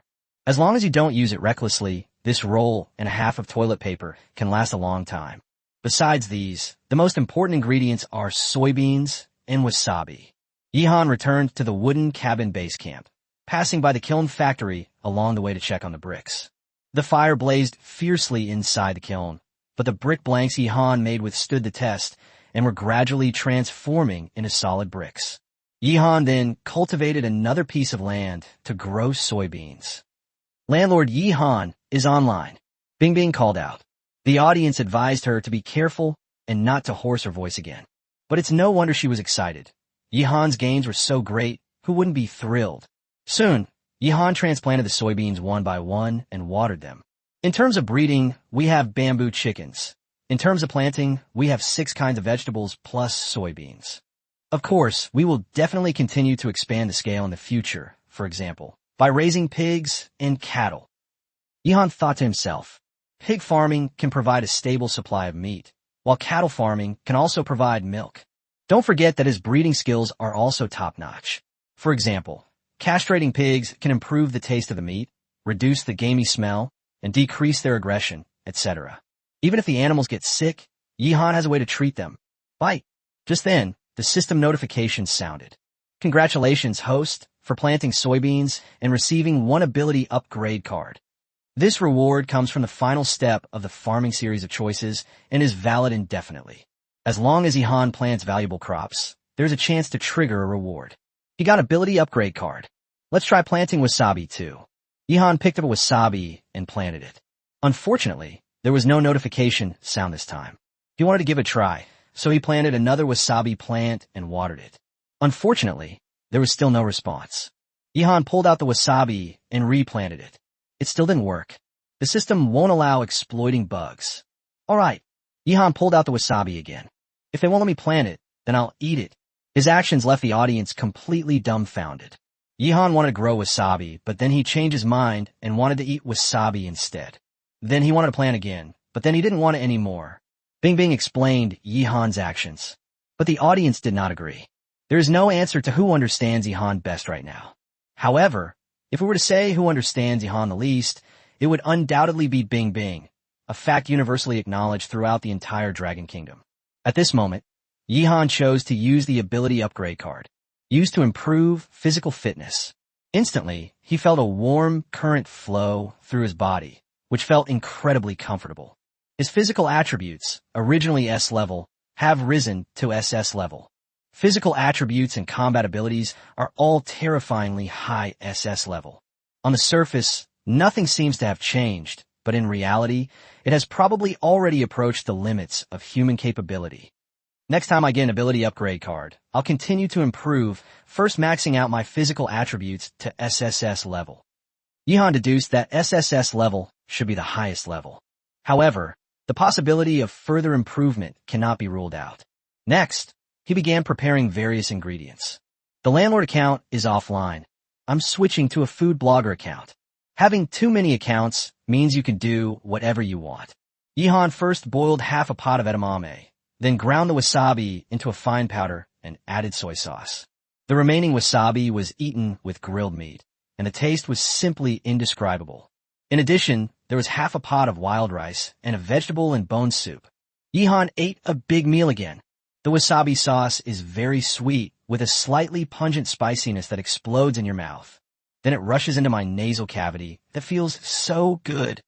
Furthermore, wasabi acts as a catalyst, making edamame and meat even more fragrant. While enjoying his meal, Yihan didn't forget to tempt the audience. As everyone ate the black energy blocks in their hands, a deep sorrow welled up within them, an unending grief. Many people are now drooling with envy. Just as Yihan finished dinner and began packing his things, an announcement suddenly appeared. American athlete Rahiri is dead. The United States has had 10 points of national fortune deducted, leaving it with a current national fortune of 63 points. Another one died. Chapter 129, The Terrifying Mountain Leeches. 2 movies. The United States has spent 40 points of national fortune to send 4 new players. 3 people died in the blink of an eye. Brown, a man with uremia, Henry, a homeless man, and Lahiri, a female politician. They're all dead. The entire United States is furious. How could they be so unlucky? Shit, this idiot, this moron. Damn it, 3 of the 4 new players are dead. What a huge loss. What were the higher-ups thinking? A bunch of incompetent fools. Destroy. Everyone must die. All of us must die together. Let's kill a few people to have some fun, huh? Immediately, chaos erupted once again in many of the American shelters. Many people took advantage of the chaos to loot, kill, and commit arson. Hee. In the wilderness, Alan Williams was so angry he laughed. He worked hard to kill people and struggled to survive every day, but all the national fortune points he painstakingly earned were wasted by the high-ranking officials of the United States. Why waste national resources sending over these idiots? What's the point? Listen up, leaders of the United States. You'd better behave yourselves and stop wasting the nation's fortune points. Alan spoke, issuing a threat. This scene immediately enraged the top brass of the United States. Their original intention was to bring the number of players to the maximum so that they could accumulate national fortune points faster. But who could have imagined such bad luck? Of the 4 new contestants randomly selected, 3 were elderly, weak, sick, or disabled. Damn it, Alan. How dare he talk to us like that? Insubordination. I really want to shoot him dead. Is he threatening us? What can he do? Huh. What do you mean by wasting national resources? Bullshit. I'm going to contact Alan and give him a piece of my mind to show him who's in charge. Calm down. We can't afford to waste any more of the nation's fortune. The American leader, Bart, was furious and smashed his wine glass to pieces. Expensive red wine was spilled all over the floor, just like bright red blood.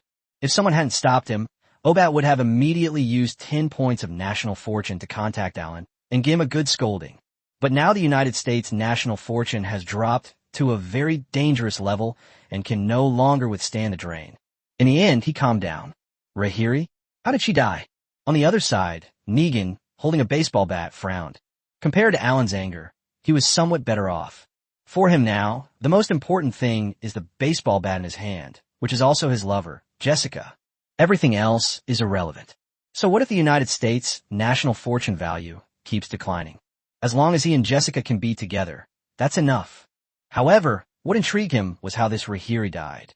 At this point, Rahiri's live stream had been completely shut down because she was truly dead. However, some people still saw what happened and recounted it. So, while Yihan was washing pots by the stream, a viewer came to his live stream and told him about the cause of Rahiri's death. It turns out that Rahiri encountered a terrifying mountain leech. Leeches are creatures that people find utterly detestable. It will burrow into a person's flesh and suck blood. And it's very difficult to get rid of, just like a stubborn boil that's stuck to the bone. Most people believe that leeches live in water. But in reality, there's another type of leech that lives on land and clings to plants. When an animal passes by, it will jump up and suck the animal's blood. Just imagining such a scene is terrifying. Poor Rahiri accidentally wandered into the territory of leeches and was besieged by a large number of them. The scene was like something out of a horror movie. It was terrifying. A swarm of leeches suddenly appeared and completely surrounded Rahiri. She screamed and tried desperately to escape, but she chose the wrong direction and went further and further into the habitat of the leeches. This led to more and more leeches jumping on her body and starting to frantically suck her blood. Someone once joked that if mosquitoes suck blood, let them suck blood. They can't possibly suck a person dry, can they? But those people had never witnessed a truly terrifying swarm of mosquitoes. In some extremely primitive tropical rainforests, it is possible for a person to be swarmed and sucked to death by mosquitoes. The same principle applies to leeches. In the end, when Rahiri fell to the ground, the audience could no longer see her face at all, because her face was covered with a dense swarm of leeches. Many people with trypophobia deeply regret seeing this scene and are plagued by nightmares. Ultimately, the announcement confirmed Rahiri's death, but the leeches continued to gnaw at her body. This scene is absolutely terrifying. Every player who comes to the wilderness world faces enormous challenges and crises. Even Yihan, who was living the best life, possessed strong physical attributes and combat skills, and had plenty of food, but he still wouldn't dare say he was invincible. He wasn't afraid of any of the other competitors. Even if you wanted to ambush him, the success rate would be extremely low, because his senses are just too sharp. But the terrifying forces of nature can still pose a threat to Yihan. For example, how would Yihan evade a high-magnitude earthquake? When a super typhoon passes through, even the reinforced concrete of a human world cannot stop it, let alone a wooden house. When you are in the wilderness, you should always have a sense of awe. The wilderness is teeming with all sorts of dangers and terrifying creatures. I can never let my guard down. Upon seeing this announcement, Yihan was filled with emotion. Human beings are still too insignificant in the face of nature. The current apocalyptic state of Earth is a result of nature's revenge on humanity. Everyone understands the principle, but there are always some people who do the opposite. Take the Japanese, for example. The Japanese have discharged nuclear wastewater into the ocean, causing incalculable consequences. Next, Yihan used a clean pot to start making salt. Fine salt is extracted from salt mines. He now has a lot of concentrated brine in his hands, which has removed the sand, soil, and other impurities that come with the salt mine. However, these concentrated brine solutions still contain some impurities and harmful substances that are invisible to the naked eye, requiring continuous purification and filtration. For example, wood ash can be used to absorb impurities. Plant proteins can also be used to react with some harmful substances and remove them. Yihan was patient and took it one step at a time. He set a target for himself, to purify and filter the material at least 3 times. Only then can you start boiling the fine salt. Otherwise, long-term intake of impurities in coarse salt can be harmful to the body. Just as Ihan was slowly refining the salt, some viewers noticed that two films were being shown at the same time. For a moment, no one knew which movie to watch. Chapter 130, Zhou Kaiwang's Trap. Black Player Obi. Two movies. They're from South Korea and Japan, respectively. First, let's talk about the Korean side, which naturally includes Lee Cheol-hyun and Choi Hyun-mi. They had just eaten dinner, which was roasted bird meat. As the saying goes, when people are well-fed and warm, they think of lustful desires. Lee Cheol-hyun was already itching to act and pounced on Choi Hyun-mi. He started biting Choi Hyun-mi frantically, making her covered in his saliva. "You beast! What a beast! Damn Koreans, let go of that girl." Hee hee. Lee Zhexian is such a waste. He should eat some epimedium. Wait, the Japanese have videos to watch too. What happened? The audience was abuzz with discussion, because just as Lee Cheol-hyun was taking off his pants, some viewers noticed that Asuka and Kobayashi Chizuru were also having an affair. But isn't Asuka on her period? What do we do? In the shack left by Caesar, Kobayashi Chizuru was kissing Asuka. Goodness, it's a French kiss. "Sister, I like you so much. I love you so much." Kobayashi Chizuru mumbled incoherently. Her hands were also quite restless, already reaching inside Asuka's clothes. It seems the character introduction was definitely correct. Kobayashi Chizuru really does like women. Her face was flushed. She was clearly moved. As for Asuka's thoughts, the audience has no idea. She might not actually be against it, or she might just be acting. After all, this is her original profession. It's just playing along. Anyone can do that. What followed was a feast for the eyes. 2.5 minutes later, Lee Cheol-hyun collapsed completely. Meanwhile, Chizuru Kobayashi was engaged in some indescribable and intense activities. Ahem, I don't actually like watching these kinds of movies, I just watch them for the novelty. Kobayashi Chizuru really doesn't treat us like outsiders. This girl seems quite normal, but I never expected. It's so oppressive, so incredibly oppressive. I want to look at this too. Are there any older sisters who like this style? Sisters, look at me. Although my body is male, my psychological gender is female. Is that okay? Get out of my way, haha. Whenever these topics come up, everyone gets surprisingly harmonious. Even audiences from different countries can sometimes chat enthusiastically for a bit. It seems that Chizuru Kobayashi is quite sensitive as well, and this part ended quickly as well. The audience felt they wanted more.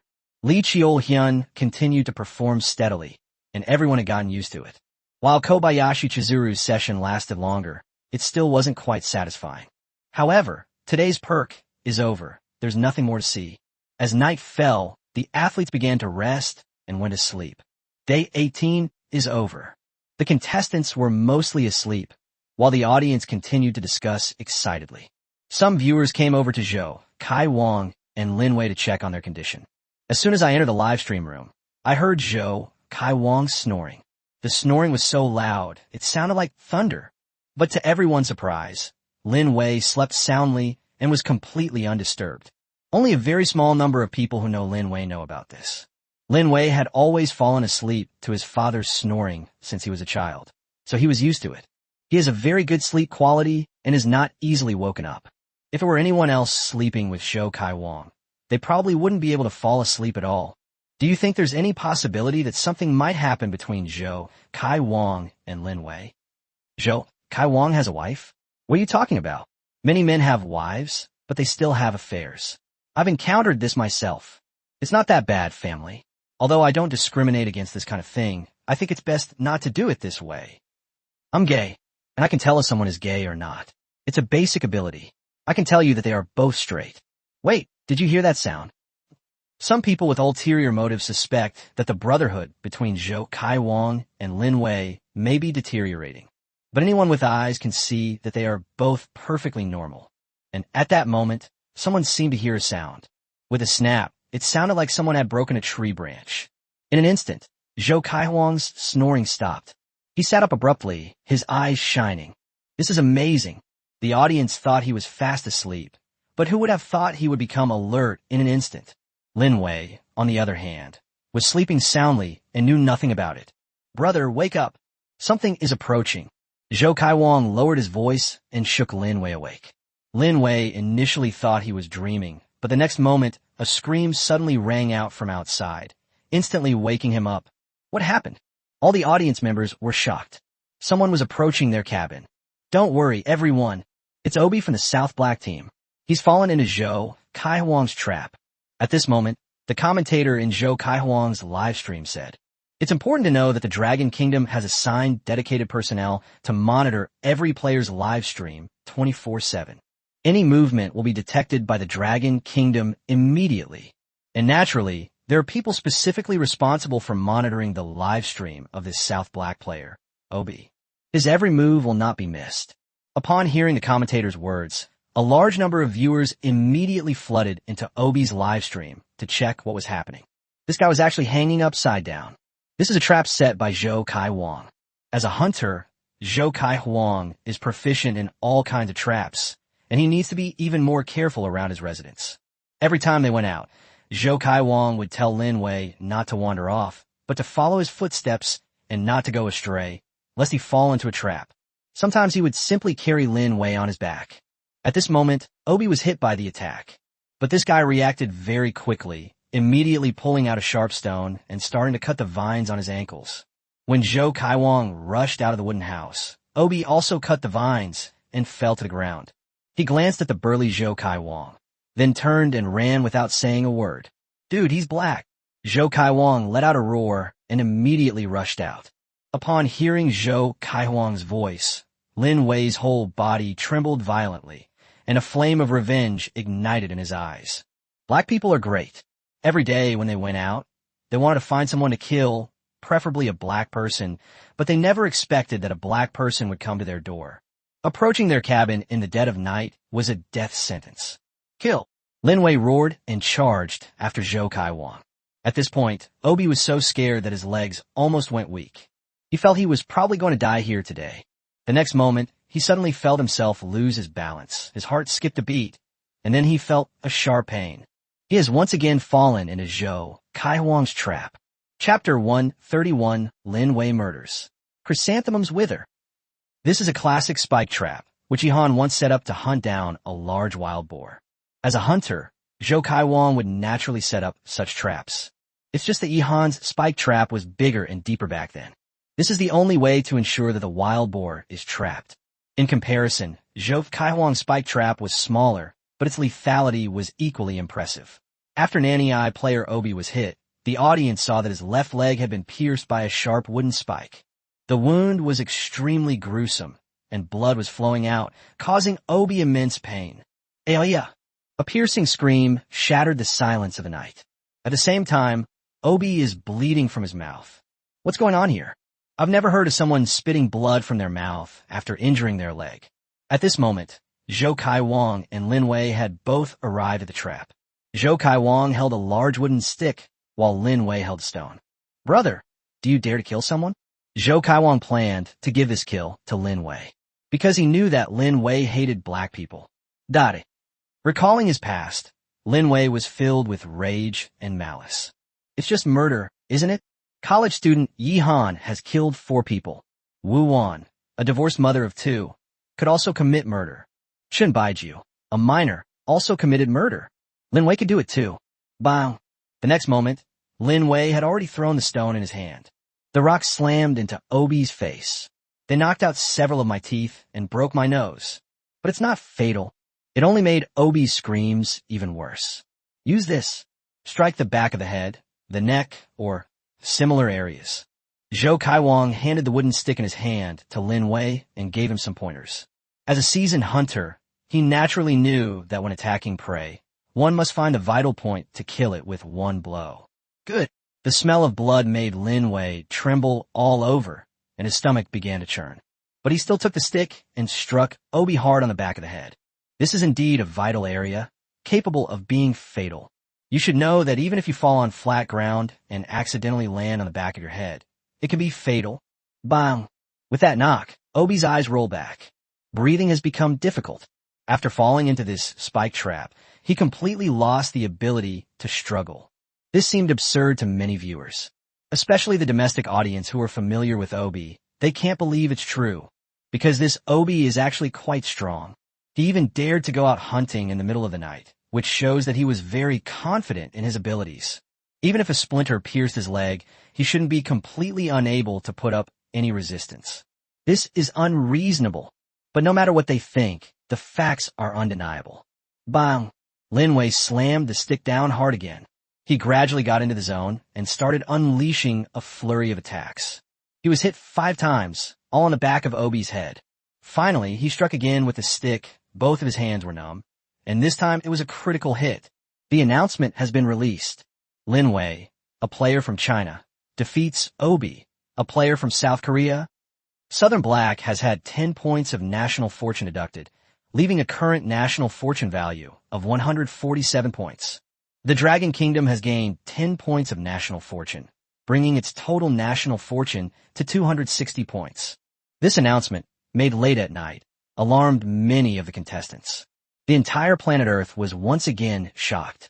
Unexpectedly, the Dragon Kingdom gained another 10 points of national fortune.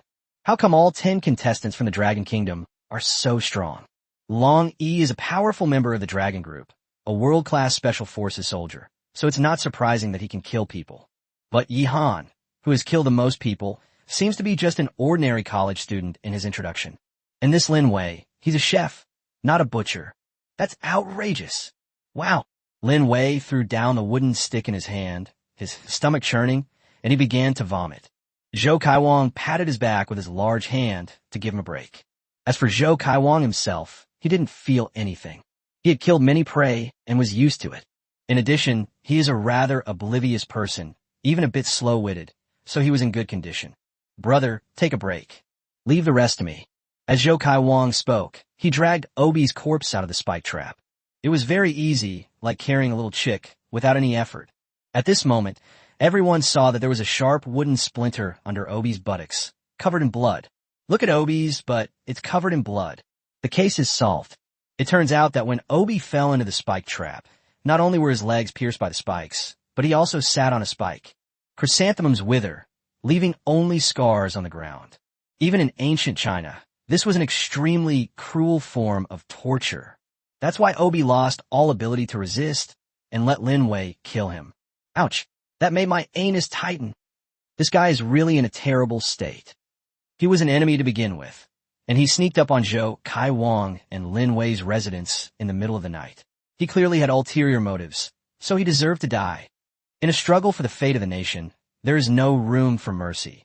Those who deserve to die should be killed. Ha ha ha. At this rate, our Dragon Kingdom will soon reach 1,000 national fortune points.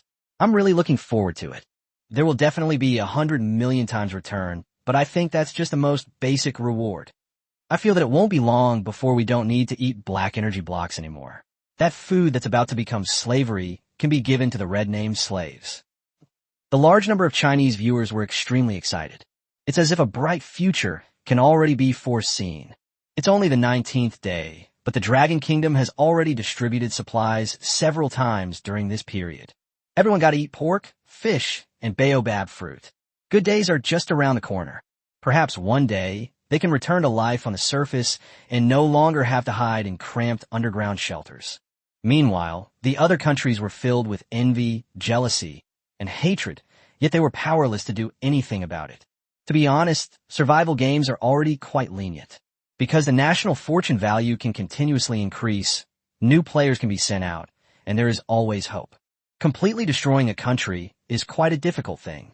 But how could they feel good watching the gap between their country and the Dragon Kingdom widen? Take the United States as an example. They're the country most likely to find the status quo unacceptable. It's like being in a class where you thought you were a top student and could get first place. But for various reasons, he ranked last in the exam. We were directly overtaken by our competitors by a precipitous margin. Next, Zhou Kaiwang disposed of the body as quickly as possible. Like the other contestants, he didn't hesitate to take Obi's clothes. Obi is about the same height as Lin Wei, but he is stronger and has a lot of muscle, which Lin Wei doesn't have. These clothes would be a little too big for Lin Wei. But if it were Zhou Kaiwang, he wouldn't be able to fit into it at all. It would look like he was wearing children's clothes. Brother, drink more water and eat something. Sleep if you can, and when it gets light, we'll go find this guy's shelter. Zhou Kaiwang comforted Lin Wei. Lin Wei is much better now, but his hands are still shaking a little. He couldn't sleep for the rest of the time. After all, it was his first time killing someone, and he needed time to calm down. When dawn broke, the two ate something, and then began their search for Obi's sanctuary. Chapter 132 Pure Wilderness Reclamation. The Overlord-level creature, the anaconda. In fact, Zhou Kaiwang and Lin Wei had basically explored the area around here. They thought there were no other players around, but unexpectedly, this Obi came knocking on their door. It seems that the scope of our exploration is still not broad enough or far enough. As dawn broke, Zhou Kaiwang set off with Lin Wei. As a seasoned hunter, Zhou Kaiwang was naturally able to observe the most minute clues in the jungle. So he quickly locked onto a direction and confirmed the way Obi had come. So this is the direction. We haven't gone very far, so we haven't discovered this person's existence. Zhou Kaiwang suddenly realized. Beside him, Lin Wei nodded, his face still somewhat pale. Seeing this, Zhou Kaiwang immediately squatted down and carried Lin Wei on his back. No need, brother Zhou, I can walk by myself. Lin Wei was too embarrassed to go up. He felt to himself that he was a burden. The glory of defeating the opposing player should have belonged to Zhou Kaiwang. But now that this honor has been taken away, he feels guilty. Then he killed someone himself and couldn't sleep. He tossed and turned until dawn, which also kept Zhou Kaiwang from getting any rest, as he had to take care of him the whole time. Brother, come on up quickly. You haven't slept at all? This is a good opportunity for you to take a nap. Zhou Kaiwang urged. His tone was so sincere that Lin Wei couldn't help but feel a lump in his throat and almost burst into tears. As for Zhou Kaiwang, he wouldn't think about all that. All he knew was that Lin Wei was his brother, and it was only natural for an older brother to take care of his younger brother. As for the so-called glory of killing opposing players, he certainly didn't even think about it. This person is just so pure. Lin Wei experienced betrayal by his girlfriend in his youth, and after becoming a chef, he witnessed many sordid things, such as apprentices stealing vegetables and meat, waiters spitting into dishes, and bosses withholding wages, etc. He had never met anyone like Zhou Kaiwang before. Thank you, brother Zhou. Lin Wei climbed onto Zhou Kaiwang's back, feeling deeply moved. Ha ha, we're all brothers, don't be so polite. Zhou Kaiwang had no idea that he had deeply moved Lin Wei. He began to stride forward, searching for Obi's sanctuary. During this process, Lin Wei gradually fell asleep, feeling safe and at ease. The audience was deeply moved by this scene. I wish I had an older brother like Zhou Kaiwang. That would be so great. Back when I was in the underworld, my older brother would only ever make me take the blame for him. Damn it. My own brother isn't this good to me. I'm so envious. Zhou Kaiwang seems like a character from a martial arts novel. He's so cool. He's incredibly loyal to his brothers and talks about his wife all the time. He's a true hero who values loyalty and righteousness. I also have a brother like that. When I was in my most difficult time, he took out a loan and lent me money. Everyone started sending comments. In everyone's eyes, Zhou Kaiwang is no longer just a big, burly hunter, but has become a charismatic figure. Of course, Zhou Kaiwang was completely unaware of all this. All his thoughts were focused on finding Obi's sanctuary. Yihan woke up early in the morning, starting a new day. He now has a few more things to do every day. Take care of the bamboo partridges, take care of the vegetable garden, take care of the soybean field. Yihan transforms into a farm owner and a large landowner, enjoying himself immensely. He is also the only contestant among all the contestants who has a pet. That's the Demon King Squirrel, the Dragon King. As the Dragon King grows up day by day, viewers have a feeling of virtually raising and nurturing him. It probably won't be long before the little guy is able to climb all over Yihan. Everyone is looking forward to that day. Bing Bing, good morning. My dear Bing Bingwa. This humble servant greets Master Yihan. Your Majesty, it's time for court. I have important matters to report. Good heavens. What a chaotic scene this morning. I wonder what Yihan is going to do today. Continue harvesting soybeans. That depends on Bing Bing's prediction. A flood of comments appeared, with viewers wanting Bing Bing to make a prediction. Bing Bing has given up resisting. I think Yihan might go to harvest soybeans. She spoke, her voice filled with despair. Theoretically speaking, that should be correct, because Yihan clearly wanted to transplant all the lush soybeans back to the field. But now Bing Bing has lost all confidence. At this moment, Yihan had already begun preparing breakfast. He got 2 more bamboo eggs, both of which couldn't hatch into chicks, so of course he ate them. Yihan ate a fried egg, and it was even soft-boiled, which looked very appetizing. Besides the fried eggs, there was also a pot of porridge. The porridge contained meat chunks and vegetables, and Yihan thoroughly enjoyed it. Dragon King, eat more. Today I plan to. Yihan fed the Dragon King and teased it. But Yihan stopped halfway through his sentence. A look of shock also appeared in his eyes. It even stood up directly from the tree stump. He noticed a red skull and crossbone symbol while looking at a map of Yulong Lake. Yihan's habit is to check the map several times a day.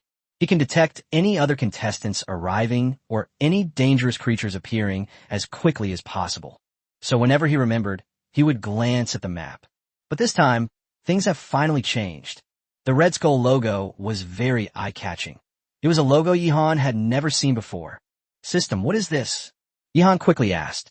This symbol represents extreme danger, signifying a true apex predator at the top of the food chain. Upon receiving the system's reply, Yihan was deeply shaken. The case is solved. No wonder there are so few crocodiles in Yulong Lake. It turns out there are top predators feeding on them. Theoretically speaking, black caimans have almost no natural predators, but there are still a few creatures that can pose a threat to them. For example, creatures like jaguars and anacondas. Yihan took a deep breath, zoomed in on the Red Skull logo, and checked its type. It's an anaconda that's appeared in Yulong Lake. There were 3 small crocodiles left, but it killed 2 of them, and also ate some big fish. Yihan carefully examined the map of Yulong Lake and learned the truth. A creature of this caliber is not something Yihan can handle. Human strength has its limits. Even though Yihan is already quite powerful, killing a serpent is practically a pipe dream. To kill such a behemoth as the anaconda, firearms are necessary. You must know that Yulong Lake is not far from my residence, so I must eliminate this threat. Therefore, the production of gunpowder needs to be put on the agenda as soon as possible, and this priority must be raised to the highest level. How can I allow someone else to snore beside my bed? Yihan's goal is to ensure that there are no dangerous creatures within a certain area of his residence, so this anaconda must die. Chapter 133, Yihan rushes to the Batcave. The poison god emerges from the cave. After a brief moment of shock, Yihan immediately made a decision. That is to produce gunpowder as soon as possible to deal with this anaconda. First, ensure your own safety. Second, protect your fish pond.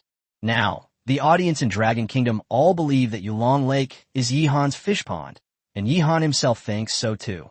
Furthermore, once the brick houses are built, Yihan will obtain a map of Dragon Head Mountain and will begin a thorough search of the mountain. If there's a serpent in Yulong Lake, how can Yihan explore with peace of mind? This guy has to die. Yihan had already released a murderous aura, which frightened even the Dragon King. The audience also launched into a frenzied discussion. Family members, something's happened. Did the system issue any tasks to Yihan? I think his legs are numb. What system is there? You guys are talking nonsense again. Something's not right. Something's 9/10 wrong. I think Yihan's soul has already left his body. Yihan must have discovered something. It's really intriguing. He's starting to pack his things. Where's he going? A massive amount of bullet comments kept pouring in. Yihan quickly packed his things and rushed to the location of the bat droppings. Now, all he needs to do is extract saltpeter from Baguano, and he can make gunpowder. While others are still using cold weapons, Yihan will become the first contestant to possess firearms. The simplest way to use it is to put a large amount of gunpowder in a bamboo tube and ignite it, and add some sharp wooden or bamboo spikes inside, and that's a wilderness version of a fragmentation grenade. Explosions are art. In a normal battle, Yihan believed he couldn't defeat the giant anaconda, so he had to rely on gunpowder. Of course, if we can find the Antiaris toxicaria tree or poison dart frogs, which contain highly toxic substances, we can also make use of them. These 2 things have always been the weapons Yihan wanted to obtain. The name Antiaris toxicaria itself suggests how ferocious it is. If the milky white sap of this tree comes into contact with a wound on a person or animal and enters the bloodstream, it will cause the blood to clot and the heart to stop beating. Poison dart frogs are also very famous. The venom of a single golden poison dart frog can kill 10 adults. If Yihan could obtain these two toxins and combine them with the compound bow, he could launch a ranged attack and poison the anaconda to death. However, it's not something you can find just by wanting to. It also depends on luck. Therefore, for Yihan at this stage, making gunpowder is the best option. Next, the audience saw Yihan pack his things and set off, taking with him a tinderbox and a lot of food. It looks like we'll be outside for at least a whole day. What is your majesty trying to do? I feel like Yihan means he wants to stay at the baobab tree. We still have bamboo partridges and vegetable gardens back home. What should we do? Actually, if you leave them alone for a day or two, the bamboo partridges and vegetables won't die. They're not that fragile. The wilderness world has a good environment. Even if Yihan just throws the seeds into the ground, they will still survive. I don't understand. Yihan won't say anything. Let's just keep watching. The audience started discussing among themselves, wondering what Yihan was going to do. But one thing is certain.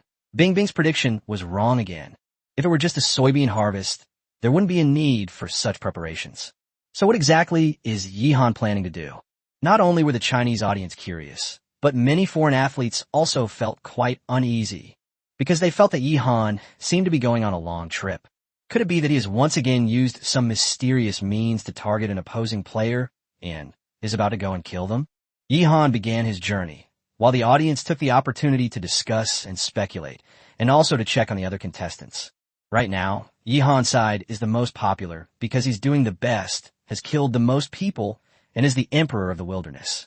Most of the time, viewers prefer to stay in Yihan's live stream room, where they can also see Bingbing providing commentary, which is very pleasing to the eye. Basically, many people would only check out the other contestants when Yihan was doing something boring. Even if you don't go to see it, it's fine. There will be an intelligence agent who will go and report back to Yihan's live stream. Many people enjoy doing it. After all, life in an underground shelter is quite boring. Viewers came to Wu Wan's live stream to check on her situation. Initially, almost no one had high hopes for Wu Wan, but no one expected that she would become a legendary figure, known as the Poison Goddess. After resting for a few days, Wu Wan was completely fine. The weather is nice here too, and Wu Wan has finally come out of the cave. Wu Wan, our Poison Goddess, has emerged from the cave after recuperating. She's going to find a shelter in Serdang, and has also made a request that the Dragon Kingdom take good care of her 2 children. In Wu Wan's live broadcast room, the commentator was all smiles as he gave his explanation. Since Serdang has come to our door, it means that he must live somewhere not too far away. Previously, Wu Wan needed to recuperate due to poisoning, but now she feels she's ready and is finally taking action. What a pity. If we had a lot of national fortune points, we could contact Wu Wan and reassure her. A mother worries about her child, even when he is far away. Wu Wan is now in another world, while her child is on Earth. Of course she's worried. Don't worry. Our Dragon Kingdom has carefully selected a team to take care of Wu Wan's 2 children. Sister Wan, your ex-husband Zhang Mingyang, that beast has been beaten to death by us. I also contributed. I was beaten by Zhang Mingyang when I was in school. We lived in the high school dormitory. He went to the toilet to smoke in the middle of the night. When he came back, he coughed on the bunk above me. I was woken up and cursed at him. He got up and hit me with a stick. He deserves to die. When Serdang appeared, he was seriously injured, supposedly gored by a wild boar. Wu Wan, please be careful not to run into a wild boar. They can kill people. Viewers discussed among themselves as they watched Wu Wan's live stream. Wu Wan had already arrived at the place where she picked the Gelsemium elegans. She glanced at it with lingering fear and didn't dare touch the plants at all. To this day, she still doesn't know which plant is poisonous. The toxicity is really strong. It almost killed her. Wu Wan then carefully observed the clues in the jungle and continued forward. In some places, you can even see the blood of Serdang. That's what flowed out after Serdang was injured. It can definitely guide the way. After all, Serdang had a large wound on his back and lost a lot of blood. If we find a shelter, there must be plenty of food inside. Wu Wan felt invigorated and continued forward. At that moment, she couldn't help but shudder. All the audience members were stunned, because a wild boar appeared in front of Wu Wan. There was a knife stuck in a wild boar's body. Chapter 134 Aunt Wu Wan is amazing. Deep inside the bat cave, there was a machete stuck in the back of this wild boar. The blade was so bright it reflected the sunlight, and even flashed in Wu Wan's eyes. When Wu Wan saw the wild boar also noticed Wu Wan. This guy immediately rushed towards Wu Wan. The wild boar's tusks were still stained with dried blood, undoubtedly from Serdang. It was obvious that this was the wild boar that had sculpted a wound on Serdang's back. Ah! Wu Wan screamed in fright, jumped up, and quickly hid behind a tree. This performance was very much in line with her persona, and it immediately made the audience tense. Oh no! Sister Wan has encountered a wild boar. Wild boars are extremely aggressive, and Wu Wan couldn't poison them. Even if Sha Din didn't die at Sister Wan's hands, he would have died from an infection caused by the wild boar's attack. Ha ha! Someone's finally going to die in the Dragon Kingdom. Well done, wild boar. Gore this stupid woman to death. Yes, wild boar, kill her. Wait, look closely. This wild boar seems to be moving a bit slowly. A massive flood of comments appeared. While Chinese viewers were filled with worry, a large number of foreign viewers came to express their disapproval and curse Wu Wan. Wu Wan, on the other hand, performed a classic scene. King Qin circling the pillar. She circled the big tree in front of her to avoid the wild boar's attack. Normally, she would definitely not be as fast as a wild boar. But then an astonishing scene unfolded. After managing to keep up with Wu Wan's pace for a couple of laps, the wild boar could no longer keep up. Everyone realized that this guy was seriously injured and moving slowly. Every time it runs, the machete on its back swings with its body, causing secondary damage. What's there to be afraid of? Kill it. But Wu Wan screamed and spun around, not daring to look back at the wild boar. Ahem, Wu Wan's poisoning is a magical attack, and poison resistance is magic defense. Relatively speaking, her physical attack and physical defense are more worrying. The commentator in Wu Wan's livestream used terms from the game. Under normal circumstances, if Wu Wan had encountered this wild boar, her life would probably have been in danger. But this wild boar is seriously injured now. It's practically food delivered to our doorstep. Wu Wan is going to make a move this time. He clenched his fist and shouted. Just then, Wu Wan was surprised to find that she had actually circled around to the back of the wild boar. I accidentally bumped into a wild boar's rear end. The wild boar staggered and crashed into a tree. A memorable moment has been created.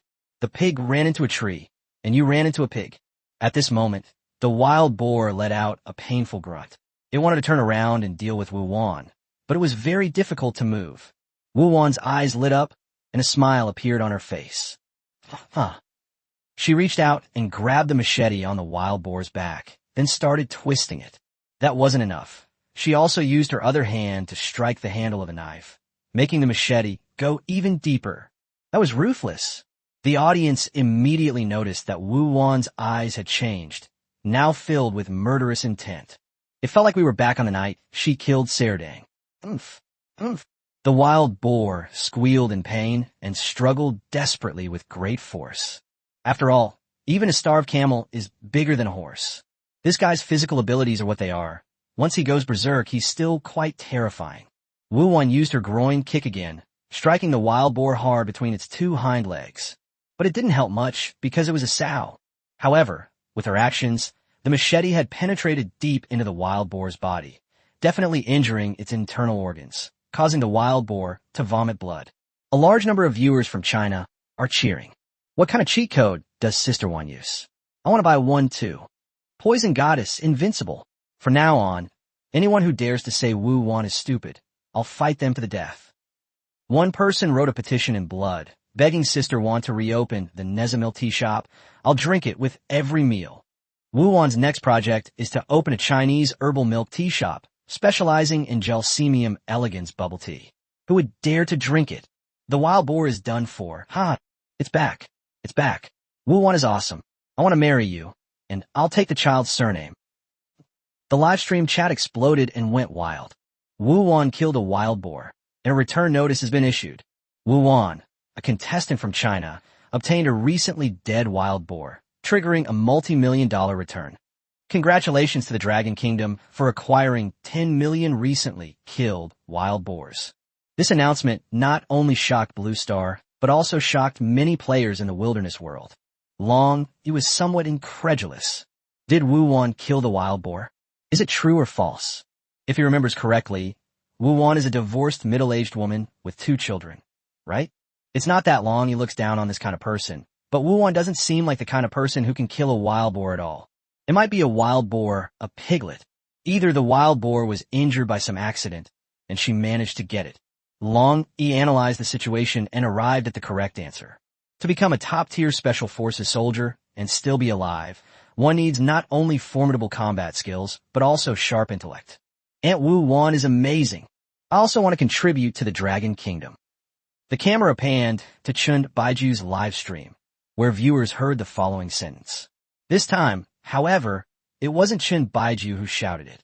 It was his father, Chun Longhu, who learned to answer questions quickly. The next moment, Chun Baiju spoke and shouted it again, not a single word different. Master Chun is awesome.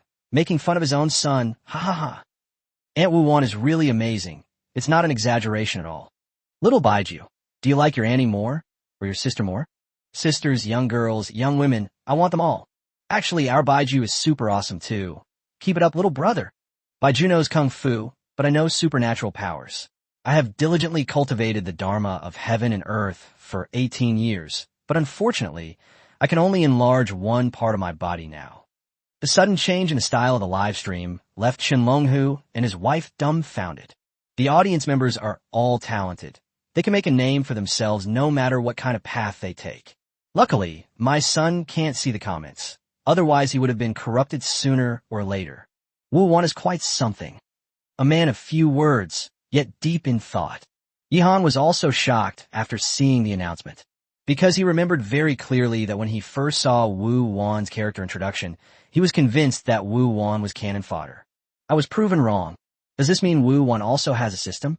Ahead, Yihan could already see the baobab trees.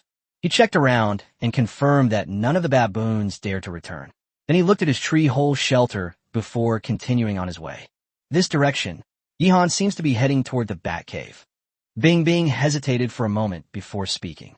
But this time, she wasn't wrong. Yihan was indeed going to the bat cave. Along the way, while ensuring safety, Yihan traveled at top speed, once again astonishing the audience. To most people, this road has almost no prominent landmarks. The path Yihan had taken last time had long since been restored to its original state, with no trace of it remaining. Plants grow very quickly in the wilderness, and traces left by humans are quickly erased. But Yihan was able to remember the direction and some of the trees and scenery along the way, which was quite extraordinary. Yihan arrived at the bat cave, where the audience saw his bat pattern once again, and they all burst into laughter. This bat makes me laugh every time I see it. Yihan put down his equipment, took out a tinderbox, lit a torch, and went straight into the bat cave. Last time, we only confirmed the location of the bat cave, but did not explore it in detail. This time, as Yihan entered the bat cave and continued to delve deeper, the audience was completely stunned. Chapter 135, The Peach Blossom Spring. Yihan makes saltpeter. In a live stream, Yihan was seen holding a torch in one hand and an entrenching tool in the other, moving forward while investigating the details inside the cave. Gradually, a smile appeared on his face, and his eyes lit up. The audience was completely shocked, because this bat cave is very large. From the outside, you can't tell at all. The entrance is also very small, only allowing one person to pass at a time. And it can only be normal people. If someone like Ryoko is not allowed in, they simply cannot get in. I never expected it to be so spacious inside. For a time, many people thought of the Peach Blossom Spring. I remember that. At first it was extremely narrow, barely wide enough for one person to pass through. After walking several dozen steps, it suddenly opened up into a bright and spacious place. The land was flat and wide, with well-arranged houses, fertile fields, beautiful ponds, mulberry trees, and bamboo groves. Bing Bing immediately gave everyone a shout-out. Okay, I know you've done well in your studies. I didn't understand when I was in school, but now when I look back, I realize that many of the classical Chinese texts and poems in my textbooks were actually quite amazing. You think you can get into the Chinese textbook without something substantial? Those are all carefully selected. It's a pity that Yihan's cave doesn't have a paradise, but my little sister's does. Where is your morality? Where's your sense of shame? Where's your place when you say such things? Everyone, watch your step. Yesterday, a chicken farmer got sick from a one-night stand. Stop getting involved in such sleazy stuff. Everyone was indeed feeling very stressed, and they couldn't stop talking about the car. The fact that the chicken farmer had an affair and was sexually assaulted is true, and as a result, he was stripped of his position as a chicken farmer. A former genius has been reduced to a despised good-for-nothing. Yihan truly deserves to be called the king of luck, the emperor of the wilderness. If the Koreans discover this bat cave, it's a waste, but in Yihan's hands, it can definitely be created into enormous value. Bing looked excited and happy for Yihan, because there was a large amount of bat guano piled up in this cave. Many protruding rocks and cave walls are covered with nitrates. Without a doubt, Yihan could use this bat cave to obtain a large amount of saltpeter. In addition, Yihan also discovered a sulfur mine, not far from the hot spring where he killed the homeless man Henry, and also very close to soybeans. With these two ingredients and charcoal, Yihan can make gunpowder. As for whether Yihan could make saltpeter or gunpowder, the audience never even doubted it. They believed Yihan would definitely succeed. In fact, Yihan does indeed know it. Next, everyone saw Yihan get busy. He frantically collected saltpeter and even piled up bat guano. It was obvious that he already had a complete set of operating procedures in mind, and he worked in an orderly manner. Wilderness nitrate maker online. Yihan is invincible. I understand. Yihan clearly wants to refine saltpeter. It won't be long before Yihan gets another account. Wilderness demolitionist. It's amazing that saltpeter can be extracted from bat guano. Dude, this is called chemistry. Master math, physics, and chemistry, and you'll be able to go anywhere in the world without fear. A flood of comments appeared, with viewers constantly discussing the topic. Some knowledgeable people could clearly see that Yihan was definitely going to refine saltpeter. As the saying goes, experts see the details, while laymen just watch the show. Those who don't understand will only think it's impressive but incomprehensible, and will shout 666 along with it. But those in the know can see that Yihan is definitely a master. Because at this time, Yihan had already walked out of the cave, found a suitable place, and started digging the leaching pool. This clearly shows that Yihan knows the entire process of making saltpeter. Yihan's goal is very clear. He came here to refine saltpeter. Collect the saltpeter soil, put into the leaching pool, and then boil the saltpeter water to obtain saltpeter. This process already existed in our ancient China. Bing gave a brief explanation. This is the information she found on the spot using her smartwatch. She doesn't really understand anything more complicated. That's pretty much the principle and steps. Next, the audience watched Yihan's actions and witnessed the entire process firsthand. The Chinese people were naturally very excited, but a large number of foreign viewers were getting impatient. Baka, Yihan is going to make gunpowder. Holy crap. How can Yihan know everything? This is so annoying. Why are all the Chinese players so strong and none of them die? Are all the bats in the cave dead? Why aren't they attacking Yihan? Don't worry, bats carry many viruses and have already infected Yihan.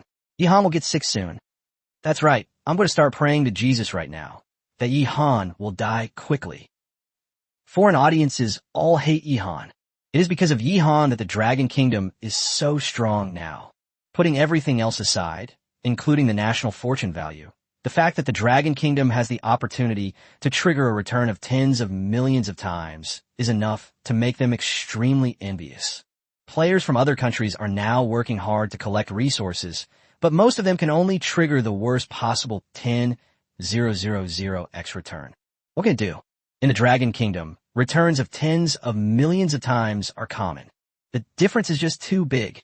Their words did indeed cause some concern among many viewers in China. Bats look like winged mice, and they do seem to carry a lot of viruses.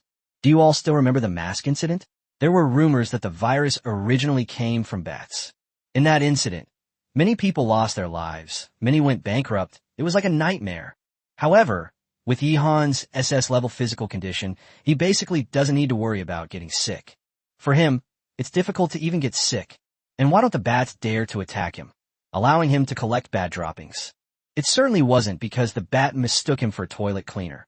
It was because Yihan possessed the aura of a king. He only needed to reveal a little bit of his kingly aura, enough to make the bats fear Yihan, but not enough to make them panic and run away.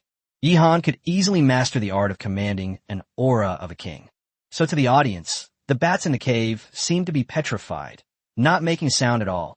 Yihan stopped working around noon and started making lunch. He brought kitchen utensils and ingredients with him on this trip. When traveling, Yihan didn't bother with the elaborate 4-dish-in-1 soup meal. He simply ate a braised crocodile meat rice bowl. Then he cleaned up Lee Junho's cave, since Yihan had left his tent there, and now it came in handy. Yihan moved into the cave and rested for a while. In the afternoon, he dug out another leaching pool. This will speed up the process of refining saltpeter. After setting up the nitrification pool, he decided to explore the surrounding area to see if he could find any useful resources. Since the process of extracting nitrate water from the nitrification tank also takes time, there's no point in Yihan just waiting. It's better to use this time to do something else and not waste any time. Lee Junho of South Korea probably developed less than 10% of this area. But now Yihan has taken over. While Yihan was exploring the new area, a series of good news kept coming in, constantly exciting the audience in the Dragon Kingdom. Chapter 136, The Pioneer Team. Wuwan wants to raise pigs. First, there were Zhou Kaiwang and Lin Wei, these two good brothers, who successfully found Obi's sanctuary. Many viewers liked the two of them, and even gave their team a name. They're called the Mountain Opening Combination. They took the character Kai from Zhou Kaiwang's name and the Shan, radical from Lin Wei's name. Mountains can be cleaved, and passage is unimpeded. This also represents everyone's best wishes for them, hoping that everything goes well for them. As the news spread, a large number of viewers flooded into their live stream. Everyone saw Obi's sanctuary. This guy's shelter is pretty good. He used tree branches to build an outline and then filled it in. They also used clay, stones, and vines to reinforce it. Not very good. Zhou Kaiwang commented that he looked down on this shelter. From his perspective, there's nothing wrong with saying that, because he owns a log cabin. At this stage, the players who own wooden houses are all top-notch experts. Only the weak live in shacks. On his back, Lin Wei responded in a daze. Actually, Lin Wei wasn't responding to him. He was dreaming. I don't even know what I dreamt about. Afterwards, Zhou Kaiwang began to check Obi's supplies. After killing this guy, we found that he didn't have anything on him. Therefore, his initial supplies should still be in this shelter. First, there's a bottle of salt and pepper. Zhou Kaiwang's eyes lit up when he saw this. The initial supplies he and Lin Wei had combined didn't even include a single grain of salt. During this time, they searched for salt-containing plants and rock salt, which took a lot of effort, just to taste that salty flavor and prevent health problems. Now that's good. With salt and pepper, at least we can last for a while.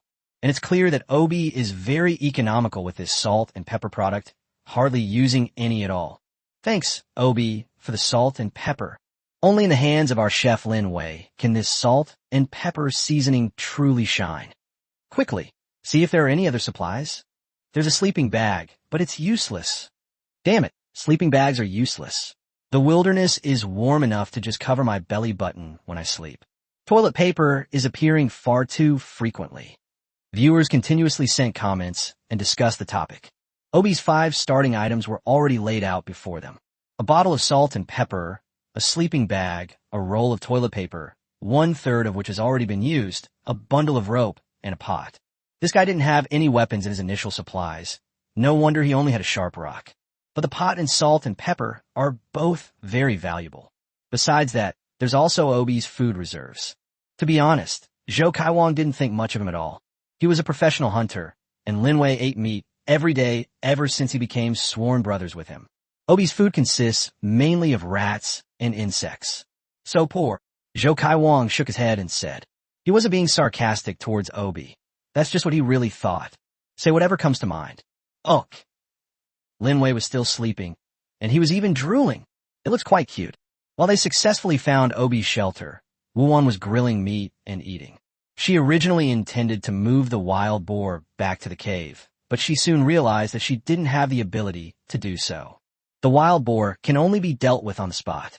So Wuwan started using a machete to chop up the wild boar's carcass. She clearly didn't know how, and ended up hacking the boar to pieces. Sister One has clearly never slaughtered a pig before. This matter needs to be handled by His Majesty Yihan. Sardin now has 3 initial supplies, all of which have fallen into the hands of the poison god. A water bottle, a pot, and a machete. This is a sow, and she still has milk. I suspect there should be piglets nearby. I think one could try raising pigs. Even His Majesty Yihan hasn't managed to do that. No need to try anymore. The little pig is here. Sister One, I advise you tone it down a bit. Even His Majesty Yihan puts on an act, but you don't even bother to act. Wu Wan's live stream exploded. She's on fire again. In the live stream, a small wild boar appeared in front of Wu Wan. The baby boar must have wanted a nurse. It was obviously hungry. It didn't even care that Wu Wan was beside it, and started nudging the sow's carcass. Well, seeing this, Wu Wan sighed. Your mother started it, so don't blame me. And it was that Serdang who killed your mother. Even if I did nothing, your mother would still die. Wu Wan spoke to the little wild boar. She explained it in a very serious manner. Then they directly grabbed the little wild boar. Wow, the audience exclaimed, wow. Wu Wan, you're comforting the little wild boar, but when it comes to actually hitting it, you don't hesitate at all. Awesome, really awesome. Wu Wan is really going to raise pigs. The commentators were astonished. Unexpectedly, Wu Wan is about to start something that even Yihan, a T0 level player, has not yet accomplished. The little wild boar was caught by Wu Wan, and it made a terrified sound as it struggled desperately. But he couldn't escape Wu Wan's control. Wu Wan took off her coat and wrapped it around the little wild boar, then tied a knot with her sleeve to secure the little creature. I have a rope, but it's in a cave. Otherwise, we could just tie the piglets up with a rope. Wu Wan turned her head and glanced in the direction of the cave before speaking. She hadn't expected to need a rope on this trip, so she hadn't brought one. However, she carried a compass, which was among her initial supplies, to guide her and prevent her from getting lost. Is there anything else? Wu Wan stood up and scanned her surroundings. A wild boar can't possibly give birth to just one piglet in a litter. Of course, she wants to catch more piglets. Try your best to raise them to adulthood. Even if they can't be raised, we can still eat their meat. Wu Wan temporarily put down her work and began searching for the wild boar. Little pig, where are you? Come out quickly. I'm a good person. The next moment, Wu Wan started calling out to the little pig, which made the audience burst out laughing. But to their surprise, Wu Wan actually found another piglet. He even went to Wu Wan's side on his own initiative. It's possible that Wu Wan was holding a baby wild boar, which attracted the other baby wild boars. In short, Wu Wan achieved tremendous success in a very short period of time. First, there's a big wild boar. It'll keep us going for a long time. And then there were two baby wild boars. What kind of cheat is this? It's too overpowered. After failing to find any more wild boars, Wu Wan returned to the cave. They tied the two baby wild boars together with rope and placed them in the cave. Then they returned to the spot where the large wild boar had died and continued to dispose of its carcass. Extremely busy. Although she hasn't found a shelter in Serdang yet, this huge gain has definitely far exceeded the benefits brought by the shelter in Serdang. Throughout the Dragon Kingdom, there was an atmosphere of joy and celebration. And this is not the end. As the camera panned to Yihan, he made a new discovery. Chapter 137 Sweet Coconut Honey Fruit. Caesar is in distress. Yihan discovered a fruit tree. Today, the first team to go is the mountain opening team. They successfully found Obi's sanctuary and obtained his initial supplies. Then Wu Wan used her cheat code to kill a large wild boar and also obtain two small wild boars. This is already a double celebration. Now, with Yihan discovering a fruit tree laden with fruit, it's like a triple celebration. At this moment, a large number of viewers gathered in Yihan's live broadcast room, constantly discussing the topic. What kind of fruit is this? I've never seen it before. I don't recognize it either, but the shell feels hard, so it must hurt a lot if you hit someone with it. Are there any baboons in the tree? Yihan, be careful not to get attacked. No animals have been found to have taken over this fruit tree yet. It should be an edible fruit, but hopefully it's not poisonous. Bing bing, time to get to work. For a moment, no one could tell what kind of fruit it was. So, it's a coconut fruit, also known as a coconut persimmon. Bing Bing glanced at her smartwatch and then spoke. Why is it called coconut persimmon? Because its appearance is somewhat like a coconut with a hard shell, and the flesh inside is somewhat like that of a crisp persimmon. In our blue planet, it originated in South America. It has been introduced and cultivated in China, but it is still relatively niche and is considered a high-end fruit with an expensive price. Bing Bing explained. Of course, that was all before the apocalypse. Yihan, who possesses an encyclopedia of flora and fauna, could naturally recognize this fruit at a glance. Without saying a word, he started climbing the tree and picking fruit. The first choice is naturally ripe fruit, because some of the ripe fruit had already fallen to the ground and rotted. This filled the air with a sweet smell and a rotten smell mixed together. Some of the fruits were so ripe that they split open. Yihan sat on a tree branch and picked a fruit. He forcefully broke the fruit open, allowing the audience to see what was inside. The outer shell is quite thick. It does indeed resemble a coconut shell. The surface is relatively rough, similar to the feel of sandpaper. This made Yihan think that he could keep the fruit shells and use them as sandpaper. The flesh inside is a beautiful golden color. It's just that the fibers look a bit coarse.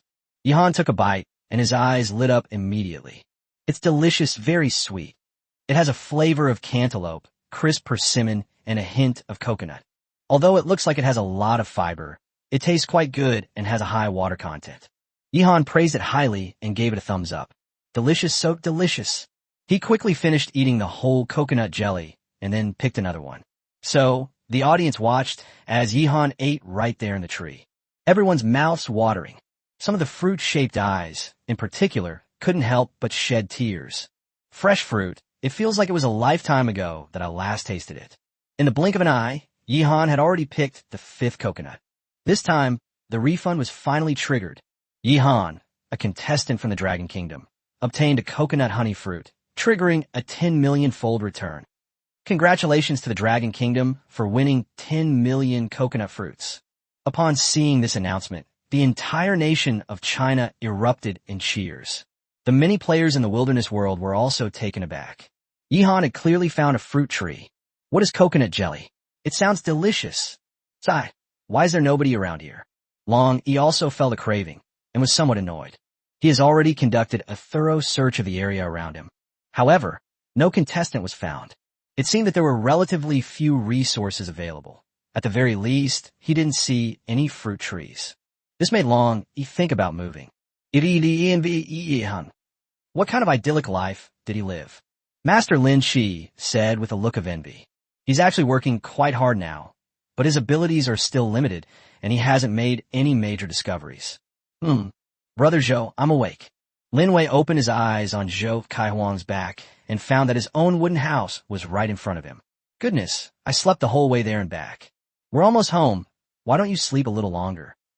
Zhou Kaihuang asked with a smile. No need. I need to wake myself up. There seems to be an announcement. Yihan has found fruit again. Lin Wei was shocked. Yes, Yihan is really amazing. He made a tremendous contribution to the Dragon Kingdom. Zhou Kaihuang was full of praise. He's a seasoned hunter, but he's still no match for Yihan. It's not hard to see from these announcements that Yihan is incredibly strong. Baka, it's Yihan again. He killed many people in our small Japan. The 2 Japanese female athletes also saw the announcement. Asuka's face was somewhat pale, and she frowned as she cursed. Asuka-nichan, I've watched Yihan's live stream. He's very strong. He not only has plenty of food, but he also raises chickens. Kobayashi Chizuru gave a brief introduction to Yihan's situation.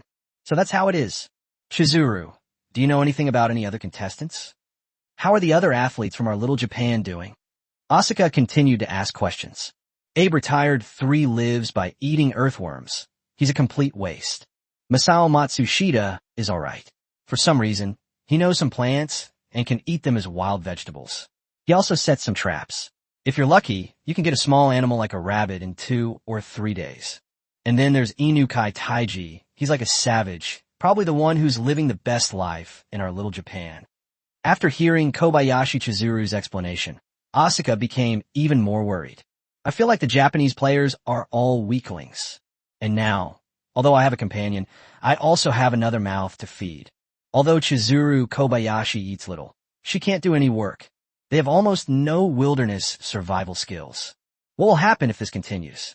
Asuka-nichan, don't think so much. Are you hungry? Caesar only has 1 leg left.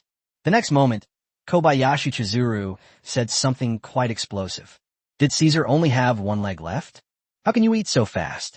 Asuka was even more upset. Her stomach was still hurting terribly, and she couldn't help but shed tears. Seeing this, Chizuru Kobayashi lowered her head and kissed the tear, licking it away. Then the 2 kissed again. The audience saw that Chizuru Kobayashi was completely absorbed in the moment, with her eyes closed. But Asuka seemed somewhat resistant, only reluctantly cooperating with her. Therefore, Asuka should be a straight woman. Yihan ate a bellyful of coconut jelly and picked quite a few more, feeling very satisfied. A total of 3 refunds were triggered during this period. The first time, the return was 10 million times the initial investment, but the next 2 times, it was only 1 million times the initial investment. In other words, the Dragon Kingdom received a total of 12 million coconuts. This is definitely not enough to distribute, so we'll store it in the warehouse first. That evening, Yihan ate a simple meal and then slept in Lee Junho's cave. His tent remained in the cave because Yihan had long anticipated this day would come. Furthermore, Yihan had laid out a lot of coconut palm leaves inside the cave. These leaves are heart-shaped and emit a fragrance. Previously, this cave was smelly because Lee Junho lived there, but over time, the stench has mostly dissipated. If you then spread these leaves on top, the air in the cave will smell wonderful. The same cave, but different people living in it, can make a real difference. Chapter 138 long, he decides to move. What kind of grass is pig feed? Yihan went to sleep in the cave and decided to spend the night outside. The audience was somewhat worried about Yihan's chicken coop and vegetable garden. But Yihan was quite at ease. He checked the situation using a map and found nothing unusual. Before he left, he watered the vegetable garden and left enough food for the bamboo partridges, so everything was fine. He can safely refine saltpeter here. Night fell over the wilderness, and most of the players were already asleep. When the viewers in the Dragon Kingdom saw that Yihan had started to sleep, they began to check each of the live stream rooms. 2 of the 10 contestants from China did not sleep. They are Long Yi and Wu Wan. Long Yi tossed and turned, his brow furrowed with worry. This scene attracted the attention of many viewers. What's wrong with Captain Long? It's probably because they can't find anyone to kill, and Captain Long is unhappy. I feel like the place where the Dragon team landed isn't very good either. There's not much good food nearby. Yes, I kept an eye on the Dragon team's operations. They even had very few wild vegetables on their side. Poor Dragon team. They're clearly very strong, but they've only killed 1 person so far. Dragon seems to be thinking about something. He should be making a decision soon.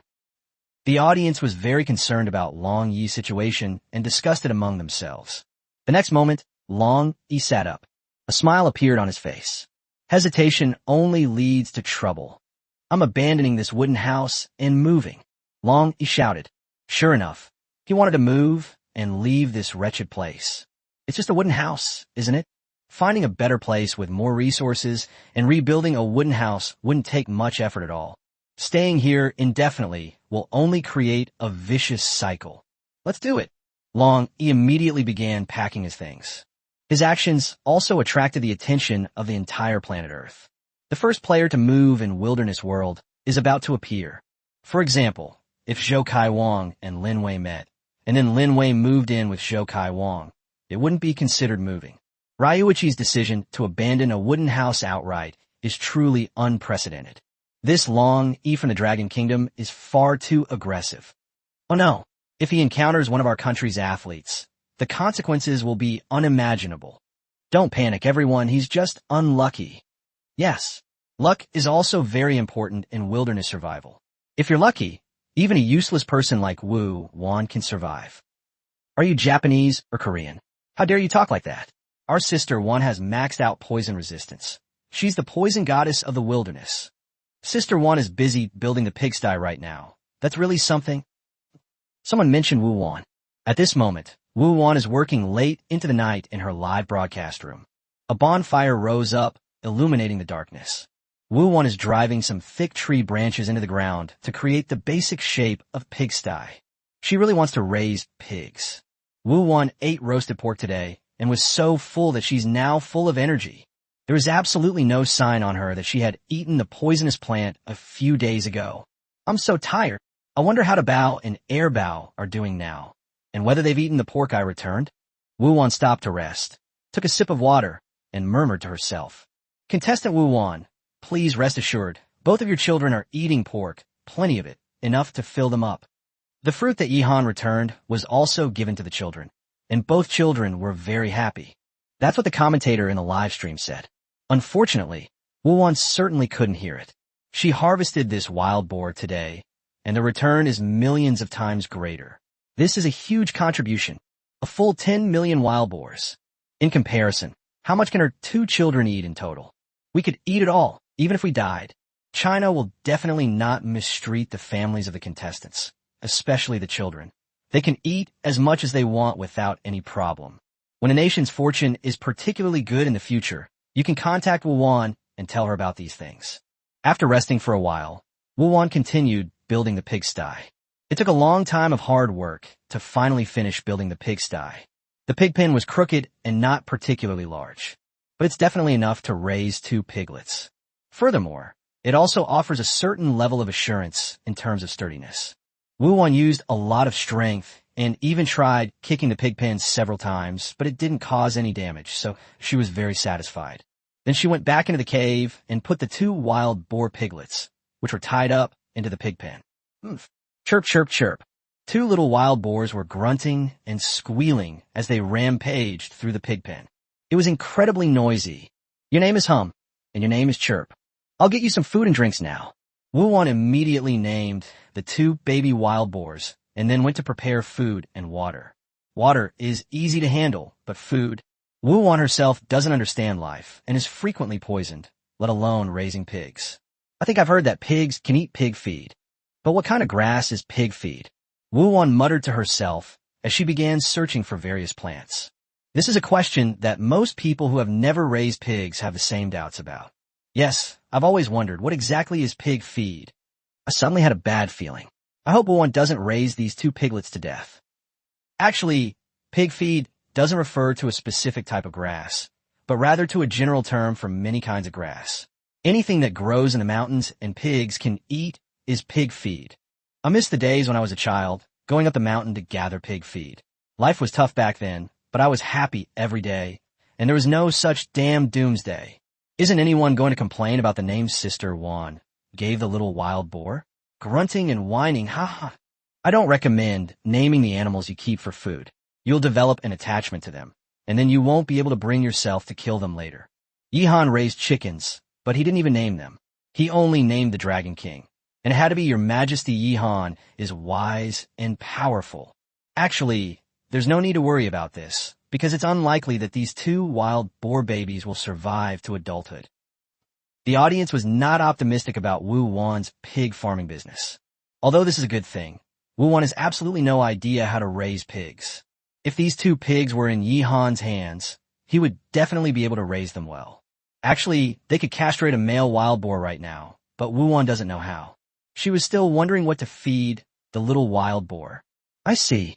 If a plant is poisonous, the wild boar definitely won't eat it. So I don't need to worry about all that. I could just bring back all sorts of herbs. Wan's eyes lit up, and she swung her machete, cutting down a large patch of plants in front of her. She didn't recognize any of them, so she simply carried them back and threw them into the pigsty. Then she started drawing water again. She put thought into choosing the location of this pig pen. It's not too far from the stream. So Wan dug a waterway in the ground and diverted a stream of water into the pigsty. This makes it easier for piglets to drink water. After finishing all that, Wan smiled broadly as she watched the 2 little wild boars in the pig pen rooting around and picking at some plants to nibble on. Chapter 139, The Anaconda Departs. The Death of Li Chiolhyun. It seems Wan's method worked. It's important to know that many animals seem to be born with a natural knowledge of what they can and cannot eat. This is written in our genes. For example, anyone who has ever owned a cat knows that cats are born with a love for cat grass and catnip. There are also country dogs raised in the countryside. If they get sick or uncomfortable, they know to go up the mountain to eat some grass. And then they get better. In this respect, animals are better than humans. I checked some information, and it seems that wild boars do indeed have this kind of gene. They will avoid poisonous plants and will even eat a little bit to test for poison, observing their bodily reactions. It seems wild boars have pretty high poison resistance. The commentator nodded, a smile spreading across his face. Perhaps Wan can actually raise these 2 little wild boars. Hee chirp, you guys stay put, I'm going to sleep. Wan was very happy. She talked to the 2 little wild boars and then went back to the cave to lie down. Today was very tiring, Butchering the wild boar and building the pig pen were both physically demanding tasks. Wuwan fell asleep shortly after lying down. Meanwhile, Long, he had also packed all his things. But instead of setting off, he waited. Now is the darkest time. Although Long is not afraid, it's better to wait a bit to be on the safe side. Let's wait until it's almost dawn before we leave. So, Longy lay down and started to sleep. Such a remarkable person can completely control his body and quickly enter a deep sleep. And you can wake up on time exactly as you wish. Ordinary people simply cannot do that. The weather was nice early in the morning. This is day 20 of wilderness survival. Yihan stretched and woke up in the cave, starting a new day. The Dragon King also woke up and was staring at Yihan with his dark, shiny eyes, looking quite adorable. Yihan stroked its fur. It was very smooth, with a silky feel. Oh, you've messed up again. When Yihan opened his eyes, he saw a pile of excrement, the Dragon King's doing. Fortunately, I didn't get caught in the crossfire. Anyone who has ever kept a squirrel knows that squirrels basically cannot learn to defecate in a designated spot. I'll poop when I feel it. Someone will take care of it anyway. Yihan didn't care about this. He just wrapped it in 2 leaves and threw it away. He walked out of the cave and checked the condition of the nitrate pool. At the same time, we should also check the map to see the situation in our hometown and the situation at Yulong Lake. Everything is normal back home, but here at Yulong Lake, the Red Skull is gone. This means that the anaconda has temporarily left Yulong Lake. It certainly doesn't live in Yulong Lake permanently. Perhaps it uses it as a food spawn point, coming back every now and then to eat some crocodiles and big fish. Then they left, and it most likely swam here through the waterways at the bottom of the lake rather than coming from the shore. Because if Yihan came to Yulong Lake from the shore, he would find traces of its activity. But it didn't happen. Therefore, Yihan's idea of installing partitions in the sewers of Yulong Lake is quite necessary. Of course, this should be done after the anaconda has been killed. Let's have breakfast first, then continue exploring this area. This place is actually quite nice, but Lee Junho from South Korea is just not good enough. Yihan said with a smile. If Lee Junho from South Korea were to explore the surrounding area properly, it wouldn't be hard to find that coconut tree. But it's obvious that he wouldn't dare to wander around for fear of encountering danger. So he would just hide in the cave like an ostrich. Damn it. Yihan dares to mock us Koreans. Damn Yihan. He killed our player Lee Junho and then insulted him. Yihan, you've contracted the bat virus. You won't live more than a few days. I curse Yihan every day. He's definitely not going to live long. Arugam Yihan. There's a saying in your dragon kingdom. Whom the gods would destroy, they first make arrogant. You're not far from death. Oh no, Lee Chiohyun is in bad shape. There are quite a few viewers from all over the world in Yihan's live broadcast room. People like the Koreans and Japanese often come over to insult Yihan. After Yihan mocked Lee Junho, many Koreans couldn't sit still and started criticizing Yihan again. But at that very moment, a Korean made a statement saying that Lee Chiohyun's situation was not good. Immediately, a large number of Koreans panicked. In Lee Chiohyun's live stream, viewers saw him lying in a shack without wearing pants, completely still. Choi Hyun was completely stunned. Appa, Chiohyun Appa, wake up. What's going on? What's going on? Choi Hyun-mi cried and kept shaking Lee Chiohyun's body. But Lee Chiohyun didn't react at all. It turns out that Lee Chiohyun suddenly became interested after waking up. Ignoring the fact that Choi Hyun-mi was still sleeping, they started right away. Choi Hyun-mi was actually quite annoyed, but since she still needed him for a living, she could only go along with it. It's only for a short while anyway. I could just go back to sleep after I'm done. But to her surprise, Lee Chiohyun suddenly fainted. His face was deathly pale, and his breathing was very weak. I can't wake him up no matter what I do. Holy crap. This Korean Lee Chiohyun is having a stroke. I knew he'd die at Choi Hyun-mi's hands sooner or later, but I didn't expect it to be so soon. That piece of trash. Everyone, I am a doctor, and I am certain that Lee Zhaxian suffered a stroke and is going to die. Sudden death during sexual intercourse, also known as exhaustion syndrome in traditional Chinese medicine, is also called excessive leakage in folk terms. Awesome. This time, dying under a peony flower is truly a romantic death.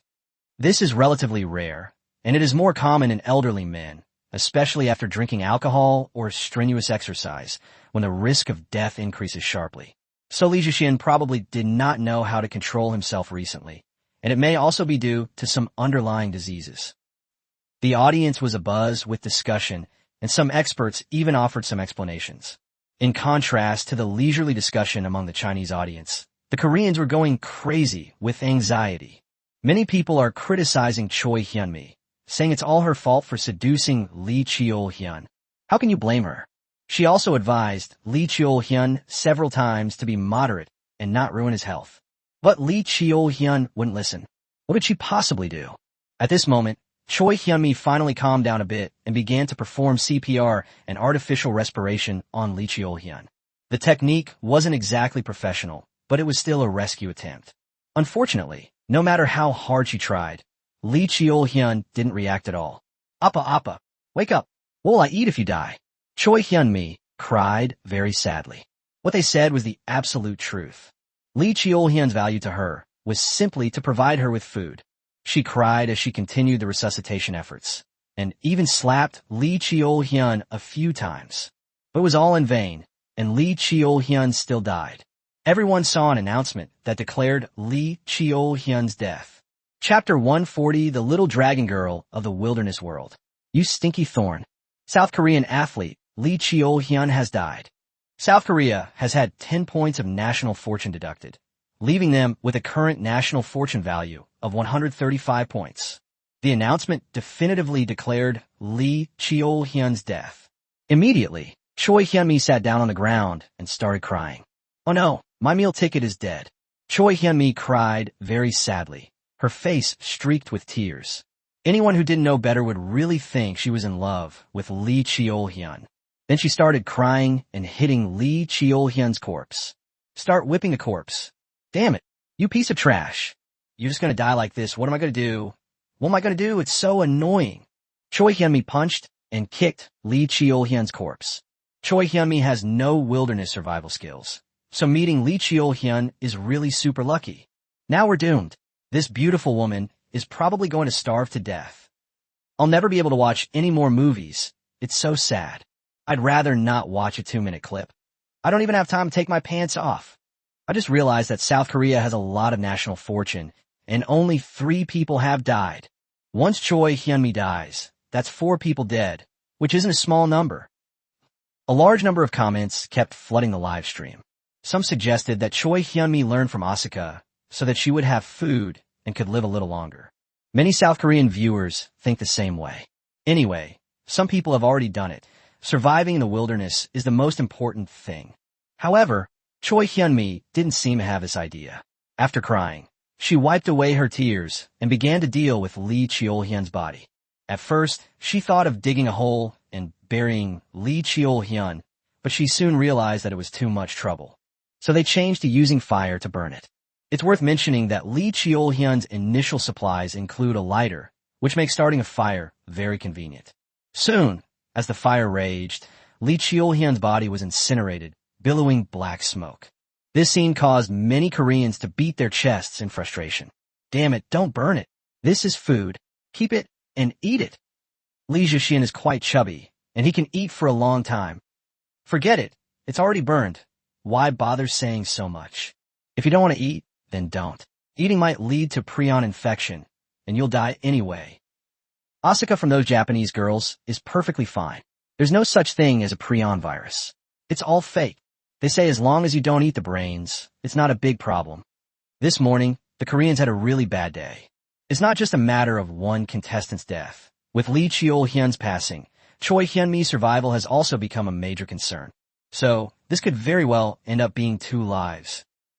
Yehan, on his side, naturally also saw the death announcement. A Korean died. The Koreans died pretty slowly. They're lucky. Yehan commented, "It's been 20 days, and only 3 Koreans have died." In Yehan's opinion, there really weren't many.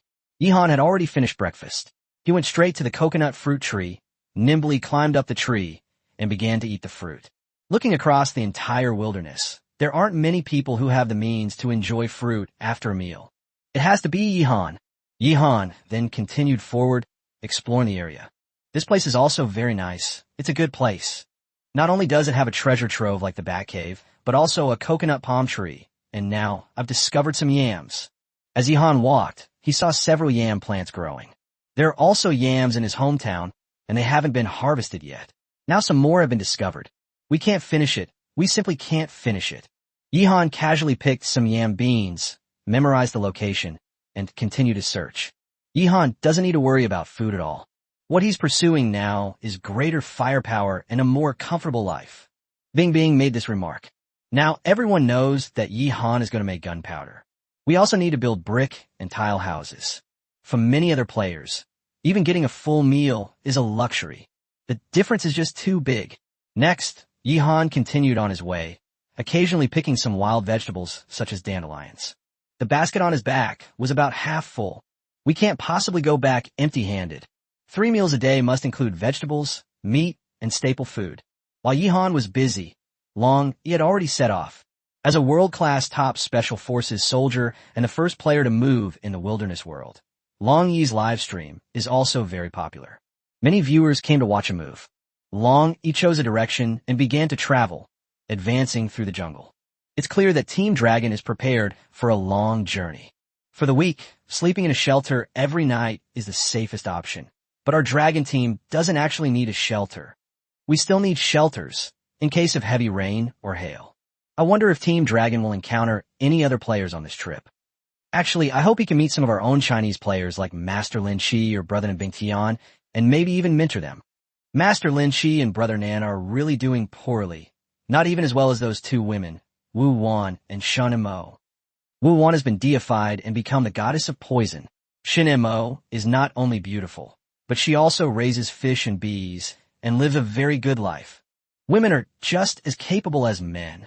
Shen Mo is my wife. Don't you all try to take her from me. Shen Mo and Bing Bing are both my wives, and I'll take Shui Xian Mei as a concubine too. A flood of comments appeared, with some viewers already dreaming of having multiple wives and concubines. However, Shen Mo is indeed very strong. Wu Wan's self-taught traditional Chinese medicine is a joke, but Shen Mo is indeed a genuine master of traditional Chinese medicine. Shen Mo recognizes almost all Chinese herbal medicines. This ensures that she can survive in the wilderness without too much trouble. Then she seems to have experienced rural life, most likely living in the mountains, and she could do a lot of chores. She dug a pond to raise fish and also keeps bees. Even Yihan hasn't started beekeeping yet, but Shen Mo has already achieved results. She lives a good life, and with her high looks, she has many enthusiastic fans. Some say she is the little dragon girl from the wilderness, because the little dragon girl ate fish and honey at the bottom of the Valley of Heartbreak. Shen Mo, a contestant from the Dragon Kingdom, obtained a stinking thorn tree, triggering a return of 10 million times. Congratulations to the Dragon Kingdom for acquiring 10 million Vitex Negundo plants. Just then, an announcement appeared. Shen Mo triggered a return of 10 million times. The name Stinky Thorn doesn't sound very appealing. This was also the first time Shen Mo had triggered a return of 10 million times, which immediately attracted a lot of viewers who flooded in her live stream. Everyone wants to see what exactly this stinky chase tree is. Chapter 141, Shen Mo makes divine tofu. Abe retires from the 3rd rank. Following this announcement, a large number of viewers flocked to Shen Mo's live stream. Auntie, it's me, Guo. Every time I see Shen Mo, I get the feeling that he is someone I can only admire from afar, and not someone I can touch. Miss Chun, I am honored to meet you. Whose handsome young man in ancient style is this? Quickly take him home, ha. This is the stinking Vitex Negundo. Is it supposed to be smelly? But why is Shen Mo so happy about it? That Yangguo up there, I mean Jiping. It must be said that Shen Mo is indeed very beautiful, giving people a pure and ethereal feeling. Like Asako Owari, she has a rather alluring appearance and figure. The severely Yandere Kobayashi Chizuru is quite delicate, giving off a refined and demure vibe, but she is too thin, lacking curves in the right places. The one with the best figure is Choi Hyunmi, who can also sing and dance. It's just a pity that her face was surgically altered and ruined by Lee Cheol-hyun. Of course, in some people's minds, being abused is actually a plus. Many viewers commented on the foreign female contestants, but they dared not disrespect Shen Mo.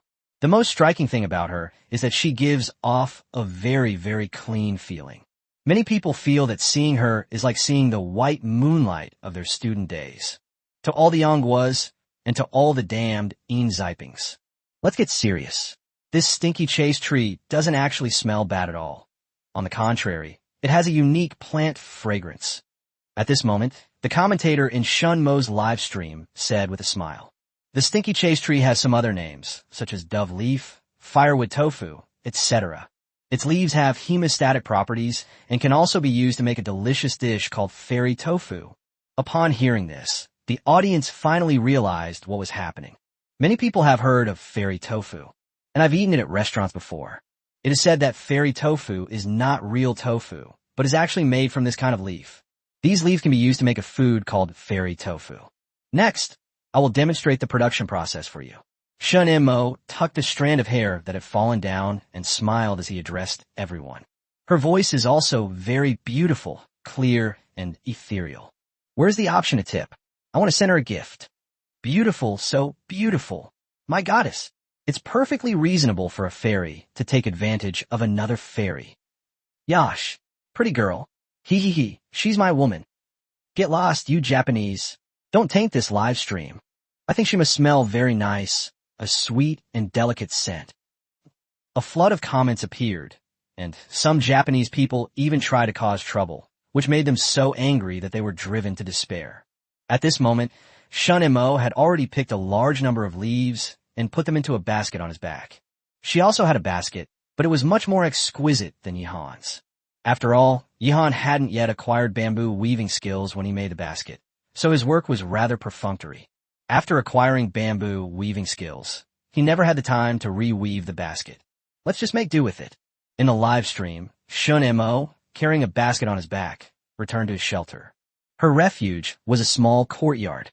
There's a fence around the yard, and some fragrant flowers and plants are planted in the yard, which also have the effect of repelling mosquitoes.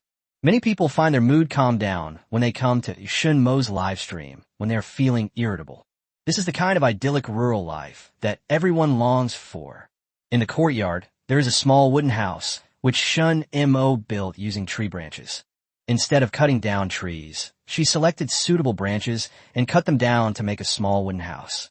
Firstly, she wasn't very strong, and secondly, her only tool was a dagger. Cutting some branches was already a bit of stretch. Besides the cabin, a stream flows through the courtyard.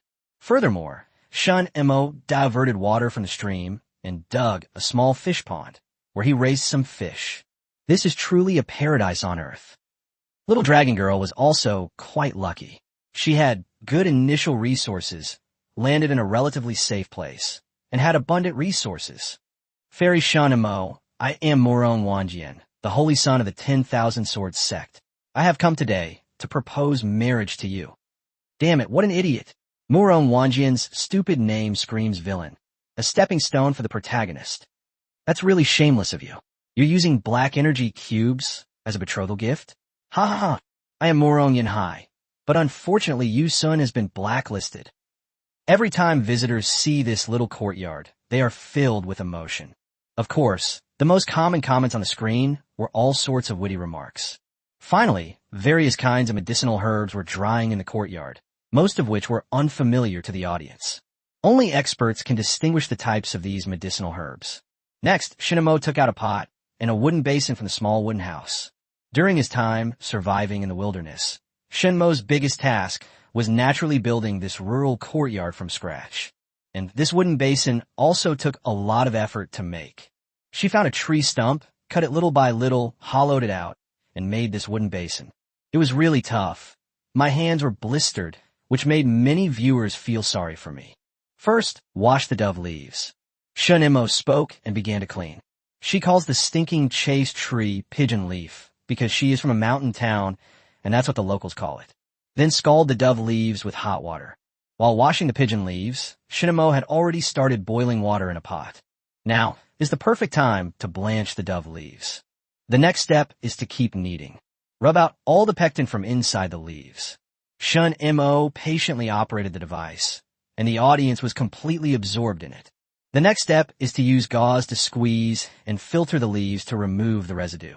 So Shun Mo took out a sleeve from the small wooden house that was cut from her own clothes. It could be used as gauze for various filtering operations. The athlete's clothing was an important supply. For example, when Asuka had her period, she used Kobayashi Chizuru's sleeve to help her get through it. Shin patiently filtered the liquid again and again until the wooden basin was full of a thick, emerald green liquid with a layer of white foam floating on top. Shin skimmed off the foam and began the final step. Stir wood ash with water, then filter it. Pour the wood ash alkaline solution into the pigeon leaf liquid. That concludes the mission. Next, all we need to do is wait for the two to react and turn into a solid. This process will take some time, so Shin can use this opportunity to clean up the remaining leaves and wash the sleeve he just used. Then take a break and wait to eat. She took a deep breath, wiped the sweat from her forehead, and sat down to bask in the sun, waiting for the fairy tofu to be finished.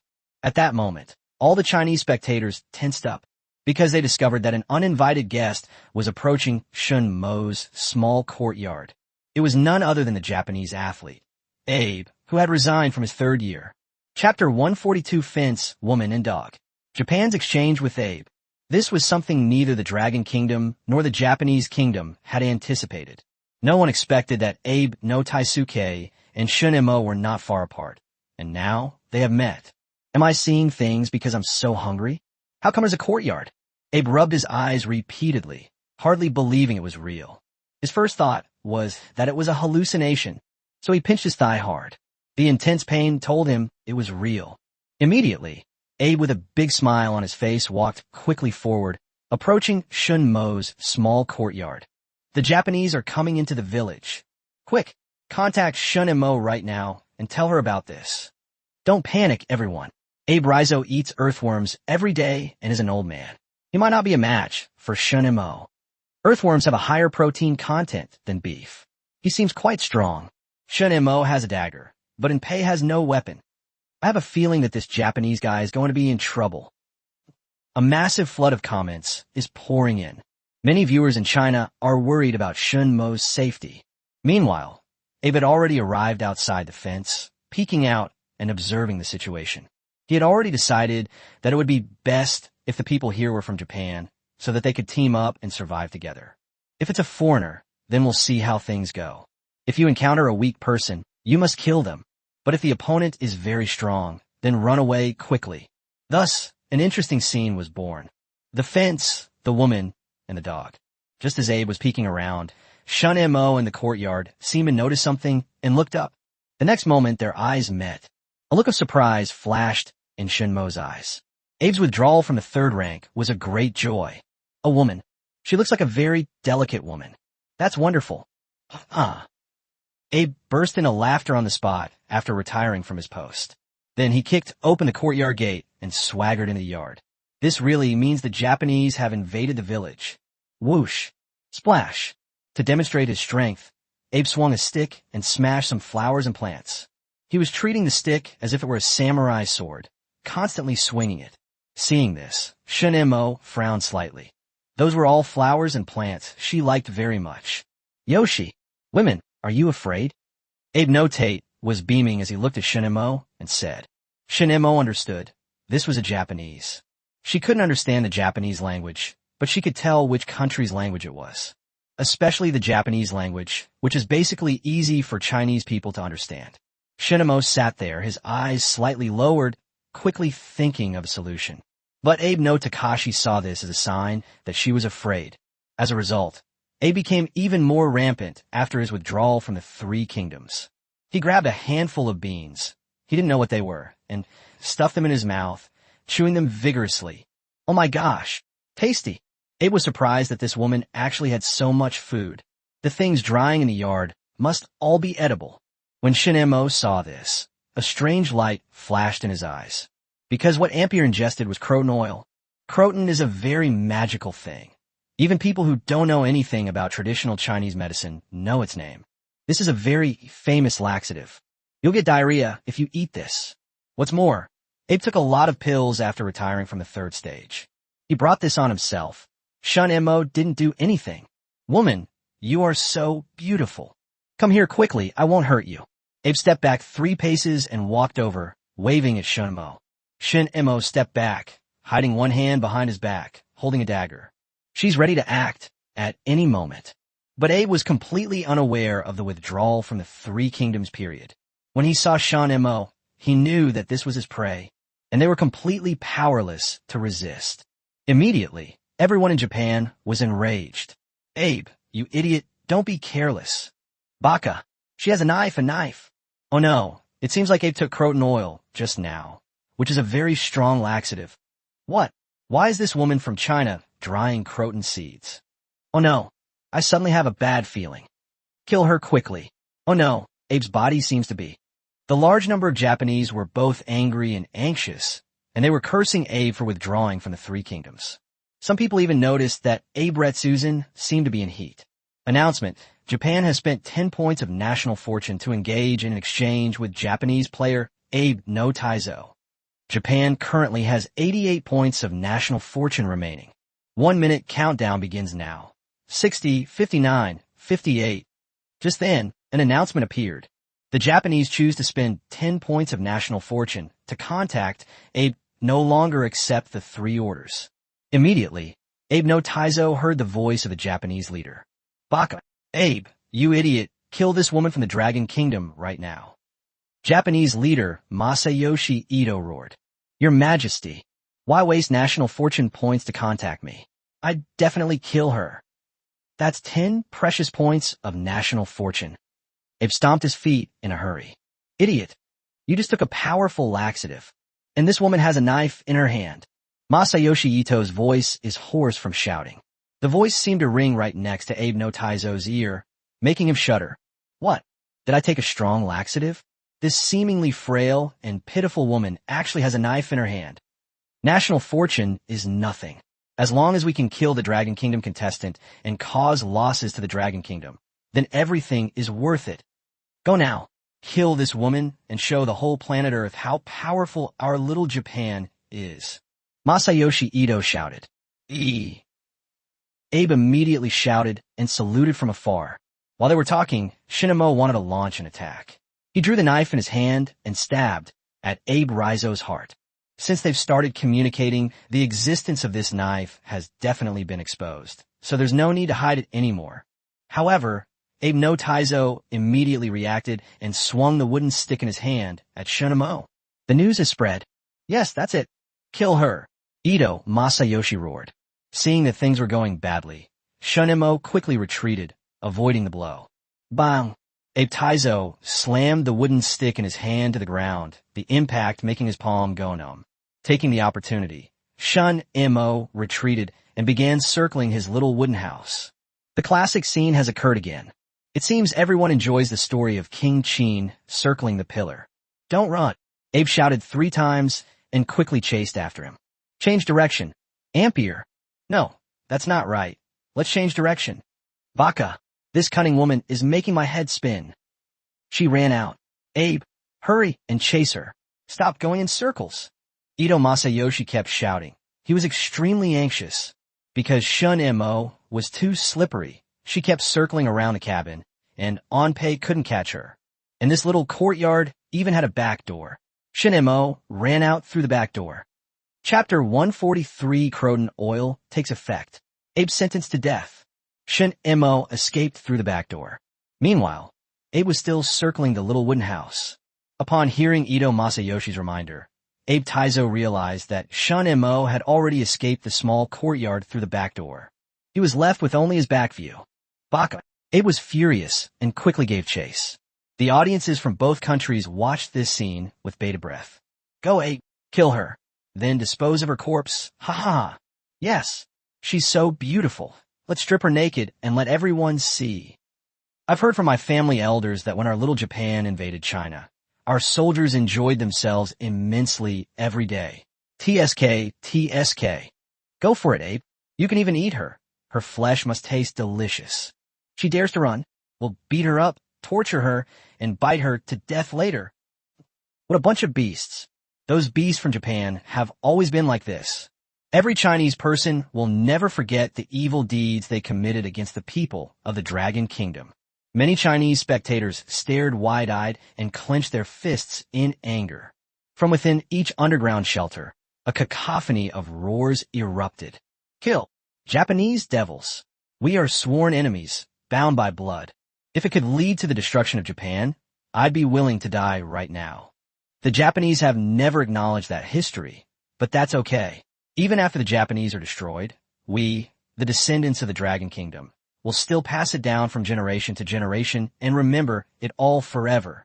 Abe no Tai-san is a head shorter than Shun Mo, and he's short-legged. He can't catch up with Shun Mo. Shun Mo will retaliate and kill him. He definitely will. A large number of viewers from China roared in unison, staring intently at the live broadcast screen in front of them. At this moment, all the viewers also noticed something. That means even if Abe were to regress, he couldn't outrun Shun Mo. His legs are shorter than Shun Mo's. For every step Shun Mo takes, he has to take at least 1.5. Furthermore, Shun Mo was more familiar with the surrounding terrain than he was. There were several times when I almost missed the target after Ampere retreated to the 3rd position. Baka, baka, baka. Abe, if you let her escape, you'd better commit seppuku to atone for your sins. With the countdown to this communication about to end, Japanese leader Masayoshi Ito issued an ultimatum. In response, Abe shouted 3 times, then sprinted at full speed to continue chasing Shun Mo. Then, that minute completely passed. The two sides can no longer communicate unless they spend another 10 points of national fortune. But Japan certainly wouldn't be willing to give that up. The wealthiest nation, China, hasn't even communicated with the players yet. Everyone, pay attention. Shun Mo hasn't panicked at all from beginning to end. When Japan had just begun communicating with Abe no Michiko, she acted decisively without the slightest hesitation. Although she is currently on the run, I believe she is stalling for time, waiting for the Croton oil to take effect. At this moment, the commentator in Shun Mo's live stream spoke up. His words were like a wake-up call, giving the audience a sudden realization. That makes sense. That makes perfect sense. On the surface, Shun Mo was indeed at a disadvantage and had no choice but to run away. But in reality, she probably already had plans to turn the tables on Abe no Takashi. In an instant, shouts of battle filled the air. In a live broadcast, Shun Mo was running while occasionally looking back at Abe retired 3. There wasn't a trace of panic in his eyes. Some even felt that Shun Mo was afraid of losing in pay, so he deliberately slowed down to wait for him. Baka, don't run, Abe roared, already out of breath. But he could never catch up with Shun Mo. Finally, after more than 10 minutes, he stopped. He was panting heavily, his hands on his knees, his back soaked with sweat. Seeing this, Shun Mo slowly stopped and turned around to look at him. Surprisingly, Shun Mo's breathing was not heavy, nor did he sweat much. This scene thrilled the audience in China. Shun Mo's physical fitness is better than in Pei's. That old dog Abe is finished. The commentator burst out laughing. You old dog Abe, your death is near. Once he stops now, it will be very difficult for him to start running again, believe me. Abe seems to have a stitch in his side. He looks like he's in pain. No, it's also possible that the Croton oil worked.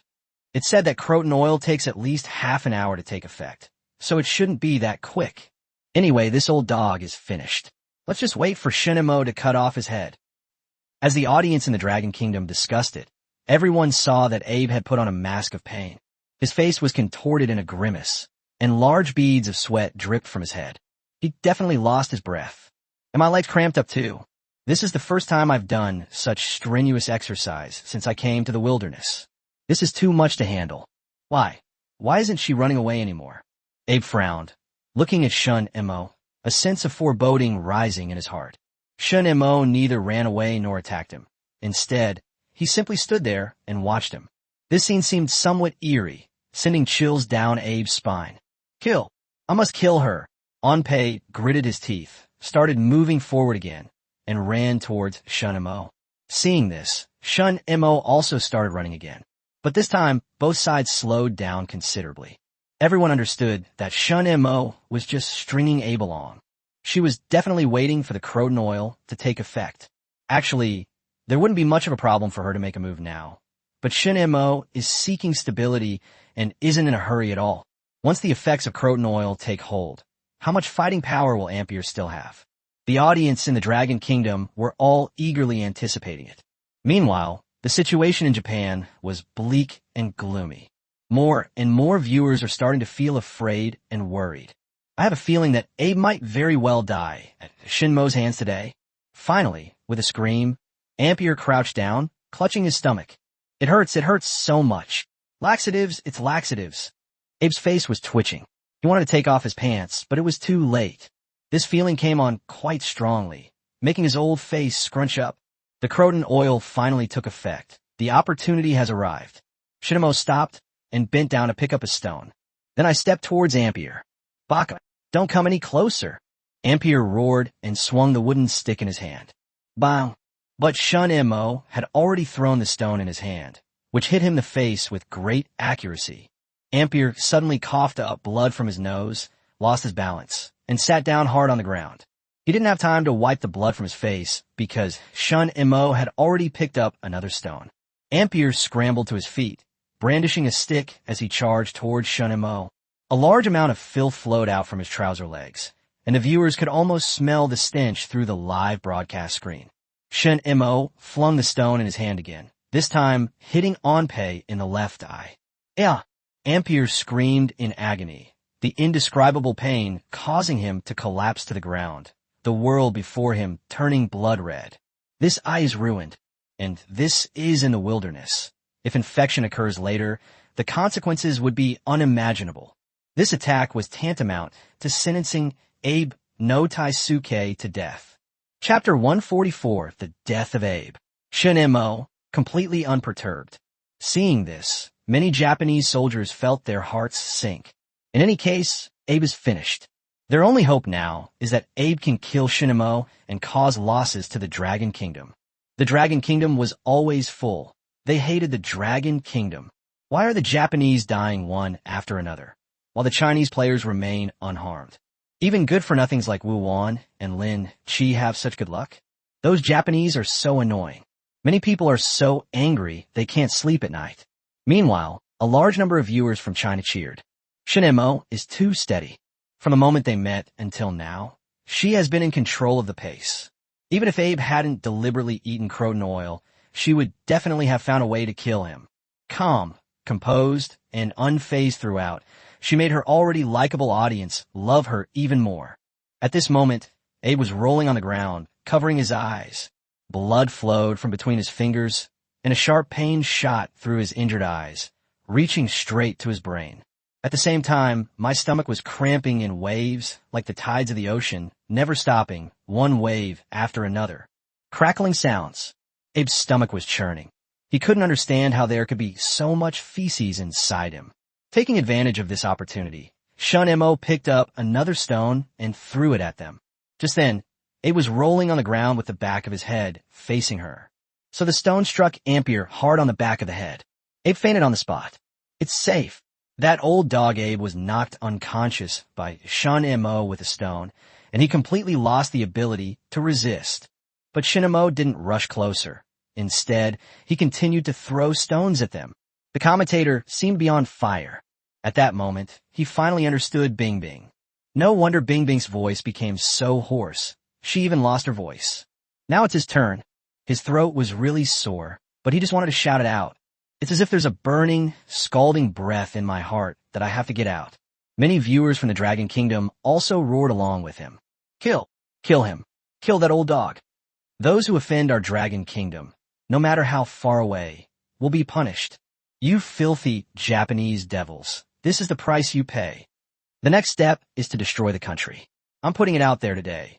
The one who kills the last Japanese player and brings about the downfall of the Japanese nation will be the people of our Dragon Kingdom. The Japanese will surely be destroyed. The Japanese will definitely be the first country to be destroyed.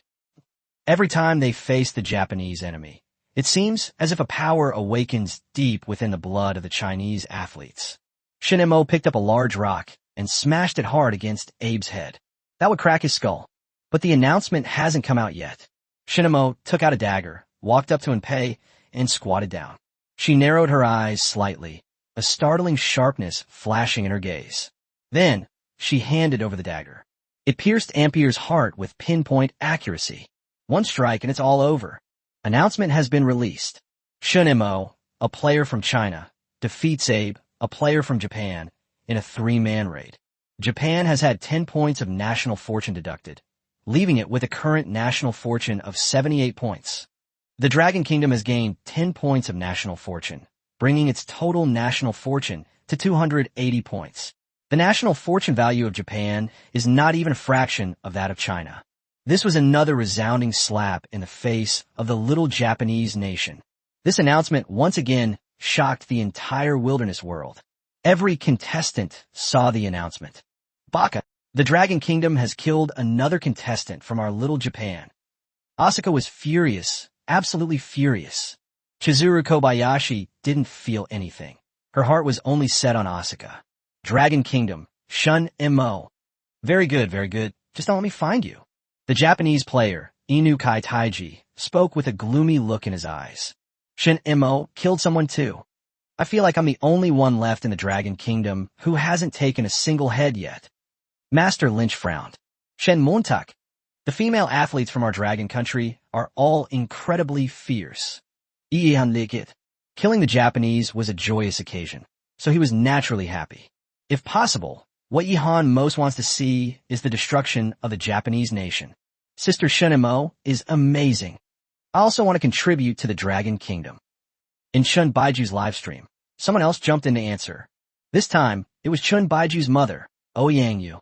Sure enough, as soon as she finished speaking, Chun Baiju made the same declaration on the live broadcast screen. Now both parents are making fun of their son. Needless to say, the audience was completely absorbed, chanting slogans along with Chun Baiju. Many contestants reacted in different ways, while Shun Mo had already begun to dispose of the corpses. To be honest, this is even harder than killing Brett Susan, because this guy is just too dirty. Since arriving in the wilderness, he hasn't taken a single shower. He already smelled bad, and now both of his trouser legs were almost completely ripped open. But I can't give up this outfit. Shun Mo is 1.7 meters tall, and Inpei is 1.6 meters tall. However, this outfit is still very valuable, as no players in the current wilderness world have started weaving it yet. So even though these clothes are very dirty, they are still necessary. The commentator frowned, watching this disgusting scene. Abe's ugly, withered body, along with all that filth, was unbearable to look at. But Shun Mo remained unfazed, quickly stripped off all his clothes, rolled them up, and took them away. In addition, there are Ampere's initial supplies. Ampere carried all 5 initial supplies with him at all times. First, there was a backpack containing a bag of salt, a water bottle, a bundle of rope, and a bar of soap. Of this, only a small amount of salt was used, less than 1/10 of the total. The soap hasn't been touched at all. Upon seeing the salt and soap, Shun Mo finally smiled. During this period, she replenished her salt intake by consuming various salt-containing plants, which was honestly quite difficult. Now, thanks to this bag of salt, she can eat it for a long time. Then there's soap, which is absolutely fantastic for girls who love cleanliness. Shun Mo has been trying to find plants rich in saponins, such as soapberry and soapberry, but unfortunately he hasn't found any yet. So this bar of soap is a huge surprise for her. And with soap, Ampere's dirty clothes can be washed much better. Finally, Shun Mo set fire to Anpei's body and quickly returned to his small courtyard. She first washed her hands and the dagger, then checked the condition of the fairy tofu. The immortal tofu is now ready. It's as beautiful as jade, with a jelly-like texture, smooth on the palate, and has a fresh plant fragrance. Although it doesn't use a single bean, it still contains plant protein. Shun Mo savored the divine tofu, even sprinkling a little salt on it, which made it even more flavorful. She savored the delicious food with complete ease. This scene left the audience in awe. Unexpectedly, Shun Mo, who had just killed someone, not only did not vomit, but also had the mind to taste the immortal tofu and explain its texture and flavor to everyone. This level of mental fortitude is comparable to that of super strong individuals like Yi Han and Lung Feng. Could it be that she killed someone before? Chapter 145, Yi Han discovers shiitake mushrooms. Golden poison dart frogs. Seeing Shun Mo calmly enjoying the divine tofu, many viewers began to speculate. They were right. Shun Mo had indeed killed someone. That's why I can be so calm now. And not just one, but 2. Before killing Abe Rizzo, Shun Mo had already killed 2 other people. He has 2 lives on his hands. She committed her first murder when she was 8 years old. At that time, Shin-mo lived with her grandfather. Her grandfather received a patient who had been injured by a wild boar in the mountains and came to her grandfather for treatment. Just as Grandpa was about to get the medicine, the patient actually reached out and touched Shin-mo's buttocks and even tried to put his hand inside her pants. Shin-mo was precocious and knew exactly what this guy wanted to do. But Shin-mo didn't make a sound. Instead, he quietly slipped away and took the opportunity to add some ingredients to the medicine. The patient went home, took the medicine, and died 2 days later. Everyone assumed he had suffered internal injuries from a wild boar attack, and no one suspected Shin-mo. But in reality, Shin-mo's grandfather was fully aware of this. However, he is not pedantic. After learning the truth, Grandpa did not blame Shin-mo, but instead taught her to protect herself. Having lived a lifetime, the old man knew very well how much harassment a beautiful girl could suffer from childhood to adulthood. The second murder occurred when the apocalypse came.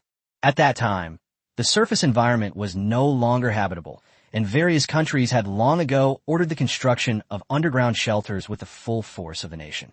No matter how simple it is, as long as people can live in it. During that period, everything was in chaos. Shootings happen every day in the free and beautiful country, and many people die. Even in China, where public security is best, many terrible things happen, and many people are unwilling to recall them. Shin-mo was targeted early on because of her good looks. A burly man named Ma Kailong broke into Shin-mo's home, intending to forcibly defile her. Shin-mo severed his carotid artery with a kitchen knife. At that time, Shin-mo's kitchen was a mess, with blood everywhere. But Shin-mo cooked himself a bowl of noodles and ate it. Then she packed her things, left her home without looking back, and moved into the underground shelter.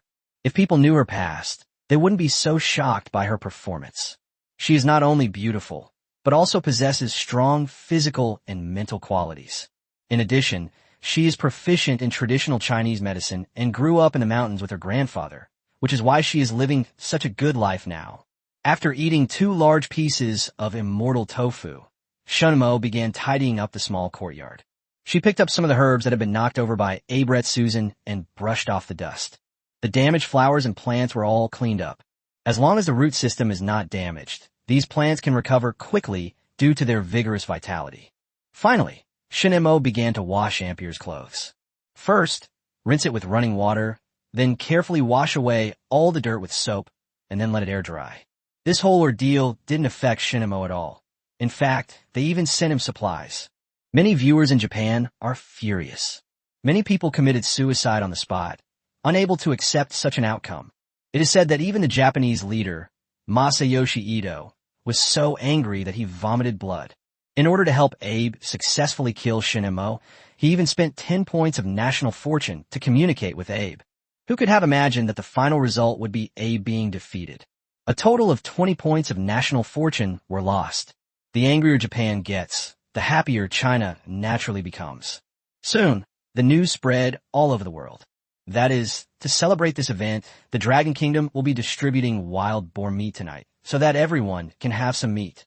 Immediately, people from all other countries on Earth were incredibly envious. The Dragon Kingdom has distributed supplies again.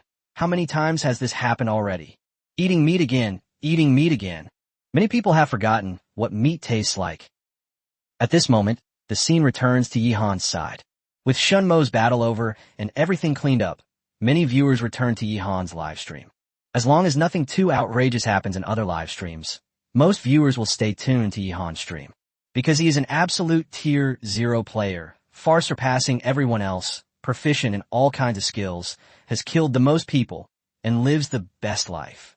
Growing vegetables, soybeans, raising chickens, firing bricks, making gunpowder. Yihan is a legend, the uncrowned king of this wilderness world, with no weaknesses whatsoever. Many people believe that he was sent by God to save and sustain the Dragon Kingdom. The celebratory drinks are ready for you, but don't get too cocky. Live each day to the fullest, and return to the Dragon Kingdom to see my hometown folks. It's clear that Yihan really likes this style. This timeless classic rap has been adapted by him many times and sung in the wilderness. Liang's forbearance is unparalleled throughout the ages. One viewer expressed this sentiment. While singing, Yihan's eyes suddenly lit up as he made a new discovery. It has to be said that the area where Lee Junho from South Korea landed is really quite nice. There are bat caves where saltpeter can be extracted. There's also a coconut tree. If you eat the fruit from this tree sparingly, it can definitely feed a contestant for quite some time. And now, Yihan has discovered wild shiitake mushrooms. In front of Yihan, there was a fallen tree covered with moss. On this tree, there was a dense mass of wild shiitake mushrooms growing. Even Woo-won wouldn't mistake this for a shiitake mushroom. Yihan could already smell the fragrance. So many shiitake mushrooms. Take it all with you. You could dry the rest into dried mushrooms. When cooking, just soak the dried shiitake mushrooms in water. The mushroom water will also enhance the flavor. Yihan was overjoyed and immediately began picking the large patch of shiitake mushrooms. Even through the screen, the audience was drooling. It's as if you can feel that delicious flavor spreading in your mouth. Why do we add chicken bouillon and MSG to dishes to enhance their flavor? This is because both of these seasonings contain a chemical called monosodium glutamate, MSG, which enhances flavor. Shiitake mushrooms contain this substance, which is why they are so flavorful.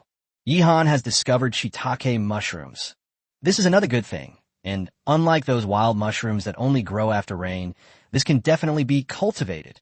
Bing Bing couldn't help but exclaim in surprise, happy for Yihan. Many viewers were also very excited.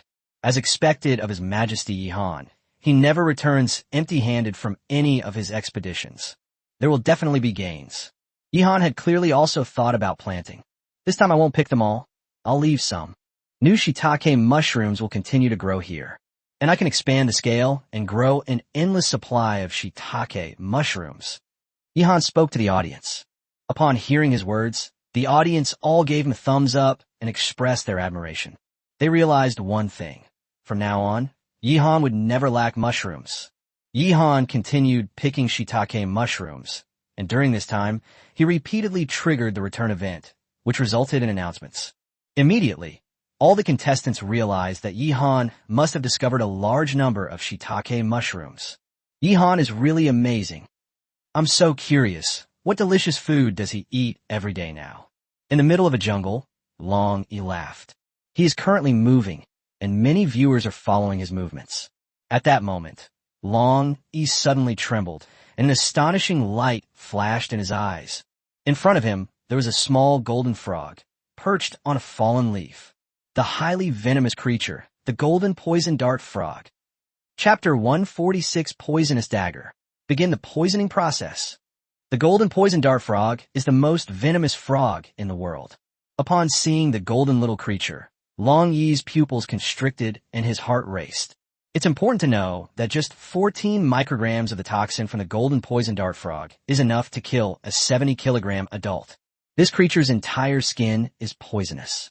Although it is only the size of fingertip, the toxins in its body can kill 10 adults in 3 minutes. Long Yi took a deep breath, quickly took out a sock from the backpack behind him, and put it on his hand. Even he dared not be careless in the face of such a terrifying, highly poisonous creature. Some say that as long as the poison dart frog's toxins don't come into contact with a wound, you won't be poisoned, but others say that the toxins can penetrate the skin. Long Yi himself doesn't know much about this, but in short, taking proper protective measures is the right thing to do. What happened to Team Dragon? I understand now. Team Dragon's system has issued a new mission, and he's checking the mission details and rewards. The Dragon team has a system too? What's the task? Putting socks on your hands. These socks belong to that Paul from America, right? I remember them. Golden poison dart frog. I see it. I think I've heard this name before. Holy crap. How come it's so small? My eyes were practically straining to find it. Long Yi's live stream was flooded with a large number of comments. As more people noticed, more and more people saw this terrifying little creature. It was only about 3 centimeters long, golden yellow all over, and its surface was moist and looked a little sticky. That's all its highly toxic mucus. It was lying motionless on a fallen leaf, very inconspicuous. The Native Americans were the first to discover the terrifying toxicity of the poison dart frog, so they coated their arrowheads with the poison dart frog's venom to kill their prey. That's how the poison dart frog came to be. The commentator, Lung Feng, is also Long Yi's instructor and teacher. He began to explain to everyone. Besides the golden poison dart frog, there are also blue poison dart frogs, ghost poison dart frogs, cocoa poison dart frogs, strawberry poison dart frogs, bicolor poison dart frogs, variegated poison dart frogs, and many other varieties. And what Long E has discovered now is the golden poison dart frog. Don't underestimate this little guy. Its venom is extremely terrifying. While Lung Feng was explaining, Long E had already cautiously stepped forward, trying to catch the golden poison dart frog. This scene immediately made a large number of viewers extremely nervous, their hearts in their throats. One wrong move, and it could lead to poisoning and death. That's too risky. Long E was also very nervous, fearing that the golden poison dart frog would escape. However, as the saying goes, what you fear most is what will happen. He had only taken 2 steps forward when he startled the golden poison dart frog.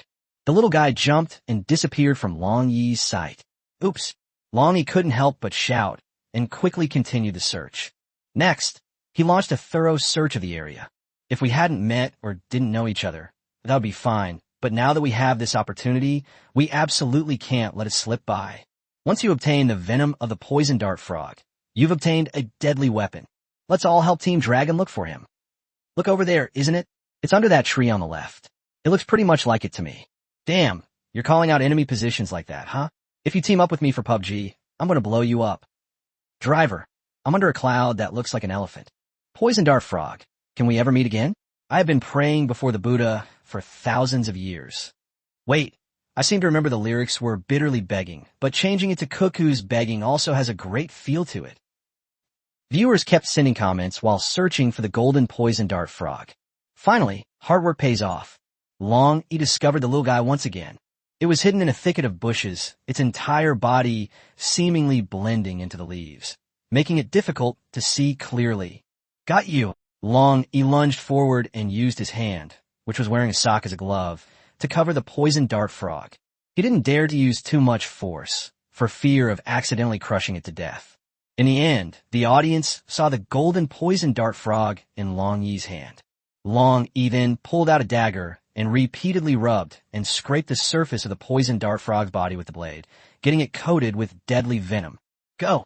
With a smile, the dragon released the golden poison dart frog. Although this little guy is extremely venomous, he is still very fragile, making it extremely difficult to carry around or raise. Moreover, carrying it around is like carrying a bomb, which is extremely dangerous. Therefore, Long E chose to let it go. In fact, with Long Yi's strength, even without the poison dart frog's venom, he could basically roam freely in the wilderness. The poison simply makes it easier to kill enemies. After releasing the poison dart frogs, Long E looked at the dagger in his hand and smiled. Even if it's just a scratch, the enemy will die on the spot if this knife strikes. One audience member suddenly had a whimsical thought. He really wanted to lick the knife. But Long E would never do something so foolish. He sheathed the knife and continued on his way. As for the sock, he decisively chose to throw it away. They definitely wouldn't dare wear them on their feet. Long E successfully obtained the poison dart frog's toxin and continued his relocation journey. Yihan has already harvested a large quantity of shiitake mushrooms. He filled a basket with shiitake mushrooms, which was only 1/5 of all the shiitake mushrooms in the area. Without a doubt, Yihan has achieved mushroom freedom, and before long, the vegetables he planted will begin to bear fruit one after another, at which point he will be able to grow those vegetables freely. Yihan carried the mushrooms back to the bat cave. He began preparing lunch. I'll just have some braised pork rice for lunch today. First, start cooking the rice. Yihan started getting busy, cooking half a pot of rice. Then they started cooking meat, adding chopped shiitake mushrooms, and simmering it. The audience could almost smell the aroma through the screen. Fragrant wild rice, topped with braised pork, and complemented by the savory aroma of shiitake mushrooms, steaming hot. Yihan also stir-fried a plate of green wild vegetables, a combination of meat and vegetables. He ate heartily, and the audience was so tempted they cried. When I used to work, I especially loved eating this for lunch. I wonder how that Busta Boss lady is doing now. Are you going to eat, or are you going to watch the game? Ha ha! The Koreans are furious. They're all cursing Yihan and Lee Junho. Lee Junho is such a waste. He lives such a miserable life in such a great place. So, When can we start refining saltpeter? I want to see Yihan make gunpowder. Don't rush. This is just like making bricks. It's not an easy job. You not only need to understand the principles and steps, but it also takes a lot of time. As expected of His Majesty Yihan, he takes on all the most difficult challenges, while the other contestants are only concerned with getting enough to eat. After lunch, Yihan planned to proceed with the next step of refining saltpeter. Nitrogenation. Chapter 147 Gunpowder successfully completed. Terrifying power. Yihan covered the nitrate soil in a nitrate leaching pool with wood ash to prevent the nitrate from evaporating. The next step is to leach the nitrate, which requires bringing in water to irrigate the nitrate soil and obtain nitrate solution. Under the watchful eyes of a large audience, Yihan began this series of operations, ultimately obtaining deep red nitrate water. After obtaining the salt water through leaching, the next step is simply to boil it. Yihan is not far from obtaining the saltpeter. Bing Bing shouted excitedly in the live stream room. Although no one could understand it, they all became excited after hearing Bing Bing say that. With saltpeter, Yihan now has the equivalent of having gunpowder. Therefore, Yihan is rapidly advancing into the firearms era. Awesome. His Majesty Yihan is invincible. The Emperor of the Wilderness is about to acquire gunpowder. Enemies tremble. Those who didn't get weapons as initial supplies are still in the Stone Age, while Yihan's side has already entered the firearms age. Ha ha ha. Let's pull the gun and go fight those cavemen. Team Dragon has obtained a highly poisonous dagger. Yihan is about to get gunpowder, and Wu-Wan has even started raising pigs. They all have bright futures. What's the situation with Wu-Wan now? Is little pig dead yet? The audience members were discussing it, and Wu-Wan was mentioned. It's not that everyone wants the pig to die, it's just that they're worried. However, the little wild boar is very resilient and is currently jumping around and rolling around in the pig pen. Wu-Wan first picked some plants that she didn't recognize and threw them into the pig pen to feed the pigs, and then packed her things and set off. Don't forget, her goal yesterday was to find a shelter in Serdang. It's just that the big wild boar and the two little wild boars delayed them. We definitely need to keep looking. The god of poison has embarked on a new journey. Will she be able to find shelter in Serdang this time? Let's wait and see. The commentator began to explain. Holding a machete, Wu-Wan quickly arrived at the place where she had killed the wild boar the day before. Then she followed the trail left by Serdang and continued onward. However, several days have passed since Serdang's death. Finding any clues was quite difficult for Wu-Wan. He continued his move, while Wu-Wan searched for a shelter in Serdang. Shenmo's side also returned to peace, and she took a short nap. Viewers browsed through various live streams, but eventually returned to Yihan's stream. At this moment, Yihan had already obtained a large amount of dark red nitrate water. These nitrate clays are of very high quality. We should be able to extract a considerable amount of saltpeter. Yihan was filled with anticipation as he began the final step, refining the saltpeter. He poured the dark red saltpeter into a pot and began to boil it over a fire. There are specific techniques involved, such as controlling the heat. Of course, none of this was a problem for Yihan. Amidst the expectant gazes of the entire Dragon Kingdom, Yihan noticed that some white crystals had begun to precipitate from the bottom of the pot. The saltpeter has appeared. Bing Bing let out an excited shout as she looked at this exhilarating scene. A large number of spectators cheered and celebrated. Yihan extracted saltpeter in the wilderness. This pot is almost cooked. The nitrate yield is very high. That's excellent. Yihan poured out the wastewater from the pot, keeping only the saltpeter inside. These saltpeter crystals were very clear, proving that they were of high purity and excellent quality. This is all thanks to the high-quality nitrate soil inside this bat cave. At this moment, Yihan finally obtained the saltpeter. He started boiling the second pot of saltpeter water and then eagerly took out a piece of sulfur and a piece of charcoal to start making gunpowder. Yihan is about to make history. The audience, on the other hand, is about to witness history. Yihan carefully ground all three raw materials into fine powder, and then mixed them together in a specific ratio. In the end, a small pile of fine black powder was obtained. This is gunpowder. It should be noted that the three raw materials Yihan possessed were all of very high quality, and his gunpowder formula was perfect. Although Yihan could not achieve a completely precise ratio, he had tried his best to minimize the error. Therefore, The power of this batch of gunpowder must be considerable. Of course, the quality of raw materials and the accuracy of the proportions are both important, but there is one more point that cannot be ignored. That's the dosage. Just as discussing toxicity without considering dosage is irresponsible, the power of gunpowder is still related to dosage. The larger the quantity, the more powerful the explosion will be. Yihan is now planning to test his skills. He took out a bamboo tube that had been prepared beforehand and filled it with gunpowder. Bing Bing's voice trembled slightly as she explained the scene before her. Whether it succeeds or fails depends on the next experiment. Holding a bamboo tube filled with gunpowder, Yihan left the bat cave and continued on his way. He eventually found a suitable tree and stopped. In his estimation, this amount of explosives should be enough to blow the tree down. And there just happens to be a hole in this tree, making it easy to put the bamboo tube explosives inside. Yihan took a deep breath and put the bamboo tube into the tree hole. He also took out some toilet paper, wrapped some gunpowder in it, rolled it into a strip, and used it as a fuse. This is a great idea. Everyone, next up is the world's #1 bomb. Ha ha! Yihan smiled, took out a tinderbox, and lit the fuse. Sizzle. The fuse ignited quickly, and Yihan fled the scene as fast as he could. But before they had gone far, a loud explosion was heard. It was like a bolt from the blue. The terrifying power was unleashed in full force, followed by a teeth-grinding, cracking sound. Yihan turned around and saw that the tree that had been blown up was broken and had fallen down. As luck would have it, it came crashing right in his direction. It's as if they want to take revenge on him. Yihan quickly took cover. With his skills, this is naturally not a problem. The tree fell, but it didn't harm Yihan in the slightest. Yihan then went to check the cracked area and saw that what was originally a small hole in the tree had been enlarged several times over, which caused the trunk to be unable to support the weight of the entire tree, and thus it broke. Awesome, absolutely awesome. How can this batch of gunpowder be so powerful? Ha ha ha, this is it. From now on, Yihan will be invincible if he carries explosives with him everywhere he goes.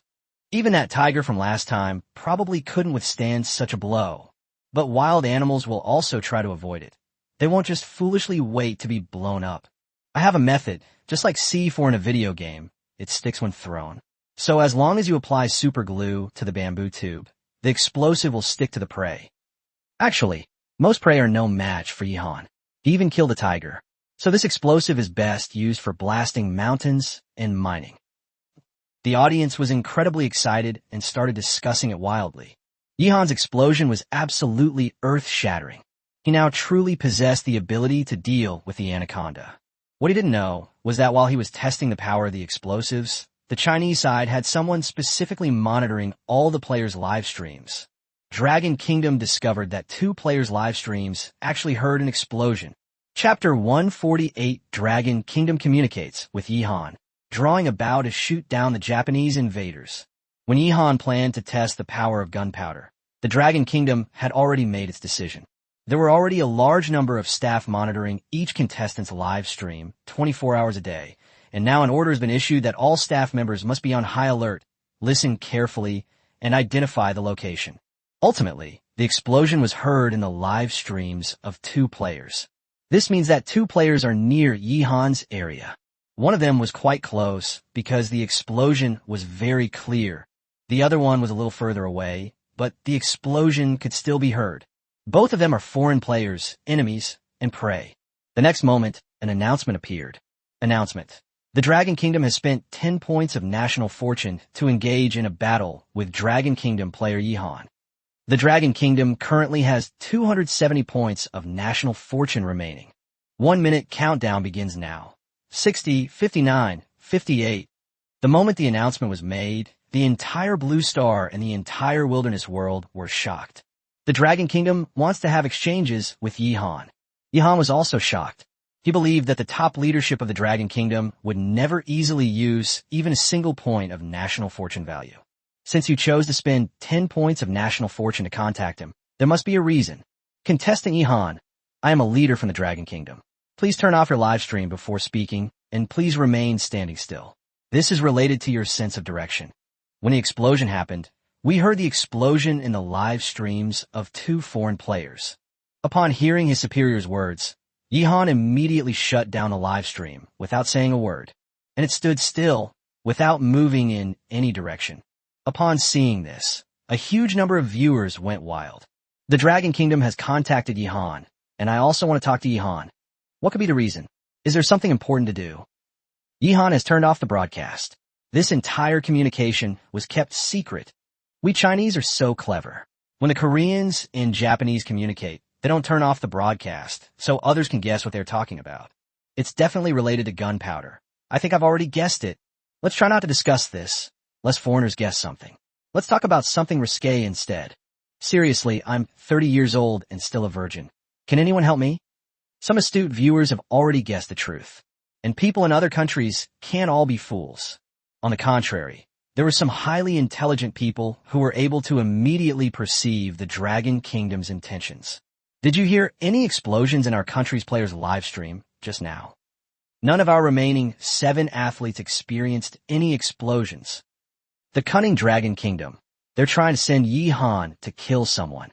Oh no, a huge explosion has occurred in the live stream of our little Japanese player, Matsushita. What? Matsushita, run. Many people have realized the crisis. However, it turned out to be a false alarm for most countries. But Japan was in a panic. Based on the sound of the explosion, it can be determined that Yihan and Matsushita Masao of Japan were very close. How so? In an instant, many people in Japan felt like the sky was about to fall. That's incredibly unlucky. Does this mean that 2 people from Japan will die today in just one day? If this continues, Japan is in great danger. It may become the first country to be destroyed. Meanwhile, Yihan continued his conversation with his superior. He already knew about the 2 foreign players. Masao Matsushita of Japan is located roughly to his southwest, very close. The transgender contestant, AB, is located roughly to his north, quite a distance away. At this point, 12 seconds had passed in the communication. Yihan chose to set off immediately. He returned to the place where saltpeter was being boiled as quickly as possible, took his weapons, and stopped boiling the saltpeter to prevent the pot from drying out if he was away for too long. Then he headed straight towards the direction where the Japanese athlete, Masao Matsushita, was. Haha, Yihan, on behalf of myself and all the people of the Dragon Kingdom, I thank you for your contributions to us. We've been thinking for a while about what suggestions we could offer if we could communicate with you someday, but we found that you don't need our guidance at all. The leader gave a gentle laugh and said to Yihan, "Thank you, boss. It's what I should do. Moreover, there are still many things I don't know. Maybe in the future, I will take the initiative to ask for communication and seek advice." Yihan said modestly, "The wilderness is dangerous and unpredictable, so you must be careful and never let your guard down. If you have the chance to meet other contestants from our Dragon Kingdom in the future, please be sure to take care of them. For example, Lin Chi and Nan Bingtian, they both had a relatively bad life." The leader continued, "Of the 10 contestants from the Dragon Kingdom, Yihan is currently in the best position, ranking at the T0 level among all contestants worldwide, far ahead of the competition. Then Long Yi Shun Mo, Wu Wan, Zhou Kai Wang, Lin Wei, Chen Baiju, and Yu are all fine for the time being, provided they don't suffer any major misfortune. Only Master Lin Chi and Nan Bingtian are relatively weak. Don't worry, leader. If we encounter other Chinese players, I will definitely help them. But what's going on with Wu Wan?" Yihan asked with some curiosity. Wu Wan has been deified by everyone. She's become the goddess of poison. Mentioning Wu Wan made the leaders laugh. He quickly and concisely recounted Wu Wan's situation. He also used the most concise sentence to inform Yihan about the situation of the other contestants. This made Yihan realize the situation of the other 9 contestants from the Dragon Kingdom. Time is almost up. Yihan, thank you again. You are the undisputed emperor of the wilderness. Keep it up. The leader thanked Yihan one last time, and the call countdown ended completely. The main purpose of this communication was to inform Yihan of the location of the 2 opposing players, so that he could hunt them down. Meanwhile, Yihan was traveling at high speed when he spotted a shelter in the distance. Without a doubt, that must be the sanctuary of Japanese athlete Masao Matsushita. Just then, Yihan saw a Japanese man looking panicked, clutching a package made of animal skin, his eyes darting around in all directions. Masao Matsushita wasn't deaf. He naturally heard the explosion too. Although he didn't know why, his intuition told him that great danger might be approaching. This explosion was most likely not a natural occurrence, but rather caused by human intervention. Furthermore, at this critical juncture, the Dragon Kingdom actually used its national fortune value to contact Yihan. Therefore, Masao Matsushita quickly deduced the truth of the matter. Yihan. It must have been Yihan who caused the explosion, and the fact that I can clearly hear the explosion proves that I was very close to him. The Dragon Kingdom contacted Yihan and told him about this, and now Yihan is coming to kill me. He is indeed a smart man, and he is also very capable. He has already packed his things and is ready to escape. But to his utter surprise, Yihan arrived far too quickly. When Yihan saw him, he didn't hesitate at all, immediately drew his bow and shot a deadly arrow. Just as many Japanese viewers were hoping that Matsushita Masao would escape quickly, an arrow flew in and struck him directly in the back of the neck. Yihan drew his bow and shot at the Japanese invaders. Chapter 149, Yihan invents the land-based traveler, a terrifying Yandere. This arrow was as fast as lightning and incredibly accurate. Yihan was still not broadcasting, but the scene could be clearly seen in Matsushita Masao's live stream. Just a moment ago, a large number of Japanese soldiers were hoping that Masao Matsushita could escape alive. But the next second, he was shot in the back of the neck by an arrow. This is also a crucial and vital part.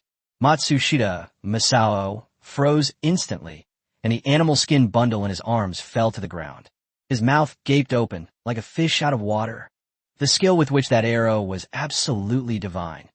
100 paces and an arrow through a willow leaf, a shot at the gate of the camp. Congratulations to His Majesty Yihan for personally leading the expedition and capturing another city. Awesome. I kneel before Yihan. He's invincible. Please, Yihan, start your broadcast already. Where are you shooting arrows? I can't see you. Why isn't this little Japanese kid making a sound? Is it because it doesn't hurt? The Japanese aren't afraid of pain. They all dare to commit seppuku, but I don't. A large number of viewers from China flocked to Masao Matsushita's live stream, constantly spouting all sorts of witty remarks. The Japanese, on the other hand, had lost all interest in arguing with them, because so many people couldn't stand it and started committing suicide on the spot. Some even committed seppuku. Some people found it too painful and didn't dare to continue after cutting only half. 2 athletes died in one day. On one occasion, they even spent 10 points of national fortune to try and communicate with the enemy, but they were still killed after the communication was completed. What does this mean? This means a massive loss of 30 points of national fortune value. At this moment, Yihan finally started his live stream. Viewers saw Yihan's live stream again and realized that he and Matsushita Masao were not close at all. That archery skill is truly divine. The last time Yihan demonstrated his archery skills was when he shot and killed a baboon on a baobab tree. Although everyone felt relieved at the time, they weren't as excited and thrilled as they are now. After all, we're killing Japanese devils now. Yihan strode forward toward Matsushita Masao. Matsushita Masao was still alive. He lay on the ground, using all 4 limbs to try and crawl forward to escape. But after crawling for a long time, it was still in the same place, and its mouth was wide open, as if it were swimming. Why does Matsushita Masao look like he's swimming? The case is solved. This is the land traveler invented by Yihan. Great. I, Wang Duyu, will invest in this project. It's just that this Luyu weapon is a bit of a waste of Japanese equipment. Ha ha ha. Yihan fired another arrow. My God, it went right into his ear. Awesome. The announcement has come out. Ha ha. The vast majority of viewers from China were extremely excited and frantically sent out a barrage of comments. With the announcement of Masao Matsushita's death, China has been thrown into a new uproar. In a short time, 2 Japanese soldiers were killed in succession. Chinese player Yihan defeats Japanese player Matsushita Masao. Japan has had 10 points of national fortune deducted, leaving it with a current national fortune of 68 points. The Dragon Kingdom's national fortune value has increased by 10 points, currently at 280 points. The 10 points of national fortune that were just spent communicating with Yihan have been earned back, while the Japanese have returned to the dangerous level of barely passing. Meanwhile, the entire wilderness world was also shocked by this announcement. Why did Yihan kill someone again? Please, let me kill one too. Long E, who was on his way to move, felt completely numb. Does Yihan have a radar? How come he always encounters enemies? Long E Kong possesses great martial arts skills, but has no opportunity to use them. Who can understand this feeling? Brother Yihan is amazing. I also want to contribute to the Dragon Kingdom. Chen Baiju felt his blood boiling. In less than a day, Shun Mo and Yihan killed a Japanese soldier one after another, as if he had stepped into an anti-Japanese war drama. Baka baka. Another person has died in our little Japan. Upon seeing the announcement, Asuka angrily pounded the ground with her fist. She's in terrible shape right now. It wasn't just the effects of her menstrual cycle. This Lin Xianhe was like a lunatic, constantly pestering her and saying how much he loved her. Who needs your love? Caesar only has half a leg left and is about to finish eating, but instead of looking for food, Kobayashi Chizuru lies in the shack all day, saying she wants to play with him. You're kidding me. Meanwhile, Chizuru Kobayashi seemed completely oblivious to the announcement and was stroking Asuka. Stop touching me. Asuka patted Kobayashi Chizuru's hand. No, please. Chizuru Kobayashi continued touching him. I said stop touching me. Asuka couldn't hold back any longer, and she shoved Kobayashi Chizuru away. Oops. Asuka-nichan, why did you push me? It hurts so much. Please hug me. Chizuru Kobayashi stretched out her hands and acted coquettishly towards Asuka. Bang! Asuka kicked out and landed a direct kick on her face. Roll. Asuka pointed outside the shack and began to curse angrily. Get out of here. Get as far away as possible. I never want to see you again. Asuka's voice became hoarse from shouting. She could no longer tolerate this stupid good-for-nothing. Upon hearing this, Kobayashi Chizuru sat on the ground, head down, seemingly lost in thought. Then everyone saw her shoulders start to shrug. It looks like she's crying. Crying won't help. Get out of here. Asuka's anger is beyond extinguishing.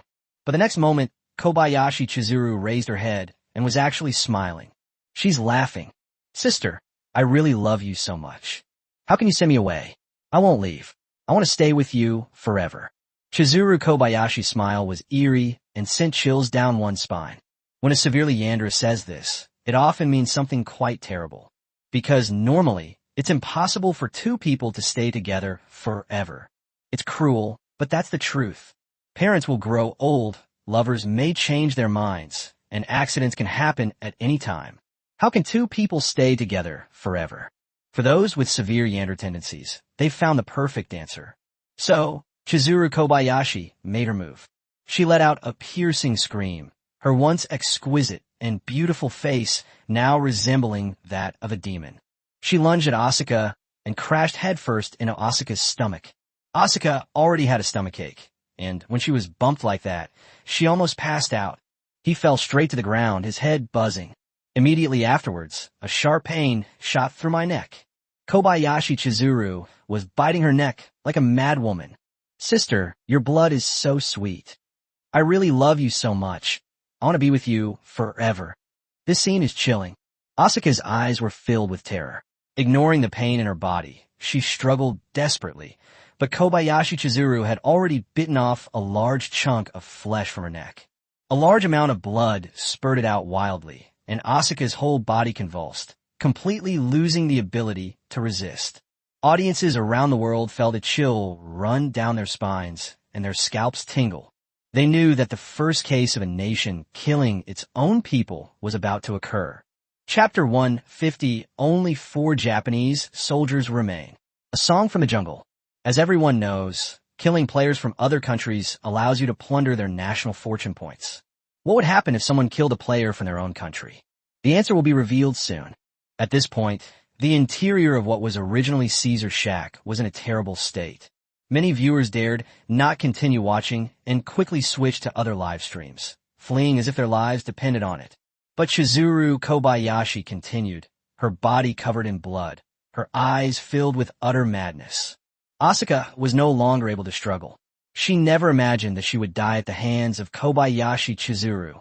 She had prepared herself mentally since arriving in the wilderness world. After all, this place is too dangerous. Poisonous insects, venomous snakes, ferocious beasts, rival opponents, natural disasters, etc. Any one of these could easily take her life. But she never dreamed that it would be a competitor from her own country who would kill her. Finally, with the release of an announcement, Asuka breathed her last. Japanese player Chizuru Kobayashi defeats Japanese player Asuka Tenjuin. Japan has had 20 points of national fortune deducted. Japan's current national fortune value is 48 points, making it unable to use any functions, and the probability of triggering a refund is halved. What? The announcement shocked the entire planet Earth and the entire wilderness world. Fighting each other will actually deduct 20 points of national fortune. This is clearly a punishment mechanism. The survival game, National Destiny, does not encourage cannibalism. 48 points of national fortune value. Japan's national fortune value has dropped to rock bottom. It's the lowest ever. And most importantly, 3 Japanese players died in just one day. Now, there are only 4 players left. This is the fewest of all countries on the entire planet Earth. Not even half. It's over. Everything is over. Is heaven determined to destroy my little Japan? Japanese leader Masayoshi Ito couldn't help but spit out a mouthful of blood, collapsing to the ground and falling into a coma. Meanwhile, in Caesar's shack, Asuka continues her terrifying act of being with Asuka-nichin forever. She didn't care at all about the national fortune of Japan. Drawing a player like this is a disaster. Immediately, many viewers from China secretly rejoiced. Fortunately, the players from China are still very patriotic.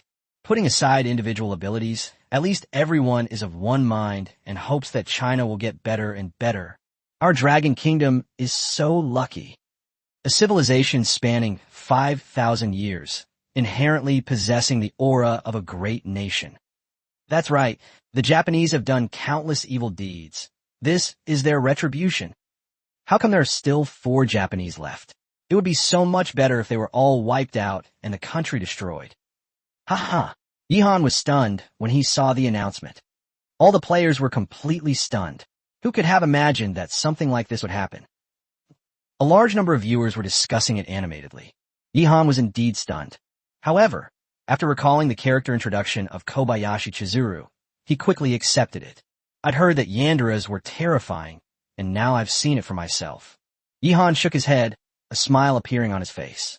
From his perspective, and from the perspective of the Dragon Kingdom, this is certainly a good thing, a joyous occasion.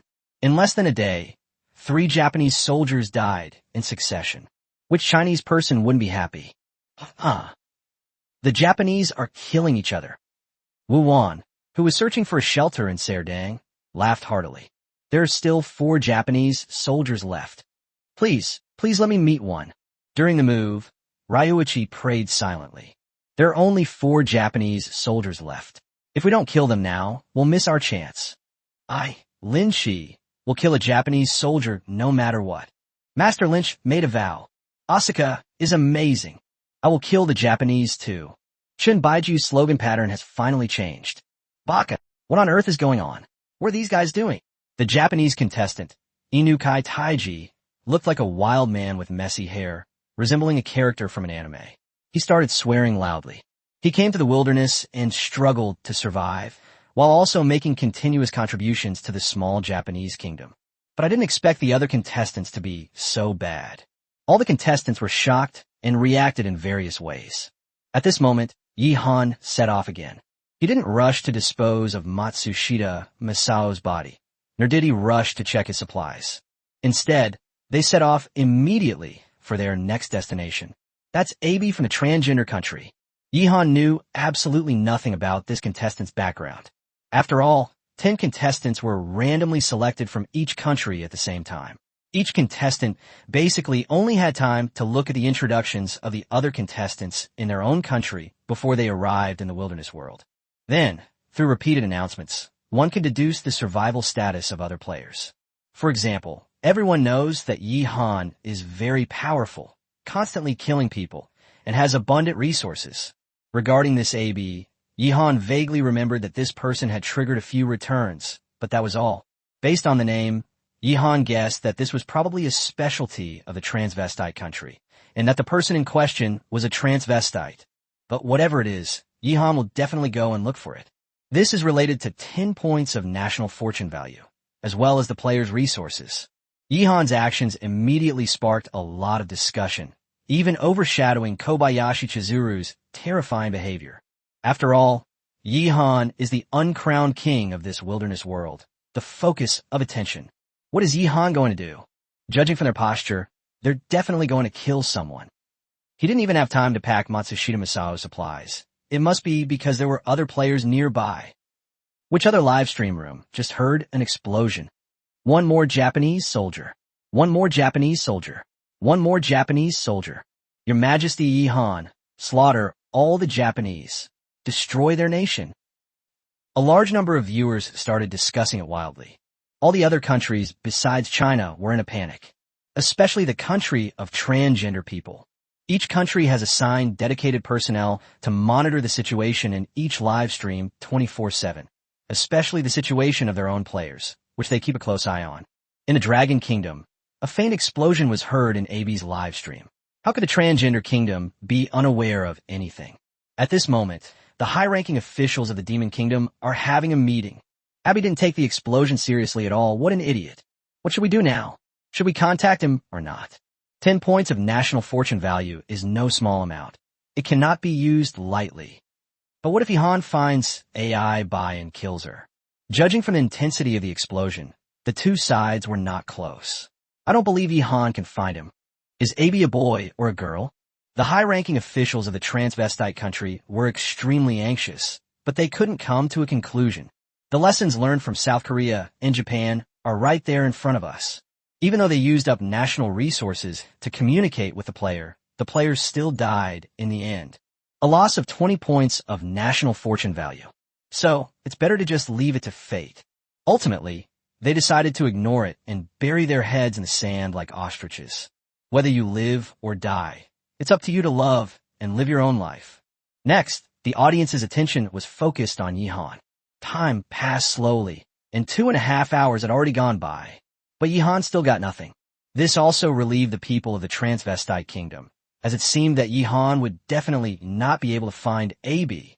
Damn Yihan, isn't killing so many people enough? Just when everyone thought that Yihan's trip had been in vain, they suddenly heard singing in Yihan's live stream. Suddenly, AB, a contestant from the transvestite country, started singing, pointing Yihan in the right direction. Chapter 151, The Anaconda's Coordinates. Smoking is harmful to your health. Yihan was wondering if the Dragon Kingdom had given him the wrong direction. Then I heard singing. This relieved Yihan, and a smile appeared on his face. In contrast, the kingdom of humans and demons was in a state of utter despair. Idiot. Abby, that idiot. She's practically asking for it. At such a crucial moment, what song are you going to sing? What song are you going to sing? In fact, quite a few contestants do enjoy singing, including Yihan. He also frequently dragged Liang-gu out to whip him. Because the contestants are in a wilderness world, they are under a lot of pressure which they need to relieve. At this very moment, Long E, who was on his way to move, was singing a classic song called 1, 2, 3, 4 Song. This is a song that almost everyone who went through military training sang before the end of the world. 1, 2, 3, 4, 1, 2, 3, 4, it's like a song. The Green Barracks taught me. Long E sang a song and even did a few perfect marching steps. His technique was impeccable. He must have been pleased that 3 Japanese soldiers had died in succession. Even if I couldn't do it myself, it's still good news no matter what. Of course, we have to sing to celebrate. For someone like Long E, as long as the Dragon Kingdom is doing well, he's happy. He was willing to pay any price for this, even his own life. These are the soldiers of the Dragon Kingdom. The camera pans to the live stream of AB, a contestant from the transgender country. Now everyone knows that Yihan is about to discover AI by. As a result, a large number of viewers flocked to this live stream to watch the excitement. Abby stopped singing. Shut up. Don't be a fool and get yourself killed. Damn it. It's over. Just wait to die. Let all be destroyed. Hello, friend from a land of transgender people. Savazdishka. You're blocking my way, Lao Phone. You Chinese, get out of here. Wait a minute. Aren't all transgender people beautiful? What's up with AB? Amidst the clamor of discussion, Yihan followed the direction of the singing and spotted the contestant. Fight! Before Yihan could see it clearly, He heard the system notification sound.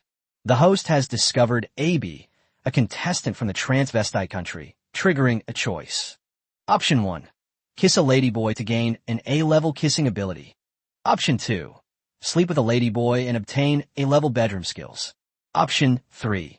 Defeat the anaconda to obtain its real-time location coordinates. Note, this is a multiple-choice question. Yihan was dumbfounded when he saw the choice that was triggered this time. Indeed, many people like ladyboys. They find it exciting and appealing. But he always felt uncomfortable and couldn't accept it. This system is clearly trying to annoy him on purpose. Even though this transgender contestant, AB, is really beautiful and pretty, Yihan still can't bring himself to do it. At this moment, Yihan stood behind a tree and carefully examined AI Bai. His expression immediately became quite interesting. What is this thing? System, please stop messing with me. I choose the third option. Yihan made his choice immediately, because this guy is just too ugly to look at. Have you ever seen a transvestite with a beard? This AB has a thick beard, a full beard. At this moment, Abby is bathing in a stream, singing as she does so. Yihan saw his chest hair, his leg hair, and his entire body hair. But Yihan remembered seeing videos of transgender people online before, and they were all supposed to be beautiful women. Seriously, this is the first time I've ever seen such a complicated expression on Yihan's face. Don't blame Yihan. I would have been dumbfounded too. That's normal. Transgender people need to keep getting injections and taking medicine to maintain their beauty. I've been with transvestites before, so I can speak to this. This AB clearly stopped taking her medication after coming to the wilderness world, which is why she turned out like this. She's got quite a lot of assets, and she even had breast implants. What a contrast. It's so offensive, it really is ha ha ha. The audience was in stitches. Some people remember that when the players first arrived in the wilderness world, AB was quite good looking back then. I never imagined that it would turn out like this in less than a month. This is actually quite normal. Women who want to maintain their beauty also need skincare and makeup.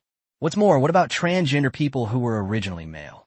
For a transgender person to be even more beautiful than a real woman, they need even more tricks up their sleeve.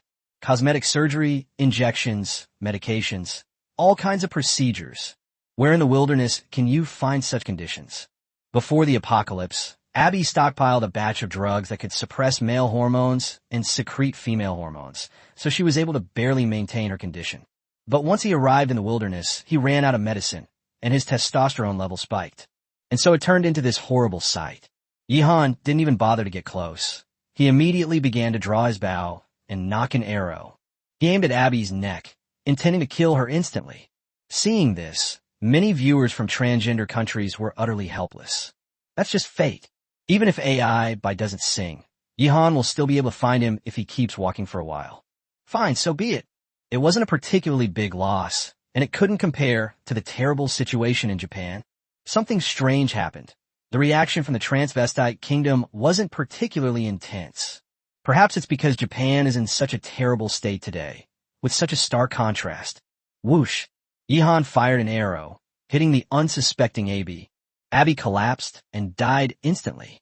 Dragon Kingdom contestant Yihan defeats Demon Kingdom contestant AI Bai. The Kingdom of Transgender People has had 10 points of national fortune deducted, leaving it with a current national fortune of 172 points. The Dragon Kingdom's national fortune value has increased by 10 points, currently at 290 points. The announcement shocked all the players once again. Why did Yihan kill someone again? Didn't we just kill a Japanese soldier? How long has it been? What kind of cheat did he use? At the same time, Yihan also received a reward from the system. Real-time coordinates of the anaconda's location. It's worth noting that this anaconda in Yulong Lake is known to appear and disappear without a trace. This puts Yihan in a rather passive position. Now, Yihan has obtained this guy's coordinates. Yihan immediately began to examine it. It's still quite a distance from Yulong Lake. It's actually on the other side of Dragon Head Mountain. The distance is still quite far, but it doesn't matter. Now Yihan has gunpowder and the means to deal with the anaconda. Take the time to completely destroy it, blow it up. Yulong Lake is Yihan's territory, Yihan's fish pond. This anaconda dared to come to Yihan's fish pond to eat fish, so it was already courting death. Next, Yihan stepped forward and began to inspect AB's supplies. First of all, a set of clothes should be taken with them. AI is bigger, so Yihan can also wear this set of clothes. It's quite flashy. Everything from tops and pants to underwear is bright red. This is so damn festive. Then there were some foods that Yihan didn't even look at, which he planned to take back to feed the chickens. Finally, there are the 5 initial resources. 2/3 of the soy sauce is left in the bottle. Nice one. Yihan was using the bottle of soy sauce in his hand sparingly, but he used a little bit with each of his 3 meals a day, and it went down quite quickly. Now it's been supplemented. Then there was a bundle of rope, which was also not bad. There's also a water bottle. Abby drank all the water in it, so it needs to be thoroughly washed before it can be used again. Finally, there was a backpack and half a pack of cigarettes. This time, Yihan came lightly equipped, and his backpack was just the right size to carry all his belongings, which was very convenient. As for the half pack of cigarettes, it's clear that Abby was being frugal. One of them was half burned and had been extinguished by him. But Yihan casually threw away the half pack of cigarettes. Smoking is harmful to your health, Yihan said with a smile. Then, he left and began his journey back to where Masao Matsushita's body was located, where another batch of supplies awaited him. Today was so busy. Chapter 152, The Poison God's Expedition, leaves nothing alive. The last line, brine curds tofu, is a poetic expression and doesn't directly relate to the preceding text. Yihan rushed to Matsushita Masao's location as quickly as possible. The audience erupted in a frenzy of discussion. Today's live stream was absolutely amazing. Various major events are emerging one after another. Shinemo killed Abe Retreat 3. Yihan has created gunpowder. Long Yi obtained poison dart frog venom. Chizuru Kobayashi killed Asuka. Yihan killed Matsushita Masao. Yihan Gilet IB. The Dragon Kingdom has gone berserk. Yihan has gone berserk. The announcements were frantically stimulating the nerves of everyone on Earth, and also caused a huge upheaval in the wilderness world. They've gone berserk. This wave of killing has gone berserk. 3 people have died in Japan in a short period of time. Yihan not only produced gunpowder, but also killed 2 people under the guidance of the Dragon Kingdom. Can anyone tell me if Kobayashi Chizuru has eaten enough? I'm a little afraid to go and see. I don't dare to go and see either. Is there any brave soul who would go and check it out? Everyone, Wu Wan caught 2 more wild boars. The poison god is on fire again. What? A flood of comments poured in, and news spread that Wu Wan had caught 2 more wild boars. Immediately, viewers flocked to Wu Wan's live stream. At this moment, Wu Wan had a happy expression on her face and was holding 2 baby wild boars in her arms. And she was in a shack. Without a doubt, this is Serdang's shack. After killing Serdang, so many days have passed, and Wu Wan has finally found his refuge. And not far from this shack, there were 2 wild boar pups looking for food. Ironically, this time it was 2 little wild boars staging a scene reminiscent of the story of King Qin circling a pillar. They panicked and ran away in circles around Shading's hut. Wu Wan chased after him frantically. Ha ha! Are you trying to play games with me? Wu Wan sat in the shack, hugging 2 baby wild boars, her face full of smiles. She tied the 2 little wild boars up with rope and named them as she did so, going around in circles. Because after all that trouble, these 2 little ones ended up in her hands anyway. The audience finally understood. Wu Wan liked to use reduplicated words. After all this time, congratulations to the poison god for having 4 little wild boars. I've heard that cute girls like to use reduplicated words when they speak, like eat food and sleep. Shut up, I'm from the Shu Road. Quickly check what supplies Serdang has left. Almost there. Wait for Sister Wan to tie up Dojhuan. The audience was delighted to see the 2 lively little wild boars. The Chinese athletes had a great day. It seems that the fish are constantly biting the hook at the fishing spot where the fisherman Yu is. During this period, a return of 10 million times was also triggered. Next, Wu Wan began to inspect the supplies in the shack. In fact, she had already obtained 3 of the 5 initial supplies for Shadin. They consist of a pot, a water bottle, and a machete. Inside the shack, Wu Wan found a sleeping bag and a bag of salt. In addition, there was some dried meat made in Serdang and 2 dry animal hides. The audience was stunned. Serdang's initial resource allocation is very high. All of these are great items. But now it all benefits Wuwan. Salt. There's even a sleeping bag. That's great. Wuwan was overjoyed, her face beaming with smiles. From now on, I can sleep in a sleeping bag, which will definitely be very comfortable. And salt, a crucial resource for survival. Wuwan packed everything up, then picked up the two little wild boars and started walking back. This trip was another resounding success. She searched Serdang's shack thoroughly, leaving nothing behind. When the poison god goes to war, not a blade of grass will remain. Wuwan hummed a song as she walked back, while Yihan also returned to Matsushita Masao's place as quickly as possible. After confirming that no wild animals such as vultures were causing trouble, Yihan began to dispose of Matsushita Masao's body. First, all the clothes were taken away, and then his initial supplies and the supplies he had collected during this period were inventoried. Masao Matsushita was quite poor. He didn't have anything good. There were no weapons or cooking pots in the initial supplies. Bing explained with some disdain. Matsushita Masao's 5 initial supplies were a water bottle, a bundle of rope, a roll of toilet paper, a pack of candy, and a sleeping bag. The water in the bottle must have been drunk up long ago, so he poured the stream water into it. I used half a roll of toilet paper. The milk candies were almost gone, with only 2 left. The sleeping bag was also filthy. Yihan could smell a foul odor. Yihan was also very dissatisfied with his initial supplies. Moreover, Matsushita Masao's meager food reserves meant nothing to Yihan. There was some dried rabbit meat and rat meat. Rabbit meat can be eaten after some cleaning, but Yihan definitely doesn't want to eat rat meat. He wouldn't be short of meat, so he'll take it back to feed the chickens. Yihan tidied up the things, then set fire to Matsushita Masao's body in his shack, and left. Seeing this scene, many Japanese viewers were filled with grief and indignation. They hurled insults at Yihan in his live stream, but they were no match for the Chinese. Finally, Yihan breathed a sigh of relief as he returned to the Bat Cave. After putting down his belongings, Yihan continued his work of refining saltpeter.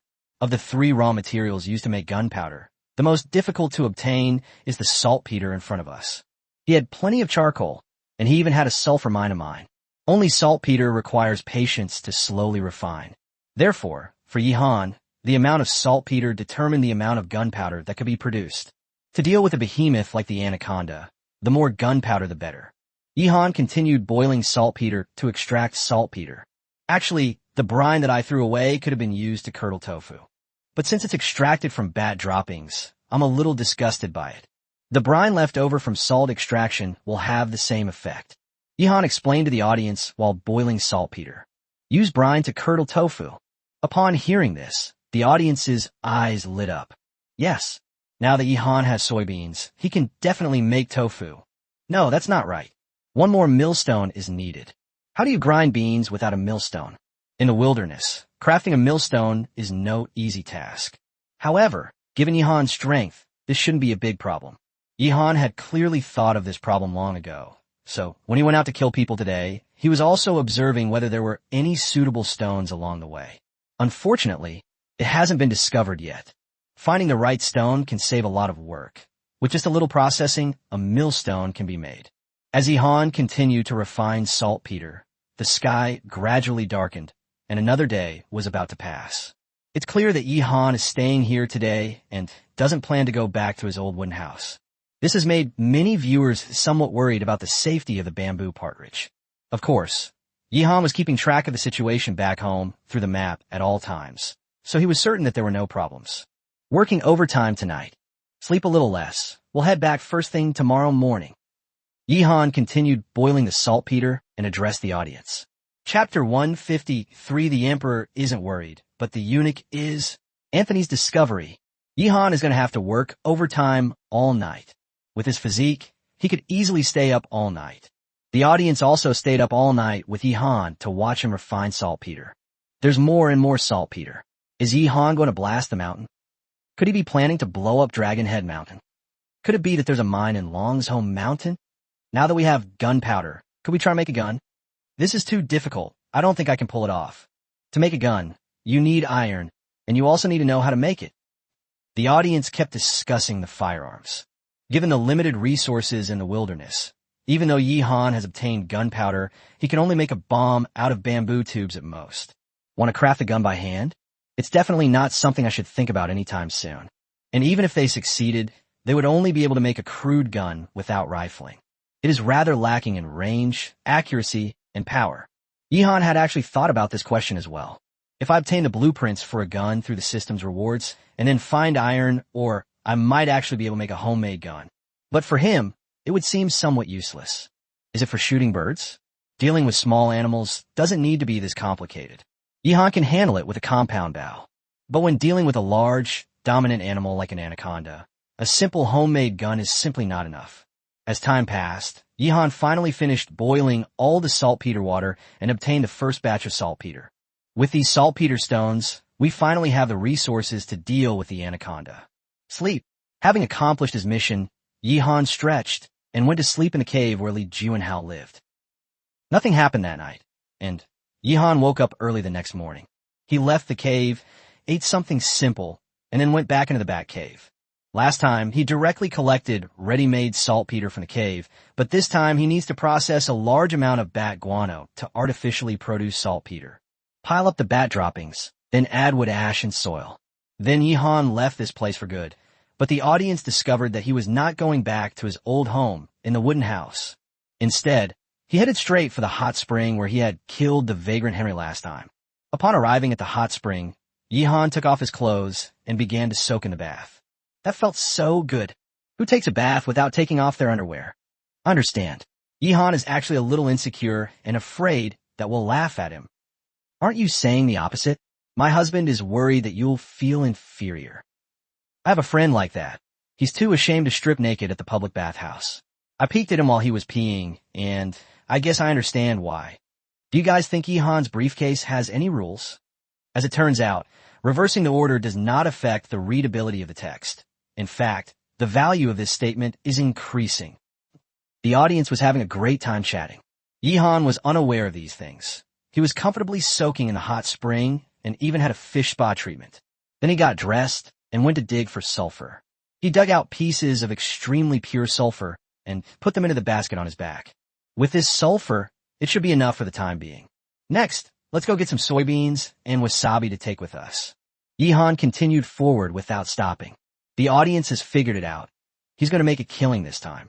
Soon, Yihan obtained 2 large bundles of soybeans, all of which were pulled up by the roots with moist soil still attached to the roots, making it easier to transplant them later. I also picked a lot of wasabi, which I'll use to make grilled meat when I get back. Having completed this series of harvesting tasks, Yihan finally embarked on his journey home. Yihan is finally going back to his hometown. I don't know how things are at home. In a live stream, Bing Bing began to get anxious. Yihan stayed away for 2 days, and everyone was worried about the bamboo chickens and vegetable garden at home. Only Yihan wasn't worried. He was also known as the Emperor of the Wilderness. This is exactly the case. The Emperor isn't worried, but the eunuch is. Just as Yihan was embarking on his return journey with this large amount of supplies, a piece of news spread. American drug kingpin Anthony has made a huge discovery. Upon seeing this news, many viewers felt a pang of sadness. As opponents, no one wants to see players from other countries achieve great success. So what exactly did Anthony discover? A large number of viewers flocked to Anthony's live stream. Hiss! A series of gasps rang out. Before Anthony, a large expanse of leaves and flowers were growing. Furthermore, it grows very vigorously, and those who know their stuff can tell at a glance that it is a top-quality product. Awesome. Is this some kind of professional advantage? This Anthony used to be a drug lord, and now he's discovered these things. Yes, this is good stuff, and there's so much of it. Anthony's going to be rich. My God, I've never seen so many, such amazing raw materials. If I could have a bite right now, I'd die happy. Quickly, return it to me. Give me a share. I'll do anything for you. Ouch, my whole body is numb. Please give me some. Please give me some. Anthony's live stream chat immediately erupted in excitement. Drug addicts from all over the world have gone crazy. This is still a small number, because since the end of the world, many addicts have died. Anthony himself was extremely excited, his eyes practically sparkling. Looking at the vast array of plants before him, he couldn't help but feel a surge of emotion. Anthony burst into laughter and immediately began picking, and a refund was triggered during this period. But soon he stopped and sat down on the ground. The smile on his face also disappeared. This means enormous wealth on Earth. But for Earth today, wealth is no longer of any use. In the wilderness, these things are worthless and would only get me killed. Anthony had calmed down and said, shaking his head, "This guy's got something. No wonder he became a drug lord. He used to sell this, but he didn't use it himself. And now, he has no intention of getting involved with these things, because this will hasten his death in the wilderness." Then everyone saw that he threw away all the leaves and flowers he had just picked, without the slightest regret. Good. Upon seeing this, the American head of state, Obart, couldn't help but clap and cheer. A huge weight was lifted off my shoulders. If Anthony gets involved with these things, he'll be finished completely ruined. Anthony is a good man, brave, and resourceful. No wonder he became a major drug lord. We, the beautiful country, cannot hold back our strong players. Pass on my order. Officially launched the kill line plan. Obart waved his hand and shouted. Chapter 154, The Terrifying Kill Line. Master Lin Chi is in danger. Plan to eliminate the enemy. The people of America today don't yet know what this means. But as the plan was officially launched, disaster began to strike. Originally, in Anthony's live stream, many drug addicts were still lamenting and grieving. But soon, the comment section changed dramatically. Suddenly someone took my mother away, saying it was at the behest of the American head of state. What's going on? My dad has been arrested too. What should I do? What should I do? Shit. What is Obart trying to do? Someone tried to forcibly arrest my uncle, and he died of a heart attack while resisting. My mom was killed on the spot. Mom, what will I do if you die? Open your eyes and look at me. I'm your son Liu Jisung. What happened in America? The news spread quickly, reaching every corner of the earth. But the truth will eventually come out. Soon, a secret plan called Kill Line was exposed. The plan has only one objective: to kill anyone who crosses the line. This so-called cutoff line includes physical disabilities, intellectual disabilities, certain diseases, and so on. In an instant, everyone on the entire planet Blue understood. The U.S.'s elimination plan is a preparation for the next round of drawing new players. To avoid selecting the elderly, weak, sick, and disabled, these people were killed in advance. Ruthless. That's really ruthless. And soon another bombshell dropped. Those who were captured will not be killed as easily as they thought. They need to have their blood drained, their organs harvested, and all their value exploited before they can die. America is terrifying. Many people felt as if they had fallen into an ice cave in an instant. The United States has become hell. This is terrifying. This country is terrifying. They really will stop at nothing.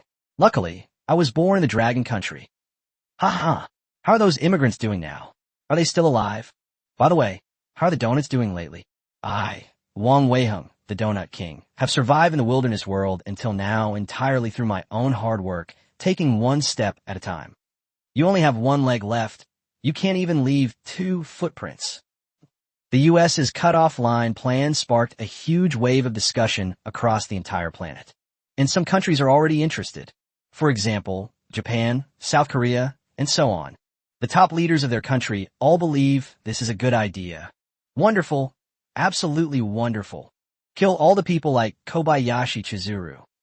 Japanese leader Masayoshi Ito slammed his fist on the table and immediately decided to follow the example of the United States and implement the kill line plan.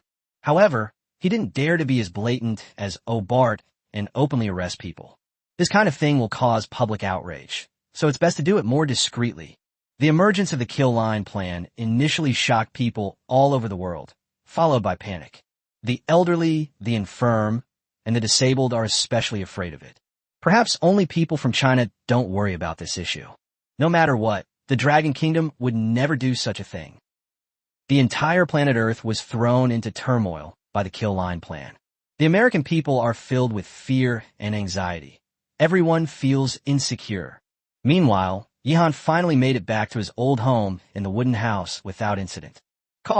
He breathed a sigh of relief, put down all his equipment and supplies, and went to the chicken coop.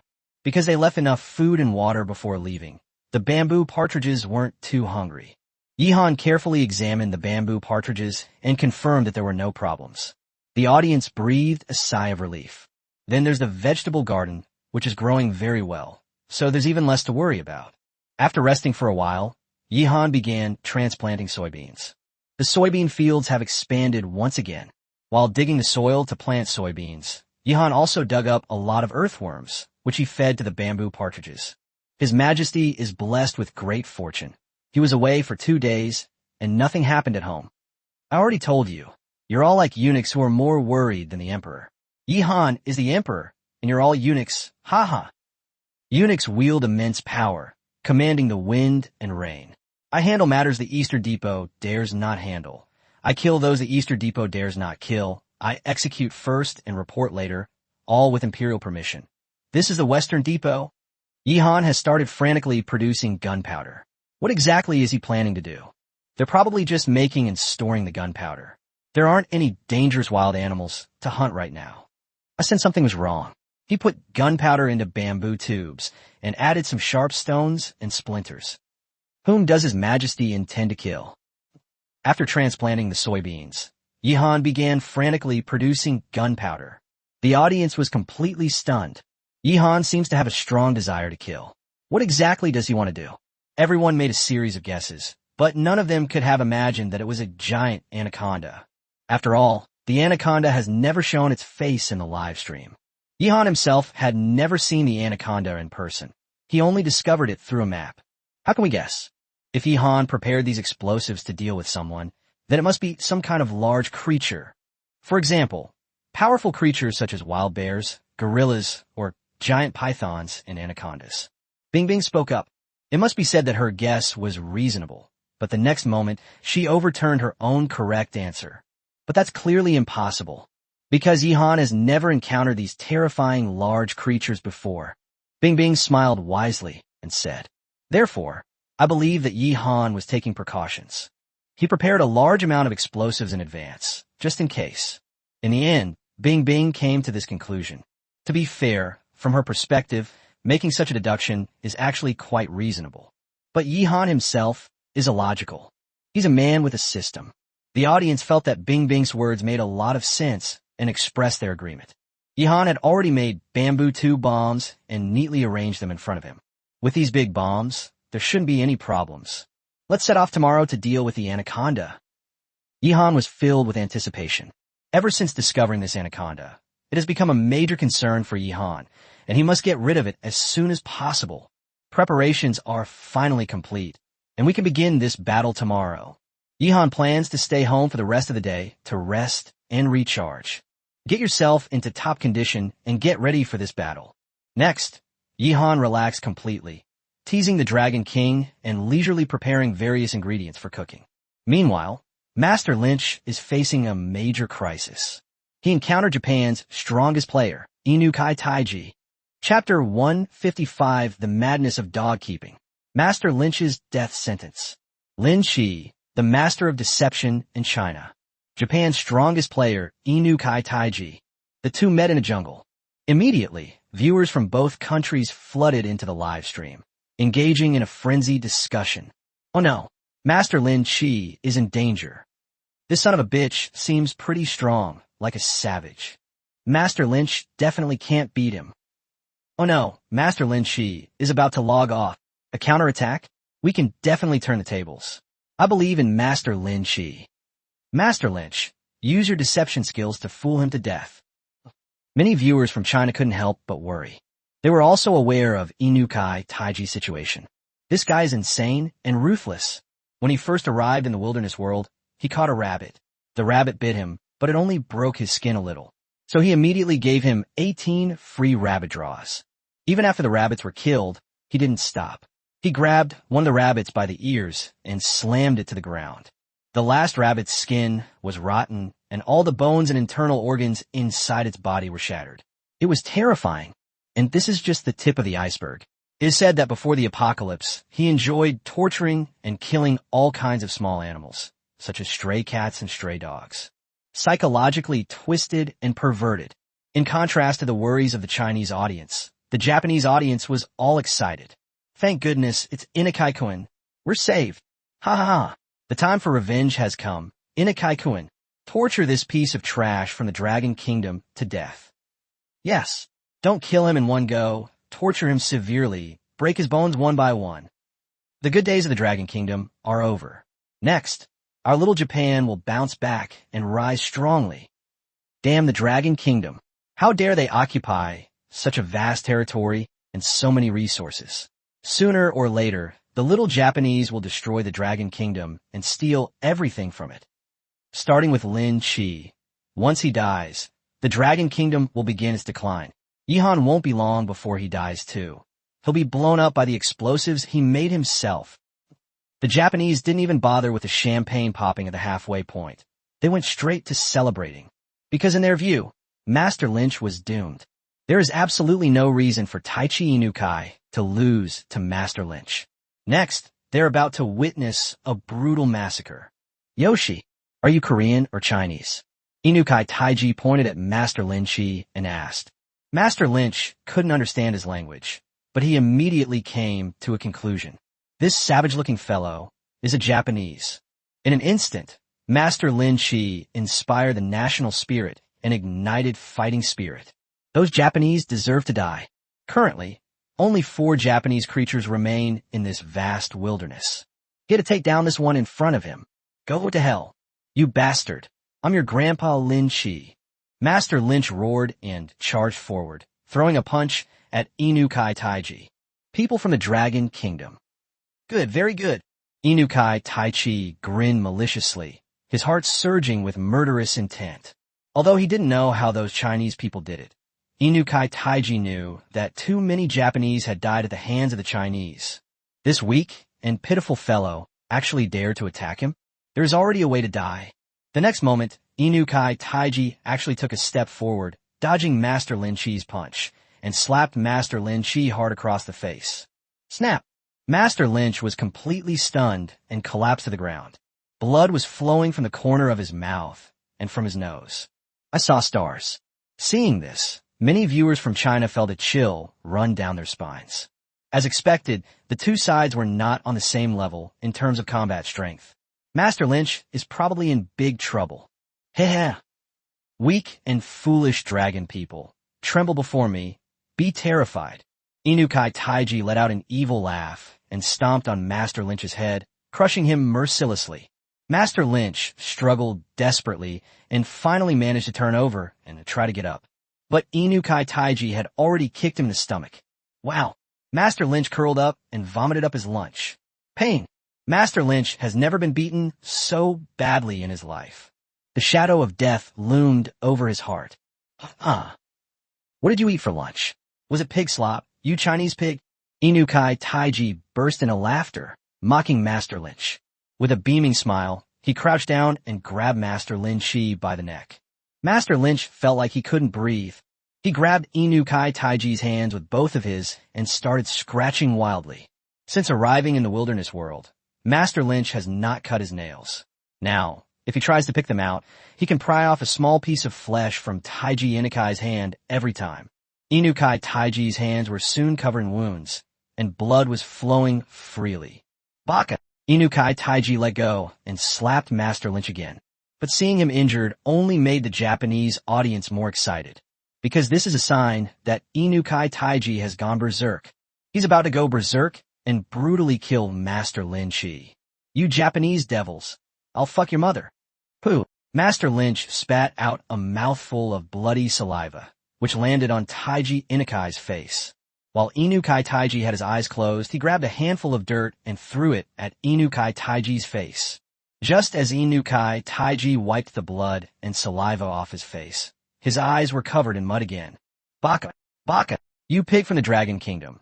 I'm gonna beat you to death. Inukai Taiji roared wildly. His anger level was already at its maximum. He reached out to grab Master Lynch, but Master Lynch had already gotten up and started to run away. You can't escape. You are my prey, destined to die by my hand. Inukai Taiji roared to the sky and frantically chased after Master Lynch. What should I do? What should I do? Master Lynch is clearly no match for this guy. God bless, Yihan bless, Team Leader Long bless, Sister One bless, by Ju bless. That son of a bitch, Inukai Taiji. Hurry up and strike him dead with lightning. It's said that Master Lin Chi has a top-grade lightning spiritual root, capable of attracting heavenly lightning to ignite a fire. Now hurry up and summon lightning to strike down that idiot dog. Oh no, Master Lynch has panicked and started climbing trees. The vast majority of viewers in China were extremely nervous, their eyes glued to the live stream screen. Under Inukai Taiji's pursuit, Master Lynch quickly became exhausted and breathless. In desperation, he climbed up a big tree in front of him. You pig from a dragon kingdom, you're dead. Inukai Taichi laughed loudly and immediately started climbing the tree as well. And he did so very quickly. This guy was called a savage. He was incredibly agile at climbing trees, unlike the pampered Master Lynch of the past. Master Lin Chi now only feels soreness in his lower back and knees, a burning pain on his face, and the kick in his stomach is still hurting. He gritted his teeth and continued climbing. No matter what, we can't let this guy catch us, or he'll beat us to death. Master Lynch was trembling uncontrollably, his heart filled with terrifying fear. But Inukai Taiji got closer and closer to him, almost grabbing his foot. Master Lynch grabbed a tree branch overhead and exerted force, but accidentally broke the branch. He immediately lost his balance, fell from the tree, and landed on his bottom, completely numb. Upon witnessing this scene, Japan erupted in uproar, effectively sealing Master Lin Chi's fate. Chapter 156 Inukai Day. A sudden turn of events. Master Lynch fell from a tree and was completely stunned. His vision blurred, he gasped for breath, and felt pain all over his body, especially my buttocks and tailbone area. It hurts terribly. Upon seeing this, the Japanese audience burst into laughter, effectively sentencing Master Lin Chi to death. The game is over, you Dragon Kingdom trash. Ha ha. Inikai-kun, break every bone in his body. First break all 10 of his fingers, then knock out every single one of his teeth. Yes. We also need to tear off his ears and cut off his head to hang it on a tree. Skin him alive and make a human skin drum, so that the pigs of the Dragon Kingdom will know the might of our little Japan. The time for revenge has finally come. People of the Dragon Kingdom, despair. A flood of comments poured in, and everyone in Japan was incredibly excited. The Japanese leader, Masayoshi Ito, who had previously been so angry that he vomited blood and fainted, had just woken up and felt extremely pleased to see this scene. He finally exhaled all the pent-up frustration. Well done, Inikai-kun. The Dragon Kingdom is finally going to suffer some losses. Cough, cough. This is a good omen. Ito Masayoshi coughed as he chuckled. At this moment, Inukai Taiji also laughed. He jumped down from the tree, landed steadily, walked up to Master Lynch, and stepped on Master Lynch's chest. Dragon Kingdom pig, let me think about how I should kill you. Or you can tell me how you want to die. Inukai Taiji's face was contorted like a demon. He delivered a knee strike to Master Lynch's stomach once again. Master Lynch opened his mouth wide, stuck out his tongue, and then stuck it out again. Are you vomiting your mother? Dirty Chinese pigs. Inukai Taiji continued to hurl insults at Master Lin Chi, and once again reached out and grabbed Master Lin Chi by the neck. Master Lynch's consciousness was becoming somewhat blurred. In his live stream, some people have already started crying. Some people even knelt down and prayed, hoping that Master Lynch would survive. His elderly mother knelt for a long time, tears streaming down her face, constantly praying for her son. If she could, she would give her own life to save her son's. Master Lynch, cheer up. Master Lynch, you can do it. Even if all your previous videos were fake and you're a fraud, I still support you. I think those wilderness survival videos are really good and interesting. I even gave you a tip. You can't just die like this. You have to return some supplies to make up for it. Master Lin Chi, you tricked me at the case store and even complimented my fair skin. You were so energetic and lively when you were messing with me. Hurry up and retaliate. Go for it, Master Lin Chi. You represent our Dragon Kingdom. Even if we die, we can't die at the hands of those little Japanese devils. Even if we die, we'll take a piece of their flesh. The crowd was outraged and filled with righteous indignation. All the people of the Dragon Kingdom are shouting wildly, and it seemed that the collective will of the people had worked, because Master Lin Chi's body stopped trembling. On the verge of death, adrenaline took over his body, unleashing his final burst of strength. He gripped the broken branch tightly in his hand and stabbed it at Inukai Taiji. His vision was blurry, and he couldn't see things clearly, so he stabbed wildly, used the broken side of the branch to poke it. Baka! The broken branch was quite sharp. It looked like it was about to pierce his face. Inukai Taiji reached out to block, but his palm was pierced, leaving a bloody hole that caused him intense pain. This enraged Inukai Taiji even more, and he slapped Master Lynch across the face.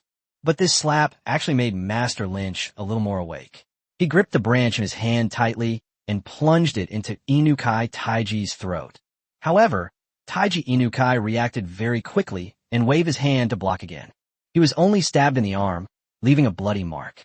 Seeing this, Master Lynch wanted to continue his attack, but Inukai Taiji didn't give him the chance. "Hey, ga!" Inukai Taiji roared so loudly that his voice became hoarse. He was so enraged that he grabbed the branch from Master Lynch's hand, snatched it away, and threw it away violently. "Dragon Country, pig. I'm going to beat you to death."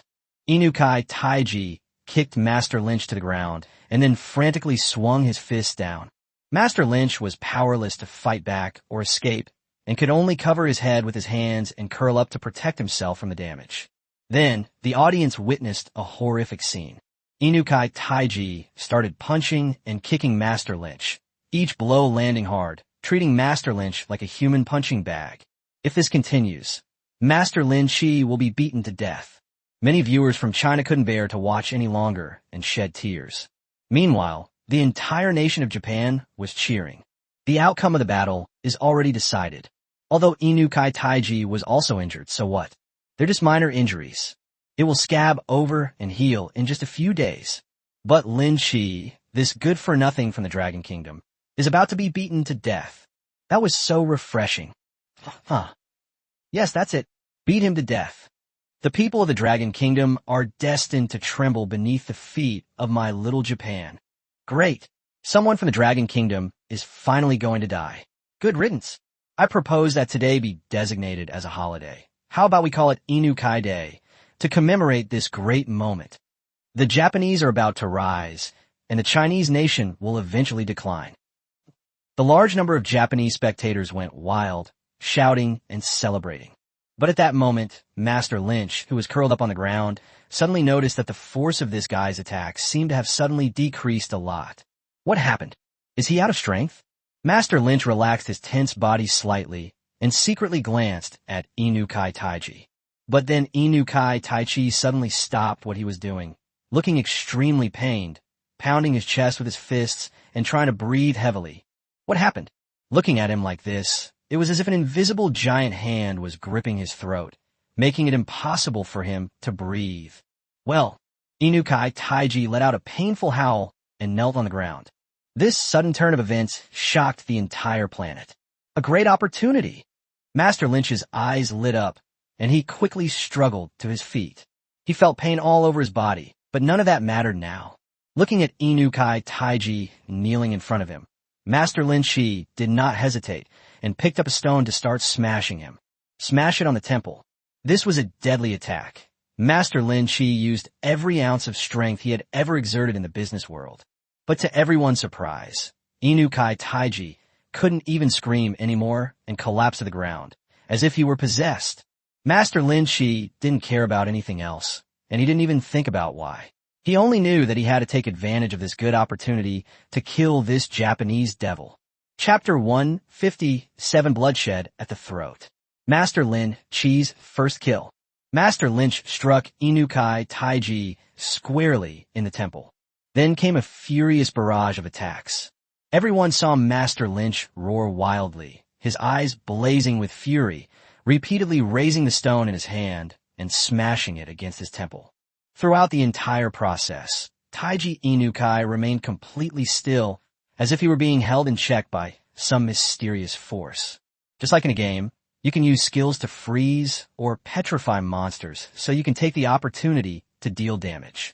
Everyone was stunned, especially the audience in Japan. They couldn't believe it was real and thought they were hallucinating. What's going on? What's happening?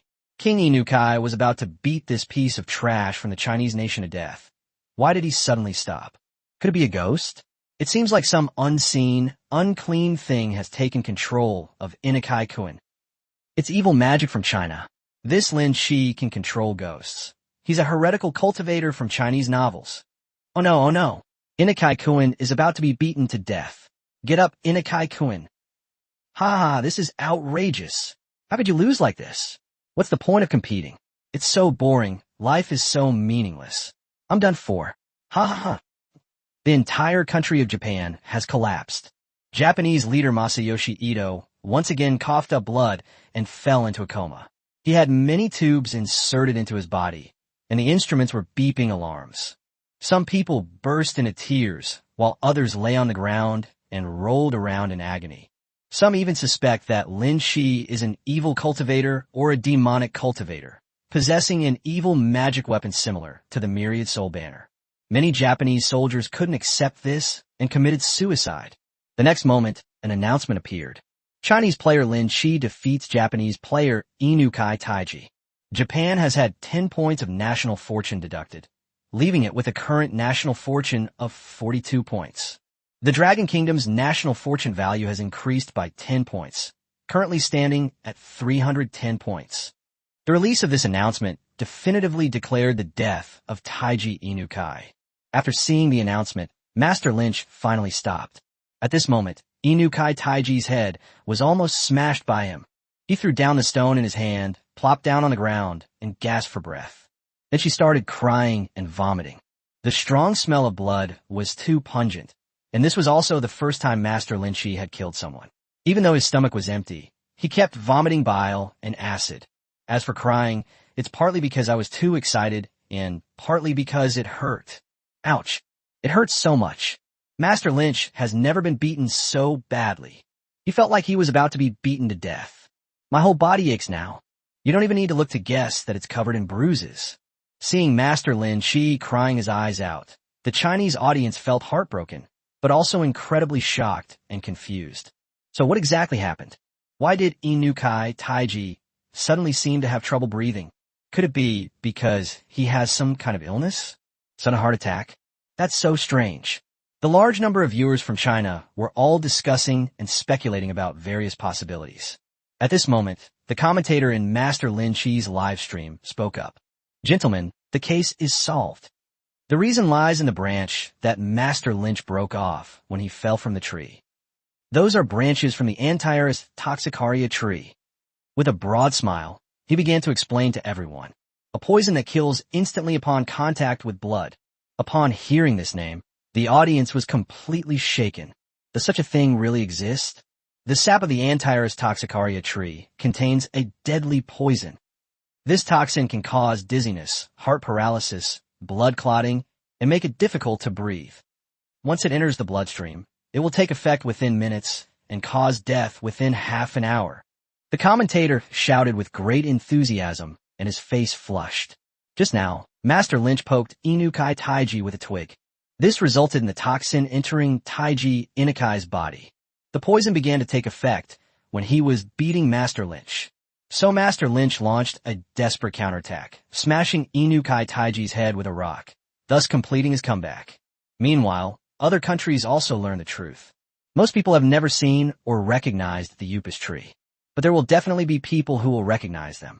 Even back when Master Lynch first started climbing trees, some people had already figured it out. It has to be said that Lady Luck once again favored Master Lynch, allowing him to escape death and even kill Inukai Taiji. Instant kill. Awesome, that's awesome. Master Lynch, awesome. Why aren't you barking anymore? Hurry up and bark for me. Now, there are only 3 Japanese left, one of whom is the Yandere Kobayashi Chizuru. The Japanese are not far from being destroyed. Ha! Congratulations to Master Lin Shi. Congratulations to the Dragon Kingdom. It wasn't just the deadly poison that worked. Master Lin Shi's tenacious resistance was also crucial. He was also a hero who fought against the Japanese pirates. A massive flood of comments erupted. The entire Dragon Kingdom was in an uproar. Yeah, Mom, your son isn't a coward. Master Lynch sobbed uncontrollably and began to shout. He finally killed a Japanese soldier. This announcement once again shocked the entire wilderness world. Master Lynch has also achieved the first kill. If I'm not mistaken, there should only be 3 Japanese soldiers left now. Yihan's eyes lit up, and he exclaimed in admiration. What he didn't know was that the poison dart frogs and the blood-sealing throat frogs that he wanted were actually obtained by Long, E, and Master Lin Chi respectively. Master Lynch is amazing. I also want to contribute to the Dragon Kingdom. Shun Baiju shouted slogans, full of fighting spirit. Well done, Lynch. Another Japanese soldier has died. Long, he clenched his fist fiercely, feeling extremely excited. Everyone is working hard to kill the Japanese devils. Well done. Japan's national fortune value is 42 points, with 3 people remaining. It will take a full 6 days to get back to 60 points of national fortune value. Shin Imo quickly calculated a result in his courtyard. According to the mechanics of the survival game, National Destiny, even if only 1 Japanese person remains, there is still hope. As long as this person keeps living, the Japanese can increase their national fortune value and send out new candidates. Therefore, we absolutely cannot give the Japanese any breathing room. Ideally, 1 or 2 more Japanese soldiers should die within these 6 days, or even all of them should die. It depends on luck, but as it turns out, luck doesn't favor the Japanese. Apart from the Japanese themselves, other countries were hoping for their downfall and looking forward to seeing the first country to be destroyed. With the death of Inukai Taiji, the already mired Japan situation has worsened even further. It's as if their entire body is buried in the ground, with only their heads sticking out. Chapter 158, The Last 3. At the summit of Dragon Head Mountain, Master Lynch kills Inukai Taiji. Currently, only 3 people remain in Japan, and one of them is a severely Yandere, Kobayashi Chizuru. Anyone with eyes can see that Kobayashi Chizuru won't live long. In other words, it's like Japan only has 2 players left, and those are their last hope. One of them was named Sasaki Kameo, whose profession before the apocalypse was a contract actor. Because of his short stature, only 99 centimeters tall, he often plays roles in some rather bizarre films and television dramas. In the words of the Chinese audience, if this turtle man were to encounter even a slightly larger dog, it would be a life-or-death situation. Although he has survived in the wilderness to this day, almost no one has high hopes for him. What is a beast that is insignificant to a strong person is a life-or-death crisis to him. The other person was named Mitarashi Koen. His performance was unremarkable, barely comparable to Masao Matsushita, except that his name was more unique. Of course, these names are quite special to people from China. People from Japan don't understand the Chinese origin, so they don't find them strange. Turtle Man and Koen are just memes used by people from China. The surname Mitarai means a place outside a small Japanese shrine where people can wash their hands. There's also the recently deceased Inukai Taiji. His surname, Inukai, doesn't mean dog mother's son, as people in China say. It means someone who keeps dogs.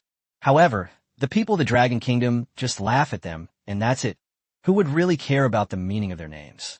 They're going to die sooner or later anyway. At this time, the entire country of Japan was filled with grief, and many Japanese people chose to commit suicide in despair to end their lives. Even before the apocalypse, Japan's suicide rate remained very high, which can be considered a characteristic of their culture. Moreover, it seems that Japan has little hope left, and its suicide rate is soaring. Meanwhile, Master Lynch finally wiped away his tears. He started rummaging through Inukai Taiji's clothes. Take everything of value from this Japanese soldier. As for the body, he really didn't have the ability to care for it, so he just left it there. There's also Taiji Inukai's sanctuary, but he can't find it for the time being. He is very tired and his whole body aches. He needs to rest. So the audience all saw Master Lynch stagger back to his doghouse and lie down. Who? Master Lin Chi let out a long breath and tried to find a comfortable position to rest, but he touched his injuries and immediately grimaced in pain. He lay there, gradually closed his eyes, and began to sleep and rest. But he was soon awakened by a nightmare in which Inukai Taiji was covered in blood and only had half a head left, and came to take his life. Everyone could see that Master Lynch was in very poor condition, and they couldn't help but feel worried. Master Lynch, hang in there. Don't worry. He'll get better after a few days of rest. I'm worried that the beating I just received might have left Master Lin Chi with some kind of internal injury. It shouldn't be. At most, it's just a bone fracture. Trust me. A bone fracture is no small matter.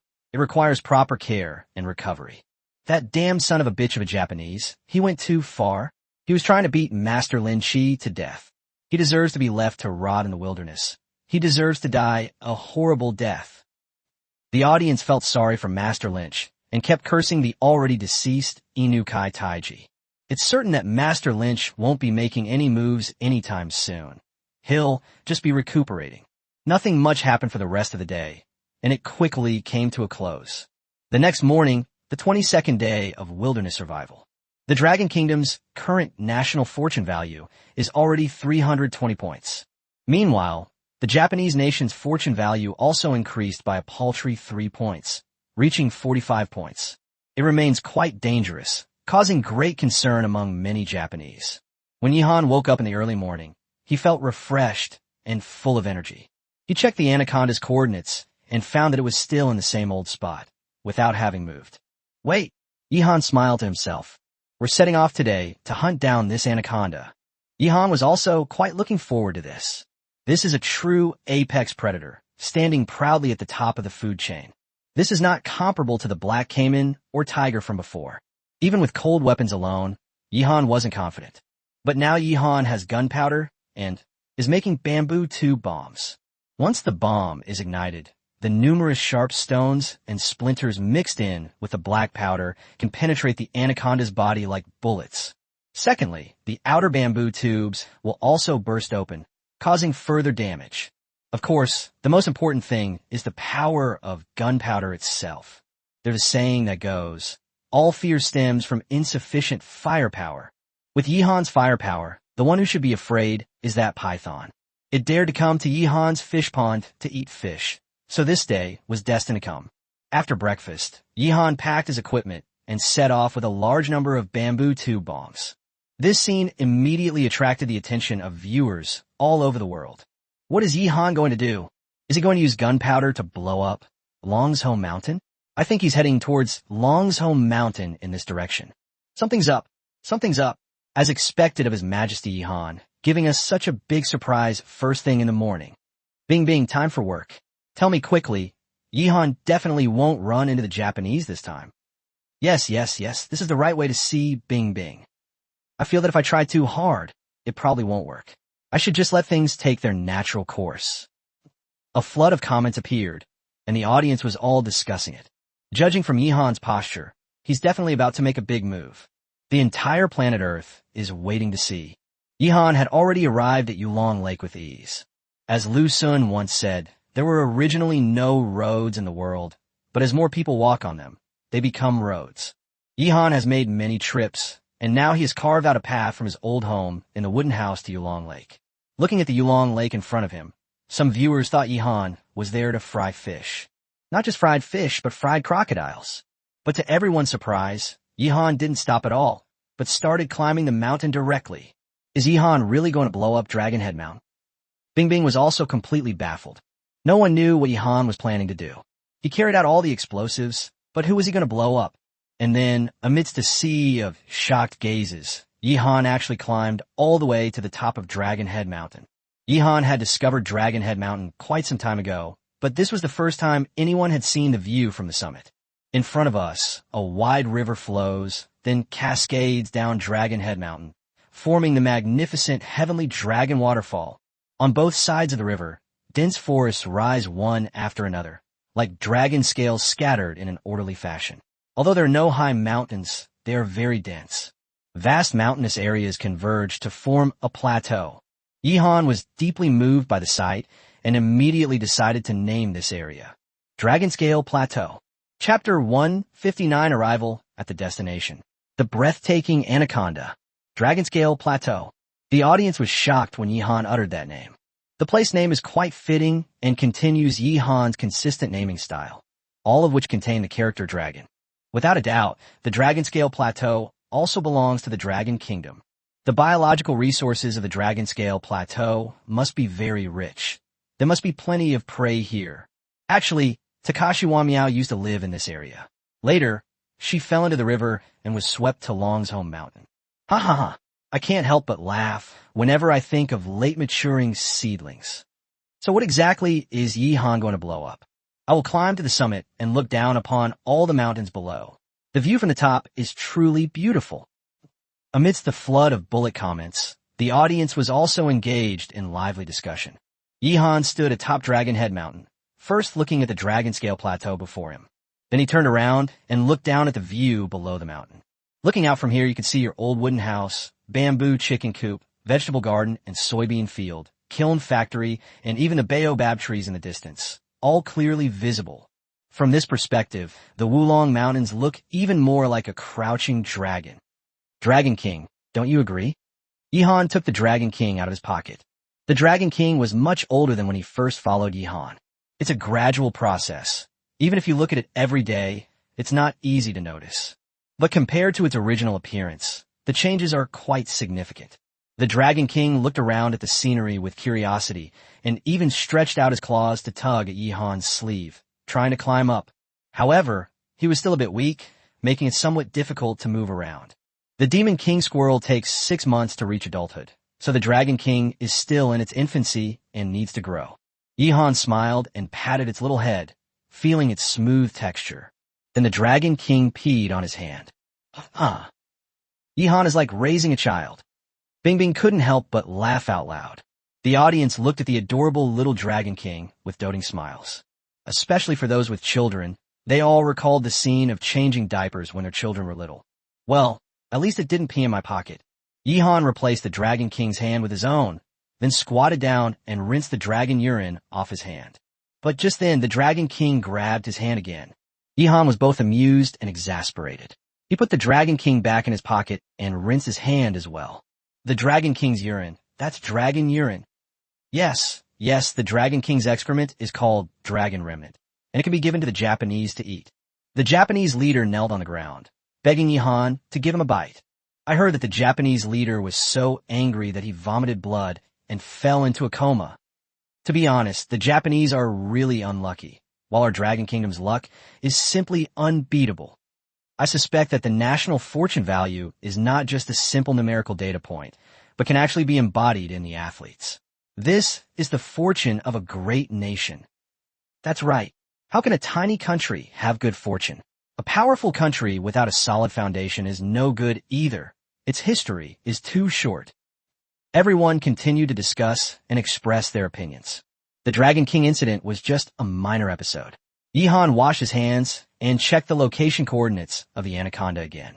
Very well, this guy still hasn't moved. He stayed in the same spot. Yihan guessed that it was probably digesting food after eating and wouldn't be active for a while. Many large snakes do this. They swallow their prey whole and then lie dormant to digest it slowly.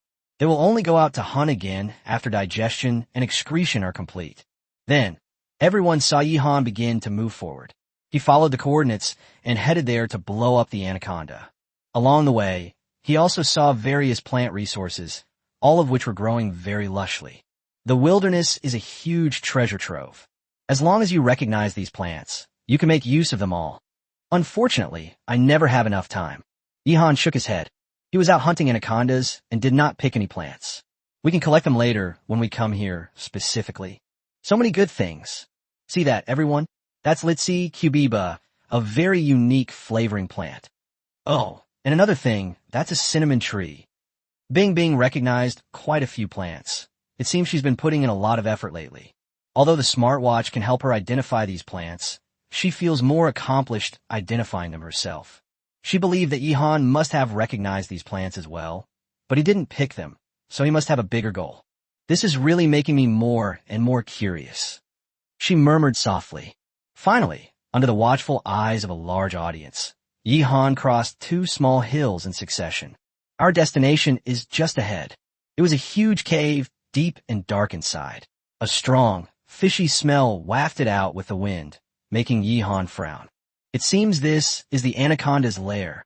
Yihan took a deep breath and stepped to the entrance of the cave, where the fishy smell was even stronger. Fortunately, Yihan was able to hold his breath. He had already stopped breathing. Otherwise, I'm afraid I'll have to throw it up.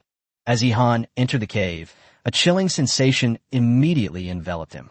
If someone is in poor health, they might be susceptible to energy entering their body, leading to illness. But Yihan was physically strong, possessing SS-level physical attributes, so he was naturally not afraid. He moved forward in the cave, where the ground was slippery, which slowed Yihan down. Many viewers started to get scared when they saw this. The ground was covered not only with moss, but also with huge scales that looked like snake scales.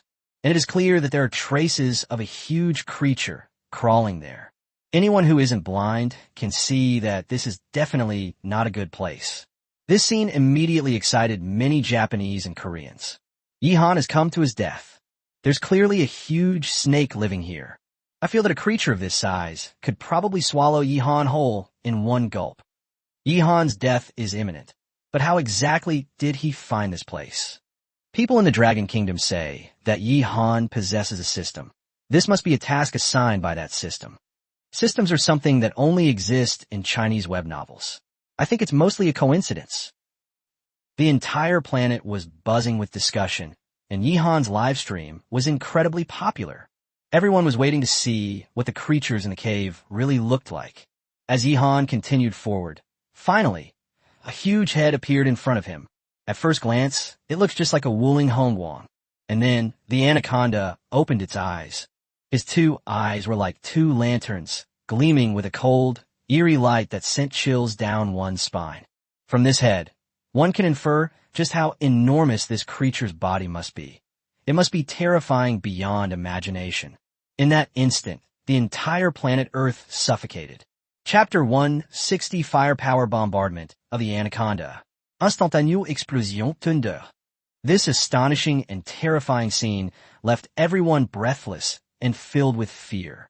Looking at everyone on the entire planet Earth, there are probably very few people who wouldn't be afraid. My megalophobia is about to flare up. How exactly did Yihan find such a colossal creature? It's an anaconda. It's an anaconda. This is even bigger than the largest anaconda ever discovered in the history of our planet. In a live stream, Bing Bing, disregarding the need to protect her voice, let out a scream. From one underground shelter after another, screams of alarm could be heard. Some people were even scared to tears. Anacondas are already terrifying creatures, with some reaching up to 10 meters in length and weighing over 500 kilograms. But those were just anacondas discovered on Earth. In the wild world, the exceptionally favorable conditions allowed this anaconda to grow to an even greater size. Judging from this skull, its length is probably over 20 meters and its weight is likely around 1,000 kilograms. What does this mean? While everyone was still in shock, Yihan had already made his move. He took out a tinderbox and put it in his mouth, then took out a bamboo tube bomb from the basket on his back and lit the fuse without hesitation. Throw it directly at the anaconda. Yihan threw the bamboo tube bomb right on the anaconda's head with perfect accuracy. However, the anaconda's body surface is very slippery, which caused the bamboo tube bomb to slide down and fall to the ground. Sizzle. The sound of the fuse burning rapidly puzzled the anaconda, and it instinctively sensed danger. At this moment, Yihan lit another bamboo tube bomb and threw it directly under the python's head. But the anaconda had already started moving. Its scales scraped against the ground, making a chilling sound that echoed throughout the cave. At the same time, it opened its mouth wide, wanting to swallow the overconfident Yihan whole. Taking advantage of the opportunity, Yihan lit the third bamboo tube bomb and threw it into the anaconda's mouth. Then he turned and ran. He didn't know if the explosion would cause the cave to collapse, but he dared not gamble. Once buried, you're basically doomed. Even being injured by the blast wave is no small matter. Yihan didn't want a narrow victory, nor a Pyrrhic one. He's going to take down this big guy without getting hurt. Yihan's heart pounded wildly, and he retreated at full speed. He almost fell twice because the ground was slippery, but in the end, he regained his balance thanks to his strong body control. Boom! At this moment, the first bamboo tube bomb had already exploded. The enormous explosion echoed wildly inside the cave, and a powerful shockwave erupted. Although the anaconda's body blocked most of the impact, Yihan still felt a push against his back. That was so exciting. This was the first time Yihan had ever done something like this in either of his two lives. It was extremely dangerous, but it felt incredibly exhilarating. Indeed, explosions are art. No matter what you are or how big you are, just blow you up. Swish, swish, swish. Bang, bang, bang. All sorts of sounds kept blaring out. A huge, bloody hole was blasted into the anaconda's body, with flesh and blood flying everywhere, causing it immense pain. I have never suffered such an injury since birth. Its massive body twisted and turned as it moved forward rapidly, determined to completely destroy Yihan, this ant. But as the second bamboo 2 bomb exploded, the terrifying firepower sent a jolt through the anaconda's body. It got hurt again, and this time it was even worse. A huge hole was blown in his abdomen. The anaconda has gone completely insane. All the audience members instinctively held their breath, afraid to even breathe. The audience in China was extremely nervous. Their palms were sweating, and their hearts were pounding in their throats. Meanwhile, foreign viewers were all hoping that Yihan would die here, and they stared intently at the live broadcast. Following these 2 explosions, the cave began to shake precariously. Gravel began to fall from above Yihan's head, like rain. This cave is about to collapse. Yihan was even hit several times, and his body was burning with pain. In this situation, it's impossible to avoid all the loose rocks. Ignoring the pain in his body, Yihan sped up once again, determined to escape before the cave completely collapsed. The cave exit is now visible ahead. Boom! At this moment, the last bamboo 2 bomb finally exploded. It exploded inside the anaconda's mouth. The intense stench of blood was unleashed by the powerful shockwave, and even Yihan holding his breath couldn't block it. He even saw a piece of scaly flesh fly from behind him to in front of him. But Yihan didn't have time to turn around and check on the anaconda's condition. At the crucial moment, he used his long legs to break through the cave, taking 3 steps at a time. Yihan felt numb all over, and his back was soaked with sweat. The amount of activity wasn't actually that much, but the key was that it was so intense and exciting. His adrenaline was surging, causing his body to tremble slightly. This is with the added advantage of SS-level physical fitness. Without it, the person would probably be completely limp. Once Yihan escapes the cave, his speed will increase dramatically. The cave was too slippery and difficult to move around in, but it's much better now. Yihan still didn't look back at the anaconda, but instead increased his speed and charged forward for what he considered a sufficient distance. Only then did he turn around. Then, his eyes lit up and a joyful smile appeared on his face. The python's head had already left the cave, but its body was firmly pinned down by the completely collapsed cave. Large chunks of rubble pressed down on its body. Although it kept twisting and turning, trying to break free, it could not manage to do so. Furthermore, most of its shin was blown apart, and chunks of flesh could be seen hanging down along with the snakeskin, with a large amount of blood flowing out. It's safe. Seeing this, Yihan was certain that the python was doomed. But if he doesn't take action with his powerful vitality, he might live for a while longer before dying. Therefore, Yihan chose to continue the bombardment. He went back, lit the 4th bamboo 2 bomb, and threw it under the anaconda's head. The anaconda was experiencing intense pain all over its body, causing it immense suffering. Its body writhed wildly inside the collapsed cave, its blast-damaged head swaying from side to side as it exerted force.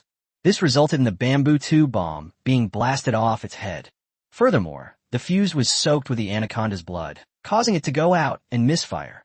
Seeing this, Yihan frowned and lit another bamboo 2 bomb. But instead of throwing it away, he held it in his hand. Hiss! Yihan is going to conjure an instant explosive grenade. Bing Bing immediately realized Yihan's intention and couldn't help but gasp and exclaim in surprise. Everyone was stunned. Many players have used the instant blast grenade technique in games, but that's in the game, and there's a countdown timer. But the move Yihan is making now is extremely dangerous. Chapter 161, The Lock-on Hack, and the Millionfold Return. A new discovery. Instantanée explosion thunder. It must be admitted that this method is very effective, both in games and in real life. But the difficulty and danger have also increased significantly. This requires extremely precise timing. Otherwise, it could backfire. Especially since Yihan made his own bomb. It was even more difficult to control. So when the audience saw Yihan holding the already lit bomb, they all felt a jolt in their heads. My scalp is tingling. Yihan is taking too much of a risk. But at the same time, they felt incredibly excited, their adrenaline surging. Yihan, invincible. Instant explosion grenade. I used to try to use instant explosion in games, and I'd often blow myself up. I am not very talented, but I am known by the nickname Jade-Faced Grenade King. Oof. Yihan is courting death. This bomb will explode in his hands and kill him. The Japanese are here. Quickly pour them some tea. They don't have many days left to live. They're almost extinct. There won't be any more Japanese devils anymore. I'm happy, but I also feel a little lost. I feel like killing and cursing the Japanese devils was more exciting. Amidst the murmurs of the audience, Yihan threw out the bamboo tube bomb in his hand. The bamboo tube, filled with gunpowder, traced a graceful parabola through the air before landing on the anaconda's head. Normally, if a bamboo tube bomb hits an anaconda on the head, it should bounce off since there would be a force involved. But just before the bamboo tube could be released, there was a loud bang, and the bomb exploded. Perfect.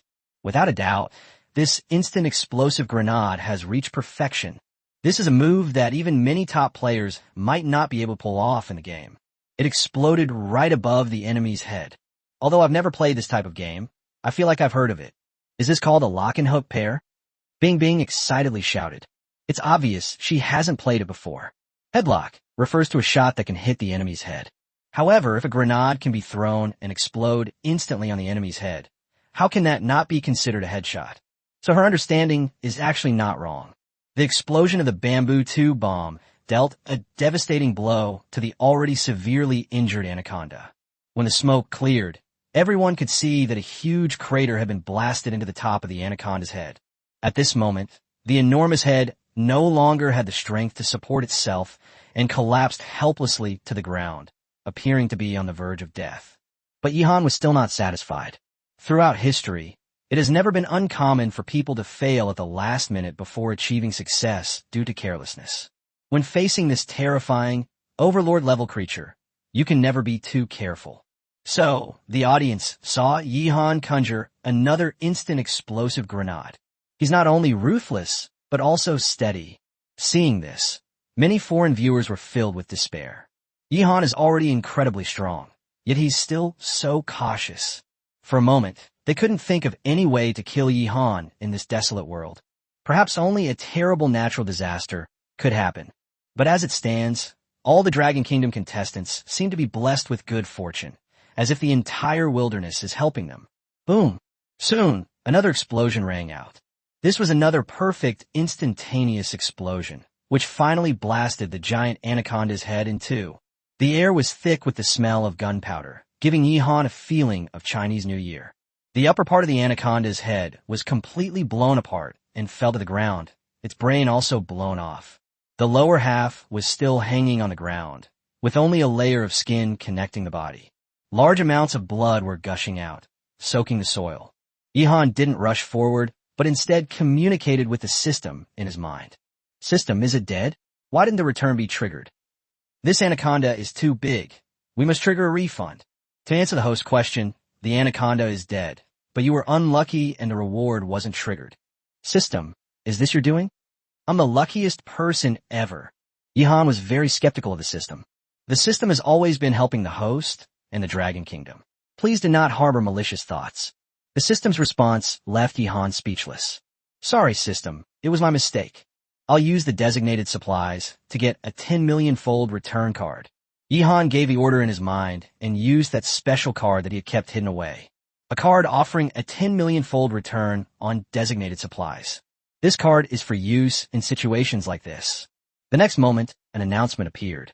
Yihan, a contestant from the Dragon Kingdom, obtained a slain anaconda, triggering a multi-million-fold return. Congratulations to the Dragon Kingdom for acquiring 10 million anacondas that were killed in the explosion.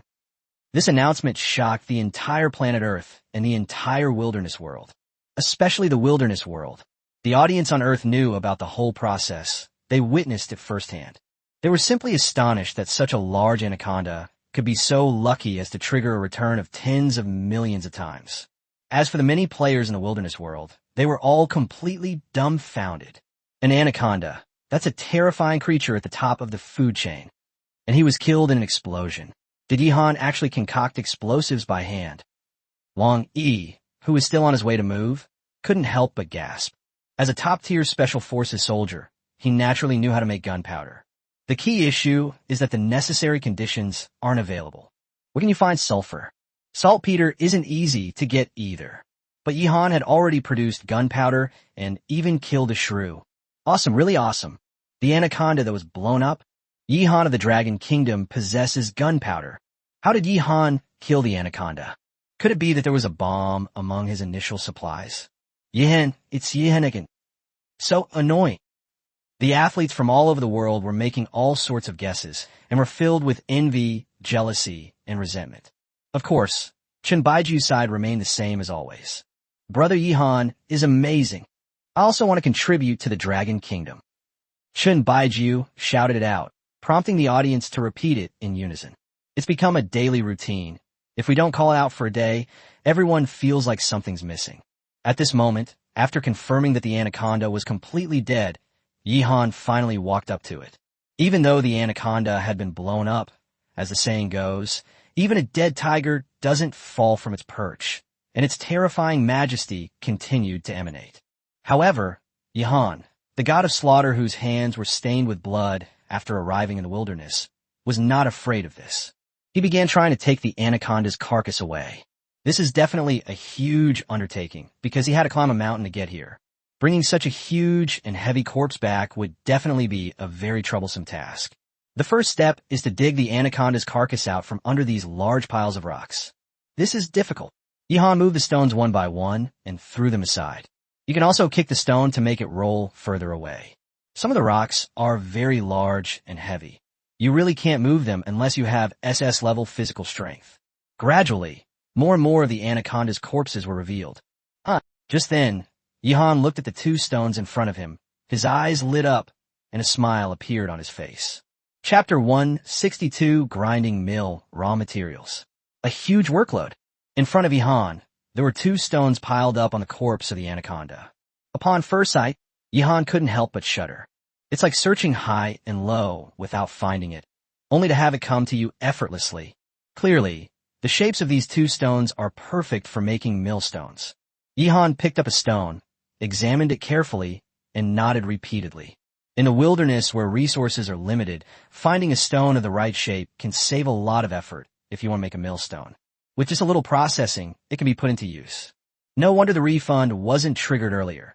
It forced me to use the designated resource refund card with a multi-million return. So that's where my luck came from. Yihan believed in the conservation of luck.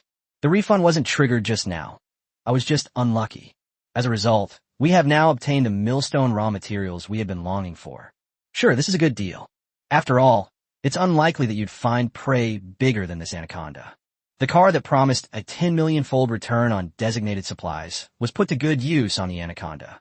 It's a millstone. It's definitely a millstone. Yes, Yihan will definitely use these two stones to make a millstone. Good heavens. Yihan is going to cultivate the Chaos Divine Millstone Visualization Method.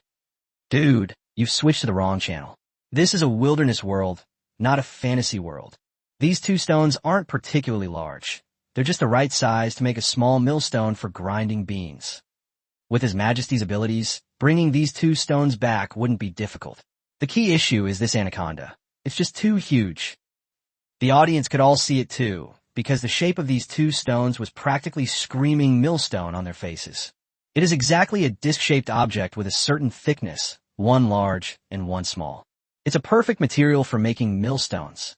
With these two stones, it won't be long before Yihan can enjoy the benefits of the wilderness.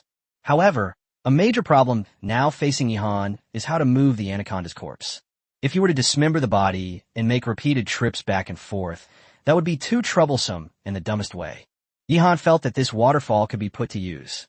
He glanced around and immediately had an idea. The wilderness is full of all kinds of trees, a gift from nature that must be made use of. The audience saw Yihan smile as he piled the two stones aside, and then continued to clear the pile of stones from the anaconda's corpse. I feel that Yihan probably already has a way to take away the anaconda's corpse. During the live stream, Bing Bing made a deduction based on Yihan's expression, but the audience didn't agree with her. As everyone knows, Bing Bing has never succeeded in guessing what Yihan is going to do.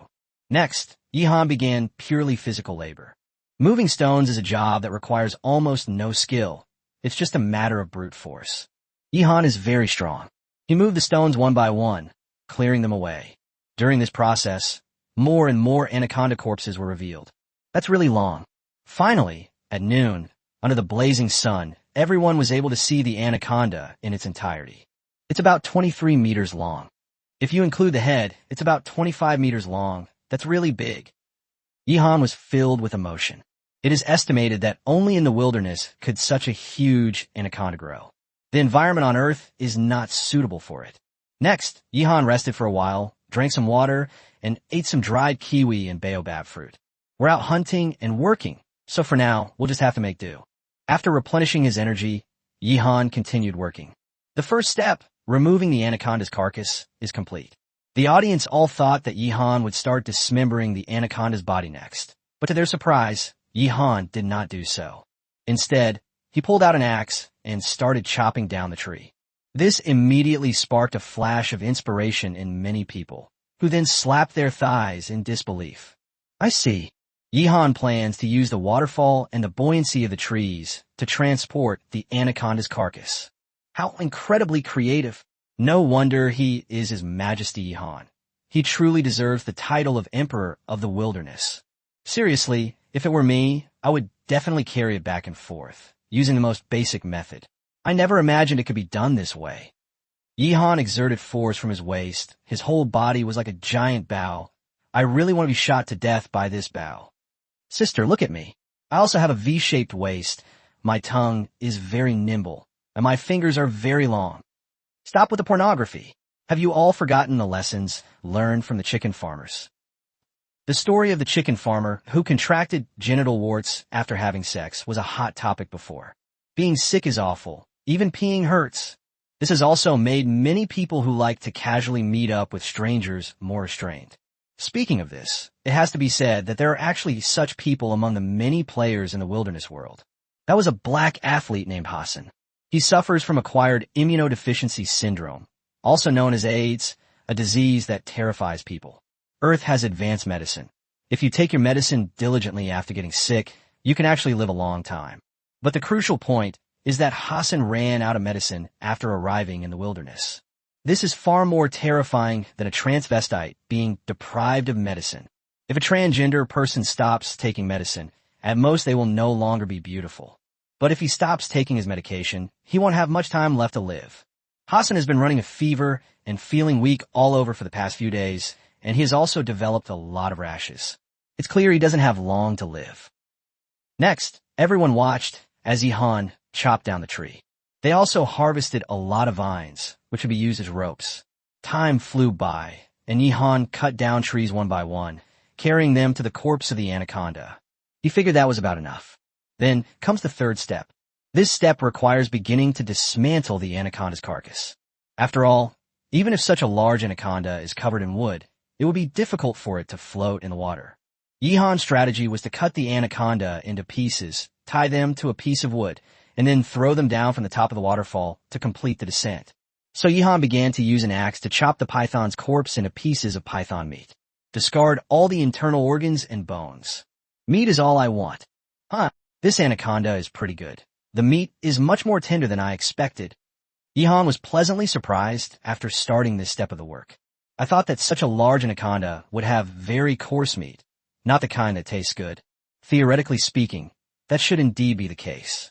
But to his surprise, the anaconda was quite young, giving him a pleasant surprise. Yihan moved swiftly, like a perpetual motion machine. He has been busy ever since he killed the anaconda, and has hardly stopped. This workload is simply too enormous. The audience wanted him to take a break, but Yihan preferred to finish his work in one go and didn't like to procrastinate. This is something many procrastinators envy the most, especially some writers of online novels. They like to delay their daily updates until dark before they start writing. If they were as efficient as Yihan, they could probably write 10 chapters a day. Yihan was extremely busy, but at that moment, another piece of good news arrived. That means the donut got bitten by a snake for the third time. Chapter 163, The King of Amputations. Just do it. The camera then switched to the donut's live stream. He is crying. She burst into tears. The audience could all see that Donut had a very obvious wound on his right leg, clearly from snakebite. This is the third time. Furthermore, some viewers informed them that the snake that bit him was the same one that had bitten him the previous 2 times. It was the same snake that bit him 3 times. Why is that? As everyone knows, the neck keelback is non-venomous, and generally, non-venomous snakes are not very aggressive. So how exactly did the donuts offend this snake? When he was first bitten, not many viewers paid attention to his condition, so not everyone was very clear about it. However, news soon came from the Dragon Kingdom. From the very beginning of the National Survival in the Wilderness Challenge, China quickly deployed staff to monitor every live stream 24/7. One of the staff members mentioned that when the donuts were building their shelter, he seemed to have stepped on and crushed a few eggs that he didn't know what they were. Based on this, it's highly likely that Donut accidentally stepped on and crushed the snake's eggs, and may have even destroyed its habitat, allowing it to build its own den. Then the enmity would naturally be immense. No wonder this neck-ridged snake was so persistent, trying to bite him again and again.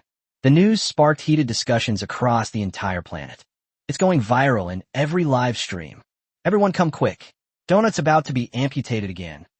Wang Weiheng, nicknamed Donut, has been bitten by a non-venomous snake for the 3rd time and is about to have his leg amputated. I would call him the king of amputation in the wilderness world, the #1 amputator. Amputation expert Wang Weiheng's precise and decisive actions are a spectacle not to be missed. To be honest, I don't even hate him for betraying the Dragon Kingdom anymore. This guy's just too funny, haha. It's over. From now on, Donut won't be able to take 1 step at a time. He can only crawl on the ground with 1 hand, which is even worse than that wheelchair guy who lost his wheelchair. The wheelchair guy passed away a couple of days ago. He was really strong. May he rest in peace. Some viewers mentioned that the wheelchair-bound guy from Gaul has died. Arriving in the wilderness, the person is there, but the wheelchair isn't. Who can they complain to? Even with a wheelchair, it wouldn't be of much use. Because there are no roads in the wilderness, even with a wheelchair, it is difficult to move around freely. Meanwhile, amidst much discussion, Donut began her 3rd amputation surgery. He's already very skilled at it. He was crying as he tied his legs together with his trouser pockets. And then he started chopping. That was ruthless. He seemed to regard his own leg as that serpent and struck with tremendous force. Large amounts of blood gushed out, and Donut trembled violently.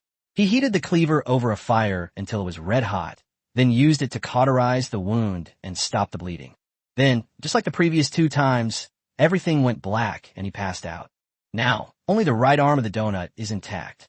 Both legs just disappear below the knees. My left arm is gone from the elbow down. According to the audience's calculations, he should now be 3/4 of a donut. Looking at it this way, it seems that the missing parts are not that many. But the key point is that this had a huge impact on his actions. I'm afraid he really won't live much longer after this round of amputations. Many viewers in China expressed their regret over this. Anyway, the United States can't catch up with the far-ahead China, so it's better to let this donut live and suffer. This is the consequence of his betrayal of the Dragon Kingdom. Fuck. This idiot, this stupid Chinese. This is unfair. This is unfair. He's from China. He doesn't deserve to represent our beautiful country in the competition. Another amputation. I'm afraid there won't be a next time. Ridiculous. How could such a thing happen? It's too unbelievable. Never mind him. We need to find a way to stop the terrifying kill line plan. My parents have been arrested, and I suspect they're dead. I hate Obart, and I hate America. A large number of American viewers were furious and full of complaints. Because of the kill line plan, many people suffered, their families were destroyed, and they were killed. This also led to a backlash. Many people in the United States already hate the United States from the bottom of their hearts. How could they not hate their relatives and friends who were arrested and killed? They launched suicide attacks, wanting to destroy everything, driven to madness. There were also some people who did not react at all to this horrific act. They appeared to accept it calmly, but no one knew what they were thinking. As Donut skillfully completed his 3rd amputation and then fell unconscious, the audience gradually dispersed. At this moment, Yihan finally began to move on to the next step of his work. He dragged logs, each bound with chunks of python meat, to the summit of Dragon Head Mountain, in front of the waterfall. Then he threw the log out, and it fell down the waterfall. Boom! The log fell, creating a huge splash of water. Then it sank into the water. Everyone was glued to the live stream. Immediately afterwards, the log floated up, carrying the anaconda meat chunks, and drifted on the surface of Yulong Lake. It's done. Upon seeing this, the entire dragon kingdom couldn't help but cheer. Yihan's method was indeed effective. This will save you the trouble of climbing up and down the mountain repeatedly. Although it's still a troublesome matter, it's relatively easier. And these trees weren't cut down for nothing. They could be used later as fuel. All I can say is, as expected of Yihan. Bing Bing exclaimed in admiration. Refining saltpeter, making gunpowder, crafting bamboo tube bombs, killing anacondas, step by step, they completed the transportation operation. Yihan's series of actions were truly astonishing. Next, Yihan threw logs, each bound with the flesh of a serpent, down the waterfall. Soon, the surface of Yulong Lake was covered with driftwood, which also attracted many fish in the water. Attracted by the fishy smell, they swam over, mouths agape, wanting to nibble on some meat. Yihan used a map of Yulong Lake to observe and found that the two small crocodiles were quite frightened and had already hidden at the bottom of the lake, not daring to peek out at all. Because crocodiles are afraid of anacondas. Even though the anaconda was dead, that fear was etched into their very bones. Finally done. Finally, Yihan threw all the python meat down. He let out a long breath. His whole body was soaked in sweat. Even with his SS-level physique, he felt tired. We've been working from morning till night. This project is just too massive. Give it your all, just one last step. Yihan took a deep breath and began to descend the mountain. Of the two stones used to make the millstone, he only took the smaller one. The larger one, we can come back separately tomorrow and move it back. I'll just take the smaller one back with me on this trip. After a smooth descent down the mountain, Yihan rested for a while by Yulong Lake before starting to take off his clothes. There were logs floating on the lake, and he needed to go into the water to push them to the shore. Pushing all the logs ashore and then hauling them home was another arduous task. The anaconda meat still needs to be processed to prevent it from rotting. Yihan responded, just do it. 364 titanium alloy Yihan. Ryuichi discovers Sasaki Keimana. Just do it. The dawn of victory is just around the corner. Yihan took a deep breath and began dragging the logs one by one, carrying out the final moving work. They made countless trips back and forth, carrying everything to their old wooden house. The sheer scale of this project is staggering. So killing the anaconda was actually the easiest part. The real complexity lies in the follow-up processing. Seeing this scene, Bing Bing was deeply moved. She already felt tired just watching Yihan work. It's hard to imagine how Yihan managed to persevere.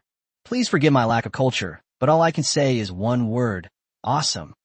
Such a massive amount of work. Even a body of iron couldn't withstand it. How did Yihan manage to do it? It's very simple. Yihan's body is made of titanium alloy, making it more durable. I used to participate in triathlons and thought they were the most tiring. Compared to His Majesty Yihan, I'm just a piece of cake. And me, I once ran a whole marathon and thought I was the best in the world, but now I'm convinced, completely convinced. The audience was absolutely amazed. They wouldn't have believed it if they hadn't seen it with their own eyes. In addition, many foreign viewers came to express their disapproval. They said Yihan did too much work, which would lead to rhabdomyolysis and hematuria, and so on. This was immediately met with criticism, but it also caused some Chinese viewers to start to worry. After all, there is some truth to this, and some people have even experienced it firsthand. It's not that I don't trust Yihan, it's just that I'm too worried to think straight. In reality, this wouldn't cause such a problem for Yihan, who possesses an SS-level physique. He's just tired. He hasn't reached his limit yet. Finally, under the watchful eyes of audiences worldwide, Yihan completed the final transport task. Coo coo coo. Everyone heard Yihan's stomach make that sound. He was starving and needed to replenish his energy quickly, and this anaconda meat is readily available.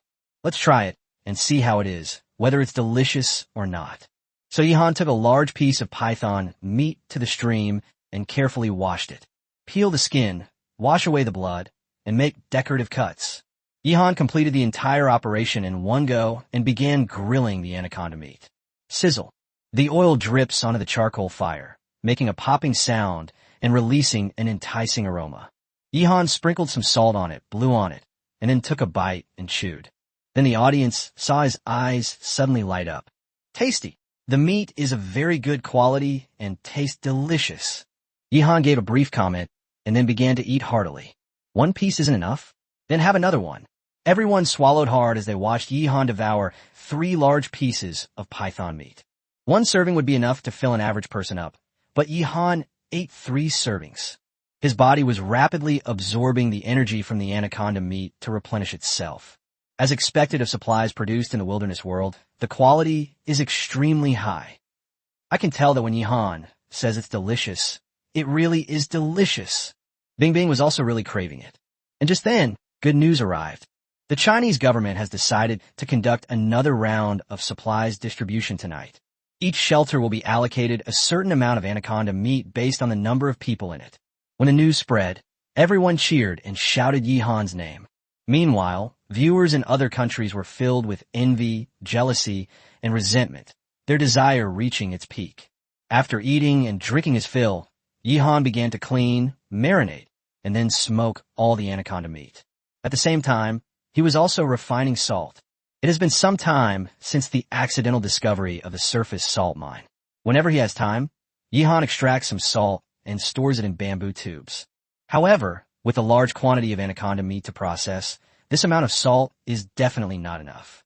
With no other option, Yihan had to cram at the last minute, simultaneously marinating the python meat, refining salt, and then smoking it. This is a troublesome process. To make it healthier, it requires repeated filtering and distillation to finally obtain clean and fine salt crystals. There's no room for laziness in this matter. Otherwise, you'll ingest harmful substances. Over time, this can be detrimental to your health. This amount of anaconda meat is enough for Yihan to eat for a long time. This is simply outrageous. I suggest Yihan create a wine pool and meat forest. Even if all the players in the entire wilderness world came to eat, they still couldn't finish it all at once. Sufficient food reserves allow Yihan to cope with any adverse situation. His foundation is now in place. His foundation is already established. Yihan's foundation was established long ago, and it's a great foundation. I'm still a child. I don't understand what you're saying. Next, Yihan continued the work of smoking the anaconda meat. He also cleaned the anaconda skin and laid it out to dry in the sun. This thing has a built-in deterrent effect. Mosquitoes and other insects don't dare to approach it easily. It's a good thing. Having finally eliminated the anaconda, Yihan was in a very good mood.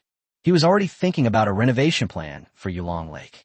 It is obvious that there is a secret passage between the cave where the anaconda lives and the bottom of Yulong Lake. That's why anacondas can come to Yulong Lake to eat fish from time to time. And this is certainly just the tip of the iceberg. Underground water veins and underground caves are quite complex and difficult to explore. Some people enjoy cave exploration, and the narrower and more cramped the place, the more they want to go inside. This is also a hobby with an extremely high mortality rate. Yihan wasn't interested in that. He was thinking about turning Yulong Lake into his own fish pond as soon as possible. Meanwhile, on Yihan's side, after completing a series of jaw-dropping feats, Long Yi, who was on his way to move, finally made a new discovery. Upon hearing the news, a large number of viewers flocked to Long Yi's live stream. A shack had appeared in front of Long Yi, and in front of the hut, there was a campfire burning. This proves that people live here. Why is this shack so small? It feels like a doghouse. Long Yi frowned. Could people really live in this shelter? Even if you could barely squeeze in, you'd probably have to curl up your legs. Besides, there's no extra space to store supplies here. What kind of shack was this? Long Yi shook his head, quickened his pace, and headed towards the shack. Meanwhile, the owner of the shack was unaware that a deadly threat was about to befall him. Ha ha! Team Dragon has finally found the person. Ahem, if he wants a fierce battle, that's probably not realistic. Heaven is going to destroy the Japanese. Congratulations to the Japanese. Another contestant is about to die. Really, I don't think there's anything wrong with that Kobayashi Chizuru either. I'm afraid she won't live for more than a few days. The death knell for the Japanese is already tolled. It's truly something to look forward to. Ryuichi has discovered Sasaki, Kamo, from Japan. Shouldn't he be instantly killed? Long Yi didn't know who the owner of the shack was, but the audience all knew very well. That's Sasaki Kame, a contract actor from Japan who is only 99 centimeters tall. His death is nigh. Chapter 165, The Second Battle of the Dragon Turtle. Master Lin Chi has a fever. In the live stream, Long Yi was seen rushing down a small hill, heading toward the shack as fast as he could. The audience was thrilled and eagerly awaited what was to come. While there's no doubt about it, it's still something to look forward to. This will be a crucial step in the destruction of the Japanese kingdom.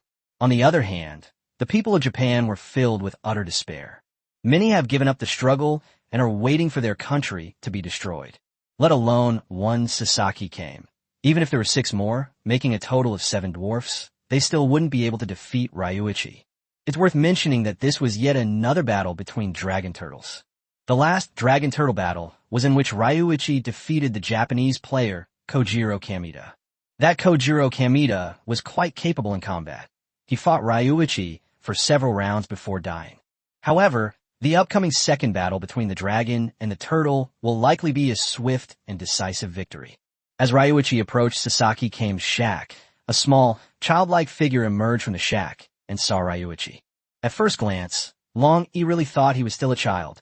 But then Long Yi noticed something was wrong. This guy had a beard. He's clearly an adult. The participants selected for the national survival game are randomly chosen. But so far, there haven't been any particularly young children or particularly old people. The age range is roughly between 15 and 50 years old. It's not too extreme, but it's not exactly fair either. Luck plays a significant role. For example, people who are sick or disabled may also be selected. The second round of the Dragon Turtle battle is about to begin. What's the point of fighting? If Long Yi just stands there and lets him hit him, what can he do to Long Yi? The dragon seems disappointed. He longs to fight strong opponents, and the person he most wants to kill is Alan Williams from the United States. This is a free national fortune value. Of course we should take it. Let's get started. Team Dragon. Dragon Team, why is it a kid? Turtle Man, are you blind? I'm 28 years old. Holy crap, what did I just see? The little turtle took the initiative to attack. Ha. Amidst the flood of comments, viewers were surprised to see Sasaki Kamo roar and charge at Ryuichi. Whose general is this, so brave and fierce? Even Long Yi was taken aback. Could it be that this dwarf in front of us is actually very powerful? But it doesn't look like it at all. Of course, Ryuichi never lets his guard down when facing an enemy. If he doesn't even understand that a lion uses its full strength to hunt a rabbit, he could never become a world-class special forces soldier. Then, a fierce glint flashed in Ryu's eyes. He took a step forward and kicked Sasaki Kamana hard on the head. With a snap, Sasaki Kame's neck broke. But he didn't fall to the ground. Instead, he spun around in place like a top. This shows how powerful Long Yi's kick was. Chinese player Long Yi defeats Japanese player Sasaki Kame. Japan has had 10 points of national fortune deducted, leaving it with a current national fortune of 35 points. The Dragon Kingdom's national fortune value has increased by 10 points, currently standing at 330 points. The announcement had already appeared while Sasaki Kame was still spinning. Seeing this, Long Yi shook his head. I thought you were really good, but you just kicked me to death with one kick. And so, the second battle between the Dragon Turtles ended just like that, without much fanfare. Only 2 people remain in Japan.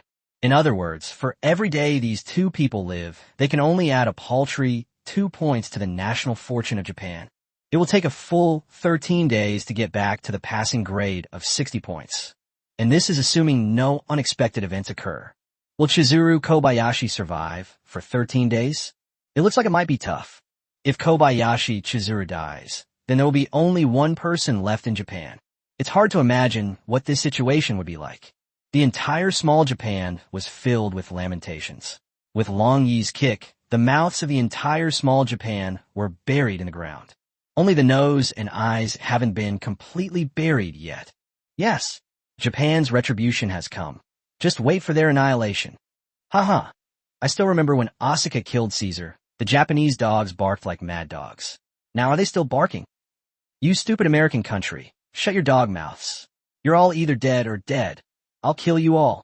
South Korea sends congratulatory telegram. We're just waiting for the Japanese to be destroyed. The Russian bear country is here, hurrah. The Japanese are very close to being destroyed. Congratulatory messages were sent from countries around the world. This shows how annoying the Japanese are. Brilliant! Long Yi killed another Japanese soldier. The Japanese are almost all dead. If Long Yi comes, I'll treat him to meat until he's stuffed. Yihan said with a smile as he smoked the anaconda meat. He has the right to say such things. If any Chinese player were to meet him, they would likely immediately begin living the dream life they had always longed for. However, as of now, Yihan has not yet discovered any trace of any other Chinese players. Brother Long is amazing. I also want to contribute to the Dragon Kingdom. Chen Baiju shouted out a familiar slogan and immediately performed a set of boxing techniques with great force. After killing a player from the United States last time, he has overcome and adapted to that feeling. Now he is actually looking forward to encountering players from other countries again and killing them all. As I said before, Kung Fu is a killing technique. He wanted to kill as many foreign enemies as possible to make the most of his skills and to contribute to the Dragon Kingdom. Another Japanese soldier is dead. Good. Ouch, that hurts so much. In a shack, Master Lynch saw the announcement and couldn't help but clap his hands in approval.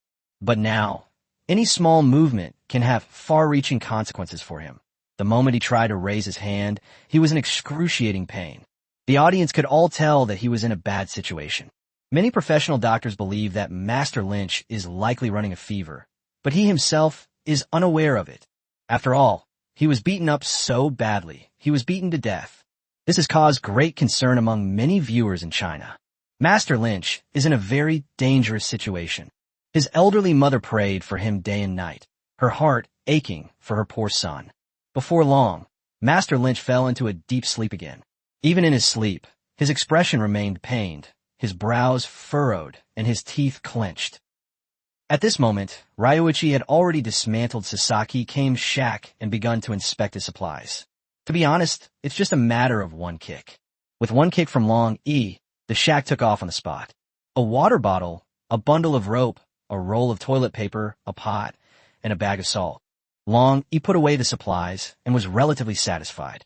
Especially salt, the more the better, until a stable source of salt is found. The best approach is to kill other players and seize any salt they might have. After taking all of Sasaki Kame's supplies, Ryuichi began to deal with his body. To be honest, those pants of his are more like something Long Yi would wear as underwear.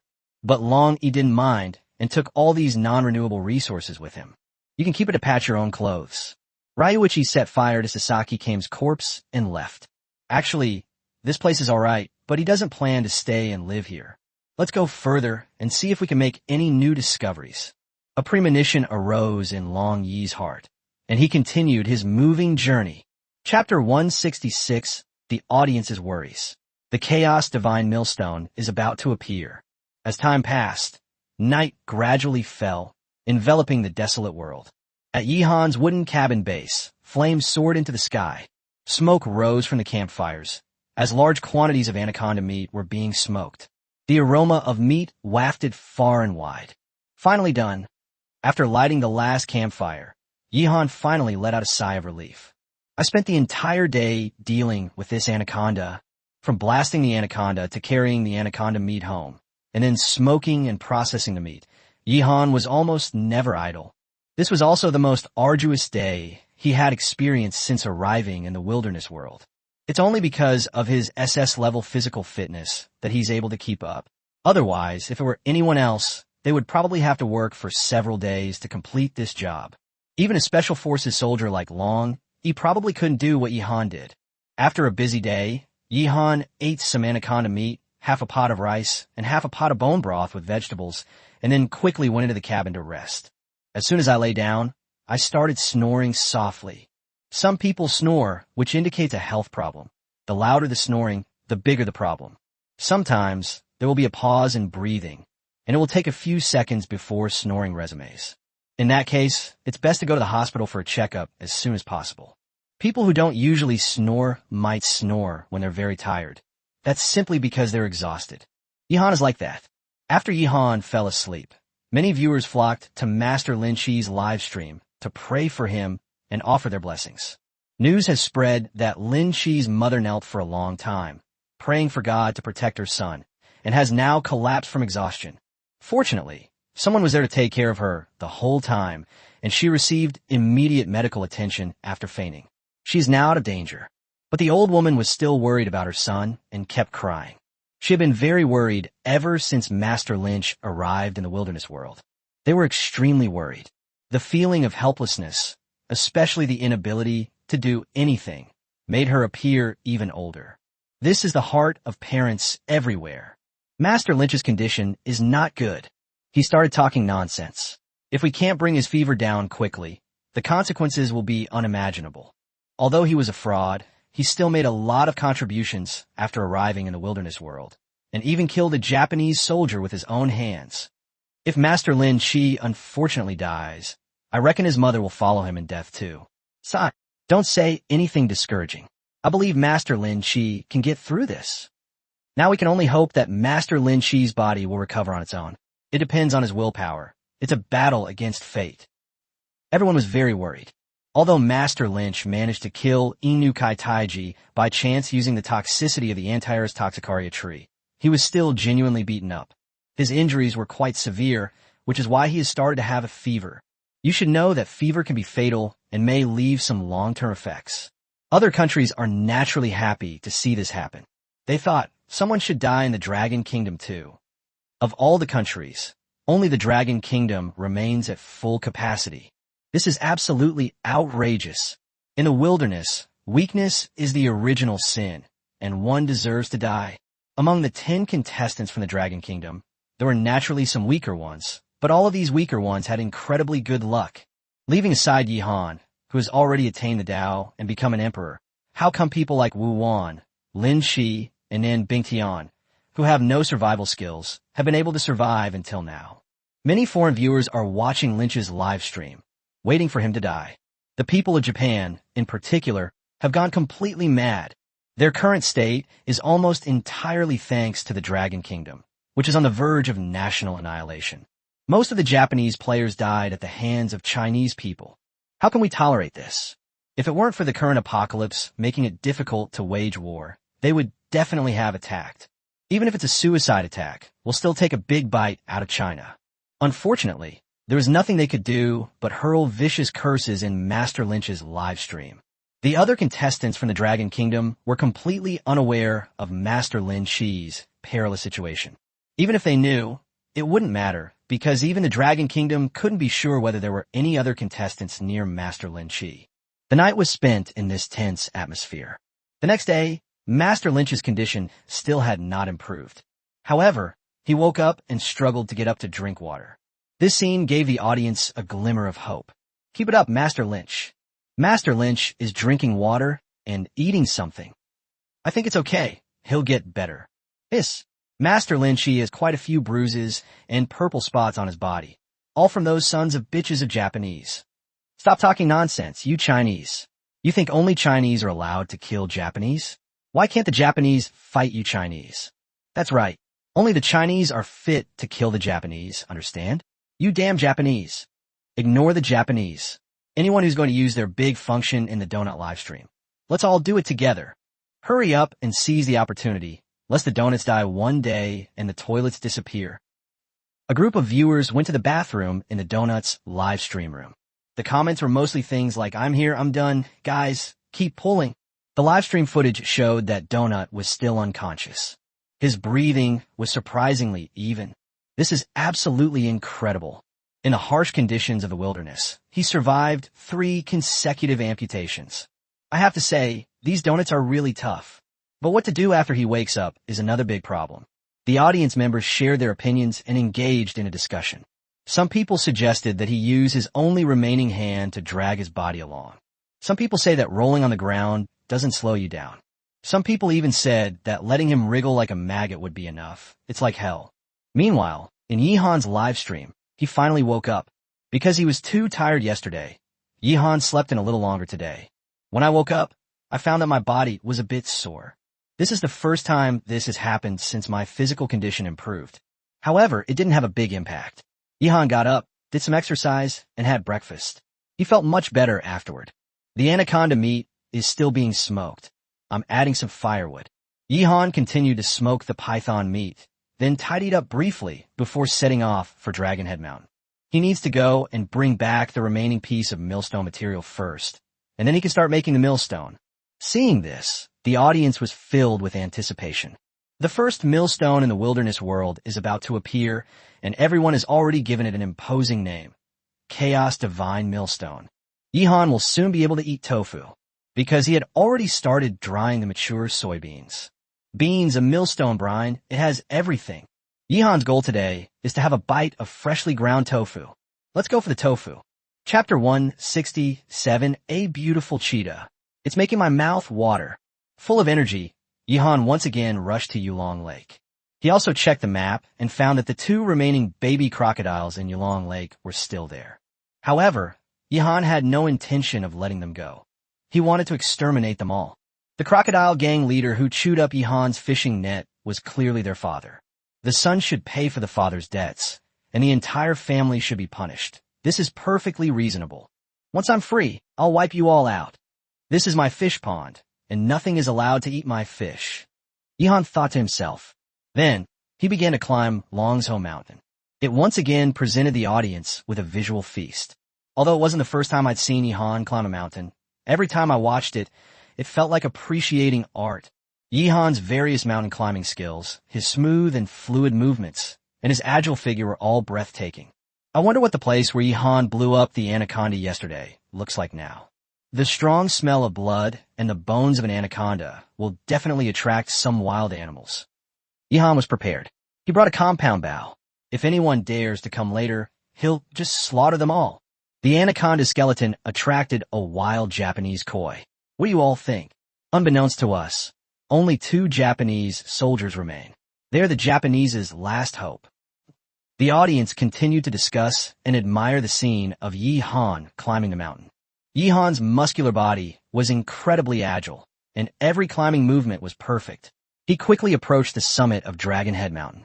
He stood once again at the head of the dragon, with the rushing waterfall right beneath his feet. This is a very visually striking scene. Next, Yihan continued forward, heading towards the place where the anaconda died. Just as the audience had guessed, it was very lively here. Yesterday, when Yihan disposed of the python's corpse, he discarded its internal organs. He didn't want them at all. He also removed many bones and left them on the spot. What Yihan threw away was a feast for the many animals in the mountains and forests. When Yihan stood on a small hill and looked into the distance, he had already spotted several kinds of wild animals having a wild party. Goodness, they've come here for a buffet or a throwing party. Several vultures were seen pecking at the remaining meat on the anaconda's bones, and then a Komodo dragon appeared, sticking out its tongue to lick a large bone. Both of these are scavengers. They don't mind eating anything. Besides them, there was also a cheetah gnawing on the anaconda's bone, making crunching noises as if it were grinding its teeth. When Yihan saw the cheetah, his eyes lit up.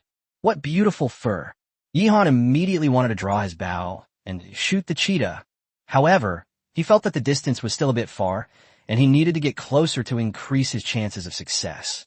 So Yihan continued forward. What a buffet party! Vultures are everywhere. TSK, TSK. What is that big lizard? It looks so disgusting. Komodo dragons, also known as Komodo monitors, love to eat carrion and carry many viruses. Yihan has his eye on that cheetah. It's already dead. They're all busy eating. They're not attacking each other. The audience was buzzing with discussion, constantly sending comments. To be honest, this scene is actually quite harmonious. No one bit anyone else. They were all busy gnawing on the anaconda's carcass. However, with Yihan's arrival, this grand feast came to an end. Whoosh! Once Yihan sensed a suitable distance, he immediately fired a fatal arrow. They locked onto the cheetah's vital points. The arrow was powerful and exceptionally accurate, striking the cheetah directly in the ear. The cheetah collapsed to the ground, its hooves twitching and its eyes rolling back. Immediately, the vultures and Komodo dragons were all alarmed. The vultures all flapped their wings and took flight, quite alert. The Komodo dragon, however, was reluctant to part with the food in front of it and wanted to eat some more. Right in front of it, there was a piece of rotten entrails pressed under a rock, so the Komodo dragon was nudging the rock with its head, trying to eat the entrails. Roll! Yihan cursed and fired another arrow, which landed in front of the Komodo dragon. This time, the guy was completely terrified and quickly moved away, disappearing into the jungle. Yihan knew how filthy this thing was, and he was too lazy to kill it. He just wanted to get rid of it. The Komodo dragon was unaware that it had been rejected, but this saved its life. The audience burst into laughter upon seeing this. The cheetah was shot and killed by Yihan because of its beautiful fur. Komodo dragons survived because they were dirty. During the live stream, Bing Bing expressed these sentiments. It's just that Yihan is a clean person, which is why he dislikes the monitor lizard. Yes, try bringing over an Indian guy. He'll go in a heat right there and then. You Chinese are slandering us Indians behind our backs again. You all deserve to die. Third brother is here. Third brother, please take a seat. We're praising you, aren't we all right? I've heard that Indians like to drink cow urine and wash their hair with it. Is that true? Another cup of that ancient and mysterious Ganges water. When everyone was making fun of Indians, one Indian happened to start cursing, and that's how it got turned into a virtual pet. At this moment, Yihan had already stepped in front of the cheetah. The cheetah wasn't completely dead yet, so Yihan gave a quick death by snapping its neck. Then the refund announcement appeared. Yihan, a contestant from the Dragon Kingdom, obtained a recently deceased cheetah, triggering a return of 10 million times. Congratulations to the Dragon Kingdom for acquiring 10 million recently deceased cheetahs. Upon seeing this announcement, the players in Wilderness World were all numb. Oh, Yihan killed a cheetah. Wu-Wan. Humph, stop whining and going around in circles. Time to eat. If you don't eat properly, Yihan will kill you. Shinemo, let's make some more divine tofu today. Yihan returned it. That's great. Shouldn't bide you. Brother Yihan is amazing. I also want to contribute to the Dragon Kingdom. Nan Bingtian, what does a cheetah taste like? I'm so hungry for it. It's worth mentioning that, in addition to Chun Baiju completing his daily slogan, Nan Bingtian's reaction also attracted a lot of attention from the audience. This started yesterday after Yihan killed the serpent and returned the money 1,000,000-fold, which whetted Nan Bingtian's appetite. Nan Bingtian developed a craving for snakes. After learning that Yihan had acquired a python, he became extremely hungry for it and kept saying that he wished he could have a meal with it. Now that Yihan has killed the cheetah, he's craving it again. The audience felt this was a sign that he might follow Chun Baiju's example and start shouting slogans in the future. That's quite interesting.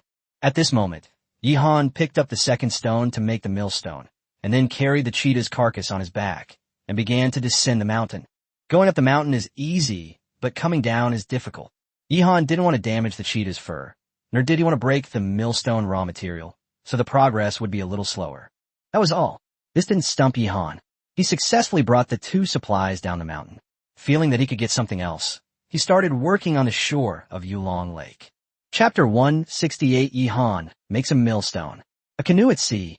First, Yihan harvested wild rice. There hasn't been any harvesting for a while now, and we're desperately waiting for rice to cook. Yihan moved swiftly, collecting the wild rice and stuffing it into his backpack. During this period, the returns will naturally be triggered repeatedly. The other players pretended not to see it. Only Nan Bingtian kept mentioning his cravings. Yihan just killed a cheetah and is now harvesting wild rice. Oh my, what does wild rice taste like? I'm so hungry for it. Then Bingtian swallowed hard as he spoke. This is understandable. He hasn't had enough to eat since he arrived in the wilderness. He's very pitiful. Many viewers were worried about him. He didn't talk much at first, but now he can't hold it in anymore. Poor Nanji, he craves everything. At least we still have black energy blocks, and occasionally the higher-ups will distribute wilderness supplies so we can eat meat. But what about Brother Nan? If only Brother Nan could meet Yihan, he could eat until he stuffed every meal. Difficult. His Majesty Yihan's smoked python meat smells so good it travels for miles, but none of our Dragon Kingdom contestants can smell it. It's obvious they're too far away. It's also possible that the wind direction was wrong, preventing them from smelling the scent, so it's still possible they could meet. So what if I'm craving something? It's human nature. I'd be craving something if I saw someone eating shit. The audience discussed it, feeling very sorry for Nan Bingtian. Before the end of the world, he was a national athlete who won gold medals by defeating black athletes on the track and field. This is extremely valuable. After all, black people are physically stronger than Chinese people, and there's no way to refute that. The difference is caused by differences in genes. But Nan Bingtian actually outran the black man, creating a miracle. That alone deserves everyone's respect. Now that he has come to the wilderness world, although his performance is mediocre, he contributes 1 point of national fortune to the Dragon Kingdom every day he lives. Therefore, everyone hopes that Nan Bingtian can meet powerful players like Yihan and Lung Feng, so that he can have a good life. Meanwhile, Yihan had already harvested a large bag of wild rice, which was bulging and would last him for a while. Then he began to examine the 3 fish traps. Each fish trap contains fish, and 1 fish trap triggered a 1,000,000-fold return. Upon seeing the refund notice, Nan Bingtian spoke up once again. Yihan has gotten several more fish. I'm so hungry, Nan Bingtian muttered to himself. He was holding a machete, searching for prey in the jungle. The audience finally understood. Ever since Yihan killed the serpent yesterday, Nan Bingtian has been saying he's craving it, and that's how things started. From now on, whatever Yihan gets, he'll exclaim, I'm so envious. That's enough, let's go home. Yihan returned laden with spoils and began his journey home. He carried a basket on his back, which was filled with wild rice. A dead cheetah hung around his neck, and he held a large piece of raw stone from millstones in his arms. 2 fish were also hanging from his wrists. This is truly a bountiful return, absolutely true. Although the load was considerable, Yihan still walked steadily and quickly. The audience knew he was in good physical condition, but they didn't expect him to be this good.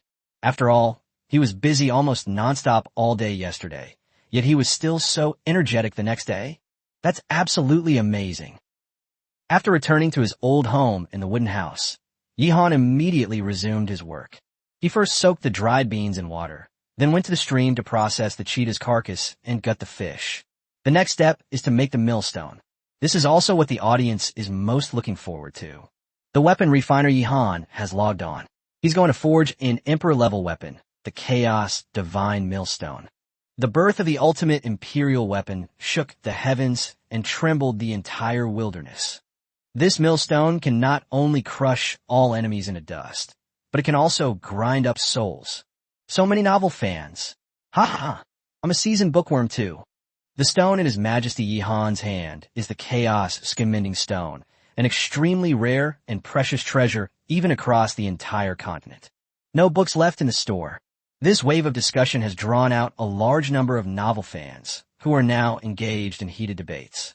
Yihan was busy hammering and tinkering, trying to make the 2 millstones even more perfect, try to smooth out any sharp edges. Before long, a small patch of pebbles and stone chips had formed on the ground.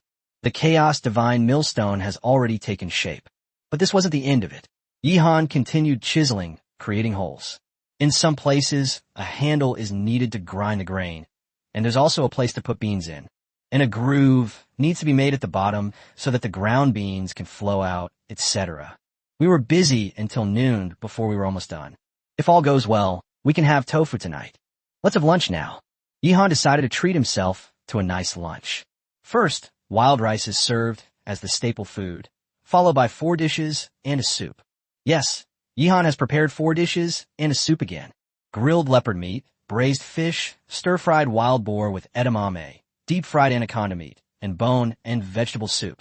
He ate a huge meal, feeling incredibly satisfied, his mouth greasy with oil. I once read online that leopard meat is sour and doesn't taste good. But let me tell you, this wilderness world doesn't exist, you know? The ingredients in the wilderness world are all top-notch. It's amazing. Yihan gave a thumbs up and took a big bite of the grilled leopard meat. It's very chewy, and the taste is only slightly sour, giving it a unique flavor, almost like it's been dipped in vinegar. The wilderness world is indeed very magical, far surpassing anything on Earth. Yihan was absolutely right when he said that the ingredients in the wilderness world were all top-notch. As the saying goes, an orange grown south of the Huai River is an orange, but grown north of the Huai River, it becomes a trifoliate orange. The same thing growing in different soil and water conditions is a completely different matter. Just as the audience was drooling over Yihan's appearance, some viewers noticed that something was going on with the fisherman Yu Yu Yu. His live stream has always been widely considered the most boring. They can just sit there all day. He doesn't even go to the toilet, he just sits there. That's really impressive. Aside from a few fishing enthusiasts, Other viewers would only occasionally come and chat with him for a couple of minutes before moving on to other live streams. However, now that the news has spread, his live stream has been flooded with a large number of viewers. Suddenly, a figure appeared on the sea in front of Yu, riding a canoe and rowing closer to him. That was a black athlete from the beautiful country. His name is Martin. After arriving in the wilderness, Martin lived on a small island that was almost always shrouded in fog. At first, Martin didn't dare to explore the island much, and just survived by relying on a few coconut trees. But he gradually grew bolder and began to explore the entire island. There was nothing he could do. He had completely eaten the coconut. What drove him to despair was that the island had very few resources left, and there was hardly anything left to eat. Left with no other choice, Martin cut down trees to build a canoe and went out to sea in hopes of finding a way to survive. But no one expected that shortly after he went out to sea, he spotted Yu fishing in the distance. Chapter 169, The Angry Fisherman. Martin's boat capsized. This scene, though unexpected, makes perfect sense upon closer examination. Martin landed on a small island, and when it rained, he stayed by the sea and fished every day. The meeting of the two is perfectly reasonable. At this moment, Yu was still immersed in fishing and couldn't extricate himself. He was completely unaware that a beautiful American athlete had spotted him on the distant sea. Immediately, many Chinese viewers became anxious. Yu, look ahead. A black man from America is here. You'd better kill him. It's time for you to do something for the Dragon Kingdom. Kill him. Stop shouting. He doesn't know anything. All he knows is fishing. I know everyone is anxious, but don't rush. Once Martin gets closer, or Yu catches a fish, he'll definitely notice. It's best not to use up national fortune points to contact him. Hopefully, he can find out on his own. People started sending comments and discussing the topic. Meanwhile, Martin, in his canoe, continued paddling cautiously and began to change direction, intending to land on the side and then ambush and kill Yu. This guy is pretty cunning. However, the atmosphere in his live stream was not what everyone had imagined. Normally, in this situation, American viewers would definitely speak up, urging Martin to quickly go ashore and kill Yu. But that's not the case. Only a minority of people are calling for violence. Most remain silent and unwilling to speak out, because they don't want the United States' national fortune value to increase. This is the backlash from the kill line plan. Many people have lost loved ones and friends, and feel that there is no hope in life. They harbor hatred for the United States, and even hope that the United States will be destroyed so that everyone can die together. This was a consequence that even O'Bart hadn't anticipated. The fish has taken a bait. Just then, Yu laughed and quickly hung up the phone. As viewers can see, the fishing line is vibrating violently, clearly indicating that a fish is struggling. Hearing Yu's laughter, Martin, who was in the canoe, was startled and almost fell off the narrow canoe. It's a big fish. Trying to escape? No way. Yu stood up and began to struggle with the fish. Those familiar with fishing seem to know this trick. You can't keep reeling in the line. You need to let it out from time to time, then reel it in again and let it out again. This is done to exhaust the fish, and eventually the fish can be successfully caught and brought ashore. The audience in China were all waiting for Yu to spot Martin on the canoe, but he stubbornly refused to look in that direction. Many people were so angry they laughed. Which country is this athlete from? Is he blind? Several times, Martin thought he had been discovered, but when it rained, there was no reaction at all, and they continued fishing. This pleased Martin greatly, who felt he had encountered a fool. What a great opportunity. Kill this man, take everything from him, ha. With that in mind, Martin increased the speed of his rowing, hoping to get ashore as quickly as possible and kill the fisherman. Just then, Yu laughed again. Because he won, he caught the fish, and it even triggered a return of tens of millions of times. Dragon Kingdom contestant Yu obtains a large yellow croaker, triggering a 10 million-fold return. Congratulations to the Dragon Kingdom for acquiring 10 million large yellow croakers. Yu let out a cheer, held the fish up in both hands, and showed it off. Everyone, did you see that? This is top quality. Ha. I even triggered a 10 million times return. Awesome, so awesome. Yu shouted with a loud laugh. This announcement confirmed Martin's belief in Yu's identity. People from the Dragon Kingdom. Then we must kill him even more. The Dragon Kingdom is far ahead right now, and none of the 10 contestants are dead. I, Martin, will be the first superhero to kill a Chinese player. Martin was thrilled and quickly rowed the boat. But what was bound to happen still happened. When Yu held up the large yellow croaker with both hands, he finally saw his canoe. Holy crap! He let out a gasp, a completely instinctive reaction. However, this also caused him to shudder and lose his grip on the large yellow croaker weighing more than 10 pounds. The disaster that every angler dreaded most has happened. The fish I just caught got away. The fish was slippery and fell right out of Yu's hand, splashing around on the rocks, about to return to the sea. My fish! Yu was furious and rushed over to try and catch the fish. But just then, a wave crashed over and helped the fish. After the wave subsided, the large yellow croaker escaped successfully, leaving Yu with only its back view. Wah. Damn it, damn black man, it's all your fault. This was the first time Yu had been enraged since arriving in the wilderness. He roared and pointed at Martin in the canoe. Although Martin couldn't understand what Yu was saying, he could feel the extreme hostility. A large number of viewers couldn't help but burst out laughing. Haha, the fish got away. The fish got away. My God, my thighs are numb from slapping, but I just can't stop. What am I going to do, everyone? It's so dramatic. Look, Yu's teeth are practically grinding to powder. He's so angry. Seriously, I've been through something like that too. I even felt like jumping into the sea. My grandfather has a say in this matter.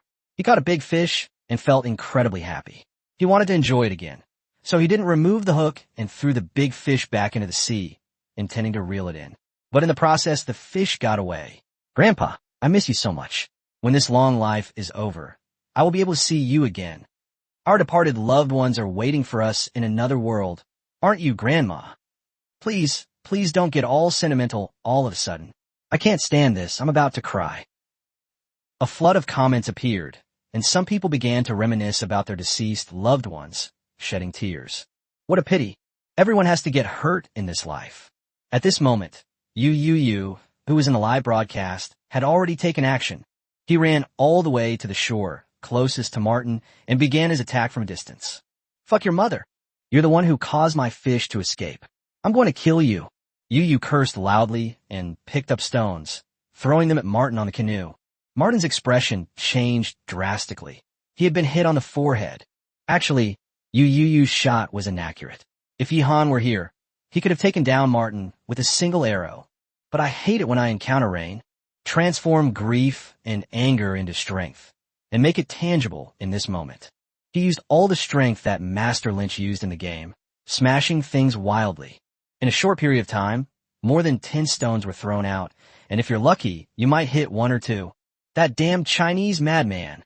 Martin's forehead was bleeding, and he started cursing as he rowed the boat, swaying it from side to side in an attempt to avoid the rain-soaked rocks. This caused the canoe to become unstable and show signs of capsizing.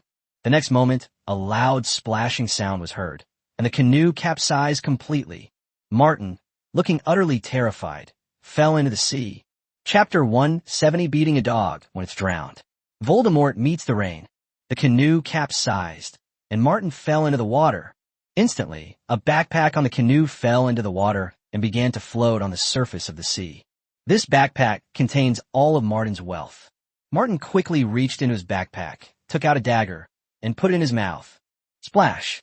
The sound of water spread, and after a brief moment of panic, Martin swallowed a few mouthfuls of seawater, calmed down, and began to swim in the water. Although not as good as Yihan, it's still a pretty good level. You still dare to swim?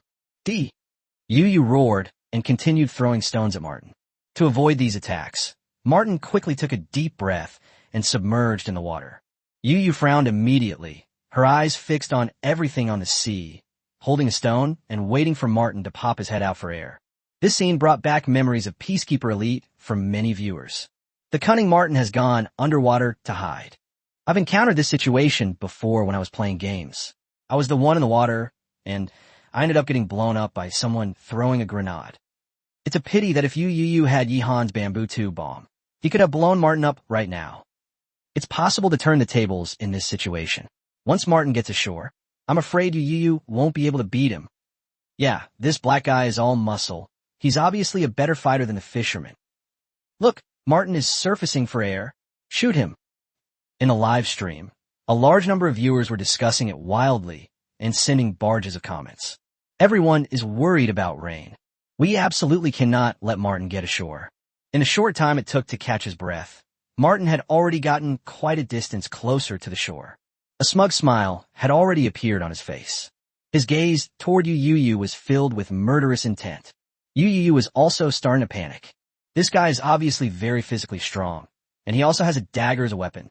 All Yu had was a stone knife he had made himself, which he usually used to gut fish, and it was getting a little dull. Grass! You made my fish escape. I must kill you. Yu roared and continued throwing stones at Martin. Just as the rock came hurtling towards him, Martin, whose aim was pretty good, caught his breath and quickly dived back down. This time he didn't go very far before he had to surface again for air. He had just peeked out when Yu's stone came hurtling towards him. Bang! A stone hit him right in the eye. Martin's left eye started bleeding. Yu beats a dog when it's down. Baka! Martin's been blinded. Don't worry, he's probably not blind. He's just injured. The best outcome would be for these two to die together. Why are the people in America all silent? Do they just not like to talk? Operation Kill Line has made the internal situation in the United States very tense. Many people no longer care about wilderness survival. No matter what, as long as this fisherman from China dies, that's all that matters. Hurry up and kill him. Someone from China should have died a long time ago.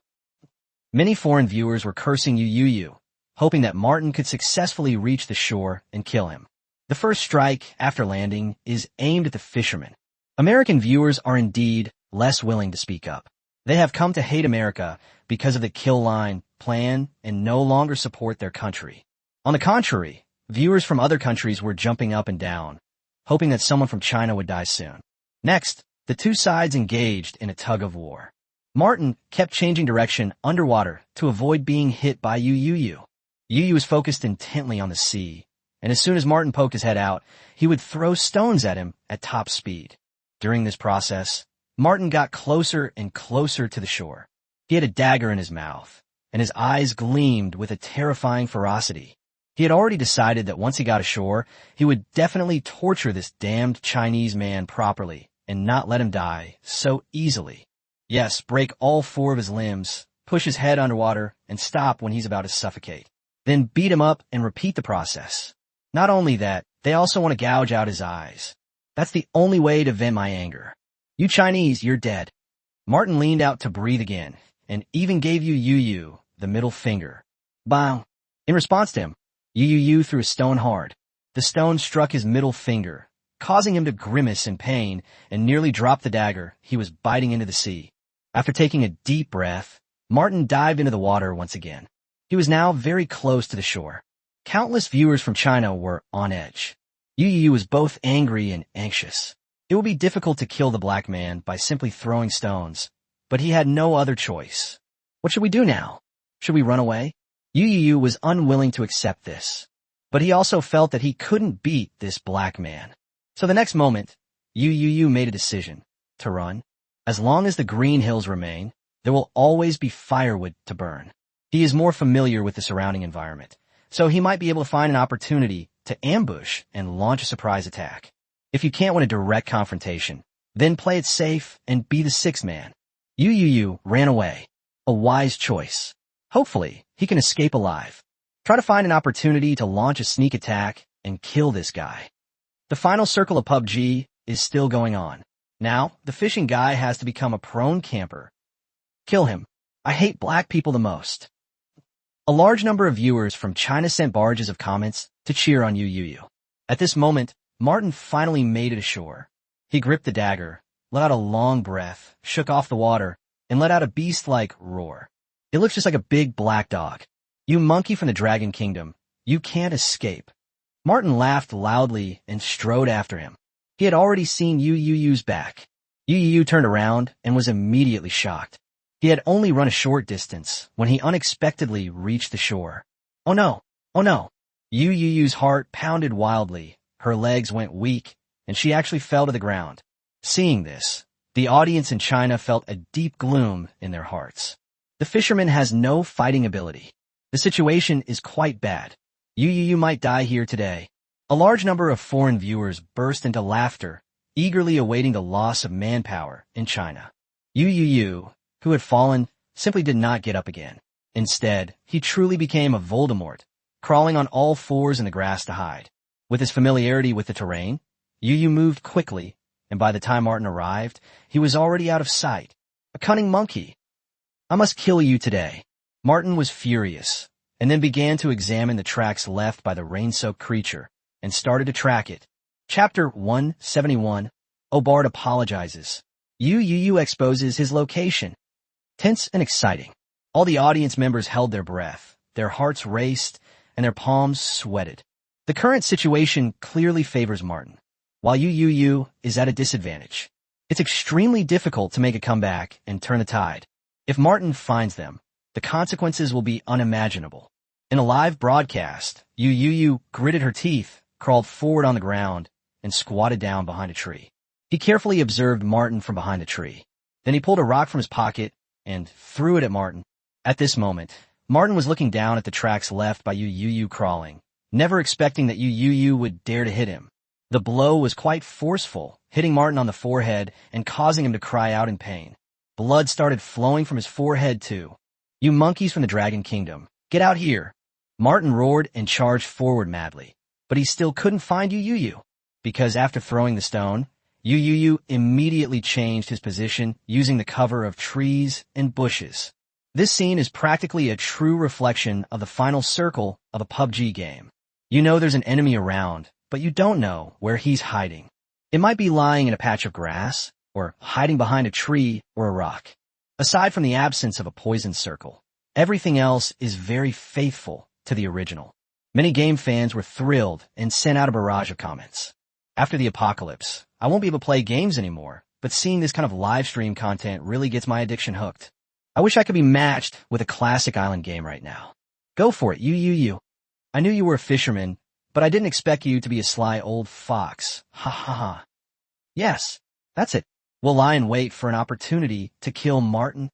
Yu is quite quick-witted. I feel there is hope, a very good chance. He struck again. This time he hit Martin in the back of the head. If we can't kill him like this, we need to find an opportunity to deliver a fatal blow. A massive amount of bullet comments kept pouring in. Using the terrain, Yu engaged Martin in a flanking battle. He repeatedly launched sneak attacks, striking Martin with stones. It's clear that while Martin has a good physique, he's a bit slow in reaction time. They couldn't find Yu's hiding place. Many foreign viewers were so angry that they cursed and accused him of fixing the match. Martin was now bruised and battered, and he became increasingly irritable, consumed by rage. Yu specifically hit him on the head and in the face. He had completely lost his mind and started running around wildly, waving his dagger and shouting threats. It's just like a player in the final circle of a battle royale game who can't find the last enemy, running around the map and firing randomly. The most amazing thing is that once he rushed past a tree where Yu was hiding, but he didn't see Yu. Yu wanted to seize the opportunity to stab Martin with his stone knife, but Martin had already run far away. He quickly hit again. Damn Martin, that idiot. Brainless bastards should be slaves, picking cotton and being whipped. How ridiculous. If I were Martin, I'd just kill myself. Useless. Just destroy America already. My wife has been kidnapped. I don't want to live anymore. I'm willing to pay any price to kill Obard. Yu is a good-for-nothing. He has no fighting ability. I actually hope he can kill Martin. In Martin's live stream, many viewers from the United States couldn't help but speak up. People from other countries could sense the despair in their hearts. It's not because of this battle, but because of my utter disappointment with the United States. Seeing that Martin was getting further and further away from Yu, the American leader finally made a decision. That would consume national fortune points. Contact Martin. The next moment, an announcement appeared. Announcement. The United States has consumed 10 points of national fortune to engage in a dialogue with player Martin from the United States. The United States currently has 88 points of national fortune remaining. 1 minute countdown begins now. 60, 59, 58. The United States performed poorly, and they had previously gone all in, sending in 4 new players, only to have 3 of them die quickly, resulting in a significant loss.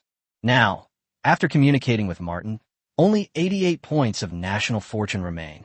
The United States, which has always prided itself on being a superpower, is actually worse off than some small countries in the struggle for survival in the wilderness. That's absolutely terrible. Martin, stop and turn around.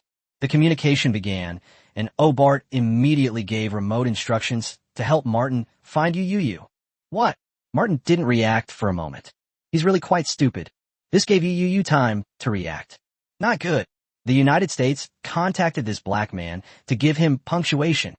Yu was startled and immediately ordered in his mind to shut down the live stream. The next moment, his live stream screen turned into a static display. It's like when there was no TV signal when I was a kid. Pretty. Seeing this, a large number of Chinese viewers were thrilled. This is a complete intellectual crushing. Yu has gone through 9 years of compulsory education in China. Martin dropped out of school at the age of 8. Shit. Martin, you idiot. I told you to turn around. That Chinese guy is behind you. Is your brain filled with dog shit, you damn slave? Obart's voice was hoarse from shouting. If he could, he would have jumped into the live broadcast screen and shot Martin's head off. Yu reacted so quickly. Compared to him, Martin is just an idiot. Hearing Obart's angry shouts, Martin finally realized what was happening. He turned around, his gaze sweeping across the room, searching for Yu's whereabouts. However, he was also very angry about Obart's insults. I don't care who you are, you'd better apologize to me right now. Otherwise, I'd rather let this Chinese go, and America won't increase its national fortune value. Martin, holding a dagger, spoke. You dare threaten me? I'm head of state of the United States. Do you believe that I can order the killing of your entire family with a single command? Obart is a ruthless man who personally devised the kill line plan. He looks down on black people, so how could he possibly apologize? He didn't believe Martin would be willing to let this Chinese man go. It's the end of the world. Who cares about being a leader? I've been an orphan since I was a child. Are you threatening me with my family? Apologize to me right now, or I'm leaving. Martin is adamant that Obart must apologize. Then he heard a loud gunshot, which sounded like a Desert Eagle pistol. In addition, he heard a series of exclamations, voices of persuasion, and people apologizing. It was obvious that an enraged Obart was firing his gun in anger.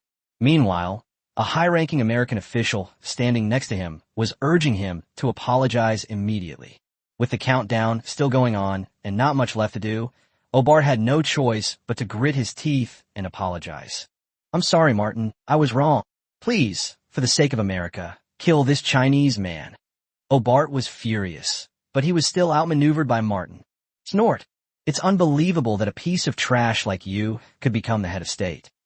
If you came to the wilderness world, you probably wouldn't survive more than a few days. Martin started to mock them, even spitting out a mouthful of phlegm. It seemed that Obart wanted to retort, but was stopped by the people around him. Then, as Martin's gaze swept across the area, he finally spotted a clue. A section of her clothes peeked out from behind a tree. Yu's location has been revealed. Chapter 172 Yu eats chicken. Blue ring octopus. Yu is currently not streaming, so viewers who want to know the progress and outcome of this battle can only go to Martin's live stream. Martin's live stream was packed with viewers, and a flood of comments was pouring in. Many American viewers are chanting for Martin to commit suicide quickly, so as to reduce America's national fortune value. These are all victims of the kill line plan, and they hate America to the core. Unfortunately, Martin couldn't see their comments. After Obart apologized, he successfully located Yu's hiding place and began to walk forward. Seeing this, Obart breathed a sigh of relief and picked up a glass of wine to drink. Although the fisherman from China reacted quickly, he still couldn't escape death in the end. That damn Martin dared to force me to apologize. I'm going to get my revenge. He has no family, but doesn't he have no friends?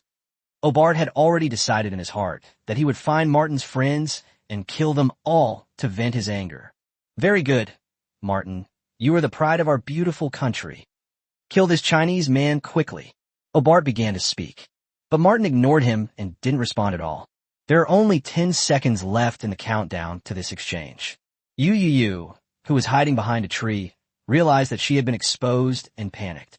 It's too late to hide or run away now. We have no choice but to fight to the death. Go to hell. Yu emerged from behind a tree, wielding a stone knife and viciously stabbing it into Martin's neck. Snap! But in terms of combat, Martin is definitely better. Martin reached out and grabbed Yu Yu's wrist. He was very strong. Yu Yu felt like her wrist was about to be crushed, and she had no way to attack Martin. You slippery dragon monkey, your fishy smell is truly disgusting. Don't worry, I won't kill you so quickly. I'll torture you properly. Martin grinned maliciously, looking at Yu Yu with disdain. However, before he could finish speaking, his voice abruptly stopped, replaced by a scream. What happened? What's wrong with Martin? Why is he screaming? Yu Yu clearly didn't attack him. So what happened? Baka, I suddenly have a bad feeling. Thinking back to when the Japanese dog Tai Chi beat up Lynch, I feel like history is about to repeat itself. Impossible. This is absolutely impossible. A large number of foreign viewers were waiting to see how Yu Yu would die. But then a sudden change occurred. They are unwilling to accept it. Martin, what are you doing? Do it. Obart was extremely anxious. Yu Yu, the person involved, was also very surprised. Is this black man acting as him? But looking at his pained expression, it didn't seem like he was acting. This guy seems to have suddenly run out of breath. Go to hell. Ignoring everything else, Yu Yu took advantage of Martin's pain, freed her right hand from holding the knife, and stabbed directly at Martin's eye.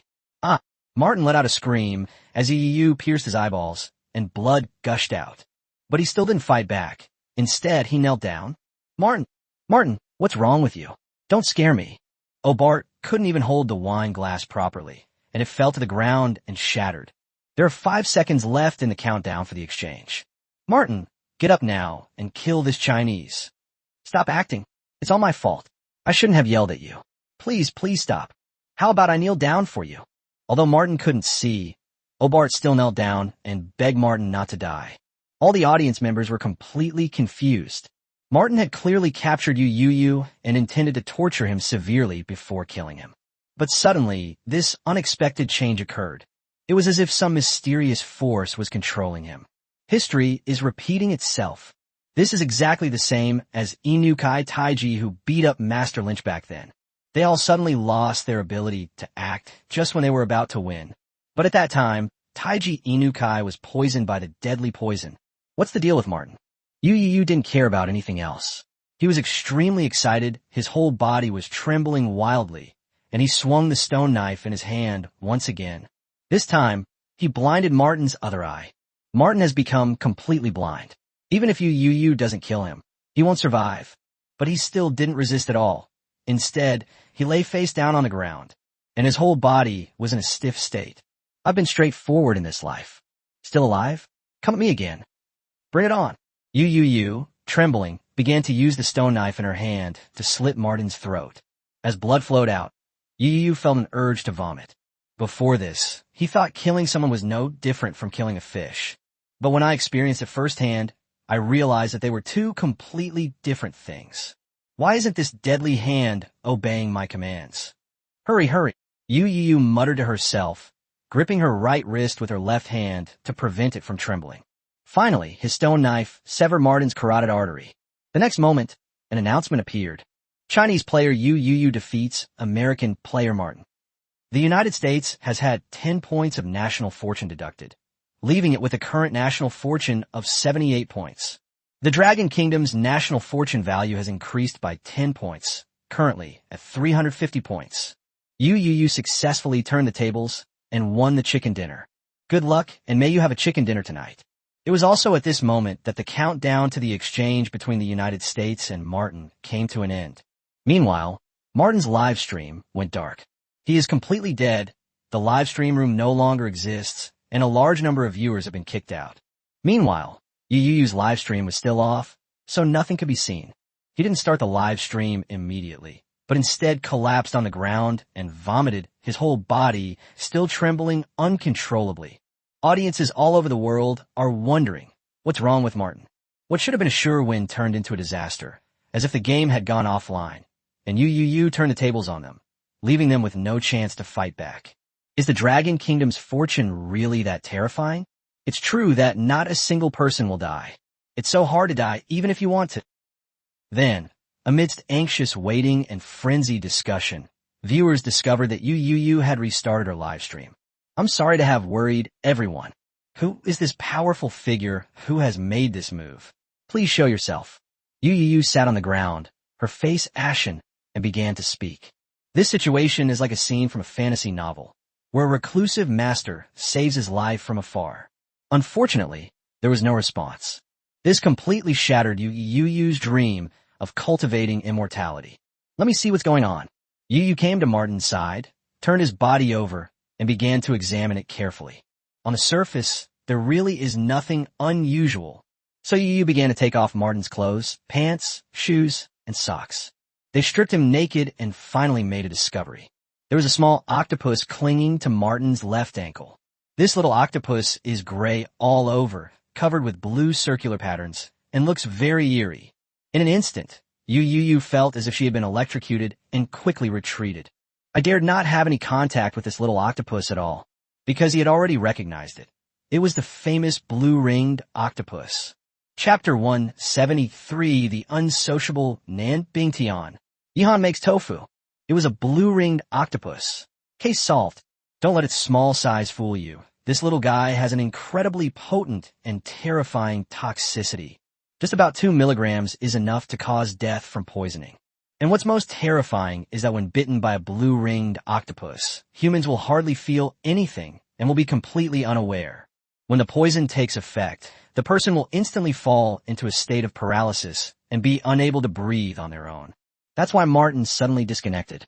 In fact, he had already come into contact with the blue-ringed octopus while he was still in the sea, and had been bitten, but he didn't realize this at all. After getting ashore, he began to chase Yu until the poison took effect. The blue-ringed octopus helped me and saved my life. Thank you. Yu also knew the blue-ringed octopus and knew how powerful this little guy was. He clasped his hands together and offered his sincere thanks. Then he carefully used a twig to tease the blue-ringed octopus, enticing it to attach itself to the twig, and then ran towards the sea as fast as he could. It's obvious that he's going to send the blue-ringed octopus back into the sea. After all, these are marine creatures. They can't survive long on land. It saved Yu's life, and Yu also wants to save its life. Awesome. It was the blue-ringed octopus that made the move. If you get bitten by a blue-ringed octopus, there's no specific antidote. The only way to save you is through artificial respiration and chest compressions. Family members, my whole body went limp. I almost thought Yu was going to be killed by this black man. I was so nervous I didn't dare to breathe. I felt like I was suffocating. The real-life battle royale game in Wilderness World is over. The American player was reduced to low health by the poison circle and was killed by the Chinese player Yu. Winner, winner, chicken dinner tonight. Ha ha ha. The ocean is just as dangerous as the land. On land, there are poison dart frogs and upas trees, and in the sea, there are blue-ringed octopuses, all highly poisonous creatures. There are also Portuguese man-of-war jellyfish in the sea, and those are not to be trifled with. A massive barrage of comments flooded the screen, with viewers constantly speaking and discussing the topic. The Chinese audience was trembling and their hearts were pounding. This was just too exciting. Meanwhile, Yu had already arrived at the beach, threw the blue-ringed octopus back into the sea, and waved goodbye. Go on, little one. You'd better stay out of my way when I'm fishing, or I'll catch you. Then we'll be even, and it'd be best if we never see each other again. Ha ha. Yu said with a hearty laugh. Never seeing it again would indeed be the best outcome. After all, the toxicity of the blue-ringed octopus is no joke. Even though that black man, Martin, was so strong, he was still taken down and completely incapacitated. His whole body was numb and stiff. Afterwards, Yu returned to Martin's body. Only then did he begin to inspect Martin's supplies. First, there's a set of clothes, which have already been taken off and can be kept. Martin's clothes were a bit too big for the rain, but that's okay. He could still wear them even if they were too big. Then there's Martin's backpack and dagger. Those are the 2 starting items. With the dagger, Yu no longer needed to use a stone knife to gut the fish. In addition, there are 3 other initial supplies: a water bottle, a bundle of rope, and a roll of toilet paper. This backpack is pretty waterproof. Martin swam in the sea for so long, and the toilet paper was still dry. Great, excellent. Ha ha ha. Yu have also killed a foreign player. Yu smiled with satisfaction, packed up the supplies, and slung her backpack over her shoulder. Then he piled up some branches and used them for Martin's cremation. He considered throwing the body directly into the sea, which would be the most convenient method, but then he remembered he still needed to go fishing, so he decided against it. He didn't believe in water ghosts, nor did he think that things like sea monkeys existed. But if the body is in the sea, fish, shrimp, crabs, and the like will definitely eat it. So how can he fish? That's so unlucky it's bad. So cremation is still the best option. Burn them to ashes, and just bury the remaining bones in any hole you find. Soon, a fire erupted and engulfed Martin's body. Yu also committed murder. I only killed 2, that's too few. Long E, who was still on his way to move, expressed his feelings after seeing the announcement. He considered himself to be one of the top fighters in China, yet he only managed to kill 2 foreign fighters. This contribution isn't enough. Lulu is amazing. I also want to contribute to the Dragon Kingdom. Shin Baiju's daily routine begins. Shout out slogans and complete daily tasks. The funny thing is he misspoke. It can't be entirely his fault. The main reason is that Yu's name is not easy to pronounce. Ha ha ha. Oh, is Lulu. Baiju changed the fisherman's name.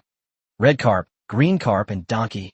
Whoever can recite this in its entirety, I'll acknowledge as their father. It's just a tongue twister. Black fertilizer turns gray and volatilizes. Gray fertilizer volatilizes and turns black. Hee, you talk like you can't do anything, but Dad's dad is called Grandpa. The audience played tongue twisters and had a great time. It seems like I'm the only one left who hasn't killed anyone yet. The problem is, I didn't run into anyone. And Bing Tian was having a bit of headache. All the other contestants from China killed someone, but he didn't. Had a bit of a snob. Yihan, Long E, Chun Baiju Wan, Lin Shi, Shun Mo, Lin Wei, and Yu all have lives on their hands. He knew that Zhou Kai Wang had teamed up with Lin Wei, so Zhou Kai Wang must have been one of the people Lin Wei killed. So, when you calculate it this way, Nan Bingtian is really the only one who hasn't gotten a kill yet. No, I need to find someone to kill too. Nan Bingtian made his decision, a murderous glint flashing in his eyes. The scene then shifts to Yihan. His Chaos Divine Millstone is almost finished.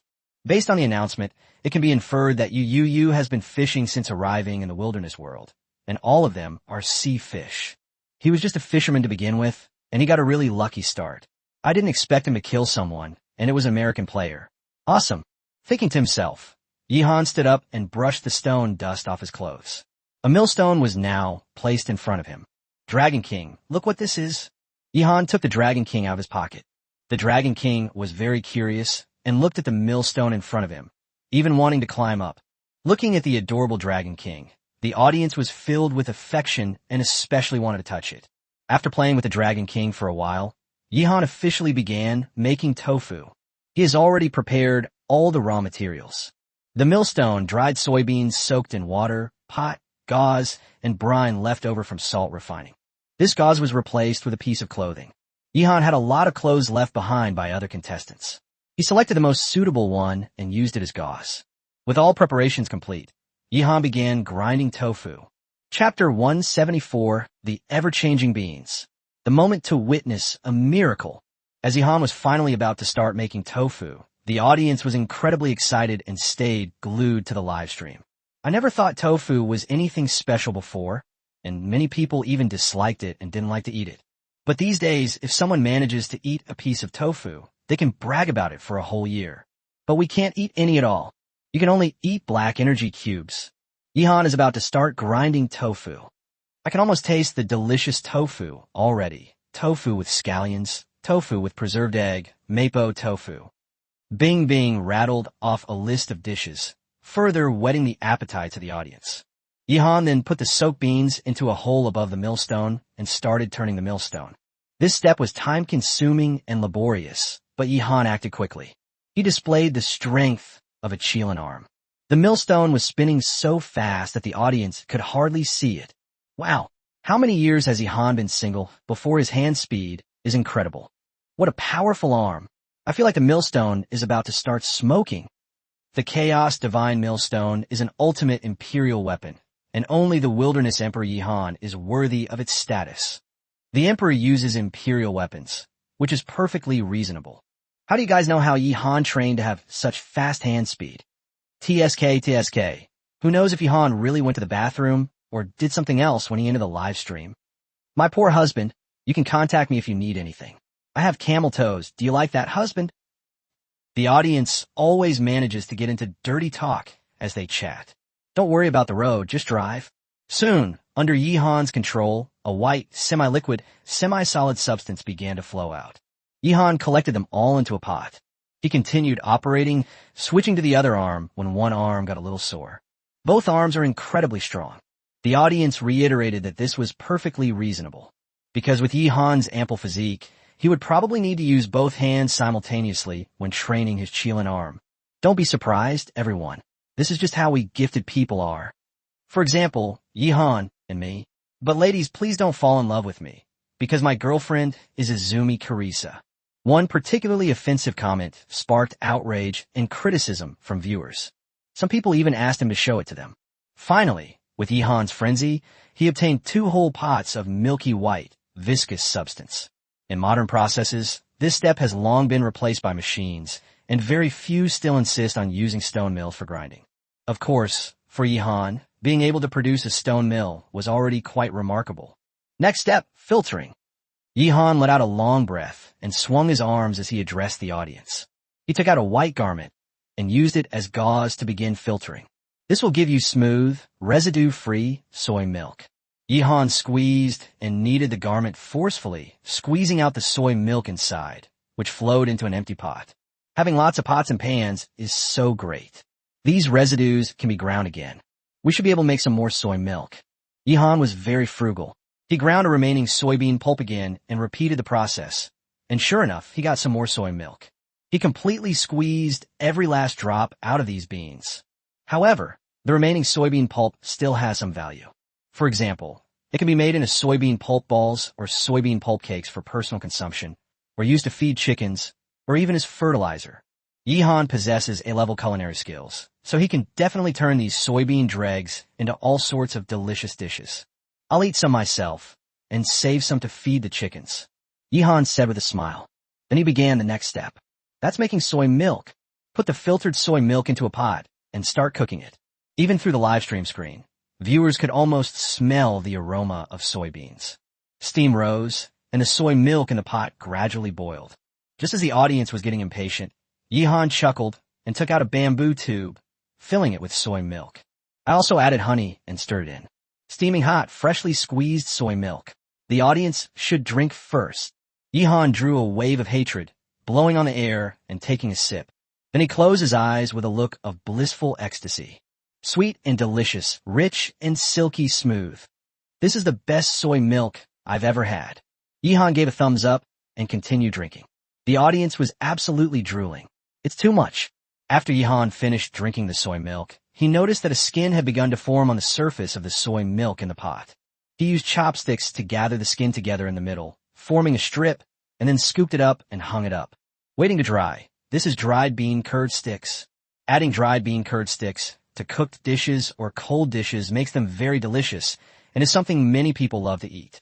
During this process, you can simmer it over low heat to gradually obtain the dried bean curd sticks that solidify on the surface. I bet many viewers don't know that this is how dried bean curd sticks are made. Yihan said to everyone with a smile. Many people were amazed. So this is how dried bean curd sticks are made. I've learned something new. However, I'm not planning to make dried bean curd sticks today. This is just a demonstration. Now I'm going to start making tofu. Yihan rubbed his hands together, also somewhat excited. We've finally reached this point. He slowly poured the brine into the soy milk in the pot and stirred it gently.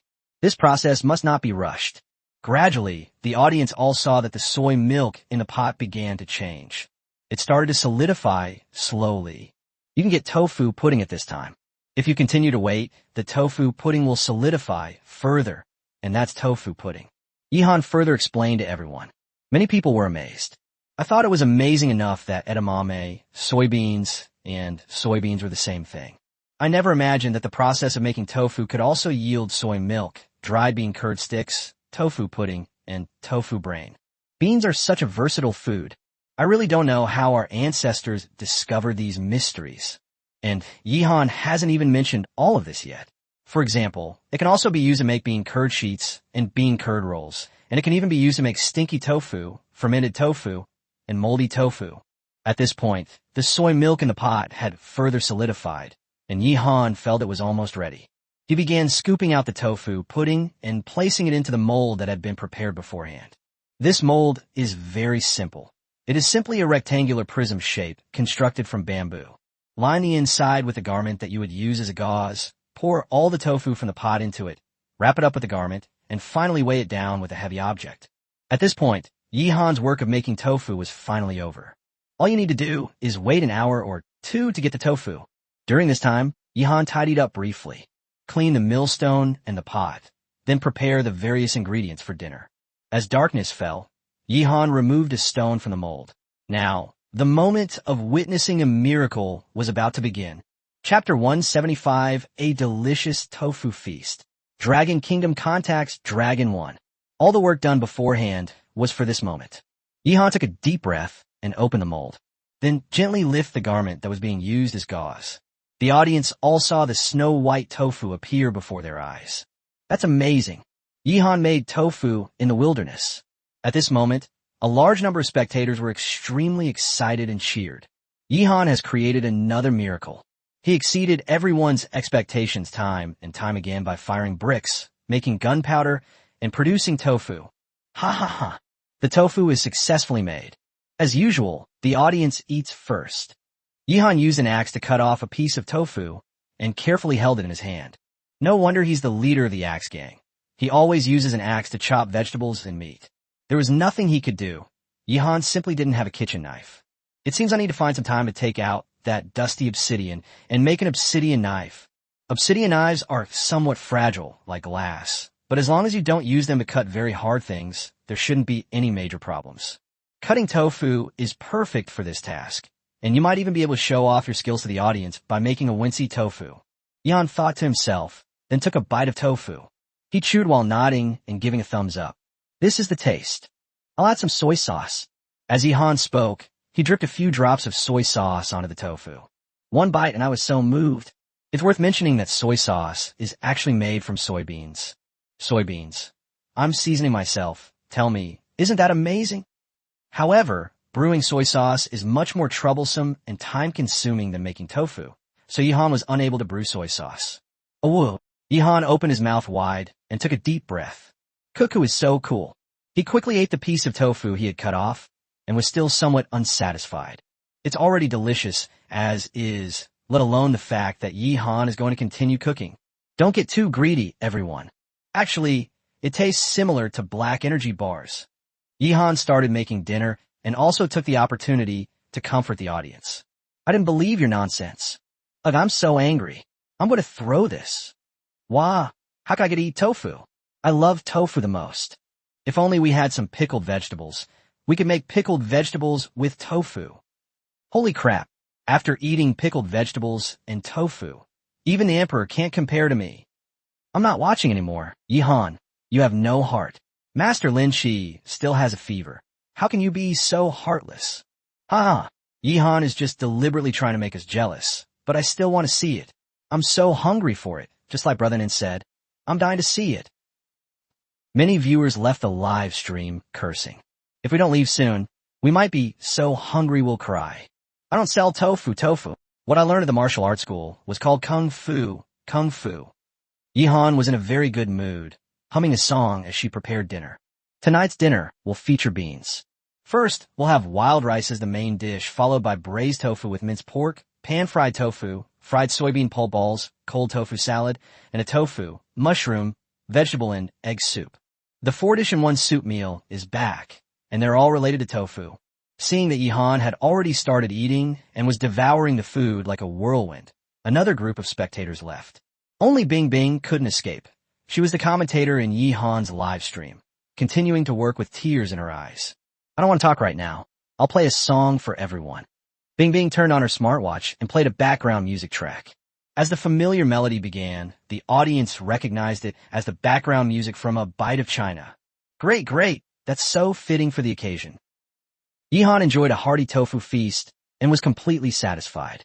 However, for Master Lynch, his situation remains dire. She was beaten so badly. Even when the Myanmar athlete Serdang beat Wu Wan, she wasn't beaten like this. At that time, the audience felt that Wu Wan was beaten terribly, with slaps coming from all over her head. But compared to Master Lynch, it's not so bad. Although Master Lynch killed Inukai Taiji, it seems he will have to pay the price with his life. Every day, a large number of viewers come to Master Lynch's live stream to pray for him. Of course, there were also some foreign viewers who wished him a quick death. The Japanese, in particular, were the loudest. Master Lynch, hang in there. If the fever continues like this, it will damage the person. Sigh. I can't bear to come in and see. Master Lynch's face is still bruised and swollen, and there must be many purple spots all over his body. What should I do? What should I do? Master Lynch is awake. He's finally awake. Thank God. May His Majesty Yi Han bless Master Lynch and help him get his fever down soon. Master Lynch was completely soaked in sweat. He struggled to open his eyes, feeling dizzy and his whole body aching. Am I dead? Master Lynch couldn't see things very clearly. It all seemed pitch black. He thought he had arrived in the underworld. I pretended to be a wilderness survival expert to gain traffic and fooled many people. This is like going to hell. Master Lynch muttered to himself. It took him a while to recover, realizing that they are still alive. Water, water. He struggled to drink some water, then poured the rest over his head, feeling a refreshing coolness that made him feel much better. One of his initial supplies is a bottle of water. Even after the water is gone, the bottle can still be used to store more water, making it one of the most useful initial supplies. After all, not everyone is as lucky as Yihan to find a bamboo forest and use bamboo tubes to carry water. Yihan has more than one water bottle, as well as bamboo tubes, all of which can be used to hold water. Master Lynch took deep breaths and made painful sounds like a fish out of water. The audience watched this scene with mixed feelings. Some people think that Master Lynch is probably nearing his end, and this may be a final burst of energy before his death. But I dare not say it, for fear that my words might become a self-fulfilling prophecy. Many foreign spectators went wild, all waiting for the death of Master Lynch. Master Lynch's elderly mother couldn't bear it, and cried until she had no tears left. Perhaps this time, the Dragon Kingdom is really going to lose a player. After a while, Master Lynch fell back into a deep sleep. The audience could only watch anxiously, constantly praying for a miracle. In this tense and anxious atmosphere, it was nearly 3 o'clock in the morning. Almost all the players in the wilderness world were asleep, but there was one exception. Just then, Long E, who was on his way to move, came to a scorched land. As far as the eye could see, a large number of trees had been burned to charcoal, and the ground was blackened. However, in some places, green plants have already begun to grow, and they're growing very well. There was a fire here before, which caused a wildfire. Was it man-made or formed naturally? Long E became alert. If it was caused by human intervention, then it means that there are other players nearby. Long E did not act rashly, but slowed down and carefully investigated. However, he found no trace of human activity. He even found a large tree that wasn't burned too badly and climbed up it, hoping to find any campfires lit by other contestants. This tactic is very effective. If there are other players in this area, they will most likely be spotted by Long E, who will then pinpoint their location. Unfortunately, Long E didn't find anything. He shook his head, feeling it was probably caused by wildfires. It was getting late, so Long E decided to stop, eat something, and take a nap. After about 4 hours of deep sleep, he will be full of energy and vitality again, ready to continue the moving journey tomorrow. But at that very moment, an announcement suddenly appeared. The Dragon Kingdom has spent 10 points of national fortune to contact Dragon 1. Chapter 176 Rapid March in the Dark. Dragon Rider Combination.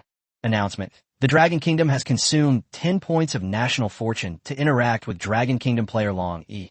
The Dragon Kingdom currently has 350 points of national fortune remaining. 1 minute countdown begins now. 60, 59, 58. After you killed Martin yesterday, the national fortune value of the Dragon Kingdom increased to as much as 350 points. With the arrival of the 24th day, the Dragon Kingdom's national fortune value increased by another 10 points, reaching 360 points. However, this interaction with Long E cost 10 points, so my points returned to 350. Long, hello, I am the leader of the Dragon Kingdom. When a leader spoke, he began to introduce himself to Long E. Upon hearing this, Long E immediately stood up, assumed a ramrod-straight military posture, and gave a powerful salute. Good morning, leader. Long E's voice was firm and resounding. Long E, you've worked hard, the leader said with a smile. Serve the people. Long E responded. All right, let's get straight to the point. The reason I contacted you this time is because there's a high probability that Lin Shi is located in your area. His condition is very bad right now. I hope you can find him and help him as quickly as possible. The leader's words immediately made Long Yi's whole body tremble. Lynch. It's that wilderness survival master, a legendary figure. He also killed a Japanese dog named Inukai Taiji. Logically speaking, he should be a strong person. Boss, what's wrong with him? Can you determine the direction? Long E asked hurriedly. He was seriously injured and had a persistent fever. Our Dragon Kingdom cannot determine the direction, but one thing is clear. It is not within the range of the wildfire, but outside of it. That's what the leader said. The area affected by the lightning-caused wildfire was not small. Long E is currently some distance away from Master Lin Shi, so Long cannot determine the exact direction. Understood. Long E nodded and immediately set off, moving forward at top speed. What he needs to do now is search the area surrounding the site of the wildfire.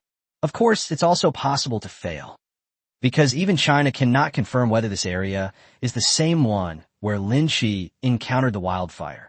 You can shout it out loud, and we'll confirm this as quickly as possible and determine Lynch's location. The leader continued. In such a vast wilderness, what if wildfires have occurred in other places as well? This possibility cannot be ruled out. Even so, Long still chose to contact Long E and ask him to search for it. As long as there is a glimmer of hope, the Dragon Kingdom will not abandon anyone. This is the true demeanor of a great power. In comparison, the United States, which withdrew from the Kill Line plan, was far inferior. The definition of a strong nation is not merely its superficial national power, because the foundation of a nation is its people. As the old saying goes, he who wins the hearts of the people wins the world. The United States has now completely lost the support of its people. Lin Shi. Lin Shi. As Long E walked quickly, he called out Master Lin Shi's name, hoping to get a response. All the Chinese spectators watched this scene with extreme tension. Many people were also waiting in Master Lynch's live stream, hoping to hear Long Yi's voice. How is it? Can you hear anything? It seems like I'm pregnant. How come I didn't hear that? May God protect us. May the Dragon Kingdom protect us. May Yi Han protect us. It's definitely possible. Team Dragon can definitely find Master Lynch and bring him back to life. I heard it. I heard the dragon's call. Master Lynch has opened his eyes. The next moment, the entire Dragon Kingdom was in an uproar, because everyone heard Ryuichi's call. This proves that Long E is not far from Lin Shi. Great! Lin Shi is saved. Even the leaders couldn't help but feel excited, and they clenched their fists so hard that their bodies trembled slightly. This scene is so exciting. Report. It has been confirmed that Lin Shi is located northwest of Long E. A staff member reported loudly.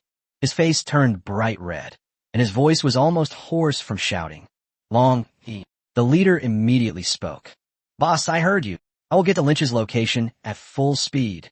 Long E sprinted off toward the northwest, displaying his fastest speed, marching at breakneck speed through the night, showcasing the unique style of the soldiers of the Dragon Kingdom. Well, your strength is beyond doubt.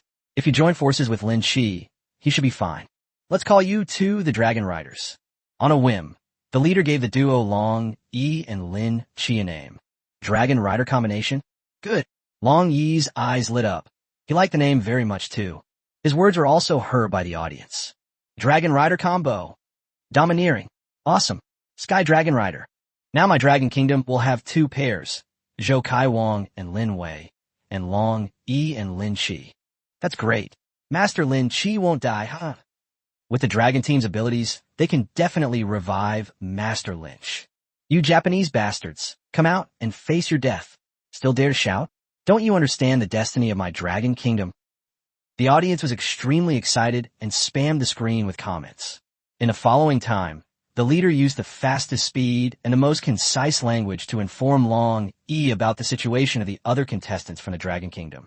This caused a huge uproar in Long Yi's heart. The leader's words exploded like thunder. Yi Han, the emperor of the wilderness, manufactures gunpowder, commits murder and arson, raises chickens, and grows vegetables. He is definitely a T0 level. The area where he is located has a mountain range that looks like a reclining dragon and a waterfall that cascades down in the shape of a dragon's head. The leader naturally hoped that Long Yi would meet Yi Han in the future. A powerful alliance will make them even more invincible. Long Yi has memorized all the clues about Yi Han. If he ever discovers a similar landscape, he will be able to identify it immediately. Wu Wan, dubbed the Poison Goddess. And then there's Alan Williams, whom you're most concerned about. His whereabouts aren't fixed. He's always out there looking for people to kill. Whether you run into him depends on luck. At this point, the call finally came to an end. Long Yi arrived at the edge of the area affected by the wildfire, where a simple shack could be seen ahead. I never expected that Master Lynch was a fraud. Long Yi grinned and came to the shack. The leader just told him that Master Lin Shi actually doesn't know how to survive in the wilderness. He's only alive now and even killed a Japanese soldier because of good luck. Regardless, he has made contributions to the Dragon Kingdom and is a member of the Dragon Kingdom. Long Yi couldn't possibly refuse to save him just because he was a fraud. The next moment, Long Yi saw Master Lin Chi lying in a shack, looking utterly miserable. The Dragon Rider team is officially formed at this moment.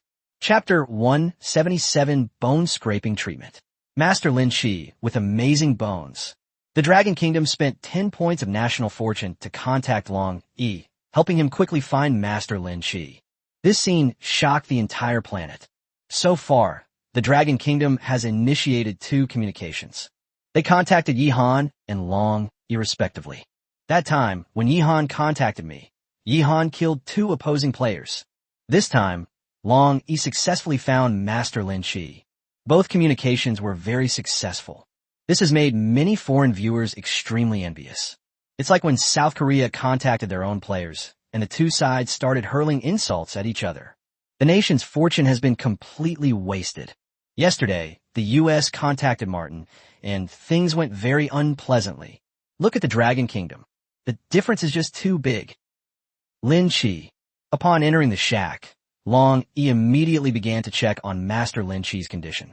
He touched Master Lynch's forehead and found that he did indeed have a fever. So he immediately took off one of his socks and used it as a towel. Long soaked the socks, wrung them out, and then applied them to Lin Chi's forehead. Although the taste was indescribable, the refreshing sensation made Master Lin Chi let out a soft sigh, and hope appeared in his eyes. Water. Master Lynch spoke with difficulty, asking for a drink of water. Long Yi quickly fed him water. He helped Master Lynch sit up and fed him water. Master Lynch drank water, his brow furrowed, and he made sounds of pain. They were all beaten. Long Yi had already learned from his superiors that Lin Chi had been severely beaten and was covered in bruises. He needs to check Lynch's physical condition now. After Lin Chi finished drinking the water, Long Yi began to take off his clothes and examine his body. Even Long Yi couldn't help but gasp when he saw the injuries on his body. Many viewers covered their mouths and shed tears. Before this, Master Lynch always wore clothes. No one could see the condition of his body. My son.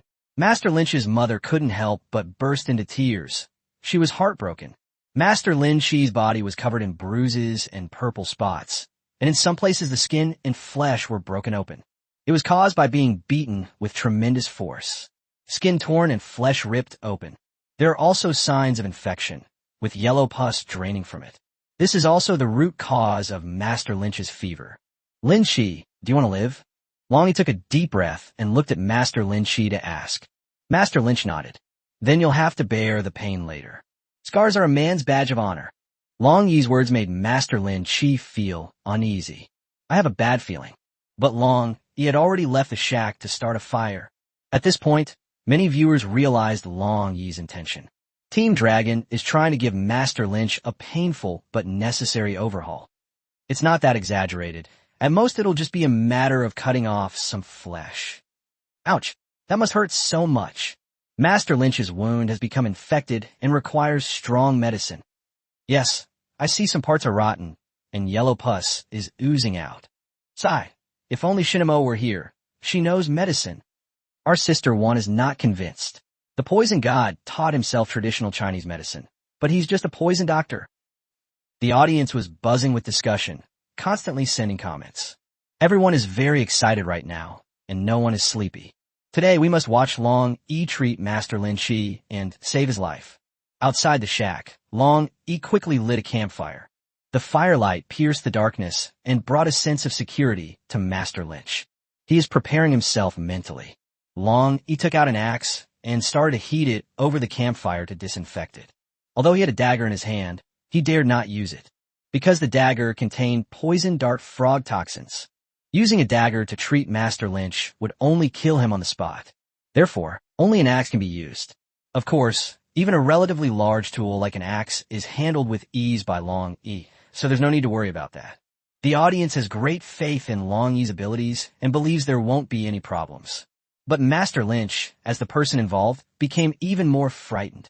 He had just been encouraging himself to endure the pain, but when he saw Long Yi roasting the axe, he was terrified. What to do? Master Lynch almost cried. At this moment, Long Yi returned to the shack with an axe and began to inspect it again. With the light of the campfire, Long Yi was completely certain. Master Lynch has 3 open wounds. The largest of the lesions was infected and oozing pus, which was a root cause of Master Lynch's fever. Apart from that, the other injuries, although they looked frightening, were at most some soft tissue contusions, and none of them damaged the bones.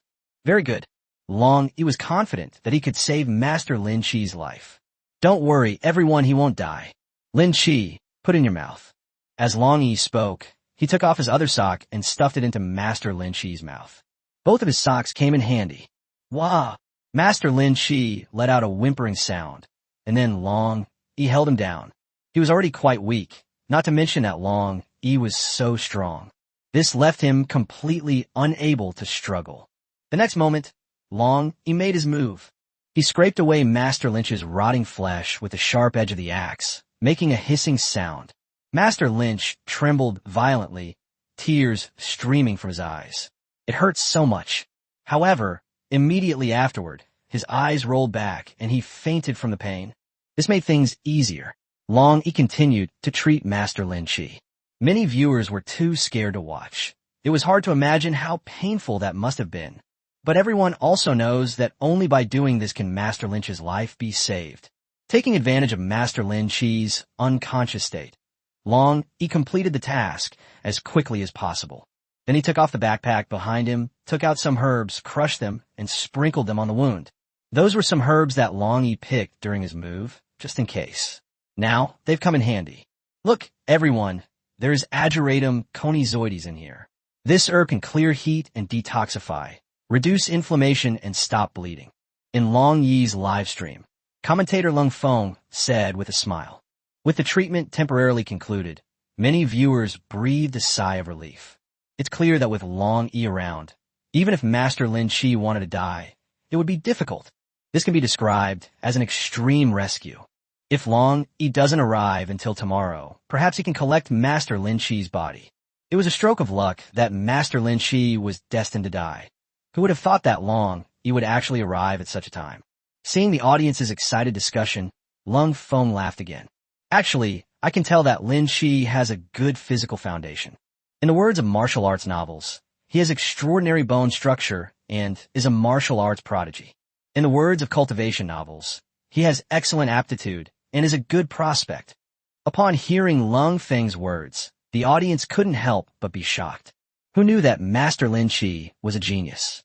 Based on my understanding of Long, once Lynch recovers, he will be subjected to hellish, grueling training. The cold wind revealed a mischievous smile, as if it could already see Master Lin Chi crying and begging for his parents. Chapter 178. The Situation of the Two Beauties. The Jaguar in the Lake. Upon hearing Lung Feng's commentary, the audience was initially taken aback, but then they all became eager to hear it. I understand Team Dragon is going to give Master Lin Chi a military-style training session. Rubbing my hands together. I can't wait to see that scene. Ha ha ha. A fine sword is forged through tempering, and the fragrance of plum blossoms comes from bitter cold. Keep up the good work, Master Lin Chi.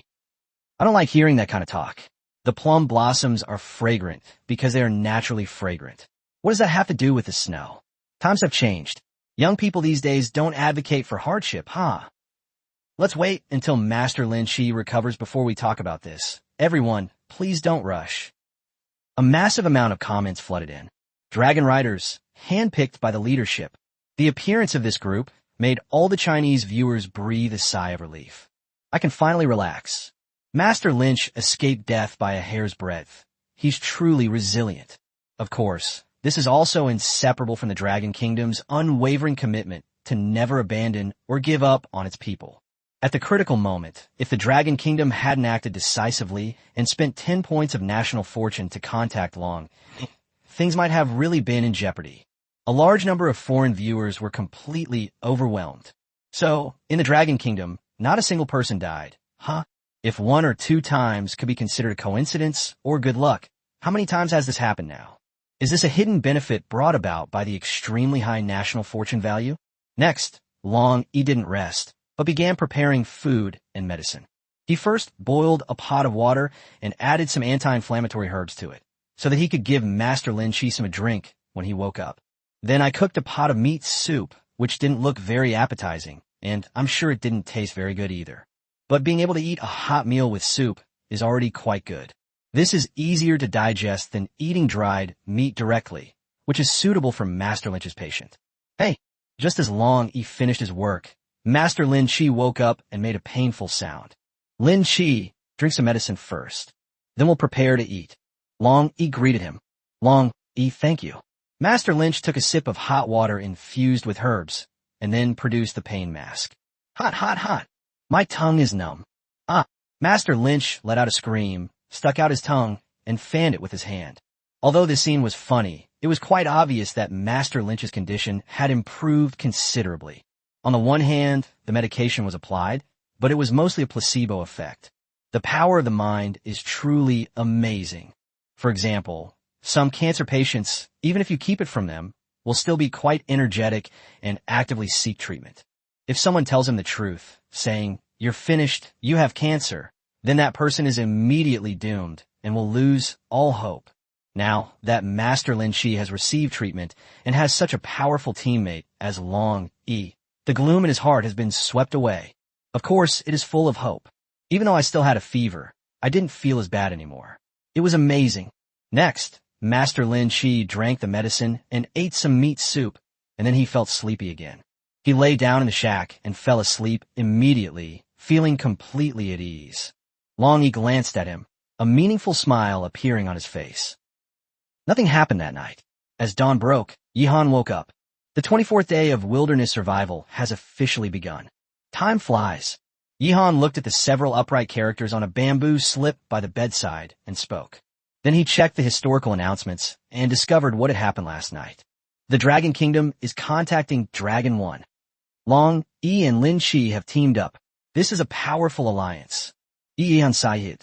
He naturally had no idea that Master Lynch was a fraud. The audience burst into laughter upon hearing his words. Ha ha! Yihan has been fooled. That's normal. He can't watch Master Lynch's live stream anyway. Master Lin Chi has committed the crime of deceiving the Emperor. The morning court session has begun. What does Your Majesty intend to do today? Your Majesty has an important matter to report. The Goryeo woman, Choi Hyunmi, has run out of food. I beseech Your Majesty to have mercy and allocate grain for disaster relief. Guards, drag this traitor out and behead him repeatedly. Viewers kept sending comments and saying all sorts of witty remarks.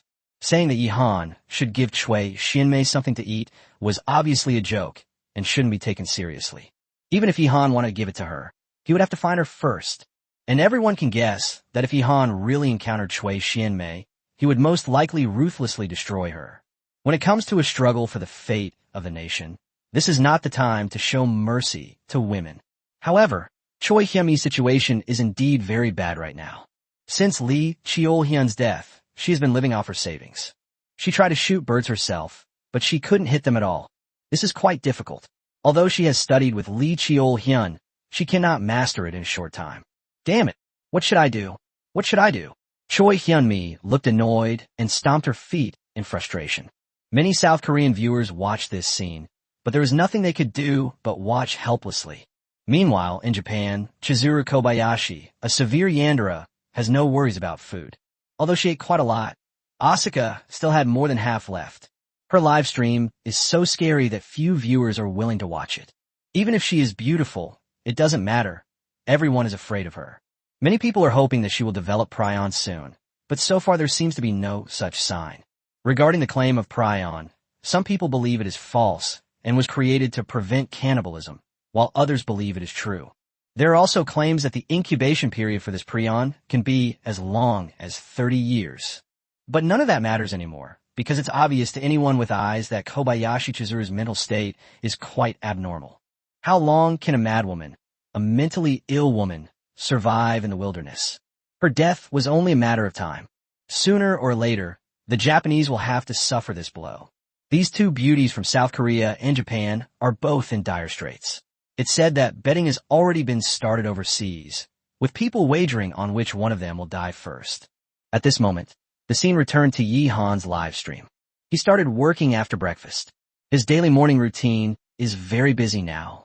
I get up, turn off the live stream, go to the bathroom, sew healthy, prepare ingredients for breakfast, wash the pots and pans, feed the chickens, check on the vegetable and soybean fields, and check on the kiln factory. After finishing this series of tasks, Yi-han began packing his things and preparing to leave. He doesn't plan to go far today. He'll spend the morning strolling around Yulong Lake and bringing back some resources. Wild rice, cattail, fish, lotus root, water chestnut, and Sichuan pepper leaves. Let's see how much we can get in one morning. Yi-han muttered to himself, making the audience eager for more. This is clearly a prelude to a big shopping spree. And it's free. Awesome. Yi-han is going to buy more goods. This is a Wilderness World version of a free shopping spree. Just go for it. Bing Bing pumped her fist and launched into a passionate commentary. As Yi-han moved forward, everyone followed the live stream's perspective and saw Longzhou Mountain, Tianlong Waterfall, and Yulong Lake once again. Just then, Yi-han spotted a small crocodile on the lakeshore. Upon closer inspection, everyone was shocked. The little crocodile was already dead, leaving only a mutilated corpse. The sound of water came from the lake ahead. Yi-han looked in the direction of the sound and saw a strong jaguar swimming, and it was also carrying another baby crocodile in its mouth. This scene shocked the entire planet Earth. Chapter 179. Choosing from 5 options. A peerless leopard. Splash. Ripples spread across the lake as the jaguar, carrying a struggling baby crocodile, approached the shore. It was obvious that the little crocodile was not doing well. Its wounds were bleeding profusely, staining the lake water red. And the jaguar was shaking its head, aggravating the little crocodile's injury. This was something Yi-han hadn't expected. The last 2 baby crocodiles he was determined to eradicate ended up dying at the hands of a jaguar. This saved him a lot of trouble. Fight! Just then, the system notification sounded. The host has spotted a jaguar. A choice has been triggered. Option 1. Reward. Jaguar. Gain a level oral skill power. Option 2. Intimidate the jaguar and obtain a special card. Grade a lucky card. Option 3. Tame a jaguar and obtain an ability upgrade card. Option 4. Kill the jaguar and gain an A-level taming ability. Option 5. Release the jaguar and receive a card that rewards you with 1,000,000 times the amount of designated resources. Note, you can select one or more options this time. Please make your selections and complete the process as soon as possible. This time, there were a whopping 5 options. Yi-han quickly began to think. The first option is to reward a jaguar and gain an A-level oral skill. It's hard not to get the wrong idea. However, Yi-han believes there is definitely room for maneuver here. Although the word reward has gradually become less serious with the development of the times, it can still be used to give a proper reward. For example, I might throw some food to the jaguar, whether it eats it or not. I've rewarded it anyway. Right system. Option 2 is super easy. It's practically free. You can just intimidate them, and you'll get a brand new reward that's never been seen before, an A-grade lucky card. This is a must-have. The difficulty lies in options 3 and 4, which contradict each other. To tame a jaguar, you need to acquire animal taming skills. To gain the ability to tame animals, You need to kill a jaguar. This is a dead end. I don't want option 3 anymore. I can't tame it right now. I wouldn't feel comfortable taming this thing. I can't exactly keep it as a dog. The risk is too great. Yihan secretly shook his head, giving up on option 3. This time, kill the jaguar first to gain the ability to tame animals. Later, when you find a suitable wild animal, you can try to tame it. You can practice with the Dragon King first. Therefore, Yihan made a decision in his mind as quickly as possible and prioritized them. Choose 4 of the 5 options and arrange them in an order. First, reward them to complete option 1. Then use your kingly aura to intimidate them and complete option 2. Next, release the jaguar to complete option 5, and finally kill the jaguar to complete option 4. Perfect. As Yihan's computer crashed again, the audience was discussing the scene wildly. Yihan has gone offline again. Log back on quickly. The jaguar has already come ashore. Don't worry, everyone. The system is issuing a task to Yihan. Yes. Yihan is checking the mission requirements and rewards. I have a feeling that Yihan is about to pull off some crazy moves. Yihan made a move. He picked up the baby crocodile's carcass, threw it to the jaguar, and said he would reward the jaguar. Jaguar, screw you. That was my prey to begin with. Watch out, this jaguar doesn't seem to have kuin. It's a female jaguar. A massive flood of comments surged forth. Yihan bent down, picked up the mangled carcass of the baby crocodile from the ground, and tossed it in front of the jaguar. Well done, this is your reward. Eat up. Yihan said with a smile. The jaguar was completely dumbfounded. Who do you think you are? Can you get lost? Roar. The jaguar bared its teeth and roared at Yihan. The stench from its mouth was overwhelming. Its teeth were yellow and stained with the blood of the baby crocodile, making it look extremely ferocious. Congratulations, host. You have been rewarded with a jaguar and have gained A-level oral skill ability. The system notification sounded at just the right moment. Yihan rewarded the jaguar, successfully completing the first option and gaining the mouth skill power. This ability had appeared in previous choices, but Yihan hadn't chosen it. Now he finally had it. I'm rewarding you. Do you still dare to complain? Presumptuous. Roar. Yihan first smiled, then suddenly let out a tiger's roar. The audience was completely stunned. This was the first time they had ever heard that Yihan could actually imitate the roar of a tiger. Where did you learn this? Yihan, I just learned it. It's still fresh in my mind. This tiger's roar, while not a 100% accurate recreation, is still incredibly impressive. At the same time, Yihan also released a kingly aura to cooperate. In an instant, the jaguar was completely stunned. How did this 2-legged creature suddenly become so terrifying? Terrifying upright ape. It was so scared that it tucked its tail between its legs. Congratulations, host, for stunning the jaguar. You have obtained a special card. Grade a lucky card. The system notified Yihan that he had successfully completed option 2. Great. This selection process is halfway complete. Grade a lucky card. The host can use this card at any time to gain a certain level of luck bonus. The card is valid for 1 hour. Very good, quite good. Yihan kept the card, waiting for the right opportunity to use it. When something particularly unpredictable happens, that's when this card will come in handy. At this moment, the jaguar, intimidated by Yihan's roar and kingly aura, was completely terrified. It dropped the small crocodile it was holding in its mouth, took a step back, and turned to run away. Yihan had already grasped the bow and arrow and began to draw the bow and nock the arrow. But he didn't rush to shoot the arrow. Instead, he waited for the system's notification sound. Hurry up with the system. This thing runs fast. Yihan urged himself on his heart. Congratulations, host, for releasing the jaguar. You have received a card that returns 1,000,000 times the amount of designated resources. Option 5 was successfully completed, and Yihan fired an arrow without hesitation. Then came the second arrow, and the third arrow. Whoosh whoosh. 3 arrows flew in quick succession, all hitting the jaguar. The jaguar fell to the ground with a thud, struggling on its back with its 4 legs in the air. When Yihan arrived in front of it, it finally breathed its last. Congratulations, host, for killing the jaguar. You have gained an A-level beast taming ability. Rewards credited to your account. This decision was successfully made, and the results were tremendous. Yihan felt as if he had been enlightened, and he suddenly had a complete understanding of all kinds of animals, which was quite amazing. The ability to tame beasts is real, but it's not like the kind described in novels, where you form a contract with a beast. Instead, it involves using various methods to tame wild animals and build relationships, much like zookeepers, but on a more sophisticated level. Yihan suddenly realized what was going on. Although it's not a supernatural ability, it's still quite good. A contestant from the Dragon Kingdom has obtained a recently deceased jaguar, triggering a multi-million-dollar return. Congratulations to the Dragon Kingdom for acquiring 10 million recently deceased jaguars. An announcement has been made that this kill has triggered a return of tens of millions of times. It's fair to say they completely squeezed the value out of this jaguar. First, it helped Yihan kill the last 2 small crocodiles in Yulong Lake, thus making the crocodiles in Yulong Lake extinct. Then, it triggered a choice with 5 options. Yihan selected 4 of them and completed them, reaping huge rewards. In the end, it died, but it triggered a return of tens of millions of times. What an absolutely magnificent leopard.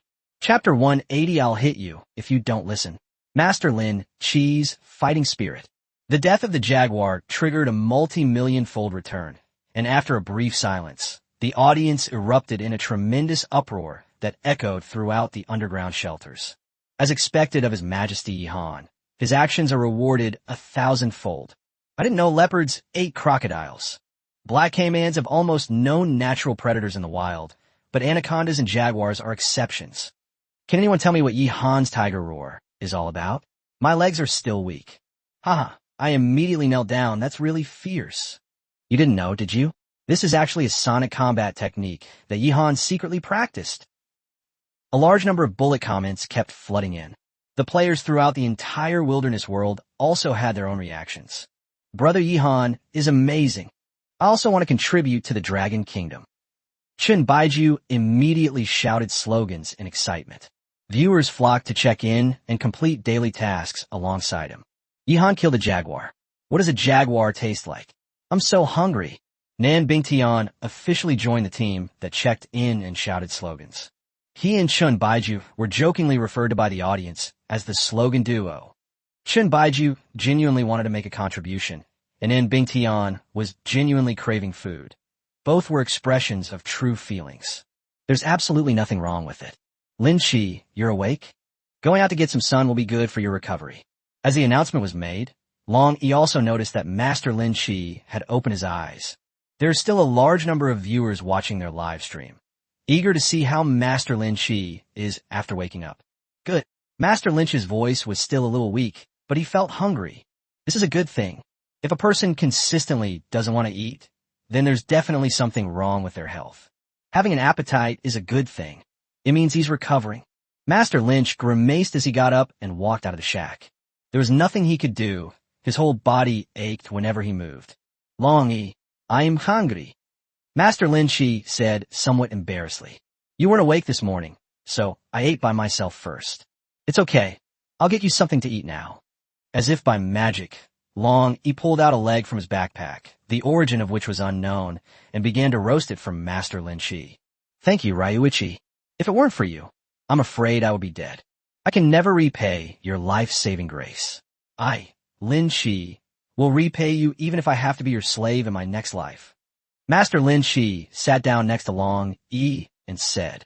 Upon hearing this, Long Yi glanced at him and then shook his head. To repay in the next life means you don't want to repay at all.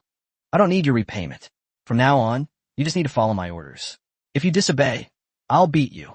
Long Yi shook his fist, which was as big as a sandbag, and said. Master Lynch was dumbfounded. The viewers in the live stream were absolutely laughing.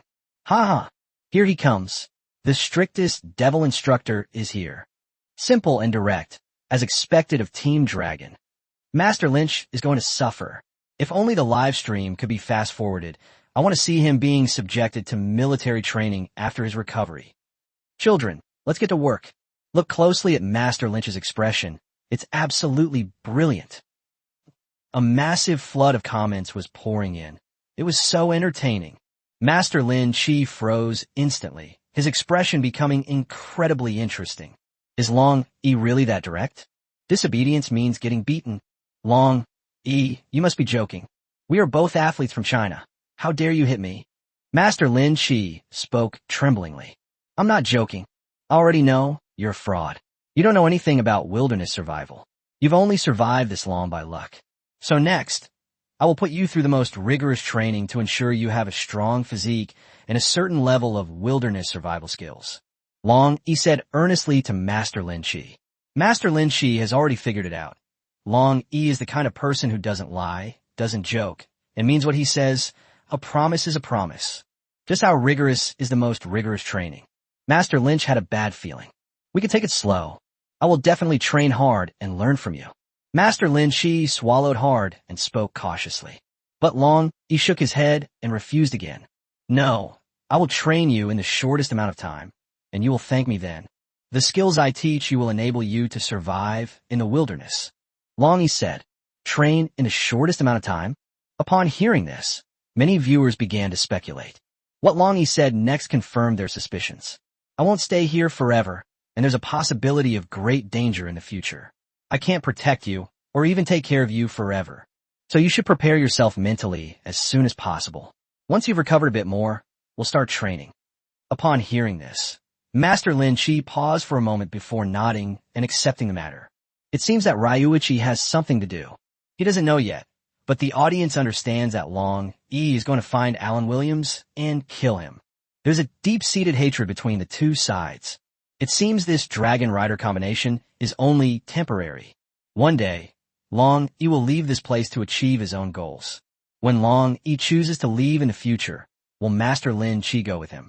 People started discussing it, and judging from Master Lynch's personality, it's hard to say what might happen. But that's all for the future. We'll talk about it later. Now we just wait for Master Lynch to recover, and then he'll undergo grueling training. Soon, Long Yi finished grilling the food, sprinkled it with a little salt and pepper, and handed it to Master Lin Chi. Eat in small bites, chew slowly and carefully. Long Yi said. Master Lynch originally wanted to take a big bite. The roast meat looked delicious and smelled wonderful. But upon hearing Long Yi's words, he dared not disobey. What if Long Yi hits him? Ma makes right. Master Lin Chi obediently took small bites. However, this does have its benefits. He is very weak now and should avoid eating hard-to-digest foods. When eating meat, he should chew it slowly and carefully. While Master Lynch was living under the oppression of Long Yi, announcements began to appear one after another. Yihan has begun a massive harvesting spree. First comes wild rice, then cattail, and finally Sichuan pepper leaves. With things mostly settled on the shore, Yihan began to swim in the water. Announcements regarding the return of water chestnuts and lotus roots have appeared time and again. Yihan is awesome. Master Lynch couldn't help but sigh. This time, Long Yi didn't refute him, but nodded. When the leaders of the Dragon Kingdom talked to me, they told me that Yihan is an absolute T0 level player, far ahead of the competition. He no longer worries about food, and his fighting ability is extremely strong, no less than mine. He also produced gunpowder, raised chickens, and grew vegetables. Long Yi recounted Yihan's deeds and the deeds of the other contestants to Master Lin Chi. This, Wu Wan has become a poison goddess. She's been poisoned time and time again, but hasn't died. Shen Mo has a small courtyard and is living a pastoral life. Master Lin Chi was amazed. He never expected both of the female generals to be so formidable. Only Nin Bingtian, who was doing only SOSO, could give him some comfort. This greatly spurred Master Lynch and ignited his fighting spirit. Master Lynch gritted his teeth as he recalled the despair he felt when Inukai Taiji beat him up. Long Yi, once I recover, you can train me hard. I will become strong too, and no one will dare to bully me again. Master Lin Chi said fiercely. Chapter 181 Leopard Brothers' Final Sacrifice. The fisherman is giving up fishing. Upon hearing Master Lin Chi's words, Long Yi glanced at him and revealed a strange smile. Based on his experience, someone like Lin Chi probably wouldn't last half a day before he started crying and begging for mercy. He is very much looking forward to it. Upon seeing Long Yi's smile, Master Lin Chi felt a chill run down his spine for no apparent reason. He quickly lowered his head and continued eating the grilled meat. At this moment, Yihan had already made a great deal of gains. A jaguar, a small crocodile, a backpack full of wild rice, a large bundle of cattails, a large amount of Sichuan pepper leaves, and two kinds of aquatic products, water chestnuts and lotus roots. One of the baby crocodiles had already been gnawed beyond recognition by the jaguar, so Yihan didn't plan to bite it anymore. He only wanted the second one that had been bitten to death but hadn't been eaten yet. These things are neatly arranged on the lake shore, which makes people feel happy just looking at them. Splash! The water rippled, and Yihan emerged from the bottom of the lake, wiping the water from his face. It's time for a haircut. Yihan brushed his wet hair back. He always had a neat short haircut, and since arriving in the wilderness world, he hasn't bothered with his hair at all. Of course, for someone with a perfect 3D model like him, hairstyle is no longer important. He swam ashore, clutching the lotus root in his hand. Originally, when going into the water, I had to worry about the two baby crocodiles, but now that the leopard has killed them, there's no need to worry about crocodiles anymore. However, before going into the water, Yihan checked a map of Yulong Lake to confirm that there were no new dangers. Caution is the best policy. These things are almost done.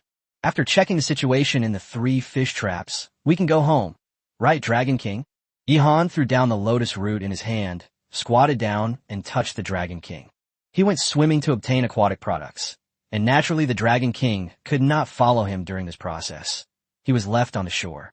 They became left-behind children. But the Dragon King was very obedient. Although it was curious about its surroundings, it did not run around. Instead, it obediently guarded Yihan's supplies and waited for Yihan to come ashore. Chirp, chirp. The Dragon King responded to Yihan, and each time it spoke, an audience provided translation services. This time was no exception. The Dragon King said, "I also want to go into the water." No, what the Dragon King means is that these things are not enough. We need to get more. I finally figured it out. The Dragon King is male, and he has a little kunkin. Ha ha! The Dragon King is small, and little Kuin is even smaller. How interesting. Yes, Yihan's human seed bag is even bigger than the Dragon King's. Wow, am I hopeless for getting this straight instantly? Amidst everyone's discussion, Yihan basked in the sun, letting the water on his body dry off. It felt warm and comfortable. Then he put on his clothes and shoes and began to check the condition of the 3 fish cages. The number of fish that can be caught in a fish trap is always limited. Let's fix the fishing nets again so that the people of the Dragon Kingdom can eat more fish. Yihan selected 2 fish from the catch in the fish trap and spoke. Upon hearing his words, the audience was immediately moved to tears.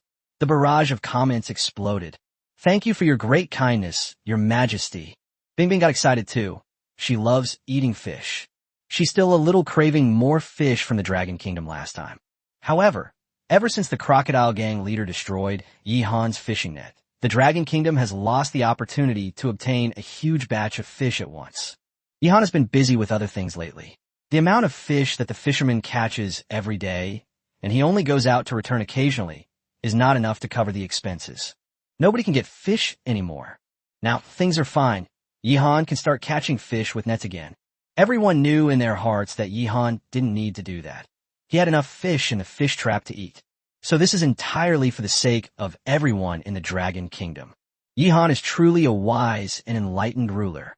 Next, Yihan carried all the supplies on his back and started walking back.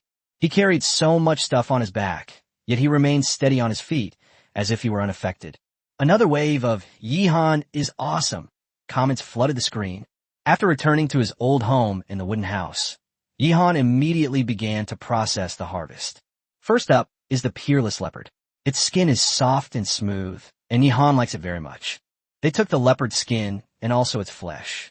It made its final contribution, earning praise from the audience and becoming widely renowned. The silkworm spins silk until its death, and the candle burns until it is ash. Having accomplished the affairs of the king and the world, I have won fame both before and after my death. This is the legendary dedication to the cause, even unto death. Brother Leopard, may you rest in peace, Amitba. As the saying goes, if I don't go to hell, who will? Brother Leopard sacrificed himself for Yihan's sake.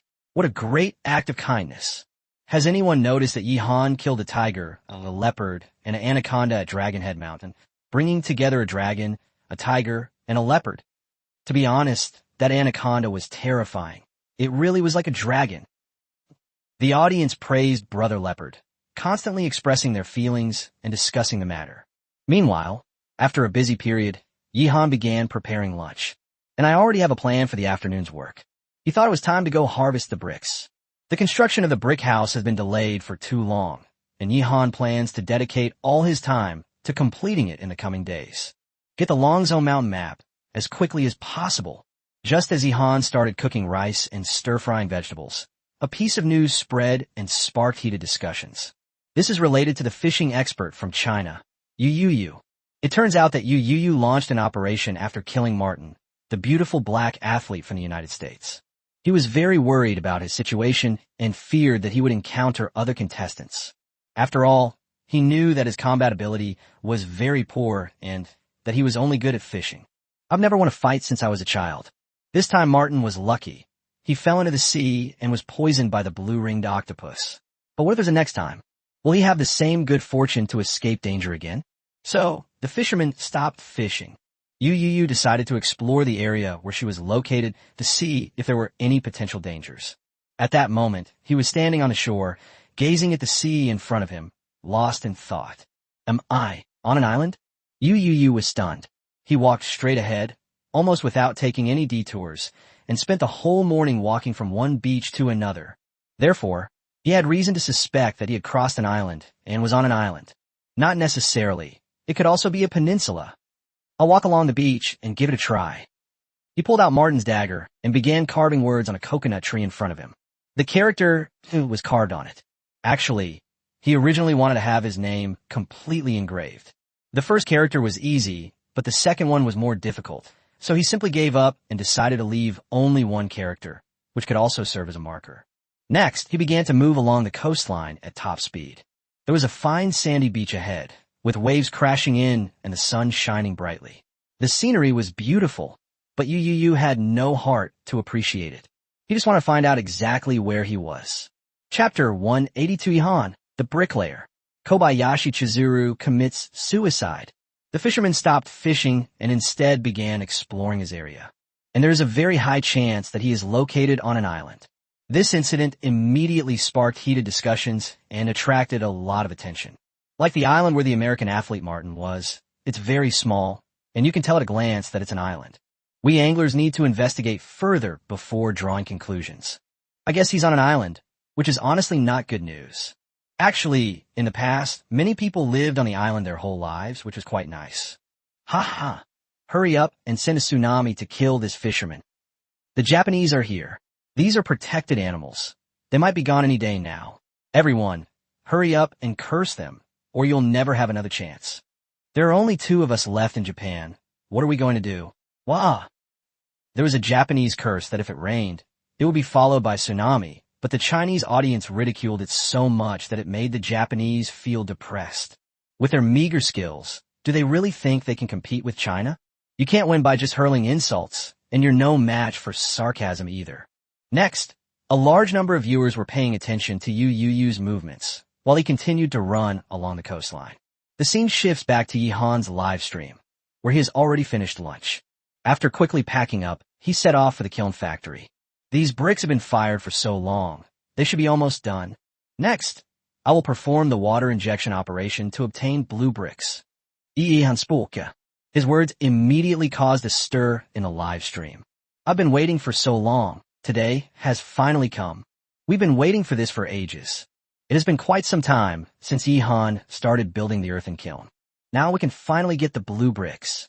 So, under the expectant gazes of the audience, Yihan began to fill the earthen kiln with water. Sizzle. When the water hit the bricks, it immediately produced a piercing sound and released a large amount of hot water mist. This step is crucial, as it prevents air from contacting the bricks, thus creating the rustic and elegant blue bricks. Although it was possible to fail, the audience had long since given up any doubt about Yihan. Is there anything Yihan can't do? The word failure doesn't exist in his dictionary. Sure enough, when Yihan opened the brick kiln completely, everyone could see rows of neatly arranged blue bricks. Awesome. Your Majesty is invincible. So beautiful. This deserves full marks from perfectionists. I feel like these bricks have a 100% success rate. Yihan has started moving bricks, and no broken bricks have been found yet. I've got it. One of the bricks is cracked. That's normal. It's only $1. which is practically nothing by rounding up, but it still guarantees a 100% success rate. That makes so much sense. Everyone should study this carefully. This is mathematics, the king of sciences. Amidst a barrage of comments and discussions, Yihan was rapidly working on his project. Yihan's hands are very beautiful, with long and slender fingers. He can even carry more bricks than others. Bing Bing just blindly praises him. She wasn't originally a hand fetishist, but after seeing Yihan's hands, she became one. Every now and then, he would praise Yihan's beautiful hands. However, what she said does make a lot of sense. With longer fingers, you can grab one more brick at a time. People with short fingers cannot do this. Of course, people who move bricks on construction sites don't just carry them by hand. They use a tool called a brick clamp. It's shaped like a large clamp, capable of grabbing several bricks at once, improving work efficiency. Yihan knew about this thing, but he didn't move bricks every day, so he didn't bother to make a brick clamp. Out of 5,000 bricks, 4 bricks have cracked. It's alright. Cracked bricks also have their uses. They can be used to pave roads, and so on. Yihan was quite satisfied with the success rate. Keep in mind that this was handcrafted in the wilderness, and to have such a high success rate is truly amazing. Many modern brick factories cannot achieve this. Perhaps this is the charm of handmade things, something that machines cannot replace. Next, we'll transport these bricks to the old wooden house. Then we make cement and tiles. Yihan transformed into a bricklayer, carrying these bricks in a basket on his back time and time again. He had already come up with the architectural concept for the brick and tile house. The blueprints were all in his mind. The location has already been decided.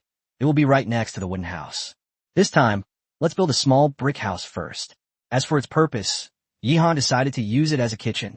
From the start of his wilderness survival journey until now, Yihan still hasn't managed to build a proper stove. We decided to use the brick house as a kitchen and start cooking inside. Yihan spent the entire afternoon working on this matter. Once all the bricks were transported back, he began making tile blanks, and while drying the blanks, he collected raw materials for calcining cement. The audience was thoroughly enjoying the show. Yihan's face and physique alone are enough for the audience to admire. Not to mention, he always works with such a smooth and effortless style that it makes people unconsciously immerse themselves in his work. Time flies, and another day is about to pass. In Yu Yu's live broadcast room, he ran along the coastline and returned to his usual fishing spot. All I saw throughout the entire process was the ocean. I essentially walked through a semi-elliptical area, following the edge. Let's continue tomorrow. I'm exhausted. Yu had very mixed feelings. He also suspected that he was most likely on an island. This has advantages, but also disadvantages. First of all, the resources of an island are definitely limited, which is its biggest weakness. For example, Martin, the American player, risked going out to sea to deliver a kill to Yu because his island had run out of resources. If people only eat fish, they will eventually run into problems. Although Yu ate a variety of fish and other seafood, it still wasn't enough. He was well aware of this, but he was so engrossed in fishing that he didn't pay attention to these things. Now he realizes something is wrong, and he's starting to get anxious. When he tried to fight Martin, he found that he didn't have enough strength. He's lost a lot of weight compared to when he first arrived in the wilderness. These are all issues that cannot be ignored. The advantages are that it's relatively safer, the probability of encountering other players is lower, and you can fish every day. Although black energy bars taste bad, they are nutritionally balanced and can ensure the basic needs of the human body. I eat fish every day. I'll die if I keep doing this. An alarm bell rang in Yu's heart, and she returned to her shack with a heavy heart to go to sleep. Yihan finished his work for the day, ate dinner, and went to rest early. At this very moment, another shocking piece of news came out, dealing a heavy blow to Japan. That means Chizuru Kobayashi committed suicide. Chapter 183 My Dragon Kingdom Heart. The hot-blooded manga protagonist, Mitarashi Koen. On Kobayashi Chizuru's side, she suddenly committed suicide. Inside the shack left by Caesar, Asuka had turned into Asuka Rotten and was beginning to decay.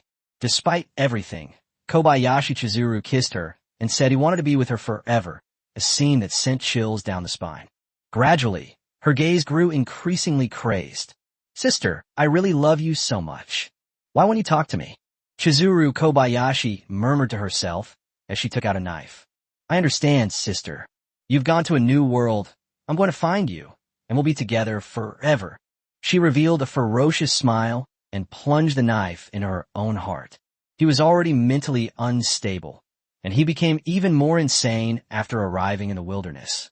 As night fell over the wilderness, a notice suddenly appeared. Japanese athlete Chizuru Kobayashi commits suicide.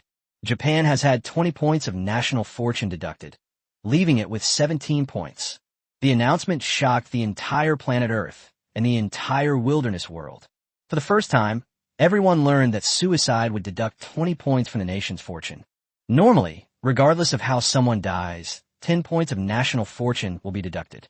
Fighting each other or committing suicide will deduct 20 points. Haha. Interesting, really interesting. 17 points of national fortune value. That's a lot of national fortune value. Our little Japan is really amazing. Long live Japan. Shatter the world, ah.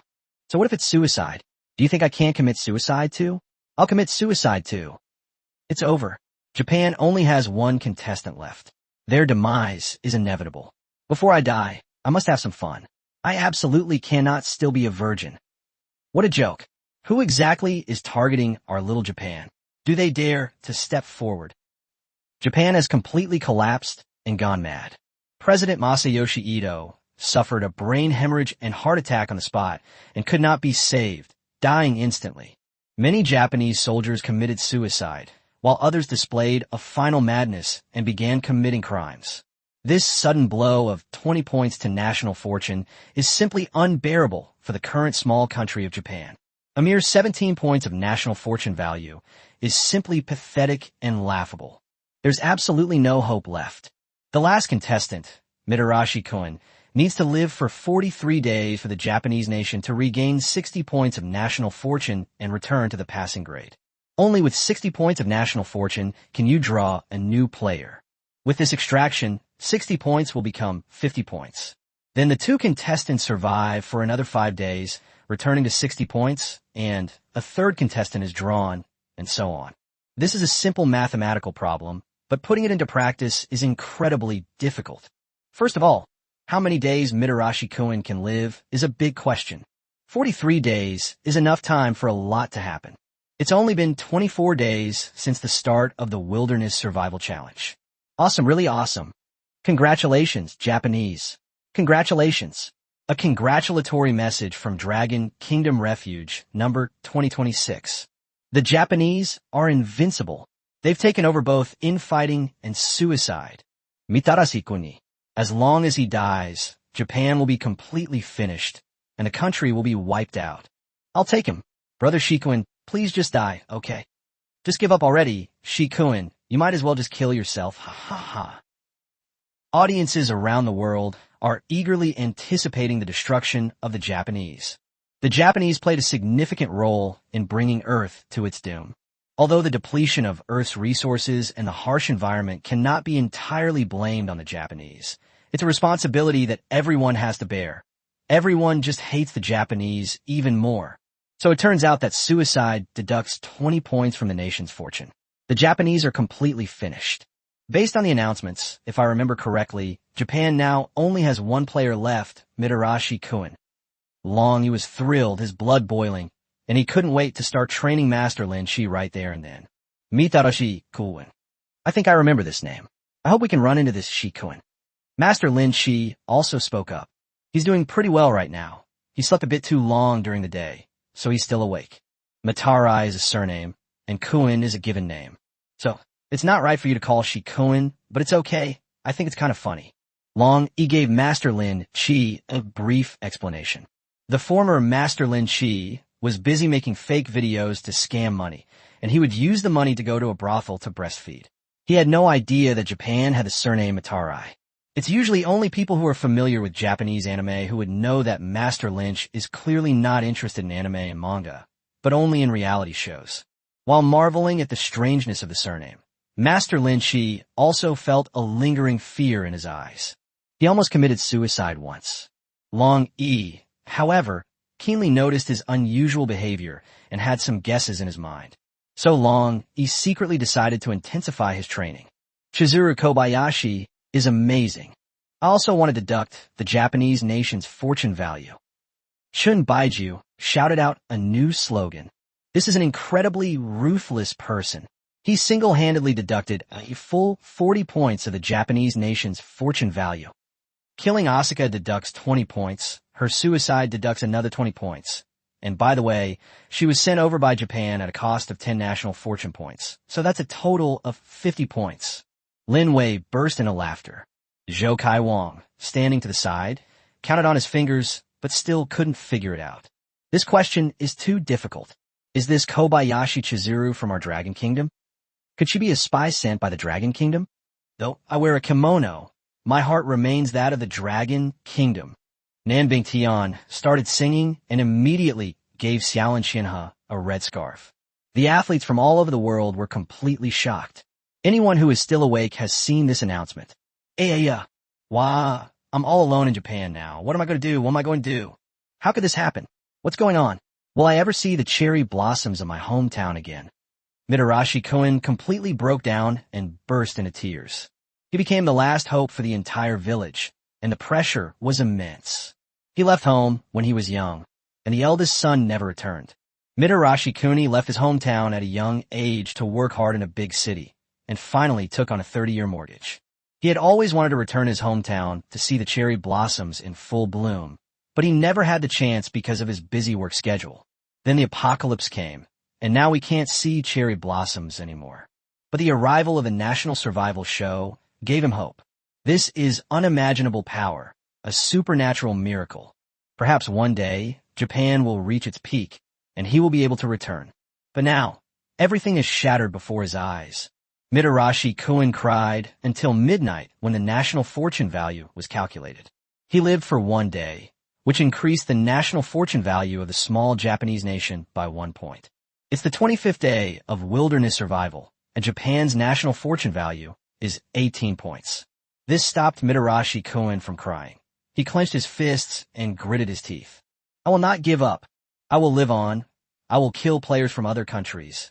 I will earn national fortune points. Just like the protagonist in shonen anime, I will save the entire Japanese nation in my most desperate moment. Mitarashi Koen let out a hoarse roar and made a vow. The pig-raising dilemma. To turn the tide and save the collapsing edifice. Isn't this exactly what male protagonists in shonen manga do?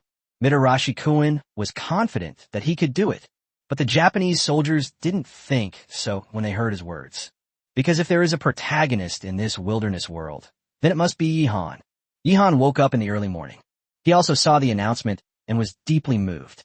Good news first thing in the morning. It seems the Japanese are about to be destroyed. Dragon King, you're pooping all over the place again, aren't you? The Japanese will eat first. Yihan smiled and patted the Dragon King's little head before shoveling its poop. The person currently on the list is the cat owner, Yihan. Furthermore, this account has already quietly changed its class to Beast Tamer Yihan, but the audience is unaware of it yet. In the live broadcast room, Bing Bing also started work on time. Her biological clock has been adjusted to be similar to Yihan's, but she sleeps less than Yihan. After Yihan goes to sleep, she will study some wilderness survival skills for a while before going to sleep again. When Yihan woke up, she was already ready to begin her day of commentary work. Yihan has woken up. He already knows the good news from the Japanese. Wait, Yihan is speaking a foreign language. Bing Bing exclaimed in surprise, because she noticed that Yihan was making squeaking and chirping sounds, as if he was communicating with the Dragon King, and the Dragon King even gave a response. Is this real or fake? The audience was completely dumbfounded. Foreign language. That's not wrong. It's the language of the Demon King Squirrel. No. Rat language is too awful to hear. The Dragon King speaks dragon language. Don't be silly. Yihan is just imitating the Dragon King's voice. How could he possibly be communicating with him? But the Dragon King reacted. How do you explain that? If you bark at a dog, it will react. If you say baka to a Japanese person, see if he gets angry. I still feel something's not right. After all, Yihan has never lacked miracles. Yesterday, Yihan let out a tiger's roar, and now he's speaking in dragon language. It's practically a tiger's roar and a dragon's cry. The audience members were all excitedly discussing it, full of enthusiasm. But in reality, it's not that exaggerated. Yihan was merely using his vocal skills to imitate the Dragon King's pronunciation. He was just playing around with the Dragon King. It's not as mysterious as learning animal language. However, thanks to his beast taming abilities, Yihan was indeed able to teach the Dragon King some commands more effectively. For example, right now, Yihan is trying to teach the Dragon King to use the toilet in a designated place. Although the current Dragon King is still quite young, he is full of spirituality. Everyone had a vague feeling that the Dragon King seemed to understand Yihan's words. Do you understand now, Dragon King? From now on, you'll have to come here to poop. Yihan pointed to a leaf and said. Those were leaves from the coconut palm tree that he brought back from the Batcave. Yihan really liked the smell of these leaves, so he picked a lot of them and brought them back. Chirp, chirp. The Dragon King responded to Yihan, but it was unclear whether he understood. But Yihan wasn't in a hurry. He had plenty of patience. Animal taming ability is not omnipotent. It's impossible to make animals obey you instantly. That wouldn't be animal taming, it would be magic. Teach him slowly, and the Dragon King will eventually learn. After teaching the Dragon King for a while, Yihan walked out of the wooden house and began a new day. As usual, I'll take care of my personal matters first, and then check on the chicken coop, the vegetable garden, and the soybean field. The bamboo partridges are doing very well. Their feathers are all bright and glossy, and they are quite energetic. In the vegetable garden, all the seeds that Yihan planted have sprouted green shoots, which looks very pleasing. All the transplanted soybeans survived. Not a single one died. After having breakfast, Yihan officially began the construction of the brick house. In contrast, Woo-Won encountered a problem. That's the matter of raising pigs. It's not as simple as she imagined. The pig pen is alright. Although it looks crooked, it's sturdy enough for the short term, so there's no need to worry about the piglets escaping. But all the piglets got thinner. At this moment, Woo-Won was standing inside the pigsty, her brows furrowed in worry. Your appetite is still pretty good. Why am I not gaining weight and instead getting thinner? Woo-Won was anxious. She had never raised pigs before, nor did she know anything about it. But the audience knew exactly where the problem lay. Feeding pigs only grass won't work. The piglets won't get enough nutrition. Our sister one doesn't know about this. What should we do? We can't possibly use up national fortune points to teach her how to raise pigs, can we? This isn't something that can be explained in a minute. Don't worry, everyone. As the saying goes, there's always a way out. I believe in the poison god's abilities. The poison goddess's abilities. I'm really afraid she'll actually poison the little pig to death one day. It's alright, the piglet is just malnourished. It won't die anytime soon. People were discussing it animatedly, sending out a barrage of comments. In a live stream, Woo-Won was racking her brains, trying to figure out the reason. She began to recall seeing videos of people feeding pigs while browsing short videos online. There was a man who raised pigs very well, and the background music for every one of his videos was the song Good Spring Days.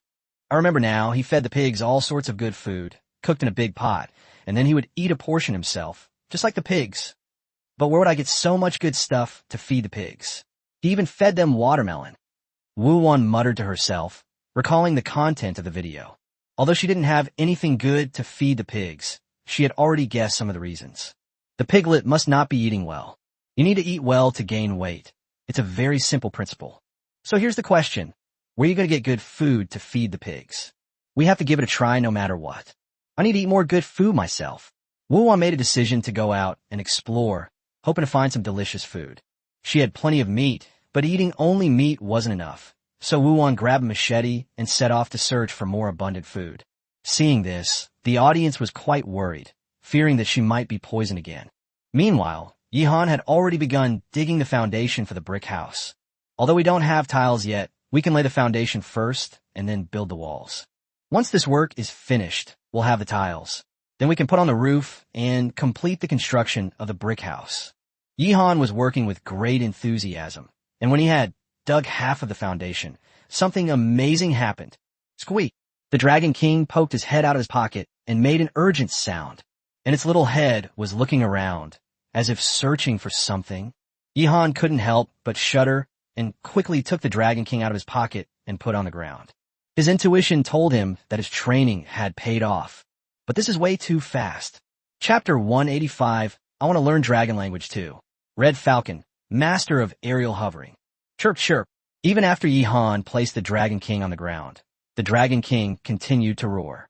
It circled on the ground, looking around to see what was going on. Seeing this, Yihan quickly jumped out of the foundation pit, found a leaf nearby, and placed it in front of the Dragon King. Sizzle. Sure enough, the Dragon King immediately started urinating on that leaf. This is amazing. The audience was stunned by what they saw. Yihan was also shocked.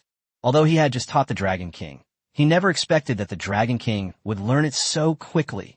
Is it because my ability to tame beasts is too strong? No, Yihan thought it shouldn't be like that. It's very likely due to the Dragon King himself. The little guy is incredibly intelligent and understands human emotions very well. Ha! Dragon King, you are so clever and obedient. Yihan laughed, stroking the Dragon King's soft fur with obvious affection. The Dragon King also enjoyed it, nuzzling Yihan with his little head. Yihan really knows dragon language. He taught the Dragon King how to use the toilet. I want to learn dragon language too. Chirp, chirp, chirp. Bing Bing was thrilled and immediately began to learn. The viewers joined in the chattering. One person, who had just returned from using the restroom in the Donuts live stream, was struck by the screen full of chattering comments and fell in a deep thought. When I returned from the toilet, the world had changed drastically. Everyone else could only chatter, but I could speak human language. What should I do? I need help urgently. At this moment, Yihan stretched out his palm, and the Dragon King crawled onto his palm and continued to crawl. The little paws grabbed his sleeve and started climbing up his arm. It's obvious that he's stronger than he was a couple of days ago, because the little one is constantly growing. Although the climb is still a bit slow, there's been progress. Don't you want to stay in your pocket anymore? Come on my shoulder. Yihan smiled and placed the Dragon King on his shoulder. Chirp, chirp. The Dragon King stopped here and nuzzled Yihan's face with its head, being very obedient and dependent on Yihan. This emotional impact is absolutely perfect. Yihan is in a fantastic mood and has even more energy to work. Of course, he's always been a super hard worker.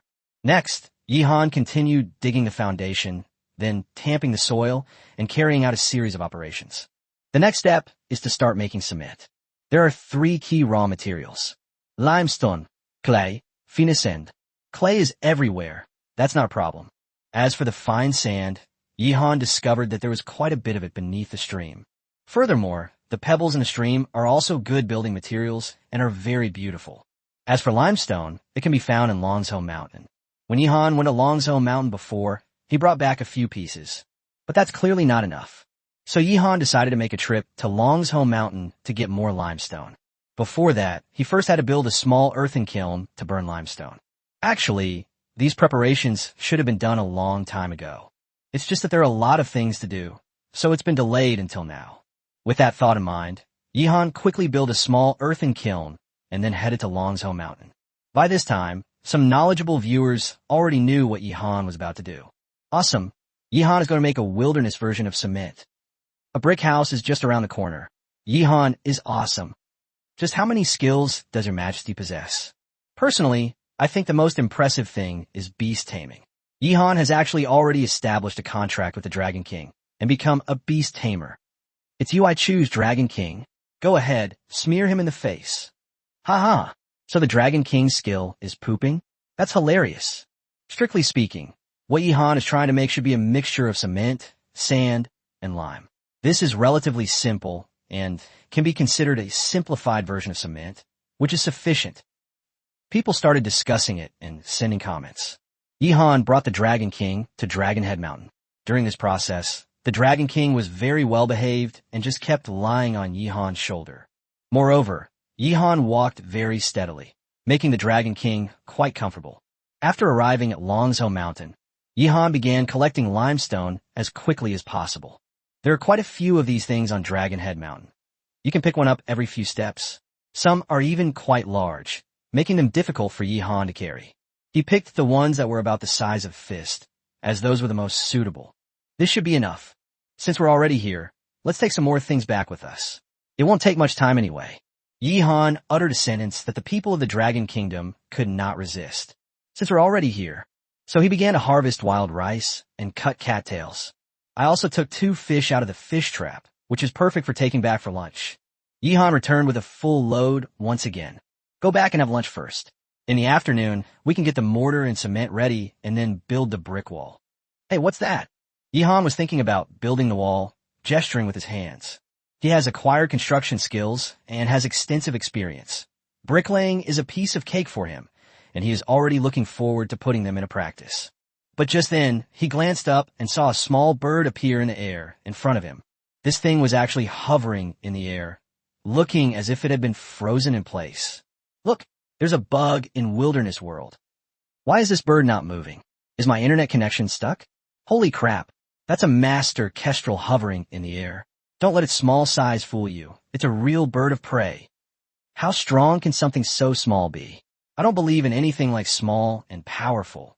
I just like big ones. A falcon tests its wings, stirring up dust and wind. This is the first time I've ever seen a falcon. It's not a bug at all. If you look closely, it is actually flapping its wings, but the altitude remains the same, and it doesn't move forward or backward. It's really hovering. Awesome. Watch out.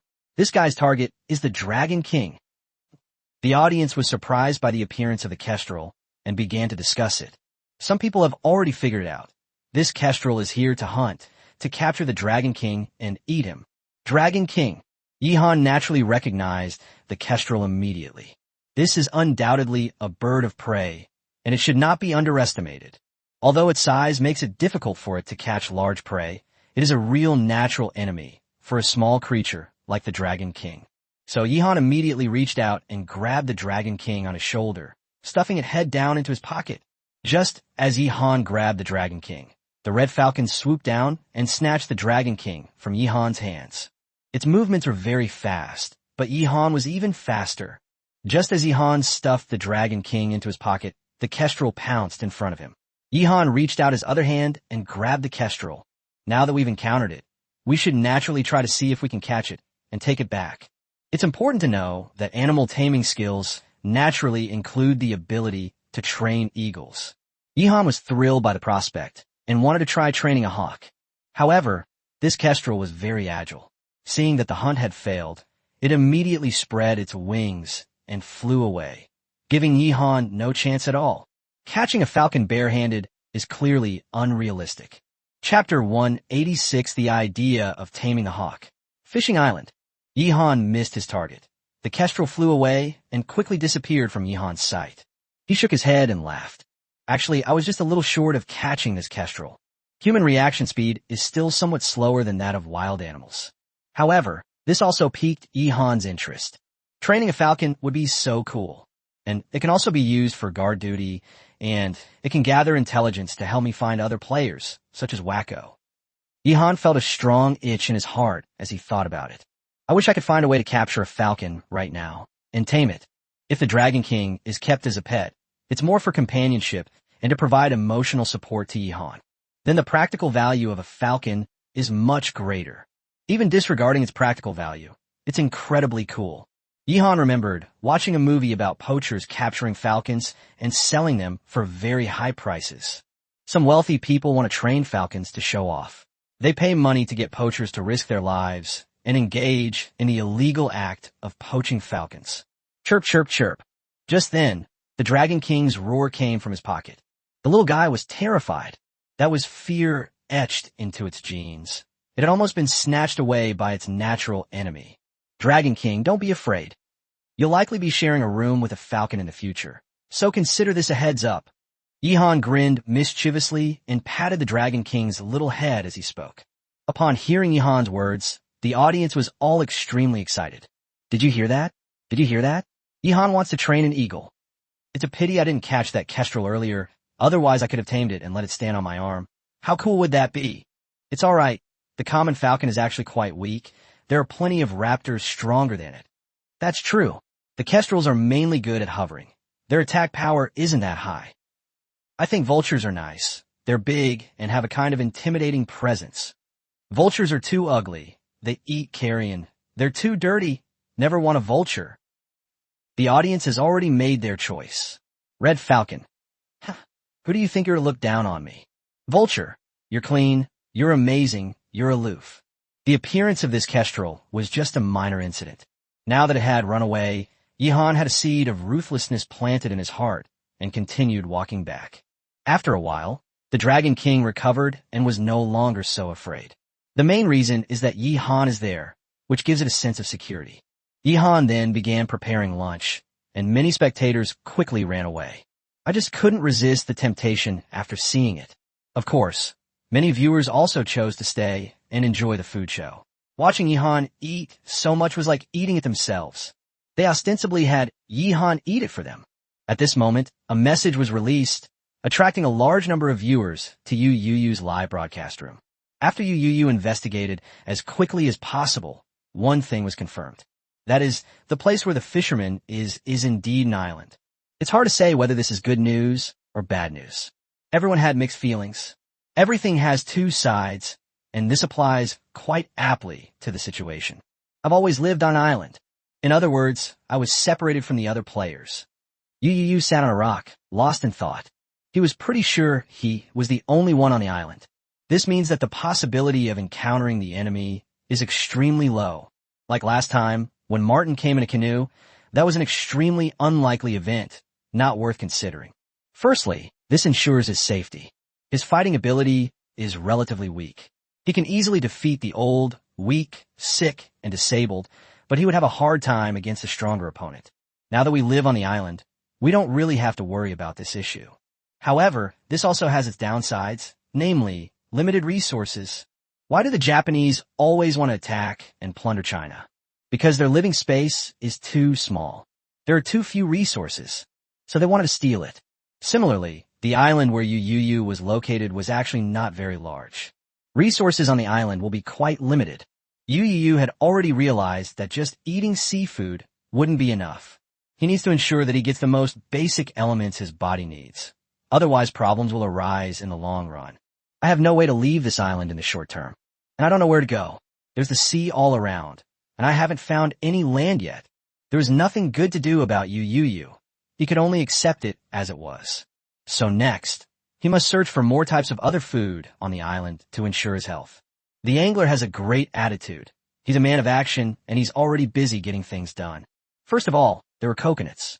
He had seen quite a few coconut trees while running along the coastline. Coconut juice is sweet and delicious, and it can replenish electrolytes and vitamins. Coconut meat is rich in fat, which is also a good thing. There's a saying that seafood is only suitable to be eaten when you have some oil in your stomach. If you don't have enough oil in your stomach and eat seafood every day, it's a painful torture. Yu Yu's stomach is currently quite empty, so it's perfect for her to eat some coconut meat to replenish it. Besides coconuts, he also needs to explore the entire island further to obtain more food sources. Seeing that he was full of energy and had a good attitude, the audience was relieved. The fisherman wasn't just about fishing. He finally realized something, and it wasn't too late. Viewers suggested that the island could be named Fishing Old Man Island, with the old man removed. This has always been the territory of the Dragon Kingdom, and there's absolutely nothing wrong with it. With the situation at the fishing spot stabilized, Yihan finished his lunch and began a new round of work. He started making cement from a mixture of clay, sand, and lime. First, the limestone is crushed and then calcined in a small earthen kiln. During the calcination process, Yihan casually dug a pit next to him, lined it with some bamboo strips, and then poured water into it. Once the limestone has been calcined, quicklime is obtained. He poured quicklime into the water pit, and it immediately burst in a high temperature. This is a simple chemical reaction with its own chemical equation. This reaction process releases a large amount of heat, and then calcium hydroxide, or slaked lime, is obtained. Then Yihan added clay and fine sand to the pit, and after stirring it with a twig, he obtained a simplified version of cement, which can also be called 3-in-1 soil. He first tested it with 2 bricks, then applied some mortar and lime between the 2 bricks with a bamboo strip, and then waited. The final result is acceptable. It's not amazing, but it's at least usable. All right, start building the wall. Yihan took a deep breath, a sharp glint in his eyes. He's finally going to start building the wall. White Horse chases the mummy. Soon, the audience witnessed Yihan's skill once again. Master Architect Yihan is now online. Yihan used a bamboo strip as a cement shovel, holding a brick in one hand and a cement shovel in the other, and started working. He stacked up the standard-sized blue bricks one by one, and his control of the horizontal line and his technique of applying cement were impeccable. I dreamt I was back on a construction site. The bricks in my hands were burning hot, and the iced cola in a convenience store across the street was a dream I could never have. Isn't this a joke from the internet? When doing this kind of high-intensity physical labor, you should drink some sugary drinks, otherwise your body won't be able to handle it. Is it possible that he saved the money and used it for something else? Foot massage parlor or small hair salon. I've had this experience before. When the technician walks into the room, I know I've worked for nothing all day. Sigh. I was doing the same job as Ihan back then. It was very tiring every day, and I couldn't bear to spend money because I had to send the money home to pay for my parents' medical treatment and my younger brother's schooling. But the technician also has a gambling father and a sick mother. She is also broken and helpless. I'm different. I usually advise technicians to take the civil service exam and get a stable job. The audience continued to make sarcastic remarks, but they had to admit that Ihan had also demonstrated a very high level of skill in bricklaying. It's practically art. The ancient and dignified blue bricks were piled up, with a uniform layer of mortar and cement applied in between, and the four walls were getting higher and higher. Furthermore, Ihan had reserved spaces for a door, a window, and a square gap on the wall, the purpose of which was unknown. Actually, that was the spot Ihan had reserved for installing a range hood. But the audience didn't know he was going to use the brick house as a kitchen, so it was naturally difficult for them to guess his intentions. It's impossible to create a high-end range hood in the wilderness, but a simple version can be made. It's not difficult. The walls are almost finished, and while waiting for the cement to dry, Ihan will also have some work to do. That's just piling things up to make a stove.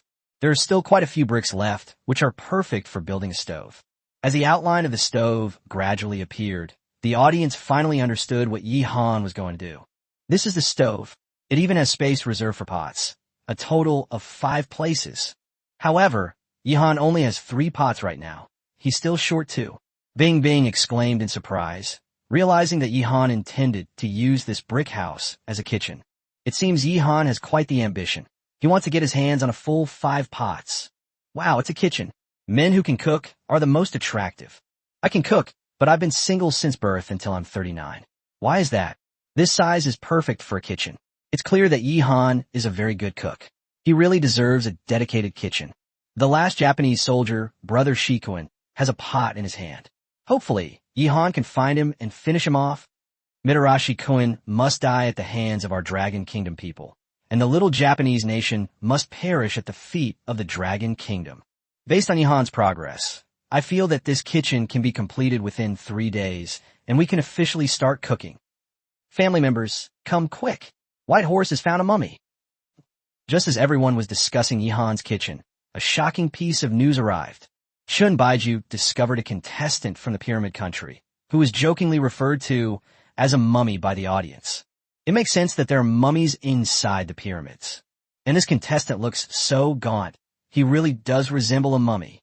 At this moment, Chun Baiju's live broadcast room was already packed with people and extremely popular.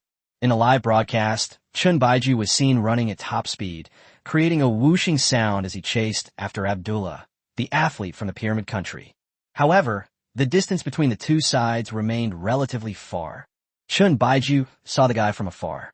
He wanted to approach him cautiously to prevent Abdullah from escaping. But Abdullah was very perceptive and quickly spotted Chun Baiju. Unfortunately, Chun Baiju startled a few birds while moving forward, which led to his exposure. Abdullah turned his head and saw Chun Baiju crouching down. He immediately started to run away. That guy is really something. He hasn't even come to fight Baiju. How do you know he can't win? In a live broadcast room, Chun Baiju's father, Chun Longhu, was also very frustrated. It can only be said that Abdullah of this Pyramid Country was too cautious. He never intended to fight Chun Baiju, and instead simply ran away. He must have been frightened by the constant stream of announcements, with people being killed every now and then. He was terrified of encountering a powerful enemy. Although he didn't know Chun Baiju, he seemed very likely to be from China. Among all the kill announcements, Chinese players made up the largest proportion. They were practically going on a killing spree. Abdullah wouldn't dare gamble. Meanwhile, the audience in the Pyramid Kingdom were in a complete panic. They were well aware that Chun Baiju from the Dragon Kingdom was a kung fu master. The mysterious martial arts of the Dragon Kingdom are incredibly powerful. If Abdullah is caught, he's doomed. The following scenes showed viewers a jungle chase. Chun Baiju's agile figure was full of youthful energy as he sprinted forward to catch up. However, Abdullah was not slow either, and he was more familiar with the terrain in the area, which made it impossible for Chun Baiju to catch up with him. "Don't run away. I won't kill you. I'm a good person." Chun Baiju has actually learned to lie. He practically had, "I want to kill you," written all over his face. Even his mother, Ouyang Yu, couldn't hold back her laughter and burst out laughing in the live stream. Actually, she had always been somewhat bothered by the fact that her son had killed someone in the wilderness. Which mother would want her son to commit murder before he is even an adult? However, considering the bigger picture, Chun Baiju was doing all this for the sake of the Dragon Kingdom and for his own better survival. She could distinguish between what was important and what was not, but she hoped that Chun Baiju would not lose himself. Killing too many people will definitely have a psychological impact. Only a powerful figure like Long, Yi, or Yihan could remain unfazed. In contrast, my son is still too young. At this moment, Abdullah ran for his life, with Chun Baiju in hot pursuit. During this process, Abdullah would occasionally throw a stone at Chun Baiju, or suddenly change direction, using all sorts of unorthodox tactics. This gives the audience the feeling of watching a movie, except that the chase is a bit too long. If a movie were made like this, it would definitely be criticized to death, because a movie is usually only about 2 hours long. But now, Chun Baiju has been chasing Abdullah for 2.5 hours. We really can't catch up. Chun Baiju was furious. His eyes hardened. He refused to believe that this person could get away. Keep following.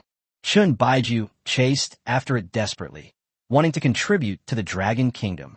Abdullah dared not slack off in the slightest, because he was afraid of dying. The two sides engage in what is currently the longest chase in the wilderness, and it continues even after dark. Chapter 188, Another Day of Chasing. They're completely locked in a battle. As night fell, most of the contestants had already gone to sleep. Yihan had been busy building the house all day and was now lying down in the wooden house to rest. Fisherman Yu searched for food on the island and had a decent catch, which was quite good. He also had the idea of building ships. The island's resources are always limited and will eventually be depleted, so preparations must be made in advance. Of course, he wouldn't approve of a canoe like Martin's, as it's very easy for it to capsize.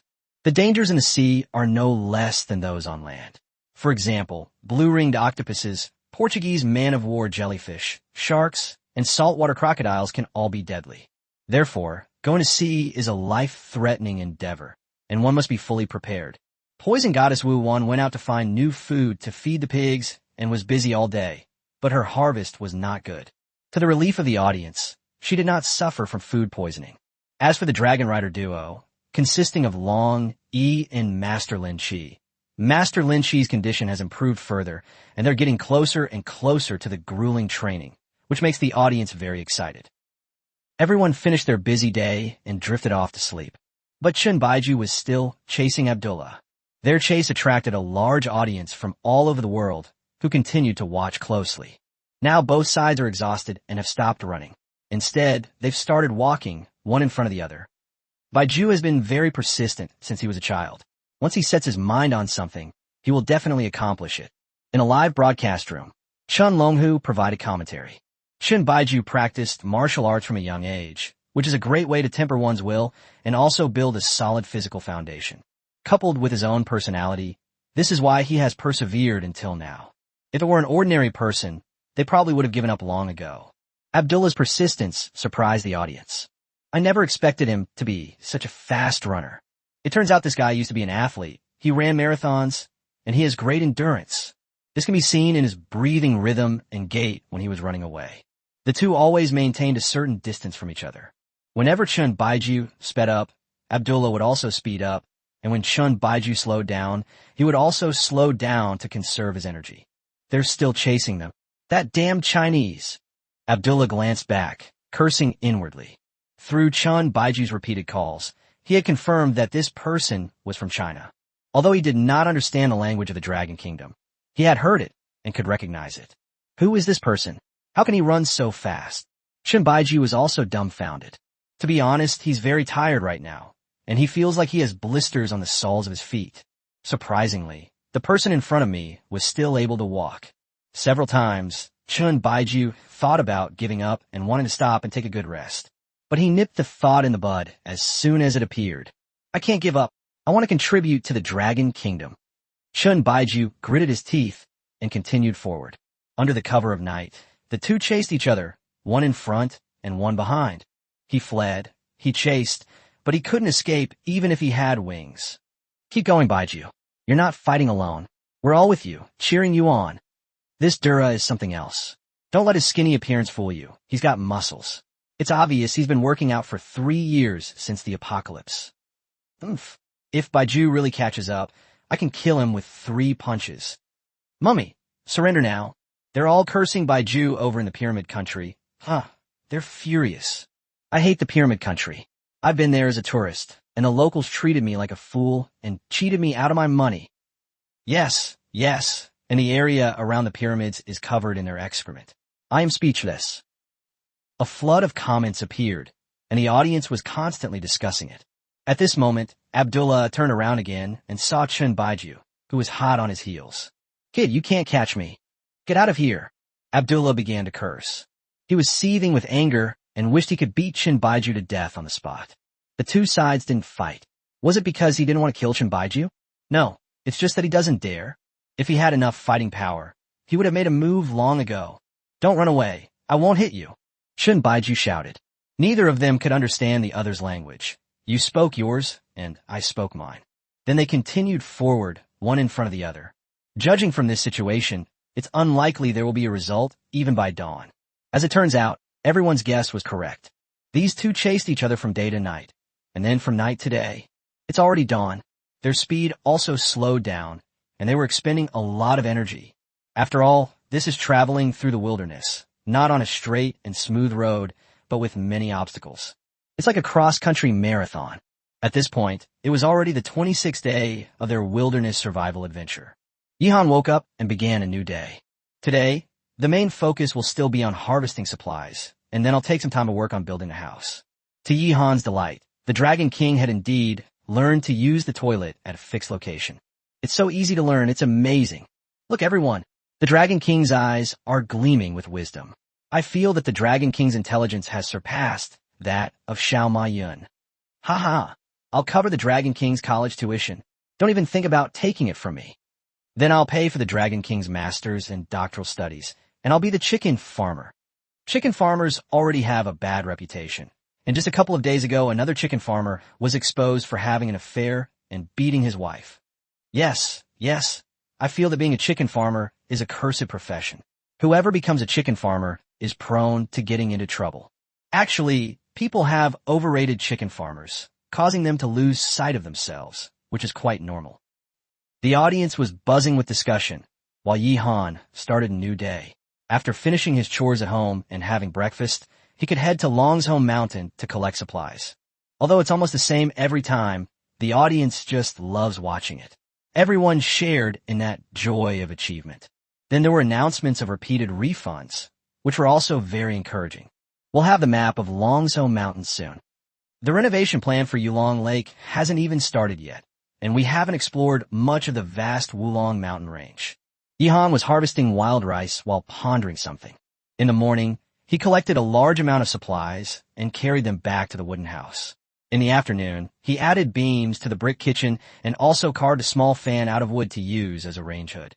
Nothing major happened today, except for one foreign athlete who died in an accident. What's most shocking is that Chun Baiju actually chased Abdullah for a whole day. Having chased this far, it's now completely a battle of willpower. Abdullah was a marathon runner with incredible endurance, and he didn't stop training even when the apocalypse came. Chun Baiju had practiced martial arts since childhood, which strengthened his muscles and bones and made him physically strong. He was also at the peak of his energy. So these two are now completely at odds. Chapter 189, Spare His Life. The first debate competition in the wilderness world. Day 26 of wilderness survival has ended. The time has come to the 27th day. Abdullah and Chun Baiju arrived one after the other in a completely unfamiliar area. The current situation is that they are both completely exhausted and in very poor condition. Both physical and mental strength have reached their limits. There should be a result soon. Hard to say. I feel like both of them have an iron will. They're really awesome. My heart aches for Baiju. Keep going, little brother. Wait, listen, it sounds like someone is singing. Really? I didn't hear anything. I heard it. Someone is singing, and it's a song from our dragon kingdom. Just then, the audience heard a cheerful song ring out. As the sun rises and sets, it is now the early morning of the 27th day. With the rising sun, all the viewers of the dragon kingdom see hope. You're all I see. Sweet and lovely, you know what I mean? That's Nen Bingtian's voice. Just like Ihan, he didn't let Liang go off the hook either. Meanwhile, in Nen Bingtian's live stream, the screen was filled with static and nothing could be seen. Because this early morning, Nan Bingtian turned off his live stream and was in the bathroom. No one expected that brother Nan would like to sing while using the toilet. The audience from China immediately erupted in cheers. Great, it's Brother Nan. What does Brother Nan do? Brother Nan is a runner, the one who won the gold medal. Abdullah is finished. The underground shelters were all in an uproar. Chun Baiju and Abdullah both heard the singing. In an instant, a startling glint flashed in Chun Baiju's previously weary eyes. Who's singing? Chun Baiju shouted. Warmth. Warm the loneliness? Nan replied somewhat uncertainly, then peeked out from behind a tree. Then he stared wide-eyed at the scene before him. A contestant who was clearly a foreigner was moving forward like a zombie. Looking back, there was Chun Baiju, who seemed to have been hollowed out. Chun Baiju. These are our own people.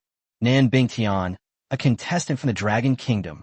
Chun Baiju glanced at it and immediately recognized Nan Bingtian. You are Chun Baiju. Nan Bingtian couldn't help but shudder. There's no time to explain. Quick, grab him. Chun Baiju pointed at Abdullah in front of him and shouted.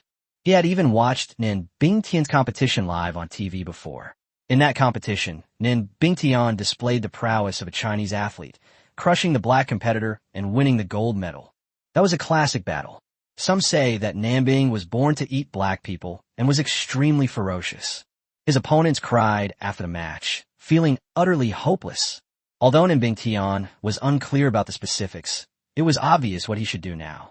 He pulled up his pants, grabbed a machete, and charged at Abdullah. Abdullah was terrified and sped up, tried to escape. But after being chased by Chun Baiju for so long and over such a long distance, he now felt as if his legs were filled with lead, incredibly heavy and painful. How can you run in this situation? It's over. Many viewers in the Pyramid Kingdom were also in despair. Nan Bingtian, am finally about to take a head. Nan Bingtian was beaming with excitement. He caught up with Abdullah in a few quick steps, kicked him to the ground, and raised his machete to kill him. Abdullah had no strength left to resist and had already closed his eyes, awaiting death. But at that moment, Chun Baiju spoke up. Spare his life. Chun Baiju leaned against a tree and stretched out a hand, shouting to Nan Bingtian. Upon hearing this, Nan Bingtian stopped what he was doing and turned to look at Chun Baiju. What's wrong? He asked the question. Brother Nan, this head is mine. I'll kill them. Chun Baiju took a deep breath, gritted his teeth, and moved forward with difficulty. He can barely take a single step now, because when you relax in your mind, your body relaxes too. Throughout the chase, he held his breath and persevered.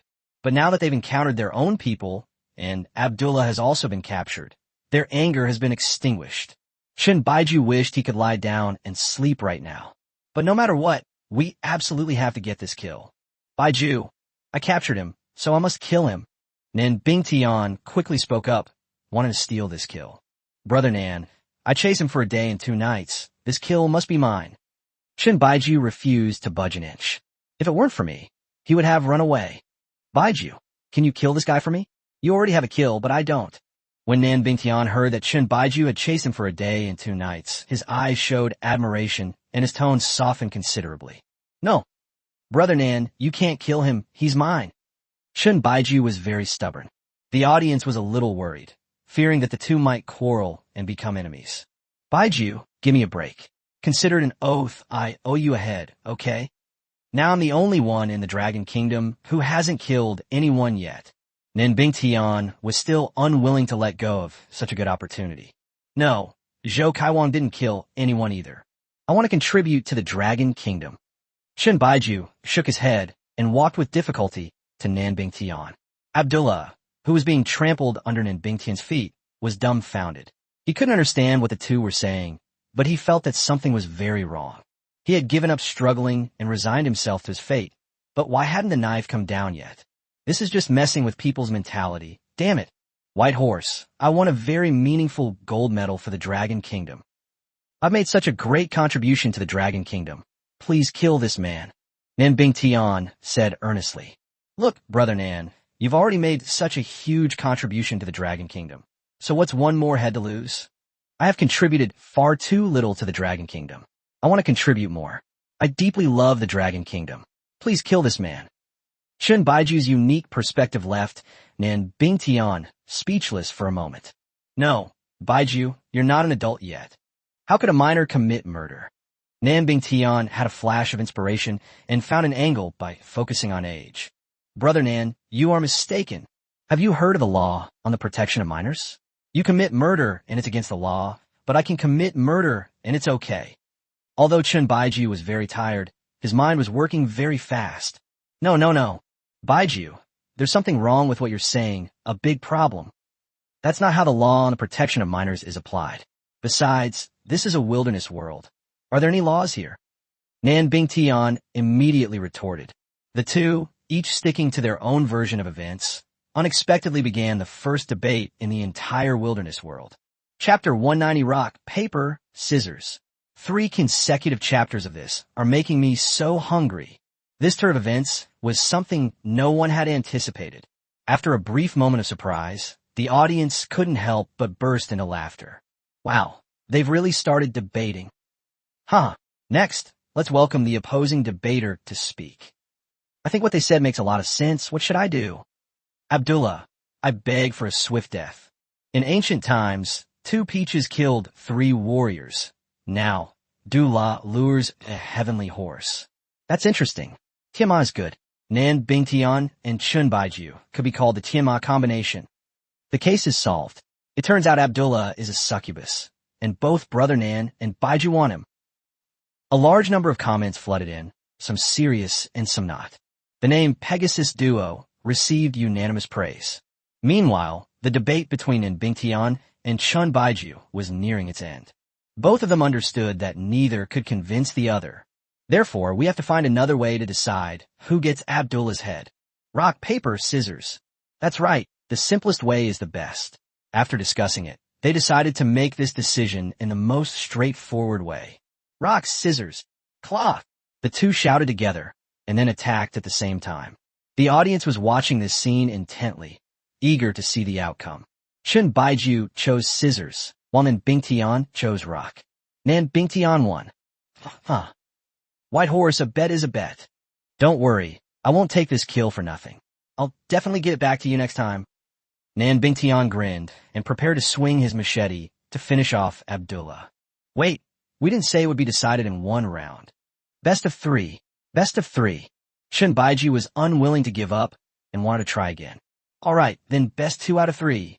Nan Bingtian didn't want to agree at first, but seeing Chun Baiju's shaky appearance, he couldn't bear it.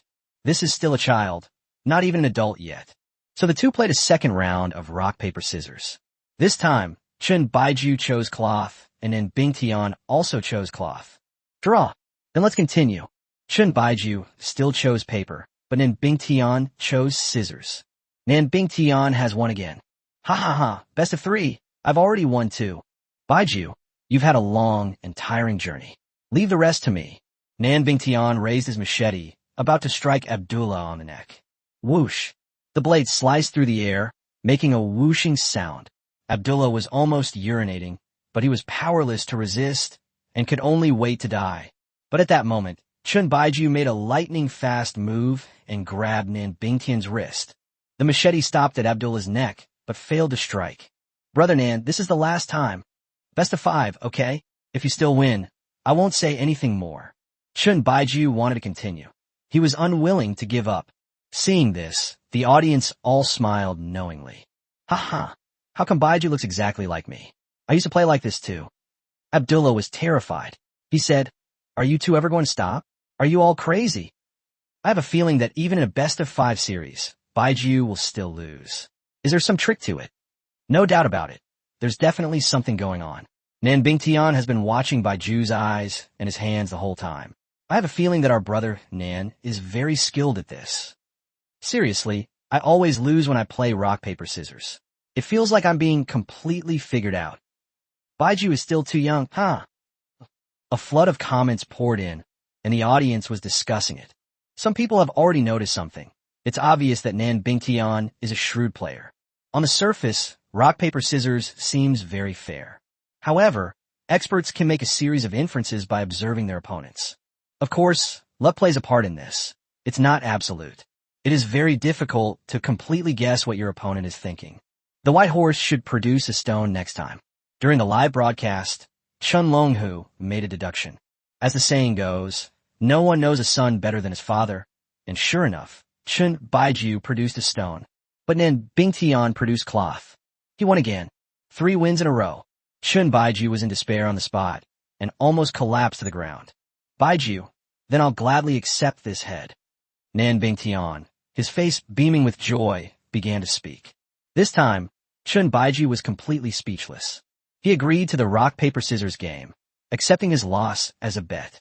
Besides, brother Nan has already given him 2 chances. Forget it, let's just give him the kill. There will be plenty of opportunities to contribute to the Dragon Kingdom in the future. Baiju, you actually deserve the main credit for this kill. I'm at most an assister, so I think you're responsible for 80% of the contribution this time, and I'm responsible for 20%. Nan Bingtian patted Chun Baiju on the shoulder and said some kind words. Hearing these words made Chun Baiju feel much better. Thank you, brother Nan. I'm so hungry, so thirsty, and so tired. Chun Baiju said. Immediately, Nan Bingtian took a deep breath, swung the machete in his hand, and slashed at Abdullah's neck.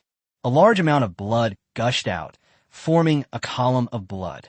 That was a very precise strike. It cut right into the major artery. Then, Nan Bingtian suppressed his discomfort and refused to look at Abdullah. He picked up Chun Baiju and started walking towards his shack. Arriving at his shack, he put Chun Baiju down and then fetched food and water. I'm not doing very well. Baiju, please don't look down on me. Nan Bingtian was a little embarrassed. His shack was indeed quite dilapidated, and the food was hardly presentable. The food given to Chun Baiju consisted of some fruit, a bird egg, a few dried earthworms, and a piece of dried snake meat. Moreover, this was the best he could offer, and he gave it all to Chun Baiju. That's already very good. Thank you, brother Nan. Chun Baiju immediately started eating heartily. You eat first, I'll go tidy up. I'll be back soon. As Nan Bingtian spoke, he walked toward Abdullah. He had just returned when Abdullah breathed his last. Immediately, an announcement appeared. Nan Bingtian, a player from the Dragon Kingdom, defeats Abdullah, a player from the Pyramid Kingdom. The Pyramid Kingdom has had 10 points of national fortune deducted, leaving it with a current national fortune of 230 points. The Dragon Kingdom's national fortune value has increased by 10 points, currently standing at 390 points. The Pyramid Kingdom is the kind of country that quietly amasses wealth. It doesn't have many deaths, so its national fortune value is quite high. Only 1 player died on the 16th day. Abdullah is now the 2nd athlete to die. Next, Nan Bingtian began to collect all of Abdullah's belongings, including his clothes, and took them all away. Finally, set a fire and burned the body. When he returned to the shack, he found Chun Baiju already asleep inside, clutching a half-eaten wild fruit in his hand. Get a good night's sleep. Nan Bingtian spoke softly, then sat down outside the shack to watch over Chun Baiju. Looking at the soundly sleeping Chun Baiju, a smile appeared on his face. Ha ha, I finally killed someone too. Now out of the 10 contestants from the Dragon Kingdom, only Zhou Kai Huang hasn't killed anyone yet, hee hee. Nan Bingtian was overjoyed. This head had practically fallen from the sky. He was incredibly lucky. He directly contradicted his previous statement. He once said that Zhou Kai Huang must have helped Lin Wei kill people, so Zhou Kai Huang was also guilty of murder. Now, he says that since Zhou Kai Huang has no one on his hands, it doesn't count as murder. Simple double standards, ultimate enjoyment. But the next moment, an announcement appeared, which completely stunned him. Holy crap, Yihan killed a cow. Imo so hungry, so hungry, so hungry. I'm so hungry. 3 photos in a row. Nan Bingtian was really craving beef this time, because it's his absolute favorite food. Chapter 191, Yihan fights bull. The fisherman discovers potatoes. Yihan killed a cow and triggered a return of 10 million times, alarming everyone. While Nin Bingtian and Chun Baiju were debating, Yihan's livestream was also bustling with activity. Yihan arrived at Yulong Lake to collect supplies and happened to see a cow drinking water by the lake. Then the audience saw Yihan take out a piece of clothing from the backpack behind him and wave it around. This dress is a bright, eye-catching bright red. These are the clothes of AB, a transgender contestant from the transgender country. Instantly, a massive barrage of comments exploded. My God, Yihan is going to fight a bull. If I remember correctly, Yihan stuffed this piece of clothing into the inner pocket of his backpack a couple of days ago. I was wondering about it at the time, but it turns out he was going to use it here. The case is solved. It turns out Yihan can foresee the future. He prepared for the bullfight several days in advance. My name is Yihan, and I have been reborn.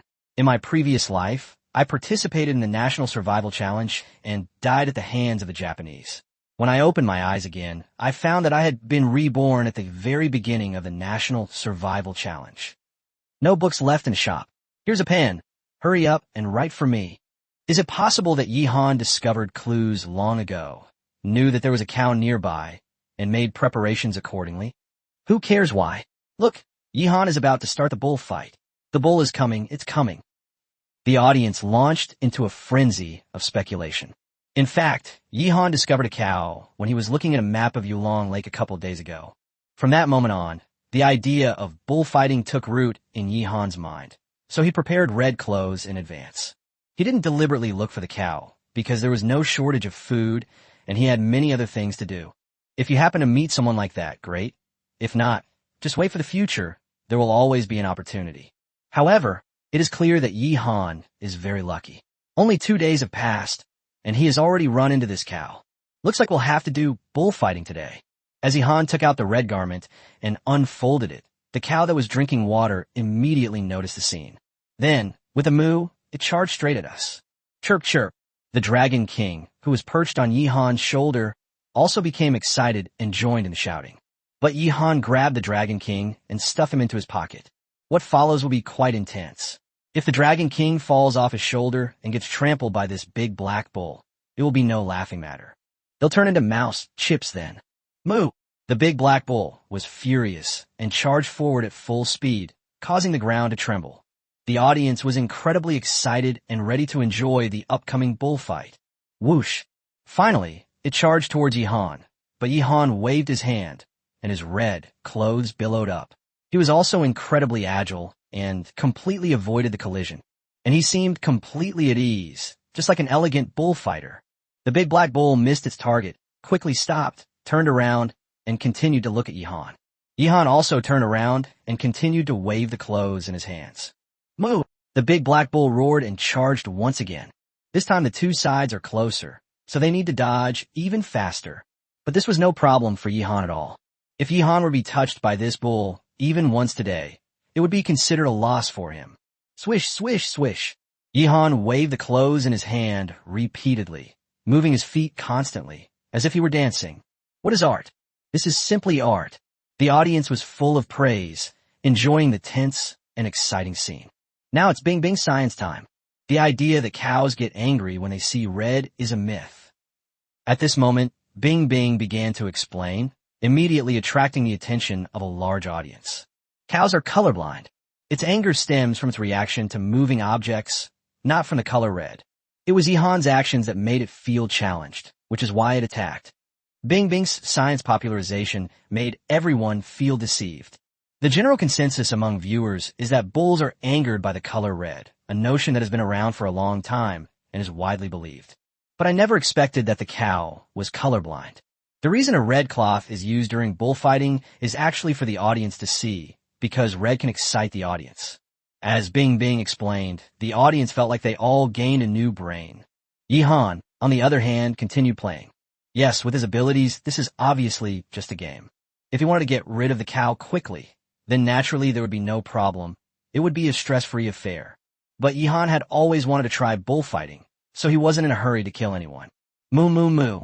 The big black bull's repeated charges all missed, and it grew increasingly furious. It also consumed a lot of physical strength. Yihan had played enough and took out an axe. The moment he raised the axe, his eyes blazed, and his entire demeanor changed. It was no longer a playful act, but rather filled with an indescribable sense of intimidation and murderous intent. Even through the livestream screen, the viewers were all startled, and some couldn't help but shudder. Bang! The next moment, as Yihan dodged the charge of the big black bull, the axe in his hand slammed down heavily. It hit the big black bull squarely on the head with a dull thud. Blood immediately began to gush from the big black bull's nostrils and ears. This is Yihan's SS-level physical strength unleashed at full power. Who could stop him? The big black ox let out a mournful cry. Its massive body lost its balance and fell to the ground, kicking up a cloud of dust as it thrashed about. Then it gradually stopped struggling and died completely. The announcement triggered a return of tens of millions of times, shocking everyone. A rough estimate of this cow's weight is over 1,500 gene, 750 catties. A return of 10 million times. That's 15 billion gene. 15 billion catties of cattle. In other words, everyone in the Dragon Kingdom can be allocated more than 10 catties of beef. After a brief silence, the entire Dragon Kingdom erupted in a frenzy of celebration. Big brother, amazing. I also want to pay tribute to the Dragon Kingdom. Chun Baiju, who was already asleep, mumbled a slogan in a daze. He seemed to dream of an announcement that Yihan had killed a cow, triggering a return of 10 million times the original amount. That's amazing. In a short period of time, the Dragon Kingdom has made tremendous gains again. First, Nen Bingtian killed a player from the Pyramid Country, earning 10 points of national fortune for the Dragon Country. Then Yihan returned 15 billion catties of cattle a million times over. Many other countries are green with envy. But that wasn't the end of it, because at that very moment, the fisherman Yu discovered wild potatoes. Chapter 192, The True Master of Butchering. A new discovery. Following Yihan's announcement of a 10 million-fold return, another announcement appeared, shocking everyone. Dragon Kingdom contestant Yu obtains a potato, triggering a 10 million-fold return. Congratulations to the Dragon Kingdom for acquiring 10 million potatoes. Everyone was stunned when they saw this announcement. Foreign viewers, in particular, were completely devastated. When will this ever end? Dragon Kingdom, can you please tone it down a bit? 3 announcements in a short period of time. 1 kill, 2 returned. Furthermore, both of the return announcements promised returns of tens of millions of times, and both contained valuable items. Beef and potatoes. Haha, Dragon Kingdom. Why don't you just make some potato stew with beef and distribute it to everyone? That fisherman is awesome. Wow. These are my favorite potatoes.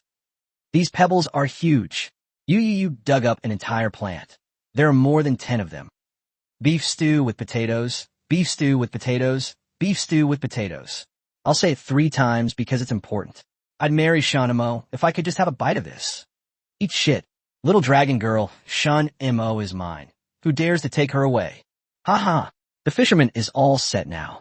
He can grow potatoes, and with the abundant seafood, he won't have to worry about making a living. This guy has already started preparing roasted potatoes, but it's a pity he doesn't have Danshan dipping sauce. In Yu's live stream, a large number of comments flooded in. The different names for potatoes in these comments also reveal regional differences. Someone also mentioned a chili powder that is said to be delicious even when dipped in shoe soles, called Danshan dipping sauce. The audience was happy, and Yu was even happier. His mouth was already drooling like crazy. Before the apocalypse, his favorite dish was shredded potatoes.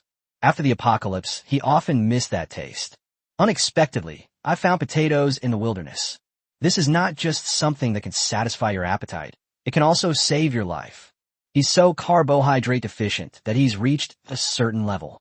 Potatoes are rich in starch and can absolutely be eaten as a staple food. Yu immediately started a fire to roast potatoes, and gradually the aroma began to fill the air.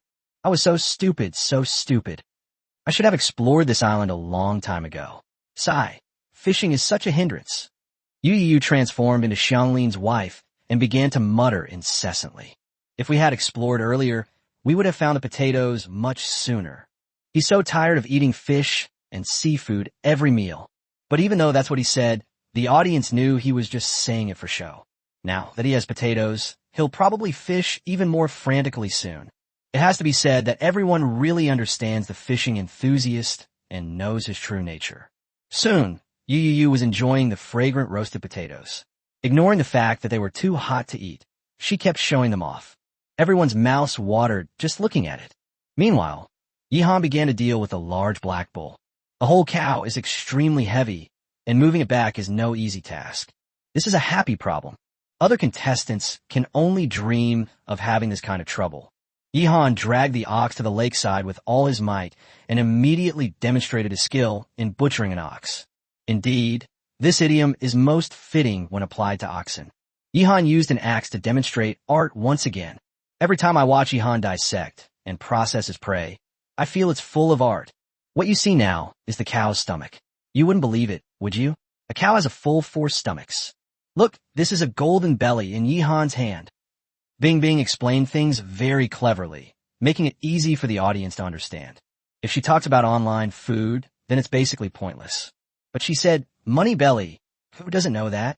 Haven't you seen what honeycomb tripe looks like inside a cow's stomach? Haven't you ever eaten it? Hot pot. Hot pot. Tomato soup based hot pot. My favorite. I don't want potato stew with beef anymore. I want beef hot pot. You little rascal. Spicy is the only way to really enjoy hot pot, you know? Hot pot has to be spicy. Look over here, everyone. Hot pot dipping sauce must be an oil-based sauce, understand? What is an oil dipping sauce? Isn't it for dipping hot pot with sesame paste? Stop talking nonsense. Look, Yihan got a hanging dragon now. Tender but not dry, fragrant but not greasy. It's top quality. Don't eat beef. The audience went wild as they watched Yihan butcher the ox. Beef tripe, beef brisket, beef aorta, beef chuck, beef tongue, beef brisket, beef shank, beef short ribs. Each part is made from a different ingredient, making your stomach rumble. 3 years after the apocalypse, who the hell has ever seen beef? Yihan moved incredibly fast, quickly dismembering the entire cow with an axe. They also did a quick wash by the lake. Next, we'll start moving the beef. Let's get the meat back first. Please, no vultures. Yihan muttered to himself, fearing that the beef would be stolen by an animal. He wanted to complete all the moving, which would require about 3 or 4 trips. This is only because he is strong. If it were an ordinary person, it would probably take about 10 trips to complete it. Let's go, Dragon King, for a whole cow, feast at noon. Yihan smiled at the Dragon King, whose little head was peeking out of his pocket, and then began the work of moving things. He carried the most beef in one go, at top speed. The audience once again witnessed Yihan's terrifying physical strength. Yihan didn't even break a sweat after walking the whole way. That's absolutely amazing.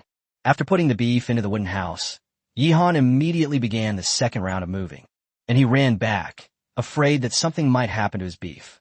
Fine. When Yihan returned to the lakeside, he found that there was no problem and breathed a sigh of relief. He carried all the remaining beef back, along with some offal and bones, which were wrapped in a whole cowhide. He also bound and wrapped the cowhide with vines. In this way, there will basically be no problems.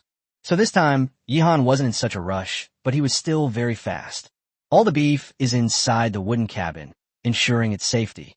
Yihan made one last trip to bring back the bones and internal organs. Finally, almost done moving. When will the Dragon Kingdom distribute beef? I'll cook it however I want. I think it'll taste good even raw. Bing felt relieved and spoke up. The audience could all see that the red beef still had a certain vitality, with some beef fibers jumping around and yellow fat, making it look very tempting. In many places, it's marbled beef, and it looks incredibly delicious. Who wouldn't be tempted by this?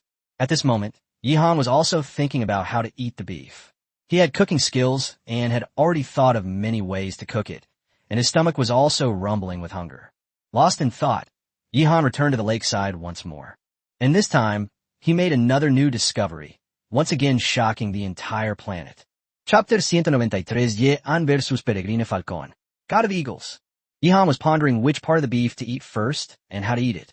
He was suddenly struck by the sight before him, and his whole body trembled, his eyes revealing a strong desire, because he discovered that a bird of prey had appeared by the lake, and it seemed to transform into a bolt of lightning, swooping down on the leather package he had placed by the lake. Inside the cowhide package were cow bones and some internal organs, and the area reeked of blood, which attracted the bird of prey. Peregrine falcon. Yihan was intrigued and stared at the guy. Compared to the kestrel he encountered last time, this peregrine falcon was clearly much stronger. The common falcon is known as a master of hovering, but the peregrine falcon is known for its speed and attack power. As the saying goes, in the world of martial arts, speed is the only way to break through. The peregrine falcon is a bird of prey that takes the concept of speed to its extreme. My God, Yihan has encountered another falcon. This time it's the peregrine falcon, the king of aerial speed, the aerial street hustler. Bing Bing immediately shouted it out. Ever since Yihan encountered a common falcon, Bing Bing has made a special effort to learn about all kinds of falcons and other birds of prey. So she recognized at a glance. It was a peregrine falcon. One wave subsides only for another to rise. Yihan encounters another raptor. I know about peregrine falcons. They're really vicious. Once they're full, they just fly around aimlessly in the sky, and even the dogs on the street get kicked by them. I once filmed a peregrine falcon hunting. It looked like a bolt of lightning struck, and then a duck fell to the ground and died. I only saw it clearly when I slowed it down. Go for it, Yihan. Catch it, and tame it as a pet. This is a problem. The peregrine falcon is too fast, approaching 400 kilometers per hour. What does that even mean? Holy crap, is this for real? It's faster than a Lamborghini. The peregrine falcon is here. This time it's coming for Yihan. A massive flood of comments erupted, causing an uproar. Everyone was incredibly excited, shouting and cheering, all hoping that Yihan could catch the peregrine falcon and tame it. But at the same time, everyone is well aware of just how difficult this is. At this moment, the peregrine falcon swooped down from the sky, as if it had transformed into a bolt of lightning, its target being the Dragon King, who had poked his head out of Yihan's pocket. It has to be said that squirrels are very popular with birds of prey. Last time, it was the kestrel. This time it's the peregrine falcon, both wanting to capture the Dragon King and eat him. But Yihan would never let it have its way. At the critical moment, Yihan reacted immediately. He placed one hand directly on his pocket to protect the Dragon King, while his body dodged at top speed, and his other hand reached out to grab the peregrine falcon. Catching a falcon barehanded, Part 2. If Yihan were to actually catch the peregrine falcon with his bare hands, he would accomplish an absolute miracle. Whoosh!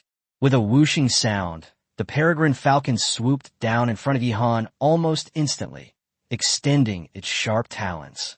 Such high flight speed requires extremely high reaction speed to support it. Otherwise, how can it be used for hunting? Therefore, this peregrine falcon's agility is beyond imagination. If it were someone else, they would probably have been scratched a few times by this peregrine falcon and ended up with some injuries. But now it's facing Yihan. Yihan quickly shifted his position according to the peregrine falcon's movements, ensuring that he would not be caught by it. This scene alone is enough to leave people in awe. Everyone saw it. The peregrine falcon missed its target. They couldn't harm Yihan in the slightest. Furthermore, Yihan reached out and plucked a few feathers from its body. It's simply a miracle. When it comes to reaction speed, the peregrine falcon surpasses humans. So, Yihan relied on prediction and a bit of luck. He actually managed to encounter a peregrine falcon flying at high speed. That's absolutely incredible. During the live stream, Bing Bing's voice cracked. It's hard to imagine how Yihan managed to do that. Yo! The peregrine falcon missed its target and was even touched by Yihan, who plucked out several of its feathers. It got angry too. Yihan turned to look at the peregrine falcon, only to see it flapping its wings, gaining altitude, and swooping down once again. And this time, its target is Yihan, not the Dragon King. It was obvious that Yihan had angered it. Come on, come on. Yihan's eyes lit up as he taunted the peregrine falcon. I almost caught it just now. If I try again, I might be able to catch this peregrine falcon. Thus, Yihan and the peregrine falcon began their second round of competition. Go, peregrine falcon. Gouge out Yihan's eyes. Yes, you can do it. Peregrine falcon, kill Yihan. This peregrine falcon was sent by our country, America, to kill Yihan. Yihan is finished. Yihan, you're not going to get any beef. Just wait to die. Although the peregrine falcon is not large, it can still kill people. Dragon Kingdom, just wait and see. Upon seeing this, a large number of foreign viewers began to shout. To be fair, in the wilderness, peregrine falcons do indeed possess the ability to kill. For example, scratching someone's eye can lead to infection, or it could directly rupture the carotid artery or trachea, which could also be fatal. Now, they all hope that Yi-Han will die at the hands of the peregrine falcon. Whoosh! In a live broadcast, the peregrine falcon charged in once again. Yi-Han focused intently on it, dodging and striking with lightning speed. Unfortunately, he didn't manage to encounter the peregrine falcon this time. I was really lucky just now to have managed to pluck the peregrine falcon's feathers. But this time it wasn't quite right. Yo! The peregrine falcon cried out, as if mocking Yi-Han. Next up is the third collision. This time, the peregrine falcon tore Yi-Han's clothes, and its sharp claws even grazed Yi-Han's skin, almost drawing blood. Yi-Han still couldn't catch the peregrine falcon. He didn't even touch it. Yi-Han frowned as he looked at the tear on the shoulder of his clothes. Bite! Just then, the system notification sounded. The host has been attacked by a peregrine falcon, triggering a choice. Option 1. Jump into the lake to avoid it, but you will receive a random ability downgrade. Option 2. Feed the peregrine falcon with the Dragon King to obtain the disease leukemia. Option 3. Defeat the peregrine falcon to obtain its coordinates. Falcon. Upon seeing this choice, Yi-Han couldn't help but shudder. Many people may not know the name Falcon, but it also has another name, Falcon. He is even hailed as the god of all eagles. It seems the system wants to give him a hand, allowing him to get the strongest falcon in one go. Thanks, system. Yi-Han smiled to himself. Then he pulled out the entrenching tool from his waist and squinted at the peregrine falcon. Just as the peregrine falcon was about to charge at him, Yi-Han instantly unleashed his kingly aura. He didn't use his kingly aura just now because he was afraid of scaring the peregrine falcon away. Now that we can find falcons, who needs peregrine falcons anymore? While this peregrine falcon is gloating, it's the perfect time to unleash your kingly aura. In an instant, the peregrine falcon felt an incomparably fierce sensation wash over it, as if the two-legged creature before it had suddenly transformed into an emperor of the wilderness. It felt an overwhelming urge to run away and was utterly terrified.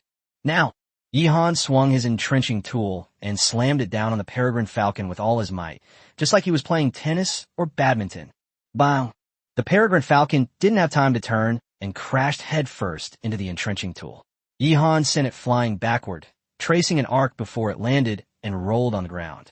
Before Yi-Han could confirm the peregrine falcon's fate, the system notification sounded, announcing the falcon's death. Congratulations, host, on your powerful kill of the peregrine falcon. You have obtained the coordinates of the falcon. I've got it. Chapter 194 Super Giant Meat Skewers. Dragon Kingdom distributes beef. This peregrine falcon was probably used to being arrogant and didn't take Yi-Han seriously at all. It never dreamed that Yi-Han possessed the aura of a king and would even use a weapon to fight it. Diving down at such high speed, it was struck by an entrenching tool, and the peregrine falcon died instantly. With its death, Yi-Han successfully completed his choice and obtained the coordinates of the falcon, also known as the sea falcon. With excitement in his heart, Yi-Han took a deep breath and began to check the location of the coordinates. Hopefully it's not too far, otherwise just getting there will be quite a hassle. Let me see, where are you? Yi-Han's gaze sharpened as he looked at the system interface before him. Deep within the Wulong Mountains. Upon seeing these coordinates, Yi-Han couldn't help but shudder. The system indicates that this falcon is located deep within the Wulong Mountains. Sure, it's not too far. The specific direction is to continue deeper into the area along the hot springs and sulfur mines. Yi-Han roughly estimated that it would take about a day to walk there. Looking at it this way, it is indeed quite far, but it's actually already very good. Although no one knows how big the wilderness world is right now, it certainly won't be small. So, walking for a whole day is really nothing. Don't forget that Chin Baiju chased Abdullah for a whole day and 2 nights. There's no rush to set off now. Let's take care of the brick house first, then we can capture this falcon and tame it. Yi-Han made his decision before looking at the peregrine falcon's corpse at his feet. He picked up the peregrine falcon and weighed it in his hand. It weighs about 2 pounds, so at least we can have some meat to eat. Of course we'll take it with us. What a pity Yi-Han killed this peregrine falcon. If we could tame it, It would be a powerful helper. Really? I think this peregrine falcon is a bit small, not imposing enough. The peregrine falcon is already a medium-sized bird of prey. The kestrel from last time was even smaller. If you ask me, it has to be vultures. I just love vultures. I suddenly thought of a most powerful bird of prey. Only it is worthy of His Majesty Yihan's status. Viewers flooded the screen with comments, discussing the topic. Next, Yihan began the final round of moving. He carried the huge cowhide bundle back home, along with the cow bones and entrails inside. This time, there were no major setbacks. He returned safely, breathed a sigh of relief, and a smile appeared on his face. What a huge harvest! Not only did they get a cow and delicious beef to eat, they also found the coordinates of the gerfalcon. If the brick and tile house wasn't already in its final stages of construction, Yihan would have loved to rush into the Wulong Mountains right now to lure and capture the gerfalcon. Suppressing his excitement, Yihan began to process the beef. With so much beef, it naturally needs to be marinated and smoked to preserve it for longer. Although this will affect the taste and flavor, it's already quite good in the wilderness. No one else had the same conditions as Yihan. If they wanted to store meat for a long time, they would basically dry it in the sun or bake it to remove all the moisture, making it into dry jerky. If you have bad teeth, you really can't chew it. We can have beef hot pot today. We simmer beef bones to make a rich broth, then select the freshest and most tender beef, as well as tripe, to use for hot pot.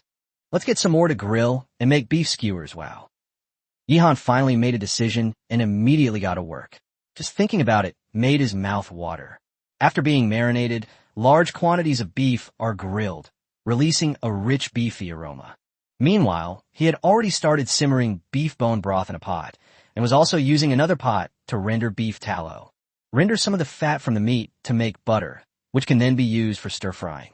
Yihan was so busy he barely had time to breathe, and the audience quickly stopped talking about the peregrine falcon. Everyone's attention was focused on the beef. Hi everyone, I'm Nambing Tian. I'm so hungry. I'm really craving this.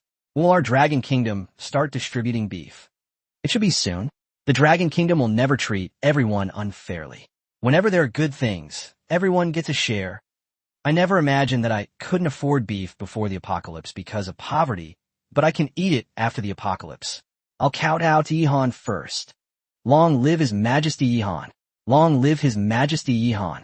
He has once again single-handedly sustained the entire Dragon Kingdom. I can almost smell the aroma. Yihan's giant meat skewers are cooked. Amidst the clamor of discussion, Yihan's beef skewers were cooked and sizzling with oil. Just a sprinkle of salt is enough. What you're really enjoying is the pure, fresh flavor of this beef.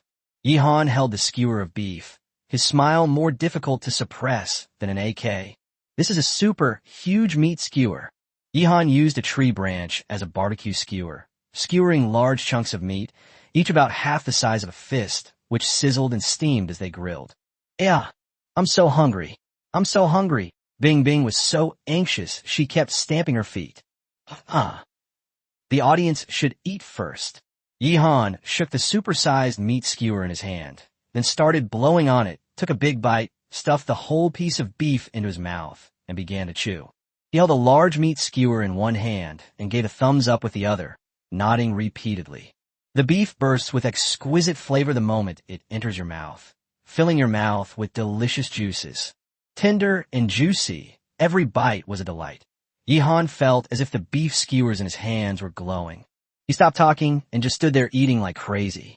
These large chunks of meat are so big that people with small appetites would probably feel full after eating just 2 pieces, while even a normal person would feel stuffed after eating them all. Yihan made a decision on the spot. He would not eat staple food today. He would eat beef until he was full. This is the greatest respect you can show to this top-quality beef. After finishing the enormous meat skewer, Yihan felt incredibly satisfied and, with a sigh of relief, continued with his work. While smoking the large amount of beef, he also processed the peregrine falcon and grilled it over a fire. To thank the peregrine falcon for providing the coordinates of the gerfalcon, Yihan displayed his culinary skills, roasting it to perfection. They also shared some with the Dragon King, who ate it with great relish. The peregrine falcon wanted to eat the Dragon King, but unexpectedly ended up in the Dragon King's stomach. Yihan has eaten so much. How is he going to eat hot pot later? I'm so anxious. Let me help Yihan eat something. Yihan has an incredibly strong body and a great appetite. If he were in ancient times, he would be the kind of great general who could eat a lot and fight well. No problem. Once we finish processing this beef, we'll have used up some energy and Yihan can continue eating. Being able to eat is a blessing. It proves that Yihan is in good health. Of course, those big fat people who can eat a lot don't count. Those have health problems. Great. The Dragon Kingdom is distributing beef. Ha ha ha. We've got beef. We've got beef. As the news spread, everyone in the entire Dragon Kingdom went into a frenzy of celebration. All the other countries were extremely envious and jealous. Because the Dragon Kingdom distributed supplies, once again, everyone was able to get a pound of beef. And this is only the first distribution. There will be more in the future.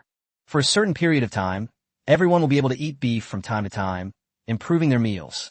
Chapter 195, The White Horse Awakens. The brick and tile house is completed. A frenzy of celebration erupted in every underground shelter in the Dragon Kingdom. 1 pound of beef per person, that's amazing. And this isn't just any ordinary beef. It comes from the wilderness. You could tell from the way Yihan butchered the ox that the beef was all top quality. Before the apocalypse, only the upper class could afford such things, and the price would have been extremely high. Many people live their whole lives without ever having the chance to eat it. Who could imagine that such a top-tier lifestyle could exist in a world where resources are depleted? And all of this is because of Yihan. Yihan, who was already the emperor of the wilderness, saw his reputation rise to an extremely high level once again. Of course, Yihan was unaware of this at the time. He continued working and finally managed to get everything in order. As darkness fell, the broth in the pot began to boil, bubbling away. Next to it were a large quantity of various ingredients, mainly beef and some vegetables. All around, there were many pieces of beef being smoked, emitting a rich aroma. It wouldn't be an exaggeration to say that its fragrance can be smelled for miles around. Yihan sat down on his throne and began to eat hot pot beef. Master Yi, who had been busy all day, began to enjoy his dinner. The background music from A Bite of China is already playing in my head. The beef is so delicious. I accidentally bit my tongue, and it started bleeding. My simp gave me his whole portion of beef. It was so delicious. Simps never end well. Why can't some people understand that? Everyone, please don't be a simp. I disagree. I used to be a total simp, making my goddess pay for hotel rooms, but she still chose me when she got pregnant for the last time. You've accomplished the tasks of a simp, an NTR, and a master. Your life has been worth it. The audience members were getting more and more excited, constantly sending comments and discussing the topic. Yihan ate a huge meal and thoroughly enjoyed himself. This was arguably the most delicious meat he had eaten since arriving in the wilderness. The value of the statement that the finest ingredients require only the simplest cooking methods continues to grow. Just as Yihan was enjoying his meal, a message arrived. Shin Baiju has finally woken up. He opened his eyes and tried to get up, but felt sore all over. Especially his legs. It was as if they no longer belonged to him. This caused Shin Baiju to let out a cry of pain. White Horse, you're finally awake. You slept for a whole day, and you still don't know? Yihan killed a cow, triggering a 10 million-fold return. Oh my, this is making my mouth water. When Bingtian saw that Chun Baiju had woken up, he quickly brought him food and water and shouted his slogan. Brother Yihan is amazing. I also want to contribute to the Dragon Kingdom. Chun Baiju also shouted his own slogan. At this point, some viewers thought that they shouldn't be called the Pegasus Group, but rather the Slogan Group. After shouting the slogans, Chun Baiju first drank some water and then started eating. During this process, Nan Bingtian tapped and massaged his body. Nan Bingtian is a professional in this field. Behind his glory lies an unimaginable amount of effort and sweat. While others are enjoying themselves, he needs to maintain good sleep and eating habits and dares not indulge himself. While others were resting, he was still training according to a strict plan. After rigorous training, it's necessary to relax the body and relieve fatigue. Therefore, Nan Bingtian knew exactly what to do now. Thank you, Brother Nan. I feel much better now. Shun Baiju first felt a sour and painful sensation, but then felt much better. It's also because you have a good constitution. You must have been practicing martial arts since you were a child. Nen Bingtian praised. He also admires Chinese kung fu, especially after watching some kung fu movies, which is only natural. Yes, my dad taught me martial arts since I was little. He's really good at it. I dare say that among the martial artists of our Dragon Kingdom, he ranks in the top 3. Chen Baiju greatly admired his father. Upon hearing this, Chun Longhu in a live stream waved his hands repeatedly. Ha ha ha, Baiju is trying to flatter me to my detriment. I wouldn't dare claim a top 3 spot. Chen Longhu said modestly, but the upturned corners of his mouth betrayed him. The father-son relationship in China has always been rather complicated. Often, the son idolizes his father when he is young, but becomes rebellious in adolescence, and may even think that his father is nothing. Only after they have truly matured can the father and son reconcile and truly understand each other. But there were still many things they couldn't say to each other. This makes their father-son relationship all the more precious. By the way, Brother Nan, are you craving beef? Then, Shenbaiju looked at Nin Bingtian and asked, Yeah, I get so envious every time Ihan triggers the reward. Just how much delicious food does he have? I haven't had a full meal since I came to this wilderness world. Nan Bingtian nodded repeatedly, but stopped halfway through a sentence. Because he saw it, Chen Baiju quickly stuffed the food in his hand into his hand. I'm full, Brother Nan, you can eat. Chen Baiju was clearly lying. He was starving too. It's all right, Baiju, you eat. I've already eaten, and you've given me your head, so I'd even cut off my own flesh for you to eat. Nan Bingtian said exaggeratedly. This kill relieved a long-standing worry for him, and he could never be too grateful. Okay, Brother Nan. Don't worry. I'll find you something to eat tomorrow, and I'll even kill a cow for you to eat. Chen Baiju nodded and made a promise. Upon hearing this, Nan Bingtian's eyes lit up, and he was filled with anticipation. He knew his own limitations. Even with a machete in hand, he knew he couldn't kill a bull. But Chen Baiju knows kung fu, so that's a different story. Ha ha ha. Then Brother Nan will be waiting. It's clear that Nan Bingtian is really hungry. The two chatted for a while longer before taking a break. Nothing was said that night, and the next day arrived. That is, the 28th day of wilderness survival. Before we knew it, a month had almost passed. At dawn, Yihan would open his eyes and begin a new day. After finishing a series of tasks, he arrived at the kiln factory. Now we just need to wait for the tiles to be fired so that we can completely build the brick house, make our selection, and get the map of Longsho Mountain. Yihan inspected the condition of the earthen kiln and felt it was almost ready. So he opened the kiln and got the fired tiles. Finally, we could put the roof on the brick house. It should be done this morning. Ha ha ha. Yihan was filled with anticipation and waited for the tiles to cool before starting to move them. With Yihan's architectural skills, the audience once again enjoyed an artistic topping out process. Finally, after most of the morning had passed, Yihan had completely finished the roofing of the brick house. The brick house is finally completed. This long and arduous selection process is finally over. Chapter 196 map in hand. The coal mine behind the water curtain cave. Bite. When a system's pleasant notification sound rang out, even Yihan couldn't help but feel a surge of emotion. From the moment this choice was made until now, it's finally completely finished. This was also the decision he made that took the longest time to make. Fortunately, it was finally done within the 1-month time limit. As for the brick and tile making, we can certainly continue, but it doesn't need to be done in such a hurry. You can take some time, depending on your mood, and take it slow. In Yihan's mind, there was a complete architectural blueprint, which he had envisioned and constructed long ago. At that time, a super mansion can be built in this area. Right now, Yihan's mind is naturally focused on the reward he just received. He began to look at the map of Longsho Mountain. Although Yihan has discovered a large number of new areas, all of which are obviously rich in resources and worth exploring, the closest one is still Dragonhead Mountain. Exploring and looting Longsho Mountain is also the most convenient option. There's a huge patch of peril on Longsho Mountain, along with Litsi, Cubiba, and Hautuinia cordata, which I haven't discovered yet. And then there was a soapberry tree, a walnut tree. Yihan couldn't help but laugh out loud. He had never explored Longsho Mountain thoroughly, so naturally, there were many things he hadn't discovered. Perilla and Litsi Cubiba are both excellent seasonings, as is Hautuinia cordata, which is particularly effective in reducing inflammation in the body. In many barbecue restaurants, in addition to lettuce leaves, perilla leaves are also served, and many people like that unique plant aroma. Litsi cubiba, on the other hand, has a strong southern flavor. For example, in Yunnan, there's a dish called litsi cubiba mulija with chicken feet, which is very delicious.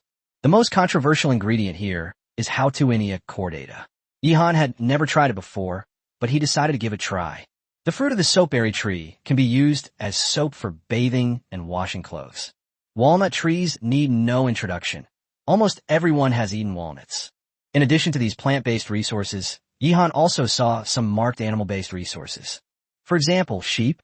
Lamb is a good thing, though many people think it has a gamey smell, but some people like that smell like shimin ching. Another thing is that ewes can produce milk after giving birth, which is also a good thing. I'm so sorry, Long's home mountain. So many good things are right here on my doorstep. I just haven't gone to look for them. Yihan sighed with emotion and continued to examine the map. Actually, he wanted to wait until he got his hands on the Dragon Head Mountain map before making a full-scale takeover, which is why he waited until now. After all, he had plenty to eat and lived a very good life. There are mines in Long's home mountain. My God, are they forcing me to blow up Dragon Head Mountain? Yihan was completely shocked because he discovered that there was a coal mine inside Long's home mountain. Furthermore, it can be seen that this coal mine extends all the way inside Long's home mountain, right to the edge of the Long's home mountain map. It's clear that there's much more to it than just this. It's spread all the way down to the Dragon Scale Plateau. It's not hard to guess that there must be even more coal mines buried beneath the Dragon Scale Plateau. Furthermore, Yihan didn't actually need to blast the mountain to mine, because there was a cave hidden behind Tianlong Waterfall. Brilliant! Through this cave, we can directly enter the coal mine area and start mining coal on the spot. Yihan really didn't expect that there would be a cave behind the waterfall. Good heavens, the water curtain cave from Flower Fruit Mountain has really appeared. The great sage passed through the waterfall and entered the water curtain cave. Now Yihan has also encountered a water curtain cave. The value of the Long's home mountain map far exceeded Yihan's imagination. It was worth it, really worth it. Abundant plant and animal resources are all labeled in real time. And there's also a coal mine of immeasurable value. It was worth it for Yihan to spend so much time making bricks and tiles. Meanwhile, the atmosphere in Yihan's live stream was also quite exciting. Your Majesty Yihan is invincible. Congratulations, Yihan, for building the first brick house in the wilderness world. Awesome, really awesome, purely handmade, it's simply incredible. To celebrate this, I propose that the Dragon Kingdom distribute beef again. What do you say? Yes, I didn't get to eat any beef yesterday. It was all given to my goddess. I must try the beef myself today. So you were that simp, or are you the only one? Wait, why is Yihan just standing there grinning like an idiot? He must have completed the system's task, and is checking his rewards now. A large number of bullet comments kept flooding in. Some viewers firmly believe that Yihan possesses a system. Some people are just joking around. At this moment, Yihan finally finished looking at the map of Dragon Head Mountain, but the shock in his heart could not be calm for a long time. Long's home mountain is truly a treasure trove. Let's celebrate with a beef feast, and then we'll go get some supplies this afternoon. Yihan made a decision and began preparing lunch. Yihan had another meal of beef for lunch today, which was incredibly satisfying. The Dragon King also started eating beef with him and lived a very comfortable life. After lunch, Yihan packed his things and took the Dragon King to Dragon Head Mountain. Following the map's directions, he first found the Houtuinia cordata. The surface is covered with leaves, while underground there are white, strip-shaped roots, all of which are edible. It is generally eaten cold or used as a condiment. When Yihan saw the Houtuinia cordata, many viewers recognized it immediately. It's Houtuinia cordata. I knew Yihan's exploration would yield great results. Houtuinia cordata. You mean Houtuinia cordata, right? I remember now, this stuff has a very toxic smell. At 1. What's so great about Houtuinia cordata? That's not something humans can eat. Hee, that's because you're not lucky enough to enjoy it. Houtuinia cordata is delicious. I've never eaten it, so I won't participate in the discussion. This stuff is only found in the south, right? I'm from the north, and I've never even seen it before. Seriously, this stuff is super delicious. I'm such a sucker for it, wah. The audience began to debate. Some people love it, while others can't stand it all. This is normal, Just like the debate over whether tofu pudding should be sweet or savory, similar to the debate over cilantro. So, can Yihan eat Houtuinia cordata? Under the watchful eyes of the audience, Yihan picked a leaf from the Houtuinia cordata plant and put it in his mouth to chew. Everyone was waiting for Yihan's reaction. When the leaf entered his mouth, Yihan's expression remained calm. But soon, he was jolted, and his expression turned ferocious. Wow! Yihan spat out the leaf from his mouth and stared in shock at the patch of Houtuinia cordata in front of him. No wonder it has this name. It really does smell strongly of fish. You can't eat this. You can't eat this. Yihan rinsed his mouth with water, and it took him a while to recover. Looks like Yihan doesn't eat Houtuinia cordata. Ha ha ha. After the crocodile eggs, another thing he can't eat has appeared. Bing Bing explained with a smile. Personally, she quite likes it and finds it very fragrant and sweet. This varies from person to person, which everyone can understand. There's basically no one in the world who likes to eat everything. More or less, everyone will have dietary restrictions. Yihan was well aware that many people loved to eat this kind of thing. So he started digging, trying to trigger a refund so that those who love to eat could have the opportunity to eat it. Soon an announcement appeared. Yihan had triggered a 10 million times return again. The scene shifts to the Pegasus duo, also known as the slogan duo. Upon seeing the refund announcement, Nin Bingtian finally couldn't shout anymore. Chapter 197, A Frenzied Harvest. Soap in the Wilderness. Upon seeing the refund announcement triggered by Yihan, all the players had different reactions. Shun Baiju, representing the Tianma duo, was the first to speak, shouting out his slogan. Brother Yihan is amazing. I also want to contribute to the Dragon Kingdom. Shun Baiju was full of fighting spirit, waving his fist. It's great to be young. I've been resting until now, and although I'm still a little sore, I've begun to regain my mobility. Judging from this, he should be able to move around freely by tomorrow at the latest. If it were someone in a sub-healthy state, they wouldn't be able to recover so quickly. Yihan obtained the Houtuinia cordata. It's making my mouth water. Nan Bingtian also wanted to shout out his own slogan, but he stopped. Because he had eaten Houtuinia cordata before, he couldn't stand the taste at all. He really doesn't crave this stuff. Seeing his constipated expression, the audience burst into laughter. Ha ha ha. Even Brother Nan has things he doesn't crave. Actually, I'm still not hungry enough, since at least Brother Nan has something to eat. That makes sense. When you're really starving, you want to stuff anything into your mouth. Yes, when I was young, I studied in another city. When the living expenses my family gave me ran out, I felt like I had to go and empty the swill buckets in the cafeteria at the end of the month. At the beginning of the month, I smoked Huazi cigarettes. Anything else made me cough. At the end of the month, I was wondering if I could curl my hair and take a couple of puffs. So what does Houtuinia cordata actually taste like? I'm really curious. A flood of comments appeared on the screen, with viewers constantly discussing and spouting all sorts of witty remarks. In Shinmo's live stream, it was obvious to everyone that she was craving it. People from Sichuan and Chongqing generally love to eat Houtuinia cordata, and Shin-Mo is no exception. I'll go look for it too. I haven't had Houtuinia cordata for so many years. Shin-Mo savored the taste of Houtuinia cordata, his heart pounding with excitement. She had just finished washing clothes and was leisurely lying in her little courtyard sunbathing, but now she couldn't sit still any longer. He immediately packed his things and set off to find Houtuinia cordata. Houtuinia cordata is delicious. Yihan is so lucky. How did he find so much delicious food? Wuan also saw the announcement and was very envious. She also loves to eat Houtuinia cordata. At this moment, Wuan was outside looking for new food, which she could eat herself or feed the pigs. Her live streams have consistently been popular because viewers are worried she might be poisoned, so they're keeping a close eye on her. However, Wuan has learned her lesson now. No matter what she picks, she won't eat it herself. Take it back and feed it to the pigs first. The pigs were fine after eating it, so she decided to try it herself. Extremely cautious. Therefore, some viewers jokingly said that Wu Wan was raising a venomous insect. Of the 4 little wild boars, whoever survives to the end will be immune to all poisons and will be able to inherit the mantle of Wu Wan, the poison goddess. Besides the 2 female contestants, there was also the fisherman, who also loved to eat Houtuinia cordata. Yihan is awesome. These roasted potatoes just don't feel quite right without Hautuinia cordata and chili powder.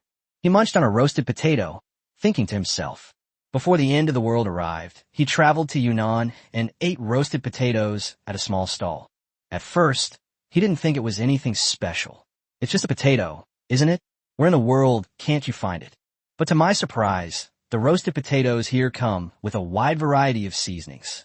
He tried them one by one and found them all to be fantastic, and he even fell in love with Hautuinia cordata because of them.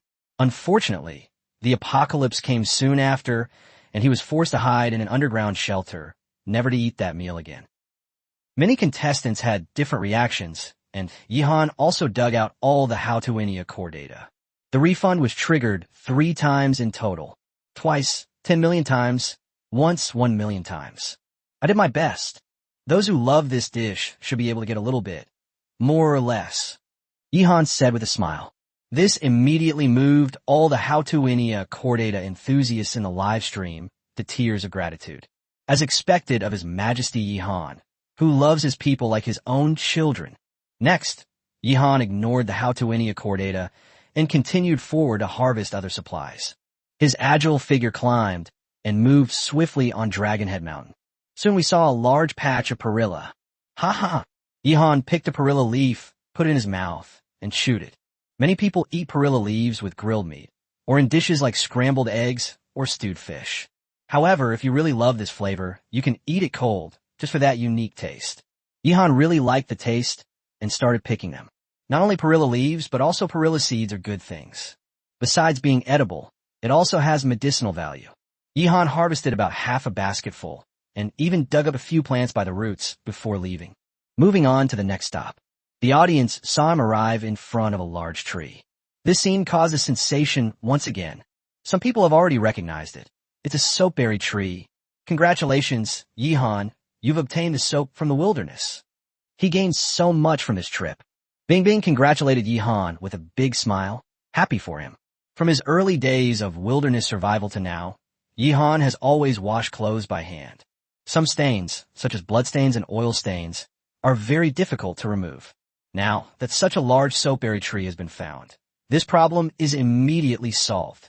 This tree is huge. Look, everyone, this fruit consists of an outer peel and an inner seed. Yihan was in a great mood and became interested. He picked up a fallen soapberry fruit from the ground and broke it open with his hands to show everyone. This peel is rich in saponins, making it a natural soap.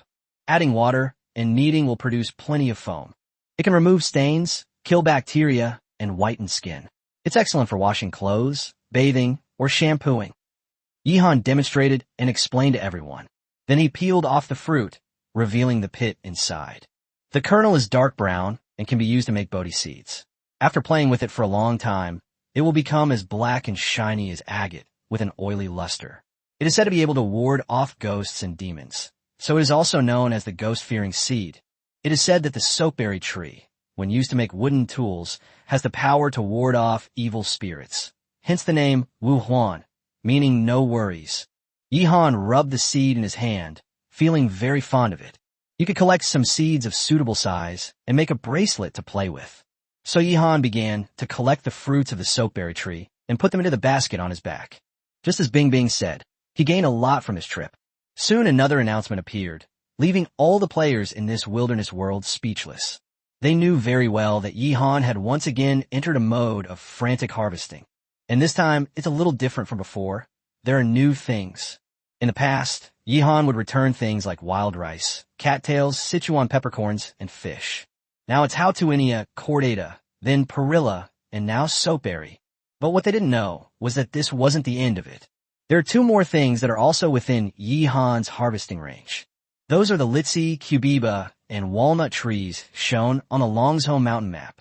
Litsi Cubiba is a spice, but the value of the walnut tree goes without saying, and it will surely cause a sensation again. Chapter 198. I'll stop once I've earned 30 million. Cracked version of wilderness survival. The fruit of the soapberry tree is quite durable. Although it is everywhere here, Yihan did not pick too many. Take some back first, and we can come back when we run out. Then Yihan left and headed to his next stop.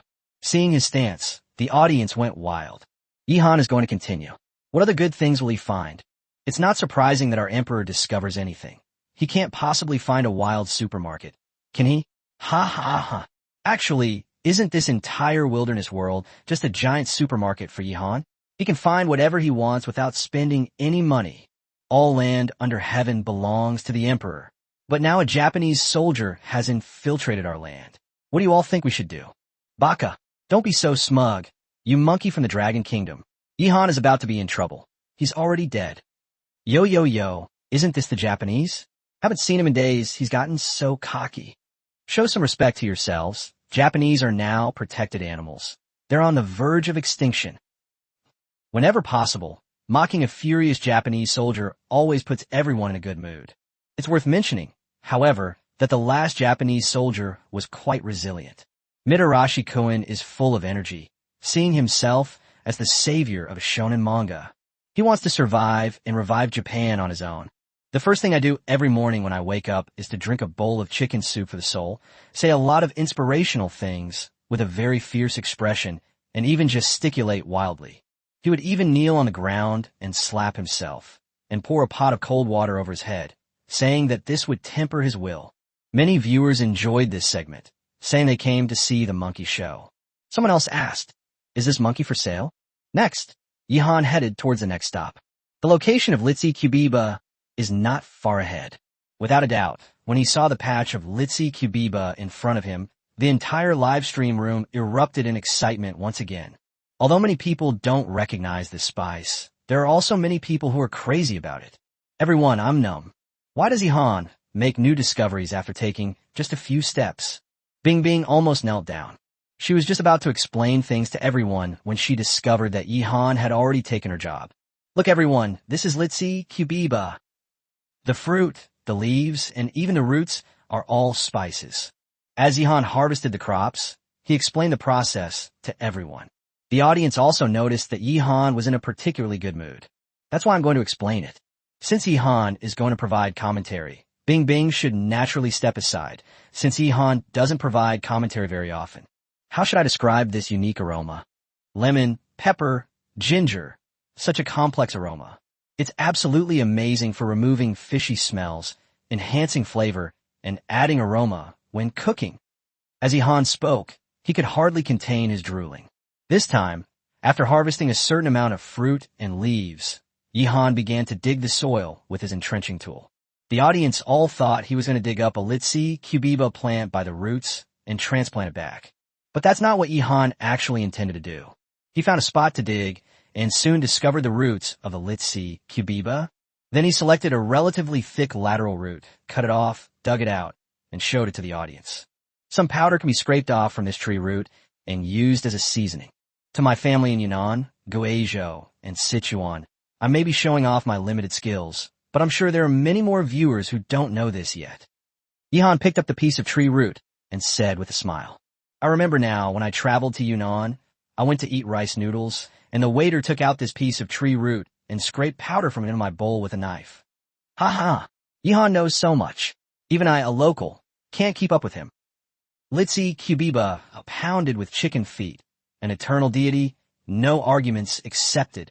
I think the taste of Litsi Kubiba is a bit like catnip, and I like both. Wait, what is catnip? I really regret not traveling more before. There are so many foods I haven't tried. That's strange. Generally speaking, people who don't eat Howdowinia chordata find it hard to accept Litsi Kubiba. What's wrong with Yihan? Everyone has their own opinion. That's normal. I have a classmate who thinks eggs have a fishy smell, but he likes to eat all kinds of animal offal and sashimi, which I think are the fishy ones. The audience continued to discuss it. There is controversy surrounding Howdowinia chordata, Litsi Kubiba, and even peril frutescens. Many people have never even heard of it, so it naturally generates a lot of buzz. Let's keep looking. I feel like we might find something else today. Stop once you've made 30 million. Yihan laughed and made a joke, then continued forward. Are you coming again? Many foreign viewers felt their scalp tingling. Please stop, Yihan. They felt that Yihan's wilderness survival skills were not the same game as their own players. Yihan is playing a hacked version, isn't he? Others might go out to explore and not find anything for several days. But Yihan is different. Every time he goes out on such a trip, he always returns with a full load of goods. If he weren't in good health, he wouldn't be able to carry all that stuff. That's outrageous. Keep going, keep going. Drain Dragonhead Mountain. Bing Bing looked on expectantly, waiting for Yi Han's new discovery. The audience is also looking forward to it, especially those who don't like Hatuinia Chordata, Litsi, Cubiba, and Perilla. They all hope that Yi Han could discover some resources that weren't so niche. Next, Yi Han continued climbing and moving forward on Dragonhead Mountain. We also made some other discoveries along the way. For example, Nan Bingtian's favorite food is the rapeseed snake. Yi Han encountered one, which was still hanging in a tree. Upon seeing the snake, Yi Han didn't hold back and directly chopped off its head with an entrenching tool. Coincidentally, when I harvested this snake, I triggered a 100,000-fold return. Although the return rate is very low, it is still announced. After seeing this, Nan Bingtian could finally shout out his slogan without restraint. He was incredibly moved. He has tried Hatuinia Chordata, Perilla, Litsi Cubiba, and Nan Bingtian, but he doesn't like any of them. Then there's the soapberry, which isn't for eating either. Every time, it was Chun Baijiu who shouted the slogans, but Nan Bingtian couldn't bring himself to do it. Now, Yi Han has gotten a rat snake. Yi Han obtained a rat snake. Imo so hungry, so hungry, so hungry. After shouting the slogan, Nan Bingtian felt better. But I'm even more craving it now. Brother Nan, don't worry. I'll go find you a snake and a cow right now. Chun Baiju quickly stood up. Baiju, rest a bit more. There's no rush. I'm actually not greedy, Nan Bingtian hurriedly said. But Chun Baiju looked at him with a very suspicious gaze. It's obvious they don't believe it. Just then, Nan Bingtian's stomach growled loudly. He swallowed hard and gave a somewhat embarrassed smile. Brother Nan, I'm hungry too. Let's go get something to eat. Chun Baiju naturally grabbed Nan Bingtian's cleaver and called out to him. Chapter 199 Azure Dragon Robe. The Pegasus duo discovers a moose. Although Chun Baiju feels sore all over when he moves around, his leg are the most sore. But in any case, they have regained the ability to move just a little slower. So he decided to go find something to eat. If this continues, they'll both starve to death. Although Nan Bingtian had the habit of storing grain, the key problem was that he couldn't store much at all. The food given to Chun Baiju was all saved up from his own meager resources. We are now practically penniless. Nan Bingtian knew that if they didn't find something to eat, the two of them would go hungry that night. He was embarrassed and sighed. I am sorry, Bayu. If we live together in the future, I might become a burden to you. Nan Bingtian said. Brother Nan, what are you saying? I'm your idol. After watching your championship match, I was so excited that I practiced Taizu Chongquan 3 times. Chun Baiju turned around, raised his fist, and said to him. The audience was moved, but they couldn't help but laugh as well. Because Chun Baiju misspoke. Oh no, I misspoke, Brother Nan. You're my fan. Chun Baiju quickly tried to correct him, but the more he tried, the more wrong he became. At this, Nan Bingtian also burst out laughing. Ha ha. Baiju, I understand what you mean, but I really don't have any skills in wilderness survival. Nan Bingtian said with a smile. There's nothing wrong with admitting it. Everyone can see it. You're already amazing, Brother Nan. Besides, there are many things I'm still figuring out myself. If we work together, things will definitely get better and better. Chun Baiju has always been so positive and optimistic. Upon hearing this, Nan Bingtian nodded emphatically, and the two of them moved forward together to search for food. Before we knew it, the Dragon Kingdom already had 3 groups of contestants. First, there were Zhou Kai Wang and Lin Wei, who formed the pioneering duo of hunter and cook. This combination is quite good. Zhou Kai Wang is mainly responsible for obtaining food, while Lin Wei is responsible for assisting and cooking. Zhou Kai Wang's childlike innocence, his hunting skills, and Lin Wei's culinary expertise are all worth watching. Then Long Yi found Lin Qi, and the leader personally selected the Dragon Riders, who were equally impressive. And now everyone is looking forward to Long Yi's military training of Master Lin Qi, which is about to begin a grueling training session. Finally, there are Chun Baiju and Nan Bingtian. In terms of combat strength, this combination is quite good, because Chun Baiju knows Kung Fu and is very skilled. He personally demonstrated that Kung Fu is a killing technique. However, it falls short in terms of wilderness survival. Nan Bingtian wasn't very good at wilderness survival, and Shin Baiju wasn't exactly an expert either. But in any case, it's better than the two of them acting alone. First of all, having a companion is very important. Humans are social animals. Being too lonely can cause problems. Secondly, when the two of them are together, they can achieve twice the result with half the effort in whatever they do, and their lives will definitely get better and better. If only Baiju and Nange could meet Yihan. Yeah, anyone in our Dragon Kingdom who encounters Yihan can instantly win without lifting a finger and eat until they're stuffed 3 times a day. Difficult. I watched Yihan smoke the anaconda meat and the beef, and there was no smoke in any of the live streams of our Dragon Kingdom contestants. I think Yihan's location is exceptionally advantageous. It's likely the core area of the wilderness world, while the others are on the periphery, far away. A good position is one thing, but you also need to have the ability. If someone else were in Yihan's position, they probably wouldn't survive. Just the wild boars that Yihan initially set up and killed were enough to give most of the contestants a run for their money. Serdang from Myanmar is a prime example. Luck and strength have made our emperor great. Long live the emperor.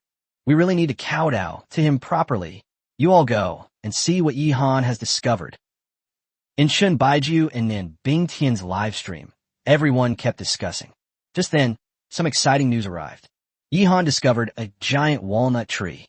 The trees were laden with fruit, the branches heavy with fruit, a sight that brought joy to anyone who looked at it. However, at first glance, quite a few people really don't recognize it. What kind of good stuff is this? They look like small peaches, but they're green and not ripe yet. What peach? This is definitely not a peach. It looks more like a green apple to me. Haha, a bunch of country bumpkins. You don't know, do you? These are actually walnuts. Liar. Everyone's eaten walnuts before, and walnuts don't look like this. It really is a walnut. This is a walnut. A flood of comments appeared, sparking heated discussions. This has indeed overturned many people's perceptions. Yihan picked up a green fruit from the ground and peeled off the outer skin with his hands. The audience's eyes widened as they saw that inside the fruit peel was actually a walnut. It's one of those brown, hard-shelled walnuts. It's amazing. The walnuts that people usually buy are already peeled, so it's normal that you can't recognize them. Bing Bing then began to explain. The outermost layer of walnut is a green skin, which is called qinglanjiai in traditional Chinese medicine. It is a very nice-sounding name and has a wide range of uses. For example, it can be used to dye hair and repel insects in vegetable gardens. Macadamia nuts, which everyone has eaten, actually have a green outer skin, just like walnuts, when they grow on the tree. Many viewers felt they had learned something new after hearing Bing Bing's words. I never expected that there was a layer of green dragon skin on the outside of the walnut. This guy is pretty pretentious. It sounds like some kind of defensive technique that the protagonist in a fantasy novel would practice. The enemy launched an attack, thinking they had the protagonist cornered, but unexpectedly, a dragon's roar rang out, and the protagonist released the azure dragon robe. An azure dragon circled around his body, transforming into a veil, and he stood as still as a mountain, blocking the attack and even deflecting it. Awesome. Click. At this moment, Yihan picked up a stone and smashed the walnut shell. First peel the skin, then crack the shell to get the flesh inside. At this point, the kernel is raw because the walnuts have not yet undergone drying or roasting processes. They have a crisp and sweet taste, and many people love to eat raw walnuts. Yihan was eating it raw, nodding as he ate, looking very satisfied. Eating it raw is also very good, and it's even more nutritious. Of course, you can also stir-fry it to enjoy its sweet flavor. Yihan ate one, but wasn't satisfied, so he simply sat on the ground and started eating. As expected, another refund announcement appeared during this process, making the other contestants almost cry. Yihan has found walnuts again? That must be a huge tree with so many walnuts. I'm so hungry. Nan Bingtian felt even hungrier. Brother Yihan is amazing. I also want to contribute to the Dragon Kingdom. Chun Baiju's eyes lit up, and he let out a startling shout, rushing forward with his machete in hand. Before them, behind a tree, appeared a gigantic moose. Chapter 200. The White Horse Battles the Moose. Nan Bingtian's assist. Moose. When Chun Baiju saw this huge thing, he couldn't help but shudder, while Nan Bingtian was completely stunned. Because it's really big. The impact of facing a huge wild animal head-on is something that people who haven't actually experienced it can't understand. Having been in the wilderness for almost a month, this was the first time the two had encountered such a large creature. But what followed was ecstasy. The bigger this thing is, the more flesh it has. If we finish this, it will be enough for 2 people to eat for a long time. Nan Bingtian's face instantly turned red. He had a premonition that he might finally be able to have a full meal. Whoosh! At this moment, Chun Baiju had already charged forward with a machete in hand. That's incredibly brave. A newborn calf is not afraid of a tiger. This big guy isn't so easy to deal with. In a live broadcast room, Chun Longhu sighed, his whole body tensed up and his temples bulged slightly. This proves that he was very nervous.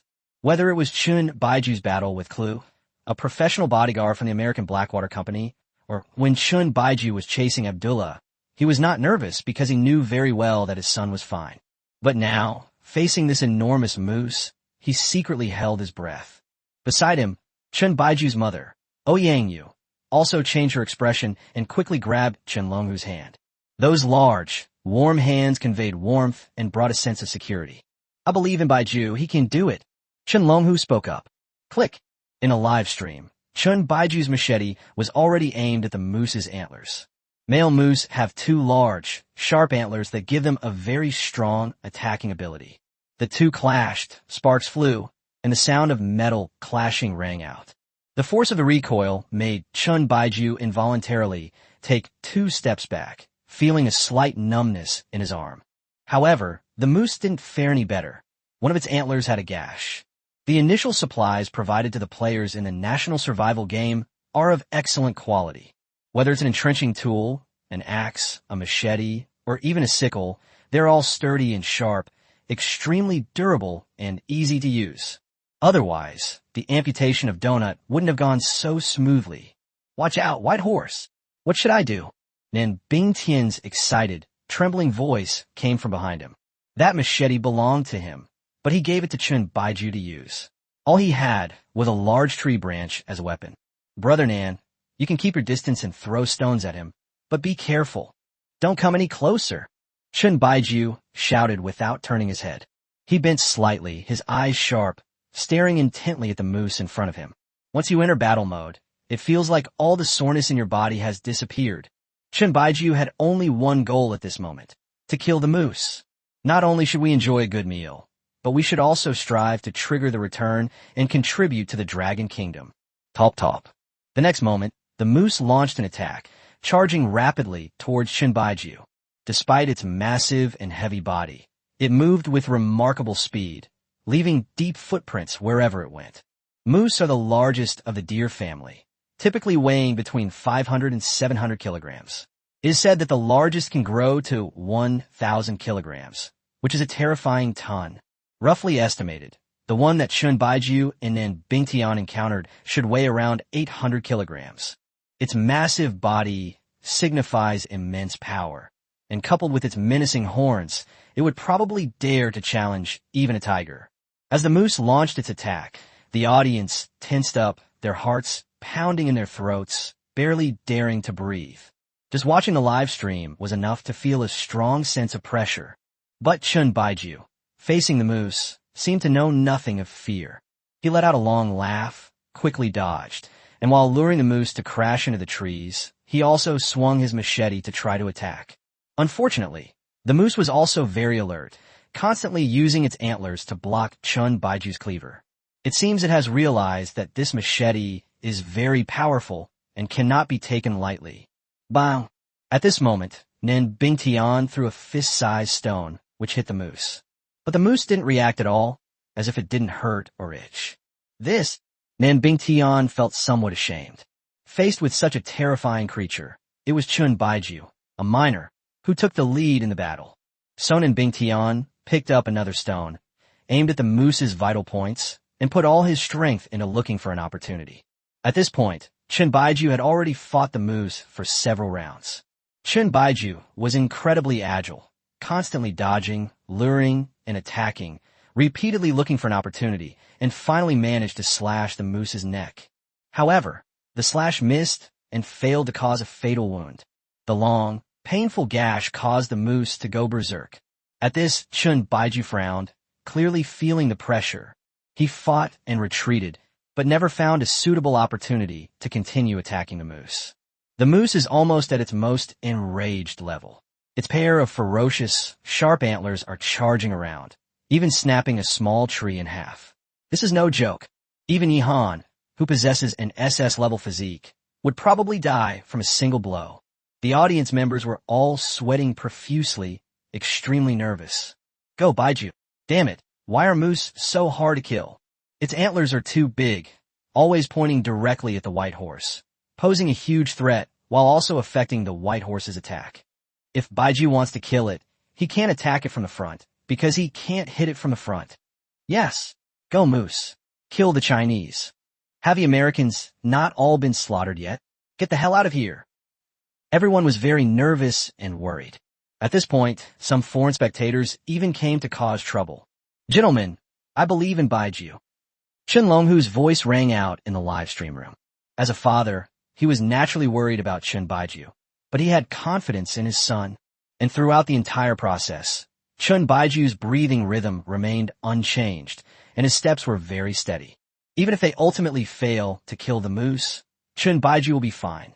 While Chen Baiju was dealing with the moose, Nan Bingtian maintained a certain distance, looking for an opportunity. He was wise and made no rash moves, because he knew that rashly joining the battle would only disrupt Chen Baiju's rhythm. Despite Chen Baiju's disheveled appearance, anyone with eyes could see that he never lost his rhythm. Although the moose attacked fiercely, it was actually being led by the nose by Chen Baiju the whole time. If Chen Baiju seizes just one opportunity, it will die. Now, Nan Bingtian's eyes lit up. He took a deep breath and threw the stone in his hand hard. This attack was delivered with full force and was remarkably precise, striking the moose's genitals. This is an unbearable pain for any male creature. Sure enough, the next moment, the moose's eyes turned red and became bloodshot, and it let out a shrill and angry howl, its massive body trembling.